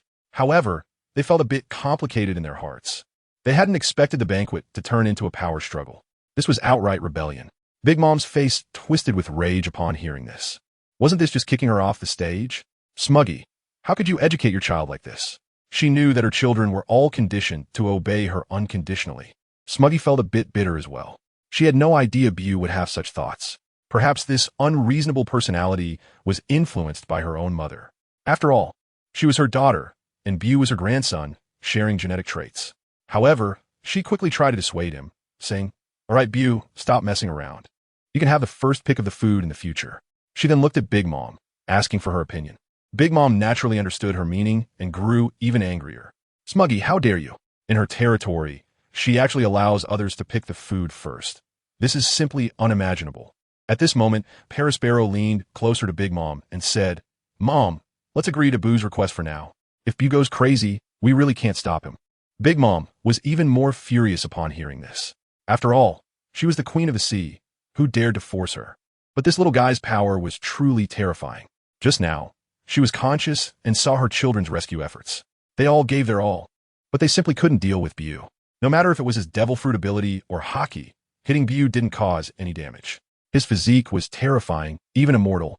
She estimated she couldn't handle him in a head-on confrontation either. Her anger was suppressed by him. She had to be flexible. She forced a smile and said, all right. If there's good food in the future, let Bu have it first." Everyone breathed a sigh of relief. If Mom could be flexible, that was a good thing. So today's matter should come to an end. After all, Bu was just after food. Upon hearing Big Mom's words, Bu's grin widened, and he smiled broadly. "No, I want to be the king of this country. Everything will be decided by me." Big Mom's smile instantly vanished, turning a bit sinister as her large eyes stared at Bu. She had already compromised, yet he still wanted to kick her off her throne. Wouldn't that mean her hard-earned kingdom would change hands? The others also changed color. It seemed today's matter wasn't going to end so easily. Smuggy certainly didn't want things to escalate today. With a serious face, she said, "Bu, if you keep making a fuss here, I'll go back and tell your father." This time, Bu didn't show any signs of fear. Instead, he opened his mouth and said, "Father won't care about this. Sister Esther's is already ruling in the North Sea. Ban and Hashrama have established Konoha in the South Sea. And Brother Jotaro and Brother Dio are kings in the New World. So, it's definitely fine for me to become king." Smuggy was momentarily stunned by these words, as if realizing that it was indeed true. Her husband had never really managed them. If that was the case, he probably wouldn't intervene with Bu either. With that, how would today's events come to an end? Would they really let her mother abdicate? She had never thought of such a thing. The others were equally horrified. It was indeed the case. Although she had never seen the Ice Queen's death, her deeds were well known in the newspapers, and her freezing abilities were on par with Admiral Kazan. In a place like the North Sea, there was of course no opponent. As for Konoha Village, it was even more so. That group of ninjas were likely all at the Emperor level in the New World. Even the terrifying Orochimaru was there, as well as Pain, who claimed to be a god. This lineup was truly terrifying. It wouldn't be a problem to conquer the entire world with such a force. Big Mom was still very unwilling. "No way, the king of Tato land is me." Upon hearing Big Mom's words, the smile on Bu's face completely disappeared, turning into sheer indifference. Suddenly, he let out a roar towards the sky. Aya! A terrifying wave of energy instantly spread outwards, causing the ground to tremble. And even chunks of earth began to float into the air and then shatter. The sea was churning violently, and even the sky was filled with dark clouds, with lightning striking down continuously. Everyone present could feel a strange sensation, as if a heavy pressure was bearing down on them, making them feel extremely uncomfortable. Could Bu actually cause such changes in the world? Don't forget, he was a member of the godly race. This strength was probably even greater than that of the god of flame. What should they do now? They were all panicking. They had already known Bu was powerful before, even without him making a move. They realized they couldn't win even if they all joined forces. They would just be knocked away like children with a single punch. But now, Bu gave them the impression that it was not impossible for him to destroy the entire Tato land. Perispero was even more flustered. The entire sea of Tato land was undergoing strange changes, and the situation was getting worse. Just his aura made Perispero's heart tremble incessantly. He looked at Big Mom and said, "Mama, why don't we let this kid become king? Otherwise, the whole Tato land will be destroyed. After all, he is still a member of our Big Mom pirates." Big Mom looked shocked, her eyes wide open. She never expected Bu to be this powerful enough to destroy the world. All her anger suddenly dissipated. No matter how she resisted, it was useless. Although it was very embarrassing, Perispero was right. After all, he was her grandson. With a helpless expression, she said, "Bu, stop now. From now on, you will be the king of Tato land." Upon hearing this, Bu immediately ceased his roaring, and the changes in the world gradually disappeared. The floating rocks and soil fell back to the ground, the sea calmed down, and the dark clouds and lightning in the sky vanished. A smile appeared on Bu's face. "This is good. Then from now on, the matters of Tato land will be decided by me." Big Mom felt the terrifying aura dissipate, and her pressure lessened significantly. At the same time, her feelings were complex. She had originally wanted Smuggy to marry into this clan and give birth to a powerful member of the godly race, and Smuggy had indeed accomplished that. But she never expected Bu not only to not become her support, but to replace her position instead. It was really frustrating. Even the other members of the Charlotte family felt complex emotions. They never thought that a welcome banquet would lead to a huge upheaval in the Big Mom pirates because of a cake. If Mama admits it, then Bu will indeed become the king of Tato land. Naturally, that would make him the captain of the Big Mom pirates. But what would happen to the name of the Big Mom pirates? Would it have to be changed to the Bu pirates? These things could wait. At least the crisis was finally over. However, they still needed time to get used to the changes in Tato land. Smuggy's heart was also complicated. She never expected Bu to turn out like this. He was so cute when he was little. Now he was completely disobedient, like a little devil causing chaos. Should she have another child with her husband? Meanwhile, Yamato and Runmei were progressing towards Onigashima with the child. They were not far from reaching it. Yamato felt anxious yet a bit excited. She was finally going to fulfill her long-held dream. On the deck, Goku was feeling a bit bored. Initially, when they set out, he found this world quite fresh. But over time, it became a bit dull because the sea was just water. Vegeta, on the other hand, had a serious expression. How was he supposed to convince his mother? After all, his approach was different from hers. Would she approve? If she didn't, it would be troublesome. At that moment, Goku thought a fun game. He extended a finger, concentrating his body's energy, and a ball of energy suddenly appeared in his hand. He then hurled it towards the distant sea, instantly causing a splash. His mood immediately lifted. This felt quite interesting. He then kept creating more energy balls, causing even bigger splashes. Such actions naturally caught Vegeta's attention. He temporarily set aside his previous concerns and followed Goku in creating energy balls to explode on the sea surface.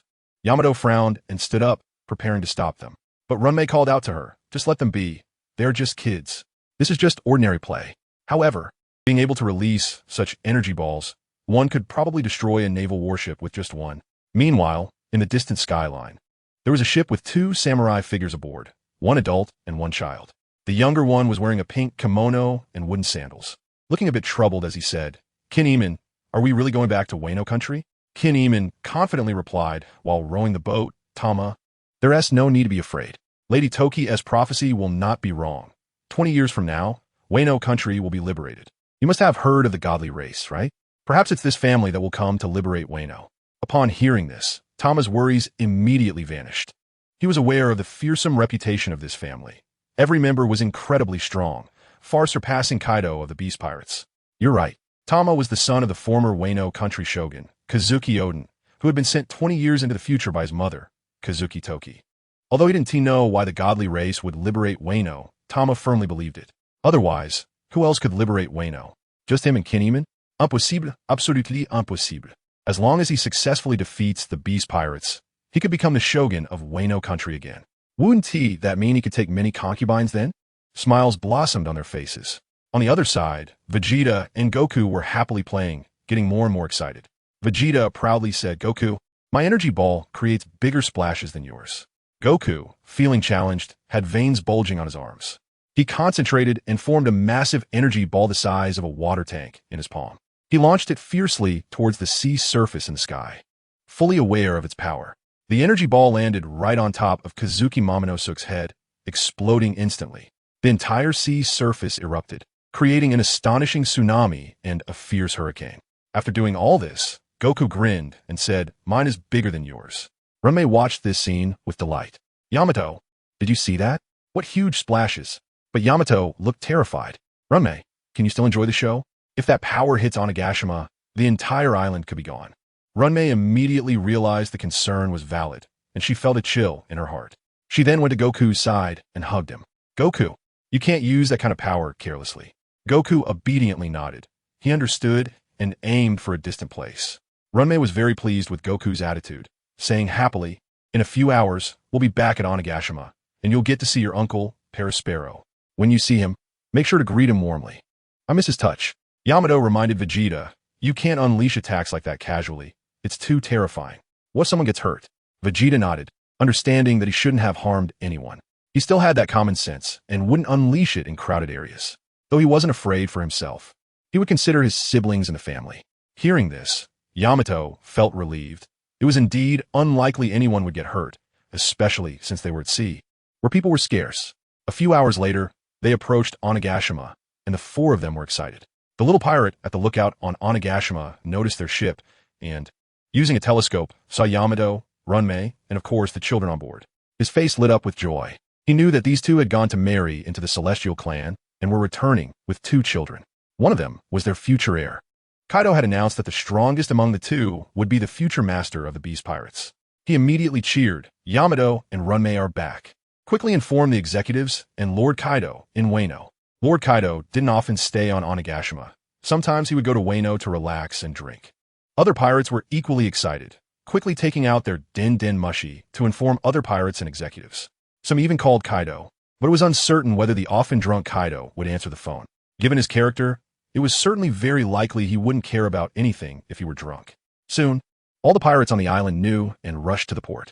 Among them were the 3 major representatives: the Drought Disaster Jack, the Flame Disaster Ember, the Plague Disaster Queen, and 5 members of the Flying Six. For the Beast Pirates, Yamato and Runmei returning was definitely a big deal. They wanted to see if Kaido's plans had succeeded. Over the past year, the strength of the Celestial clan had made them realize that they couldn't win against them. If they couldn't win, they might as well join them. Kaido's decision was undoubtedly correct. Soon, Yamato and Runmei's ship docked, and the 4 of them jumped down from the deck. The executives of the Beast Pirates were surprised to see Runmei and Yamato's children. These 2 must be Yamato and Runmei's kids. They had grown so big, as expected of the children of the Celestial clan. Growing this much in a year was normal for them. It was just a sudden growth that surprised them a bit. After all, this clan had seen far more astonishing things, like the destruction of Mariewa. One of the Flying Six, wearing a black and white mask, a green and white hat, a white shirt, and a white cape, looked extremely excited, tears welling up in his eyes. He was Perospero from the Flying Six. His parents had passed away long ago, and he and his sister had been adopted by Kaido, having relied on each other since childhood. Their sibling bond was deep. Seeing his sister, who had undoubtedly matured and had a well-behaved child, he excitedly shouted, "Sister!" He ran over eagerly. Runmei, of course, spotted her brother in the crowd and was equally excited. "Little Peros!" She ran over as well. When Perospero saw his sister's equally joyful expression, he felt even happier. As they got closer, he reached out his hands to give her a loving hug. But suddenly, his eyes widened in surprise because his sister's excitement turned into enthusiasm, and her right hand formed a fist, leaving him unsure of how to react. The next moment, Runmei's fist landed squarely in Perospero's abdomen. Perospero immediately felt a sharp pain. Clutching his stomach, his face contorted in agony. He collapsed weakly. After all this, Runmei wore a satisfied expression. That familiar feeling was just too good. In fact, she was originally quite a hot-tempered person. However, after going to the Celestial clan stronghold and meeting the handsome and powerful husband she liked, she had to put on a good girl image. She was afraid her fiery side would annoy her husband. So, the impulse to hit someone had been hidden deep inside her. Returning to Onigashima triggered that impulse, and she felt refreshed, both mentally and physically. Goku, who stayed behind, was astonished. Is this how Mom and Uncle greet each other? He understood now. Perospero finally managed to recover. That familiar force was just like before. Although his sister appeared more mature, her personality hadn't changed at all. This wasn't a bad thing. At least he wouldn't feel strange. With a forced smile, he said, "Sister, that child with the white horns must be yours." His sister's horns were white, so naturally, the child's horns would be white as well. Rame nodded with a smile. "Goku, come greet your Uncle Peros." Goku also ran over. This time, Perospero opened his arms to welcome his nephew. This was a child of the Celestial clan, and also his sister's child. But soon, he noticed something was off because this little guy was also charging at him with a clenched fist, a knowing smile on his face. Truly, he was his sister's child, sharing the same greeting style. He certainly wouldn't think that this child had any significant destructive power. After all, he was just a child. Let him, as an uncle, take a hit. The next moment, Wukong's fist smashed into his abdomen. Instantly, Pejuan's expression changed, as he felt an even more terrifying force and a more intense pain. Unable to help himself, he let out a scream, and his body flew back dozens of meters before finally coming to a stop. The members of the Beast Pirates were all surprised by this scene. They didn't expect Runmi's child to be so strong. He was a promising talent. No wonder he was from the clan of gods. Other children couldn't possibly have such combat power. It should be noted that Pejuan was one of the Flying Six, and he had eaten the Zoan-type dragon fruit, ancient species, spike-back dragon form, so his ability to take hits was unquestionable. Although he was a bit careless, it was enough to see the power of this punch. Black Maria, one of the Flying Six giants, looked on with envy. Unfortunately, she had long followed Kaido and couldn't marry. Otherwise, she could have given birth to such a powerful child, being so strong at such a young age. If he grew a little more, he might be able to take down even the three major figures with a single punch. His strength comparable to, or even surpassing that of Lord Kaido. This was all normal. Of course, Wukong didn't use much force, and soon Pejuan woke up. Rumi brought Wukong to Pejuan's side and said with a smile, "Little Pei, how about it? My child is very strong, right?" Pejuan, enduring the pain, replied, "Very strong. In the future, we won't need to greet each other like this." He was afraid he couldn't take it. If a few more punches came, he would probably be seriously injured. Everyone else saw Pejuan being knocked away with one punch.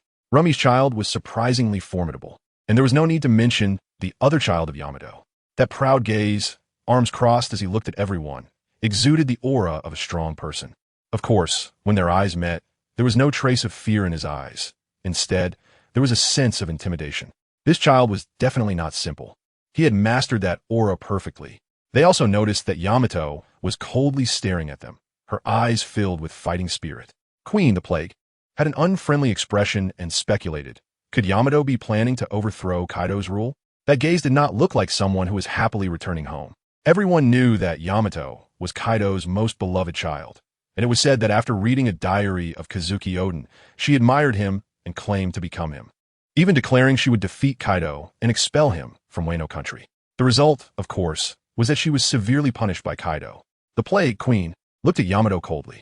It was simply wishful thinking. His own strength was certainly greater than Yamato's. He couldn't be relying on this little child, as that was impossible. Drought Jack boldly stepped forward, directly confronting Yamato, and coldly said, "Young Master Yamato, welcome back. However, you wouldn't have any strange intentions, would you?" The port area instantly fell silent, and everyone was curious. They wondered if Yamato had changed after going out, knowing that she was forced into a marriage by Lord Kaido. Yamato, expressionless, coldly replied, "Strange intentions? Not all. Today, I will expel Kaido, and even drive the Beast Pirates away from Wano country." At this declaration, the port erupted into a cacophony of voices. They didn't expect Yamato to remain steadfast in her beliefs. Rumi looked at Yamato and sighed softly. Yamato had never changed her mind. Although they had become sisters, she wouldn't let Yamato succeed. First, she would have to bring Kaido down. Upon hearing this, Drought Jack became furious. "Yamato, I didn't expect you to still hold such a foolish idea. I will teach you a lesson on behalf of Lord Kaido." Anyone could oppose Lord Kaido, but Yamato, as Kaido's child, had no right to say such things. The other members of the Beast Pirates did not step in to stop it. Drought Jack's strength was above Yamato's. He should be able to teach her a lesson. Yamato had been punished by these pirates when she was a child, but she was not so easy to bully now that she had grown up.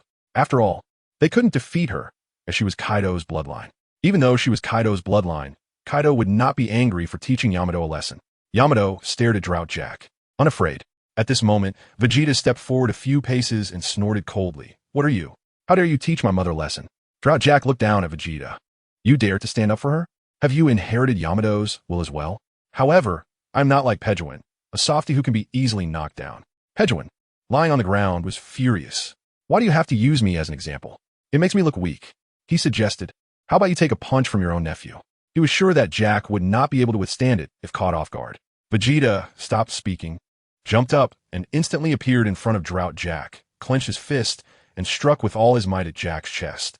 Jack immediately felt an intense pain, his eyes wide open, and his screams echoed through the air as he flew backward, rolling several times on the ground before finally coming to a stop. After doing all this, Vegeta slowly landed. One punch is all it takes. The scene fell silent again, and the members of the Beast Pirates were shocked. Unlike before, Drought Jack was stronger than Pejuan. After all, one was a major figure, and the other was one of the Flying Six, and Drought Jack had not been careless. He simply couldn't fight back. Some fragmented discussions began to arise. Did you see that? This kid is really strong. He knocked down Drought Jack with one punch. Terrifying. His combat power is probably close to Lord Kaido's. This is the caliber of the clan of gods. However, it seemed that this kid was on the same side as Yamato. Wouldn't he want to overthrow Lord Kaido's rule? Would he? At that moment, a hurricane swept through the port, and a massive blue dragon quickly descended, then slowly transformed into a strong man with two long horns and long black hair. Wearing a joyful expression, he had just witnessed the scene where the child with red horns knocked down Drought Jack. Incredible. Yamato, you did very well. Rummy, this is your child too, right? Very good, excellent. The strongest among them would become the heir of the Beast Pirates. However, there was no cheering at the port. Kaido felt something was off. Wasn't this the main event? Why were these noisy pirates so quiet? He also noticed that Yamato's gaze was very unusual. As she held a hostile expression, a bad premonition arose in his heart. Soon, Black Maria, one of the Flying Six, approached and teased Lord Kaido. Yamato brought back the child not to become the heir, but to expel you from Wano country. Kaido's face instantly darkened. He angrily shouted, Yamato, you brat! Not only are you not learning anything good, but now you're also leading my grandson astray. How can having such unrealistic thoughts be acceptable? Is there anything wrong with the strong dominating the weak? It seems I must take care of my grandson myself. Yamato coldly replied, that's not right. I will expel you and save Wano. Beast Kaido looked down on him, having heard such words many times before. So stubborn, he said, glancing at Vegeta. My grandson, what do you think? You won't be as foolish as your mother, right? You have your own bloodline and the blood of the God Tribe. The God Tribe is so domineering. Those who call themselves invincible like Dio and Jotaro are all ambitious. That's what a man should be. Yamato coldly responded. My child will of course listen to me. Upon hearing Yamato's words, Kaido couldn't help but chuckle foolishly. Then why don't you listen to me? My grandson, you shouldn't be as foolish as your mother, right? Yamato suddenly felt something was off. Indeed, she had never listened to Kaido. So would her child not listen to her either? She anxiously turned to look at him. If he doesn't listen to her, wouldn't her dreams be unfulfilled? Vegeta hesitated for a moment, but still wanted to follow his own heart, as that would make him feel at ease. Of course I won't be like my mother. Kaido burst into loud laughter upon hearing this, feeling very satisfied. Good, good, good. That's the way to go. Next, you will have a battle with Rummy's child. Whoever wins will become the new heir of the Beast Pirates. I will focus on cultivating him to inherit my ideals. The other Beast Pirates also laughed. Kaido's grandson having this awareness was certainly a good thing. He wasn't foolish like Yamato. They knew that the Beast Pirates could be considered enemies of Wano.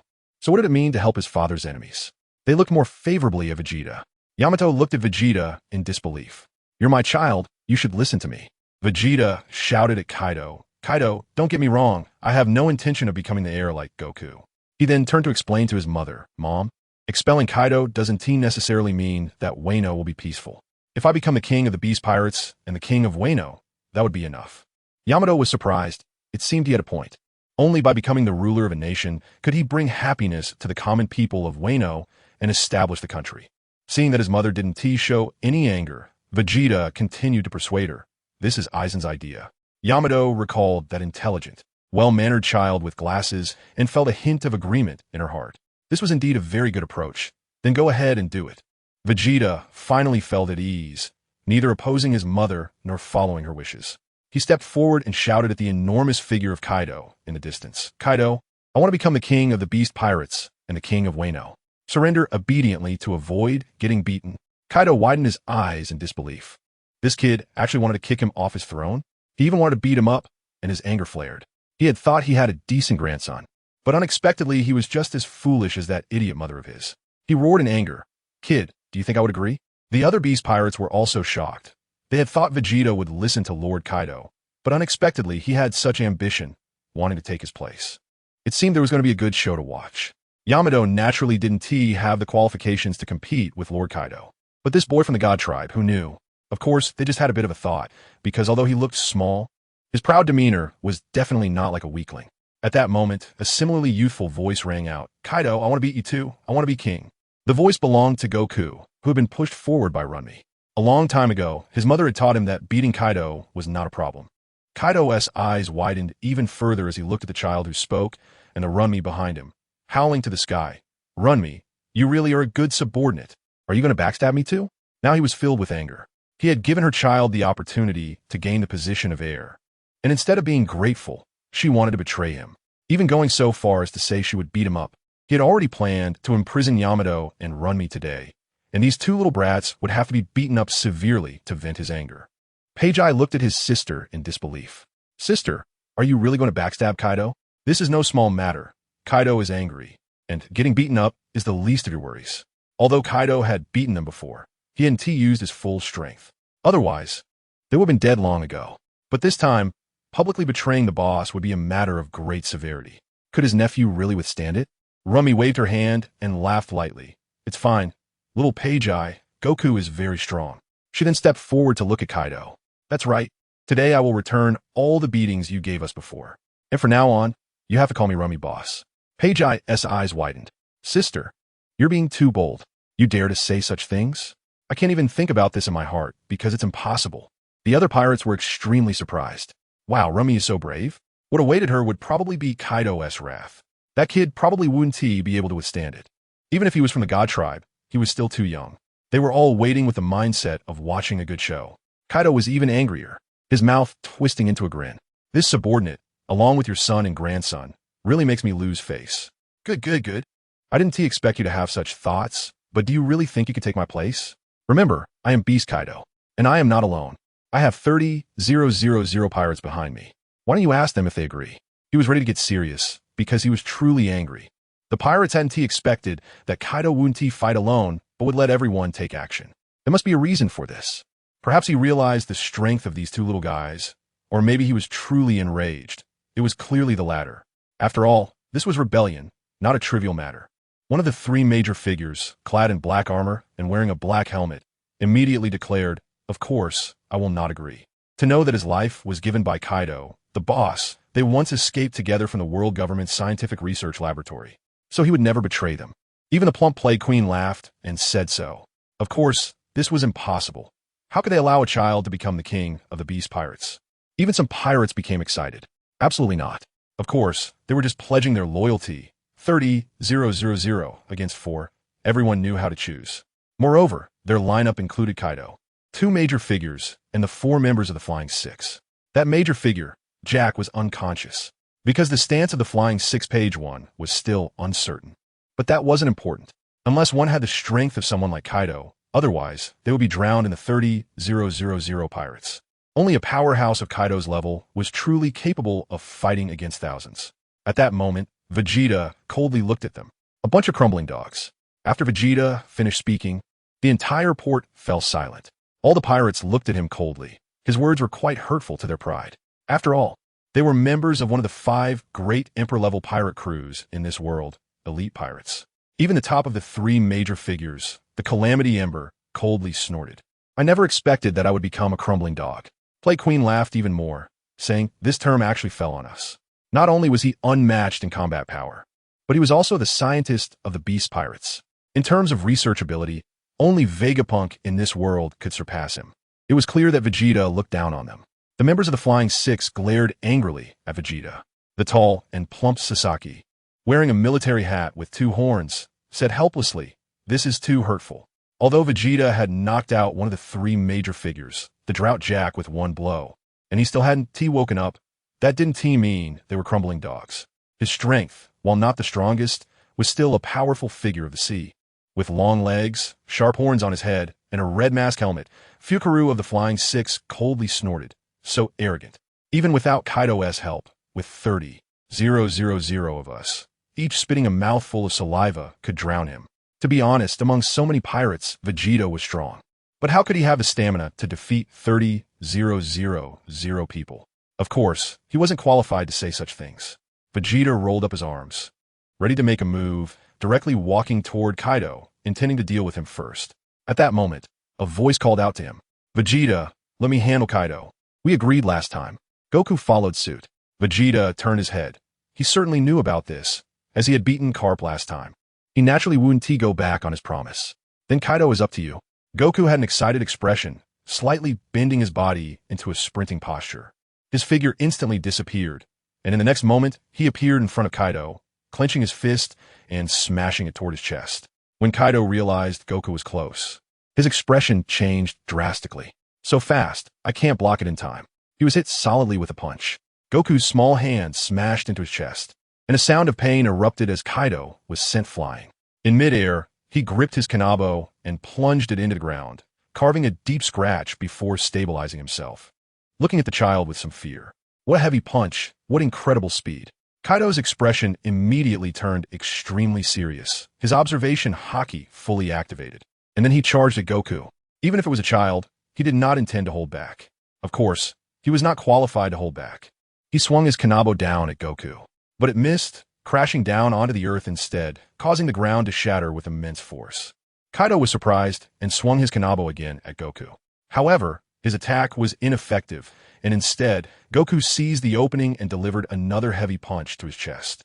A sharp pain hit Kaido again, and his expression changed, but this time he endured it. Then he engaged in a struggle with Goku, not daring to attack recklessly this time. Such methods could only be used to bully weaker opponents. Everyone stared blankly at this scene. Heavens, this is too strong. Kaido is being beaten unilaterally. This is outrageous. He's just a child. How can he be so powerful? Indeed, even a member of the God race would be too outrageous. There's no doubt that Kaido is one of the top powerhouses in this world. Kaido did not use the power of his mythical Zoan fruit. But even without going all out, the current battle scene was already astonishing. Whether it was the three major figures or the Flying Six, even in Kaido's normal state, they could not defeat him, because Kaido was a true monster. Therefore, the child of Rumty was the monster among monsters. Perhaps it couldn't be called a monster, but rather a characteristic of his race. Goku not only possessed the bloodline of the Oni, but also the bloodline of the God race. The key was that the bloodline of the God race played a significant role, making him a natural powerhouse.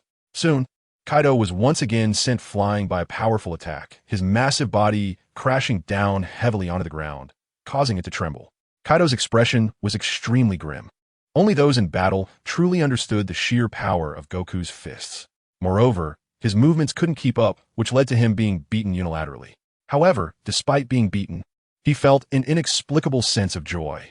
He touched his painfully aching chest. This must be the thrill of encountering a strong opponent. Rising to his feet, he laughed heartily. "Kid, your strength is quite impressive."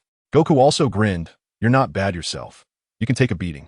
All the way here, whether it was those so-called Sea Kings or those pirates, there was hardly anyone he couldn't deal with in one punch. If there were, it would be 2 punches.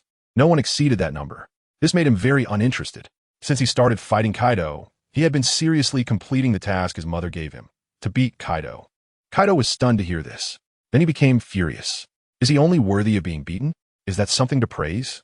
Then his body erupted with an intense aura. His entire body, except for his chest and abdomen, turned blue, covered in scales, exuding an even more terrifying aura than before. His body swelled up a size. The pirates watched as their boss was finally going to show his true abilities, revealing expressions of joy. Without a doubt, this was Kaido's fish fruit, mythical Zoan, Azure Dragon form. In this state, Kaido was agile, fast, and had a variety of attacks in dragon form. The boy from a god race had forced Kaido to use his true abilities. It should end soon. Not necessarily. Runny's child is quite extraordinary. Kaido at least should be able to withstand it. There shouldn't be a one-sided situation again. This is indeed possible, after all. If an all-out Kaido is still being beaten up one-sidedly, that would be terrifyingly strong. Almost all the pirates are waiting to see whether Kaido will continue to take hits after going all out, or if he will properly teach this kid a lesson. Kaido feels the immense power within him, brimming with confidence, and brandishes his kanabo, pointing it at Goku. "Kid, get ready to take a beating." Goku extends his hands and adopts a stance to counter. Come on. He can sense that Kaido's momentum is even stronger now. Kaido smirks, veins bulging in his right hand, as purple lightning instantly envelopes the Kanabo, emitting an astonishing glow. This is the ability of the devil fruit to control lightning. At the same time, the Kanabo is wrapped in Conqueror's Haki. By using the lightning to activate his body, he possesses near-instantaneous speed and appears in front of Goku in an instant, smashing down with the Kanabo. Thunderbagwa. This move can be said to be Kaido's strongest attack. Goku reacts in time, instantly retreating 20 meters to create distance. Kaido's expression changes. Such speed is faster than his. But it doesn't matter. He immediately shifts his attack strategy, and the Thunderbagwa infused with Conqueror's Haki shoots directly from the Kanabo towards Goku. Goku never expected such a follow-up attack and didn't have time to defend, getting hit squarely. He shows a pained expression as his body flies back 100 meters, his black training attire shattering. Kaido's face lights up with joy. This is the first time he has hit this guy. Stabilizing himself 100 meters away, Goku looks at his torn shirt and tears it off completely, revealing his muscular physique. He shouts at Kaido, "Your attack is pretty strong. It hurt a little." In the back, watching from afar, Pejuan's face is filled with surprise. Kaido's Thunderbagwa only caused a minor injury? Sister, your child is really something, just as stubborn as you. Runny feels proud, but then reacts, "Little Pei, I didn't expect you to be so cheeky, daring to call your sister that. It seems you need a good beating." With that, she delivers a punch to Pejuan, who immediately falls to the ground in pain. On the other side, Kaido's smile vanishes in an instant. His full-force attack only made the opponent feel a slight pain. This is a humiliation for him. It's as if he was just giving the other party a massage. What a joke, kid. He then bursts forth again. Once more, he appears in front of Goku and launches another Thunderbagwa. Such an attack obviously cannot hit Goku, because Goku's speed is faster than Kaido's. Moreover, his mastery of Ki has reached a high level. Even without using his eyes, he knows Kaido's exact position. His sensitivity to Ki rivals that of top-tier observation Haki. He already knows that Kaido's move can attack from a distance, so it's even less likely he would get hit. Therefore, in the subsequent battle, Kaido is still being pressured. Goku certainly does not choose to engage head-on. After all, he has no weapon. Even if he can use armament Haki, he would never clash directly with that Kanabo. He can see the spikes on it. Goku takes advantage of his speed, waiting for Kaido to expose an opening after an attack, and easily lands a hit on Kaido. Meanwhile, Kaido's attacking hit rate is nearly zero. The many pirates witnessing this scene are utterly shocked and find it hard to believe. Their leader, Kaido, after going all out, is still being beaten up one-sidedly. It's so humiliating. This runny child is simply too terrifying. One pirate shakes his head, regaining his senses. However, the scene before him has not changed. He turns to his companion and says, "You hit me once. I feel like I'm dreaming." He has been following Beast Kaido, and he has never seen him in such a sorry state. Kaido is known as the strongest monster. His companion, without hesitation, clenches his fist and punches him. Immediately, he feels pain in his hand and exclaims in shock, "This is real. Kaido is really being beaten." He watches as Kaido is kicked away again, his body lying flat on the ground. The pirate feels a bit dazed. The Kaido they have always admired has fallen to such a state. Meanwhile, Kaido feels extreme frustration. His attacks simply cannot hit the opponent. Even activating observation Haki cannot keep up with the opponent's movements. Yet the opponent can easily dodge his attacks and take the opportunity to strike back. Although the small fists are not wrapped in Conqueror's Haki, they hurt his bones. This is pure physical strength. Even his armament Haki can't withstand it. How can this kid be so abnormal? He cannot understand. Soon, he sees Goku slowly walking towards him, and his fear grows. He directly expands his body into a giant azure dragon and flies into the sky. He is genuinely scared of being beaten. However, it is clear that Goku has no intention of letting him go and uses the flying technique to chase after Kaido. Meanwhile, another Vegeta walks over to the pirates and coldly scoffs, "You bunch of rabble, it's time to deal with you." The stunned Beast Pirates look at Vegeta with shock. Just now, Goku had already overwhelmed their leader, Kaido, so this similarly imposing Vegeta would certainly not be weak. It would be impossible to say they are not afraid. Loyal to Kaido, the Calamity Ember shouts orders, "All of you attack. Teach this kid a lesson." Hearing this, the pirates feel a surge of fear. Vegeta might be an even more powerful monster than Kaido. This is not good. But in the end, some pirates charge forward, immediately followed by more pirates. At least thousands of pirates, a dark mass. They are, after all, ruthless pirates, and their large numbers give them immense courage. Many shout arrogantly, "Don't think just because you're Kaido's grandson, we'll go easy on you." Remember, this is an order from Ember, so they want T bear the responsibility. Vegeta grins. "Perfect, then I want T hold back either." His right hand muscles tense as he extends it, slowly condensing a ball of energy with a faint glow. He directly throws it at the charging pirates. Instantly, a tremendeuse explosion érupte, creating a bright light as a small mushroom cloud forms. Countless pirates are blown away or killed. The entire island shakes violently. The three main characters, the Flying Six, watch this scene, filled with dread. What a terrifying attack. This move must have killed countless people. If this keeps happening, will even Ghost Island be bombed into the sea? They certainly don't care about the dead pirates. But if this island is destroyed, that would be disastrous. I didn't expect this person's attack to be so terrifying. At this moment, some ordinary pirates couldn't even stand steady, looking at Vegeta in fear and not daring to move forward again. The surviving pirates looked at Vegeta with faces full of terror, not daring to approach again. But Vegeta was going to walk towards them, causing the frontline pirates to show fear, their legs trembling as they decisively turned to retreat. They saw another energy ball appear in Vegeta's hand, ready to smash down on them. At that moment, Rummy shouted, "Vegeta, stop! Are you planning to destroy Ghost Island? After all, it's her home, and she couldn't just watch Vegeta destroy it." Peggy looked terrified. "Is it really that scary? It's like a humanoid weapon of destruction." Upon hearing this, the energy ball in Vegeta's hand immediately dissipated. He naturally had to listen to Rummy's words. Besides, he wanted to become king, so he couldn't destroy Ghost Island. But that didn't mean he didn't have other means of attack. The terrifying Conqueror's haki burst forth, directly targeting the pirates. Another wave of pirates fell over, rolling their eyes and collapsing weakly. Seeing this scene, the Flying 6-2 main fighters changed their expressions drastically. Sasaki worriedly said, "Yamato's child has terrifying attacks and an overwhelming Conqueror's haki. The numerical advantage is gone. We can't win at all. We really feel like small fry." That terrifying energy ball attack, even they, the Flying Six, and the three main fighters wouldn't be able to withstand it. They would definitely be destroyed. Fusev's face was filled with fear.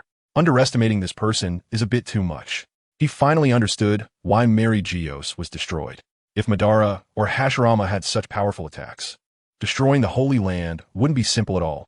He was once a CP member, forced to come under Kaido's command after the devil fruit he was escorting was stolen, just to save his life.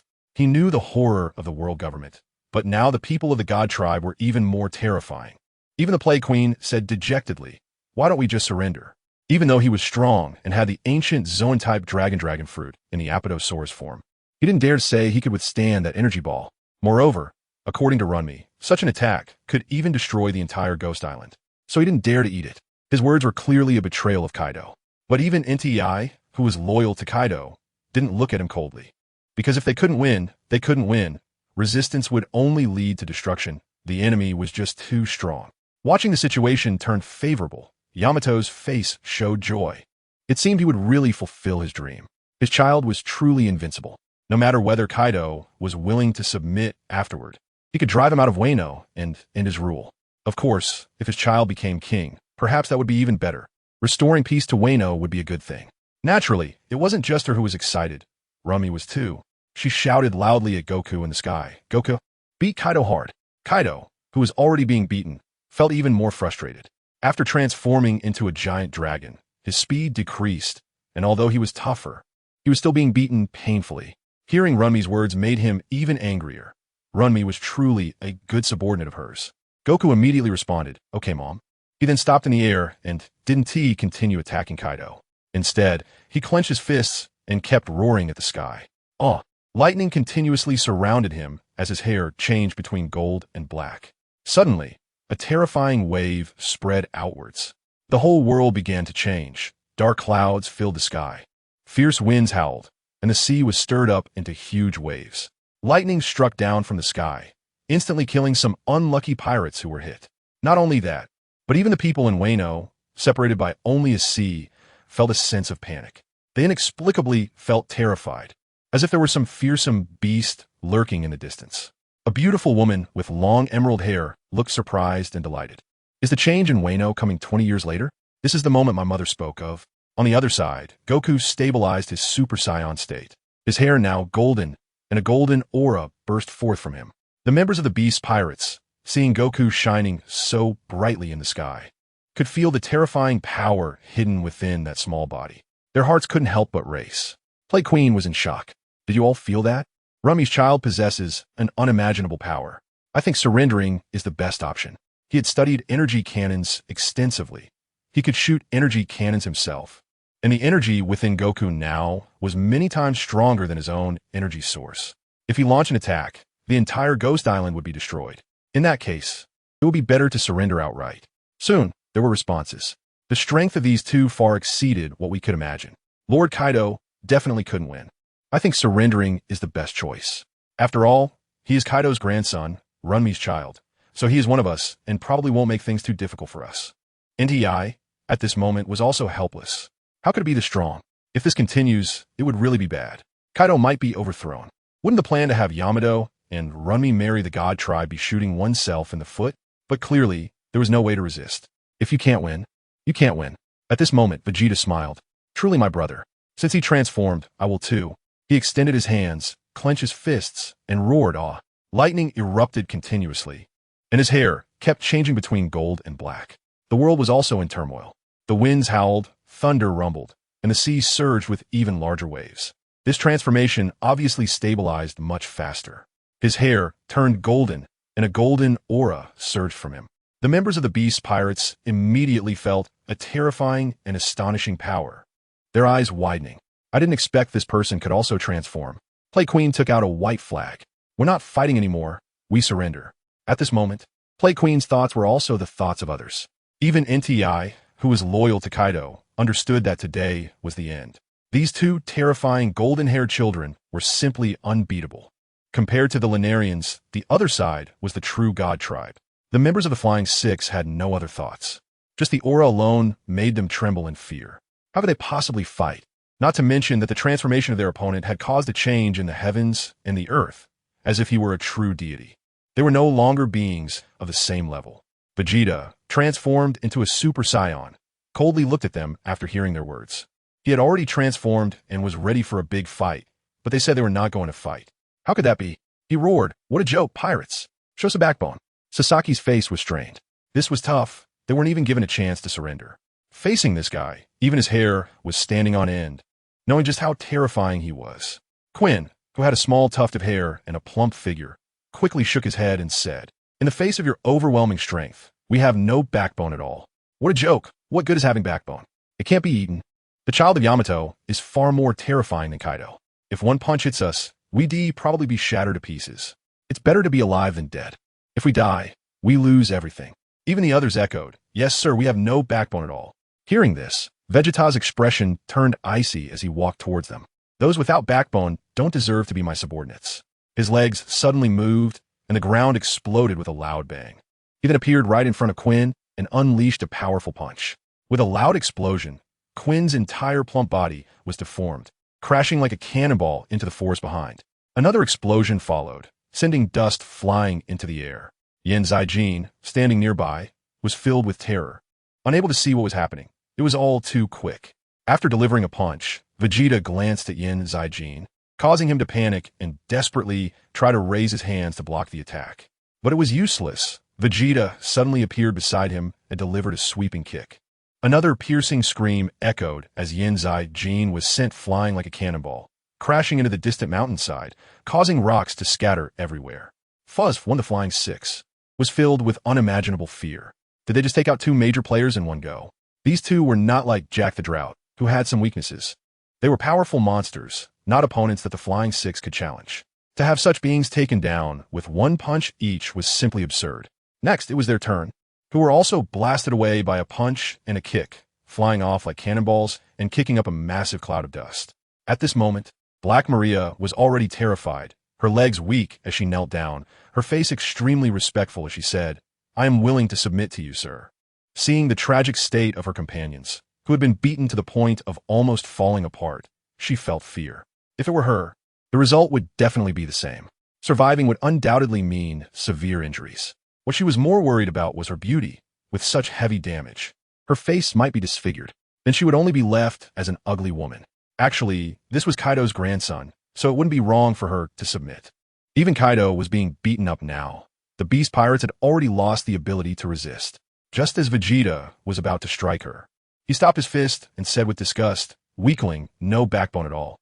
Black Maria, however, felt relieved in her heart, grateful that she didn't feel displeased by his insulting words. Did she not see that others didn't even have the chance to surrender?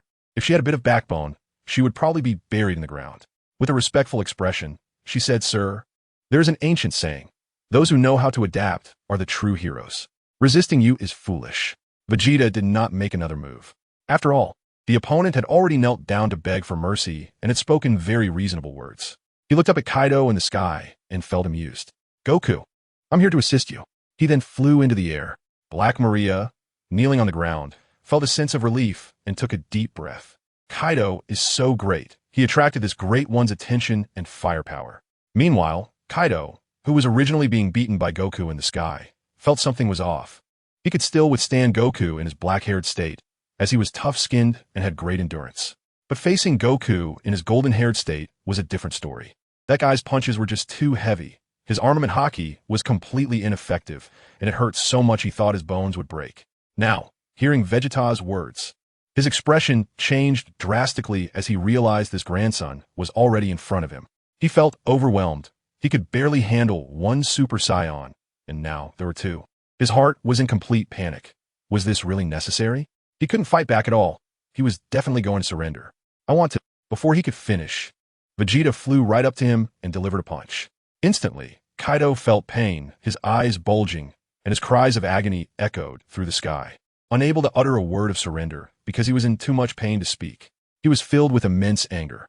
This was truly his troublesome grandson. As he was sent flying, he immediately suffered another heavy blow from Goku, soaring into the air like a ball being tossed around. With his strength, it was impossible for him to fight against two Super Saiyans. Goku and Vegeta were certainly not using their full strength. They were merely attacking with normal force, leaving Kaido with no chance to fight back. Vegeta understood that this guy was at least his grandfather, so he could just beat him up casually, completing the task his mother had assigned him. Goku felt the same way. His mother's task was just to beat Kaido, not to kill him. Below, Black Maria stared blankly at this scene, realizing that Kaido was actually being treated like a ball. It was truly terrifying. She had only one thought in her mind. The Beast Pirates were finished. Kaido was the pillar of the Beast Pirates, and when the pillar collapses, the pirate crew is doomed. Remembering Vegeta's earlier words, he wanted to become king, which meant he would definitely need to change masters. Meanwhile, Pejuan felt extremely fortunate because he stood on his sister's side, so he wasn't beaten by Yamato's son. The other members of the Flying Six, still the two major players, had been knocked out by one punch each and were probably severely injured and unconscious by now. Add to that Jack the Drought, who had single-handedly taken down the senior cadres of the Beast Pirates. Now Kaido had no power to fight back, being treated like a ball. He felt immensely grateful, thinking how wise his sister's decision had been. Initially, he didn't want his sister to be used as a tool for an alliance. Now it seems that he really doesn't have the wit of his older sister. Otherwise, facing Kaido's son today, he would definitely suffer a heavy blow. There would be no way to resist, even a little. There are still quite a few members of the Beast Pirates at the port who are conscious. They look at this terrifying battlefield, where thousands of pirates have been injured or killed, and many high-ranking combatants have been knocked unconscious. Even Kaido has been beaten and has no power to fight back. One by one, their faith has collapsed. It's over. The Beast Pirates are finished. No, it's not over. Didn't this guy say he wanted to be the king of the Beast Pirates? So strong, and a member of the God Clan. Then it might not be impossible for us to aim for the world in the future. This seems to make sense. With such terrifying combat power, Kaido's child is probably even stronger than the God of Flames. This is a good thing. The Beast Pirates might be able to advance further. As these pirates listened to the analysis, they turned from confusion to excitement, feeling that the future was bright. Not long after, Kaido fell to the ground, unconscious. After enduring the punches and kicks from Goku and Vegeta, he was already heavily injured. Goku and Vegeta also landed on the ground. Yamato came to Vegeta's side, looking at Kaido with a complex expression. He was beaten so badly, but after all, he is still his father. However, there is no time to be sad now. The next step is to liberate Wano country, and his mood shifted to excitement. Runny and Pejuan also came over. Runny felt extremely comfortable looking at Kaido's miserable state, while Pejuan felt a bit heartbroken. After all, he was once their captain. But as long as he didn't die, there was no need to be sad. With Kaido's terrifying recovery ability, he should be fine and just need some time to recover. The unaffected pirates came directly in front of Vegeta and the others, shouting, "Lord Vegeta, our new king, please lead us to conquer this world." They were all excited, dreaming of taking over the world.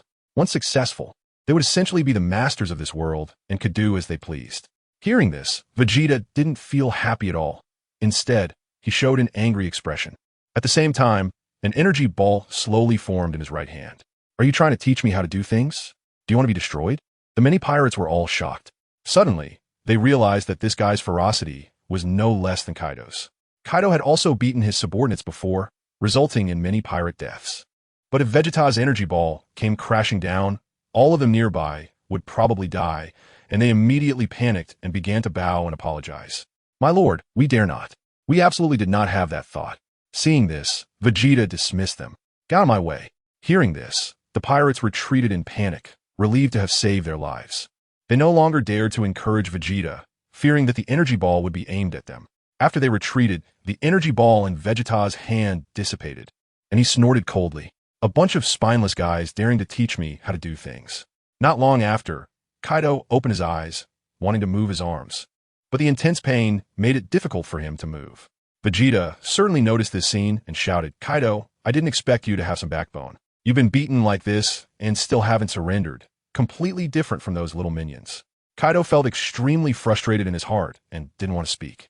The other party had attacked before he could even respond. Compared to those little minions, this was simply infuriating. Vegeta continued, "Now you know who is stronger, right?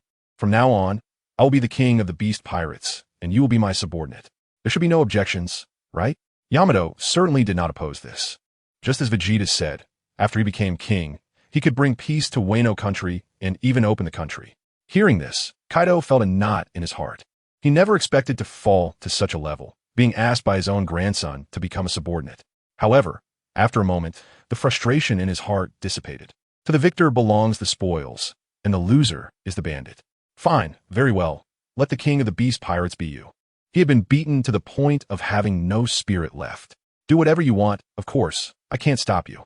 However, at this moment, Runny raised an objection. "Vegeta, Goku should also become king. Although Vegeta is Yamato's child and also her husband's child, he is still considered her child since he calls her little mom." However, Runny still didn't want to allow it, as controlling the beast pirates was her dream too. If her child became king, then she would be the biological mother of the king of the beast pirates. In that case, Kaido would naturally be her subordinate. Vegeta smiled and said, "Of course. Goku can transform into a Super Saiyan, possessing extremely strong combat power. Let's have two kings. Both of us will be in charge." Runny agreed. This was also acceptable. She didn't want the two to fight. After all, their conflict could lead to the destruction of the world. "All right, I agree." Then Runny turned to Kaido. "Kaido, my child has become king, so I'm the biological mother of the king now, which means you will be my subordinate from now on. Hurry up and call me Big Sister Runny so I can hear it." Kaido weakly closed his eyes. He is still the biological grandfather of the king. Why should he call her that? He couldn't help but let out a deep sigh. Everything that happened today seemed like a dream.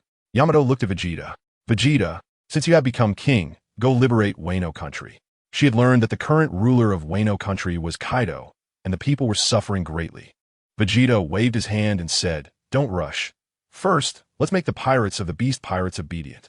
This won't take much time, and then we will go liberate Wano country." "All right." Yamato nodded. They had already waited for such a long time, so a few more days didn't matter. After the battle, Goku and Vegeta naturally settled into the beast pirates, as Kaido had already submitted. There were naturally no opposers left. All the pirates treated Vegeta and Goku with respect and fear. After all, pirates are people who bully the weak and fear the strong. Someone naturally prepared their rooms, and they settled down in the Castle of Ghosts. Of course, some people cleaned up the battlefield, bandaging the injured, including Kaido and the three main banners, as well as several members of the Flying Six. As for the dead, they were buried somewhere. No one would care about the dead as long as the living were safe. The injured had no thoughts of revenge either, as the gap was simply too great. After nightfall, Vegeta took out the phone that Aizen had given him earlier and dialed the number. The phone worm immediately showed the image of Aizen with his slick back hair. Soon the call was connected. Vegeta happily said, "Brother Aizen, the matter has been taken care of. I've already subdued the beast pirates. After training them into an obedient army, we will prepare to march into Wano." A joyful voice came from the other end of the line. Well done, Vegeta. By the way, I want to tell you that Father doesn't like pirates. If there are any disobedient ones, then eliminate them. Okay, Brother Aizen, Vegeta nodded in agreement. He wanted to build his own country freely, and disobedient pirates would naturally need to be removed. He then excitedly asked Brother Aizen, how about a match when you have time? I can already transform into a Super Saiyan. Sure, Aizen replied with a smile on the other end. It seemed that this was a competitive younger brother, and it was only natural to indulge him. When they had fought before, Aizen had already sensed Vegeta's terror. If he transformed into a Super Saiyan again, he might not even be a match for him. He wondered if his Kyuka Suigetsu could still work. With the power of the H-Gyoku, there was no reason to doubt. Although Vegeta possessed terrifying energy and great destructive power, he was also wary of some rule-based powers. His Kyuka Suigetsu could completely hypnotize his opponent. Even their perception could be hypnotized. He knew that Goku and Vegeta relied on a kind of energy perception, which was another power system. Vegeta chuckled lightly. Okay, Brother Aizen, let's have a match in the time chamber after I finish my business and return to Family Island. That place is the only suitable venue for our matches. We don't have to worry about causing destruction there. Aizen agreed. There was nothing wrong with that. The next day, Vegeta called everyone to a meeting. There were Pejuan, Runty, Black Maria, Goku, his mother Yamato, and the awakened Jack the Drought. Unlike the other two severely injured All-Stars, his injuries were relatively light. The other All-Stars, including the Flying Six, were still recuperating. Because this time it wasn't just simple flesh wounds. Even Bones had been severely injured. Jack the Drought looked at the two people on the throne with awe. One was Kaido's grandson, and the other was Runny's child. The reason they were so powerful was that they were from the family of gods. Otherwise, even with Kaido's bloodline, it wouldn't be possible to be this strong. When Vegeta saw that everyone had arrived, he announced, "Next, I plan to establish a kingdom and train all the pirates into obedient soldiers. You all assist me well and prepare to gather manpower." Runny was very happy to hear this. Establishing a country meant her child would be king. In that case, she would become the king's mother. It seemed there was also a fancy title, like Queen Mother or something. That sounded very nice. I agree, Yamato did not oppose. With her child as king, they would surely bring peace to Wano and establish the nation. The others looked shocked, especially Black Maria and Jack the Drought. They all knew that Kaido wanted to establish a pirate empire. For some reasons, he had not taken action. One reason was Lady Toki's prophecy that today, 20 years later, would be the moment of Wano's liberation. Thinking about it now, it was laughable. With Vegeta and Goku stationed here, how could anyone defeat the Beast Pirates? Perhaps the prophecy was referring to these two. They never expected it would be their own people. They both agreed, but they also had concerns. They even felt it was unlikely. Lord Vegeta, the pirates of the Beast Pirates are all free-spirited pirates. It won't be easy to make them an obedient army, Jack said. Pirates are naturally accustomed to being lazy. They drink when there's alcohol and eat when there's food. Kaido only had the right to command them. Making them into obedient soldiers would fundamentally change their character, which was very unlikely. It probably couldn't be achieved through force. Of course, it's hard to change one's nature. Vegeta said with a smile. If they don't want to, then it's fine. Just let them leave. Black Maria and Jack were stunned, letting go of so many elites. After all, Kaido had absorbed so many pirates to form the formidable Beast Pirates, becoming one of the 5 emperors of the New World. However, under the terrifying power of this lord in front of them, it seemed that the numerical advantage no longer mattered. Black Maria knew that the person before her possessed terrifying attacks, basically like a map bomb.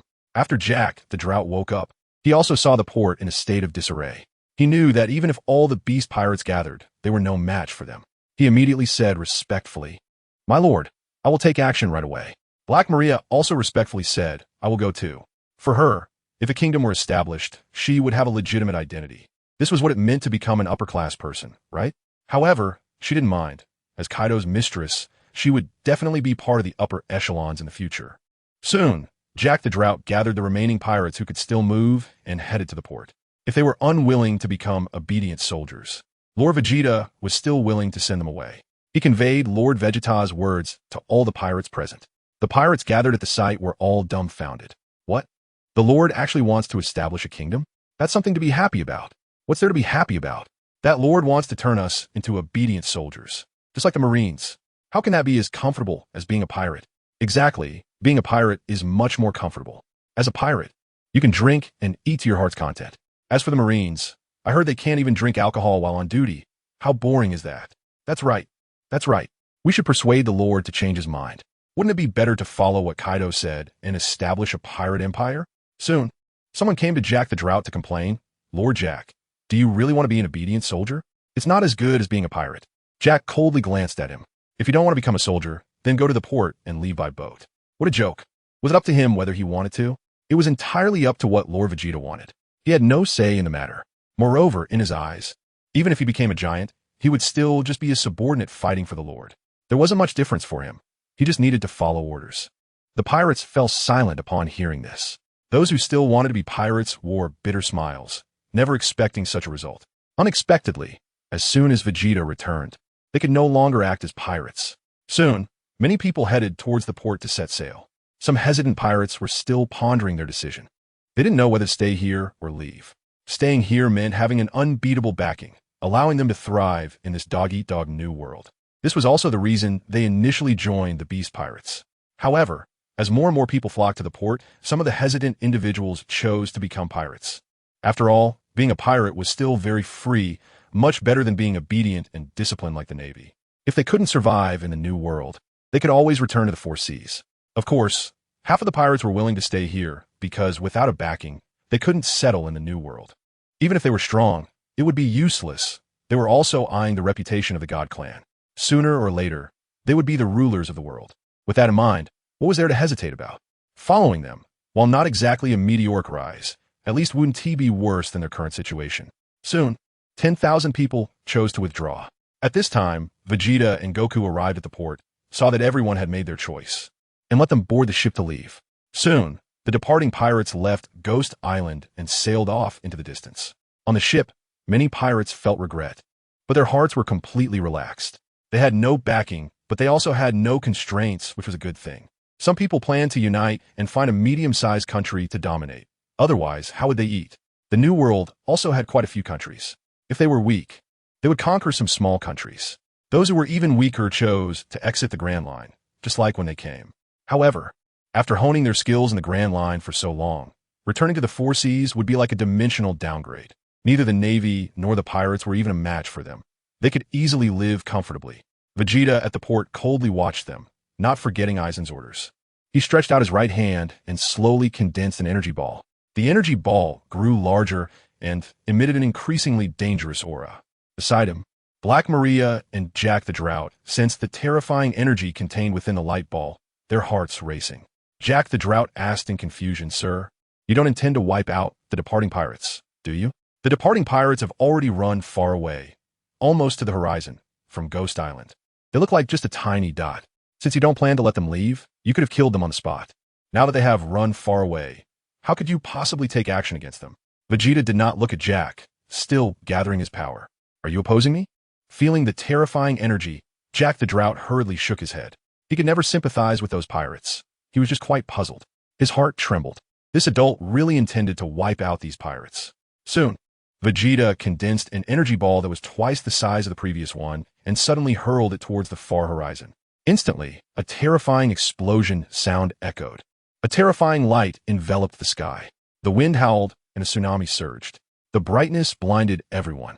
Soon, a fierce wind swept onto the island, causing the trees on the island to bend and sway, not to mention the pirates. The weaker ones had already been blown away. Everyone was horrified. Such a terrifying explosion had occurred, so the departing pirates must have died. Not long after, the light faded, and the pirates on the island could finally see ahead. In front of them, the sea was left with a massive whirlpool. This whirlpool was countless times larger than Ghost Island. Everyone was shocked and terrified. Could it be that all those who left it died? No need to say, they all died. Lord Vegeta killed them all. How terrifying. A ruthless person. If we leave, we would also die. No one was unafraid. Not only ruthless, but also possessing the true ability to destroy the heavens and the earth. They had once witnessed the battle between their boss and the man known as Whitebeard, who claimed to destroy the world. That was certainly earth-shattering. But compared to the scene before them, that was merely a small splash. At this moment, their hearts sank to the bottom. They had no idea what the future would hold. Without a doubt, Lord Vegeta was indeed a man of his word, since he intended to train them into an army. Those who disobeyed would surely be killed. Thus, they did not dare to entertain any thoughts of defying orders. Kaido was naturally recuperating in the upper levels of the Castle of Ghosts, his body wrapped in bandages, almost unable to move. He witnessed this terrifying scene through the window. His eyes filled with horror. What kind of monster did Yamato give birth to? In the face of such power, he really felt like an ant. His current severely injured state might be the result of Vegeta showing mercy. How strong could the God clan possibly be?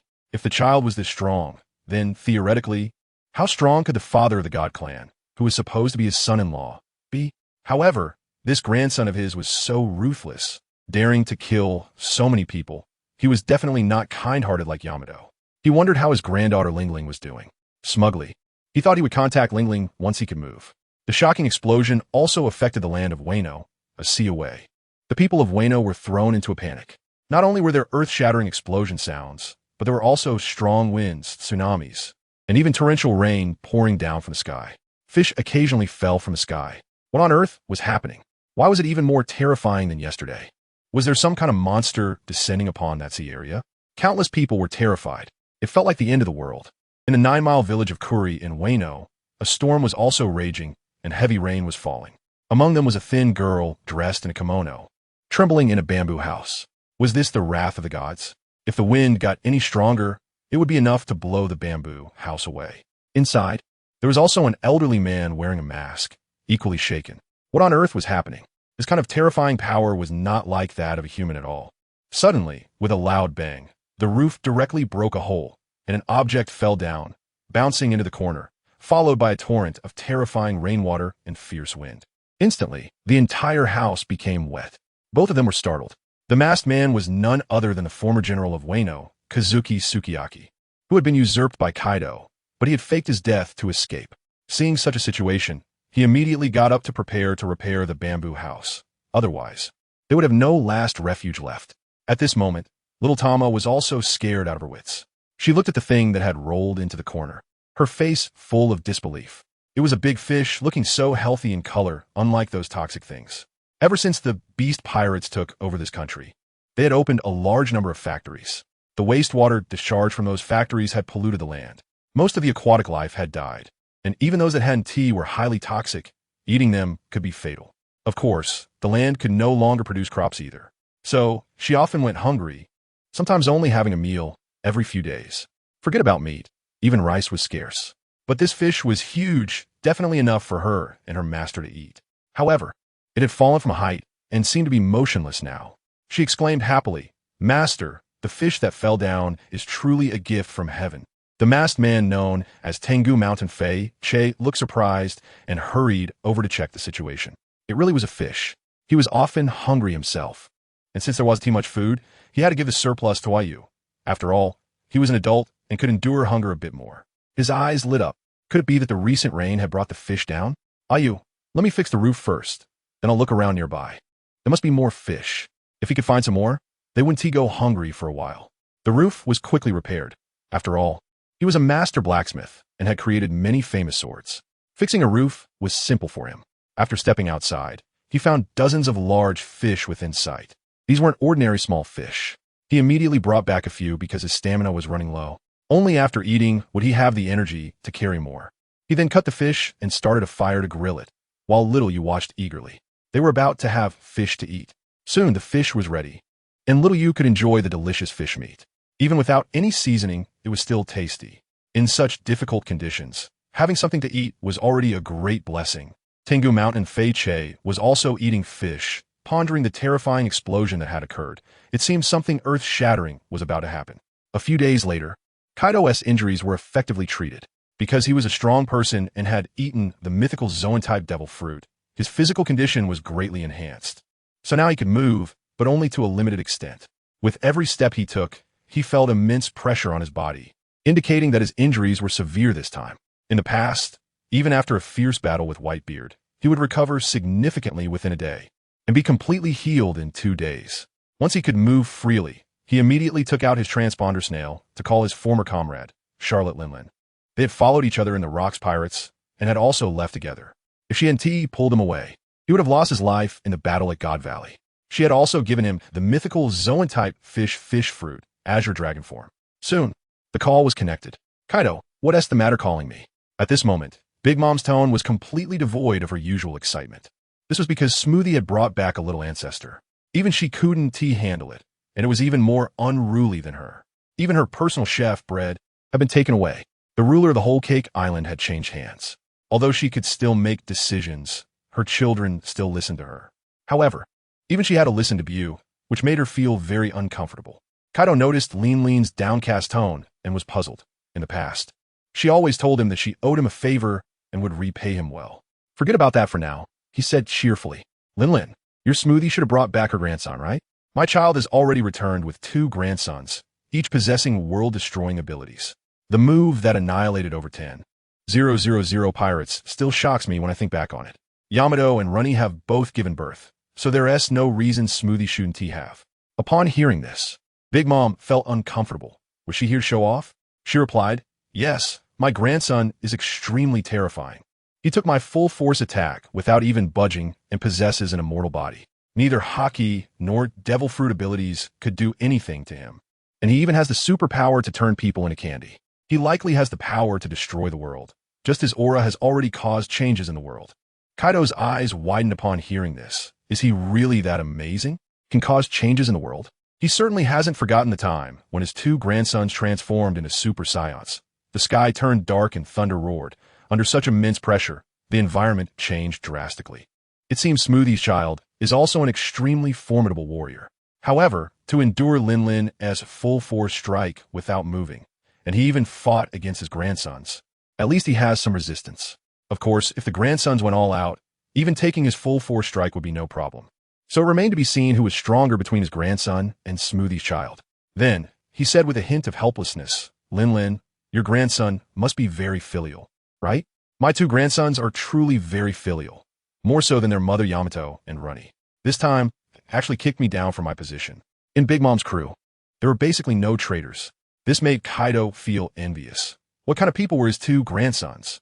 Even the rebellious Yamato seemed like a little darling compared to them. Not only did they kick him down, but they also severely injured him. It was impossible for him not to feel angry.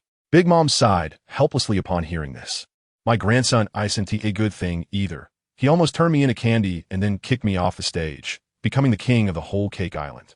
From now on, he will have the final say. I didn't expect my children to be so filial, but my grandson is so evil. She was also furious inside. Perhaps she shouldn't have let Smoothie form a marriage alliance in the first place. But if she hadn't, the Celestial Tribe would have sought to dominate the world, and the Big Mom Pirates would have been an obstacle, which would have led to their elimination as well. Compared to that, the current result was a bit better. At least she was still alive. After hearing Big Mom's words, Kaido fell silent. Then he smiled, feeling a bit relieved. He hadn't expected her children to be so filial, which brought him some balance. He then became calm again and slowly said, Lin, it seems our era has come to an end. Big Mom also replied helplessly, it has ended. This was a world where strength was respected. Those with great power could seize the world. Clearly, her grandson was already far stronger than them. They couldn't even see whether the younger generation, Bu, had gone all out. If he hadn't, then he definitely hadn't. A few more days passed. The former members of the Beast Pirates on Onigashima had been trained into an army. Although it may not be as good as the Navy, at least it is now organized and there are no random actions. The 2 major figures, the Plague Queen and the Calamity Jack, arrived at the port wrapped in bandages. Meanwhile, the Flying 6 members Sasaki and Fusuf also arrived. Of course, the other 2 also came. All 4 of them were similarly wrapped in bandages. Their injuries were, of course, much lighter than those of Kaido. Sasaki looked at the organized army and said in disbelief, I never expected Lord Vegeta to transform this group of pirates into something else. In the past, even when Lord Kaido held meetings, it was always noisy, and the pirates would just shout and yell.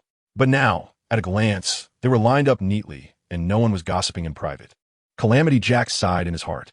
If they had experienced the terrifying scene back then, they would only be more obedient. They were all scared. He once thought that even if Lord Vegeta used force, he couldn't make the pirates submit. But he underestimated this lord. When power reaches a certain level, it can easily destroy the pirates, making obedience their only choice. Soon, Kaido arrived as well. After all, this was the conquest of Wano country. In fact, with his strength, he could have conquered Wano country a long time ago and established a nation. Although this would attract the attention of the world government. There was no need to worry about the world government now. They had become minor players like himself. The main characters of this era were the God Tribe. Of course, He was more interested in seeing the prophecy mentioned by Kazuki Odin that someone would liberate Wano country from the beast pirates in 20 years. He felt that was impossible. The possibility of defeating him was close to zero, let alone defeating his two grandsons. In fact, Yamato was also adopted by him. Previously, Yamato's father was a subordinate. Yamato and Pejuan had even stolen two important devil fruits, so he just needed to beat them up. Now he wanted to see how Kazuki Odin's prophecy would be fulfilled. Of course, such matters might not even need to be discussed. His rationality told him that people stronger than his two grandsons could not possibly exist. Even if they did, they could only be among the god tribe. Could this tribe be on the verge of civil war? That was the only possibility left. However, there was also another possibility. The liberation of Wano country could be the doing of his two grandsons, which was the most reasonable explanation. Soon, Goku, Vegeta, Yamato, and Runny also arrived at the meeting place. Then they ordered everyone to board the pirate ship to set off. Of course, it could no longer be called a pirate ship. It was better to call it a warship. As for the name of the nation to be established, Vegeta had not thought of one yet. Anyway, it couldn't be Wano country. He didn't like that name and would leave it for later. This was also to fulfill his mother's wish. Her wish was to bring peace and establish a nation in Wano country, which was actually very simple and did not conflict with his aspirations. It was only natural that he wanted his own territory, just like his other siblings who were kings. Soon, the Grand Army arrived in Wano country. Shortly after landing, Vegeta saw the polluted land, emitting toxins, and the rivers and streams were variously polluted, clearly not good water, and also emitting a foul odor. Even the trees were either dead or lifeless. This made him very unhappy, compared to the beautiful environment of his family's islands. This was simply too poor. He complained, "Kaido, how could you let Wano country become like this?" Kaido replied indifferently, "I have to spend a lot of money to support so many people, so I naturally need a large amount of funding, and opening factories here will inevitably cause pollution." He didn't think much of it. Pollution is just pollution. It's a small matter. What's important is the huge financial income. Vegeta was furious. You are not qualified to be a king if you let your own country become like this. After all, this is your home. Kaido did not say anything further upon hearing this, because he also felt that there was some truth to it. Letting his home become this way was indeed unacceptable. Then Vegeta looked at Plague Queen. "Restore this place to its beautiful state. Can you do that?" He knew that this person was the scientist of the former Beast Pirates. Someone relatively intelligent and skilled. Wrapped in bandages, Plague Queen quickly responded, "Okay, I'll take care of this." In fact, he managed the factories here and had earned quite a bit over the years. Lord Vegeta had also killed more than 10,000 people, so there shouldn't be any problems in the short term. Of course, afterward, they would have to find other ways to make money. After taking control of Wano country, there would be no need to worry. They were sharing profits with the Black Charcoal Kaido, which was on a 60-40 split. They got 60, and Black Charcoal Kaido got 40. After eliminating Black Charcoal Kaido, all the money would belong to them. They then began the conquest of Wano country, first heading to the flower capital to defeat Black Charcoal Kaido. As long as they eliminated this guy, Wano country would be in Vegeta's hands. Black Charcoal Kaido's subordinates were naturally no match for them. Whether in upper or lower combat power, they were simply not on the same level. Wherever they went, anyone who dared to resist was basically killed. They quickly advanced to the flower capital. The city was in chaos, and many residents simply closed their doors. Some even took the opportunity to escape from the flower capital.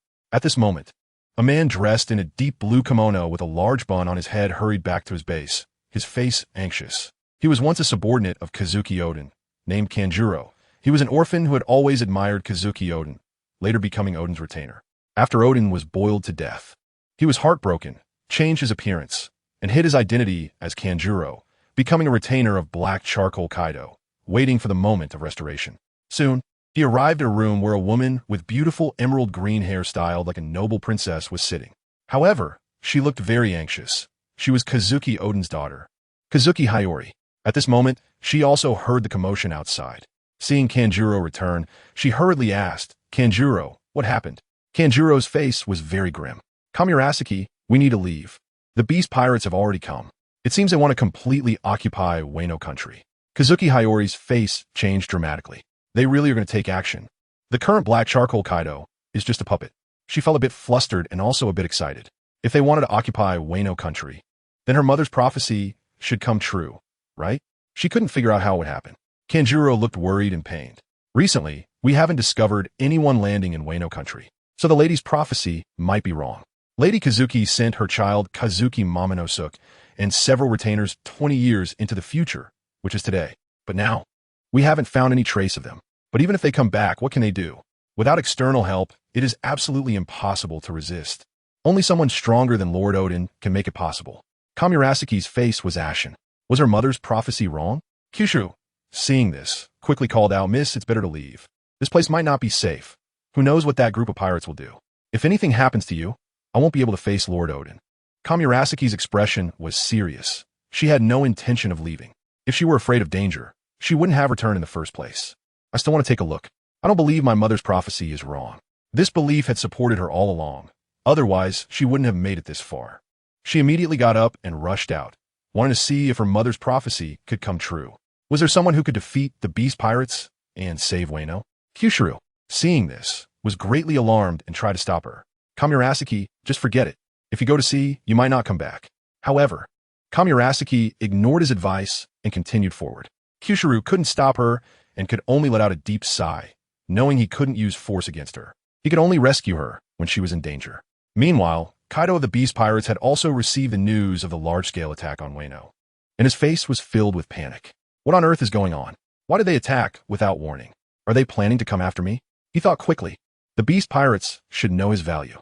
Without him as a proxy, the people of Wano would never submit. After all, submitting to pirates was unacceptable for the people of Wano. He had once made Kurazumi Semimaru use the mimic fruit to transform into Odin and pass the position of shogun of Wano to himself. So his rise to power was legitimate. Of course, the Beast Pirates might understand this principle, so they must be too greedy, wanting to claim all of Wano's interests for themselves. This was truly disastrous. He quickly thought of countermeasures in his mind. The only solution now was to concede some interests. Even working for free was acceptable. Compared to ruling this country in pleasure, he preferred to see Wano in ruins to achieve his revenge. Because he knew the tragic past of the Kurazumi clan. His family had been completely exterminated by Odin. That was why he had grown up without parents, living such a miserable life, relying on others for shelter. His greatest dream back then was to have a full meal. Only by destroying Wano could he find inner satisfaction. That was why he betrayed the interests of the country and allowed Kaido to build numerous toxic factories on Wano's land, emitting large amounts of waste gas and wastewater. All of this was the fault of the Kazuki clan. It seemed he needed to go there in person. On the other side, Kyushu and Kamurasuke were watching the large army of the Beast Pirates from a distance. What puzzled Kamurasuke was that they were surprisingly organized, almost like an army, with only the sound of footsteps. This was not typical pirate behavior at all. Her curious eyes were fixed on the two children at the front. Even Kaido and the three main commanders were wrapped in bandages following behind. Her heart was filled with even more questions. "Kyushu, do you know who those two children are?" Kyushu shook his head. "I don't know." At that moment, he was astonished. A Yonko pirate was obediently following behind, which was enough to show the terror of these two children. One of the children looked somewhat familiar, but the other seemed like a born king. Kamurasuke was even more puzzled upon hearing this. Could this strange scene be related to the previous explosion? Or were these two people the ones to liberate Wano? It seemed they could only continue to observe. Deep down, she still found it hard to believe that the liberators of Wano could associate with the Beast Pirates. The figure walking at the front of the crowd, Vegeta, certainly noticed Kamurasuke and Kyushu. The street was so empty that these two stood out, making it impossible not to notice them. One of them had beautiful emerald green hair, delicate features, and behaved gracefully. Instantly, he had an idea. If he brought this person back, his father would surely like her. Plague Queen also saw Kamurasuke, a smile on his face, and his painful body felt less painful. He quickly shouted, "Kamurasuke!" Kamurasuke was the #1 courtesan of Wano, and Queen was her fan. Kamurasuke was skilled at playing the shamisen, with an incredibly beautiful voice, and was a very elegant and charming woman. Kamurasuke felt a little scared, worried about being discovered by the pirates. But she steadied herself and waved her hand in a friendly greeting. Queen probably wouldn't harm her. He seemed to admire her a bit. Kyushu was very anxious, fearing they would abduct Odin, and at this distance, even if he wanted to run, it would be impossible. He could only force himself to remain calm. Vegeta curiously asked, "Queen, who is that woman?" Queen replied with a smile, "She is the #1 courtesan of Wano, the most beautiful woman." Vegeta's smile widened as he stared closely at Kamurasuke. Odin also noticed the gaze of this child, filled with aggression, and a sense of unease crept into her heart. This was not the look a child should have. This guy must have some bad intentions toward her. She should leave. It was too dangerous to stay here. She prepared to turn and leave. Vegeta saw her turning to leave and shouted loudly, "Hey, woman in front, stop." Kamurasaki could only turn her head, forcing a smile. She couldn't make any suspicious moves. If she turned and ran, they would definitely chase her. Kyushu was extremely anxious. He had already told the miss not to come. And now it was too late. They were being targeted. He hoped these guys wouldn't cause trouble. Vegeta got closer, observing the woman, and found her very impressive. With delicate skin, he smiled and said, "Very good. You look really nice, and you're a courtesan. My father doesn't have this type yet. From now on, you're a gift for my father. Become his concubine." His words shocked Yamato, who looked at the girl and found her indeed very delicate. Although she felt something was wrong, as a wife, isn't the primary responsibility to make her husband happy? She believed that the woman following her husband would surely be very happy. That was the point. A woman following her husband would never be unhappy, as her husband would fulfill all their wishes, just like this time. Knowing her purpose, they happily had a child together. Only now could they liberate Wano. Play Queen's face changed drastically. Oh no, how could this happen? Lord Vegeta actually wanted to give Kamurasaki to his father. He didn't want to see the girl he liked treated as a gift. Lord Vegeta, isn't this inappropriate? Vegeta coldly responded, "Do you have a problem with that?" Quinn could only stammer, no. He felt utterly helpless inside. He knew that things could not be changed. Lord Vegeta was extremely ruthless and had wiped out over 10,000 pirates in one go. It seemed that Xiao Zi was really going to be sent to her father, which meant he would suffer a heartbreak today, feeling an inexplicable pain in his heart. Xiao Zi was even more shocked. This child was actually referred to as Lord by one of the calamities, Quinn. Could it be that this child had become the king of the beast pirates? What was going on? She was completely puzzled, having never heard of such a person. However, this was not the time to think about that. She respectfully said, "My lord, please forgive me for refusing. This child must have some connection to the beast pirates." She absolutely did not want to become her father's concubine. Wouldn't that mean marrying her enemy? Vegeta snorted coldly. "You have no right to refuse. Goku, get ready to act." Upon hearing this, Goku took out a rope from his pocket, preparing to tie up the woman, just like he had done with the lark and peacock. Seeing this, Crazy Death stood in front of Xiao Zi instinctively. "Miss, run," he said. "I'll block this evil child." In fact, he wanted to block the beast pirates behind him. Whether it was the three calamities, the Flying Six, or Kaido, he was no match for any of them. But since it was this child who was going to act, he was sure he could hold him back, and of course, he wanted to delay a bit longer, not easily defeating this child, lest the others intervene, which would be disastrous. Xiao Zi knew the situation was urgent. Leaving Crazy Death alone was very dangerous. But she absolutely could not marry her enemy. Just like Kaido, who coveted her beauty, she had never let him have his way. Moreover, Kaido naively thought she would come to like him, which was impossible. Just as she was about to turn and leave, she suddenly saw the hedgehog-headed child appear in front of Crazy Death in an instant. Xiao Zi was stunned. Crazy Death was even more shocked and had no reaction. He didn't even see the child's movement trajectory. Although he hadn't used observation haki, his gaze had never left the child, which meant this child's speed surpassed his sight. How was that possible? Then, without timely defense, he was hit in the stomach by Goku's punch and flew out, crashing through dozens of buildings. Dust and debris flew everywhere. Goku then directly wrapped the rope around Xiao Zi, circling it and then throwing her over his shoulder. He was getting more skilled at this. It wasn't until Xiao Zi was slung over his shoulder that she realized how strong this child was. She had actually been tied up. Did this mean she was going to marry this child's father? Heaven, this was not the future she wanted. She struggled desperately, but couldn't escape. Just as she was about to shout in anger, she saw Kaido running over in the distance. He was tall, with a big head and mouth a bit bald, and had a purple topknot. He was her enemy. Kaido had used despicable schemes to trick and frame her father, turning him into a fool. He was also the culprit behind the country's disaster, and she wished she could kill him immediately. Kaido quickly ran closer and saw his goddess Xiao Zi being captured. He was very worried. She was the only woman he had ever loved. He thought it was bad. Could it be that the beast pirates had set their sights on her? Damn pirates. Xiao Zi, wait, I will definitely save you. Kaido looked at Kaido, then at the two children in front of him, one of whom was carrying Xiao Zi. He immediately said respectfully, "Lord Kaido, I admit I was a bit arrogant before. We can discuss anything properly. There's no need to bring people to kill in Wano." This time, for Xiao Zi, he lowered his stance. As long as he could continue to wreak havoc in this country, he was willing to do anything. For Xiao Zi, he was even willing to become Kaido's subordinate. The Flying Six and the three main faces smiled at Kaido. This kid still thought they could negotiate? They were not here to negotiate but to destroy Kaido and his forces. Kaido looked at him with an uneasy heart and asked again, Lord Kaido? At this moment, Kaido had no expression. You should call him Lord Vegeta. He is the one in charge. Kaido immediately looked at the child. Was he the one in charge? Because just now, Kaido's gaze had swept over him, completely not understanding what was going on. However, Kaido was not someone to joke around with. He immediately said respectfully, I am Kaido, the general of Wano. I do not know what you intend to do in this country. The child, Kazuki Odin, looked at Kaido expressionlessly. This person had used schemes to usurp the position of the Kazuki family's general, and had also caused the death of her mother and father. She wished she could kill him. Vegeta looked at this clueless guy and thought it would be better to kill him. Moreover, his mother had wanted peace for Wano. And of course, Vegeta wanted to protect his territory. Before he came, he had already seen the general situation of Wano. Not only was the land severely polluted, but Kaido also bore part of the responsibility. But of course, he couldn't kill him. After all, he was his grandfather, so he could only vent his anger on Kaido. Slowly extending his finger, Kaido was confused. Then his face changed drastically as he saw a light shining from the child's fingertip. A wave of light shot out, piercing through his body. Kaido immediately felt a terrifying pain. His eyes widened, and he fell straight to the ground. Rage flashed in his mind.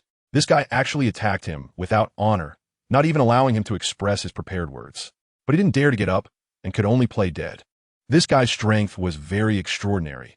It seemed that the beast pirates were submissive. He had eaten the snake fruit, mythical Zoan type Yamata no Orochi, and, after transforming, he had 8 heads, meaning he had 8 lives. He could just wait for an opportunity to take revenge later. Right now, he could only focus on saving his own life. He would find a chance to take Xiao Zi away later. She would definitely leave with him. After all, Xiao Zi had always respected him. At this moment, Kazuki Odin's eyes widened. Was her archenemy really killed just like that? She felt a sense of disbelief. What a pity she didn't die by her hand. She couldn't personally take revenge for her parents, which left her with regret. Looking at the child who wanted to abduct her, the hatred in her gaze diminished significantly. This evil guy had avenged her parents' murder. Epidemic Quinn's chubby face broke into a smile. He hadn't expected that the sinister Kaido would die just like that. Now it was time for them to take control of this country. He knew it. In Wano country, remnants of Kazuki Odin's former subordinates still remain. But many of these old factions have already been dealt with by the Beast Pirates and Kaido. Now, only a few loyal ones are likely hiding in the shadows. Kaido's forces are currently quite large. However, with Kaido dead, his subordinates lack the backbone to seek revenge for him. Others are equally pleased, especially Fusif, who sees that with Kaido's death, he can successfully establish a nation. He never thought he would have the chance to correct his pirate identity. Once, he was a member of the Celestial Dragons CP0, a hidden yet legitimate identity, a figure of righteousness. Later, he had no choice but to leave CP0 and fall into the illegal identity of a pirate. Even though the Beast Pirates are strong, they still do not gain recognition in this world. Kaido found it even more boring. With Kaido dead, they were preparing to occupy Wano, and there were no opponents left. If there was any resistance, they would just kill them. He was ruthless, and his grandson was even more ruthless, which he appreciated. It seemed that the prophecy of Kazuki Odin ultimately did not come true. This was, of course, correct. How could anyone predict future events? At this moment, Vegeta frowned, looking at Kaido's body with a large hole in his chest. He could sense a faint breath from this guy. If there is breath, it means he is still alive. Only the dead do not emit any breath. Still alive? Could it be the power of a devil fruit? This world has the miraculous powers of devil fruits, granting people incredible abilities. He then ordered, Jack the Drought, give the corpse on the ground a few stabs. He is not dead yet. Kazuki Hayori looked puzzled. A big hole in the chest means the organs are gone, and the wound is still bleeding. This is a real wound, not fake. Kaido should be dead, right? This kid says he is not dead. What's going on? Everyone present was confused. Such a serious injury, it seemed impossible to still be alive, and they felt it was strange. However, many among them thought that with the power of a devil fruit, he could still be alive. Like Marco from the White Beard Pirates, who ate the Zoan-type bird fruit, mythical Zoan form, he could fully revive even if any part of his body was injured, known as the person who cannot be killed. If he could activate the power of the devil fruit, he would be immortal. It seemed that Kaido had likely eaten some kind of devil fruit. Jack the Drought drew his knife and slowly walked towards Kaido's corpse. At this moment, Kaido did not even dare to blink, maintaining an expressionless demeanor. But inside he was panicking. Impossible, absolutely impossible. He had never revealed his devil fruit ability to anyone. How could this kid notice that he was not dead? Jack, holding a long knife, chopped down hard on the corpse on the ground, slicing Kaido's body in half. He even felt it was not enough, so he chopped again, turning it into 3 pieces. At this moment, Kaido was enduring the pain, suppressing himself, determined to endure. He did not dare to make a sound. If discovered, even if he had an immortal body, he would still be killed. He was afraid that they would wait for an opportunity and take him down one life at a time. After Jack finished, he stopped, observing the condition of the corpse on the ground, which showed no signs of recovery. Even Marco, when his body was destroyed, could quickly recover. Moreover, he could feel that the corpse on the ground had no breath at all, as if it were truly dead. Vegeta looked at the unmoving Jack and shouted, "Cut again. I can still feel a very faint breath. This guy is definitely still alive." After saying that, Jack swung his knife again, quickly chopping the corpse into pieces. At this moment, Kaido, even in pain, could not make a sound. However, his consciousness was in a state of panic. His fake death state had almost no breath. Yet this kid could still discover it. He was truly a demon. Today, he would not die here, right? He should not be so pessimistic. He still had 6 lives. He did not believe this person could kill him 6 times. He would definitely take revenge later. Everyone would have to die. The hatred in his heart was 100-fold. 1,000-fold more than his hatred for the Kozuki clan. Even in his most desolate moments, he had never suffered such a painful dismemberment. He knew a big secret. Once this secret was exposed, Wano would definitely face a great enemy. That was that he had seen the secret archives of Kozuki Oden, which seemed to have ancient weapons. He had originally wanted to claim them for himself, but now he could only spread the news to destroy them. Kozuki Hiyori felt relieved seeing this scene. It was not cruel at all. Kaido had it coming. Vegeta still frowned. He did not expect this guy to endure so much and still be alive. Burn his body to ashes with flames. I don't believe he can survive being turned to ash. Everyone was shocked. Kaido was still not dead like this. They did not doubt Lord Vegeta's judgment. The people of the divine race discovered something that they had not. Even Kozuki Hiyori's eyes were filled with disbelief. Is Kaido really that hard to kill? If that were the case, even if she had the chance to poison or stab him before, it would not have killed him. At this moment, the flame calamity, Jin, stepped forward. Lord Vegeta, leave it to me. He was from the Lunaria tribe, naturally possessing the power of flames. He extended his palm, gathering energy, and a large ball of fire shot towards the corpse on the ground. To everyone's surprise, as the flames roasted, the pieces on the ground still moved, meaning Kaido was not dead at all. Jin then continuously released flames. The meat pieces were being grilled by the raging fire, but remained active, not turning to ash at all. Jin realized how hard it was to kill Kaido. His flames were extremely high in temperature, and it was impossible to incinerate even a piece of meat. The only explanation was that Kaido had something strange about him. He immediately increased the flames, refusing to let this humiliation continue. Kaido, of course, still had consciousness, feeling the terrifying flames. His severed vocal cords emitted muffled sounds of pain. In his heart, he felt despair, thinking he was really going to die this time. Damn it, damn it. Even though he felt immense hatred and had a strong will to live, in the end, he turned to ash. At this point, everyone finally breathed a sigh of relief. He was finally dead, right? He had turned to ash. The Plague Calamity Queen said helplessly, Kaido was indeed so hard to kill. He was truly despicable. Hiding such a strange ability. If it weren't for Lord Vegeta discovering it, he might have escaped and even caused trouble from behind. He did not doubt Kaido's ability to cause trouble, especially after ruling Wano for so many years. If he were still alive, someone would surely follow him. Clearly aware of Kaido's despicable scheme, he once made a deal with the deceased Oden, threatening the lives of civilians to make him dance in public, promising to leave Wano country with Kaido once the ship was ready. Such a vile plot, and Oden actually believed it. This tactic successfully turned the people against him. By the time Oden realized he needed to take down Kaido, there were no followers left by his side. No one would want to follow a clown. It must be said that Kaido is truly despicable. Otherwise, eliminating Oden wouldn't have been so simple. He had a loyal faction in Wano as well.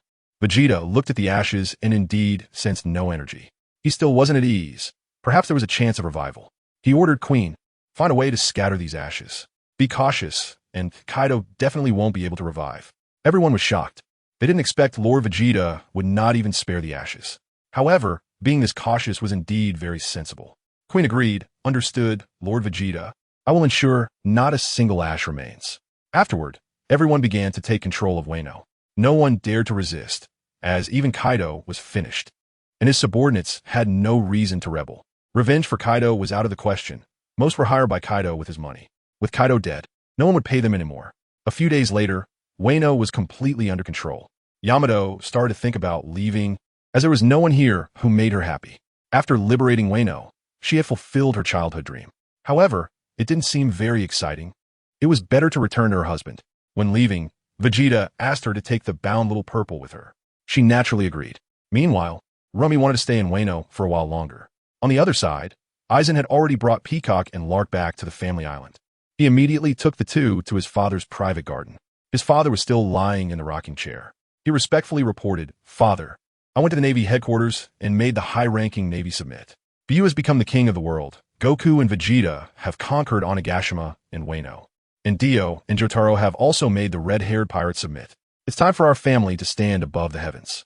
The two girls' expressions changed dramatically. They didn't expect such a shocking change in the world while they were captured. There was no doubt about the truth of what the man with the slicked-back hair said. Goku and Vegeta were the ones who captured them, terrifying people, and Buu, who hadn't acted, might be even more frightening.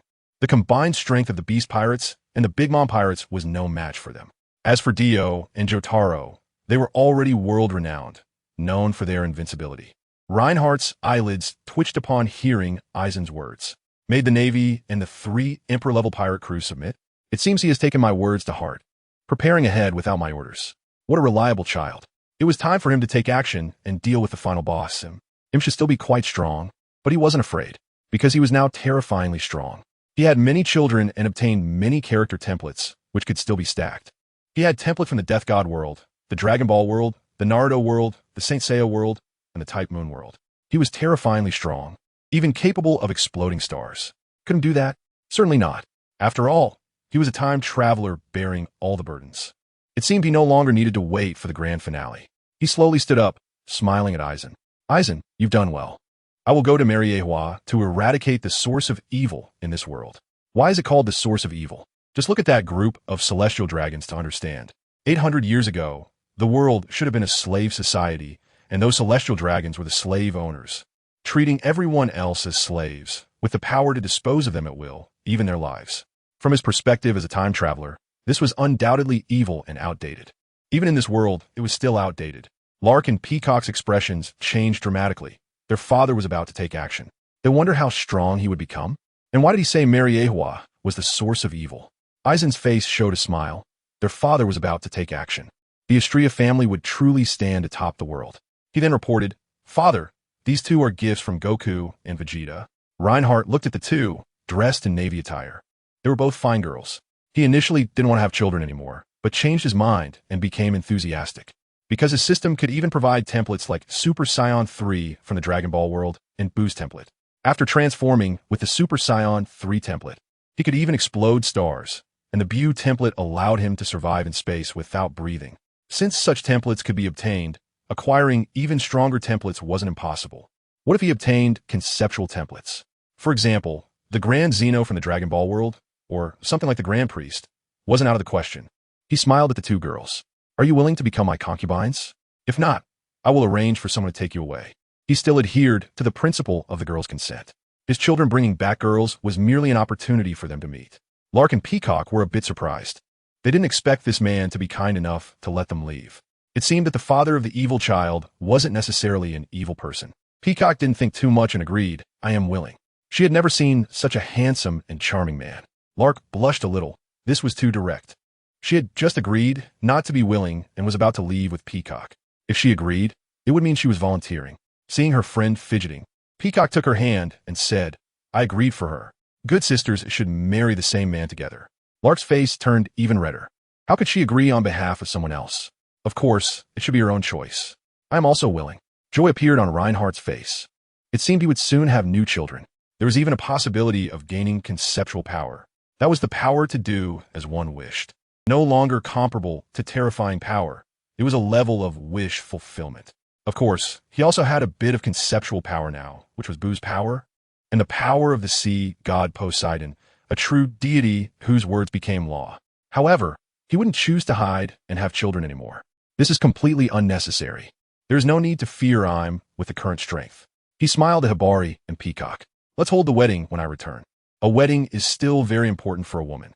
After all, getting married is the greatest thing in their lives, and it is also a serious promise I give them. He will definitely become a good man, unlike Roger or the red-haired pirates Jesus Burgess, who only care about their own pleasure after having children and pursue their own dreams. Peacock looked excited. Okay, she is not someone who shies away from love. She wants to have strong children, stronger than that evil Vegeta or Goku. Hibari was also a bit moved. Unexpectedly, this time out to capture pirates would result in her getting married, which was a pleasant surprise. Of course, she would become a woman in the future, and as Peacock said, she would have children, her complexion becoming even more flushed. Then Reinhardt activated the Super Saiyan 3 Goku template, placing his finger on his forehead while sensing M's aura. At the Holy Land, Mariehua, the strongest aura, of course, belonged to him. Then he vanished in a flash. Hibari and Peacock both looked surprised. Their future husband suddenly disappeared, presumably to eliminate the source of evil in this world. Aizen was even more astonished, as his father was no longer within his sensing range. He had already headed to the Holy Land. In the next moment, Reinhardt appeared in the sky above Panga City, using the sky dance technique to hover in the air. He had to be prepared. If he activated all character panels on the family island, the power would be too terrifying, possibly harming his own people. However, there was no need to worry about that at the Holy Land, Mariehua. He wouldn't have a headache over how many celestial dragons died. They were all true scum. At this moment, below in Pangu City opened his 3 eyes. Another person had arrived, with a strange aura. Who could this be? In fact, he was very frightened. He remembered that last time when Madara and Hashirama came, he couldn't cope with it. What kind of terrifying power was that? Even transforming into a demon-like form was just a part of his power. Even with an immortal body, he was still powerless to resist. He hoped nothing major would happen this time. In the air, Reinhardt first stacked numerous Naruto character templates, including Madara with the eternal Mangeki Sharingan, Hashirama Senju's template, Tobirama Senju, Itachi Uchiha, Minato, Orochimaru, and of course Kage Otsutsuki. In an instant, a massive amount of chakra gathered around him, allowing Reinhardt to unleash various ninjutsu, yin-yang release, as well as the 5 elemental ninjutsu, wind, fire, lightning, earth. Not only that, his eyes turned into Byakugan, and a red eye sprouted from his forehead. The Rinnegan with 9 Tomo. This Byakugan was not ordinary. It could even be called a long-distance eye. The abilities enhanced by the numerous templates became even stronger. This was, of course, the eye obtained by activating the Otsutsuki template, and it was currently the strongest eye. A powerful aura radiated out, making everyone in the Holy Land feel it. In the World Government Office, the Gorosei Eye's expressions changed dramatically. A great enemy had arrived. It must be from the Celestial Clan. Such a magnificent aura was far stronger than the Azura of the ninja world, the god of the ninja world. They had fought against Madara and Hashirama, so they naturally sensed their aura, which was incredibly majestic. But compared to the current aura, it was like a stream compared to the ocean. The aura they felt now was like the sea itself. They all knew that another terrifying member of the Celestial Clan had descended. Saint Satan looked worried. What should they do now? Such a being could not be dealt with by just the 5 of them. If they couldn't handle Madara and Hashirama, how could they face the master of this even more terrifying aura? Saint Maz slowly said, "This time, we can only let Lordum handle it." The others agreed, as they couldn't fight back. However, Lordum was still able to keep his composure when facing Hashirama and Madara. He had his ways. Although this aura had become much stronger, Lordum was a legendary figure who had lived for over 800 years. No matter how strong the Pirate King Roger or Rox was, they could not be compared to him. Even when facing members of the Celestial Clan, he was always calm, completely unlike them. So they felt reassured. Next, they just needed to let Lordum reveal his terrifying combat power and defeat the enemy. At this moment, M's 3 eyes were wide open, exuding a powerful aura. Could it be that the father of the Celestial Clan had come? It seemed he should submit and offer himself. He wondered if this approach could help him escape a disaster. Of course, it should be fine, as this was a win-win situation. He couldn't help but touch his ample figure. It was very large, and there were almost no figures that could rival him. In the sky, Reinhardt felt his current strength, feeling somewhat satisfied. But this was the final battle, and such preparation was far from enough. He also began to stack the Death God character templates. First was the stacking of Yoruchi Shin, after which a terrifying spiritual pressure emanated from within him. Next came the stacking of Aizen's template. This was not ordinary Aizen, but the final template Aizen, whose spiritual pressure greatly increased. After that, he further stacked templates of Soifin, Byakuya Kachiki, and Kenpachi Zaraki. The spiritual pressure became increasingly terrifying. Even without actively activating it, there was a feeling of collapsing space. After all, the total spiritual pressure of Irichi, Aizen, and Kenpachi was extremely terrifying, ranking among the top 10 in the Soul Society. Below, the celestial dragons immediately felt uncomfortable, suppressed, and unable to move, filled with shock and anger. They panicked and shouted, "What's going on? Quickly find out the cause." But no one responded to them. As the bodyguards of the CP organization were also pressed down by the terrifying spiritual pressure and couldn't move at all. Even the Gora CEI in the World Government Office felt the overwhelming power, rendering them immobile. They were among the strongest people in the world. How could they be crushed by just an aura? But this was the reality. What a terrifying power it was. Just the aura alone was enough to suppress them. If the power they felt before was like an ocean, then the power they felt now was even more terrifying. At this moment, Im also felt his body unable to move. He was filled with horror. It was too terrifying, even more despairing than when the Heavenly King was destroyed. This must be the father of the Celestial clan. Otherwise, how could he be so strong? Far away, several hours' journey from the Navy headquarters, the Navy could feel this astonishing sense of oppression, and their faces changed in unison. Admiral Kazuru's expression was one of fear. It was not feigned. Because his eyes revealed fear, he could feel the terrifying oppression he was under. Akainu's expression was extremely serious. The god race was so frighteningly powerful. Who else could possess such power? That guy named Aizen from last time had humiliated him greatly, causing him to destroy the Navy's plaza, making him feel as if he were possessed. Only later did he realize it was an illusion that made him fight against it, unleashing powerful moves against thin air. It was truly embarrassing. Many Navy personnel witnessed it. Akiji felt the same way, staring blankly at this scene. This was an unmatched power. Sengoku in the marshal's office, and Vice Admiral Tsuru also changed expressions, feeling the terrifying pressure that was reminiscent of the man named Aizen, who had once unleashed a terrifying pressure that oppressed the senior Navy officers, just as aura had rendered them immobile. Now, this power was undoubtedly far more terrifying, making their hearts race and prompting them to look toward the source of the pressure, which was the direction of Mariehua. The god race wouldn't be attacking the celestial dragons, would they? With such power, the god race didn't need them at all. Sengoku was now relieved that perhaps the god race had given them a chance to live, while Vice Admiral Tsuru felt uncomfortable as well. This power was excessively strong, far beyond that of Aizen. The world government certainly couldn't withstand it. The five elders couldn't deal with the god race during Ace's public execution. It seemed his granddaughter, Peacock, could not be saved. He could only hope she encountered someone decent. Reinhardt continued to stack his combat power, even adding the character template from the Type Moon world, Saber. At the same time, a noble phantasm appeared in his hand, the holy sword Excalibur. It could convert the wielder's magic into light, firing it like a laser beam to destroy everything. Of course, there was also the sheath, which allowed the wielder to heal from any injury and even stop the aging process. It was the strongest protection and absolute defense. Not only that, he also added the template of Poseidon from the Saint Seiya world, a true god who could easily trigger disasters like tsunamis and earthquakes. But that wasn't all. Reinhardt further stacked the character templates from the Dragon Ball world, including Super Saiyan 3 Vegeta and Bu, even adding the templates of androids 17 and 18. Moreover, he planned to fully unleash the power of the Super Saiyan 3 template, starting to clench his fists and roar. Immediately, a more overwhelming aura burst forth from him. His hair turned into long golden locks, his entire body shining with golden flames. At that moment, the world itself began to change. The moment he transformed, a powerful shockwave shot down toward Mariehua, destroying the newly constructed buildings. Countless celestial dragons were likely injured or killed under such terrifying pressure. They were completely immobile and could only be crushed to death. Reinhardt felt the power at this moment, strong to the extreme, but his body was completely adapted to it.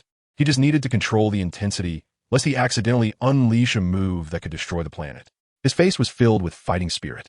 Let me see just how strong the greatest boss of the Pirate King really is. He was now full of confidence, like an eagle spreading its wings. At this moment, the five elders were struggling to breathe, pressed to the ground by this terrifying pressure, completely unable to move. Their hearts were like ashes. This was too terrifying, as if the Red Land was pressing down on them, rendering them immobile. Could Lord Im really contend against such a powerful being? Even though they had always had mysterious confidence in Lord Im, They couldn't help but begin to doubt now. The power before them was simply too horrifying. Yuan Liuzhai and Sui Feng, traveling in the Grand Line, also felt this power. Sui Feng, feeling uneasy, shouted with her mouth agape, "Father, this is terrifying." He wouldn't want to destroy this world, would he? Yuan Liuzhai was also under pressure, his expression serious as he said, "Don't talk nonsense. How could father do such a thing? If father is going all out, it means he has to face that person." When he first mastered the flowing blade like fire, he was also quite young and impetuous. Knowing that the world was plagued by evil pirates, he wanted to go out and slay them. However, his father stopped him and informed him that Mariehua was the true source of evil, advising him not to go out and cause trouble. Only then did he have to give up on the idea. How could he dare to act against someone his father feared? This powerful aura made the color of the Navy headquarters personnel change dramatically. Being amidst it felt like being an ant. Kizaru couldn't speak at this moment. Just the aura alone felt incredibly terrifying. He sensed that if this aura were to attack them, it would be enough to destroy him. In the New World, members of the Beast Pirates and Big Mom Pirates also felt this. It was terrifying and strangely familiar, like the aura emitted by Kaido and Big Mom's grandson, but undoubtedly much more frightening. It felt as if the sky was falling. Vegeta and Goku naturally recognized it. This was their father's aura. A powerful father who was many times stronger than they could imagine. This was simply immeasurable. In the deep sea, Dio and Jotaro were also filled with fear. Jotaro's eyes were filled with shock. Is this my father's true power? Dio's face was full of disbelief, as his father had never shown such power. Not even during their training. Even if it was the same power, his father was much stronger than them. He could stop time inside his time stop. And flowing blade like fire was stronger than his older brother. His illusions were stronger than Aizen's. Aizen's illusions were ineffective against his father, but Aizen would fall for them. Moreover, he had doubts. Was he really the biological son of his father and not just adopted? Otherwise, why hadn't he inherited his father's power? If he had such power, he could easily punch Yuan Liuzhai and kick Aizen. Of course, he could also easily grasp the world in his hands and do as he pleased. At this moment, Reinhardt landed on the ground, slowly pushed open the door, and advanced into the city. He remained vigilant, ready to unleash his power to take down him at any moment, knowing that some people were unscrupulous and would launch sneak attacks. After reaching the spacious hall, he saw a woman dressed quite revealingly, almost covering only her important parts, lying on the ground. Wasn't this the Im he had seen before? This scene left him speechless. Was she really being oppressed by his aura? This wasn't the future he wanted. At least they should have fought a battle, right? At the very least, put up some resistance. What kind of situation was this now? Lying on the ground, Im struggled to lift her head, looking at the man before her, who held a noble phantasm, with golden hair and radiating golden flames. Undeniably handsome, but not immature. This was definitely the father of the god race. You're the father of the god race, right? I am willing to become your concubine and bear your children. His physique is undoubtedly much better and larger than that of Princess Vivi of Alabasta now, and it has a greater appeal to men. This father clearly enjoys collecting beautiful women to have children, so he should have no problem with that. Reinhardt's expression darkened upon hearing this. Did the other party think he didn't know that Im was a man? Even though the body in front of him was that of a woman and even resembled Vivi's, it was undoubtedly a theft of Queen Lily's body. The soul was still male. How could he possibly marry a man? That was terrifying. Just thinking about it was frightening. He slowly drew the sword of Oath Victory from his hand, magic surging, a beam of light piercing through the ceiling. He shouted angrily, "Im, you are indeed the embodiment of evil." Excuriistic. With one slash, Im's face changed dramatically. Why did he suddenly attack? Did he say something he shouldn't have? The body came into contact with that terrifyingly massive sword of light and was directly dissolved. Even the strange black flames emanating from him were ineffective. Im had only one thought. He was finished. Under the light sword, everything turned to smoke and vanished. Meanwhile, in the World Government Office, the 5 elders felt the life force fading. Their life force was naturally bound to Lord Im. They were filled with immense terror. The invincible Lord Im was defeated. Their bodies quickly turned into skeletons. After doing all this, Reinhardt looked up at the sky. Was it really over? It seemed like it was truly finished. There was no evil aura left in the entire Holy Land. No one could hide from him when he was firing on all cylinders. The subsequent matters would be handled by Aizen. After finishing his tasks, Reinhardt naturally returned to his family island. At this moment, he transformed back into an ordinary appearance. Yunfei and Konkei quietly watched their future husband and asked, "How strong are you really?" They sensed the terrifying aura here, their hearts trembling. Moreover, recalling that their husband had gone out to handle matters, they felt that he must have unleashed his power. This made them feel as if their husband was not human. Reinhardt smiled and said pretty strong, "All right, the matter has been resolved. Eisen, go prepare the items needed for the wedding. After that, the world will be entrusted to you siblings." In fact, he had high hopes for Eisen. Managing such a large world, there was no need for him to do it alone, and Jinryusai was also his very valued eldest son. "Okay, father." Eisen went to prepare. The two women left behind were a bit excited. They didn't expect to be getting married so soon. They initially thought he would be gone for a few days, but it seemed it hadn't even been 10 minutes. A few days later, a grand wedding was held on the family island. A few days after that, Eisen called all the siblings together to head to the Navy headquarters. Naturally, the gate of justice could not block their steps. Soon, lookout soldiers discovered the large ship, exclaiming in surprise, "The God clan has arrived." The leading figures were all very famous. The Flame God, the invincible Jotaro, Dio, the newly crowned king of the world Buu, and Goku, and Vegeta, who had already occupied the Beast Pirates and established a new nation in Wano. They were just kids, but terrifyingly strong. This was the news released by Morgans. The God clan killed the Celestial Dragons, and they should be in an adversarial relationship with the Navy, but Admiral Sengoku had already given orders. So he was not too panicked. He immediately informed Admiral Sengoku of this news via a den mushi. Upon hearing this news, Sengoku's expression also turned serious. Indeed, the God clan was making a move. Through the news of the Navy stationed at the Holy Land, he learned that an incredibly terrifying figure had descended upon Mariewa. The mere aura was almost enough to completely destroy the Holy Land, and it unleashed a shocking blow before disappearing, leading to the simultaneous demise of the 5 elders of the world government. Mariewa was likely in chaos now. This world undoubtedly belonged to the God clan. He even suspected that this disaster in the Holy Land was caused by the father of the God clan. Therefore, he immediately notified the Navy to go out and welcome them. Many Navy members gathered at the port, including admirals, vice admirals, and rear admirals. Everyone looked at the large ship sailing from afar, their expressions constantly changing. It was nothing but a mass of monsters, especially the small figure with hands in pockets, expressionless, who easily defeated Navy Vice Admirals Spider and Mole, both seasoned vice admirals whose strength went without saying. Moreover, it was not an easy victory. They were nearly killed. The power of transformation was not some mythical Zoan-type devil fruit ability, but a unique ability of the God clan. Kizura looked at the golden-haired Dio with a fearful expression. A monster that could pause time had almost controlled him, leaving a scar on his forehead. Kazan stared at the guy with red clouds, black clothes, and purple eyes, who had imprisoned him in a giant ball, nearly killing him. Of course, there was also Eisen, a terrifying figure who made him see illusions. He still remembered that line. When fighting him, it was best not to trust your eyes too much. Akainu looked at the two leaders, one being the Flame God, whose flames were more terrifying than his magma, and the other causing him to lose face, destroying the Navy's square and engaging in a battle of wits with the air. It left him completely without temper. Even if it happened again, he would have no way to deal with it. Even Garp was angrily watching Goku and Vegeta. These two had taken away his Yunfei and Kankei. Damn it, it wasn't that he was old. He still had the strength to fight. It was just that these two brats were too terrifying. Next to him were the Shinobi World God Hashirama and the Shinobi World Azura Madara. He knew there was no way out. Damn it. Although Little Crane had said that the overall situation was important and not to cause trouble because of Kankei and Yunfei, he still felt angry, thinking he was too incompetent. It was his incompetence that allowed Yunfei and Kankei to fall into the hands of this clan. Soon, the large ship docked. The leading Eisen looked at Admiral Sengoku. "My father has ordered you to assist us in managing this world. First, we will go to the Holy Land to judge the Celestial Dragons. My father only eliminated the greatest evil. The other Celestial Dragons have not been dealt with cleanly.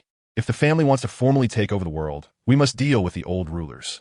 Admiral Sengoku agreed. "All right. The world under the rule of the God clan would definitely not be darker than the era of the Celestial Dragons." This was a good thing. It was just a bit regrettable that it seemed they did not meet that legendary mysterious father. Vice Admiral Crane worriedly asked, "Are Yunfei and Kankei all right?" Eisen smiled. "They have already married my father. Yunfei and Kankei are doing well. They probably won't return to the Navy headquarters until a year later, and by then, they will likely come back with children." Vice Admiral Crane had an impressive expression on her face. Has she already gotten married? She even brought back her great-grandson. This information is truly explosive. My mind is blank, and I don't know how to react. In fact, she had already guessed this outcome. Because Peach Rabbit has also returned, still holding a child, just no longer in the Navy.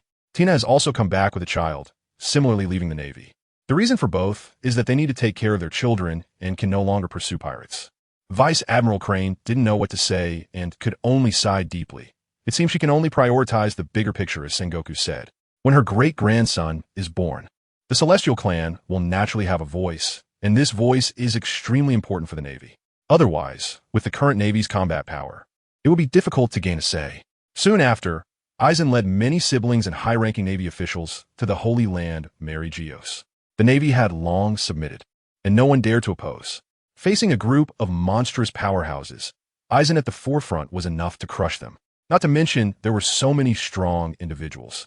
When the power gap is too great, they simply can't muster any thoughts of resistance. Of course, the most important thing is that the Celestial Clan clearly intends to eliminate the Celestial Dragons, which seems to be acceptable. Although the Celestial Dragons are technically their superiors, many in the Navy are quite dissatisfied. Those who have reached high positions are mostly veterans, and they have long been accustomed to the Celestial Dragons' evil deeds in this world. For instance, forcibly taking civilian women or enslaving commoners. These are things the Navy dares not intervene in. Every time they see such events, they struggle internally, questioning whether this is the justice of the Navy. This is fundamentally contrary to their sense of justice. Their justice certainly includes protecting civilians, but they often find themselves powerless. They dare not entertain thoughts of resistance, only compromise, simply because the other side is the nobility of the world. Among them is Admiral Kazan. He has long doubted the Navy's sense of justice. The O'Hara incident, those scholars were guilty, but how could the civilians deserve death? To his knowledge, there were also incidents of massacring pregnant women and children, which is too extreme. Ace might deserve to die, but what about the tens of thousands of innocent pregnant women? What kind of thing is that? All of this was not a decision made by the Navy. They are accomplices, part of the world government scheme. But this makes Kazan feel cold inside. However, he can do nothing to stop it. This is a sin, and wearing the cloak of justice does nothing. In comparison, if the Celestial Clan ruled the world, at least it wouldn't be worse than it is now. Even Akaina didn't find it unpleasant. Although Sengoku once proposed dealing with pirates and was not supported, it was merely because he felt the Navy was unqualified for equal dialogue. One must admit that it seems there really isn't. But he doesn't believe that this family would allow pirates to live happily in this world.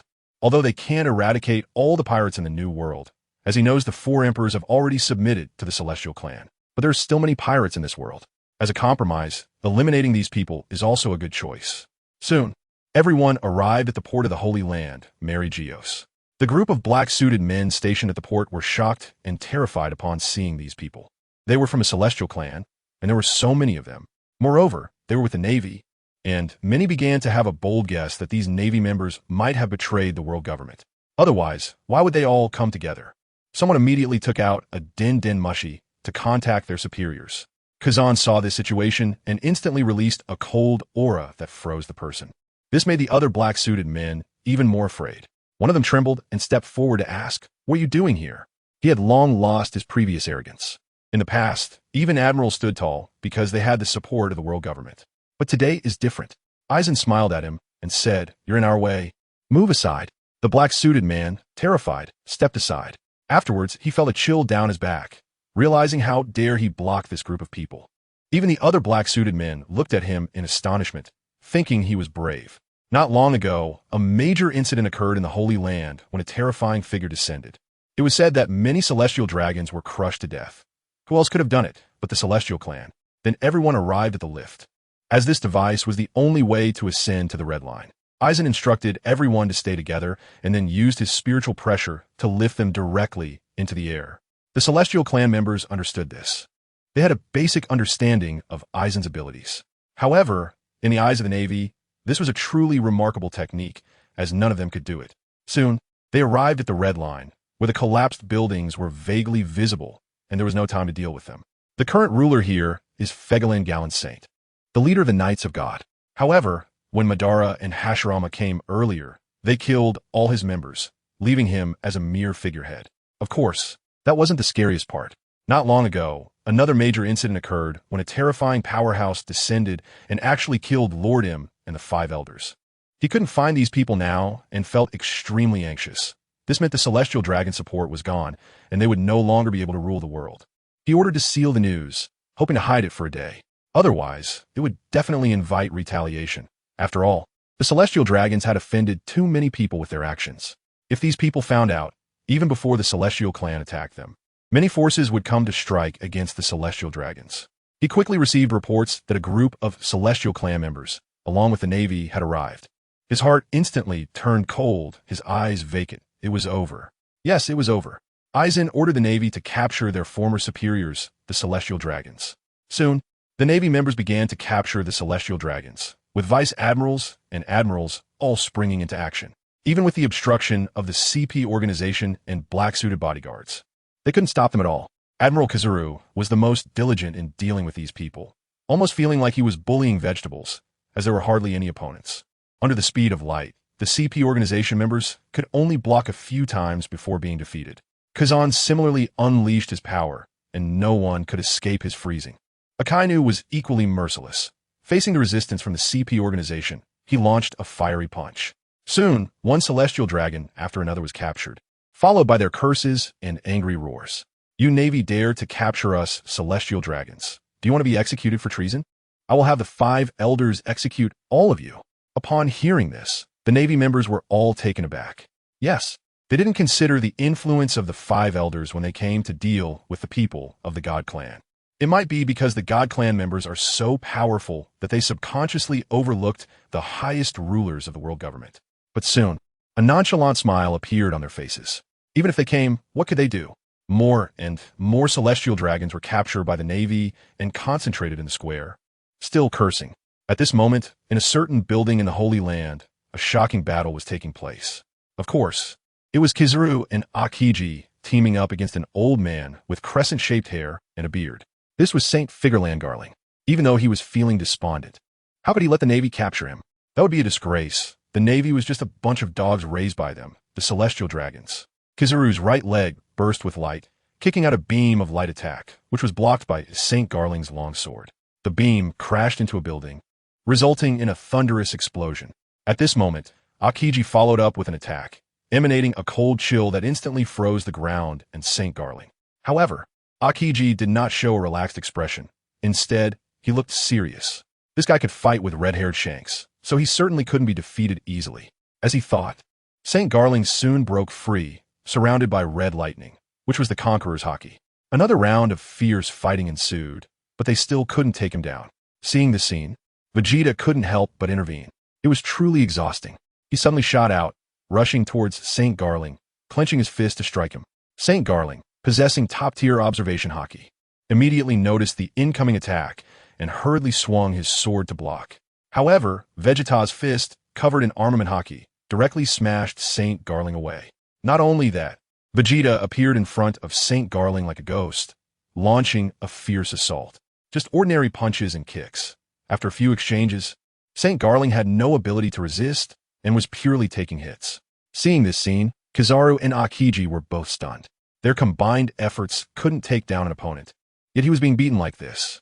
Kizaru found Vegeta terrifying. His speed was even faster than his own. Akiji also recognized this was a terrifying powerhouse. No wonder he could beat up old man Garp like that. As Garp's disciple, he knew very well how strong Garp was. Garp was currently shocked. This guy was this powerful without transforming into that so-called Super Saiyan.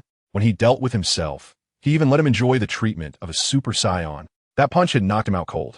Soon, Saint Garling was thrown into the crowd of celestial dragons. This group of celestial dragons was terrified and completely stopped cursing. They knew Saint Garling was incredibly powerful, a being they dared not provoke. He was beaten like a dead dog. Aizen looked at these people and calmly said, "Big brother, how about killing these people? Their existence is an obstacle to our Stria family's rule over this world." Yuan Liuzhai had a blank expression. He had long wanted to get rid of these disgusting people. "Then let's kill them." He then drew out a purple katana from his waist and swung it fiercely, flowing blade like fire. A massive flame surged forward, and the temperature in the entire space suddenly rose. The celestial dragons in front were turned to ashes, not even having time to scream. Seeing this scene, Vegeta's face turned serious. He didn't dare to touch that temperature of the flame. His big brother was indeed very strong.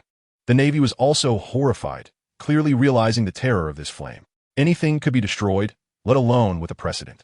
The sky battleship that once appeared at the Navy headquarters was vaporized. Not to mention the human flesh and blood. Even with armament hockey protecting them, it would be impossible. They felt the terrifying temperature from a distance.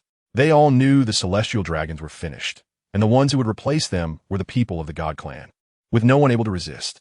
Because in this world, there was simply no fighting force that could contend with the God Clan. Then Aizen ordered the Navy to follow their family siblings to conquer this world. This era was still a feudal system, with the greatest nobility being the monarchs. The Astria family had emerged, so these monarchs were of no necessity. The North Sea and South Sea had already been mostly swept clean. Sweeping was not a difficult task for Esteth and the ninjas. Most kings chose to submit upon seeing the newcomers, having no strength to resist. They knew that resistance meant death. Only a few power-obsessed individuals resisted, and they were naturally dealt with. The only ones left were the nobles of the East Sea and West Sea. As for the New World, there was no need to consider it, as the 5 major forces were all led by the Astria family, and those kingdoms basically had to affiliate with one of these 5 forces, otherwise they could not survive. It was just a matter of stripping away their noble titles, which was quite simple. Of course, there were still a very few noble countries that could remain, and they were all related to the Astria family. That was their mother's territory, and Aizen and the others naturally did not dare to act recklessly. Even if their father found out, he wouldn't allow them to do so. This grand action was naturally known by the leader of the Revolutionary Army, Dragon. This world was undergoing tremendous changes. It truly shocked him. It seemed that his earlier idea of uniting this clan to establish a new world was too naive. This clan had the ability to conquer the world. In the end, they would replace the celestial dragons and become the rulers of this world. He originally wanted to overthrow the world government's rule and establish a nation where everyone was equal. But now, there was no hope left. To resist the God Clan was something he absolutely dared not do, and it was impossible. Even against the world government, he could only cautiously develop in secret, slowly accumulating strength. But he was no match for the God Clan at all. Just looking at the comparison of their strengths made it clear. What should he do next? The Revolutionary Army was no longer useful. Disband? In the end, he decided to join them. Only in this way could the Revolutionary Army have some usefulness, rather than just watching idly as they were now.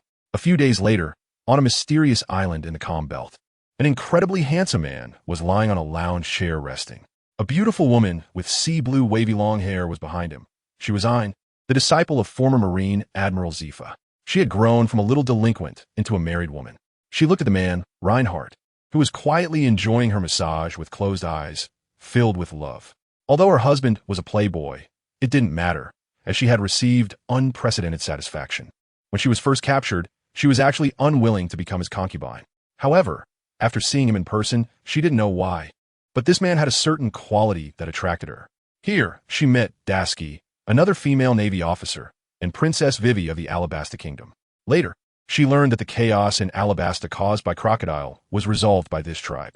Vivi had initially married this man to save her country, and her dream had come true. In fact, An also had a wish, which was to eliminate pirates. This was not only her teacher Zephyr's wish, but also her own. Her teacher, Zephyr, once held the title of not killing admirals. However, this was of no use. Those pirates would not be grateful and even killed her teacher's family. From that point on, her teacher no longer held mercy towards pirates. Here, she met Yamato, the daughter of Kaido, whose goal was to give birth to a child to drive Kaido away and save Wano country. Eventually, she succeeded. There was also Clar from the Revolutionary Army, who also wanted to have children and create an equal world. I thought her idea was very naive. The world could never be equal. So I ultimately decided to marry Reinhardt. As long as she had children, she could fulfill her dream of ending the era of great pirates. And of course, her husband himself was particularly attractive to her. Here, she also learned that her husband did not ask Orochimaru to help the Whitebeard pirates. He just thought it would be interesting to have Roger appear at Navy headquarters. This was not interesting at all for the Navy, and I found it a bit foolish. But perhaps that was the mindset of the strong. As long as it wasn't helping pirates, that was fine. Now her child was already over 3 years old. Of course, he had spent 3 days in the time room, which was enough because her child was very strong. Her husband named the child Saitama, and her sister Yamato had already fulfilled her dream, not by driving away Kaido, but by having a child who conquered the beast pirates. From now on, it would be her call, so the idea of peace for Wano country was realized. It was time for her to take her child to sweep away the pirates of this world. I said with a smile, "Husband, I want to take Saitama back to Navy headquarters to visit the teacher and to sweep away the pirates of this sea. Is that okay? It was certain that she would go to her husband, especially since this was the husband she acknowledged. Reinhardt had nothing to refuse. Go ahead. After all, his child had already begun to conquer this world, so the pirates must be eliminated. He and Ein's child had obtained the Saitama template from the One Punch Man world. In the original world, Saitama possessed immeasurable strength, with power and speed that were the ceiling of humanity, far surpassing all other heroes and monsters that had officially appeared in the world. Taking down pirates should be easy. Even though he was young, there was nothing to worry about. Since his child had obtained the template, he could gain the character's powers. The extent of power was related to the proficiency of the template, not their age. Of course, as they grew older, the proficiency of the template would definitely increase, and their power would naturally become stronger. A 3-year-old child fighting pirates was nothing to worry about. After all, the 4 Emperor-level pirate crews had already submitted, and the remaining strong ones were not very strong. As for the pirates, he certainly didn't sympathize with them and had no fondness for them, although he knew that some people had no choice but to go to sea as pirates, because of the rule of the celestial dragons. They collected a large amount of heavenly gold every year, said to be over 10 billion. Basically, not many countries could provide such a large sum of money. Moreover, the world government member countries had to not only pay heavenly gold, but also supply a large amount of wealth for the nobles and kings to enjoy. One could imagine the plight of the lower classes. This was just the world government member countries. Those countries that couldn't afford to join the world government could only imagine, because they also had to face the harassment of pirates. The Navy would not come to help. Those without ability could only be oppressed, while those with ability choosing to go to sea as pirates was not surprising. Of course, what was even more frightening was that the celestial dragons would conduct national hunting activities every few years. This was a game of nation extermination. Of course, some pirates simply wanted to reap without sowing. Robbing was certainly easier than creating wealth. But no matter what, thieves were thieves. And they were an unstable factor in the world, so they should be eliminated. Ein was very happy that her husband did not limit her freedom. This trip was uncertain in how long it would take to return. Sweeping away the pirates of the world was not something that could be accomplished in a year or two. It was a long-term task. Before that, she still wanted to. Her face turned redder. Husband, I want a lot. Reinhardt slowly opened his eyes. What a greedy little glutton, then let us do it. Fortunately, he was strong and robust. Otherwise, it would have been unbearable. A few days later, Ein returned to Navy headquarters with a bald child in her arms. And Admiral Zephyr was now in charge of the new recruit training camp. This was his primary job, and he was now full of ambition. Other admirals were assisting the gods in conquering the kingdoms of the East Sea and West Sea. With the presence of the gods, this journey should not be too difficult. Aizen and Renji had instructed them to assist in management in the future. After all, there were many strong people from the gods, but for the entire world, that was still too few, and the basic management work still needed the Navy to maintain. Moreover, Akainu had already consulted Aizen. After unifying the world, what would the next step be? Aizen's answer naturally did not disappoint the Navy. It was to eliminate the pirates of this world, to completely end the era of great pirates. Aizen could still make decisions this time because his father had entrusted him with managing this world. After discussing with his elder brother, he granted the end of the pirate era. Jeanri, Sai Yamamoto naturally could not like pirates, as they were just rule breakers. Because in this era, there were not just a few pirates, but many, as numerous as the stars. So Zephyr was still very happy now. However, when he saw Ein, he was both surprised and sorrowful. The surprise was that she had returned safely, and he was very happy to see his proud disciple again. But he was also very regretful that he hadn't protected her well during Ace's public execution at headquarters, allowing her to be captured by the gods. Looking at Ein now, she was no longer a little girl, but had become a woman with femininity. Moreover, she was holding a bald child in her arms, who looked similar to Ein. He vaguely had a guess in his heart. Could this child be Ein's? Although he liked the way the gods dealt with pirates and the celestial dragons, it was not a reason for them to arbitrarily capture his disciple. This tribe was likable yet infuriating. Ein ran towards her teacher with a joyful expression. When she got closer, the smile on Zephyr's face completely disappeared, replaced by a look of guilt. Ein, I'm sorry, I didn't protect you well back then. I was a bit dumbfounded. Was this referring to the time when she was captured by Orochimaru from the God Clan? With a smile on her face, she said, "It's actually not the teacher's fault. It was my own overestimation of my abilities that led to this result. However, I also encountered the father of the God Clan by accident, and he's indeed a very special man, which makes me very happy." Zifa's eyes behind his sunglasses were wide open. He hadn't seen Ein's brilliant smile in a long time. In fact, when he took Ein and the other new recruits out to sea for real combat against pirates, they ended up suffering a huge defeat. Only he and 2 disciples returned. The other disciples had all died, which was very tragic. After that day, not only did he lose his own spark, but even Ein and Binz's smiles faded away. For the 2 of them, the fallen naval recruits were companions they spent every day with. It seemed that Ein had indeed encountered something good, the father of the God Clan. He had yet to see him, and even other Navy members had not encountered him. It seemed he had never shown his face in this world. How mysterious. However, that didn't seem to matter, as just his children were already extraordinarily strong. Zifa looked at the child in Ein's arms and smiled again. Ein, this is your child, right? He didn't expect that in just over a year, Ein had already become a mother. She was no longer the little girl under his wing. The children of the God Clan were all incredibly strong. Zifa also knew that a child who had just been born couldn't grow this big. Now, looking like a 3-year-old. It must have been due to some unknown means. Ein smiled and said, "That's right, Chiyu. Quickly call him Great Teacher." Since she was the teacher's disciple, her child should naturally call him Great Teacher. Chiyu immediately shouted, "Great Teacher." Zifa grinned and laughed heartily. He never expected to have grandchildren. This was quite good. However, compared to the children of the beast pirates, Yamato and Yamato's child, Ein's child seemed a bit ordinary. After all, those 2 kids looked 5 or 6 years old and already had strong, muscular bodies. It was rare for even those in the Navy headquarters to achieve such a physique, and it was all the result of rigorous training. In comparison, Ein's child did seem a bit ordinary, but to truly think of him as ordinary would be foolish. After all, this was a child from the God Clan. How could he be ordinary? Zifa had a bold idea to train him to become a Navy member, to capture pirates. The God Clan had taken one of his people, so it shouldn't be unreasonable for him to take one back. He smiled and said, "Ein, I'm planning to train Chiyu to become a Navy member. What do you think?" Although he was his disciple's child, he still needed to ask for Ein's opinion. He wasn't that overbearing yet. Ein happily replied, "Of course, that's also the reason I brought him back, to train him to become a Navy member, to capture all pirates and completely end the era of great pirates. Chiyu has that strength." Hearing this, Zifa's eyes behind his sunglasses widened. As expected, Chiyu couldn't possibly be an ordinary child, he said with a smile. "Chiyu, do you have any special abilities? Can you have red eyes or light purple eyes?"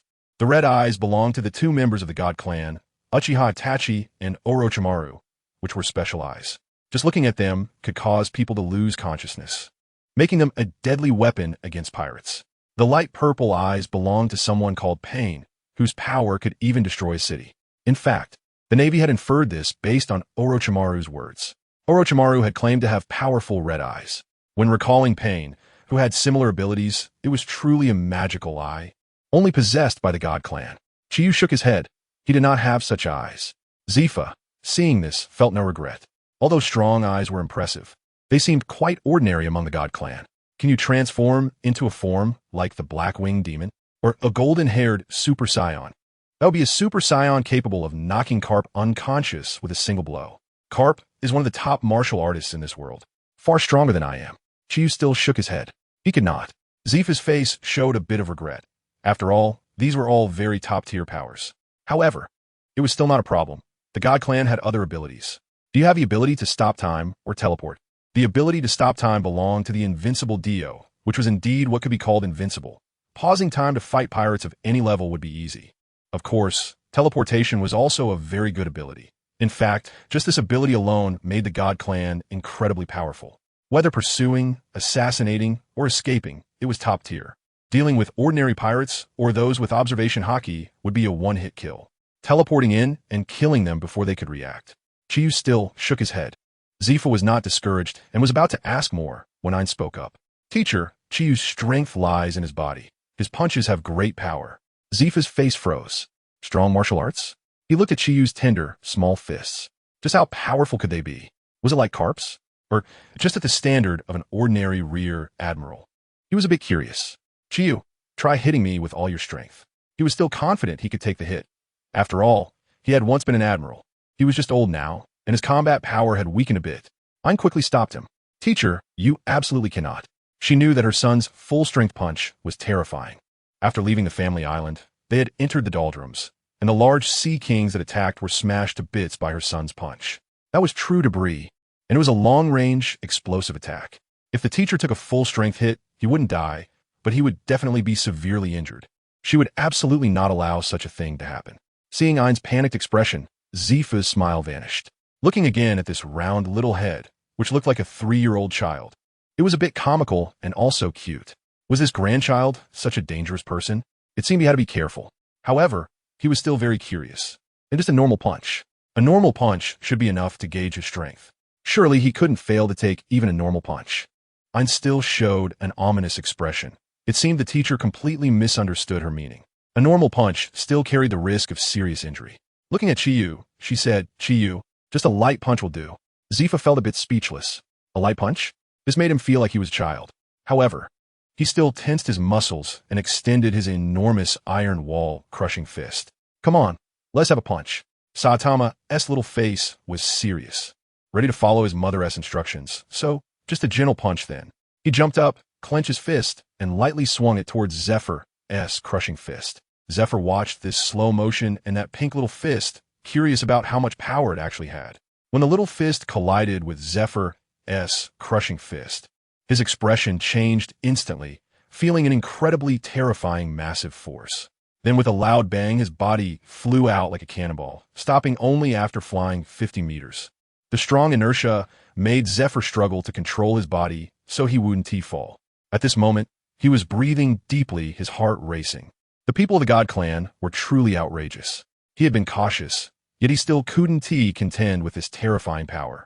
This terrifying power was simply incomparable to that pink little fist. And this was just a gentle punch. If it were a regular punch or a full-force strike, wouldn't that mean he could be seriously injured or even killed? No wonder Ein looked so worried. This had saved his life. Ein ran over to Saitama, checking on her teacher's injuries, her face full of concern. "Teacher, are you okay?" She hadn't expected Saitama to have such power with just a gentle punch. Zephyr waved his hand, smiling as he said, "It's okay. Fortunately, it was just a gentle punch. I didn't expect Saitama to have such powerful strength. Being a general would be more than enough for him." Saitama was much stronger than him, even stronger than Garp. Being a Marine general seemed quite feasible. He actually knew about Aizen's pressure over the entire Marine High Command. The whole Marine unconditionally submitted to the God Clan. If they didn't submit, they would be destroyed. It couldn't be blamed on them for lacking backbone. Now if Saitama were to become a high-ranking Marine, then the Marines would surely have a say. Saitama was also from the God Clan, so he would be disrespectful, right? He could be considered Saitama's mentor, and her mother was still in the Marines. Saitama would likely be willing to listen to their opinions, which meant the Marines would have a voice. Zephyr felt more and more that this had potential. "Ein, I will propose to Sengoku to make Saitama a Marine general." A 3-year-old general would surely shock the whole world. Ein's face was surprised at the mention of a general. She knew the weight of the position. "Teacher, I'm afraid my child cannot command respect. And Saitama is just too young. I usually have to carry him. After all, he was just a 3-year-old child who had barely reached the level of understanding. And a general has many things to manage. After all, commanding a large group of people." Zephyr waved his hand dismissively. Under normal circumstances, Saitama wouldn't be able to become a general. But it probably won't be long before the Marines will launch a massive crackdown on pirates worldwide. Saitama is much stronger than the current 3 generals, and his powerful strength can reduce the sacrifice of many innocent Marines when fighting against pirates. No fool would resist that. In fact, there was one completely irresistible reason. Saitama was from the God Clan. The current Marine High Command probably wouldn't refuse, and might even welcome him to take a position. Didn't know what to say. After all, being a general was a very high rank for her, a position she might never reach in her lifetime. Currently, her rank was just a Marine colonel, with brigadier generals, major generals, and lieutenant generals above her, finally leading to the position of general. Usually, each rank requires a lot of military achievements to be promoted.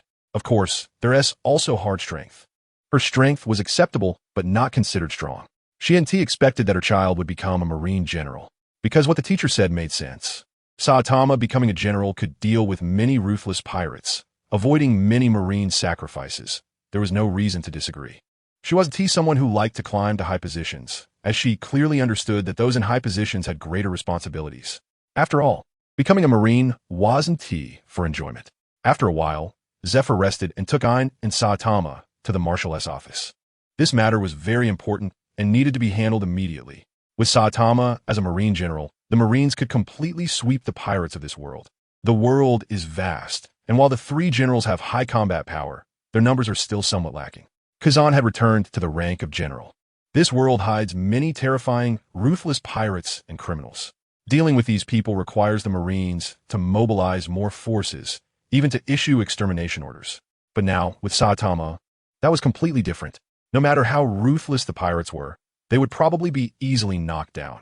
A gentle punch sending a Marine general flying.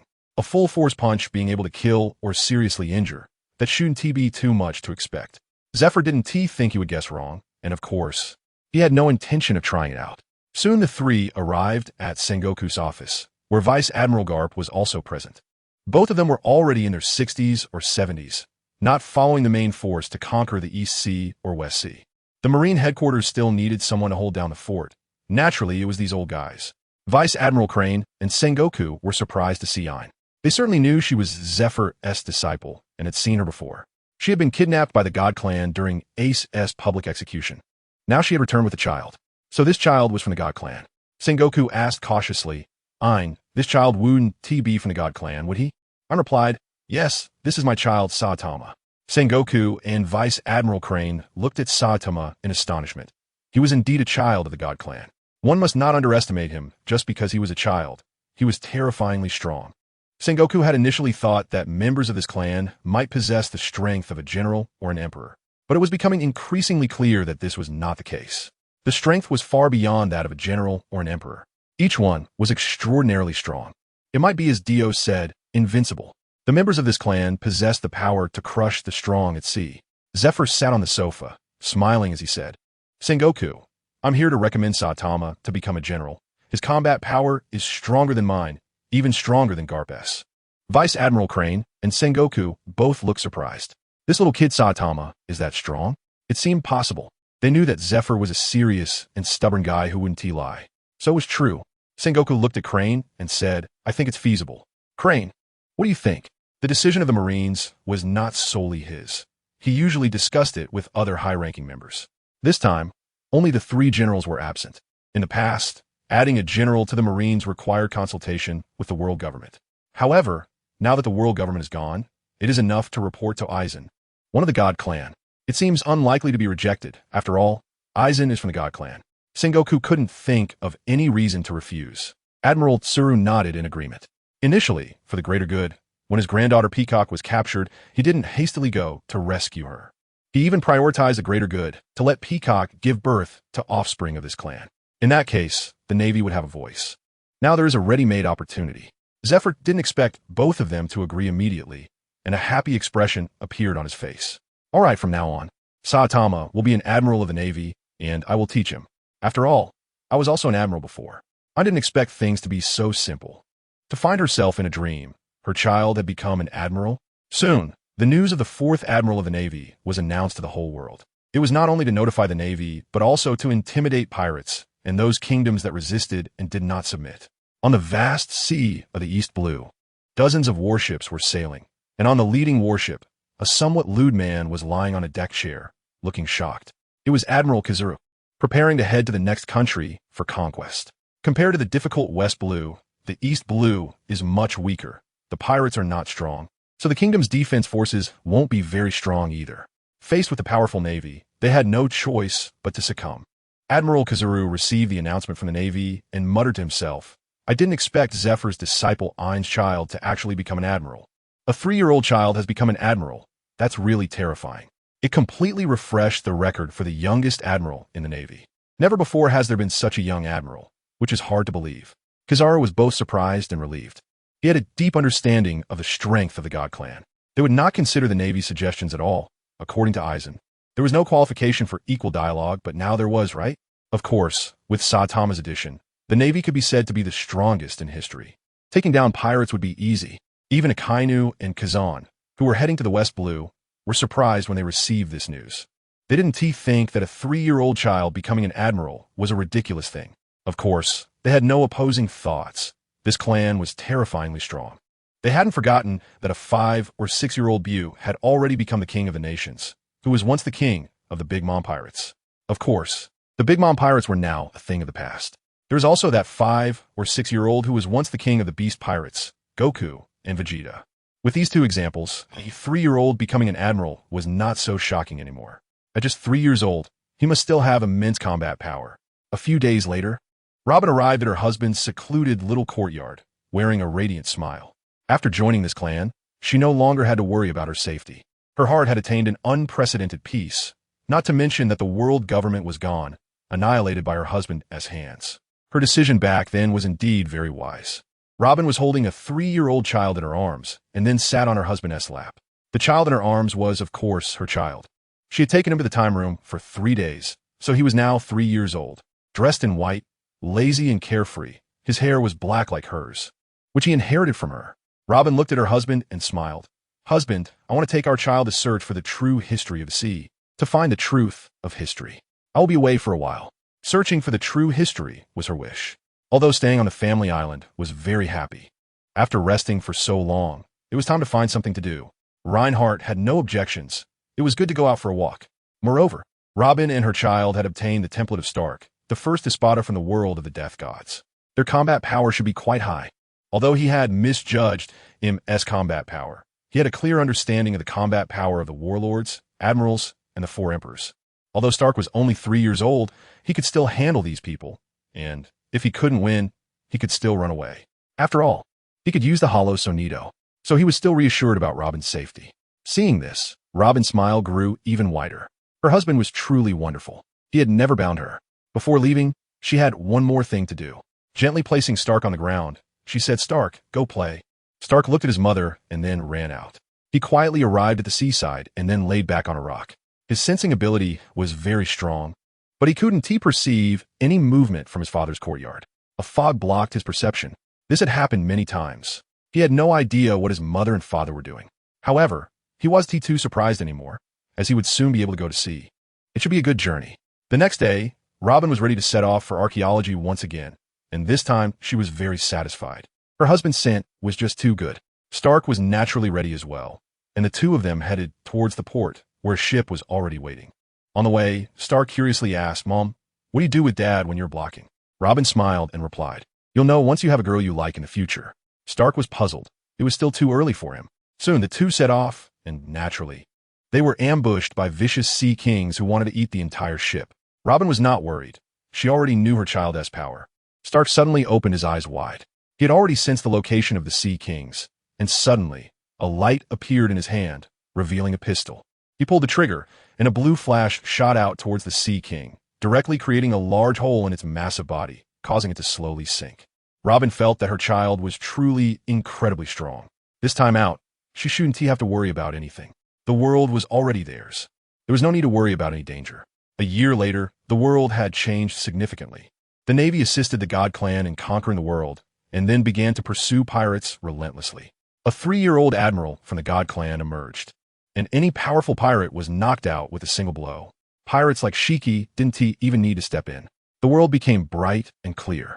Most importantly, the celestial dragons had been eliminated and the royal families had also been eradicated.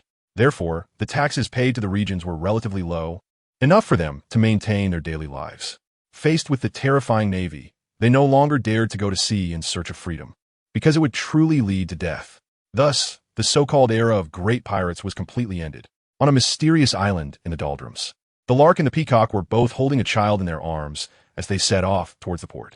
They had given birth, and their husband named the Peacock's child High Priest and the Lark's child Angel. The children had inherited templates from the Dragon Ball world, the High Priest and the Angel, making them the strongest templates currently available. Naturally, the protagonist also acquired a multiverse portal that could record the coordinates of their current world and the coordinates to new worlds. This allowed them to visit both worlds. The Lark and the Peacock were preparing to return to the Navy headquarters. As it had been over a year since they had seen their grandmother, they were very happy in their hearts because their children were truly powerful, immensely so. According to their husband, they were even stronger than Goku and Vegeta, and they looked forward to teaching them a lesson when the children grew up. They had not forgotten their experience of being kidnapped. Although they had gained fortune from misfortune, they still felt very upset about it. Not long after, they arrived at the Navy headquarters. The small Justice Gate naturally couldn't stop them. They flew straight over the Justice Gate, heading towards the Navy headquarters. Soon after, Vice Admiral Crane learned of their arrival and quickly ran to the port. From a distance, she saw her granddaughters, the peacock and the lark. Her eyes were a bit moist. It was truly them. She also saw the children in their arms and immediately had a bad feeling in her heart. Could these be their children? It was known that Zifa's disciple, Ein, had brought back a very terrifying child who could defeat anything with a single punch at just 3 years old. If such power was exhibited at such a young age, one could only imagine how formidable they would be when they grew up. It was truly frightening. She had not expected that the people of the Divine Clan would be so terrifying. She wondered where their limits lay. Although having children was a good thing, it was tough for the lark and the peacock. As a woman, she certainly understood that giving birth was the most significant event in a woman's life. How could it be taken lightly? And she had no idea whether the lark and the peacock had consented. Vice Admiral Crane's expression was complex as she waited for the lark and the peacock to jump ashore. With a worried expression, she apologized. "I'm sorry. You were taken away, and I couldn't rescue you." According to reason, if someone was taken away, one should go to rescue them. But the reality taught the pirates that it was futile to go. The clan was terrifyingly strong, and in the end, one could only prioritize the bigger picture. Yet, she still felt sorry.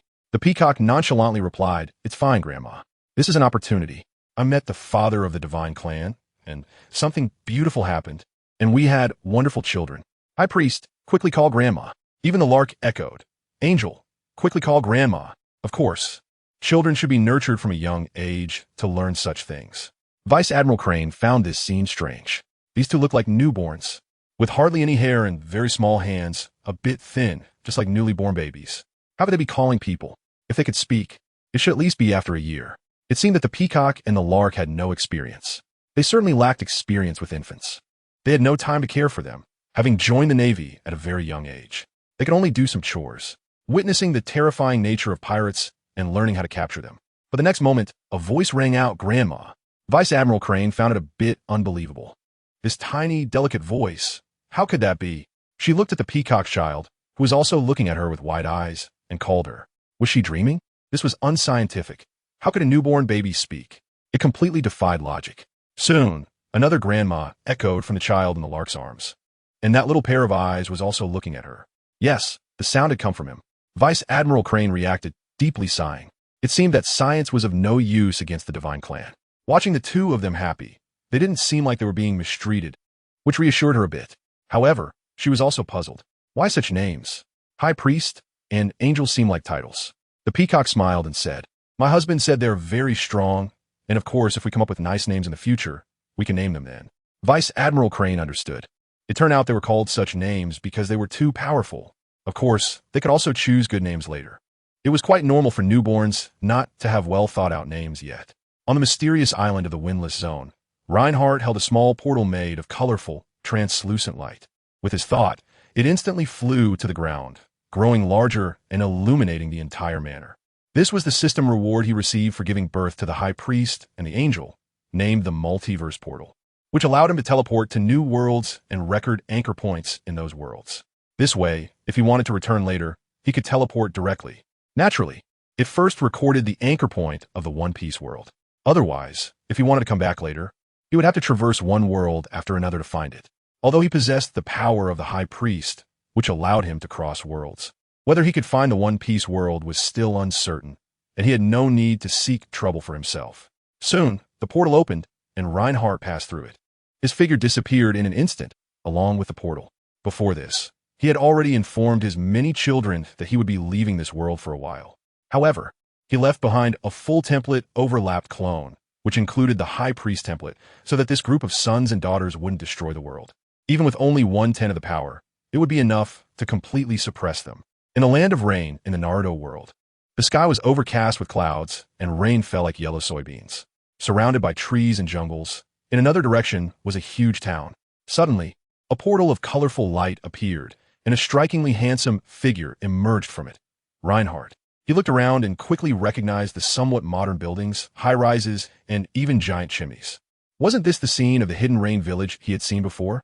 Had he come to the Naruto world? First, he recorded the anchor point of this world, and then returned to the portal before heading towards the Hidden Rain village. He didn't even know what year it was in the Naruto world. But that didn't matter. He could just go in and ask. He also wondered if Nagato and Conan were still around. He thought those two were very pitiful. They believed they were fighting for world peace, only to become pawns used and deceived by others. Or perhaps the entire world was a gigantic lie. The main storyline of Naruto could essentially be described as Kagaya's rescue mission, with most events being instigated by him. The surface blame lay on Danzo, but Kagaya was the true heavyweight behind it all. Thinking of Naruto, he couldn't help but think of Naruto and Sasuke, feeling even more speechless. Naruto was indeed the child of prophecy, as stated by the Great Toad of Mount Myaboku. However, he didn't expect that after the Fourth Great Ninja War ended, peace lasted only a few years before the entire ninja world fell into a great disaster once again. Even Naruto himself had died. What kind of child of prophecy was that? Reinhardt felt that the prophecy of that Great Toad was completely worthless. Or perhaps it was just not very accurate. The Great Toad didn't anticipate that the ninja world would encounter a series of crises, and his prophetic abilities were limited. In a very hidden room in the Rain Village, a man with red hair and a thin, bony body slowly opened his eyes. He had noticed that a stranger had intruded into the Rain Village. An invader. I'll take care of him. He had no good feelings towards the spies of the 5 great ninja villages. Suddenly, a device activated, and a hand reached out to support the railing. A man with orange hair, a poker face, and a few black spots on his face stood up, dressed in a red cloud black outfit. On the other side, a woman with blue-purple hair in a similar red cloud black outfit said expressionlessly, "Let me go. Tell me the location." He knew that if Nagato said there was an intruder, there must be one.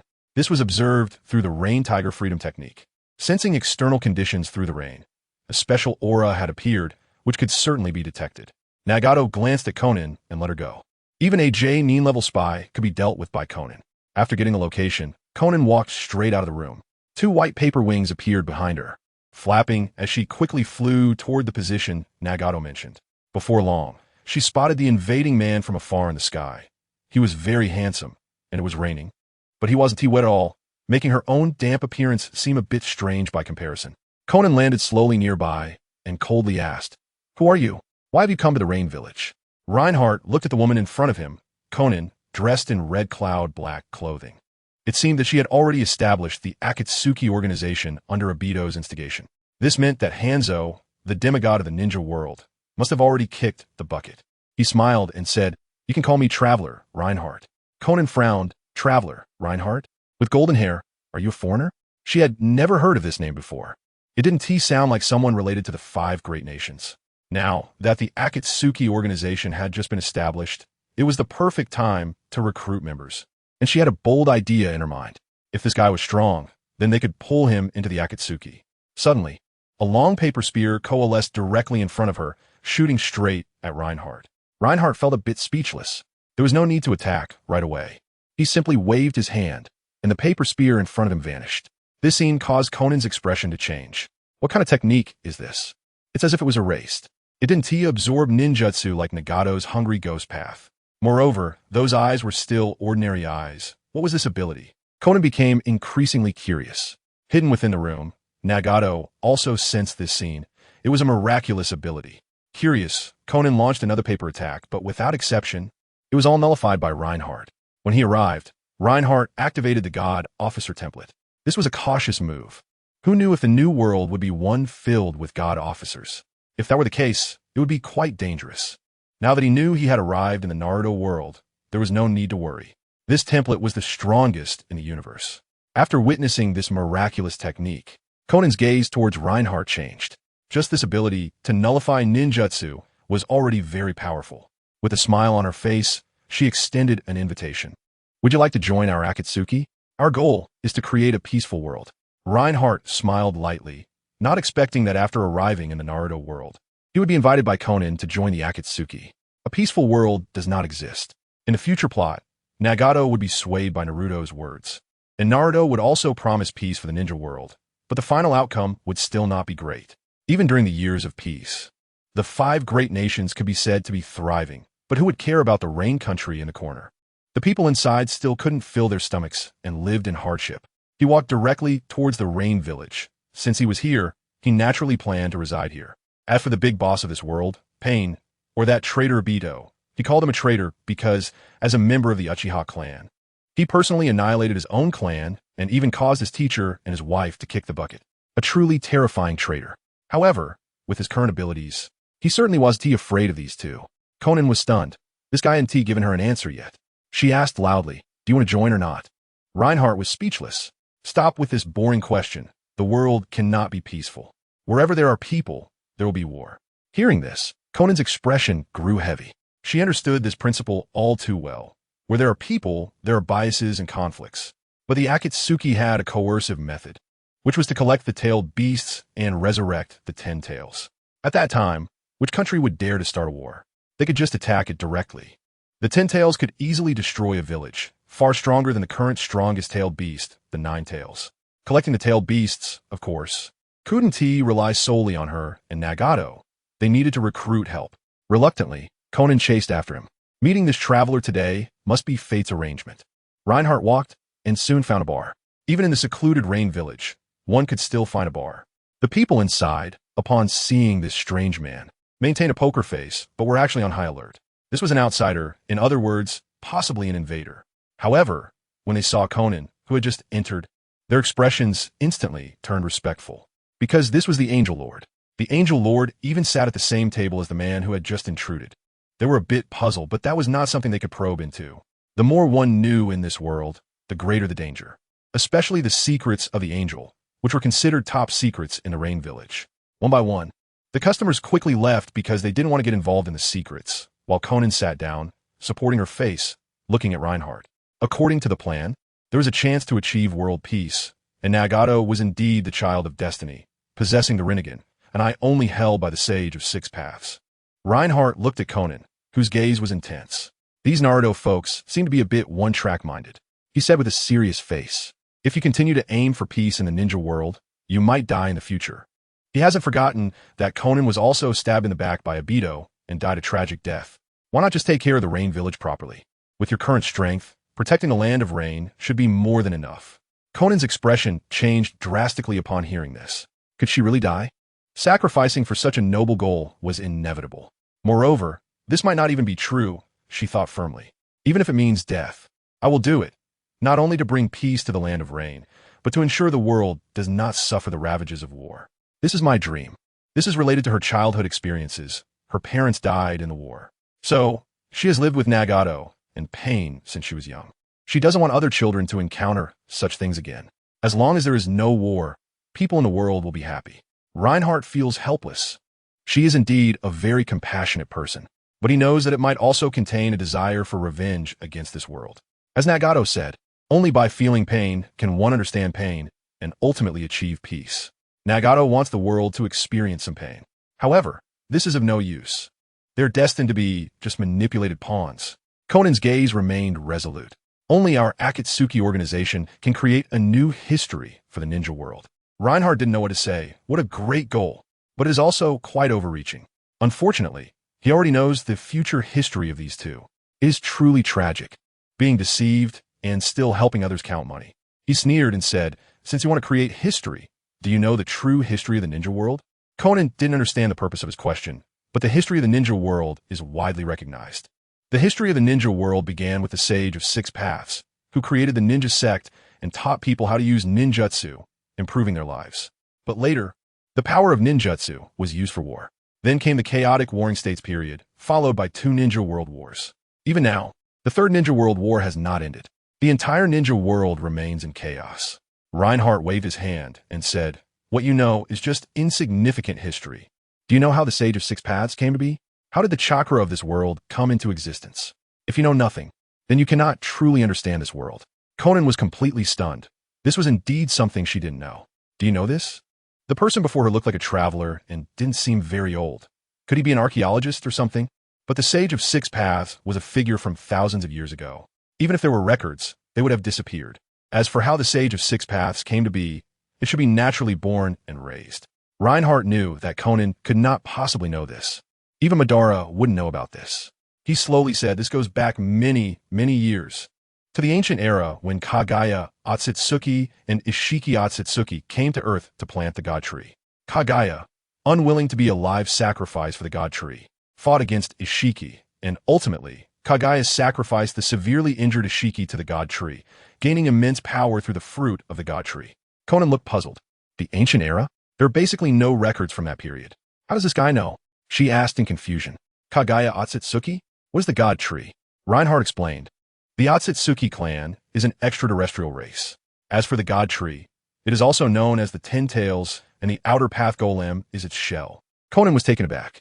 The outer path golem of Nagato is actually the shell of the Ten Tails? Reviving the Ten Tails means reviving the god tree? Conan asked again. Then why do they want to plant the god tree? The roots of the god tree spread to every corner of the planet, absorbing the chakra of all living beings on the planet, and it produces huge god tree fruits. Conan's heart raced. This was beyond her understanding. She never expected such a terrifying outcome, and she even thought about the Ten Tails that she, in Nagato, wanted to revive. Wasn't that reviving a demon? If it absorbs the chakra of all living beings, that certainly includes humans. This is horrifying. She felt like she and Nagato were doing something particularly dangerous, even endangering the safety of all humanity. Reinhardt continued. With the blessings and prayers of the people, Kagaya gave birth to 2 offspring. The elder son is the ancestor of the ninja world, the sage of 6 paths, Kagaya Otsutsuki, and the younger son is Hamura Otsutsuki. To resist the 3 sent by the higher-ups of the Otsutsuki clan, Momo, Uar, and Kin, Kagaya unleashed the infinite Tsukimi to create white Zetsu, but was stopped by her 2 sons. Ultimately, Kagaya was sealed by Hagoromo and Hamura. However, before being sealed, Kagaya created Black Zetsu with her will and body, planning to use Black Zetsu to revive herself. Conan listened quietly. She never expected that the Sage of 6 Paths came about this way. In the end, it seemed he even protected this world. But what concerned her was that she didn't expect Kagaya Otsutsuki to have a backup plan. Since the Sage of 6 Paths had never heard of Kagaya's revival, it meant that it had not succeeded. She asked worriedly, "The Black Zetsu you mentioned isn't still alive in this world, is it?" This reminded her of a person, Madara, who appeared before them, seemed to be accompanied by a Zetsu. The upper half of the head was white, and the lower half was black. Could this person be Black Zetsu? Reinhardt smiled and said, "Of course." Conan was shocked upon hearing this. If this is the true history, then the guy who calls himself Madara is trying to revive Kagaya Otsutsuki? Reviving such a being would be extremely terrifying for the ninja world. Today's events have completely overturned her understanding. The ninja world has a pair of enormous black hands. She urgently wanted to know what happened next. So what happened afterward? She was a bit worried that the Akatsuki organization would revive Kagaya Otsutsuki. Not only would this not achieve the goal of bringing peace to the ninja world, but it would also lead to the destruction of this world. She hadn't forgotten about the infinite Tsukuyami creating white Zetsu. It was clear that the Otsutsuki clan did not regard humanity highly. Reinhardt had a speechless expression on his face. Conan really wanted to know a lot. I've already told you a lot. If I keep going, that would be premium content. His original intention was just to stop Conan from doing foolish things. He didn't want to manage so many matters. There are so many things in the world. How could he possibly handle them all? Conan had nothing to hesitate about. After all, this concerned the safety of the land of Rain and even the world. No matter how much it costs, she was willing to pay. She could provide whatever amount was necessary. She was now in charge of the economy of the land of Rain, and they had money. Reinhardt observed Conan carefully. With blue-purple hair and an exquisite face, of course, there is also the body covered by a red robe and black clothing, which piqued curiosity. I wonder what the scenery inside is like. Usually, in the future, Hinata or Ino from the mountains are very majestic. Moreover, she also wants to have children, of course. A child with the complete king template. The current complete king is the most powerful among known figures, easily able to destroy the universe. My payment is not money. If you want to know what happens next, then the price is you. Although he is so powerful in this world that he has no enemies, it doesn't mean he would use such crude means. That's just too low class. Conan was completely stunned, not expecting this guy actually wanted her. What did he want her for? There was no doubt about it. She was also an adult woman. She sighed inwardly, realizing that this person was so powerful, probably even stronger than shadow-level experts, because she wouldn't be so helpless against shadow-level experts. Someone like him could get anything he wanted. However, she really couldn't agree to this condition. "Let me consider it for a moment," she said before leaving. Naturally, Reinhardt didn't pressure her. The matter of having children was certainly not urgent. Everything would happen naturally. After all, the template he obtained meant his lifespan was no longer that of an ordinary person. He planned to settle here for a while and buy a house first. Although he didn't have paper currency from this world, there were gold coins in the pirate world, so it was certainly possible to use that to buy a house. Conan walked back to Nagato's room. What she heard today completely refreshed her worldview. She never expected the ninja world to be like this. Nagato saw Conan return. He had been sensing Conan's movements, sensing her entering a bar with the intruder. Without Rain, he naturally couldn't sense anything, but since there was no disturbance, he wasn't anxious, as he hadn't attacked Conan earlier. However, Conan now had a worried look on her face. He asked in confusion, "Conan, what happened? Where's that guy?" Conan looked at Nagato. "Nagato, I learned the truth about the ninja world from that traveler, Reinhardt." She then relayed everything the traveler had told her to Pain. The truth about the 10 tails is the God Tree, the origin of the Otsutsuki clan, Kagaya Otsutsuki's backup plan, and possibly hidden beside that guy who calls himself Madara. Of course, she didn't mention the matter about him wanting her body, as that would definitely make Nagato go berserk, making communication impossible. She certainly cared about Nagato, just as he cared about her. The trio that once existed was now down to just the two of them. Conan's words made Nagato somewhat unable to accept. How could there be such outrageous things? Is this something a mere traveler would know? It can't be true. He had never even heard of such things. It must be fabricated. Conan, this can't be true. Don't listen to his nonsense. Things from thousands of years ago can be fabricated however he wants. However, Conan was starting to believe it. That masked man who calls himself Madara indeed had someone named Kagaya beside him. The masked man was too mysterious. We couldn't know his true identity. What if he was using us? That would be too dangerous. It's better to pause cooperation with that guy. Nagato's expression changed upon hearing this. Stopping cooperation? How would that allow him to make the ninja world feel pain? He certainly knew that the masked man had ulterior motives. Otherwise, why would he approach them? But both sides had the same goal. The other party also wanted to collect tailed beasts. However, what Conan said made him realize the danger involved. Therefore, the crucial thing to do now was to uncover the truth. "Conan, let us go capture this traveler and force him to reveal the truth. We might even have to use the human path to search his memories." Conan showed a troubled expression. She didn't want to act against him because he had informed them of the true nature of the ninja world, which had prevented them from making a grave mistake. "Nagato, let us forget it. He is a very powerful opponent. Even you might not succeed." She had fought against him before. No matter what technique was used, it would just disappear.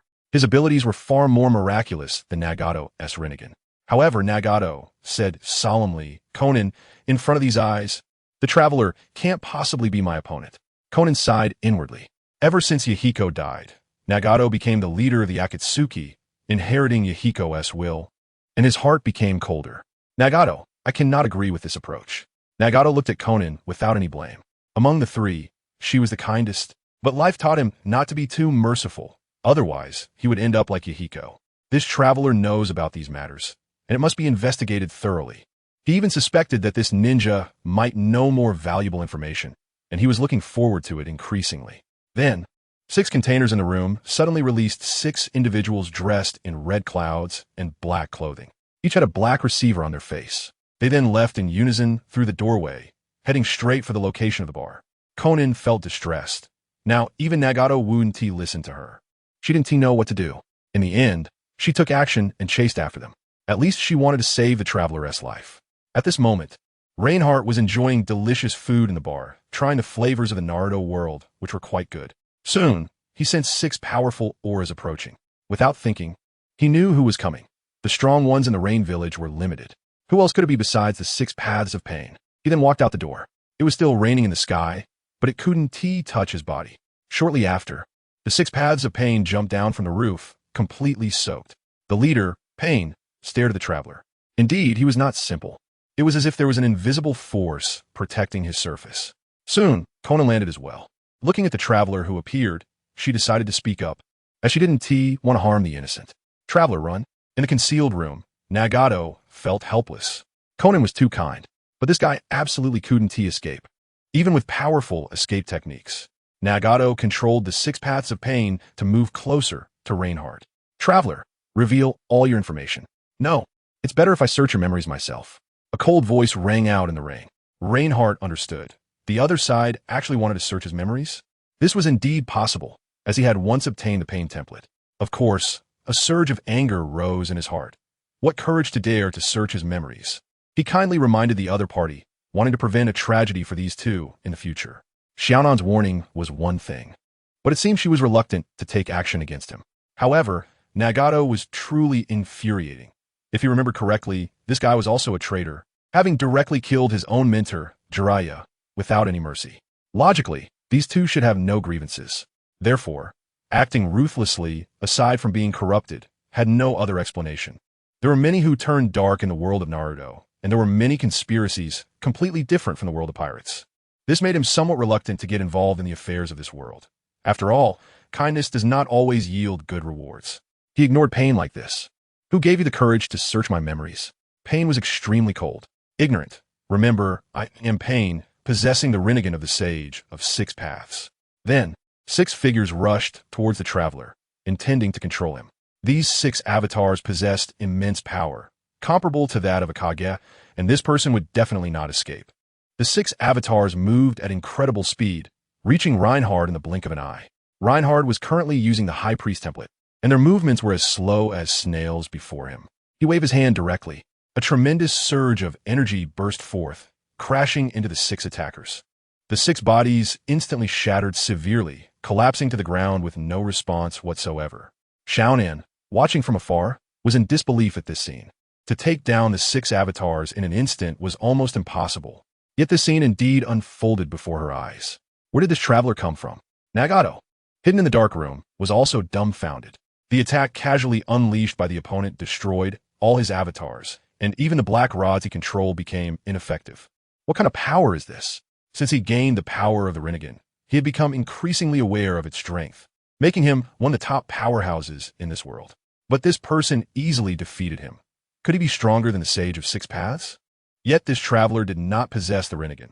How could he have such powerful strength? Now he felt anxious, as this attack seemed to have been a mistake. But who could have predicted that he, with the Rinnegan, would be so easily defeated? Reinhard, staying in place, looked at Xiaonan.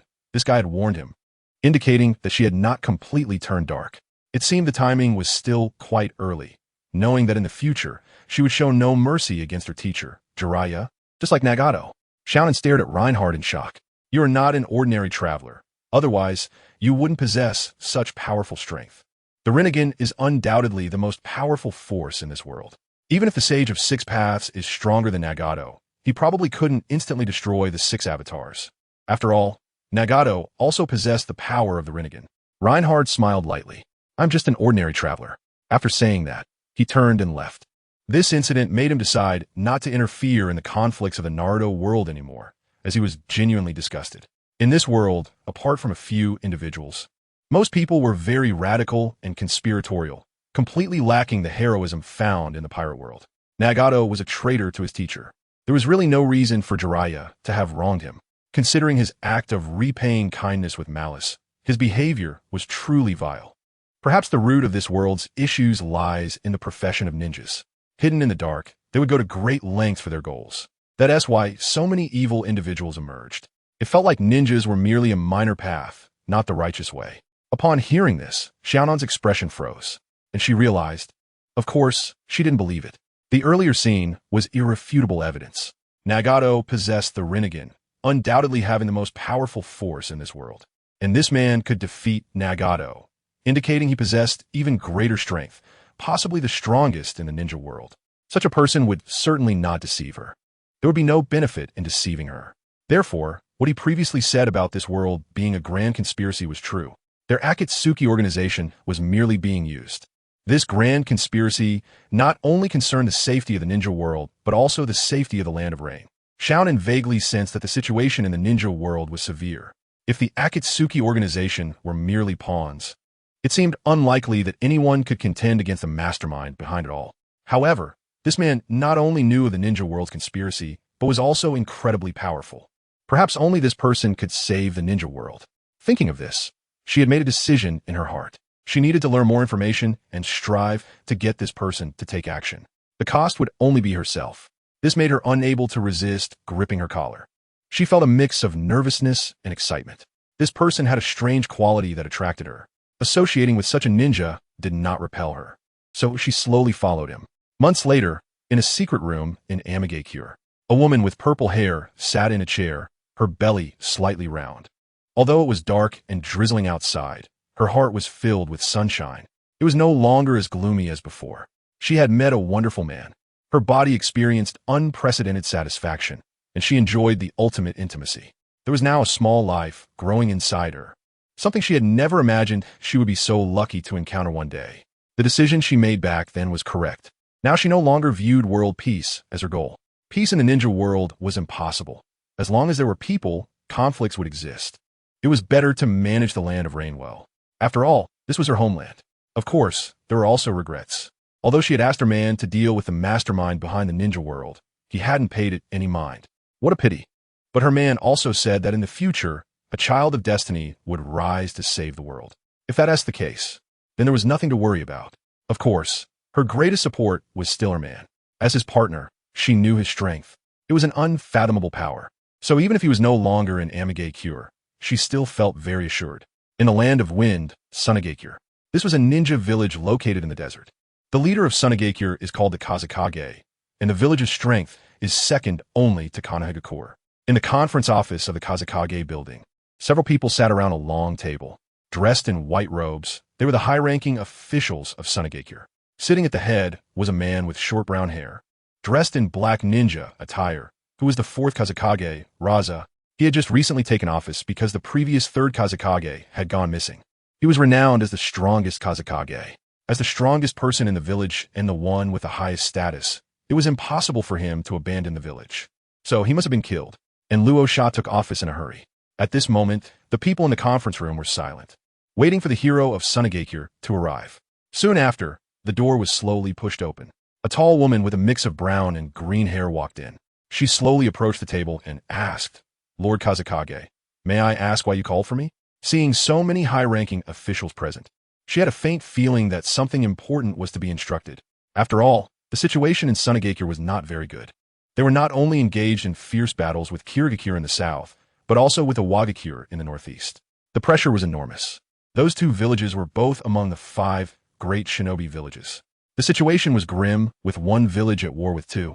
Sitting at the head of the table, Luo Sha wore a rare smile. I previously sent someone to communicate with Kirigakure to cease hostilities, and fortunately, they also had this intention. Yitsong couldn't believe it. Her eyes widened slightly, and a hint of surprise appeared on her face. This was a rare piece of good news. Then we can reduce one enemy and concentrate our forces against Awagakure. Currently, the confrontation between Sunagakure and Awagakure had reached a decisive battle moment. Luo Sha beamed with joy. That's right. After our discussions, we are preparing to send you to Kirigakure to negotiate the ceasefire. This is of great importance, so depart in secret. Yitsong exclaimed in delight. Okay, Lord Kazekage. We trust the hero of Sunagakure. A smile appeared on Luo Sha's face, showing no signs of worry. Then I will set off immediately. Yitsong, without any doubts, turned to leave. Before leaving, she did not forget to close the door. At this moment, Luo Sha's smile finally disappeared. One of the high-ranking officials spoke with a hint of pain. What a pity for a hero of Sunagakure. Who would have thought Kirigakure would propose such conditions? It's truly despicable. Although it's a bit regrettable, at least she didn't raise any suspicions. Another high-ranking official slowly said. The fourth Kazekage, Luo Sha, also expressed regret. This ceasefire with Kirigakure is a necessary decision. Sunagakure must cease hostilities with Kirigakure, and we can only inconvenience Yitsong. Although he looked regretful, he didn't care too much. After all, Yitsong was essentially his competitor when vying for the position of fourth Kazekage. Many people proposed her for the role. Even now that he held this position, it was still unstable. As a hero of Sunagakure, she had too many supporters. Although it was a pity that the village lost a hero, it also allowed him to truly lead the village. He firmly believed that under his leadership, Sunagakure would definitely defeat Iwagakure and surpass Kanahagakure to become the strongest village in the ninja world in the future. Some of the high-ranking officials also felt helpless. Indeed, this was a necessary decision. It's clear to distinguish between a hero and the village's weight. Sunagakure cannot hope to win against two villages at once. Perhaps only the strongest village in the ninja world, Kanahagakure, might have a chance. They, Sunagakure, were already feared by the daimyo of the Land of Wind. They had been asked to reduce personnel and could only train elite ninjas. However, the disadvantages of being short-staffed were fully exposed in wartime. Currently, there simply weren't enough ninjas to fight on two fronts. Some felt that it was merely sacrificing others' lives to achieve the village's goals, and they suffered no losses. A few days later, in the misty canyon of the Land of Water, a woman with a mix of brown and green hair, dressed in a garment known as a cowl, appeared here. The cowl only covered the front half of her body, leaving her back exposed. The misty canyon was a necessary route to Kirigakure. At this moment, thick fog enveloped the area, and visibility was extremely low, only allowing one to see objects within a radius of a few meters. Yitsong was not overly cautious, as she wasn't here to start a war, but to negotiate a ceasefire. After years of fighting against GirlWho, she was mentally and physically exhausted, and a ceasefire would be a good thing for her. After walking a few more meters, a voice suddenly emerged from the mist. Lord Yitsong of the Scorch Release. I am here to welcome you. It is an honor to see you. Given the dense fog, it was likely she would need a guide. Then, a person emerged from the thick fog, wearing a forehead protector with the GirlWho symbol and dressed in ninja attire. He slowly walked towards Yitsong, trying to suppress the hatred in his heart, and smiled to appear non-threatening. As he approached, Yitsong naturally recognized him as a ninja from GirlWho. Thank you for your effort, but it's impossible to get lost crossing a canyon. The GirlWho ninja scratched the back of his head awkwardly. Yes, you're right. Please, go ahead. He then stepped aside, allowing Yitsong to proceed. Yitsong had no doubts and walked forward, passing by the GirlWho ninja. At this moment, a trace of hatred appeared on the GirlWho ninja's lips as he drew a shuriken and took the opportunity to attack Yitsong from behind. He stabbed it deeply, directly hitting her heart. Yitsong, suffering from a grievous injury, felt the intense pain from her back and looked shocked. What are you doing? A voice filled with hatred came from behind. Let you experience the pain that those harmed by Sunagakure felt. After speaking, the GirlWho ninja leapt away quickly. Yitsong's body staggered forward and fell to the ground. At that moment, countless shurikens pierced through the mist from all directions and shot towards Yitsong. In an instant, she became like a porcupine, surrounded by countless shurikens. After 2 surprise attacks, Yitsong's body could no longer move. At this time, the GirlWho ninja returned. Looking smug as he said, "Don't misunderstand. Our village's hatred cannot be easily erased. Your death is just a small comfort for us. Those from Sunagakure who handed you over must think the same." Yitsong seemed to understand everything, weakly closing her eyes as her consciousness gradually faded. Seeing the scene, the GirlWho ninja finally breathed a sigh of relief. Finally avenged my companions. If the 4th Kazekage hadn't handed over Yitsong, this ceasefire would have been impossible. After all, far too many companions had died at the hands of this hero from Sunagakure. Let this guy's corpse rot in the wilderness. With such injury, there was no chance of survival. In the sky, a figure watched everything below. This person was, of course, Reinhardt. He had not forgotten his goal, which was, of course, to have more children. And this time, his chosen target was the hero of Sunagakure, Yitsong, who had been betrayed by her village and turned into a sacrifice. He was waiting for this moment, for Yitsong to be betrayed by her village and left homeless. Otherwise, it would indeed be very difficult to capture her. Ninjas of this level were devoted to their ninja way and would not easily betray their village. However, witnessing this scene still left him speechless. Compared to the passionate and blood-filled growth experience of Naruto, the ninja world hides countless darkness. This is the true ninja world. This makes him feel that this world is as sick as the world of pirates. Everyone wants to be a pirate, and while there are reasons behind it, they do not resist. Instead, they become a type of pirate that no one recognizes, and Roger truly set a bad example. The act of betraying the village's hero is, in his eyes, incredibly foolish. Yekong is a hero of Sunagakure, with combat power that is at least among the village's top tier, and she possesses the powerful bloodline limit of Scorch Release. It's simply self-destructive. No wonder Sunagakure is in decline. Similarly, Konoha is the same, having forced the Uchiha clan to rebel, leading to the extermination of an entire clan. That too is self-destructive. The ninja villages are truly not peaceful at all, not only facing severe external conflicts, but also having serious internal strife. He also knows that those so-called high-ranking ninjas occasionally deal with people who know important information, and these people are not even rebels. Being a ninja is definitely not an easy task. Who knows if one will be so lucky as to encounter such situations. He sensed that the people from GirlWho had walked far away, and it was his turn to take action. He quickly descended beside Yekong and, upon seeing the grim situation, frowned slightly. Her smooth back had already been pierced by over 10 shurikens. A surge of divine power flowed from within him into Yekong's body, sustaining her life. This reignited her life, which was about to completely dissipate, restoring her breath. Although this saved Yekong's life, it was still very difficult to achieve Reinhardt's goal. Since ancient times, deep feelings cannot be retained. Only strategies can win people's hearts. In his previous life, Reinhardt read many martial arts novels. There were many plots in martial arts novels where if the female lead was poisoned or injured, she needed to undress to be treated. Before this, Reinhardt used divine power to protect Yekong's body, then pulled out the shurikens embedded in her. This could be considered a good deed. After all, Yekong was unconscious and naturally could not feel pain. After completing all this, he lifted Yekong and flew directly into the sky.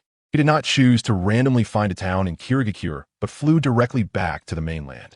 The target was a small town on the border of the Land of Fire. He then activated his money ability and purchased a unique courtyard. He carefully cleaned Yekong's wounds. Cleaning the wounds naturally required removing her clothes, and that meant removing them all. Then, he not only wiped every corner clean by hand, but also used divine power to completely repair her body. After doing all this, Yekong did not wake up. Her body had recovered, but her consciousness had not yet awakened. After covering her with a thin blanket, Reinhardt opened the door and went out. Half a day later, Yekong, covered with a blanket, slowly opened her eyes. At that moment, her eyes seemed to have lost their spirit. The earlier events had deeply impacted her.